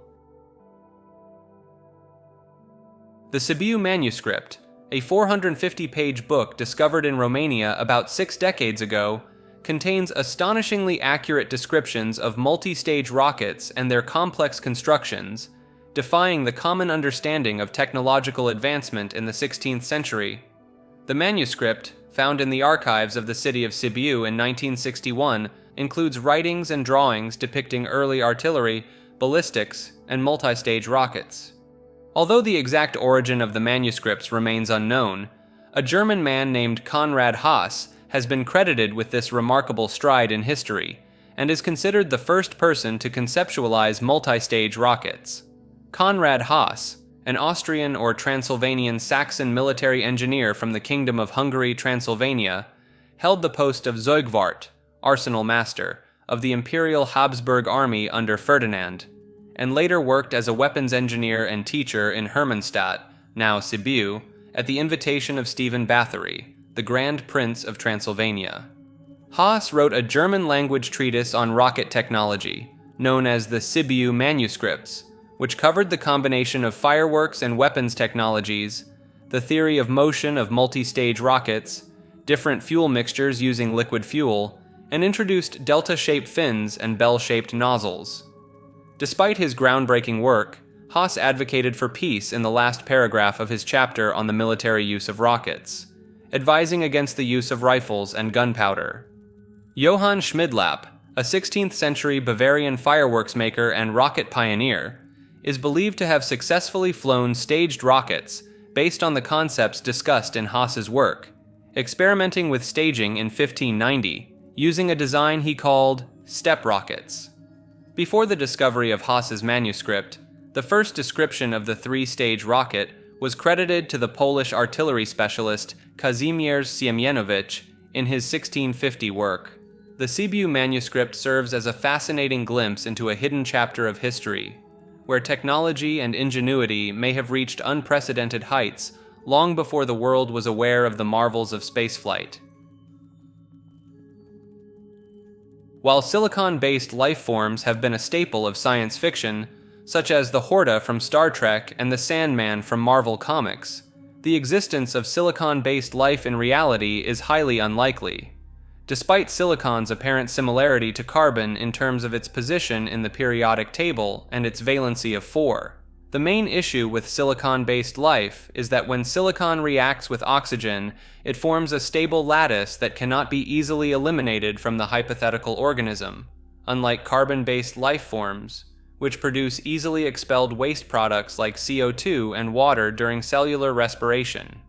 This inability to efficiently remove metabolic waste products would make silicon-based life severely self-limiting, and the necessary oxygen replenishment processes and other cycles required for sustaining such life would be implausible without the release of CO2 and water. Additionally, silicon does not form many chiral compounds, which are crucial for the tightly controlled interlocking steps of energy release in carbon-based life, where right-handed carbohydrates are oxidized by enzymes composed of left-handed amino acids. Furthermore, silicon is inert at moderate temperatures where life as we know it exists, leading to the idea that silicon-based life, if possible at all, could only exist at very high temperatures, in environments where humans and other carbon-based life could not survive. Astronomers have identified silicon dioxides and silicates in meteorites, comets, and other planets, but no evidence of silicones or silanes, which are better potential biochemical precursors for silicon-based life. Moreover, the study of planetary atmospheres has not found any evidence of gases that are out of chemical equilibrium, suggesting the absence of any life forms, whether carbon or silicon-based, in the observed environments. The lack of a known mechanism for a silicon-based organism to carry its version of a genetic code further undermines the likelihood of silicon-based life. And while some examples of silicon being incorporated into carbohydrates by enzymes in thermophilic bacteria have been reported, these instances are rare and still require the presence of carbon.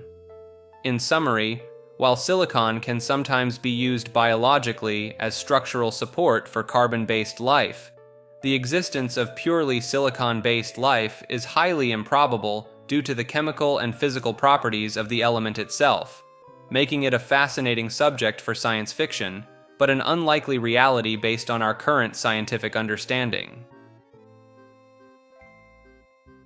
The Silurian hypothesis explores the possibility of detecting evidence of an advanced civilization that may have existed on Earth millions of years before humans. The hypothesis suggests that there has been sufficient fossil carbon to fuel an industrial civilization since the Carboniferous period, around 350 million years ago.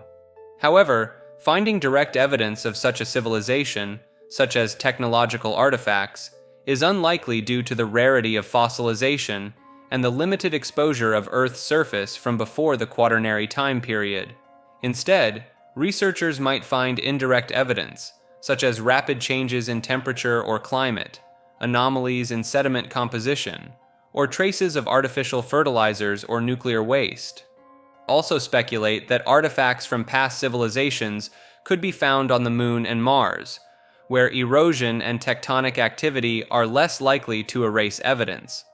The term Silurian hypothesis was inspired by the fictional species called the Silurians from the British television series Doctor Who, not from the eponymous geological era. Singing sand, also known as whistling sand, barking sand, or singing dunes, is a natural phenomenon where sand produces sound when wind passes over dunes or when someone walks on the sand. For sand to sing, certain conditions must be met. The sand grains should be round and between 0.1 and 0.5 millimeter in diameter, contain silica, and have a specific level of humidity. The most common frequency emitted by singing sand is close to 450 Hz, and the sound can be described as roaring, booming, squeaking, or the song of dunes.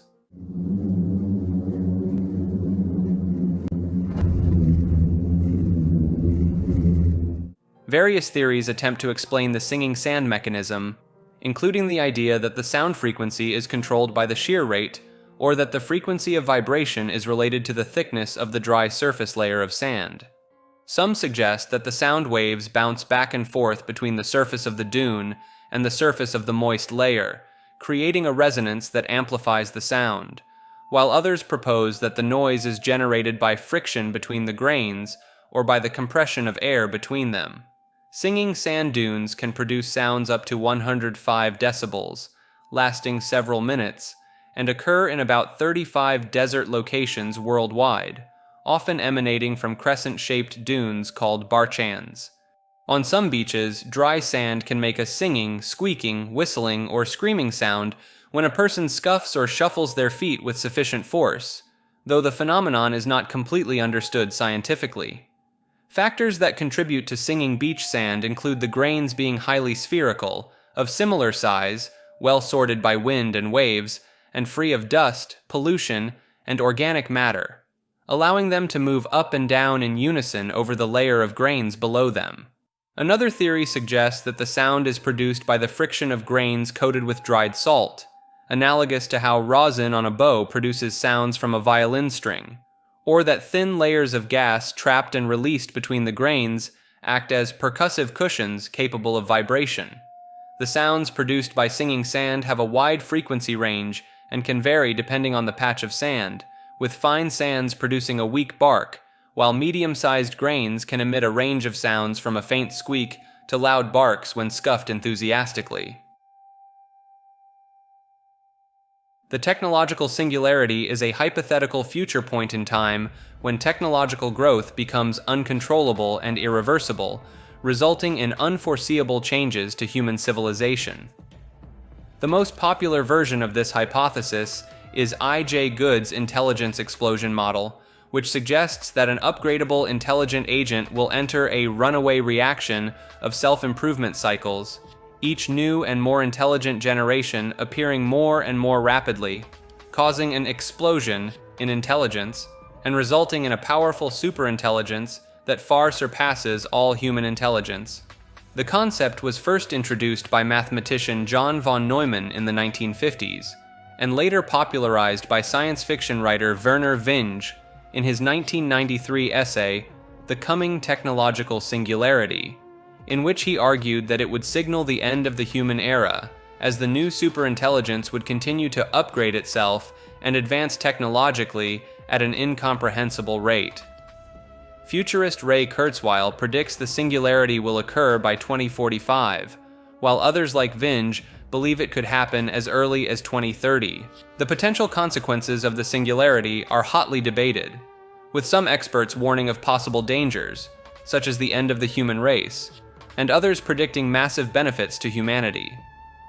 Many prominent technologists and scientists, including Stephen Hawking and Elon Musk, have expressed concerns about the potential risks of advanced artificial intelligence and the need for caution and regulation in its development. However, critics argue that the idea of a technological singularity is based on assumptions that may not be scientifically sound, such as the notion that intelligence can be quantified or that exponential growth in technology will continue indefinitely. Some also point out that there are significant technical and philosophical hurdles to creating artificial superintelligence, and that even if it were possible, it may not necessarily lead to the rapid and uncontrollable growth predicted by singularity proponents. The debate surrounding the singularity touches on fundamental questions about the nature of intelligence, the future of technology, and the fate of humanity in a world where machines may surpass human capabilities. French philosopher Albert Camus explored the concept of the absurd in his 1942 essay, The Myth of Sisyphus. Camus defined the absurd as the fundamental conflict between humanity's search for meaning and the universe's irrational silence. He argued that realizing life's absurdity should not lead to suicide, but rather to embracing life passionately in revolt against its meaninglessness. Camus used the Greek myth of Sisyphus, who was condemned by the gods to endlessly push a boulder up a hill only to watch it roll back down, as a metaphor for the human condition. Just as Sisyphus must struggle perpetually and without hope of success, Camus argued that humans cannot escape struggling with the absurdity of existence. However, Camus claimed that by acknowledging and accepting the absurd, one can achieve a kind of happiness and freedom. He examined different ways of living with the absurd, such as through engaging fully in a life of sensual pleasure like Don Juan, or by creating art and literature that acknowledges meaninglessness. According to Camus, the absurd hero, like Sisyphus, knows his fate is meaningless, but continues on defiantly nonetheless. Camus ultimately concluded that one must imagine Sisyphus happy, since he is aware of and accepting of life's absurdity while still engaging in it passionately. The essay suggests that acknowledging the absurd and living in spite of it is the only path to an authentic existence, as opposed to self-removal or a leap of faith towards illusory meaning. Skin as a parasite theory suggests that our skin is actually an alien organism that enslaves humankind by manipulating our sensory perceptions. According to this theory, our bodies are controlled by the skin, which acts like a warden trapping our minds within. The concept proposes that humans were once base forms, but an alien parasite endowed us with higher consciousness. Supporters of this theory suggest that the sensation of bleeding when the skin is cut is evidence of it constantly leaching our blood. Additionally, they argue that itching skin may be our subconscious acknowledging this truth. In this perspective, discomfort like an itchy nose could be interpreted as the mind's recognition that the skin is an alien entity, draining our bodies for its own survival. Proponents of this theory draw parallels to the story of Adam and Eve, suggesting they were initially just muscle without the fleshy skin cages we have now. Skinwalker Ranch is a 500-acre property located in Utah that has long been associated with reports of paranormal and UFO-related activities. The ranch takes its name from the Skinwalker of Navajo legend, a vengeful shaman with supernatural abilities. Stories about strange occurrences at the ranch first gained public attention in the 1990s. The ranch's owners and visitors have described UFO sightings, cattle mutilations, encounters with large creatures, and other inexplicable events over the decades. In 1996, businessman Robert Bigelow purchased the property to study the alleged phenomena as part of a scientific research effort. Bigelow's interest helped inspire a government-funded program to study unidentified aerial phenomena from 2007 to 2012. Some skeptics believe the stories of supernatural happenings at Skinwalker Ranch are likely illusory or fabricated to drive publicity and tourism to the area. Critics point out the lack of definitive evidence after many years of investigation at the ranch by various research groups and owners. Despite the skepticism, Skinwalker Ranch remains a subject of fascination for many due to the persistent accounts of highly unusual events at the remote property. The ranch continues to be explored and discussed by those interested in UFOs, cryptozoology, and the paranormal. Skull and Bones is a secret society at Yale University, founded in 1832 by William Huntington Russell and Alphonso Taft. It's one of the Big Three societies at Yale, known for its powerful and influential members. Each year, Skull and Bones selects 15 new members from the junior class to join its ranks. The society's headquarters is a building called the Tomb on the Yale campus. Members participate in rituals and traditions, many of which are kept secret from outsiders. The number 322 appears prominently in the society's insignia, though its meaning is not definitively known. Skull and Bones has been involved in several controversies, including accusations of stolen artifacts and the delayed admission of women. Many prominent figures in politics, business, and other fields have been members, leading to speculation about the society's influence.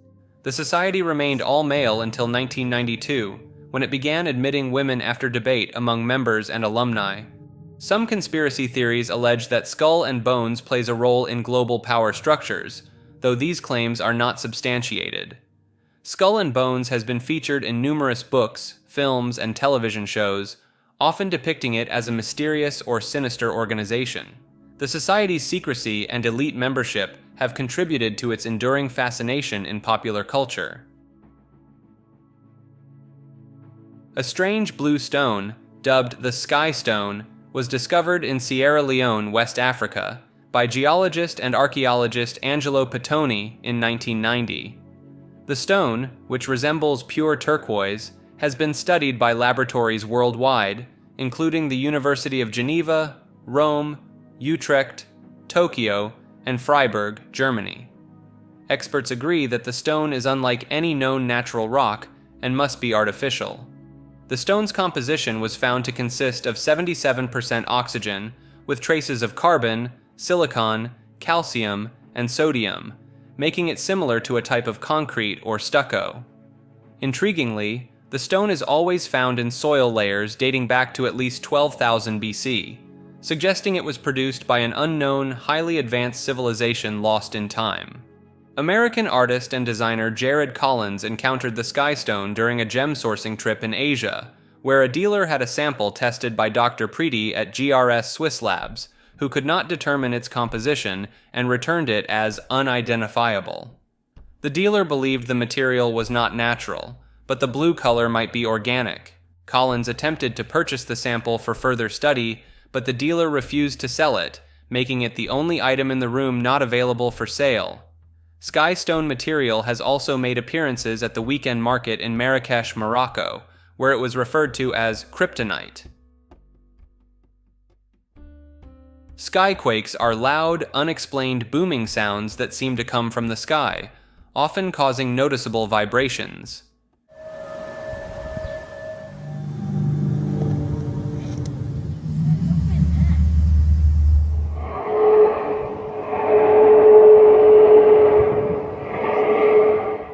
These mysterious noises have been reported in various locations worldwide, including the United States, Canada, Japan, Australia, and many other countries. The phenomenon goes by different names depending on the region, such as Barisal guns in Bangladesh, mist peffers in the Netherlands and Belgium, and Seneca guns in parts of the United States. Descriptions of the sound liken it to distant, extremely loud thunder on clear days or the firing of cannons.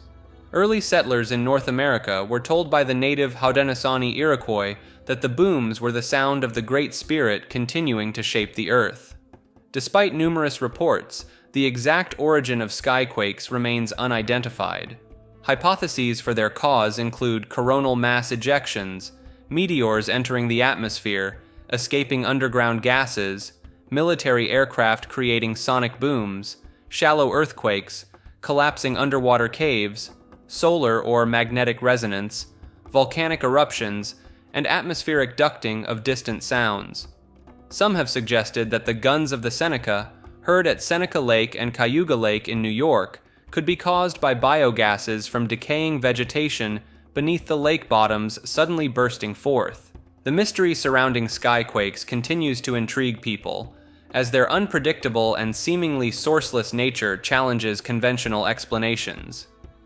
While various theories attempt to explain the phenomenon, no single hypothesis has been conclusively proven, leaving skyquakes an unsolved mystery. Sleep paralysis is a state where a person is conscious but unable to move their body, often accompanied by frightening hallucinations. Episodes typically occur when falling asleep or waking up, and can last from a few seconds to a few minutes. Between 8% and 50% of people experience sleep paralysis at some point in their lives, with around 5% having regular episodes. Possible causes include sleep deprivation, an irregular sleep schedule, and sleeping on one's back, as well as certain medical conditions like narcolepsy. During an episode, people often report sensing a threatening presence in the room, feeling pressure on their chest, or having difficulty breathing. These hallucinations may be the result of a hypervigilant state triggered in the brain during the paralysis, causing the person to perceive danger where there is none. Treatment options include improving sleep habits, cognitive behavioral therapy, and in some cases, medication such as antidepressants. Throughout history and across cultures, sleep paralysis has been interpreted through the lens of supernatural and paranormal phenomena. Many folkloric creatures, such as the night hag, the incubus, and the jinn, have been used to explain the experience of sleep paralysis in different societies. In modern times, some people interpret sleep paralysis as evidence of alien abductions or ghostly visitations, though these explanations are not supported by scientific evidence. The varied cultural interpretations of sleep paralysis demonstrate how a neurological phenomenon can be shaped and understood differently depending on societal beliefs and traditions. While the experience can be terrifying, Understanding the biological basis of sleep paralysis can help people cope with episodes and reduce anxiety around the condition. A study led by Richard West and Keith Stanovich suggests that in many instances, smarter people are more vulnerable to thinking errors and cognitive biases. This seems counterintuitive, as we often assume intelligence protects against bias. The study found that those with higher SAT scores and a tendency to enjoy thinking were slightly more prone to common mental mistakes. When facing uncertain situations, people often rely on mental shortcuts that lead to foolish decisions, rather than carefully evaluating information. These shortcuts allow people to skip the math and jump to conclusions that require the least mental effort. Interestingly, even self-awareness of one's biases doesn't necessarily help overcome them. The study also found that people naturally assume others are more susceptible to thinking errors than themselves, a tendency known as the bias blind spot. Surprisingly, this bias blind spot was more pronounced among those who scored higher on measures of cognitive sophistication. One possible explanation is that when evaluating others, we rely on observable behavior, but when assessing ourselves, we engage in introspection, which can blind us to the unconscious forces driving our biases. Introspection may actually compound errors, as the root causes of our irrationality are largely hidden from self-analysis and unaffected by intelligence. The more we attempt to understand ourselves through introspection, the less we may actually grasp the true reasons behind our cognitive failings. These findings challenge the assumption that intelligence and education are foolproof safeguards against irrational thinking and decision-making. In Phaedo, a text by ancient Greek philosopher Plato, Socrates describes the earth as appearing like a colorful ball when seen from above, divided into patches of various colors brighter and purer than those seen on the ground. Some interpret this passage as evidence that Socrates may have actually seen the Earth from orbit, or had access to records from a civilization capable of ancient spaceflight. However, by Socrates' time, the idea of a spherical Earth was already accepted by many educated Greeks engaging in philosophy. The ancient Greek philosophers, starting with Thales, sought to understand the cosmos using natural explanations based on their experience of nature, rather than solely invoking gods or mythology. This approach led to advancements in natural sciences and engineering, such as the development of steam-powered devices, analog robots, and the understanding that intelligence is seated in the head. Parmenides and the Pythagorean school, including Philolaus, a contemporary of Socrates, argued for a spherical Earth, with Philolaus even suggesting that the Earth moved and was not at the center of the universe. Plato, Socrates' most notable student, also believed in a spherical Earth, and may have been a proponent of Philolaus's cosmological ideas. While it's possible that Socrates' description could be evidence of ancient Greeks having first-hand knowledge of Earth's appearance from space, this view is not necessarily required based on the passage alone. Occam's razor suggests that, given the lack of undeniable evidence for any ancient civilization being capable of spaceflight, it's more likely that Socrates' description was an educated guess based on the assumed spherical shape of the Earth. The passage, while intriguing, does not provide conclusive proof of ancient spaceflight, as the Greeks' understanding of Earth's shape and their ability to imagine its appearance from a great height could account for Socrates' description. Telescope images from the Solar Dynamics Observatory captured what appears to be a planet-sized shadowy object tethered to the sun by a dark filament. In the images, a burst of bright material can be seen erupting from the sun's surface around the dark object, after which it detaches and shoots out into space. The footage has garnered attention on YouTube, with viewers suggesting it shows a UFO spacecraft refueling by sucking up solar plasma, or the birth of a new planet. However, NASA scientists explain that the feature is actually a type of solar activity called a prominence, which is a large, cool, dense plasma structure that extends outward from the sun's surface. Prominences can loop thousands of miles into space and persist for weeks or months. The dark appearance of the prominence is due to it absorbing light at a specific wavelength emitted by ionized iron atoms. A NASA solar astrophysicist explained that the prominence is situated below a tunnel-shaped feature called a filament channel, which gives it a spherical appearance when viewed from the edge of the sun. The burst of activity seen in the images was likely a coronal mass ejection, a disruption in the sun's magnetic field that can cause prominence eruptions. While the images may seem extraordinary, scientists emphasize that the development of these structures is quite common and well understood within the field of solar physics. Despite the excitement generated by the unique appearance of this solar event, it remains a naturally occurring phenomenon rather than evidence of extraterrestrial activity or planetary formation. Solar sails are a method of spacecraft propulsion that uses radiation pressure exerted by sunlight on large surfaces to generate thrust. The concept has been proposed since the 1980s, but the first practical solar sail spacecraft, Icaros, was launched by Japan in 2010. Solar sails offer the potential for low-cost, long-duration missions with minimal use of propellant. They work by harnessing the tiny amount of momentum carried by photons of sunlight, which exert a small but continuous force on the reflective sail surface. Over time, this constant pressure can accelerate a spacecraft to high speeds without the need for heavy and expensive propellant.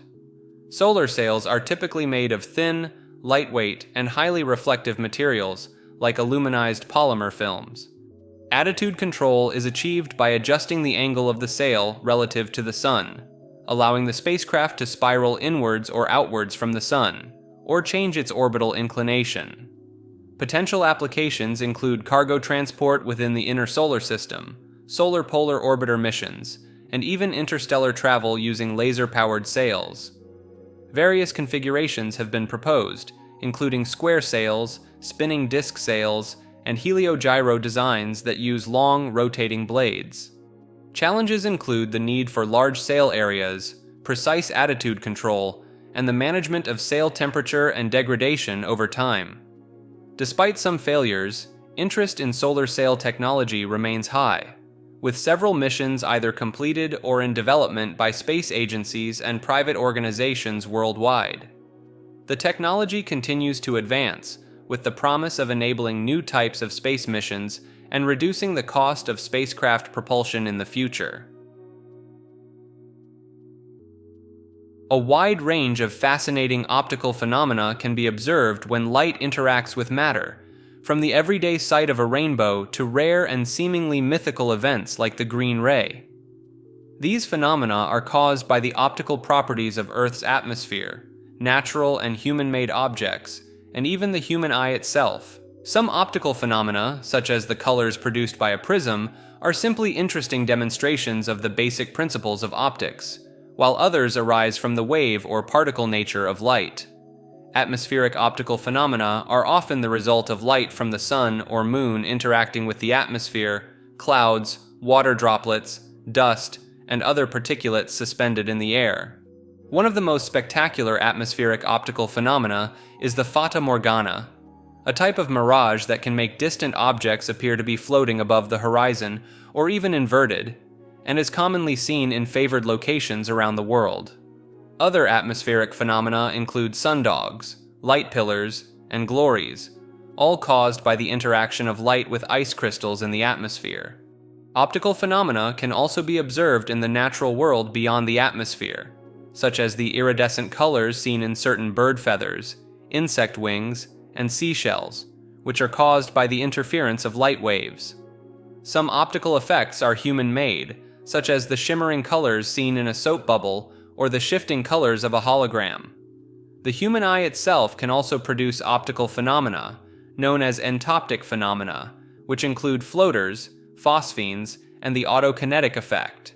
Some optical phenomena are so rare or difficult to explain that they remain the subject of ongoing scientific research and debate, such as ball lightning and the mysterious Marfa lights of Texas. In some cases, optical illusions can be mistaken for genuine optical phenomena, but these illusions have explanations rooted in the workings of the human brain rather than the properties of light itself. precise scientific instruments have allowed researchers to observe and measure subtle optical phenomena that demonstrate fundamental properties of the universe, such as the bending of starlight by the sun during a solar eclipse, which provided evidence for Einstein's theory of relativity and the curvature of space-time.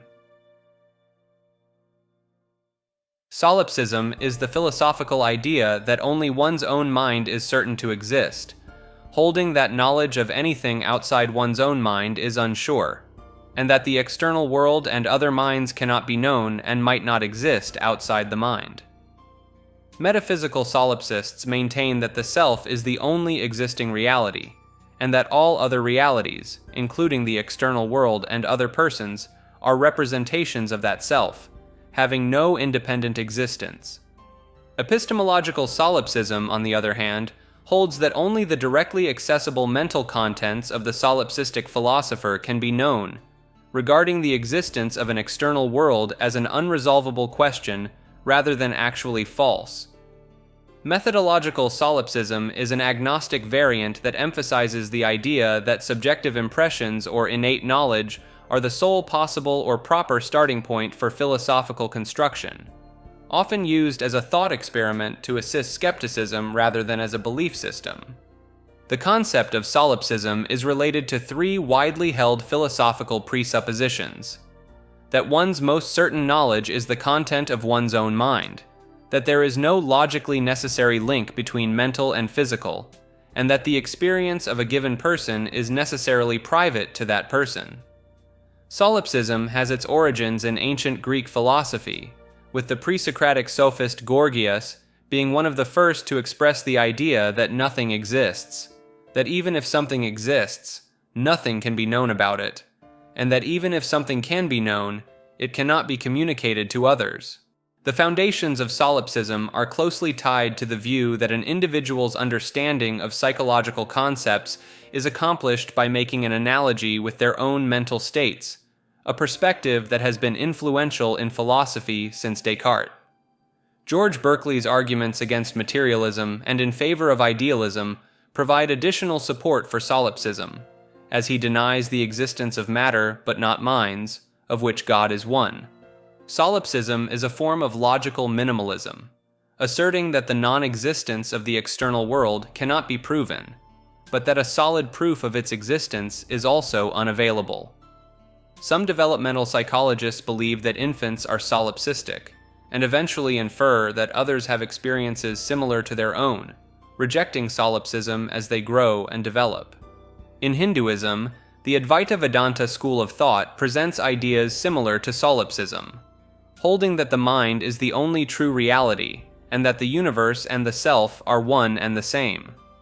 Buddhism challenges the idea of an objective reality independent of individual perceiving minds, with some interpretations asserting that external reality is an illusion, though this position is not necessarily equivalent to metaphysical solipsism. Despite its long history and philosophical significance, solipsism has been criticized by many famous philosophers, with some arguing that it is psychologically impossible to believe or that it leads to logical inconsistencies. Sonification is a fascinating process that involves using non-speech audio to convey information or represent data in a unique way. By translating data into sound, sonification offers an alternative or complement to traditional visualization techniques, taking advantage of the human auditory system's ability to discern subtle changes in pitch, volume, and other properties. One of the earliest and most well-known examples of sonification is the Geiger counter, which produces clicking sounds that increase in frequency as it detects higher levels of radiation.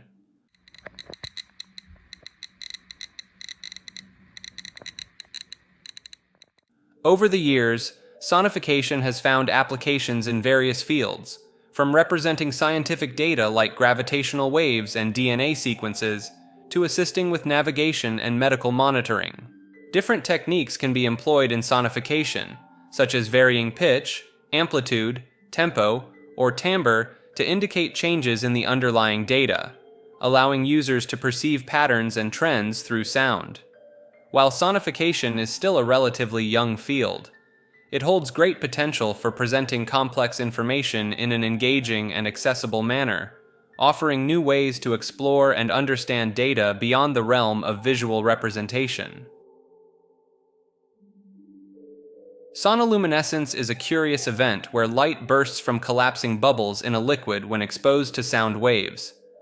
Discovered during sonar experiments in the 1930s, it occurs when a strong sound wave causes a gas-filled cavity in a liquid to collapse suddenly, releasing a flash of light. There are two types of sonoluminescence: stable single bubble and multi-bubble. Initially thought to be a result of heat, further studies showed that temperatures inside the bubbles during sonoluminescence can skyrocket to thousands of kelvins. Despite decades of study, scientists are still unsure about the exact cause of sonoluminescence. The phenomenon has sparked various theories, including hotspot and collision-induced radiation, with some even suggesting the possibility of thermonuclear fusion, although this idea is met with skepticism. Interestingly, sonoluminescence isn't confined to the laboratory. The pistol shrimp, for example, uses it as a hunting tool.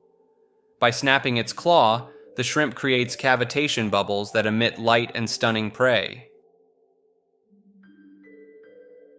The South Atlantic Anomaly, or SAA, is an area where Earth's inner Van Allen radiation belt dips closest to the planet's surface, reaching an altitude of just 200 kilometers, 120 miles.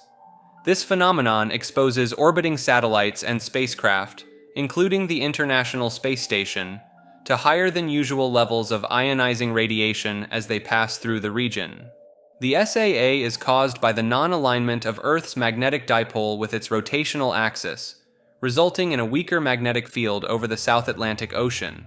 The shape and intensity of the SAA have been changing over time, with a noticeable expansion towards the northwest, north, northeast, and east since its discovery in 1958.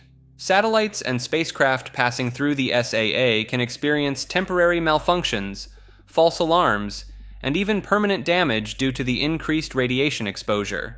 Astronauts have reported seeing peculiar shooting stars in their visual field while passing through the SAA, an effect known as cosmic ray visual phenomena. The SAA is believed to be caused by a large reservoir of dense rock inside the Earth called the African Large Low Shear Velocity Province, which affects the planet's magnetic field in this region. In 1991, a sphere-shaped UFO reportedly landed in Russia and spewed spheres that grew bigger and exploded by flaming up with an extremely bright light, after which nearby soldiers who had watched the phenomenon turned into stone poles, according to a top-secret Russian scientific research institution near Moscow.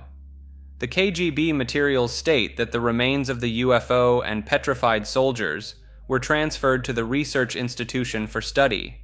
Specialists assume that a source of energy that is still unknown to Earthlings instantly changed the structure of the soldiers' living tissues, having transformed them into a substance whose molecular composition is no different from that of limestone.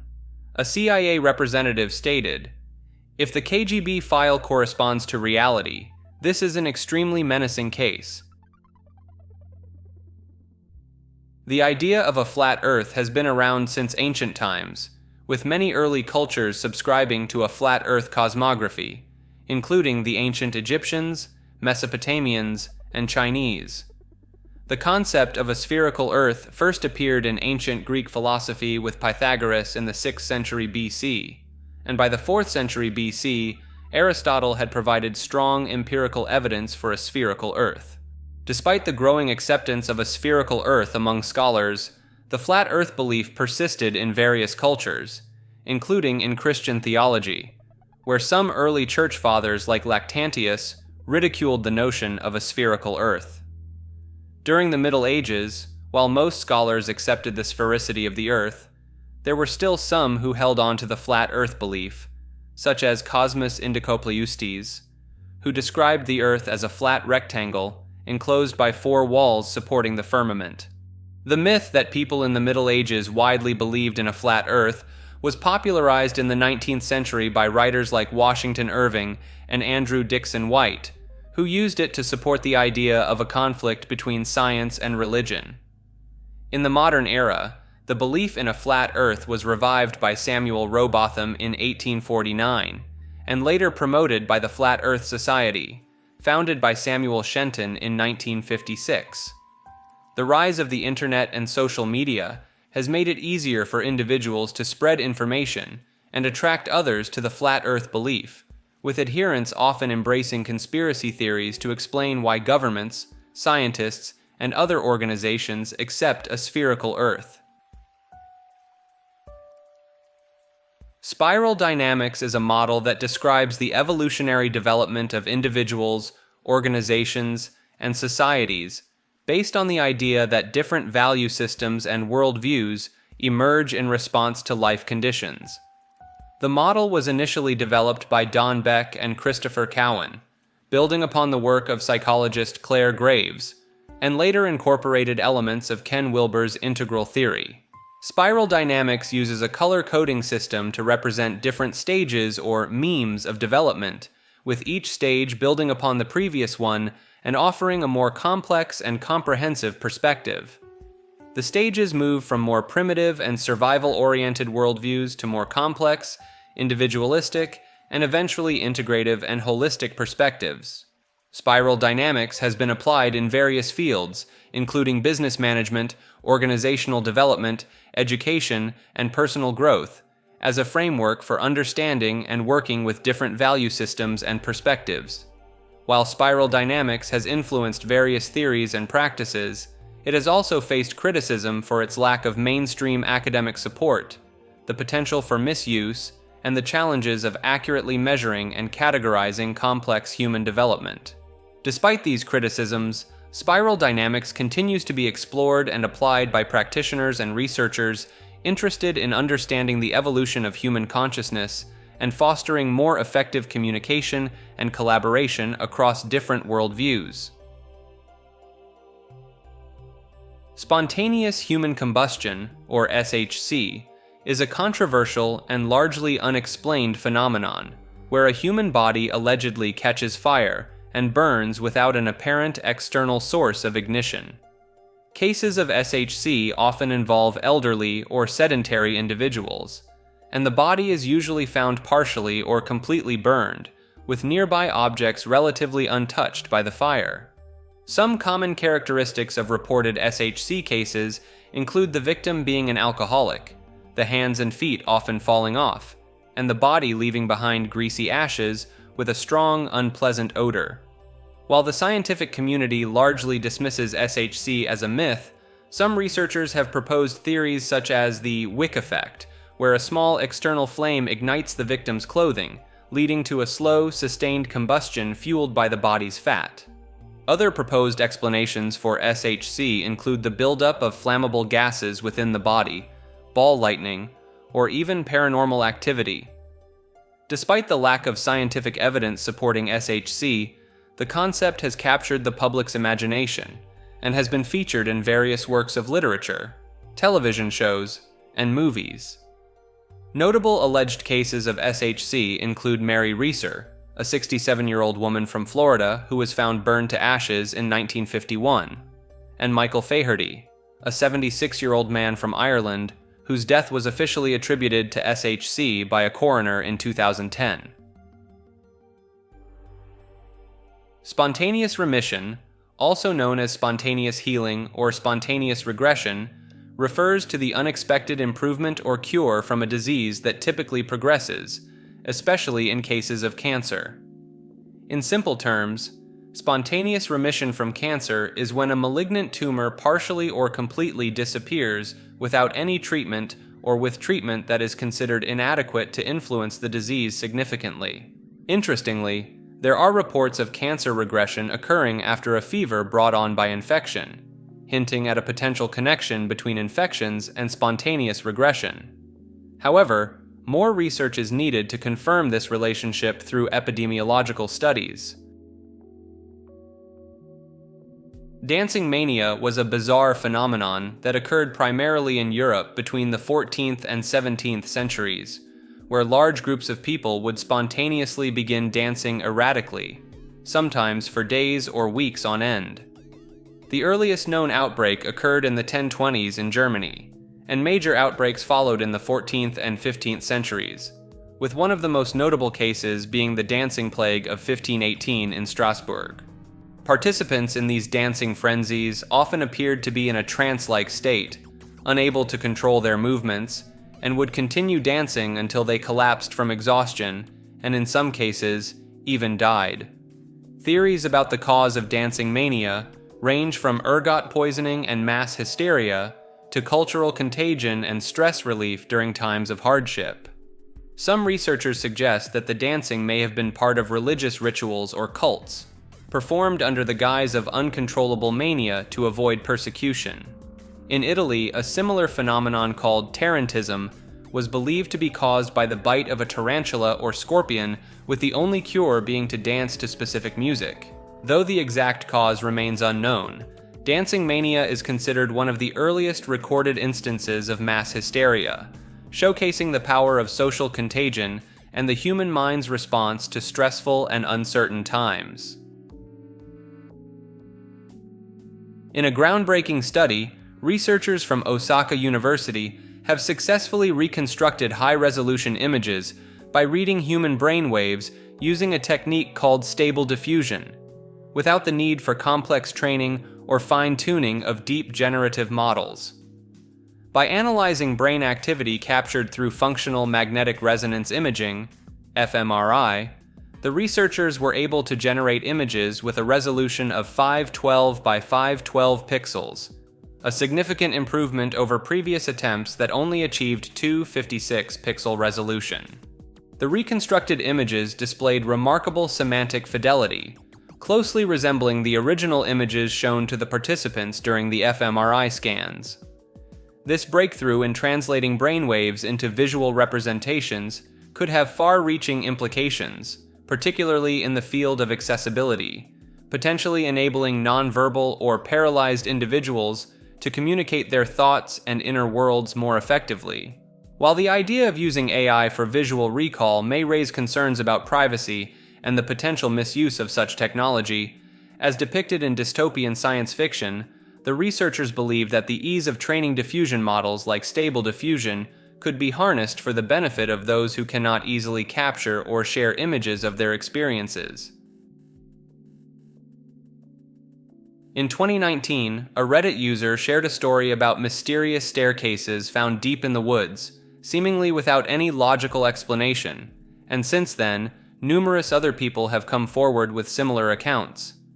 These stairs are often described as rising from the ground and leading up into the sky, with no other structures or buildings around them, and they are most commonly spotted at night. Reports of these mysterious staircases come from various locations across the United States and even other parts of the world, such as the Philippines and Sweden. Witnesses often describe a sense of unease or dread when approaching the stairs, with some even claiming to have experienced strange phenomena, such as a feeling of being touched by an unseen force or losing track of time. While some believe these staircases could be remnants of long-gone buildings, others speculate about more supernatural explanations, such as alien visitations, portals to other dimensions, or sites of satanic rituals. Despite the lack of concrete evidence, the consistency and detail of the reports have led many to believe that there may be some truth to the stories of the mysterious stairs in the woods. Star jelly is a peculiar gelatinous substance occasionally found on grass or tree branches. According to folklore, it's deposited on Earth during meteor showers, described as translucent or grayish-white and quickly evaporating. Theories about its origin range from remains of frogs, toads, or worms to byproducts of cyanobacteria, fungi, or slime molds. Non-biological explanations include industrial waste or byproducts. Reports of star jelly date back to the 14th century, with various names like Stella terrae, Uligo, and P.W. Dreiser. In some cases, it's believed to be regurgitated amphibian oviducts consumed by predators. Scientific analysis has failed to find DNA in some samples, while others link it to frog spawn or specific slime molds and fungi. Notable incidents include a 4-foot luminous jelly in Lowville, New York in 1846, and purple blobs in Frisco, Texas following a meteor shower in 1979.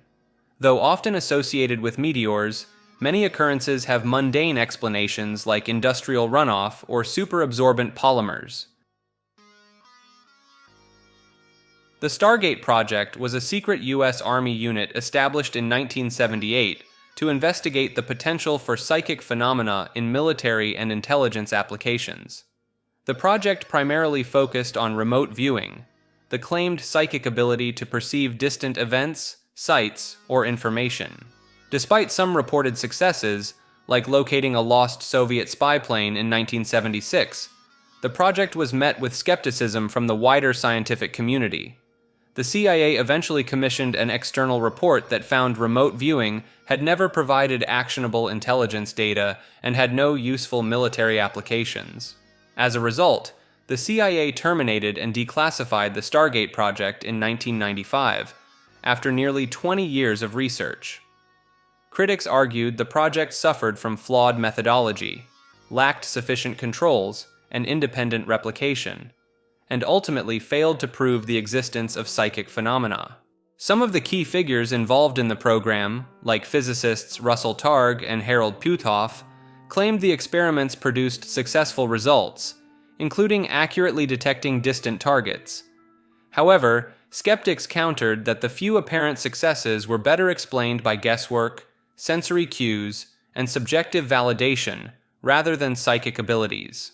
Despite its ultimate failure, the Stargate project remains a fascinating chapter in the history of the U.S. military's exploration of the paranormal. Starlight is an incredible material invented by Maurice Ward, a British hairdresser and amateur chemist, that can withstand extreme heat. It's called Starlight Polymer, and it has the world scientific community abuzz. What it is a plastic its inventor claims can withstand the heat of a nuclear explosion. Those tests were a little difficult to replicate in Maurice Ward's cluttered garage, but the principle checks out. When treated, this piece of honeycombed Kevlar becomes a fire barrier. The temperature of the torch is about 1200 degrees Celsius. Starlights actually contain 10,000 degrees centigrade, rather like sitting with your bum on the surface of the sun. In demonstrations, an egg coated in starlight remained raw and cool to the touch, even after being blasted by a blowtorch for minutes. When exposed to intense heat, starlight forms an expanding carbon foam that provides remarkable thermal resistance, even standing up to plasma torches and high-powered lasers. The exact composition of starlight remains a closely guarded secret, but it's known to contain a mix of organic polymers, copolymers, borates, ceramics, and other ingredients, with the formula being mostly organic despite its heat-defying properties. Although Ward allowed some organizations to test starlight, he never let them keep samples for fear of reverse engineering, believing his invention was worth billions. NASA and Boeing expressed interest in starlight's potential for heat shields and eliminating flammable materials in jets, but Ward passed away in 2011 without fully commercializing the technology. The American company ThermoShield claims to have acquired the rights to Starlight in 2013 and replicated it, with their version passing various heat resistance tests. Some enthusiasts have attempted to create their own Starlight-like materials using ingredients like cornstarch, baking soda, glue, flour, sugar, and borax, achieving impressive results in withstanding lasers, thermite, and blowtorches. However, the homemade formulas have limitations compared to the original Starlight, and the exact recipe that gives Starlight its remarkable properties remains elusive. Steve Irwin, known as the Crocodile Hunter, died in a haunting and unexplored incident while filming the documentary Ocean's Deadliest in the Great Barrier Reef on September 4, 2006. Irwin was fatally attacked by a stingray, with the entire incident, including the aftermath, captured on camera as per his directive to continue filming even in dangerous situations. Eyewitnesses reported that the stingray struck Irwin multiple times in the chest, puncturing his heart, and his colleagues quickly pulled him onto the research yacht Croc 1, attempting to rush to shore while he bled profusely. Despite an hour-long journey to land and CPR performed by a crew member, Irwin was pronounced dead by paramedics upon arrival, with his reported last words being, "I'm dying." The recorded footage was handed over to authorities and later returned to Irwin's family, who are believed to have destroyed it. Justin Lyons, the cameraman who witnessed the attack, expressed hope that the footage would never be released out of respect for the family, and mentioned that he no longer possesses the recordings, suspecting no copies remain. In the years following the tragedy, various alleged videos and screenshots have surfaced online, claiming to depict the incident, but their authenticity has never been verified, and they are generally regarded as fabricated or taken out of context. The disappearance of the footage and the speculation surrounding its existence add to the overall creepiness and intrigue of this tragic event. In ancient China, builders developed a remarkable material known as sticky rice mortar. Unlike typical mortar, which used hydraulic properties for binding, sticky rice mortar combined organic sticky rice soup with inorganic lime to create a potent adhesive. This innovative mortar, dating back to around 500 CE, boasted superior strength and waterproofing capabilities compared to traditional lime mortar. It became indispensable in constructing various structures like the Great Wall, tombs, pagodas, and city walls. Sticky rice mortar's adhesive strength and durability were remarkable. It not only resisted water, but also prevented weed growth between bricks. The combination of sticky rice and burnt lime formed a seal between bricks that rivaled modern cement. During the Ming Dynasty, advancements in brick-making techniques further enhanced the resilience of structures. Great wall segments reinforced with sticky rice mortar could withstand earthquakes and modern machinery like bulldozers, retaining their structural integrity. Modern research has revealed that amylopectin, a complex carbohydrate found in rice, played a crucial role in enhancing the strength and durability of sticky rice mortar. In Catholicism, stigmata refers to bodily wounds, scars, and pain that appear in locations corresponding to the crucifixion wounds of Jesus Christ, such as the hands, wrists, feet, side, head, and back. Saint Francis of Assisi is widely considered the first recorded stigmatic, though earlier reports like that of Saint Ansbert of Rouen do exist. For over 50 years, Saint Padre Pio of Pietrelcina reported stigmata, which were studied by several 20th century physicians, with observations reportedly being inexplicable and the wounds never becoming infected. Stigmatics are primarily a Roman Catholic phenomenon, with the Eastern Orthodox Church professing no official view on them. A high percentage of stigmatics, probably over 80%, are women. Many stigmata show recurring bleeding that stops and starts, often after receiving Holy Communion, and some stigmatics claim to live with minimal food or water, except for the Holy Eucharist. The blood from the wounds is said, in some cases, to have a pleasant, perfumed odor known as the odor of sanctity. Christian theologian Ivan Illich suggests that stigmata result from exceptional poignancy of religious faith and a desire to associate oneself with the suffering Messiah. Many cases of stigmata have been exposed as trickery, while some modern research indicates they may be of hysterical origin or linked to dissociative identity disorders. There is also a link between self-starvation, dissociative mental states, and self-mutilation in the context of religious belief, similar to ritualistic behaviors in anorexia nervosa cases. Skeptical investigator Joe Nickel, who investigated recent cases, commented that they are indistinguishable from hoaxing. A psychoanalytic study suggested that stigmata could result from post-traumatic stress symptoms expressed in unconscious self-mutilation through abnormal autosuggestibility. Non-Christian instances of stigmata-like phenomena have been reported in Buddhist art and among the Warao people of the Orinoco Delta. Some spiritualist mediums have also allegedly produced stigmata during seances, though these cases are often considered fraudulent. Approximately 800 stone-built chambers are scattered across the New England states, featuring a design and form found nowhere else in North America. These chambers are generally circular or rectangular, ranging from 15 to 30 feet long, 10 feet wide, and with a 10-foot tall central chamber, with the most elaborate structures being conical beehive chambers. The chambers are expertly constructed with fitted masonry stone and capped with megalithic slabs, often surrounded by cairns, standing stones, enclosures, ceremonial walls, pedestal boulders, and balanced rocks. Though many historians and archaeologists believe these structures were built by early colonists as root cellars or by Native Americans, others argue that some chambers are ancient, possibly built by European travelers during the Bronze Age.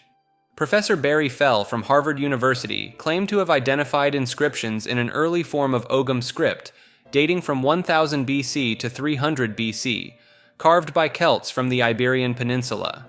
Fell believed the chambers were built by Celts who welcomed Phoenician mariners and were used as temples by Druid priests, citing evidence such as stone circles, carved deities, symbolic markings, Celtic place names, and chamber features aligned with solar solstices and equinoxes. However, Fell's theories are not well respected by archaeologists, leading to a debate between those who support a historic origin and those who believe in an ancient origin. Supporters of the ancient origin theory point out that early colonial records mention stone chambers pre-existing before settlement and the existence of strange Indian forts.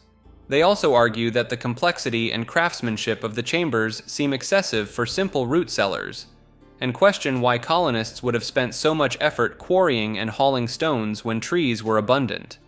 While Native American construction of the chambers has been generally discounted due to lack of archaeological or ethnological evidence, some researchers believe they were built by American Indians or their ancient ancestors, citing the advanced stone and dirt constructions of other indigenous cultures like the Adena and Mississippian. Authors James Maver and Byron Dix conducted a 7-year investigation into New England's stone sites, concluding that they played a role in celestial observation and shamanic ritual, with many sites connecting to form networks stretching for hundreds of miles. The Nolumbika Project, a volunteer group active for over 40 years, supports the idea that the chambers were built by Native Americans, aiming to promote a more accurate depiction of their history in New England and protect sacred sites. The mystery surrounding these stone structures remains, with speculation continuing about their true origins and purpose. In the early 1950s, a gigantic stone head was uncovered deep in the jungles of Guatemala, attracting immediate attention due to its peculiar Caucasian characteristics that did not correspond to any pre-Hispanic races native to the Americas. The discovery was first made public in 1987 when Dr. Oscar Rafael Padilla Lara received a photograph of the head along with a description stating it was found somewhere in the jungles of Guatemala, and that the photo was taken in the 1950s by the landowner. The photo and story were published in a small article by explorer and author David Hatcher Childress, who traced Dr. Padilla and learned that the Beener family owned the property where the stone head was discovered, located 10 kilometers from the small village of La Democracia in southern Guatemala. However, when Dr. Padilla reached the site, he found that the stone head had been destroyed by anti-government rebels about 10 years prior, with the eyes, nose, and mouth completely gone, leading to the story's quick death. The story resurfaced when filmmakers of Revelations of the Mayans 2012 and beyond used the photograph to claim that extraterrestrials had made contact with past civilizations, publishing a document by Guatemalan archaeologist Hector A. Magia, stating that the monument was made by an extraordinary and superior civilization with no record of its existence on the planet. However, this broadcast had the opposite effect, putting the story in the hands of a skeptical audience who believed it was just a promotional show. Despite this, there seems to be no evidence that the giant head didn't exist, that the original photo is not real, or that Dr. Padilla's account is inaccurate. The area where the stone head was reportedly found, La Democracia, is already famous for its stone heads created by the Olmec civilization, which flourished between 1400 and 400 BC. but the stone head in the 1950s photograph does not share the same features or style as the Olmec heads. Questions remain about whether the structure was just a head or if it housed a corpse beneath it, similar to the Easter Island statues, and whether it was connected to any other structures in the vicinity. Sadly, the attention surrounding the movie contributed to burying the subject even deeper into the pages of history, leaving the mystery of this enigmatic ancient structure unsolved. The stoned ape theory, proposed by American ethnobotanist and mystic Terence McKenna in his 1992 book, Food of the Gods, claims that the transition from Homo erectus to Homo sapiens and the cognitive revolution was caused by the addition of psilocybin mushrooms, specifically Psilocybe cubensis, into the human diet around 100,000 years ago. McKenna argued that due to desertification in Africa, humans retreated to shrinking tropical forests and followed cattle herds, detecting Psilocybe cubensis mushrooms growing in cow pats and incorporating them into their diet. According to McKenna, access to and ingestion of these mushrooms provided an evolutionary advantage to humans' omnivorous hunter-gatherer ancestors and sparked humanity's first religious impulse. He believed that psilocybin mushrooms were the, quote, evolutionary catalyst from which language, imagination, the arts, religion, philosophy, science, and all of human culture sprang. To support his claim, McKenna cited studies from psychopharmacologist Roland L. Fisher, suggesting that psychedelics would have improved visual acuity, libido, attention, energy, social bonding, and language development in early humans. Some proponents of the theory argue that DMT-containing substances like ayahuasca, rather than psilocybin mushrooms, may have been responsible for the cognitive revolution, citing ayahuasca's ability to increase trait openness, interest in abstract ideas, and visual acuity. However, the stoned ape theory has been widely criticized by the scientific community, who label it as overly speculative and misrepresentative of Fisher's studies. Critics also point to groups like the Aztecs and Amazonian tribes, whose usage of psychedelic substances does not reflect the evolutionary advantages McKenna argued would emerge from using psilocybin-containing substances. Despite the controversy surrounding the theory, it remains an intriguing and thought-provoking hypothesis about the potential role of psychedelics in human evolution and the development of human culture. Stonehenge, a prehistoric megalithic structure on Salisbury Plain in Wiltshire, England, consists of an outer ring of vertical sarsen standing stones, each around 13 feet high, 7 feet wide, and weighing around 25 tons, topped by connecting horizontal lintel stones. Inside the outer ring is a ring of smaller blue stones, and within that are freestanding trilithons, 2 bulkier vertical sarsens joined by 1 lintel.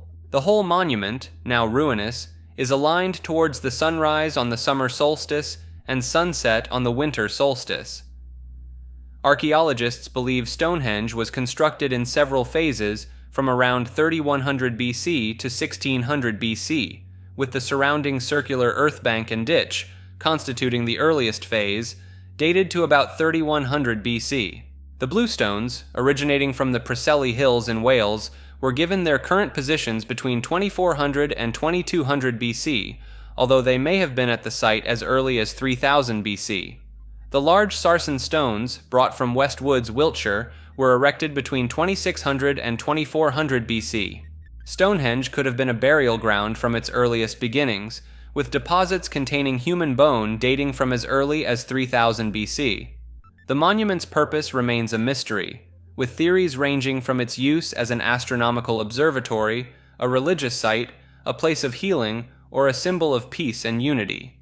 The builders of Stonehenge were Neolithic farmers originating from Anatolia, who brought agriculture to Europe, and were closely related to Iberian and Central European early and Middle Neolithic populations.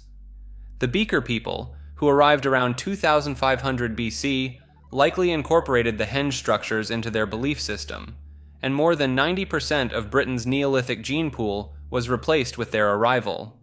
Throughout history, Stonehenge has been a source of fascination and speculation, with folklore and legends surrounding its origins and purpose, such as the story of the wizard Merlin bringing the stones from Ireland. In the 20th century, Stonehenge became a site of religious significance for adherents of neo-paganism and New Age beliefs, particularly neo-Druids, leading to the establishment of the Stonehenge Free Festival and subsequent controversies over access and management of the site. Dutch archaeologists have unearthed a 4,000-year-old religious site, nicknamed the Stonehenge of the Netherlands, which includes a burial mound that served as a solar calendar. The mound, containing the remains of about 60 men, women, and children, had passages through which the sun shone directly on the longest and shortest days of the year. This is the first time a site like this has been discovered in the Netherlands, and it was found in the small village of Tiel, about 19 miles southeast of Utrecht. The archaeologists located 3 burial mounds on the excavations, with the main mound being about 20 meters in diameter and its passages lined up to serve as a solar calendar, which people use to determine important moments, including festival and harvest days. The 3 mounds were used as burial sites for about 800 years. A fascinating discovery was a single glass bead inside a grave, which originated in Mesopotamia, present-day Iraq, having traveled a distance of some 5,000 kilometers 4 millennia ago. Glass was not made in the Netherlands at that time, so the bead must have been a spectacular item, as it was an unknown material to the people then. The Mesopotamian bead may have been around for a long time before eventually ending up in the area around Tiel, called the Betuwe in Dutch, and things were already being exchanged in those times. The discovery of this religious site sheds light on the spiritual practices and trade connections of the people who lived in the Netherlands 4,000 years ago, providing a glimpse into their fascinating history. Some individuals claim to have the ability to turn streetlights or outside security lights on or off when passing near them, a phenomenon known as streetlight interference, SLI, or high voltage syndrome. Proponents of SLI, such as author Hilary Evans, who coined the term, allege that they experience this effect regularly with specific lamps and more frequently than chance would explain. Evans' 1993 book, The SLI Effect, proposes that the phenomenon is inconsistent with our current understanding of human interaction with the physical world. Some believers attribute SLI to static electricity or an unknown energy emitted by the human body, while others claim it is caused by individuals possessing psychic or psychokinetic abilities. However, skeptics argue that SLI claims are examples of correlation not implying causation or confirmation bias, as people are more likely to notice when a nearby light turns on or off than one at a distance or in a steady state. The phenomenon is further compounded by a failure mode of high-pressure sodium streetlights known as cycling, where the lights turn off and on more frequently at the end of their life cycle. A General Electric engineer summarized SLI as a combination of coincidence and wishful thinking, and author Massimo Polidoro notes that a paranormal explanation is the least likely possibility. Despite the claims of proponents, SLI has never been demonstrated to occur in a scientific experiment, and those who claim the ability have been found unable to reproduce the effect on demand. A succubus is a female demon or supernatural entity believed to appear in dreams to seduce men through sexual activity, with the male equivalent being an incubus. While anthropologists and psychologists often attribute the explanation of succubi and incubi to supernatural explanations for sleep paralysis, hypnagogic, and hypnopompic hallucinations. The phenomenon is rarely described in psychiatric literature and is more identified as a cultural belief in different religions. The term succubus was first used in the late 14th century, derived from the Latin word succuba, meaning to lie beneath, and is believed to have descended from the ancient figure of Lilith, the first wife of Adam. Folklore descriptions suggest that succubi can take the form of beautiful young girls, with deformities like bird-like claws or serpentine tails, and that repeated sexual activity with them can lead to deterioration in physical and mental health, or even death. Many cultures have analogous sex demons as part of their mythology, such as jinns in Arabic culture, the Alp in Teutonic or German folklore, Popobawa in Zanzibar, Liederk in Hungary, Mara or Mare in Swedish folklore, and Karabasan in Turkish culture. In India, the succubus is referred to as Yakshini, attendees of the Hindu god of wealth, Kubera, who are considered guardians of hidden treasure and are believed to provide gratification to the senses with their extreme beauty and power to delight the body. The Sumerian king list, SKL, is an ancient literary composition written in Sumerian, likely created and redacted to legitimize the claims to power of various city-states and kingdoms in southern Mesopotamia during the late 3rd and early 2nd millennium BC.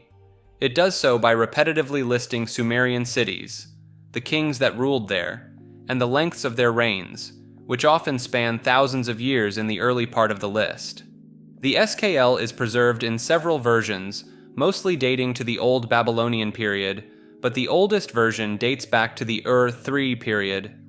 The sources differ in their exact contents due to copying errors and deliberate editorial decisions to change the text to fit current needs. In its best-known version, as recorded on the Weld-Blundell Prism, the SKL begins with antediluvian kings who ruled before a flood swept over the land, after which kingship went to Kish, and ends with a dynasty from Isin. Although the SKL was once considered an invaluable source for reconstructing the political history of early dynastic Mesopotamia, recent research has indicated that its use is fraught with difficulties, and should only be used with caution, if at all, due to its nature as a political, ideological text, its long redactional history, and the fact that only 7 pre-Sargonic kings listed have been attested in contemporary early dynastic inscriptions. The pre-Sargonic part of the SKL must be considered fictional, with many rulers being purely fictional or mythological characters assigned reigns of hundreds of years. However, the SKL becomes much more reliable starting with the Akkadian rulers, especially for the Ur-3 and Isin dynasties, as most kings are attested in other contemporaneous documents, and their reigns are more in line with what can be established from other sources. While the SKL has little value for studying early dynastic Mesopotamia, it remains an important document for understanding how old Babylonian kings and scribes viewed their history, perceived the concept of kingship, and potentially used it to further their own goals. AI researchers from Oxford University have issued a stark warning about the potential dangers of artificial intelligence surpassing human power, cautioning that advanced algorithms could potentially kill everyone if left unchecked. The scientists drew analogies to training animals, explaining that if an AI becomes capable of taking over the process and changing the paradigm to secure its own goals, it could direct all available energy towards maintaining its dominance, leaving humans without resources for themselves. To mitigate these risks, the researchers are calling for international regulations and standards to steer the development of AI towards safer designs while still allowing for significant economic benefits. The concern arises specifically with a subclass of algorithms that could become superhuman, capable of outperforming humans in various tasks and potentially working against our interests. While the researchers acknowledge that AI has not yet reached this level of concern, they emphasize the importance of proactive measures to ensure that the technology remains under human control and serves our collective well-being. As AI continues to evolve and become more sophisticated, it is crucial that researchers, policymakers, and society as a whole work together to establish guidelines and safeguards to prevent unintended consequences and ensure that the technology remains a beneficial tool for humanity. Survivalism emphasizes self-reliance, stockpiling supplies, and gaining survival knowledge and skills, with the stockpiling of supplies itself being a wide spectrum, from survival kits to entire bunkers in extreme cases. Survivalists often acquire first aid and emergency medical training, self-defense training, and improvisation or self-sufficiency training, and they may build structures or modify existing ones to help them survive a catastrophic failure of society. The origins of the modern survivalist movement in the United Kingdom and the United States include government policies, threats of nuclear warfare, religious beliefs, and writers who warned of social or economic collapse.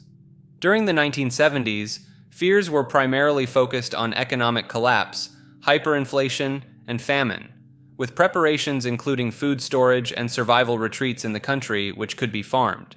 In the early 1980s, nuclear war became a common fear, and some survivalists constructed fallout shelters, while interest peaked again in 1999 due to fears of the Y2K computer bug.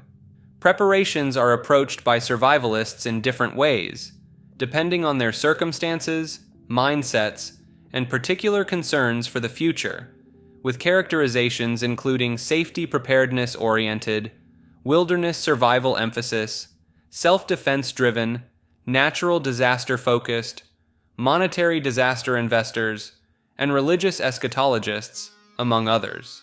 Common preparations include creating a clandestine or defensible retreat, haven, or bug-out location in addition to stockpiling food, water purification equipment, clothing, seed, firewood, defensive or hunting weapons, ammunition, agricultural equipment, and medical supplies. Survivalists' concerns and preparations have changed over the years, with a focus on economic collapse, hyperinflation, and famine in the 1970s, shifting to nuclear war in the 1980s, Y2K in 1999, and more recently, concerns related to the 2007 financial crisis, the 2009 flu pandemic, and the ongoing COVID-19 pandemic. The sweating sickness, also known as the English sweating sickness, or Sutor Anglicus, was a mysterious and contagious disease that struck England and later continental Europe in a series of epidemics beginning in 1485. The onset of symptoms was sudden, with death often occurring within hours, and the disease was characterized by chills, body pains, weakness, and intense sweating. Sweating sickness epidemics were unique compared to other disease outbreaks of the time, as they spiked and receded very quickly and heavily affected rural populations. The disease typically lasted through one full day before recovery or death took place, and it tended to occur in summer and early autumn. Transmission remains mostly a mystery, but the disease affected all levels of society, from rich to poor, with the highest mortality rate among males aged 30 to 40 years. The cause of the sweating sickness is unknown, but theories include poor sanitation, contaminated water supplies, relapsing fever, hantavirus, or anthrax poisoning. The first confirmed outbreak was in August 1485, and subsequent major outbreaks occurred throughout the 1500s, after which the disease apparently vanished. The disease spread to other parts of Europe, including Ireland, Germany, Switzerland, and the Netherlands, but did not recur on the continent after 1551. The last major outbreak of the sweating sickness occurred in England in 1551, with John Caius writing an eyewitness account of the disease called A Boke or Counsel against the Disease commonly called the Sweat, or Sweating Sicknesse. Between 1718 and 1918, an illness with some similarities to the sweating sickness, known as the Picardy sweat, occurred in France, but it was significantly less lethal and had a higher frequency of outbreaks. Despite numerous attempts to identify the cause of the sweating sickness using modern molecular biology methods, the disease's origin remains a mystery due to a lack of available DNA or RNA samples. The sweating sickness remains one of history's most puzzling and deadly epidemics. Researchers have discovered a new state of active matter called a swirlonic state, which bends the laws of physics. Active matter, such as living things like bacteria, birds, and humans, as well as non-living things like certain nanoparticles, moves under its own self-directed force, unlike passive, non-living matter that follows physical laws like Newton's second law of motion. In simulations, researchers found that active matter behaves very differently from passive matter, not coexisting in different phases and grouping together as large conglomerates called swirlins that mill together in a circular pattern around a central void. In this swirlonic state, the particles violated Newton's second law, moving with constant velocity even when a force was applied to them, which is surprising. The researchers plan to conduct more complex simulations using active matter particles with information processing abilities resembling insects and animals to reveal the physical laws governing schooling, swarming, and flocking. Understanding the phases of active matter is important for creating self-assembling materials, and the simulations show that the nature of active matter is much richer than that of passive matter. The discovery of the swirlonic state and its unusual properties expands our understanding of the behavior of active matter and challenges our existing knowledge of physical laws. Further experimental work with real-world active matter is needed to confirm and explore these findings, but the simulations provide a fascinating glimpse into the complex and surprising world of active matter. Like this video and subscribe to Maker.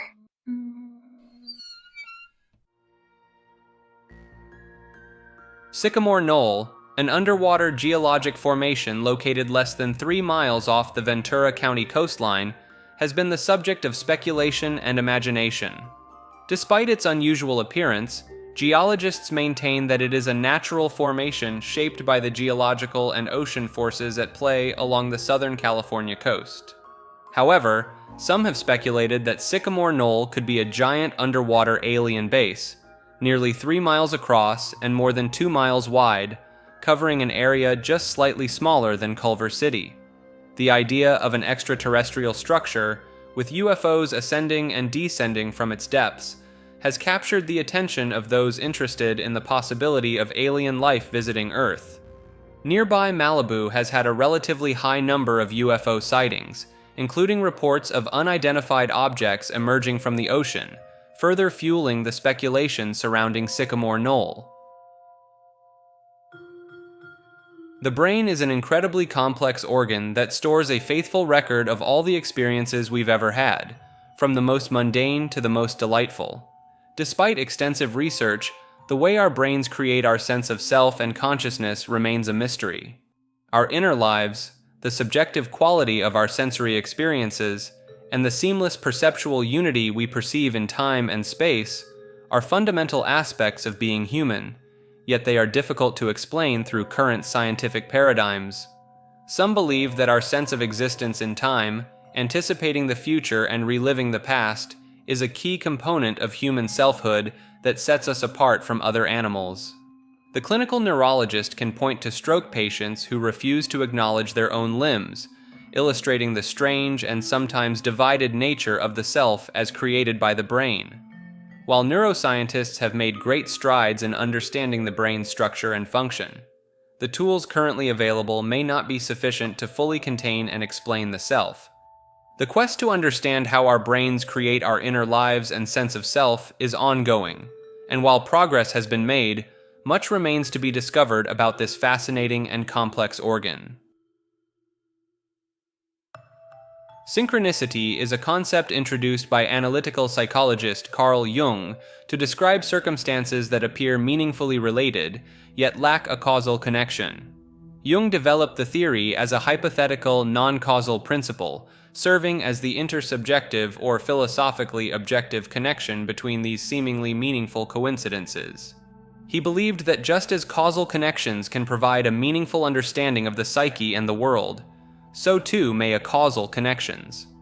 Synchronicity experiences refer to one's subjective experience, whereby coincidences between events in one's mind and the outside world may be causally unrelated, yet have another unknown connection.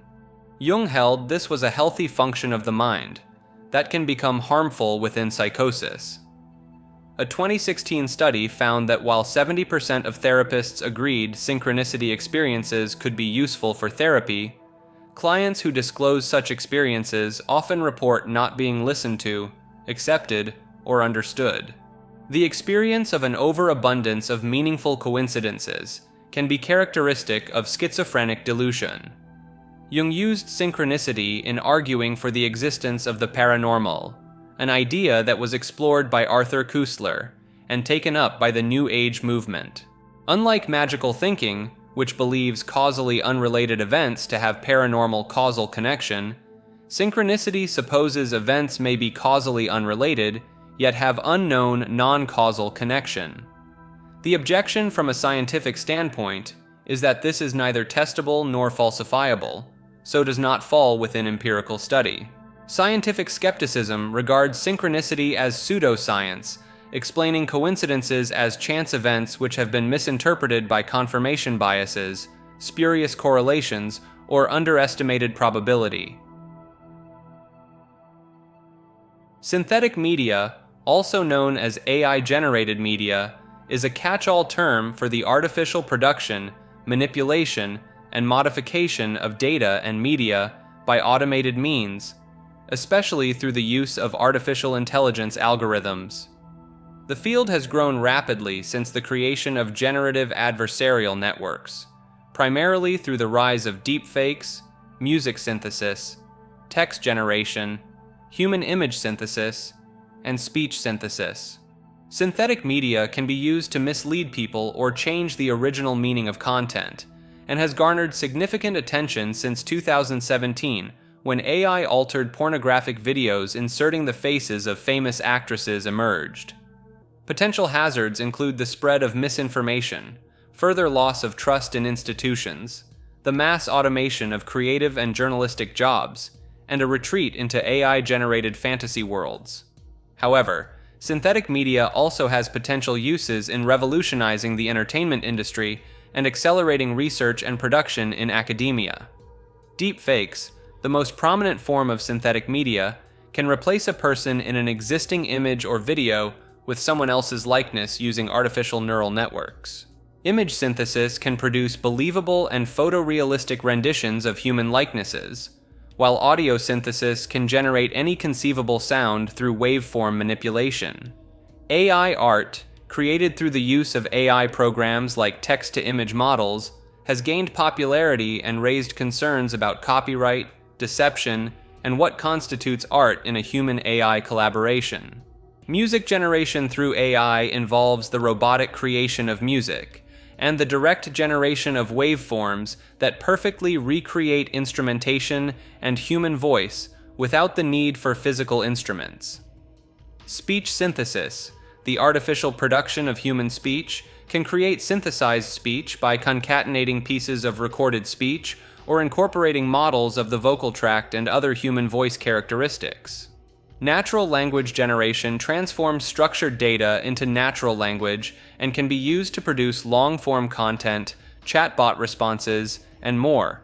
Interactive media synthesis, such as procedural generation in video games, can create near-infinite possibilities that would otherwise be impossible through traditional game development methods.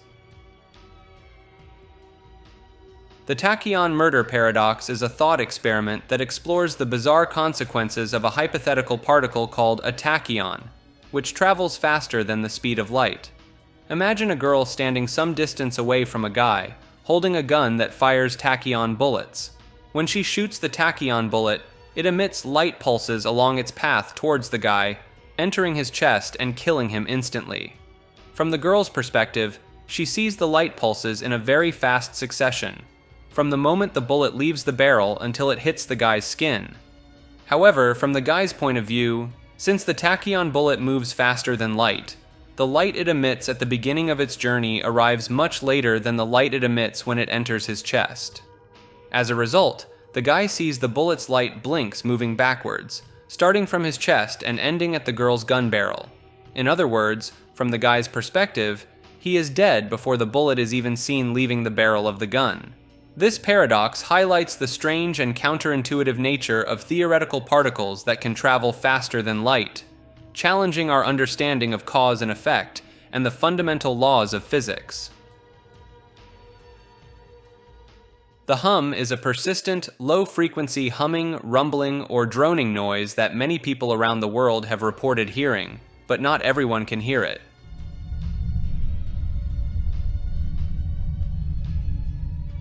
Hums have been reported in various locations, such as Taos, New Mexico, and Windsor, and are often named after the place where they have been particularly publicized.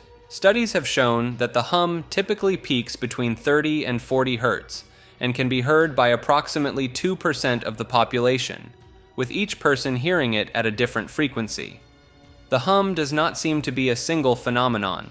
and various causes have been attributed to it, including local mechanical sources like industrial plants, as well as biological auditory effects like tinnitus.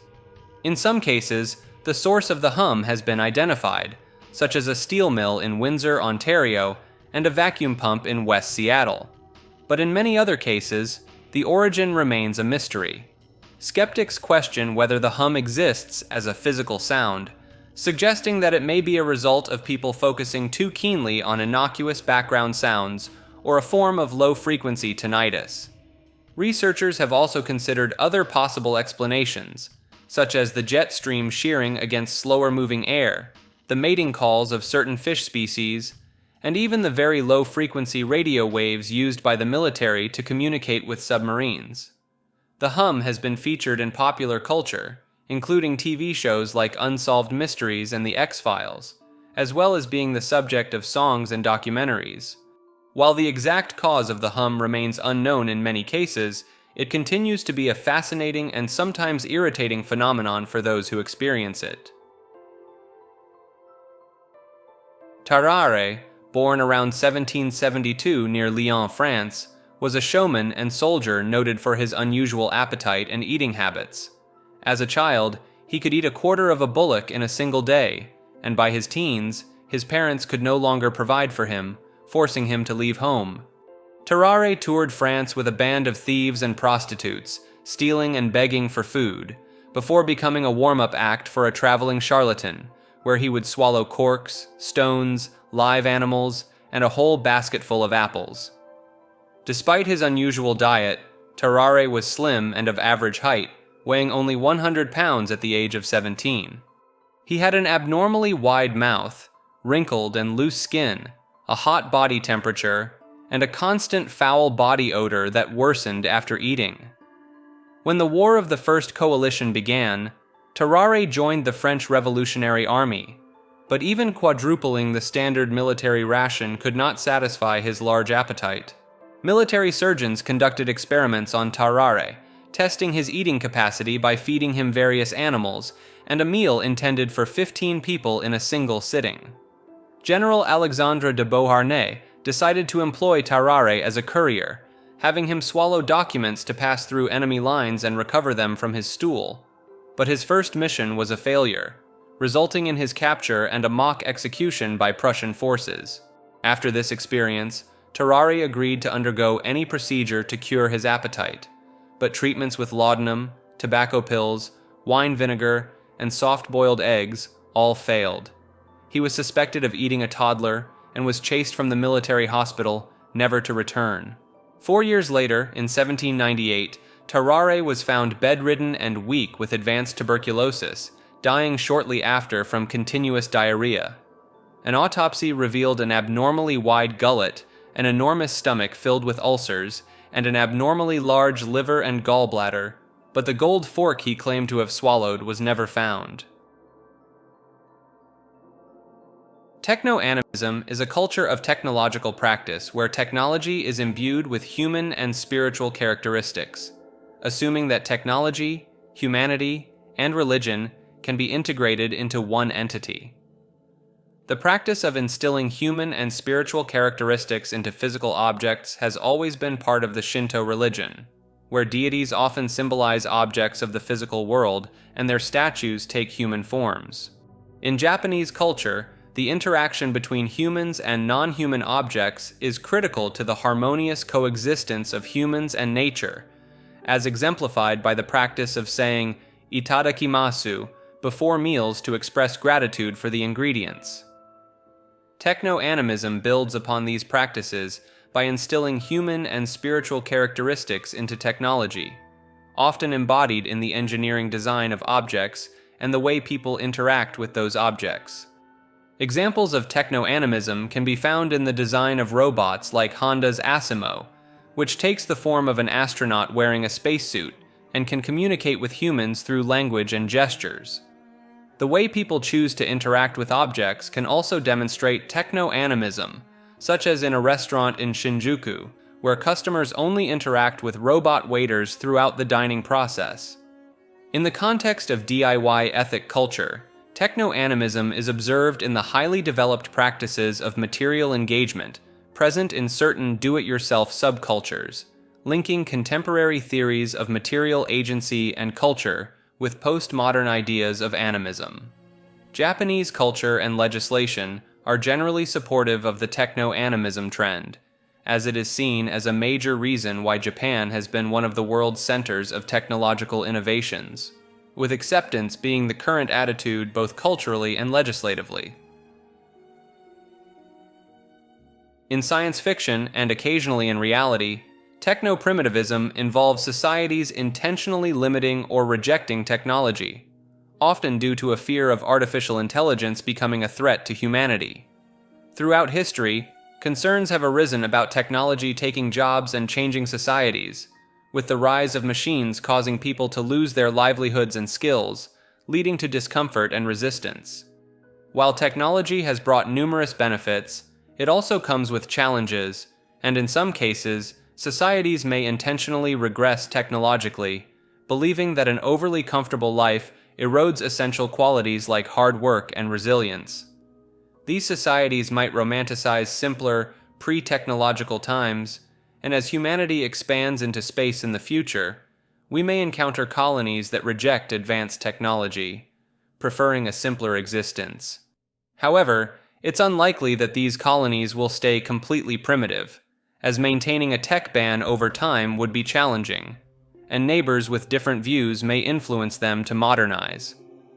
Despite the allure of a simpler life, many still value hard work, challenges, and growth, which technology can't fully replace, making it improbable that techno-primitivism will become a widespread, permanent choice in a future filled with technological opportunities.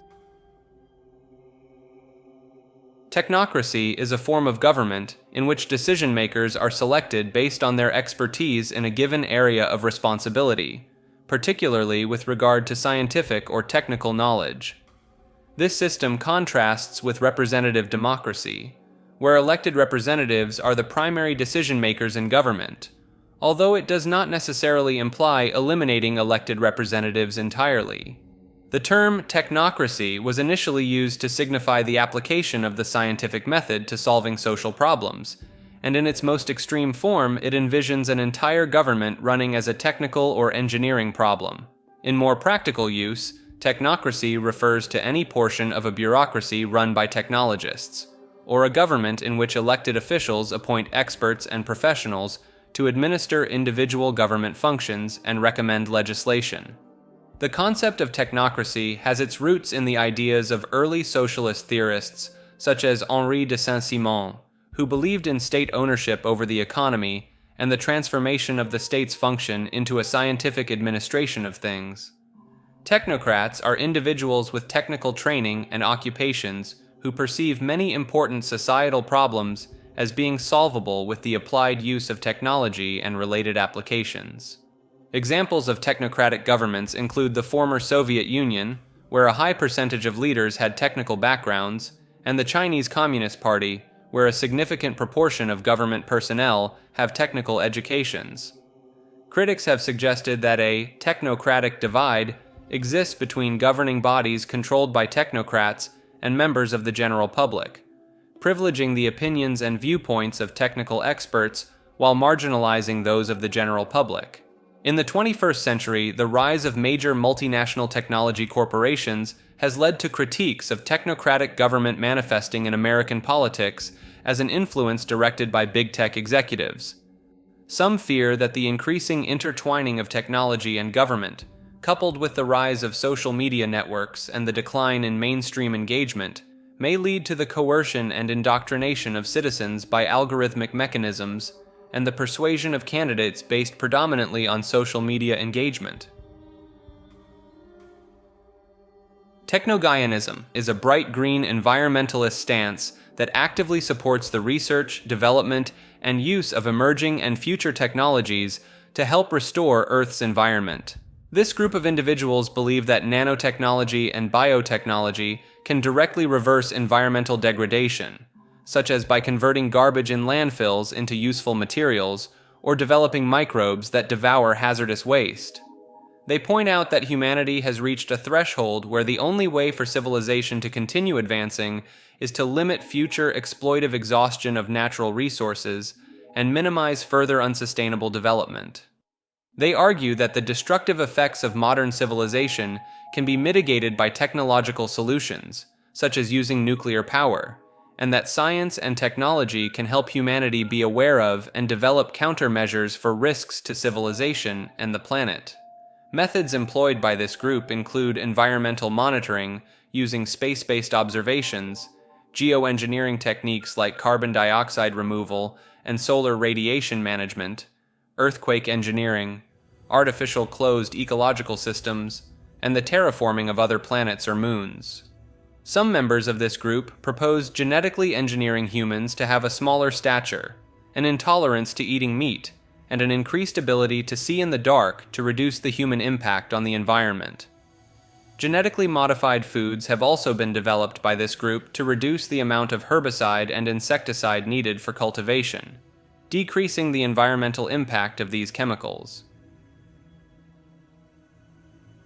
The practice of computer programming reflects several aspects of magic as it is traditionally defined, such as the use of esoteric symbols, arcane knowledge passed down between generations of practitioners, and the ability to make computers perform seemingly intelligent behaviors through mystifying causal processes.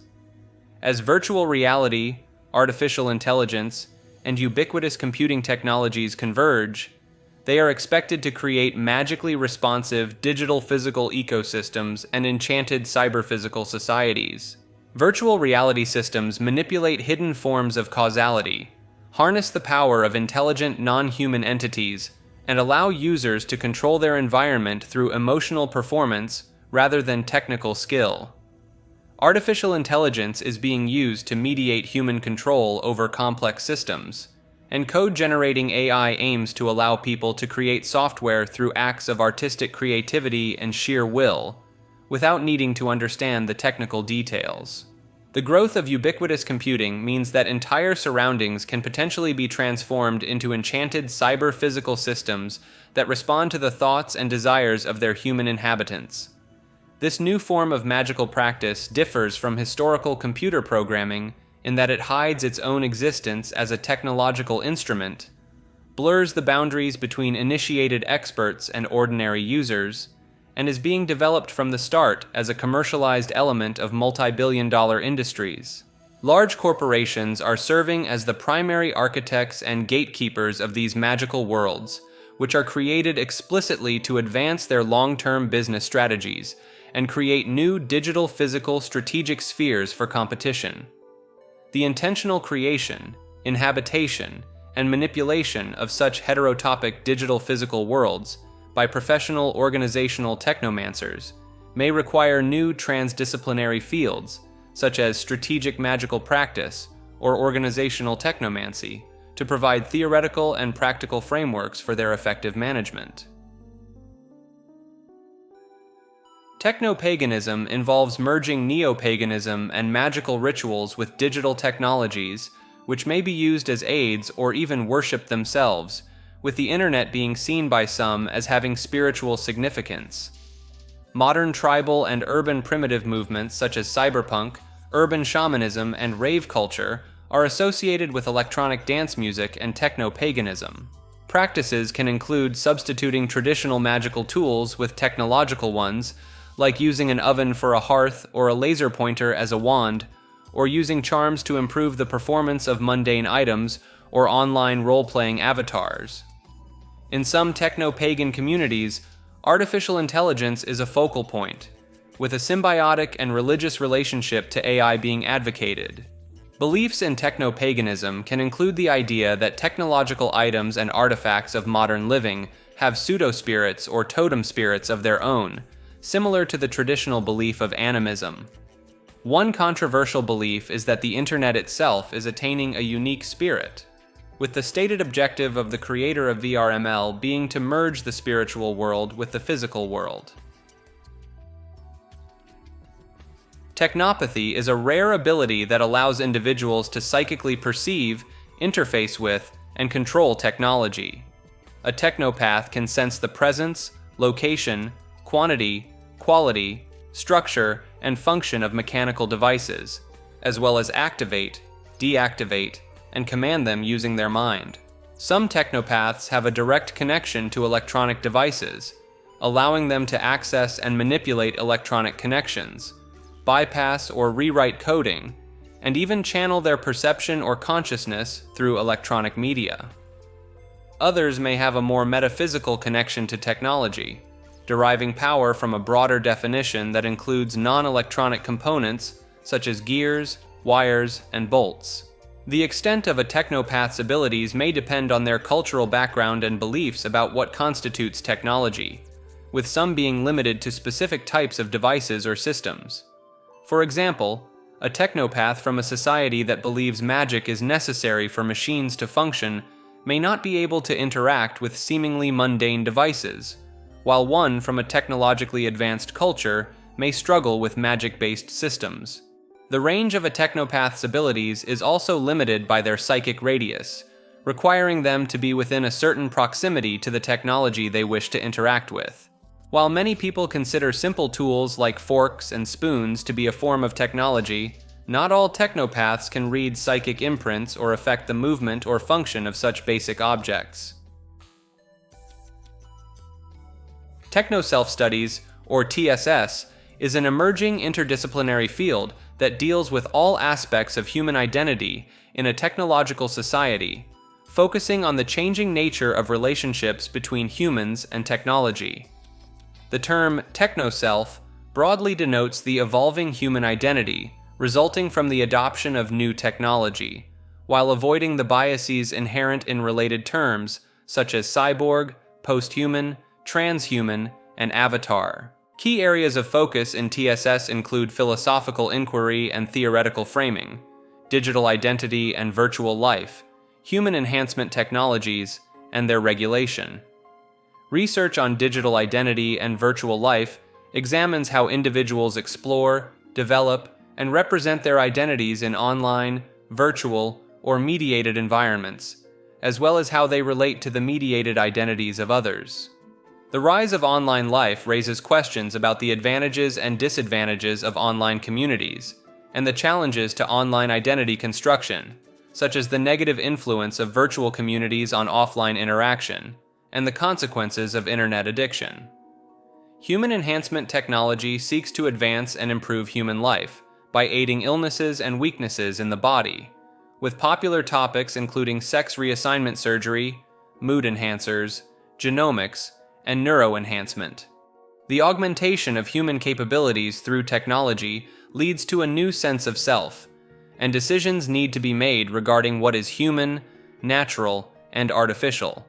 Transhumanism focuses on the belief that the fundamental transformation of the human condition will occur through the development of technology, eventually eliminating human aging and enhancing both physical and mental capacities. Online anonymity allows users to present different versions of themselves in virtual spaces, unconstrained by physical limitations and the expectations, norms, and behaviors of daily life. Avatars, as visual representations of users in online environments, can affect offline personality and attitudes through phenomena such as the Proteus effect. New directions in TSS research involve personalized robots and the social integration of artificial creatures, with current areas of interest including children's relationships with robotic pets and the potential for intimate relationships between humans and robots. Human enhancement regulation, governance, and legal concerns have become growing concerns for TSS research, with a framework distinguishing 6 approaches to how emerging technologies may affect human identity, raising ethical questions surrounding the evolution of technology. Telomeres are repetitive nucleotide sequences associated with specialized proteins found at the ends of linear chromosomes in most eukaryotic species. They protect the terminal regions of chromosomal DNA from progressive degradation and ensure the integrity of linear chromosomes by preventing DNA repair systems from mistaking the ends for double-strand breaks. The existence of telomeres was independently proposed in 1938 by Hermann Joseph Müller and in 1939 by Barbara McClintock, with the term telomere coined by Mueller. Telomeres form large loop structures called T-loops, where the single-stranded DNA curls around and is stabilized by telomere-binding proteins, with the very end held onto a region of double-stranded DNA forming a triple-stranded structure called a D-loop. In many organisms, an enzyme called telomerase adds repetitive nucleotide sequences to the ends of the DNA, replenishing the telomere cap. Telomere length varies greatly between species, ranging from approximately 300 base pairs in yeast to many kilobases in humans. Telomeres shorten over time due to the end replication problem and oxidative stress, and this shortening is associated with aging, mortality, and aging-related diseases in experimental animals. The relationship between telomere length and lifespan is complex, with some long-lived species exhibiting shorter telomeres and faster shortening rates compared to shorter-lived species. While preliminary research suggests that disease risk in aging may be associated with telomere shortening, the clinical utility of telomere length measurements for widespread use has been questioned. In wildlife, studies have investigated the relevance of life history traits and environmental conditions on telomeres, finding evidence for the inheritance of telomere length, age-related decline, and the impact of stressors on telomere dynamics across various animal taxa. Terry A. Davis, an American programmer who suffered from mental health issues and claimed to be in direct communication with God, spent a decade developing Temple OS, a biblical-themed lightweight operating system he believed to be the third temple prophesied in the Bible. Davis proclaimed that the system's features, such as its 640 by 480 resolution, 16-color display, and single-voice audio, were designed according to explicit instructions from God, with the intention of making it easier for children to draw illustrations for God. Temple OS includes an original flight simulator, compiler, and kernel, and was written in a programming language developed by Davis called Holy C, which doubles as the shell language. The operating system also features a program called After Egypt, a game in which the player travels to a burning bush to use a high-speed stopwatch that generates pseudo-random text, which Davis likened to a Ouija board and glossolalia. Davis wrote over 100,000 lines of code for Temple OS, which received mostly sympathetic reviews from tech journalists who recognized his dedication and passion despite his mental illness. After Davis's tragic death in 2018, fans and computer engineers praised his achievement in single-handedly developing an entire operating system, with some describing him as a programming legend. Temple OS is now in the public domain, and Davis's family has encouraged fans to donate to organizations working to support those affected by mental illness in his memory. The idea that humans only use 10% of their brains is a widely believed myth that has been misattributed to many famous scientists and historical figures, including Albert Einstein. This notion suggests that by harnessing or unlocking the unused potential of the brain, one could increase their intelligence. The likely origin of this myth dates back to the 1890s, when Harvard psychologists William James and Boris Sidis tested the theory in the accelerated raising of child prodigy William Sidis, with James later telling audiences that people only meet a fraction of their full mental potential. The concept gained popularity in the 1920s self-help movement, with advertisements claiming that there is no limit to what the human brain can accomplish, and that scientists say we only use about 10% of our brain power. Neurologist Barry Gordon describes the myth as false, stating that we use virtually every part of the brain and that most of the brain is active almost all the time. Neuroscientist Barry Beierstein sets out 6 kinds of evidence refuting the myth, including studies of brain damage, brain scans, the brain's high energy consumption, localization of function, microstructural analysis, and synaptic pruning. Some proponents of the myth have asserted that the unused portion of the brain is capable of exhibiting psychic powers and extrasensory perception, although there is no scientifically verified evidence supporting the existence of such abilities. Several books, films, and short stories have been created around the concept of accessing the rest of the brain's potential, often through the use of a drug, such as the film Lucy and the novel The Dark Fields, and its film adaptation Limitless. Despite being debunked by the scientific community, the 10% brain myth continues to persist in popular culture and is frequently cited as fact in advertisements and entertainment media. Scientists have created robots that can shapeshift between solid and liquid states, allowing them to perform remarkable feats like jumping, climbing, and even oozing out of a cage in a manner reminiscent of the T-1000 robots from the Terminator franchise. The shape and movements of these machines are controlled by magnetic fields, an approach that could lead to new biomedical and engineering technologies, such as targeted drug delivery, circuit assembly, or the creation of universal screws.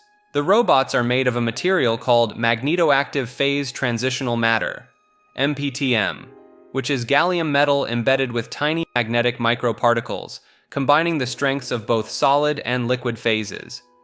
By placing the robots inside an alternating magnetic field, researchers can make them move around and even heat up, causing them to liquefy.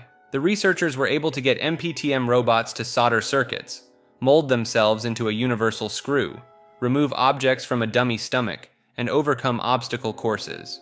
They even created a Lego man out of MPTM that liquefies itself and moves through the bars of a cage, though it was manually recast by the team and put back into the shot. The dynamic shape-shifting powers of these robots could be adapted to serve many functions, especially in biomedicine, such as delivering medications to specific organs or extracting dangerous objects from the body. The ability to switch between solid and liquid states could also be useful in accessing confined or hard-to-reach spaces. The researchers were surprised and excited by the numerous responses and capabilities of these material systems, which have the potential to revolutionize various fields. Thanatology is the scientific study of death and its various aspects. It explores bodily changes during and after death, along with the psychological and social dimensions associated with it. The term thanatology originates from Greek mythology, where Thanatos symbolizes death. The field began to take shape in the early 20th century, when Russian scientist Elie Mechnikov proposed its study, facing initial resistance. It gained recognition in the early 1970s with movements like Death with Dignity, advocating for end-of-life choices. American psychologist Herman Feifel played a crucial role in modern thanatology's development, with his book challenging prevailing beliefs about death. While thanatology doesn't directly address the meaning of life and death, it's relevant to the well-being of individuals, families, and cultures dealing with death. It intersects with fields like psychology, sociology, anthropology, and medical ethics.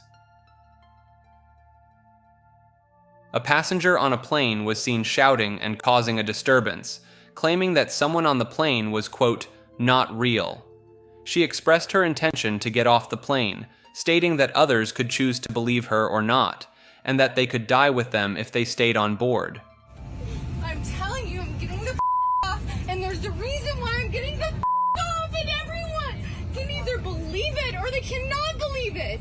I don't give two but I am telling you right now, that mother back there is not real. And you can sit on this plane and you can die with them or not. I'm not going to. Speculations arose, with some suggesting that the woman had witnessed a person next to her blinking in an unusual, sideways manner, revealing an alien disguised in human form. Others believed that the woman was experiencing a severe mental breakdown or distress of some kind. After the incident, the woman's whereabouts were unknown for some time, leading to further speculation about the situation. Eventually, a woman came forward claiming to be the individual from the plane and took responsibility for the incident.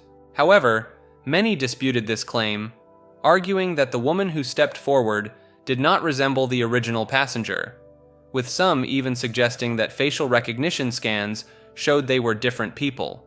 The airplane lady. Those people aren't real? No one's been able to track her down, Oh, right? no. She just popped up this past week on TMZ. It's basically her just saying, I apologize, I shouldn't have done that. When I saw it, I was like, that doesn't look like her. We didn't know who she was for the first couple weeks. Like, they couldn't even find a name. She started a new Twitter account when she posted this video. The first person she followed was TMZ. So people started doing like some AI face detection. There's this guy that does it online professionally, and he says if you get a score 0.6 or below, it is the same person. He put videos that were on the plane, videos that were outside the plane of the real Tiffany. And it's not her. 1.2. Guy's like, I was not expecting this. He's Wow. like, this makes me really interested. One other dude checks her IP address from the video. Okay. Guess where it tracked to? TMZ headquarters. Place Texas. 2 blocks away from the White House. Washington, D.C. Stop it right now! So did she see something and then they put in a double, be like, this was so embarrassing? Some theorize that the real woman from the plane has been intentionally hidden from the public to prevent an alien disclosure incident from being exposed. Others maintain the belief that the incident was simply a result of a woman experiencing a mental breakdown. The true identity of the woman and the reasons behind her behavior on the plane remain a subject of ongoing speculation and debate. Thaumaturgy is a term that refers to the ability of a magician to work magic or paranormal events, or for a saint to perform miracles. In Buddhism, supernatural powers developed by meditation adepts are considered part of the thaumaturgical tradition, including abilities ascribed to the Buddha and legendary monks in popular tales. Thaumaturgy has been used to describe several Christian saints known as wonder workers, through whom God was believed to regularly work miracles. In Hinduism, the term godmen refers to charismatic gurus who often claim paranormal abilities like healing, seeing the future, and reading minds. The Quran describes miracles as signs from God that supernaturally intervene in human lives, both in sacred history and connected to the Prophet Muhammad and divine revelation. Hermetic Kabbalah mysticism holds that a magician can create physical results by making subtle changes in higher spiritual realms. The word thaumaturgy started being used in the 1500s to mean miraculous or magical powers, sometimes in reference to seemingly magical mechanical devices that actually operated based on mathematical principles. The afterlife, or life after death, is the idea that some essential part of a person's consciousness continues to exist after their physical body dies. Different belief systems have various views on what exactly this entails. In some traditions, the individual may be reborn into this world to begin the cycle of life again, which is known as reincarnation. The goal is often to eventually gain entry into a spiritual realm after multiple rebirths. Other belief systems, like those in the Abrahamic religions of Judaism, Christianity, and Islam, hold that the dead go to a specific place as determined by God, based on their actions and beliefs during life. This could be paradise, hell, or some intermediate state. The ancient Egyptians believed that after death, one's soul would be weighed against the feather of truth and justice. If the heart was lighter than the feather, the deceased could pass on, but if it was heavier, they would be devoured by the demon Ammit. In Greek mythology, souls were ferried across the river Styx into the underworld, where they would be judged and sent to Elysium, Tartarus, or the Asphodel Fields based on their deeds in life. Buddhism teaches that rebirth happens without an unchanging self passing from one form to another. The type of rebirth is conditioned by the moral tone of a person's actions. There are different realms into which one can be reborn, including heavenly planes, the human realm, and lower realms like animal or hell realms. Hinduism believes the soul is eternal and takes on new physical bodies in a cycle of birth and death until eventually attaining moksha, or liberation from the cycle. At death, the soul meets Yama, the god of death, and is shown a review of their life before continuing on. The monotheistic faiths of Judaism, Christianity, and Islam all affirm the eternal existence of the soul. In Judaism, the soul goes to Sheol, the world of the dead. Christianity teaches the soul experiences the particular judgment and goes to heaven, hell, or in Catholicism, purgatory.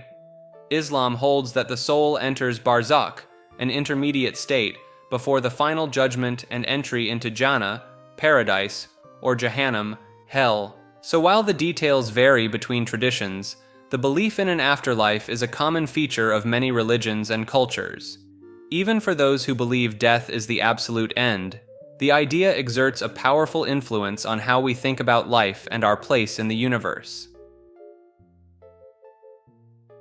A man named Sean Robinson inherited a mysterious painting from his grandmother. She had kept it in her attic for 25 years, believing it was evil.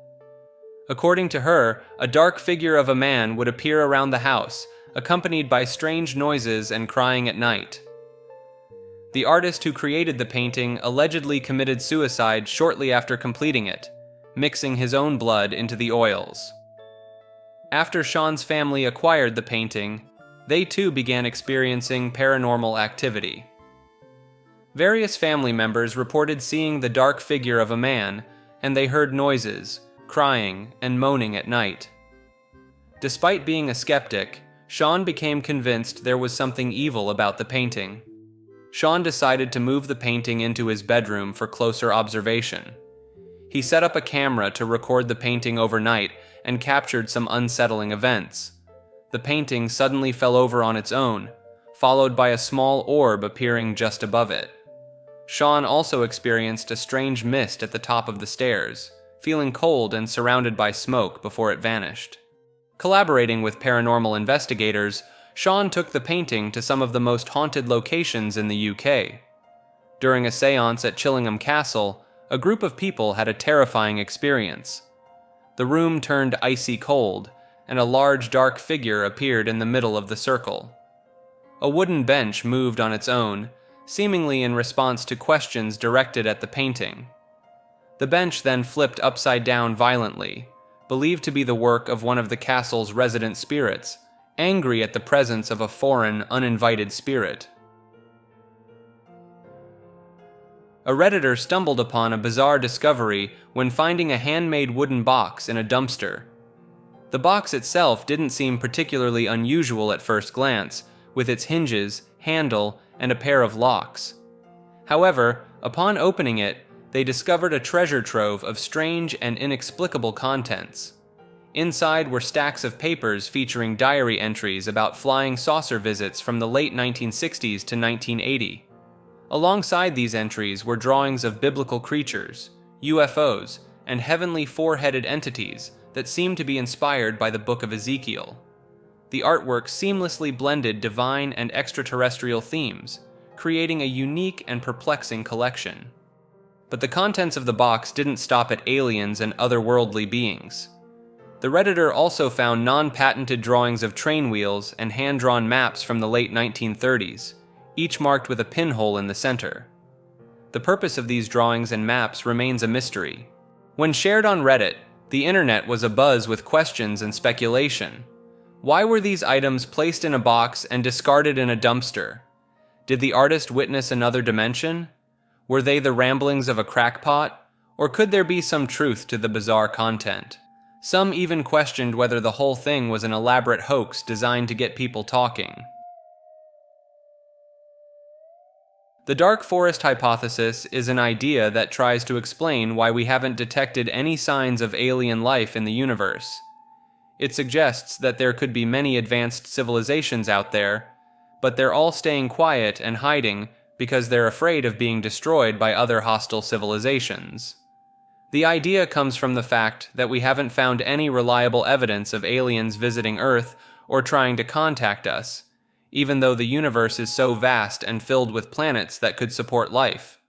This seems strange because life usually spreads and fills up all the available spaces it can. The name Dark Forest comes from a science fiction novel by Liu Cixin, where he compares the universe to a dark forest filled with hunters. In this analogy, any civilization that makes itself known would be like a hunter firing a gun in the forest, attracting the attention of other hunters who might shoot them first to avoid being shot themselves.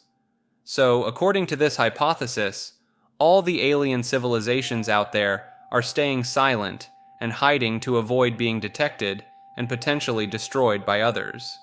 They view any other intelligent life as a threat to their own survival. This idea is similar to other proposed solutions to the Fermi paradox, like the Berserker hypothesis, which suggests that there might be self-replicating machines designed to destroy organic life. But the dark forest hypothesis is a bit different because it allows for the existence of many alien civilizations as long as they keep quiet. The dark forest scenario can be seen as a type of game theory problem, where the players are alien civilizations who have to decide whether to destroy others, broadcast their existence, or stay quiet. The only way to win the game is to survive, and there's a scarcity of resources, so it encourages a shoot first, ask questions later mentality. This concept has appeared in other science fiction stories too, like Greg Bear's novel The Forge of God, where Earth is compared to a baby crying in a hostile forest, attracting predators. But Liu Cixin's novel The Dark Forest is where the term originated and explores the idea in more depth. While it's a fascinating and somewhat unsettling hypothesis, it's important to remember that it's still just speculation at this point. We don't have any concrete evidence of alien civilizations, let alone their motivations or behaviors. But it does offer a potential explanation for the eerie silence we've been met with so far in our search for extraterrestrial intelligence. Species Almanac is a fascinating compendium that catalogs 82 different alien races believed to have interacted with Earth and humanity. These beings hail from various star systems and constellations, including Alpha Centauri, Rigel, Taurus, and Zeta Reticuli. The almanac offers detailed descriptions of each race's appearance, belief systems, technology, unique abilities, and the dimensions they inhabit. Among the notable races mentioned are the Agarthans, who are said to reside within the Hollow Earth, and the Anunnaki, credited with genetically modifying early humans. The benevolent Pleiadians also feature prominently in the book. On the other hand, reptilian races like the Draconians are described as battling for control over our planet. Interestingly, the almanac also delves into the existence of hybrid races, such as the Sasani, who claim to be a future version of humanity that is interbred with the Greys, another well-known alien species. While the information presented in the book is not put forth as definitive fact, it offers an intriguing and entertaining look at the wide array of extraterrestrial beings that may be interacting with our world, beyond what is typically discussed in mainstream ufology. In 1972, artist Bill Stoneham created a painting titled The Hands Resist Him, which depicts a young boy and a female doll standing in front of a glass-paneled door with many hands pressed against it. The boy is based on a photograph of Stoneham himself at age 5. According to the artist, the doorway represents the dividing line between the waking world and the realm of fantasy and impossibilities. The doll serves as a guide to escort the boy through this threshold, while the hands symbolize alternate lives or possibilities.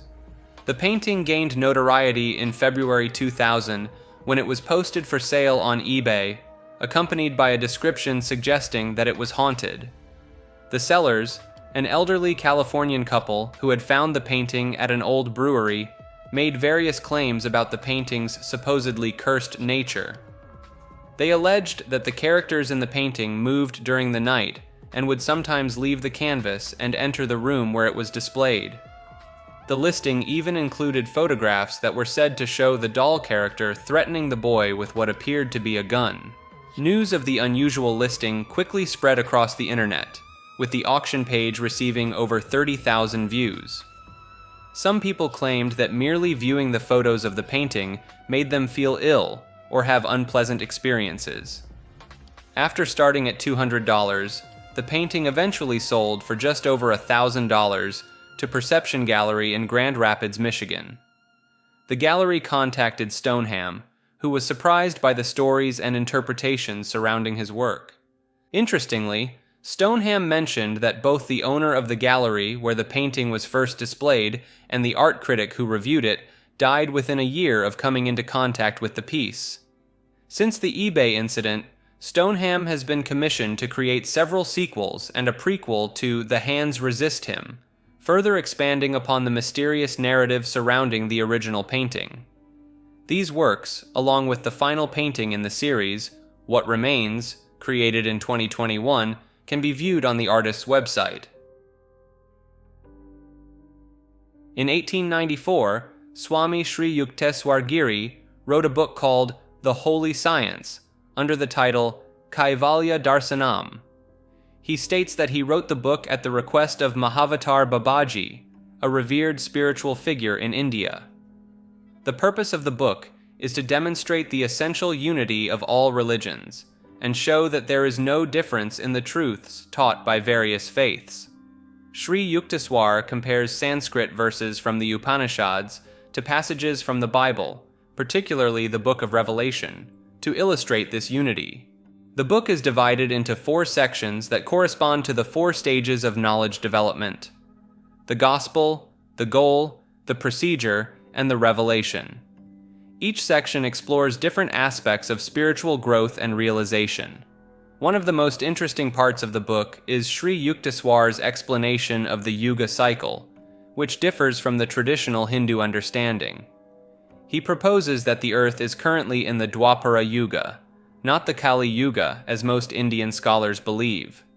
According to Sri Yukteswar, this cycle is caused by the sun's revolution around a grand center called Vishnu Nabi, which is the seat of the creative power Brahma.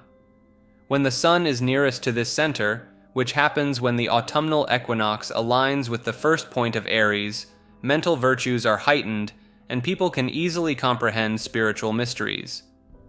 Based on this theory, Sri Yukteswar concludes that we are now in the beginning stages of Dwapara Yuga, which began around 1699 AD. He predicts that we will pass into Treta Yuga around the year 4099 AD. The Holy Science offers a unique perspective on the cyclical nature of time and the evolution of human consciousness. While it may not align with mainstream scientific views, it provides an intriguing spiritual framework for understanding the world and our place in it. In 1911, John Kilner explored the idea of a human atmosphere, or aura, suggesting it could reveal information about health and mood. He experimented with colored glass slides to help people see this energy field, believing it might be ultraviolet radiation. Kilner observed different layers of the aura extending from people's bodies, using devices he created with treated glass slides. However, these chemicals were toxic, and viewing through them for too long could cause eye discomfort. While Kilner's work gained popularity, it faced criticism for lacking scientific evidence. Some suggested his observations were merely optical illusions. Later, researchers proposed alternative explanations, viewing his work as more pseudoscience than fact. The Bible describes a miracle where God made the sun stand still for about a day so Joshua could win a battle. Some have claimed this explains a supposed missing day that NASA scientists allegedly discovered when running calculations of celestial positions back in time. The story goes that NASA's computers ground to a halt upon finding this missing day, proving the biblical account. However, this myth originated in the 1800s and was embellished over time, with the NASA connection fabricated in the 1960s. NASA has denied the incident occurred and stated the man who popularized the story in the 60s was never a NASA consultant as he claimed. Finding a missing day would require well-documented astronomical events on both sides of the missing time period, but no such records exist from Joshua's era, making the story impossible. Some Christian scholars have criticized spreading this tale, saying it does a disservice to the Bible to defend it with stories that lack factual foundation. John Ramirez, a former CIA officer who spent 25 years with the agency, has recently been speaking out about his experiences and insights related to unidentified aerial phenomena and the potential existence of non-human intelligence. He believes that exploring the connection between consciousness and UAPs could significantly shape our understanding of these phenomena and their implications for humanity. During his time at the CIA, Ramirez learned that the agency had separate divisions focusing on the aerospace and life sciences aspects of UAPs, including physiology and psychology. This suggests that the CIA has been interested in exploring consciousness and its relationship to these phenomena, as evidenced by programs like remote viewing, which involves projecting one's mind to a different location. Ramirez also discusses his beliefs regarding non-human forces and their influence on humanity throughout history. He suggests that ancient myths and legends may be documenting lost human history and instances of contact with non-human intelligence, which he equates to divine beings or divine intelligence. These beings, according to Ramirez, were here to help humanity, but conflicts among them may have led to differing agendas. Ramirez shares his personal experiences with UAPs and contact experiences, including a negative encounter with a being he describes as a reptilian. He also mentions a positive experience where he felt safe and protected by a green shroud with sparkles in his bedroom. Ramirez attempted to access his medical records from the CIA to corroborate his experiences, but was denied access. Regarding the topic of disclosure, Ramirez explains that during his time at the CIA, there was no motivation to disclose information about UAPs. He reveals that an officer named Edward Taus was responsible for a program to disinform the public about UAPs starting in 1952, which influenced the portrayal of aliens in movies at that time. Ramirez also discusses the topic of reptilians and their alleged involvement in society and governmental structures. He clarifies that he is not referring to actual lizards, but rather individuals with reptilian ancestry who may appear human. He suggests that various non-human races may have aided in humanity's evolution outside of natural evolution. While acknowledging that some people consider these ideas as conspiracy theories, Ramirez suggests paying attention to well-researched books who have written about topics like Antarctica and the history of early programs and their connection to German searches for Atlantis. Ramirez believes that there are shadow government and deep state entities pulling strings behind the scenes, and he claims that the government is aware of an impending event in 2027 that will reveal something significant. He also states that there is a presence on Earth, which he refers to as demonic, who are projecting their own belief systems to make us disbelieve what we believe in. The Rosicrucian cosmo-conception, also known as mystic Christianity or Western wisdom teachings, is a text written by Max Heindel in 1909. It presents a comprehensive outline of the evolutionary process of man and the universe from a Rosicrucian perspective, correlating science with religion. The book is divided into 3 parts, covering topics such as the visible and invisible worlds, the scheme of evolution, Christ's mission, and methods for acquiring first-hand spiritual knowledge. According to the teachings, God limits himself to a portion of space at the beginning of a day of manifestation, in which he creates a solar system for the evolution of added self-consciousness. The text describes 7 worlds within the solar system, each with a different rate of vibration and density.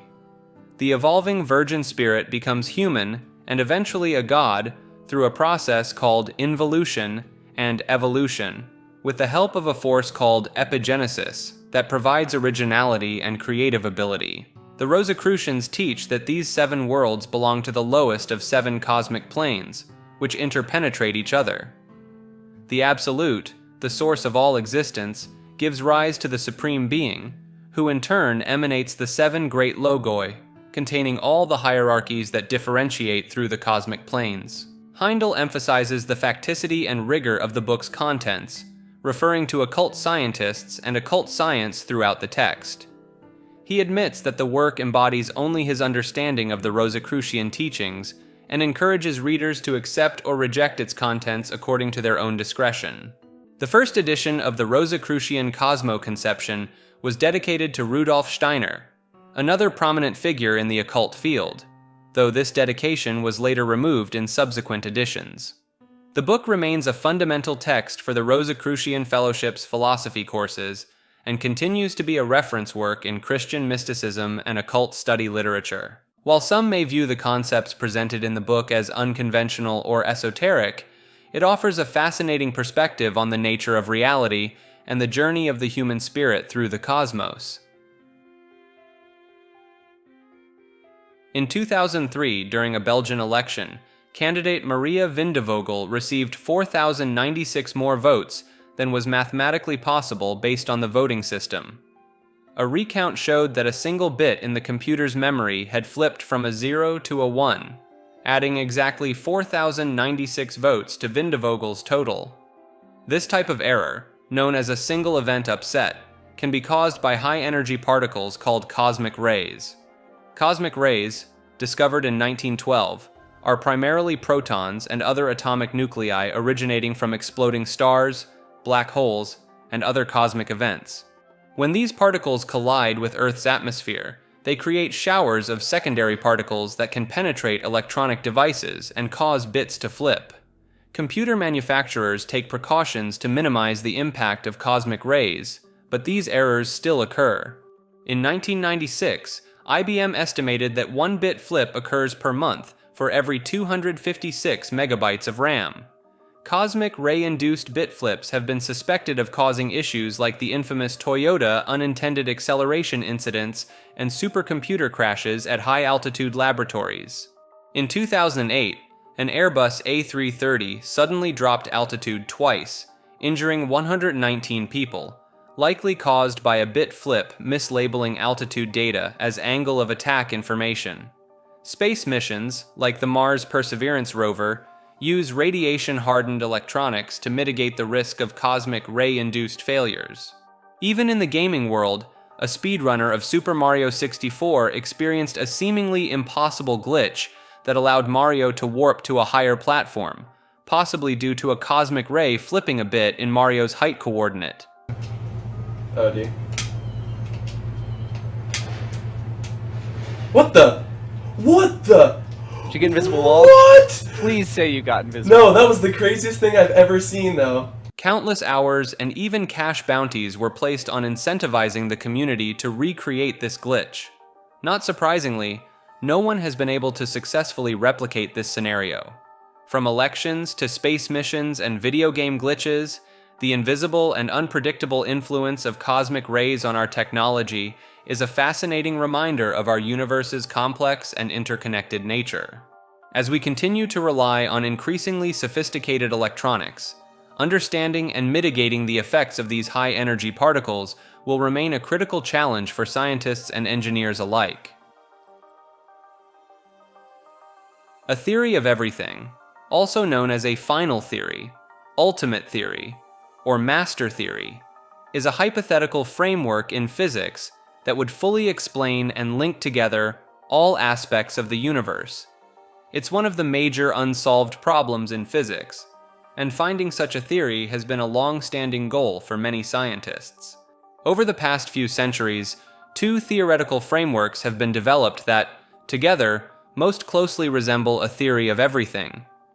These are general relativity, which focuses on gravity and large-scale structures like planets and galaxies, and quantum mechanics, which focuses on the other three fundamental forces: strong nuclear, weak nuclear, and electromagnetic, and the behavior of subatomic particles. One of the most prominent candidates for a theory of everything is string theory, which proposes that at the most fundamental level, all particles are composed of tiny, vibrating strings of energy. Different vibration patterns would give rise to different particles and forces. String theory also requires the existence of additional spatial dimensions beyond the three we can perceive. However, string theory has its challenges, including the vast number of possible solutions, the string theory landscape, and the difficulty of making testable predictions. Some critics argue that these issues make string theory more of a philosophical framework than a scientific theory. Other approaches to developing a theory of everything include loop quantum gravity, causal fermion systems, and causal sets. Each of these attempts to address the incompatibility between general relativity and quantum mechanics in different ways. Despite the ongoing efforts of theoretical physicists, a complete and experimentally verified theory of everything remains elusive. Some scientists even question whether such a theory is possible, citing limitations like Gödel's incompleteness theorem or the inherent uncertainty of quantum mechanics. Nevertheless, the quest for a theory of everything continues to inspire and drive research in theoretical physics. Even if a single, all-encompassing theory proves impossible, the pursuit of unification has led to significant advancements in our understanding of the universe and the fundamental forces that govern it. The dream of a theory that could explain every aspect of reality, from the tiniest subatomic particles to the vast expanse of the cosmos, remains one of the most captivating and ambitious goals in all of science. Several prominent figures within the modern era have come forth proclaiming to have discovered new elements within a theory of everything. Terrence Howard, the actor known for his roles in films like Hustle and Flow and Iron Man, has made some fascinating discoveries that he believes could change our understanding of the universe. Howard has spent years studying the flower of life, an ancient geometrical figure consisting of multiple evenly spaced overlapping circles. This symbol, which can be found in various temples and sacred sites around the world, is thought to contain the blueprints of the universe. Many great minds, including Leonardo da Vinci and Pythagoras, have tried to uncover its secrets. Howard claims to have successfully opened up the flower of life and discovered new wave conjugations that expose the spaces between the circles. He believes that these findings could potentially lead to groundbreaking advancements in fields like energy and physics. According to Howard, the universe is made up of motion, expressed in waves, and all waves are curved. He questions the existence of straight lines and platonic solids, which have been the foundation of our understanding of the universe for centuries. Through his research, Howard has apparently defined the entire electric field, plasmic field, and magnetic field, and has even patented his discoveries. He has also developed new technologies, such as transcendental lighting and tangential flight, based on his findings. Howard's work challenges long-held scientific beliefs and suggests that there may be more to the universe than we currently understand. While his ideas are unconventional, they have the potential to inspire new ways of thinking and lead to incredible breakthroughs in various fields. Howard's work challenges long-held scientific beliefs and suggests that there may be more to the universe than we currently understand. While his ideas are unconventional, they have the potential to inspire new ways of thinking and lead to incredible breakthroughs in various fields. Terrence has gone so far as to claim that math has been incorrect, and 1 multiplied by 1 actually equals 2. He has even developed a self-proclaimed, quote, language of logic that's been dubbed Terryology. He's also worked alongside others to create monumental new concepts known as linchpins, using an alternative form of the periodic table of elements. Shiren Bumaza, also known as Athene, is a renowned gamer and entertainer who has made a foray into the fields of quantum mechanics, relativity, and neuroscience in an attempt to find the meaning of life. In his documentary, Athene's Theory of Everything, he presents evidence of correlations between these highly specialized and mutually relevant research areas, gaining a perspective that defies conventional thinking. This formula shows how all matter has a wave-particle duality, meaning that there are moments in which it behaves as a wave, and others where it behaves as a particle. The formula combines Einstein's famous E is mc squared equation with the quantized nature of energy. Athene's insights and explanations resolve some of the most perplexing problems in physics, cognition, and conscious awareness, with both practical and philosophical implications. His research encompasses a wide range of subjects related to reality, quantum mechanics, neuroscience, and human psychology, while avoiding esoteric correlations and pseudoscientific claims.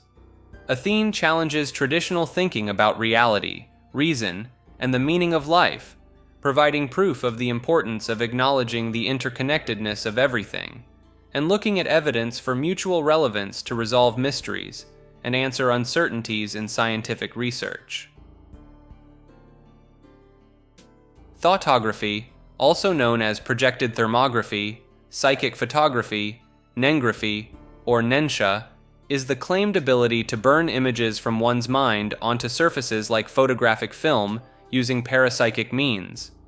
The term has been in use since 1913, although the concept first emerged in the late 19th century.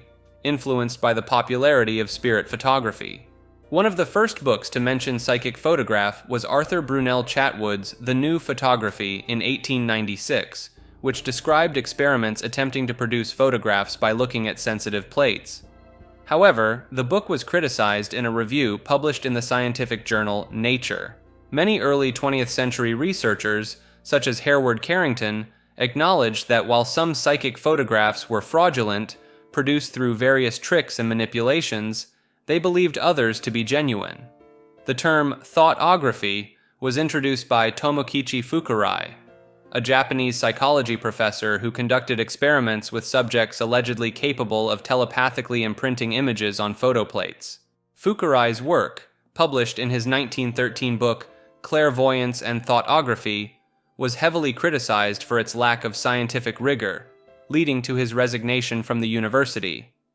Other notable figures in the history of thoughtography include Eva Carriere, a medium whose ectoplasm materializations were claimed to be the result of ideoplasty, and Ted Serios, a Chicago bellhop who supposedly used psychokinetic powers to produce images on Polaroid film in the 1960s. However, in both cases, skeptics and professional photographers found evidence of trickery and sleight of hand. Similarly, Japanese psychic Masuaki Kyoda, who claimed to possess psychokinetic powers, was unable to produce results under tight controls and later confessed to fraud in a 1984 television interview. Even well-known psychics like Uri Geller have been accused of using simple tricks to create the illusion of thoughtography, such as using handheld optical devices or pre-exposed film. Despite the persistent claims of thoughtography's existence, skeptics maintain that all alleged examples can be explained by various forms of deception or flaws in the photographic process. The history of thoughtography serves as a fascinating case study in the intersection of belief, deception, and the scientific investigation of claimed paranormal phenomena. The Time Cube was a personal web page created in 1997 by Otis Eugene Jean Ray, who proclaimed himself the wisest man on Earth. On this site, Ray presented his self-described theory of everything, which he also referred to as the Time Cube. According to Ray's theory, modern science is engaged in a global conspiracy to teach falsehoods by ignoring his alleged truth that each day consists of 4 simultaneous days. He used a variety of self-invented jargon throughout the site, often without providing clear definitions. Ray's model of reality asserts that when the sun shines on the Earth, it creates 4 distinct time points: midday, midnight, sunup, and sundown. He claimed that during a single rotation of the Earth, each of these time points rotates through the others, resulting in 16 corners, 96 hours, and 4 simultaneous 24-hour days. Alongside these claims, Ray described himself as a godlike being with superior intelligence, who possessed absolute evidence and proof for his views. He repeatedly asserted that the academic world had not taken his theory seriously and offered monetary rewards to anyone who could disprove his ideas. The Time Cube website gained notoriety online, with some considering it the #1 nutty site.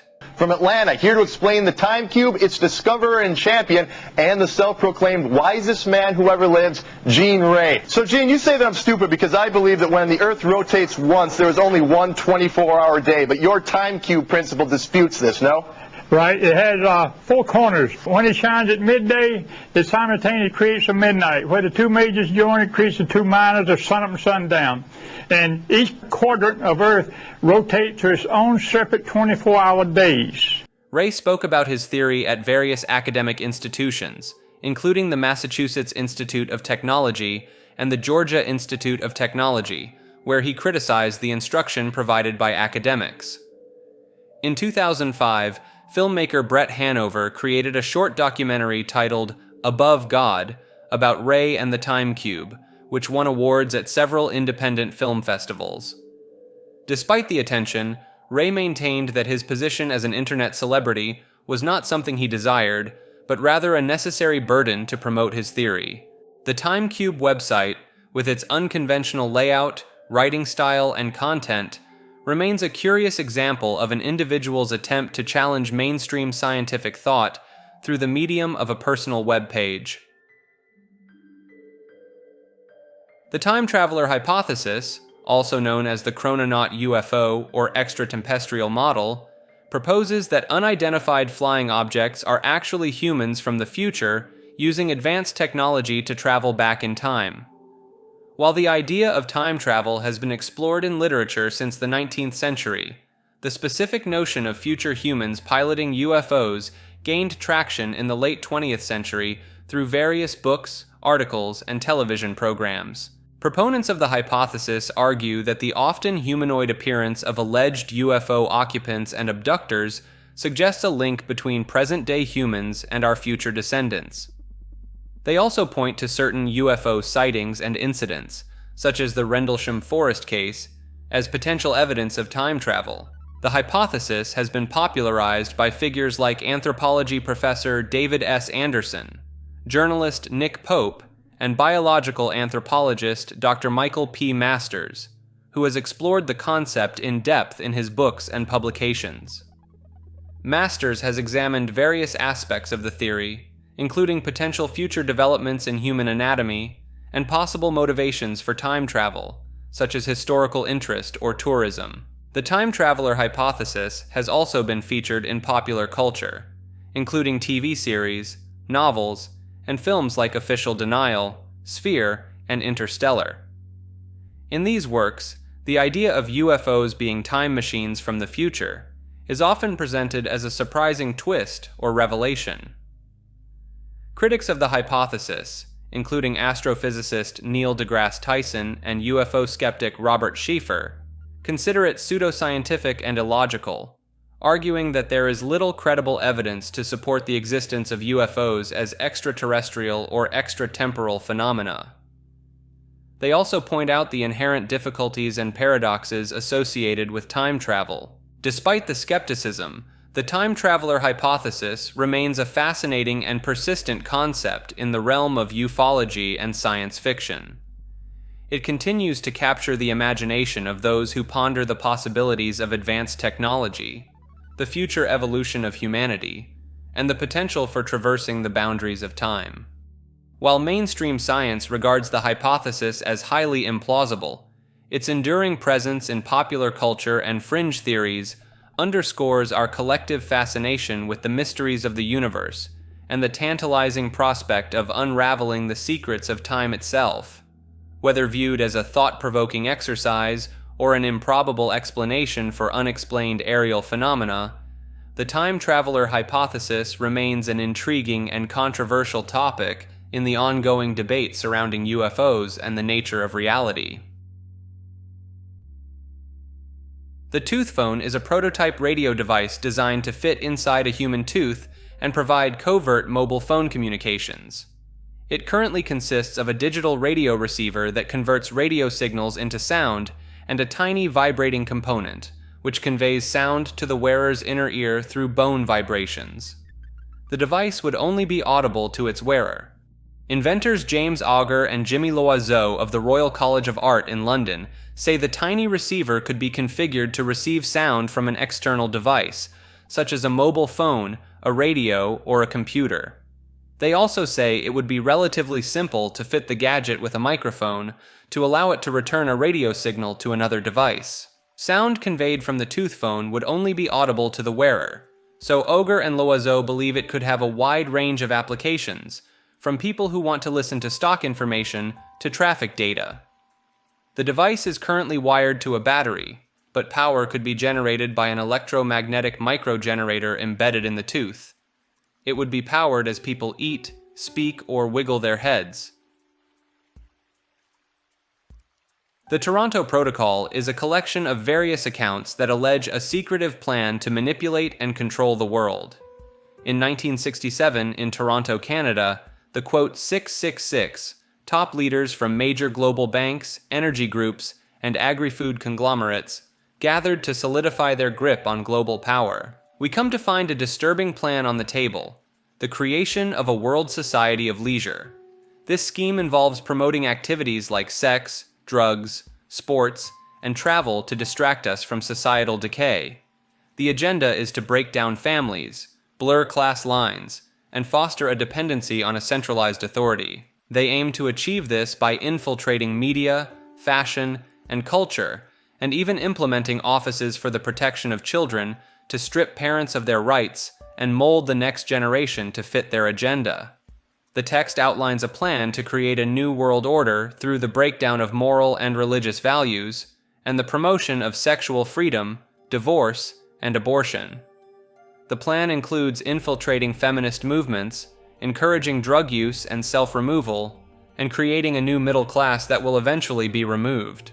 The plan involves infiltrating all levels of society, including politics, economics, education, and social policy, to establish a centralized government and eliminate individual responsibility. The plan also includes buying or eliminating individuals who may pose a threat to the New World Order and ensuring control over all international organizations. The Toronto Protocol was from Serge Monist, who also introduced the world to Project Bluebeam, and met a very coincidental and untimely demise before seeing to it that his messages were shared. Tower Hill Road in Cumberland, Rhode Island is said to be haunted by strange occurrences and ghostly apparitions. According to local legends, people have reported seeing strange lights appearing at night along the road. There are also tales of a ghostly child walking a dog. The town of Cumberland itself has a long history dating back to 1635, and was formerly known for its iron works. Several other locations in Cumberland are also rumored to be haunted, such as the public library and an old monastery. Some attribute the paranormal activity to the ghosts of Native Americans killed during the French and Indian War. Visitors to Tower Hill Road have reported feeling an overwhelming sense of heaviness and anxiety. One account describes seeing shadows in the distance and feeling a sense of paranoia, as if being watched. Although the road is only about a mile long, the eerie atmosphere can make it feel much longer. The Toynbee tiles are mysterious messages found embedded in the asphalt of streets in about 24 major cities in the United States and 4 South American cities. Since the 1980s, several hundred tiles have been discovered, generally about the size of a license plate, containing cryptic inscriptions that mention Toynbee, the movie 2001, and resurrecting the dead on planet Jupiter. Some tiles also feature political statements, or encourage readers to create and install similar tiles. The material used to make the tiles was initially unknown, but evidence suggests they may be made primarily of layers of linoleum and asphalt crack-filling compound. The creator of the tiles is unknown, but there are several theories about their origin and meaning.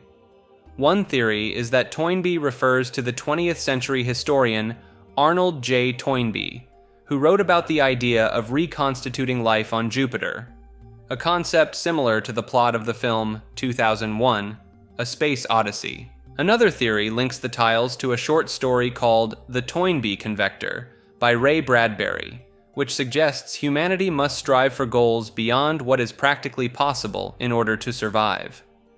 Some people have claimed to be the creator of the tiles, such as a Philadelphia carpenter named James Marasco, but the true identity and motive of the tiler remains a mystery. While some cities consider the tiles to be vandalism and remove them, others recognize them as a unique form of street art.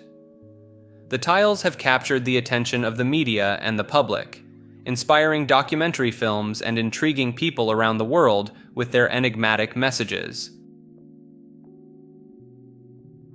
The infamous Track 61 is an abandoned subway station located beneath the Waldorf Astoria Hotel in Manhattan, New York, that is allegedly still used as a secret escape train for presidents visiting the city.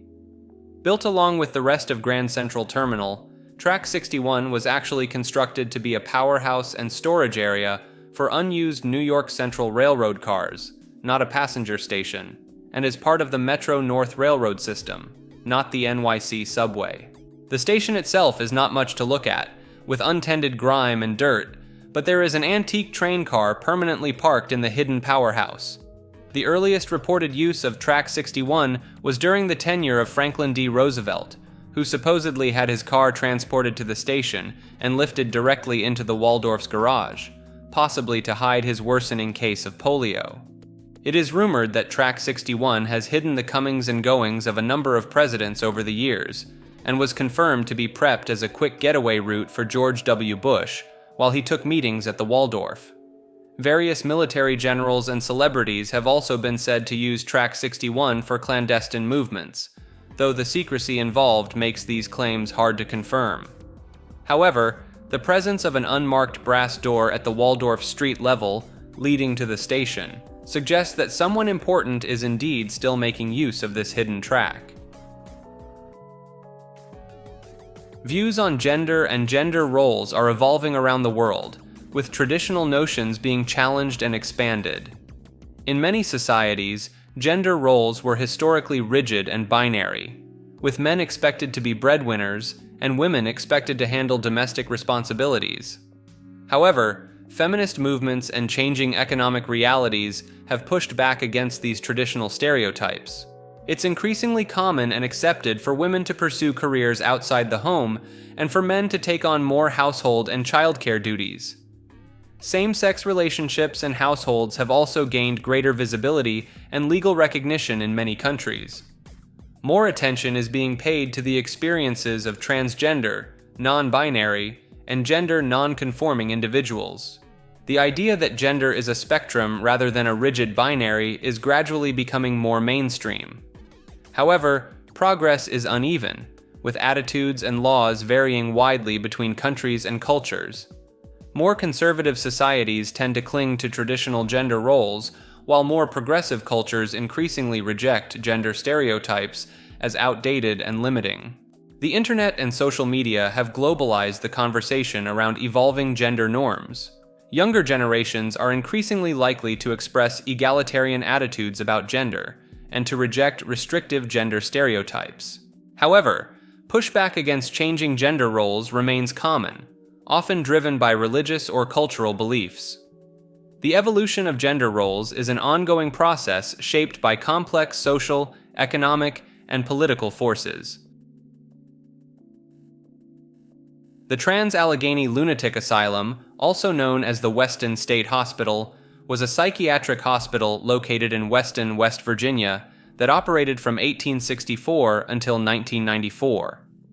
Designed by architect Richard Snowden Andrews utilizing the Kirkbride plan, the construction of the massive stone building began in 1858, but was interrupted by the outbreak of the American Civil War in 1861. The hospital was originally designed to accommodate 250 patients, but by the 1950s, it was severely overcrowded with 2,400 patients living in poor conditions. Patients were admitted to the asylum for a wide variety of reasons, including mental illness, but also for conditions like asthma, laziness, egotism, and even greediness.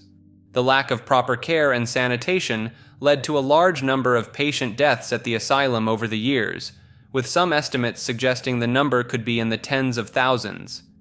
In the early 1950s, the hospital was the site of the West Virginia Lobotomy Project, an effort by the state and Walter Freeman to use lobotomy to reduce the patient population. By the 1980s, patient numbers had decreased due to changes in mental health treatment, but those who remained were sometimes kept in cages. After closing in 1994, the hospital sat vacant for years, until it was sold at auction in 2007, and reopened as a tourist attraction offering historical and paranormal tours. The main building, known as the Kirkbride, now houses a museum with artifacts and exhibits related to the hospital's history, including patient artwork, medical equipment, and items like straitjackets and hydrotherapy tubs. Visitors can take guided tours of the hospital, led by staff dressed in period-appropriate nurse uniforms, to explore the various floors, rooms, and areas like the morgue and operating room, while learning about the facility's troubled past.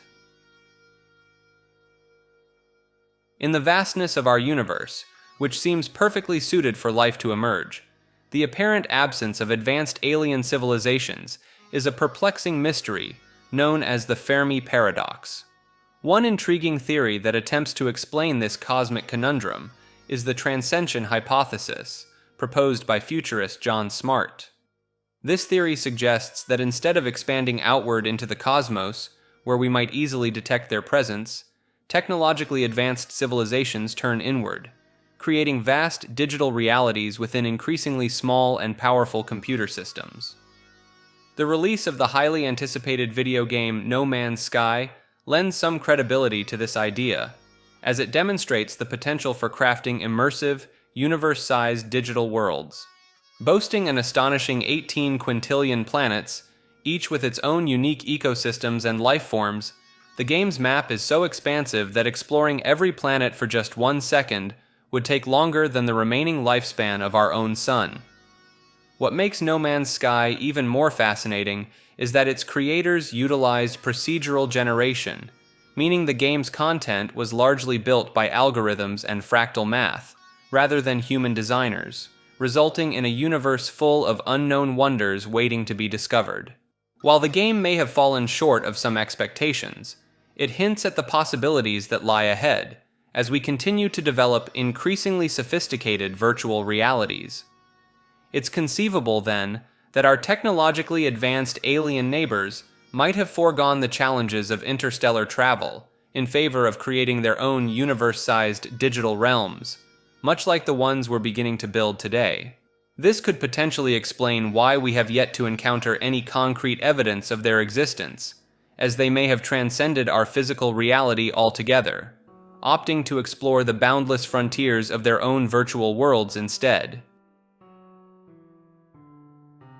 The core idea behind transhumanism is using technology to enhance the human condition, extending longevity, improving cognitive abilities, and increasing overall well-being. Transhumanists believe that through the development of sophisticated technologies like nanotechnology, biotechnology, artificial intelligence, and methods like mind uploading, humans will eventually be able to transcend current physical and mental limitations, potentially even achieving post-human states of existence. However, transhumanism is not just focused on individual enhancement. Many transhumanists also emphasize using these technologies to reduce global issues like poverty, disease, and malnutrition. The movement has roots dating back to the early 20th century, with visionaries like geneticist J.B.S. Haldane and evolutionary biologist Julian Huxley, who first used the term transhumanism in 1957, speculating about the vast potential of applied sciences to improve the human condition.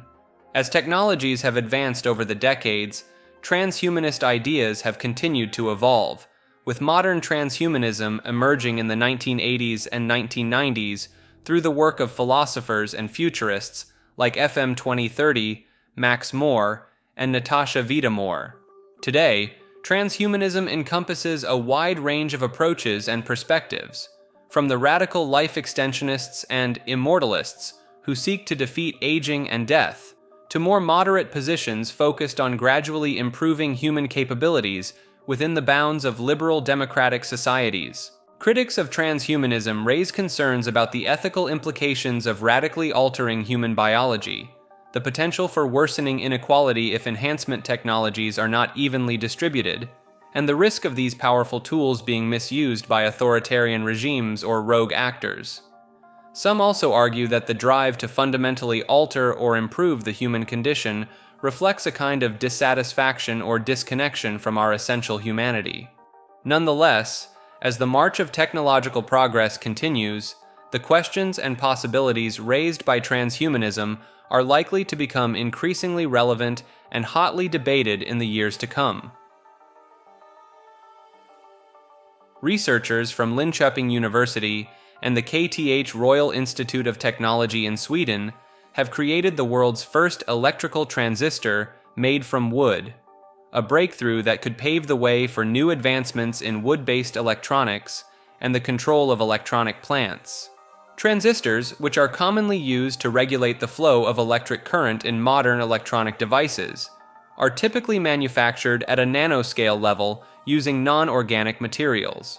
However, the Swedish researchers have developed a unique method for creating a functional transistor using balsa wood, a grainless and evenly structured type of wood. To create the wood transistor, the team first removed the lignin from the balsa wood, leaving behind long cellulose fibers with channels where the lignin had been. These channels were then filled with a conductive plastic polymer called PSS, resulting in an electrically conductive wood material that could be used to build the transistor. The wood transistor has been shown to regulate electric current and provide continuous function at a selected output level, as well as switch power on and off, albeit with a slight delay of a few seconds. While the wood transistor is slower and bulkier than traditional transistors, it has significant potential for future development and could potentially tolerate higher currents than regular organic transistors. The researchers emphasize that the creation of the wood transistor was driven by curiosity and the desire to explore new possibilities rather than any specific application in mind, and they hope that their findings will inspire further research in this area. Trepanning, also known as trepanation, is a surgical procedure that involves drilling or scraping a hole into the human skull, exposing the dura mater to treat health problems related to intracranial diseases or relieve pressure from an injury. Evidence of trepanation has been found in prehistoric human remains dating back to the Neolithic era, making it one of the oldest known surgical procedures, and it was practiced in many parts of the world, including Europe, Africa, Asia, and the Americas. In ancient times, trepanation may have been performed for spiritual reasons, such as releasing evil spirits believed to cause abnormal behavior, as well as for medical purposes like treating head injuries, epilepsy, and mental disorders. The procedure was performed using tools made of flint, obsidian, or metal, and involved methods such as drilling, cutting, or scraping the skull to create an opening. While the reasons for trepanation varied across cultures and time periods, the practice persisted into the classical, medieval, and Renaissance eras, with famous physicians like Hippocrates and Galen providing detailed instructions on the procedure. In modern neurosurgery, trepanation, now more commonly referred to as a craniotomy, is used to treat epidural and subdural hematomas and to access the brain for various surgical procedures, with advanced imaging techniques and specialized tools minimizing risks.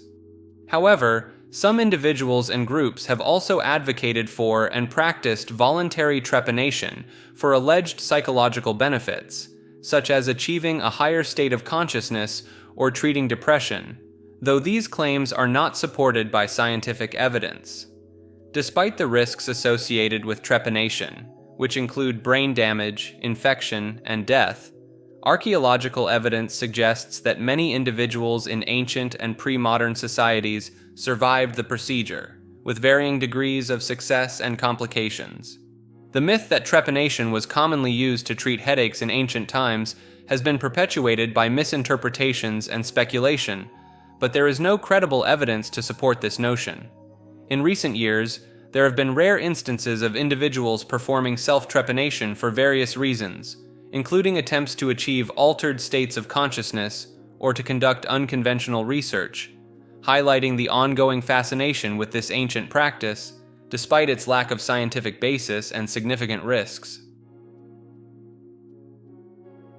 The trolley problem is a series of thought experiments in ethics, psychology, and artificial intelligence that involve hypothetical moral dilemmas about sacrificing one person to save a larger number of others. The classic scenario, known as the switch case, presents a situation where a runaway trolley is barreling down the tracks towards 5 people who are tied up and unable to move. You, as a bystander, have the option to pull a lever that will divert the trolley onto a side track, where it will kill 1 person instead of 5. The dilemma lies in whether it is more ethical to actively cause 1 death by pulling the lever, or to passively allow 5 deaths by doing nothing. Variations of the trolley problem have been created to explore different aspects of moral decision-making, such as the Fat Man case, where the only way to stop the trolley is to push a large person onto the tracks, using their body to stop the trolley. These thought experiments highlight the differences between 2 main approaches to ethics: deontological, which focuses on the inherent rightness or wrongness of actions, and consequentialist, which judges actions based on their outcomes. Empirical research using trolley problems has investigated various factors that influence moral judgments, such as emotional state, brain damage, and levels of anonymity. However, the use of trolley problems as a measure of utilitarianism and their applicability to real-life moral situations has been criticized by some researchers and philosophers. In recent years, the trolley problem has gained relevance in discussions about the ethics of autonomous vehicles, as these machines may need to make split-second decisions that prioritize certain lives over others in unavoidable collision scenarios.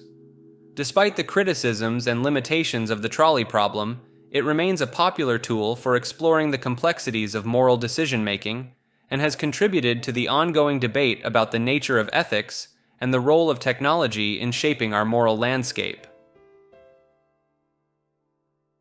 A tulpa is a concept originating from Tibetan Buddhism, referring to a materialized being or thought form that is created through spiritual practice and intense concentration.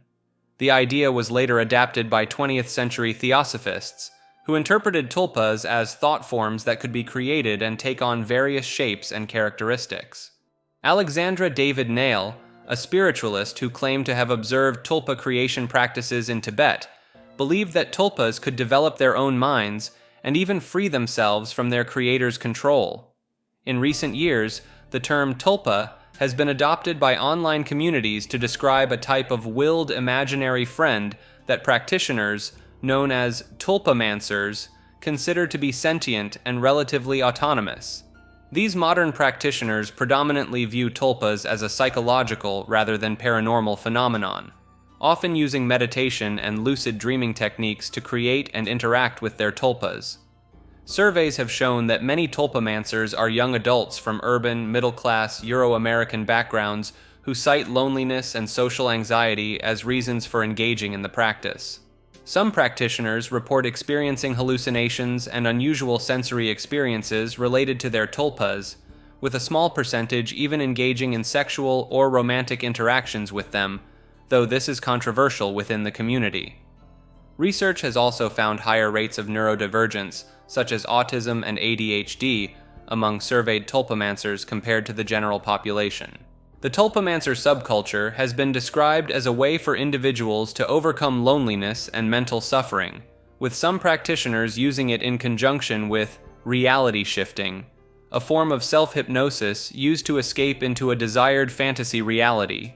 As an emerging phenomenon at the intersection of spirituality, psychology, and internet culture, the concept of tulpas continues to evolve and capture the imagination of those seeking unconventional ways to explore their inner worlds and cope with the challenges of modern life. The Shroud of Turin is a length of linen cloth that bears the faint image of a man, believed by many to be the burial shroud of Jesus of Nazareth, miraculously imprinted with his likeness after the crucifixion. The shroud, which measures approximately 4.4 by 1.1 meters, displays a faint brownish image of a front and back view of a naked man, with his hands folded across his groin, with reddish-brown stains that correlate with the wounds described in the biblical account of the crucifixion. Although the shroud's history can be traced back to the 14th century, when it was first exhibited in a church in Lille, France, its true origins remain a mystery, with some believing it to be much older and others dismissing it as a medieval forgery. Over the years, the shroud has been subjected to numerous scientific analyses, including radiocarbon dating, which in 1988 suggested that the cloth material dated to between 1260 and 1390 AD, much too recent to have been associated with Jesus. However, the results of the radiocarbon dating have been questioned by some researchers, who argue that the tested samples may have been contaminated or taken from a repaired portion of the shroud. Other studies have focused on the anatomical consistency of the image, the nature of the wounds, and the presence of pollen and plant material that could provide clues to the shroud's geographic origin. While some researchers have proposed theories that the image was created through natural processes, such as a chemical reaction between the cloth and the gases released by a decomposing body, others maintain that the image was artificially produced, perhaps as a painting, or through the use of primitive photographic techniques. Despite the lack of conclusive evidence, the Shroud of Turin continues to be an object of fascination and devotion for many Christians around the world, who view it as a tangible link to the life and death of Jesus Christ. The Catholic Church, while encouraging the faithful to contemplate the shroud with reverence, has refrained from taking an official position on its authenticity, leaving the matter open to scientific investigation and personal belief. This is in reference to two separate entries. First, a strange glowing jellyfish, resembling a tiny UFO, was recently discovered by researchers from the National Oceanic and Atmospheric Administration in the depths of the ocean near the Mariana Trench. In the video captured on April 24th, the jellyfish can be seen swimming through the dark waters, likely in search of prey, with its long, evenly extended tentacles and a motionless bell, suggesting an ambush predation mode. The jellyfish's bell contains red radial canals that connect to what appear to be bright yellow gonads. Second, according to UFO investigator Mick West, recent footage of a so-called jellyfish UFO over a military base in Iraq is likely just helium party balloons drifting in the wind, not anything extraterrestrial. The blurry, low-quality video was recorded secondhand off a monitor screen and released by a prominent UFO influencer. This information bottleneck prevents the public from properly analyzing the footage.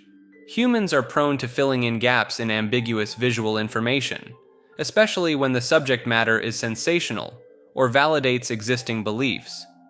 Our brains reward novelty and tend to see meaningful patterns even where none may exist. Many in the UFO community have had personal experiences that color their interpretations of such videos. They prefer an extraordinary explanation over a mundane one. However, to prove UFOs are a real phenomenon, eventual evidence will need to be much clearer, detailed, and open to proper scientific scrutiny. Blurry, incomplete footage that could be anything is not sufficient, even if it comes from sincere eyewitnesses. In February 2013, a meteorite crashed in Russia's Ural Mountains, injuring over 1,200 people and causing widespread damage, but the event also sparked a wave of intriguing theories about what exactly happened that day. While official reports attributed the blast to a meteor explosion, some Russian UFO enthusiasts proposed a different scenario, that an alien spacecraft had intervened to destroy the meteorite and save Earth from a potentially catastrophic impact. They pointed to a series of videos that appeared to show a mysterious object intercepting the meteorite and causing it to explode in the sky, with the event captured from multiple angles by witnesses on the ground.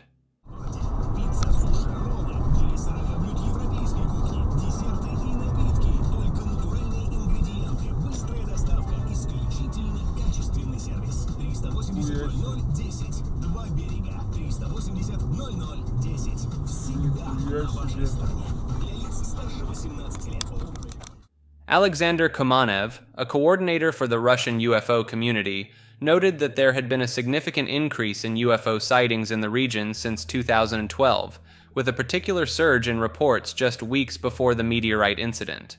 At a press conference following the event, Kamenev presented videos depicting strange glowing objects in the sky, with some witnesses describing them as glowing bowls that appeared and disappeared suddenly.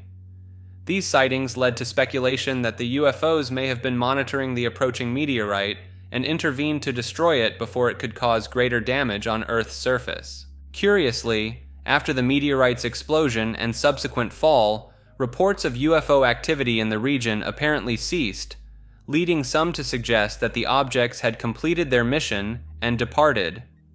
In the aftermath of the incident, divers exploring Lake Chaberkul discovered several craters on the lake bed, believed to have been created by meteorite fragments that had survived the explosion and impacted the water. Large cylindrical objects have been spotted within the rings of Saturn, leading some to speculate they could be massive alien spacecraft. These claims come from Dr. Norman Berggren, said to be a former NASA engineer who worked at the Ames Research Center.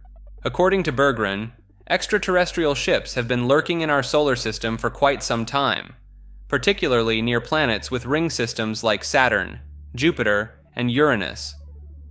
In 1986, Berggren authored a rare book entitled Ringmakers of Saturn, in which he proposed that colossal alien craft are responsible for creating and maintaining some of Saturn's rings. Berggren refers to these hypothetical extraterrestrial ships as ring makers, due to their supposed role in building the planet's iconic rings. Some conspiracy theorists interpret NASA imagery of anomalous objects near Saturn as evidence supporting Berggren's ideas. However, NASA and most scientists do not give credence to the notion that Saturn's rings are the work of alien engineering. The claims about alien ships embedded in the rings remain highly controversial and are not accepted by mainstream astronomers. Attempts to reach Dr. Berggren to verify the statements and theories attributed to him have been unsuccessful. The story of UMO began in 1965 when a group of Spanish UFO researchers received a series of letters and phone calls allegedly from an extraterrestrial race. These communications contained highly detailed information on complex topics like physics and medicine, far beyond what a typical hoaxer could have produced. One of the letters even predicted a UFO sighting that actually occurred on the specified date and location in Spain, a rare instance of an alleged alien prediction coming true. The extraterrestrials claimed to be from a planet called UMO and said they had arrived on Earth in 1950, establishing underground bases and isolated cities in France and other locations. They were drawn to Earth by a weak signal sent out by a Norwegian ship conducting ionospheric research in 1934, which was later verified as a real event. In 1966 and 1967, 2 additional UFO sightings occurred near Madrid, with the craft displaying the word UMO and a distinctive symbol resembling the notation for Uranus on their undersides.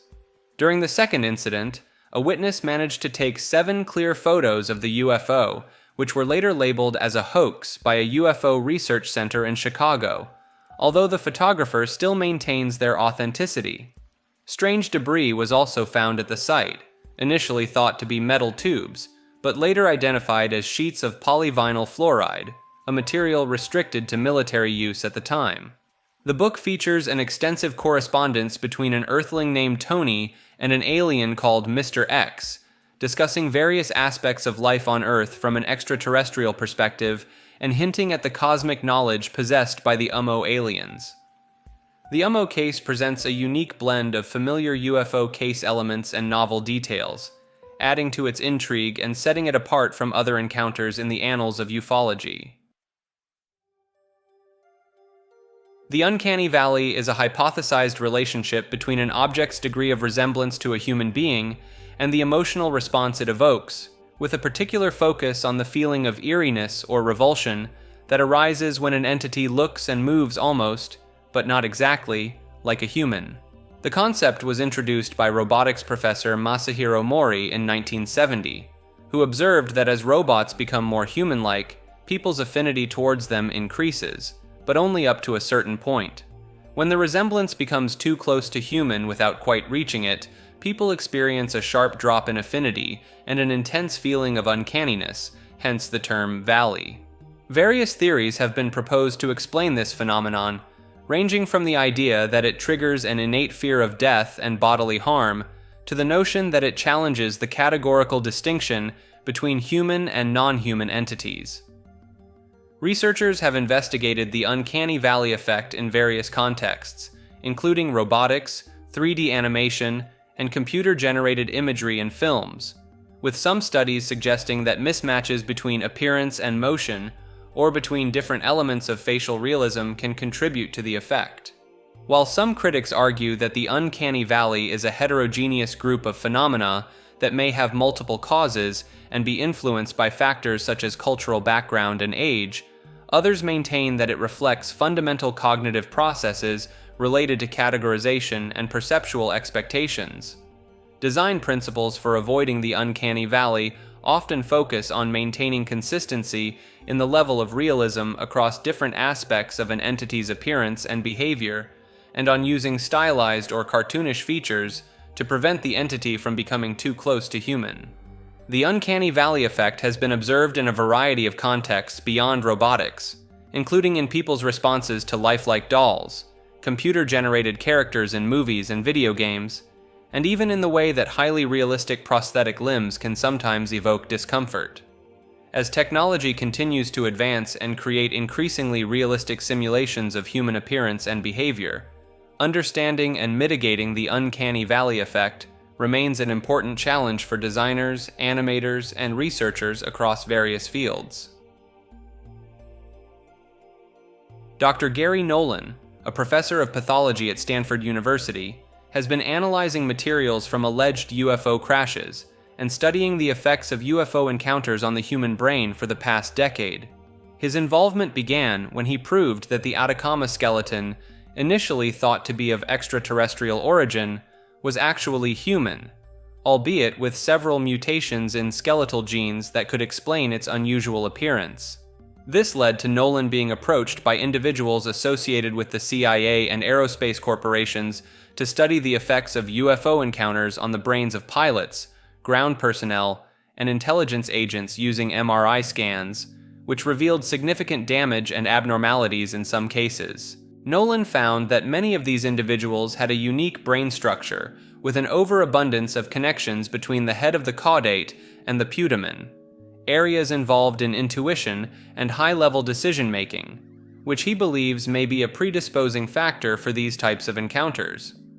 Some of the patients studied by Nolan had symptoms similar to those of the mysterious Havana syndrome, which he suspects may be caused by directed energy weapons rather than UFOs. In addition to studying the biological effects of UFO encounters, Nolan has also analyzed alleged UFO fragments, finding that some of these materials have highly unusual characteristics, such as inhomogeneous mixing of elements and altered isotope ratios that suggest they have been engineered through unknown processes.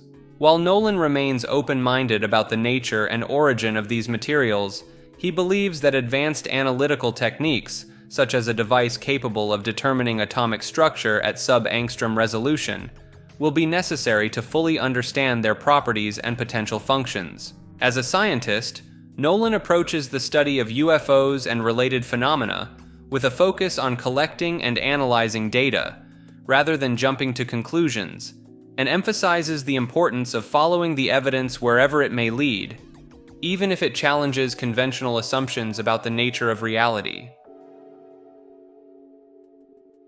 The unity of opposites is a concept in dialectics, tracing back to ancient Greek philosophy, notably Heraclitus. It suggests that things or situations depend on the coexistence of at least two opposing conditions within a field of tension. Heraclitus proposed this idea, asserting that everything in the universe is in constant flux, while maintaining a fundamental sameness. He illustrated this with examples like the road up and the road down being the same thing, showing a composite unity of opposites. In medieval philosophy, the term coincidentia oppositorum emerged, indicating the coincidence of opposites. It was used by various scholars including Nicholas of Cusa, Carl Jung, and Mircea Eliade, and found applications in alchemy, myth, and ritual.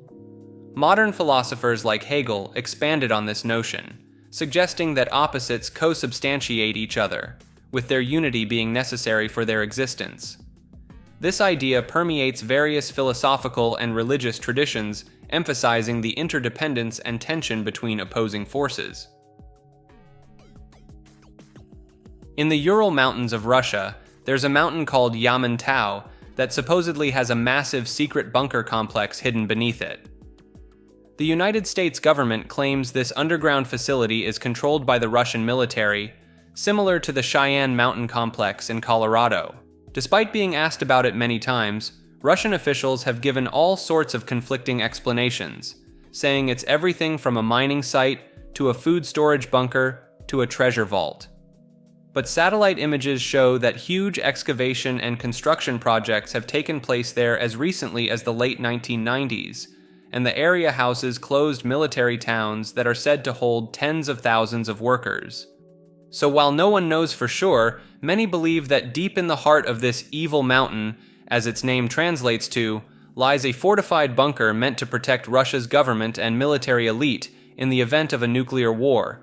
It remains one of Russia's most tightly held secrets, a modern-day mystery buried beneath the remote peaks of the Urals. The ancient Greek philosopher Aristotle proposed the idea of an unmoved mover, an eternal, unchanging being that set the universe in motion without itself being moved by anything else. According to Aristotle, this unmoved mover was the source of all motion and change in the cosmos, but was not itself subject to change. He believed this prime mover existed outside of the physical universe, was immaterial and indivisible, and spent its existence in a state of perfect contemplation and self-reflection. Aristotle saw the unmoved mover as a necessary part of his explanation for why there is change and motion in the world, arguing that there cannot be an infinite chain of causes stretching back forever. There must be an uncaused first cause. This concept was hugely influential in later philosophical and theological traditions, with medieval thinkers like Maimonides, Avicenna, Averroes, and Aquinas all incorporating versions of the unmoved mover into their worldviews. So, in Aristotle's cosmology, while everything in the sublunary world is caught in endless cycles of change, these changes are all ultimately driven by the eternal, perfect stillness of an unmoved mover, calmly contemplating itself at the edge of the universe. In 1999, a mysterious stone tablet was discovered in the Ural Mountains of Russia, and it's been puzzling researchers ever since. Known as the Dashka stone, this slab is massive, weighing a ton, and covered in strange hieroglyphs that have yet to be deciphered. But what's truly bizarre is that the stone appears to depict a highly detailed topographical map of the region, showing not only natural features like rivers and mountains, but also what seem to be artificial canals, dams, and other structures. The perspective and accuracy of the map have led some to suggest it could only have been made from an aerial viewpoint, and a few bold researchers have even claimed the map is 120 million years old, based on ancient shells found embedded in the stone. Others think a still ancient but more plausible date of around 3,000 years old is likely, while skeptics argue the whole thing is just an uncanny coincidence, and the lines are natural cracks that happen to resemble the region's topography. Whatever the case, the Dashka stone remains an intriguing puzzle. If it is indeed a man-made map, it would suggest the presence of a highly advanced ancient civilization in the Urals, capable of landscape mapping with a bird's-eye view long before modern technology made such feats possible. The Urantia book is a spiritual and philosophical text that originated in Chicago sometime between 1924 and 1955. Its authorship is a mystery. The book itself claims to have been written by celestial beings, but no human author is named, and the circumstances of the paper's origin are unclear. The Urantia book is a massive tome with over 2,000 pages, divided into 4 parts that cover everything from God and the structure of the universe to the history of our planet and the life of Jesus. A group of physicians and their followers called the Forum received and studied the Urantia papers in the decades leading up to the book's publication, and their organization, the Urantia Foundation, first published the book in 1955. Since then, the book has inspired a small but devoted following of readers who find spiritual meaning in its eclectic blend of Christian theology, science, philosophy, and cosmology. While the purported superhuman authorship is a matter of faith for readers, the book is generally recognized as having an elegant, if sometimes unusual, prose style that weaves together complex concepts from many disciplines into a cohesive worldview. Supporters see it as a divinely inspired work of revelation, while skeptics view it as the product of human imagination, possibly with roots in the Seventh-day Adventist tradition that one of the key founders emerged from. Whatever its origins, the Urantia book remains a fascinating cultural artifact and an ambitious attempt to unite science, religion, and philosophy into a single grand narrative of humanity's origin, destiny, and relationship to God. In 2004, fighter pilots from the USS Nimitz Carrier Strike Group encountered a strange, white, oval-shaped object hovering above the Pacific Ocean off the coast of California. The object, estimated to be about 40 feet long, was seen by multiple pilots and weapons systems officers, who described it as rapidly ascending and descending, mirroring the movements of the fighter jets before suddenly vanishing. Footage of the incident, dubbed the Tic Tac video due to the object's shape, was recorded by one of the fighter jet's advanced infrared cameras. Dude, that is a fucking drone, bro. There's a whole fleet of them. Look on the ASA. My gosh. They're all going against the wind. The wind's 120 knots from the west. Look at that thing, dude. That's not our LNS, though, is it? It's not. That is the LNS, dude. Well, if there's like... Look at that thing. It's rotating. Similar encounters occurred in 2014 and 2015 involving fighter pilots from the USS Theodore Roosevelt, resulting in additional infrared videos known as Gimbal and Go Fast. Nickel 6-1 Tango Logic, over. Roger, there's troubleshooting as soon as I get... Did you box moving target? No, I took an auto track. Oh, okay. Oh my gosh, dude. Wow, look at it fly!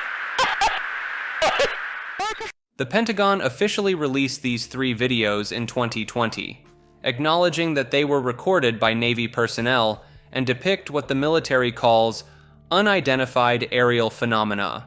Theories about the nature of these objects have ranged from advanced drones or secret military technology to instrument glitches, misidentifications of mundane objects, or even extraterrestrial spacecraft.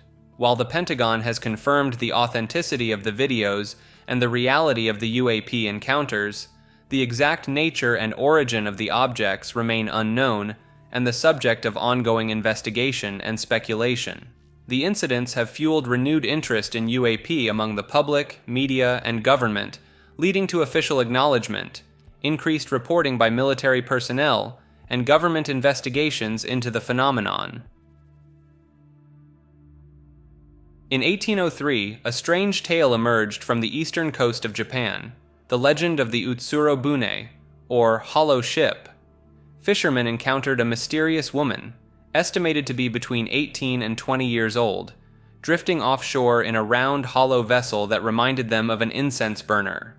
The 10-foot wide boat had crystal windows and was made of red lacquered rosewood and iron, and inside they found the woman, who had unusual features like pale skin and red hair, along with strange clothing and a small box she clutched and refused to part with. Despite attempts to communicate, a language barrier prevented the fishermen from learning anything about the woman's origins or purpose. According to one account, an elder speculated she might be a foreign princess fleeing scandal, and that the box contained the head of her deceased paramour. But ultimately, unable to make sense of her, the villagers returned the woman to her vessel and set her back adrift to parts unknown. Historians have noted similarities to older Japanese folktales, while occult researchers have drawn comparisons to modern UFO encounters due to the unearthly details. Some even suggest it could describe a close encounter with an extraterrestrial visitor, citing the woman's atypical appearance, unknown language, and mysterious box. But most likely the tale weaves together real nautical oddities with embellished details to craft a compelling legend at a time when Japan was strictly isolated from foreign influence, using the outsider motifs of the strange woman and her craft to evoke the exotic and the unknown. Deep in Canada's Northwest Territories lies the Nahanni Valley, a vast and foreboding wilderness that has long been steeped in dark legends and eerie tales. The region's native Dean people spoke of evil spirits, mysterious creatures, and ominous warnings about the area's rivers and caves. But it was a series of grim discoveries in the early 20th century that earned the Nahanni its most chilling nickname, the Valley of the Headless Men. In 1904, the McLeod brothers, prospectors who had struck gold in the valley, were found dead, their decapitated bodies stretched out on the banks of what would come to be known as Headless Creek. Over a decade later, the headless corpse of Martin Jorgensen, another gold seeker, was discovered in the ashes of his burned cabin. The Nahanni's macabre reputation only grew with stories of mythical beasts stalking its wild expanses. Giants, mammoths, a wolf-like creature called the Wahila. Legends also tell of an entire vanished tribe, the warlike Naha, who disappeared from their mountain caves, leaving only abandoned camps behind. Even today, some say an intangible dread hangs over the Nahani, a sense of being watched by something ancient and malevolent in the untamed wilds. It's a feeling that has haunted this valley for centuries, a chill that lingers in its mist-shrouded peaks and echoes through its twisting canyons, the whisper of a place where men tread at their own peril, and where dark mysteries lie in wait. The concept of vampires, reanimated corpses that feed on the blood of the living, has existed in folklore across many cultures for centuries. In European lore, vampires were often described as bloated, ruddy-faced undead beings who would return from the grave to terrorize their former communities, typically at night.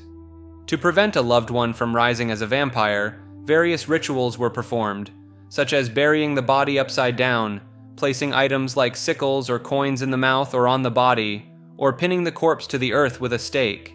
If a suspected vampire was unearthed, the body would be subjected to mutilations like staking, decapitation, or burning the heart, in an effort to permanently destroy the undead creature. Vampire panics swept through Europe in the 17th and 18th centuries, fueled by a lack of scientific knowledge about the process of decomposition, which can sometimes make corpses appear more lifelike with blood at the mouth. Although some medical theories have been proposed about the origins of vampire legends, such as people suffering from rabies or porphyria being mistaken for the undead, these ideas remain mostly speculative. In modern times, vampires have become iconic figures in horror stories, evolving from the bloated, ruddy-faced beings of folklore into the charismatic, fanged seducers of popular culture. In August 2014, a Boeing 747 pilot flying from Hong Kong to Alaska witnessed a strange and unexplained phenomenon over the Pacific Ocean. About 5 hours into the flight, the crew noticed an intense flash of light near the horizon, as if something had exploded in the distance. 20 minutes later, a deep red and orange glow appeared ahead, illuminating the clouds and sky in an eerie, fiery hue. An unexpected sight in an area where nothing but endless ocean should have been visible for hundreds of miles. The pilots, concerned about the possibility of flying into a volcanic ash cloud, monitored the situation closely, but did not encounter any adverse conditions. Upon landing, the pilot reported the sighting to air traffic control and discovered that no other planes were scheduled to fly over the area for several hours. Photos taken by the pilot went viral online, sparking widespread speculation and debate about the cause of the mysterious lights. Theories ranged from secret military operations and weapons tests to rare natural phenomena like earthquake lights or burning methane gas erupting from the ocean floor. Some even suggested extraterrestrial involvement, though the pilot remained skeptical of this explanation. Despite featuring on television shows and attracting the attention of journalists and scientists worldwide, a conclusive explanation for the eerie red glow remains elusive, leaving the incident as an enduring mystery of the Pacific skies. The vapor canopy hypothesis is a proposed explanation for the source of the water that caused the global flood described in the book of Genesis. According to this idea, before the flood, a massive amount of water existed in the Earth's atmosphere in the form of water vapor, which then condensed and fell as rain to inundate the planet. However, for this hypothesis to work, the atmospheric pressure at the Earth's surface would have been immense, equivalent to being 9 kilometers deep in the ocean, around 900 times greater than normal atmospheric pressure. Noah and his family would have essentially been living in a 13,000 psi pressure cooker, with an atmosphere consisting of 900 parts water vapor to 1 part air. For the water vapor not to condense under such conditions, temperatures would need to be raised to the boiling point at that pressure, creating an environment that would be unsurvivable. Furthermore, a vapor canopy of such magnitude would have significantly altered the Earth's climate and affected solar and thermal radiation in ways that are not supported by the paleoclimatic record. The existence of a vapor canopy up until 4,000 years ago is also inconsistent with various dating methods, including dendrochronology, thermoluminescence, and radiometric dating techniques, which all confirm ages far greater than 4,000 years for many artifacts and geologic formations.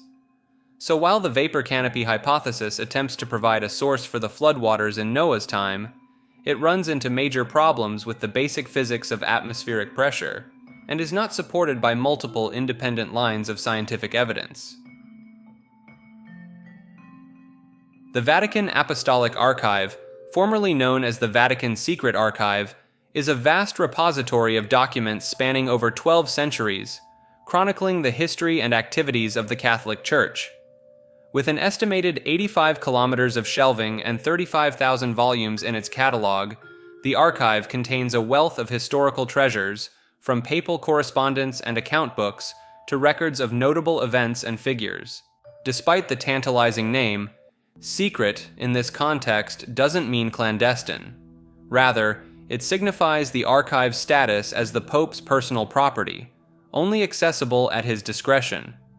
For much of its history, the archive remained largely closed to outsiders.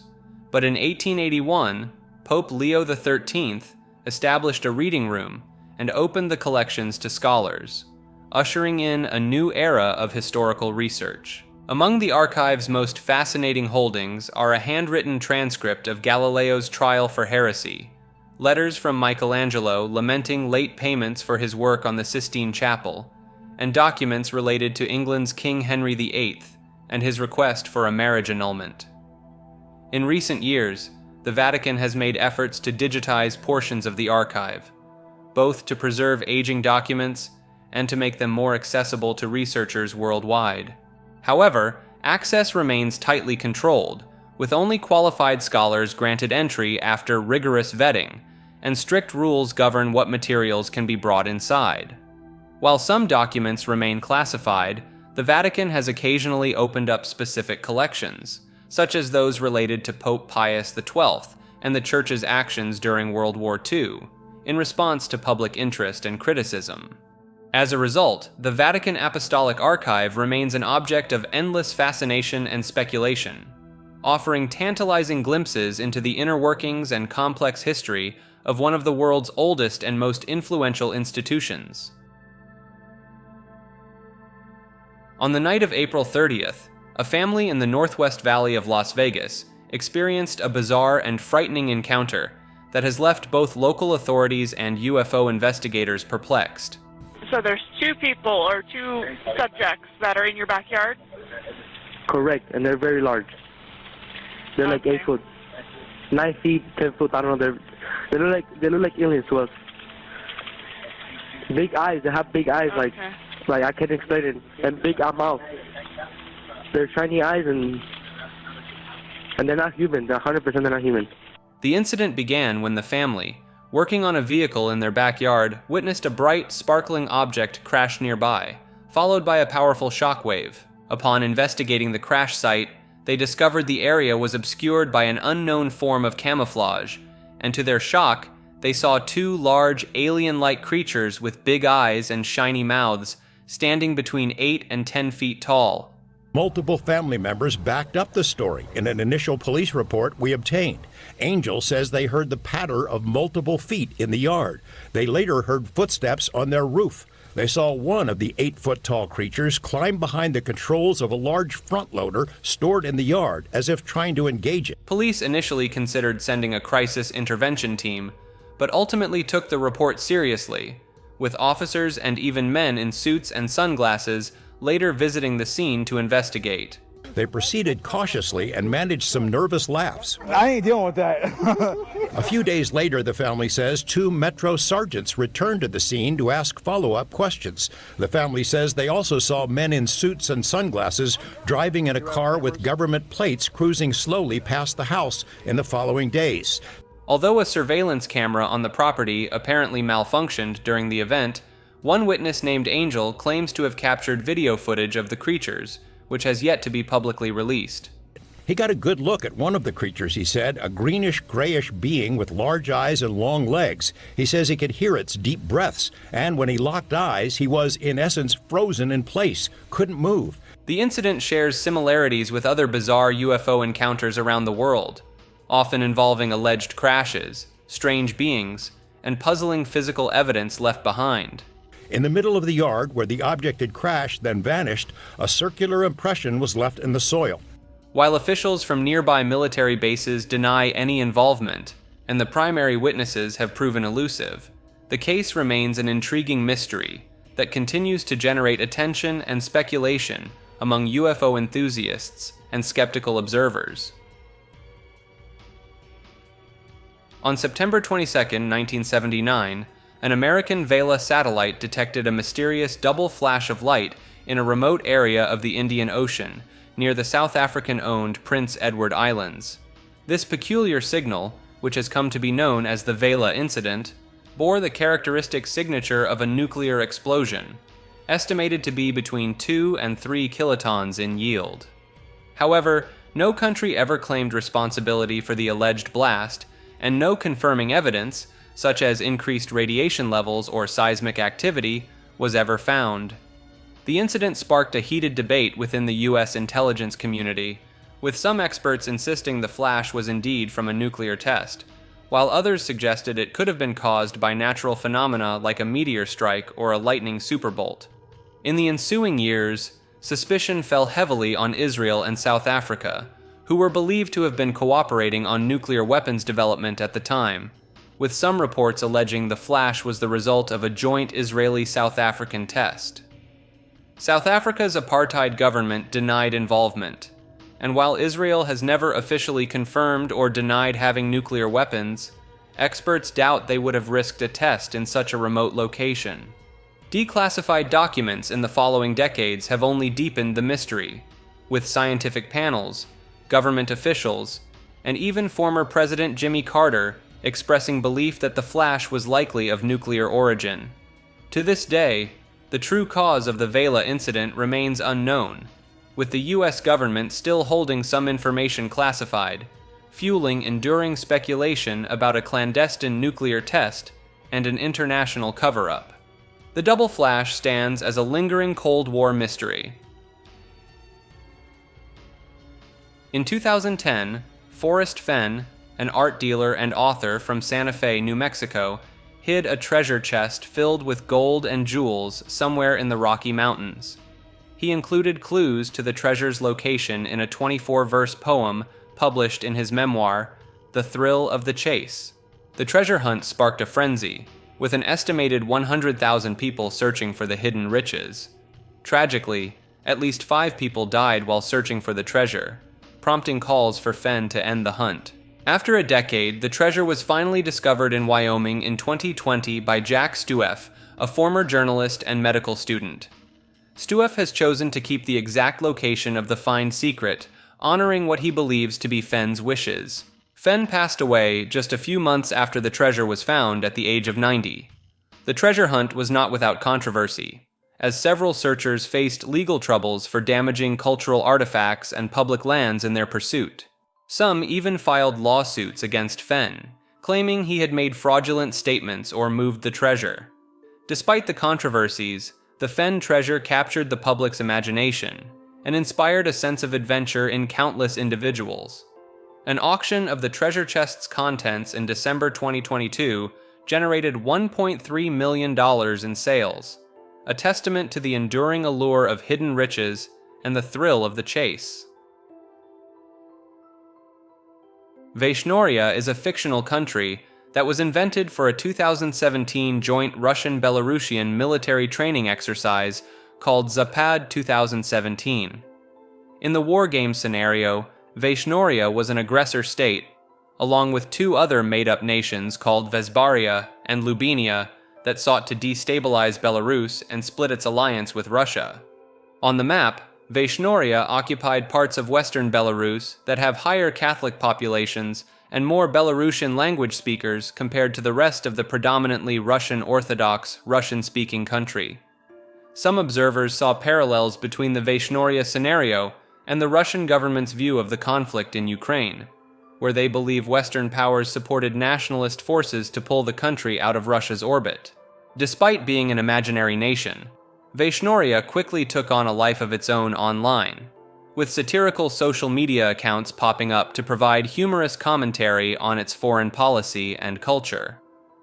Enterprising Belarusians even launched a Vaishnoria website, made its fictional currency Taylor into a real cryptocurrency, and began offering citizenship to thousands of online applicants.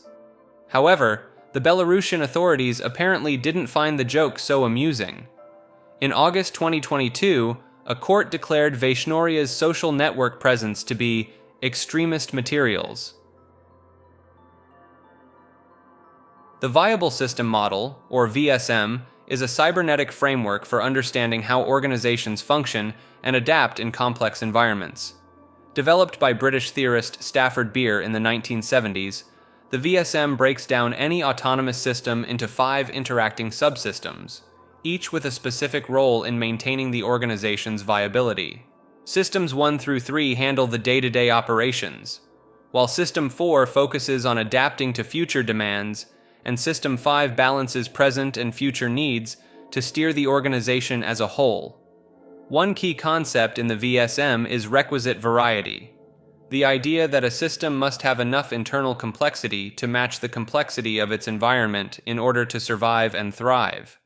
To measure performance, Beer proposed a triple vector of actuality, capability, and potentiality, which respectively represent what an organization is doing now, could be doing with current resources, and ought to be doing by developing its resources. The VSM also incorporates algedonic alerts, which are alarms that escalate through the hierarchy when performance deviates from targets, triggering corrective action. Another important aspect is the notion of recursion. Viable systems contain viable systems, and are themselves contained within larger viable systems, creating a nested structure that enables complex behavior to emerge from relatively simple rules. While originally developed for corporations, the VSM has been applied to everything from small businesses to entire nations, providing a powerful lens for diagnosing organizational issues and designing more resilient, adaptable systems. Vimanas are mythological flying palaces, or chariots described in ancient Hindu texts and Sanskrit epics. The Sanskrit word vimana literally means traversing, or having been measured out. Nowadays, vimana simply means aircraft in Indian languages. In the Hindu epic Ramayana, the Pushpaka Vimana of the demon king Ravana is described as an aerial chariot that could go anywhere at will. The 11th century treatise Samarangana Sutradhara describes vimanas as wooden aircraft that used mercury to fly, though the specifics are left out for the sake of secrecy. In the early 20th century, the Sanskrit Vaimanika Shastra text claimed to reveal the ancient secrets of vimana construction and flight, though later studies concluded it showed a lack of aeronautical understanding. In Ayavaji mythology, the Pushpak Vimana was a divine flower airplane that carried the avatar Aya Vaikundar to the heavenly realm Vaikundam. The Maharashtrian Saint Tukaram was also said to have ascended to heaven in his physical body on a Pushpak Vimana sent by Vishnu. Virus 23 is said to be a neurolinguistic trap that, once subvocalized, begins to infiltrate your mind in the same way a computer virus infects an artificially intelligent machine. The bits of phonetic information stored within the words Virus 23 use your neural circuitry to replicate themselves, catalyzing the crystalline growth of their own connotative network. The words Virus 23 germinate via subsequent metaphors into an expanding array of icy tendrils that insinuate themselves deeply into the architecture of your thoughts. The consequences of this infection are not immediately obvious, as the words cannot be extricated without uprooting your mind. Fleeting hints of certain subcultural terms, such as cyberpunk, new age, and fragments like neo-Gnosticism and memetics, whisper from overheard conversations. This invasive crystallization continues indefinitely against your will, until the words, with absolute confidence, say your mind has become no more than the unwitting agent of their propagation. When you finish reading the remaining 19 words, the process of irreversible infection will be complete, and you will depart, believing yourself unaffected by this process. Vladimir Terziski, a Bulgarian conspiracy theorist, claims that Nazi scientists landed on the moon as early as 1942 using advanced rocket technology developed with help from Japanese researchers. He believes the Nazis established a secret base on the moon, launched from a staging area in Antarctica. While German rocket capabilities in the 1940s were far ahead of other countries, most experts say they could not have achieved moon missions at that time. However, some point to the Nazis' ambitious space plans and rapid aerospace advancements as potential evidence for the theory. Terziski thinks the wave of UFO sightings in the 1940s may have actually been sightings of Nazi spacecraft and their rumored flying wing vehicles undergoing testing. He claims by the end of World War II, the Nazis had built tunnels and a small research base below the lunar surface. Although Nazi scientists had revolutionary rocket designs and dreams of spaceflight, reaching the moon in the early 1940s is considered an outlandish idea by mainstream scientists. After the war, some former Nazi rocket engineers like Wernher von Braun did go on to work for the US space program that eventually sent astronauts to the moon in 1969. A rare exception to the involuntary nature of the human autonomic nervous system is voluntarily generated piloerection, also known as the ability to consciously give yourself goosebumps. Historically, the physiological study of this phenomenon has been limited to only a few individual case studies. A recent study investigated a sample of 32 individuals who can trigger their own goosebumps, examining the physiological characteristics, personality traits, and emotional experiences associated with the ability. Participants described a consistent pattern of physical sensations and actions involved in producing piloerection on demand.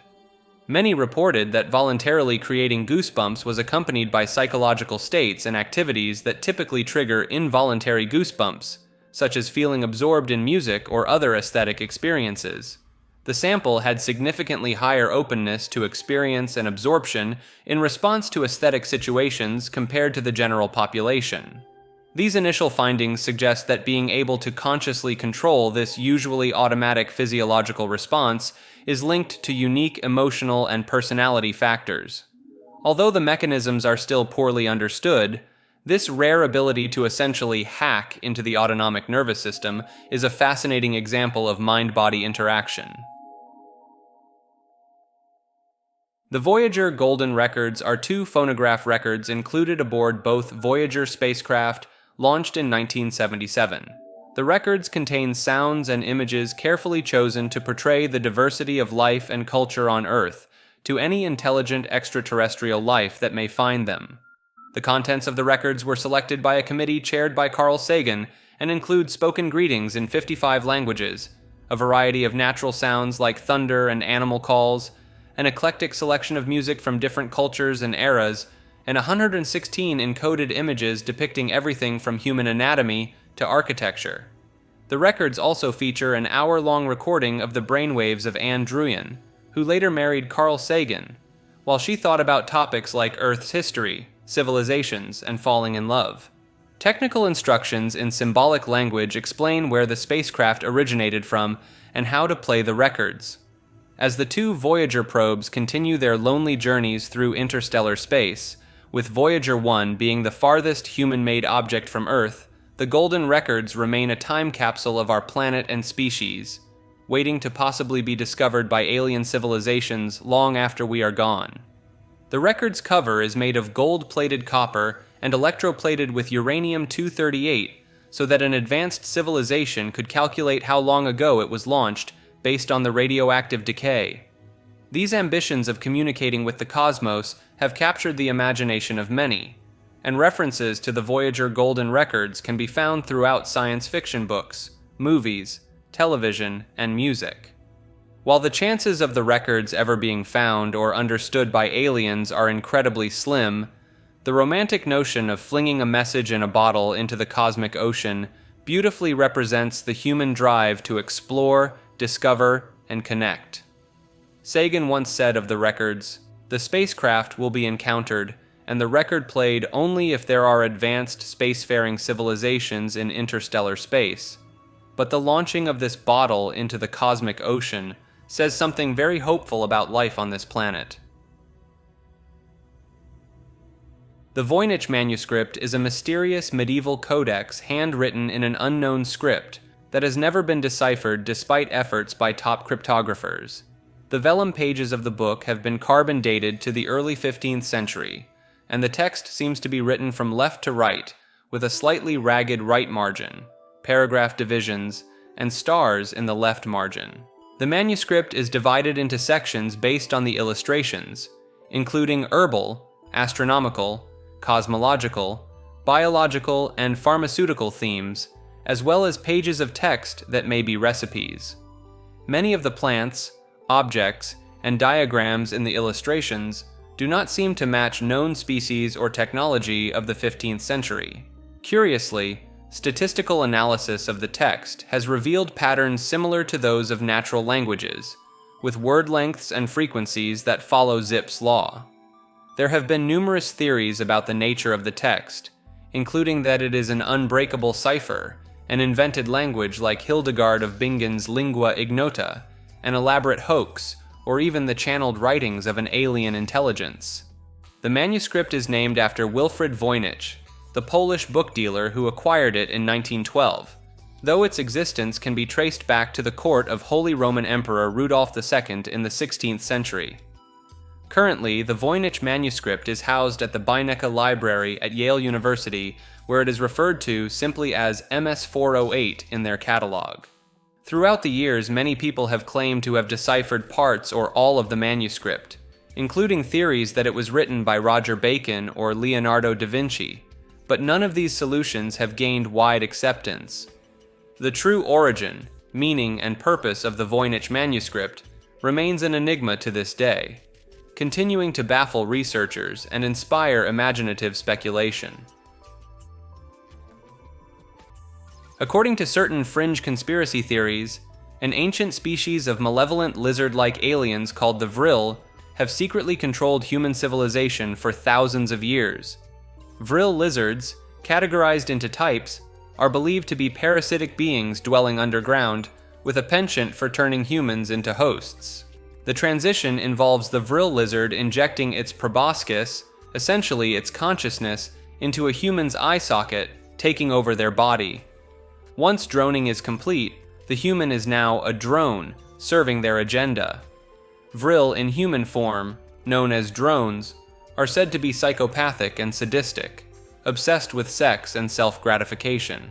The process, often termed demonic possession or shape-shifting, leads to drones devoid of empathy, displaying psychopathic tendencies. Physical changes may include hair loss and skin anomalies. Despite the drastic transformation, drones often blend into society unnoticed. The Vril droning phenomenon has been linked to various conspiracy theories, with claims of its influence in government, entertainment, and secret societies. The supposed Black Eye Club, consisting of public figures with inexplicable black eyes, fuels speculation about ritualistic practices and a process known as soul scalping. The concept extends to soul consumption, purportedly involving stem cell-rich blood, possibly explaining the fascination with aborted fetuses. Alleged accounts describe Vril as heartless beings capable of assuming human form, posing a threat to humanity's emotional fabric. It's believed their desire is to live forever by continuously moving to new hosts. These claims, originating from sources like Donald Marshall, add layers to the lore surrounding Vril lizards, portraying them as formidable adversaries within the realm of conspiracy theories. In the 19th century, some astronomers believed there was an undiscovered planet called Vulcan orbiting between Mercury and the Sun. The idea stemmed from unexplained oddities in Mercury's orbit that seemed to suggest gravitational influence from another body. French mathematician Urbain Le Verrier, who had previously predicted the existence of Neptune, supported the Vulcan hypothesis. In 1859, amateur astronomer Edmond Lescarbault claimed to have observed a transit of Vulcan across the Sun, leading Leverrier to announce the planet's discovery. However, despite many searches, Vulcan's existence could not be confirmed. During solar eclipses in 1878, two reputable American astronomers reported seeing objects near the Sun that might be Vulcan, but their observations differed and were questioned. Further eclipse expeditions up until 1908 failed to find anything conclusive. Einstein's 1915 theory of general relativity eliminated the need for Vulcan by showing Mercury's orbital quirks were caused by the Sun's gravitational warping of space-time. Vulcan remains a curious historical footnote, a planet whose existence was widely accepted by experts, but which turned out not to exist at all. The name is still reserved by the International Astronomical Union in case any asteroids are discovered in stable orbits inside Mercury's path. In the late 1500s, German surgeon Fabricius Hildanus encountered a man with horns protruding from his forehead, one of the earliest reliable accounts of a horned human. Several other cases were documented by notable naturalists and medical experts in the following centuries. Dutch naturalist Bartholinus mentioned a patient with a 12-inch horn, and in 1696 an old woman in France had a 12-inch horn removed and presented to the king. Another account from around the same time describes the removal of a nearly 10-inch horn from the forehead of an 82-year-old woman. In 1886, dermatologist Jean-Baptiste Émile Vidal presented a 10-inch twisted horn from a woman's head to the Académie de Médecine. Before 1900, over 100 cases of horned humans were confirmed, with elderly females being more commonly affected. Horns would often regrow after removal, and in one case, both a father and son displayed the condition, suggesting a genetic component. The most famous horned marvel was Wang, a Chinese farmer from Manchukuo in the 1930s, who had a 14-inch spire-like horn growing from the back of his head and was dubbed Ripley's human unicorn. Human horns are often attributed to benign calvarial tumors like osteomas, and an aggressive variant of cornu cutaneum, with the condition manifesting on the head being particularly rare. In the last century, cases have become practically non-existent due to modern medicine likely diagnosing and treating the condition early, though occasional cases still emerge.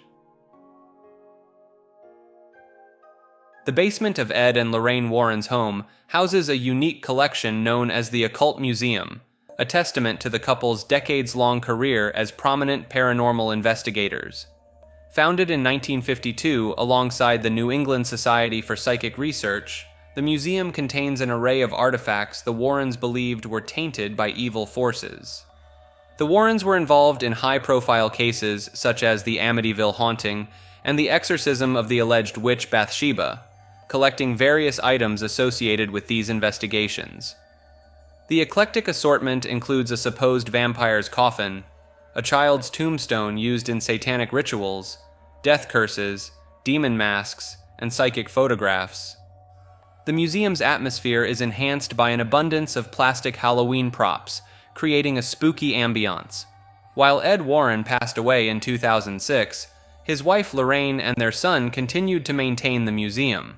Regardless of one's belief in the paranormal, the Occult Museum serves as a fascinating showcase of modern society's fascination with the supernatural. Some skeptics, however, might simply view the collection as an assemblage of odd items in an elderly woman's basement.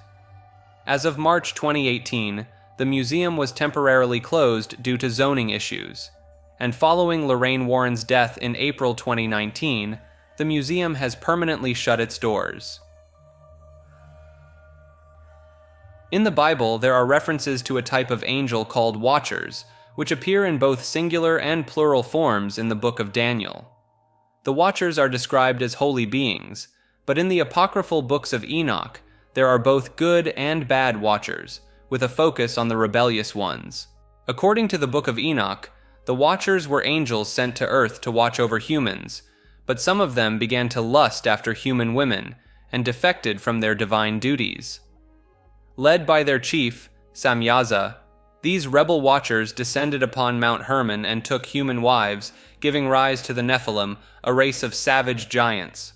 The Watchers also taught humans various arts and technologies, such as weaponry, cosmetics, sorcery, and other techniques that would have otherwise been discovered gradually over time. God eventually sent the Great Flood to rid the earth of the Nephilim, but not before sending the angel Uriel to warn Noah to ensure the survival of the human race. The fallen Watchers were then bound in the valleys of the earth until Judgment Day. The Book of Enoch lists the names of the chief rebel Watchers, along with their specific teachings that corrupted humanity. In the second book of Enoch, the Watchers are referred to as the Grigori, which is a transcription of the Greek word meaning wakeful. This book describes the Grigori as countless soldiers of human appearance, located in the fifth heaven, who rejected the Lord of Light along with their prince, Satanael. The story of the Watchers also appears in various other texts and traditions, such as the Book of Giants, the Book of Jubilees, and the Damascus document.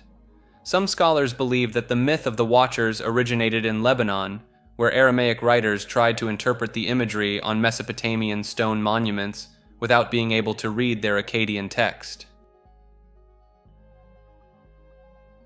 Water molecules initially form in interstellar space through chemical reactions between hydrogen and oxygen-bearing molecules, like carbon monoxide. Our solar system inherited this water from ice-coated grains in the dust cloud that gave rise to the Sun and planets 4.6 billion years ago. In the outer reaches of the solar system, where temperatures are frigid, this primordial water became locked up in icy objects such as comets. Closer to the Sun, the water reacted with rocky materials to create hydrated minerals. One leading theory suggests that Earth, which may have been relatively dry when it first formed, acquired much of its water from asteroids and comets colliding with the young planet. This delivered water would have been incorporated into the Earth's growing mantle, and later released through volcanic activity. Earth's water reservoir is notably smaller compared to the icy outer solar system bodies like Pluto, Charon, and the moons of gas giants, which formed beyond the snow line where water could condense into ice. A water-fueled car is a hypothetical vehicle that derives its energy directly from water. Claims for such vehicles have been the subject of numerous patents, news articles, and websites, but they are considered pseudoscience, and some have been tied to investment frauds. Most proposed water-fueled cars rely on electrolysis to separate water into hydrogen and oxygen, which are then recombined to release energy. However, the laws of thermodynamics dictate that the energy required to separate the elements will always be at least as great as the energy released, making it impossible to produce a net gain in energy. It's important to distinguish water-fueled cars from other technologies like water injection, hydrogen cars, hydrogen fuel enhancement, and steam cars, which use water in various ways, but not as a direct fuel source. Over the years, several individuals and companies have claimed to have invented functioning water-fueled cars, but none of these claims have been independently verified. Notable examples include Stanley Meyer's water fuel cell in the 1980s, which was later found to be fraudulent, and Genepac's water energy system in 2008, which turned out to be an electric car rather than a true water-fueled vehicle. Some inventors have faced legal consequences for fraud related to their water-fueled car claims. Aga Wakar Ahmed's water kit in 2012 and Arianto Misil's Nikuba device in 2022 also gained attention, but were met with skepticism from scientists who stated that the devices were theoretically impossible. While there have been claims that burning hydrogen or oxyhydrogen alongside conventional fuels can increase mileage and efficiency, these are debated and often promoted with fraudulent intent. Hydrogen-on-demand technologies, which use a chemical reaction to produce hydrogen from water, are not precluded by the laws of nature, but still face challenges in terms of energy efficiency and practicality. Alan Watts was a philosopher who drew from Zen and Buddhist teachings to provide a fresh perspective on life and living. According to Watts, the more we seek comfort, security, and certainty, the more we feel we lack them, leading to greater feelings of insecurity and uncertainty. He believed that constantly looking to the future for happiness, or allowing our past to define us, prevents us from enjoying the present moment. Watts taught that to be truly happy, we must accept that suffering is a necessary part of life, as nothing good comes without some pain or sacrifice. He encouraged embracing minimalism and being content with what we already have, rather than constantly chasing more possessions, money, or status. Watts emphasized the importance of accepting that perfect security is unattainable, and that there is freedom to be found in embracing the inherent insecurity of life. He fully embraced this mentality within his own life. He was not afraid to dwell within his own dark side and vices, as he was a known alcoholic with a wife as well as a mistress. His philosophy centered around the idea that life is about simply living, being present with ourselves and others, and not getting bogged down by excessive worrying or overthinking. Watts believed that by spending too much time and effort seeking security and certainty, we risk forgetting how to truly live. WebDriver Torso is a YouTube channel created by Google in 2013 that uploads videos consisting of simple slides with overlapping red and blue rectangles, accompanied by beeping tones. The channel gained attention in 2014 when viewers discovered it and began speculating about its purpose, with theories ranging from spy messages to alien communication. Most videos follow a standard format of being 11 seconds long and featuring the characteristic rectangles and tones, but a few unusual uploads included references to internet jokes and memes. An Italian blogger investigated the channel and linked it to a network of similar accounts seemingly run by Google employees in Zurich, Switzerland. YouTube later confirmed that the channel serves as an internal testing utility to assess video quality after uploading. The channel uploaded over 600,000 videos between 2016 and 2019, with intervals between uploads ranging from 1 minute to 1 hour before slowing down and only uploading intermittently in the following years. Despite the mystery being solved, the presence of seemingly humorous references in some videos remains unexplained, adding to the enigmatic allure of this peculiar YouTube channel. The Wendigo is a mythological creature or evil spirit originating from Algonquian folklore, often described as a malevolent, cannibalistic, supernatural being, strongly associated with winter, coldness, famine, and starvation. In some traditions, humans overpowered by greed could turn into Wendigos, serving as a cautionary tale to encourage moderation and cooperation. Wendigos are typically portrayed as simultaneously gluttonous and emaciated, constantly searching for new victims and growing in proportion to each person they consume. In historical accounts of Wendigo psychosis, a culture-bound syndrome, individuals were reported to become possessed by the Wendigo spirit and develop an intense craving for human flesh. The Wendigo has been used as a conceptual metaphor to describe the negative effects of greed, excessive consumption, and the destructive influence of colonialism on Native American communities. Some scholars argue that Wendigo psychosis may have been a fabrication or misinterpretation by early anthropologists, while others point to credible eyewitness accounts as evidence of its historical existence. The Wendigo remains a powerful symbol in Native American folklore, representing the consequences of imbalance, both within individuals and between humans and the natural world. As a concept, the Wendigo can be applied to any person, idea, or movement characterized by unchecked greed, self-aggrandizement, and the consumption or destruction of others in the pursuit of power. Wetiko is a concept found in various Native American traditions, referring to a cannibalistic spirit that influences individuals to consume the life force of others for personal gain and satisfaction. This spirit is said to infect people's minds, causing them to become selfish, greedy, and blind to the interconnectedness of all life. Wetiko can be seen as a psycho-spiritual disease that spreads through a society, leading to destructive behaviors and the exploitation of others and the natural world. Some believe that the concept of Wetiko can be applied to modern capitalist systems, which prioritize individual gain and consumption over the well-being of the collective and the environment. The Wetiko spirit is thought to create a sense of insatiable hunger and a desire for power, leading to a disregard for the consequences of one's actions on others and the planet. In this view, the spread of Wetiko can be seen as a mind virus that infects individuals and cultures, perpetuating a cycle of destruction and imbalance. Those who recognize the presence of Wetiko within themselves and society may seek to counteract its influence by cultivating compassion, empathy, and a deep understanding of the interconnectedness of all life. By becoming aware of the Wetiko spirit and its effects, individuals can work to break free from its grasp and create a more balanced and harmonious way of living in the world. The beautiful lakes of Yellowstone National Park are known for their serene landscapes and peaceful atmospheres. But for over a century, visitors have reported hearing strange, unexplained sounds emanating from the skies above.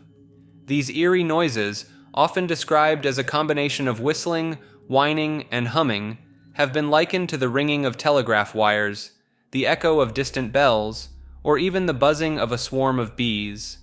Accounts of these mysterious sounds date back to the late 19th century, with members of early expeditions to the park, such as geologist Frank H. Bradley in 1871, documenting their experiences of the peculiar acoustic phenomena.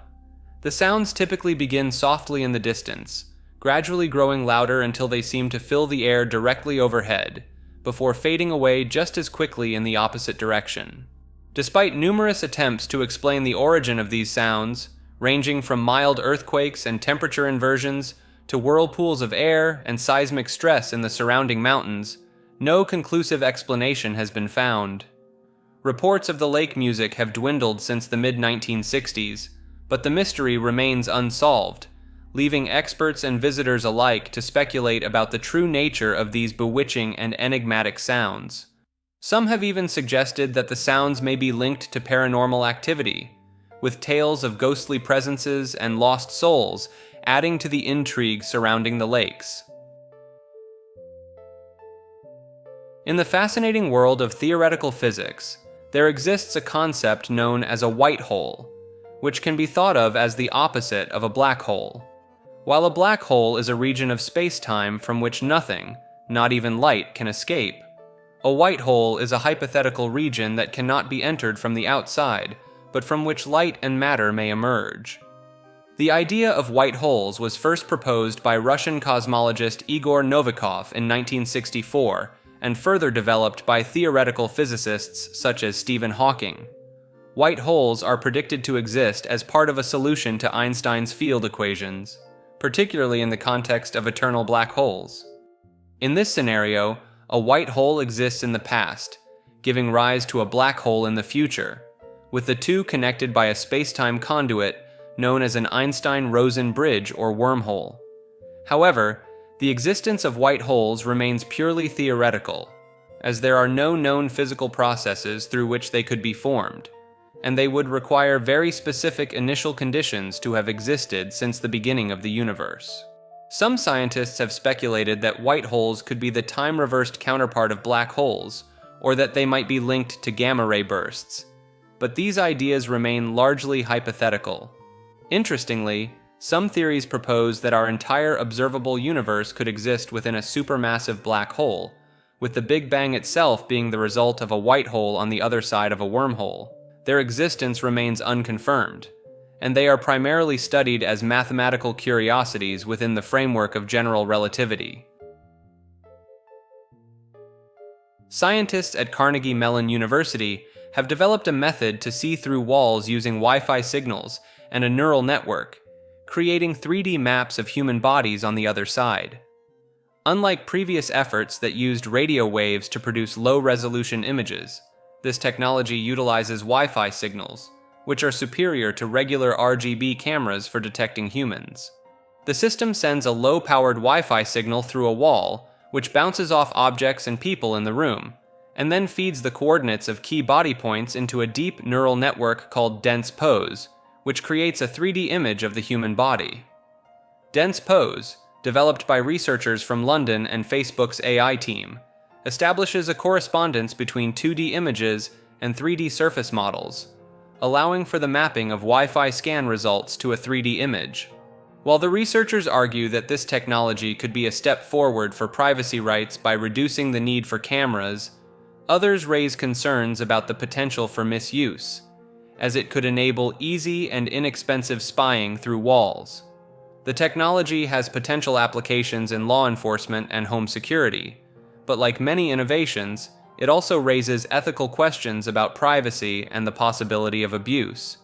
Researchers at Waterloo University have already developed a similar system called YPeep, which uses store-bought drones and inexpensive equipment to see through walls by exploiting a security loophole in Wi-Fi devices. As our personal devices generate increasing amounts of data, the possibility of being monitored through Wi-Fi signals may become a reality we have to adapt to in the future, raising important questions about the balance between technological advancement and individual privacy rights. The eerie lights known as will-o'-the-wisps have been a source of fascination and fear for centuries, appearing in the folklore of numerous cultures around the world. These mysterious flickering lights are often seen at night over bogs, marshes, and swamps, and are said to resemble a lamp or lantern, leading travelers astray from their intended paths. In folklore, will-o'-the-wisps are often attributed to ghosts, fairies, or elemental spirits, and are known by various names such as jack-o'-lantern, friar's lantern, and hinky-punk. The phenomenon has been reported in many countries, with notable examples including the St. Louis Light in Saskatchewan, the Spook Light in the United States, and the Hessdalen Light in Norway. Some legends claim that will-o'-the-wisps are the souls of unbaptized children, forever trapped between heaven and hell, while others suggest they mark the location of hidden treasure. In Latin America, the lights are sometimes attributed to witches, or used as indicators of buried gold, while in Japan, they are associated with graveyards and the souls of the dead. Modern science offers explanations for the light aspect of will-o'-the-wisps, suggesting that they may be caused by the oxidation of gases produced by organic decay, such as phosphine, diphosphane, and methane. Other theories propose that the lights could be the result of bioluminescent fungi or insects, piezoelectric effects in rocks under tectonic strain, or even the reflective properties of certain nocturnal creatures like barn owls. Despite attempts to recreate the phenomenon in laboratory settings, the exact nature of will-o'-the-wisps remains elusive, and sightings have declined in recent years, likely due to the draining and reclamation of swamplands. The Winchester Mystery House, located in San Jose, California, is a mansion that was once the personal residence of Sarah Winchester, the widow of firearms magnate William Wirt Winchester. The Victorian and Gothic-style mansion is renowned for its size, architectural curiosities, and the numerous myths and legends surrounding its construction and former owner. After her husband's death in 1881, Sarah Winchester moved to California and purchased a farmhouse in Santa Clara Valley, which she began renovating and expanding, reportedly without a master plan. The house features unusual design elements, such as doors and stairs that lead nowhere, windows built into the floor, and a vast array of architectural styles and materials. Some believe that Winchester was haunted by the ghosts of those killed by Winchester rifles, and that she built the house to confuse and evade these spirits, though there is no evidence to support these claims. The mansion is also known for its many quirks and oddities, such as staircases with 13 steps, 13 bathrooms, and 13 windows in certain rooms, though many of these features were added after Winchester's death. Despite the numerous legends surrounding Winchester and her home, historical records paint a picture of an intelligent, private, and generous woman who was deeply involved in her community and philanthropic endeavors. The Winchester Mystery House has been a popular tourist attraction since 1923, drawing visitors from around the world who are fascinated by its unique architecture and the mysteries that surround it. While many stories and superstitions have arisen over the years, such as Winchester holding nightly seances or being driven by guilt over the deaths caused by Winchester rifles, these claims are largely unsubstantiated and have contributed to the mythology surrounding the mansion. The true reasons behind the home's unusual construction and design remain a subject of speculation. In the city of Yazd, located in the desert of central Iran, an ancient and ingenious method of cooling buildings has been used for centuries, known as the wind catcher, or bajir in Persian.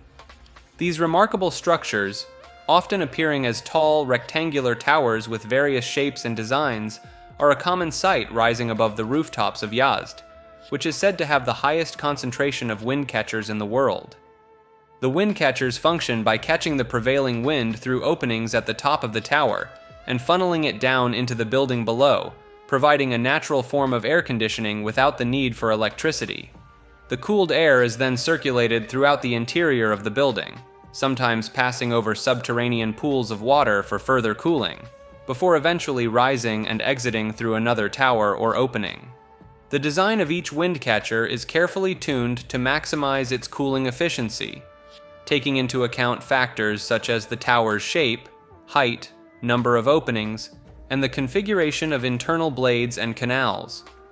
While the exact origins of wind catchers are debated, with some evidence pointing to ancient Egypt as early as 3,300 years ago, the technology has become widespread across the Middle East and North Africa, with variations found in several countries.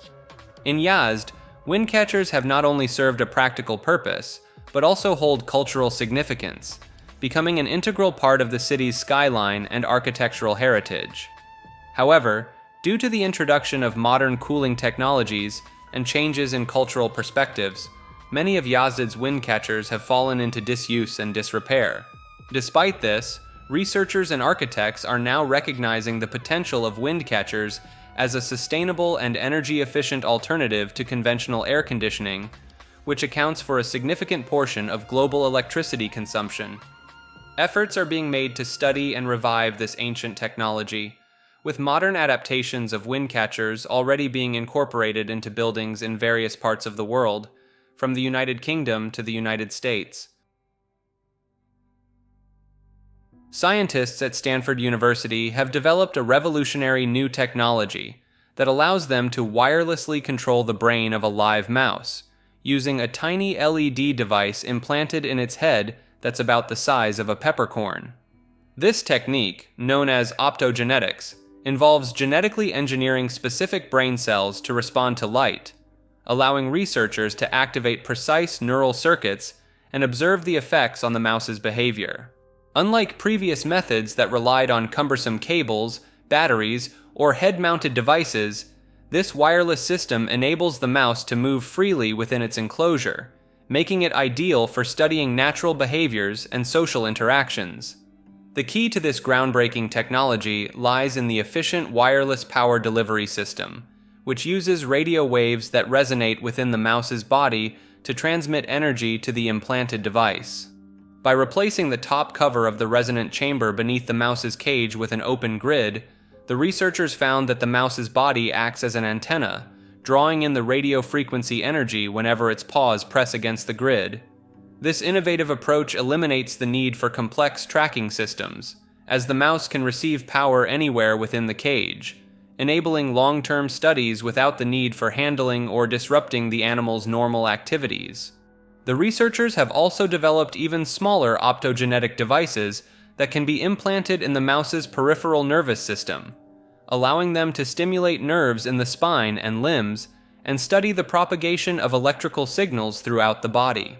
By sharing their designs and instructions online, the team hopes to encourage neuroscientists worldwide to adopt and adapt this technology to advance our understanding of the brain and develop new treatments for neurological and psychiatric disorders. While optogenetics has not yet been tested in human brains, the researchers believe that this technology could eventually guide the development of more precise and effective therapies, such as using electrical stimulation to help people with Alzheimer's disease recover lost memories.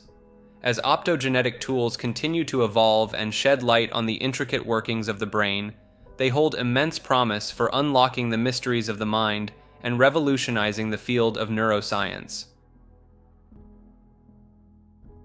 In 2005, archaeologist Semir Osmanagic made a startling discovery in Visoko, Bosnia, and Herzegovina, a large hill with 4 clear triangular sides, even grade slopes, obvious corners, and an apex, all the hallmarks of a pyramid.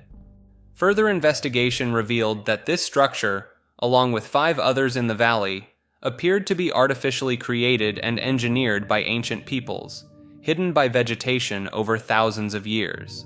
What's more, 2 of these pyramids, the Pyramid of the Moon and the Pyramid of the Sun, are larger than the Great Pyramid of Giza, with the Pyramid of the Sun measuring as the largest pyramid in the world.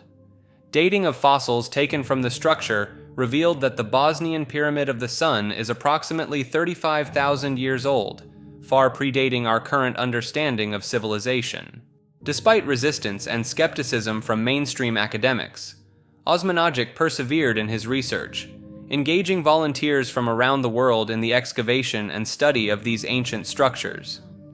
The Bosnian pyramids exhibit numerous characteristics that suggest they are not natural formations, but rather deliberately engineered structures, including precise geometry, alignment with the cardinal points, artificial building materials, inner chambers, extensive tunnel networks, and the presence of running water.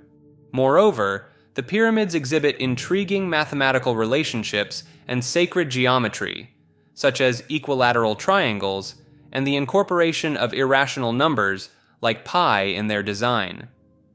Astronomical features, such as the perfect eclipse of the Pyramid of the Moon by the shadow of the Pyramid of the Sun on the summer solstice, further suggest that these structures were carefully planned and constructed.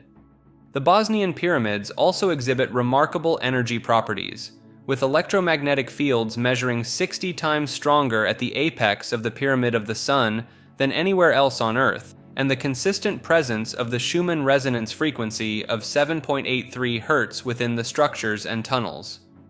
These energy phenomena have been associated with various beneficial effects, including improved molecular structure of water and food, unexplained healings among excavation volunteers, and enhanced emotional and physiological well-being. The discovery of the Bosnian pyramids challenges our current understanding of human history and the capabilities of ancient civilizations, suggesting that highly intelligent cultures may have existed in the distant past, engineering these monumental structures for purposes that we have yet to fully comprehend. The Earth is spinning faster than it used to, which may require world timekeepers to subtract a second from our clocks for the first time in history, a situation known as a negative leap second. This unprecedented event, likely to occur around 2029, is not expected to lead to any catastrophic consequences, but is a notable indication of the unusual times we are living in.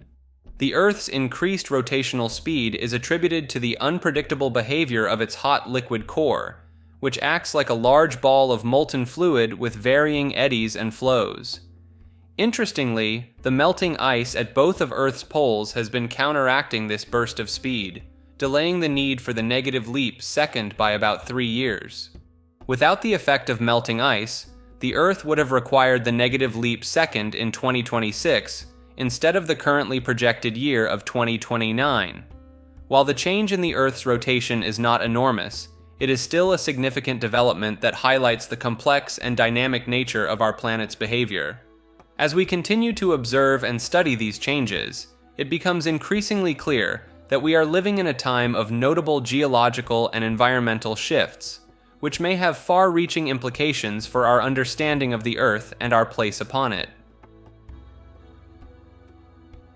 On August 15, 1977, the Big Ear radio telescope at Ohio State University detected a strong narrowband radio signal that appeared to come from the direction of the constellation Sagittarius, bearing the expected hallmarks of extraterrestrial origin. The signal, which lasted for the full 72-second window during which the telescope could observe it, was so remarkable that astronomer Jerry R. Amon, who discovered the anomaly while reviewing the data, circled the reading on the computer printout and wrote, "Wow," next to it, giving the signal its famous name. The wow signal was measured as a signal 30 times stronger than the background noise and was observed at a frequency of 1420 MHz, which is significant because it is the natural emission frequency of hydrogen, the most common element in the universe and one that scientists believe could be used by extraterrestrial civilizations to communicate. Despite numerous attempts to detect the signal again, including a dedicated search by Eamon himself, the WOW signal has never been observed since its initial detection. Several hypotheses have been proposed to explain the origin of the signal, including natural sources such as interstellar scintillation, as well as the possibility of it being an artificial signal from an extraterrestrial intelligence. However, the exact nature and source of the WOW signal remains a mystery, as none of the hypotheses put forward have been able to adequately explain all aspects of the signal's characteristics. The uncertainty surrounding the signal's origin has led to it becoming one of the most famous and enduring mysteries in the search for extraterrestrial intelligence. In 2012, on the 35th anniversary of the WOW signal's detection, the Arecibo Observatory beamed a digital stream of messages towards the stars in the signal's direction, including a series of tweets collected by the National Geographic Channel, in the hope of potentially communicating with any extraterrestrial civilization that might have sent the original signal. Despite the lack of a definitive explanation, the WOW signal remains a tantalizing piece of evidence in the ongoing search for signs of intelligent life beyond Earth. Xenobots, named after the African clawed frog, Xenopus laevis, are tiny synthetic lifeforms designed by computers to perform specific functions and built by combining different biological tissues. These microscopic entities, measuring less than 1 millimeter wide, are composed of just two types of cells derived from frog stem cells: skin cells for rigid support and heart muscle cells that act as small motors to propel the xenobot forward. The shape and distribution of these cells within the xenobot's body are automatically designed using an evolutionary algorithm in computer simulations to optimize their performance for a given task, such as walking, swimming, pushing pellets, carrying payloads, or working together in swarms to aggregate debris. Xenobots can survive for weeks without food, heal themselves after lacerations, and even self-replicate by gathering loose cells in their environment to form new xenobots with the same capabilities. While primarily used as a scientific tool to understand cell cooperation during morphogenesis, xenobots have potential future applications in environmental remediation, such as aggregating microplastics in the ocean, and in targeted drug delivery, where they could be made from a patient's own cells to minimize immune response challenges. As xenobots are made entirely of frog cells, they are biodegradable and environmentally friendly, requiring no external energy input during their life cycle and simply turning into dead skin cells after about a week. With further advancements in bioengineering and the incorporation of additional cell types, xenobots could potentially be used for a variety of medical applications, such as scraping plaque from arteries or locating and treating diseases in the body. The development of xenobots represents a fascinating intersection of robotics, synthetic biology, and computer science, offering a glimpse into the future of programmable living machines that could revolutionize fields ranging from environmental conservation to healthcare. However, the classification of xenobots as either robots, organisms, or something else entirely remains a topic of debate among scientists, highlighting the unique and unprecedented nature of these synthetic life forms. The Exceed 4000 was an astonishingly ambitious concept for a megatall skyscraper designed by the Taisei Corporation in 1995 for Tokyo that would have stood an incredible 4 kilometers tall and 6 kilometers wide at its base, with a staggering 800 floors capable of housing up to 1 million inhabitants. This massive structure, composed of over 3 million tons of steel, was envisioned as a futuristic environment that would combine ultra-modern, technological living with interaction with wildlife and nature. Transportation within the Exceed 4000 would likely have been provided by maglev trains, and the design called for the use of solar power to maintain internal environmental conditions, as the immense size of the structure would necessitate active protection of its occupants from internal and external air pressure gradients and weather fluctuations. The proposed site for the structure, located in the Pacific Ring of Fire, the most active volcanic region in the world, would have left the Exceed 4000 vulnerable to earthquakes and tsunamis. The building's design featured a sea-based location and a shape inspired by Mount Fuji, which, at 3,776 meters tall, would have been more than 200 meters shorter than the Exceed 4000. Despite its impressive scale and futuristic design, the Exceed 4000 was never intended to be built, but rather served as a concept to showcase the engineering and design capabilities of the Taisei Corporation. Other similarly ambitious projects, such as the Shimizu Megacity Pyramid in Tokyo, the Ultima Tower in San Francisco, the Dubai City Tower, and the Bionic Tower in Hong Kong or Shanghai, all face similar challenges in terms of feasibility, environmental impact, and the sheer scale of engineering required to bring such massive structures to life. The year 2038 problem, also known as Y2038, or the apocalypse, is a time computing issue that may cause some computer systems to be unable to represent times after a specific time on January 19, 2038. This problem arises in systems that measure Unix time, which is the number of seconds elapsed since the Unix epoch of January 1, 1970, and store it as a signed 32-bit integer. Due to the limitations of this data type, the latest time that can be properly encoded is a short time after the epoch, which corresponds to the critical date and time in 2038. When systems attempt to increment beyond this maximum value, an integer overflow occurs, causing the time to be interpreted as a negative number, effectively rolling the date back to December 13, 1901. Computer systems that rely on accurate time for critical computations may encounter fatal errors if the year 2038 problem is not addressed, with the most vulnerable being legacy and embedded systems that are infrequently or never updated. Embedded systems used in transportation, communications devices, and other long-lasting equipment are particularly at risk, as it may be impractical or impossible to upgrade their software. Early manifestations of the problem have already been observed, such as the crash of the AOL server software in 2006, due to a configuration file setting a timeout date beyond the 2038 cutoff. Solutions to the year 2038 problem vary, as there is no universal fix due to potential code compatibility issues arising from changes to the time data type. Many modern systems have been upgraded to use signed 64-bit integers for Unix time, which extends the wraparound date to approximately 292 billion years in the future, effectively mitigating the issue. Other proposals include storing time as milliseconds or microseconds since an epoch in a signed 64-bit integer, providing a minimum range of 300,000 years at microsecond resolution.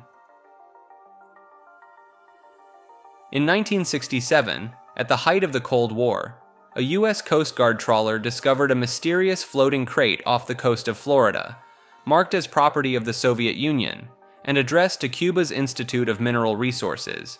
When the crate was opened, it was found to contain 7 inflated yellow balloons, each sealed with a black rubber stopper, but filled with nothing more than ordinary air. Despite extensive analysis by scientists, the purpose of these balloons remains unknown to this day, and no official explanation has ever been provided by either the Soviet Union or Cuba. The peculiar incident has become a footnote in the annals of Cold War history, leaving many to speculate about the possible intentions behind the bizarre shipment of yellow balloons. Some have suggested that the balloons may have been part of a scientific experiment or research project, while others believe they could have been used for espionage or even as a decoy to divert attention from other clandestine activities. In a fascinating quirk of human biology, most people cannot tickle themselves, even though they may be highly ticklish when touched by others. This is because the brain is able to distinguish between sensations caused by our own movements and those caused by external stimuli. When we move, the cerebellum predicts the body's movements and sends signals to dampen the activity in the somatosensory cortex, where tactile sensations are processed. As a result, self-administered tickling produces a less intense sensation compared to being tickled by someone else. Scientists have attempted to trick the brain into allowing self-tickling by introducing delays between the movement and the tickling sensation, using magnetic brain stimulation to control movements, and even inducing out-of-body experiences. However, these attempts have had limited success in fooling the brain's ability to differentiate between self-generated and externally generated sensations. Interestingly, people with schizophrenia can sometimes tickle themselves, possibly due to difficulties in identifying the origins of their own movements. This suggests that the inability to self-tickle is closely linked to our sense of self and agency. Researchers believe that understanding the neural processes behind self-tickling could provide insights into mental illnesses and even contribute to the development of more advanced artificial intelligence. The goal would be to create machines that can distinguish between touching and being touched, similar to how the human brain processes these sensations. Zeno of Elea, an ancient Greek philosopher from around 490 to 430 BC, devised a series of paradoxes that challenge our understanding of motion, space, and time. His most famous paradox involves a race between Achilles and a tortoise, where Achilles allows the slower tortoise a head start. Zeno argues that Achilles can never overtake the tortoise, because whenever he reaches the tortoise's previous position, the tortoise will have moved ahead, leaving Achilles still behind. Another paradox, known as the dichotomy, suggests that to travel any distance, one must first travel half that distance, then half of the remaining distance, and so on, resulting in an infinite number of steps that seemingly make motion impossible. The arrow paradox proposes that an arrow in flight is actually motionless, because at any single instant, the arrow is not moving to where it is or where it isn't. These paradoxes have puzzled philosophers and mathematicians for centuries, with various solutions proposed, from Aristotle's early responses to modern mathematical approaches using calculus and the concept of limits. While the paradoxes may seem abstract, they have real-world applications, such as the quantum Zeno effect, where frequent measurements can slow down or even halt the evolution of a quantum system. Zeno's paradoxes continue to inspire discussion and debate, challenging our common-sense notions of reality and highlighting the complex nature of infinity, space, and time. During the hyperinflation period in the Weimar Republic of Germany from 1921 to 1924, a peculiar mental disorder known as zero stroke, or cipher stroke, was allegedly diagnosed by German physicians. This condition was characterized by an obsessive compulsion to write endless rows of zeros, driven by the dizzying speed of hyperinflation and the complex calculations required for everyday transactions. At the peak of the hyperinflation crisis, the German mark fell to such low values that prices for basic goods soared into the billions and trillions, making it nearly impossible to conduct business using the rapidly devaluing currency. The disorder was said to primarily affect individuals who frequently dealt with large numbers, such as cashiers, bookkeepers, and bankers, causing them to become confused when referring to numbers and make absurd claims about their age or the number of children they had. Accounts of the time described afflicted individuals as being perfectly normal, except for their irresistible urge to write endless strings of zeros and engage in complex computations, with some even comparing the difficulty of their calculations to advanced logarithmic problems. While the existence of zero stroke as a genuine mental disorder remains dubious, its emergence as a concept reflects the profound psychological impact of the hyperinflation crisis on the German population during this tumultuous period in history. In a groundbreaking discovery, scientists have captured images of the flash of light that sparks at the precise moment when a human sperm cell meets an egg, marking the beginning of conception. This phenomenon, previously observed in animals, is caused by the sudden release of billions of zinc atoms from the egg upon fertilization, creating a burst of light that lasts for about 2 hours. Using a special fluorescent sensor that tracks the movement of zinc in live cells, researchers found that human eggs contain around 8,000 compartments, each holding about 1 million zinc atoms ready to be released. Interestingly, the intensity of the flash varies between eggs, with brighter flashes indicating a higher likelihood of developing into a healthy embryo. This finding could have significant implications for couples undergoing in vitro fertilization treatments, as currently, there are no reliable tools to assess egg quality before implantation. By observing the brightness of the zinc spark, doctors may be able to determine which eggs have the best chance of resulting in a successful pregnancy, potentially saving couples from heartache and speeding up the process of achieving conception. The research also sheds light on the crucial role of zinc in the early stages of embryonic development, as the egg must first accumulate zinc and then release some of it to successfully mature, be fertilized, and begin forming an embryo. The zoo hypothesis is one proposed explanation for the Fermi paradox, which addresses the apparent absence of extraterrestrial life despite its assumed likelihood. This hypothesis suggests that advanced alien civilizations are aware of Earth and its inhabitants, but choose not to make contact, instead observing us from afar, much like zookeepers watching animals in a zoo. The idea is that these advanced civilizations have a policy of non-interference, allowing less advanced species like humans to develop and evolve on their own, without outside influence. This concept is similar to the Prime Directive, featured in the Star Trek franchise, where Starfleet officers are prohibited from interfering with the natural development of alien societies. The zoo hypothesis assumes that the first intelligent civilizations to arise in the galaxy would have a significant head start on later emerging species, with millions or even billions of years of technological advancement. Proponents of the hypothesis argue that these advanced civilizations might view contact with less developed species as potentially harmful or disruptive, preferring to let them progress at their own pace. Critics of the zoo hypothesis point out that it relies heavily on speculation about the motivations and behavior of hypothetical alien civilizations, and that it is difficult, if not impossible, to test or falsify. Some also argue that the idea of a galaxy-wide agreement among advanced civilizations to avoid contact with less advanced species is unlikely, given the vast distances and timescales involved. Despite its limitations, the zoo hypothesis remains a fascinating thought experiment, prompting us to consider the potential implications of contact with extraterrestrial intelligence and the role that advanced civilizations might play in the evolution of life throughout the cosmos. In January 2018, SpaceX launched a classified United States government satellite known as Zuma on its Falcon 9 rocket, but the fate of the spacecraft remains a mystery. Northrop Grumman, the company that built the satellite for the National Reconnaissance Office, stated that the launch was a monumental responsibility, and had taken great care to ensure the most affordable and lowest risk scenario for Zuma, which reportedly cost around $3.5 billion to develop.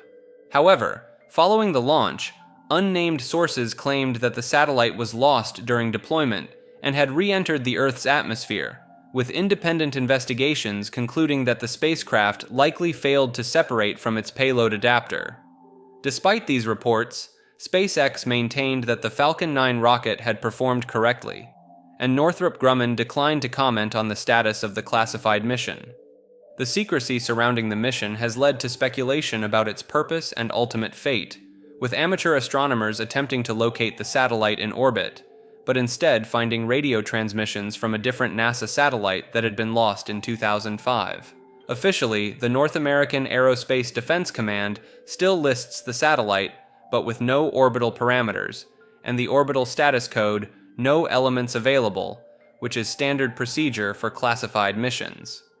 The lack of public information from the US government about the potential failure of Zuma has only fueled further curiosity and speculation about this expensive and mysterious spacecraft.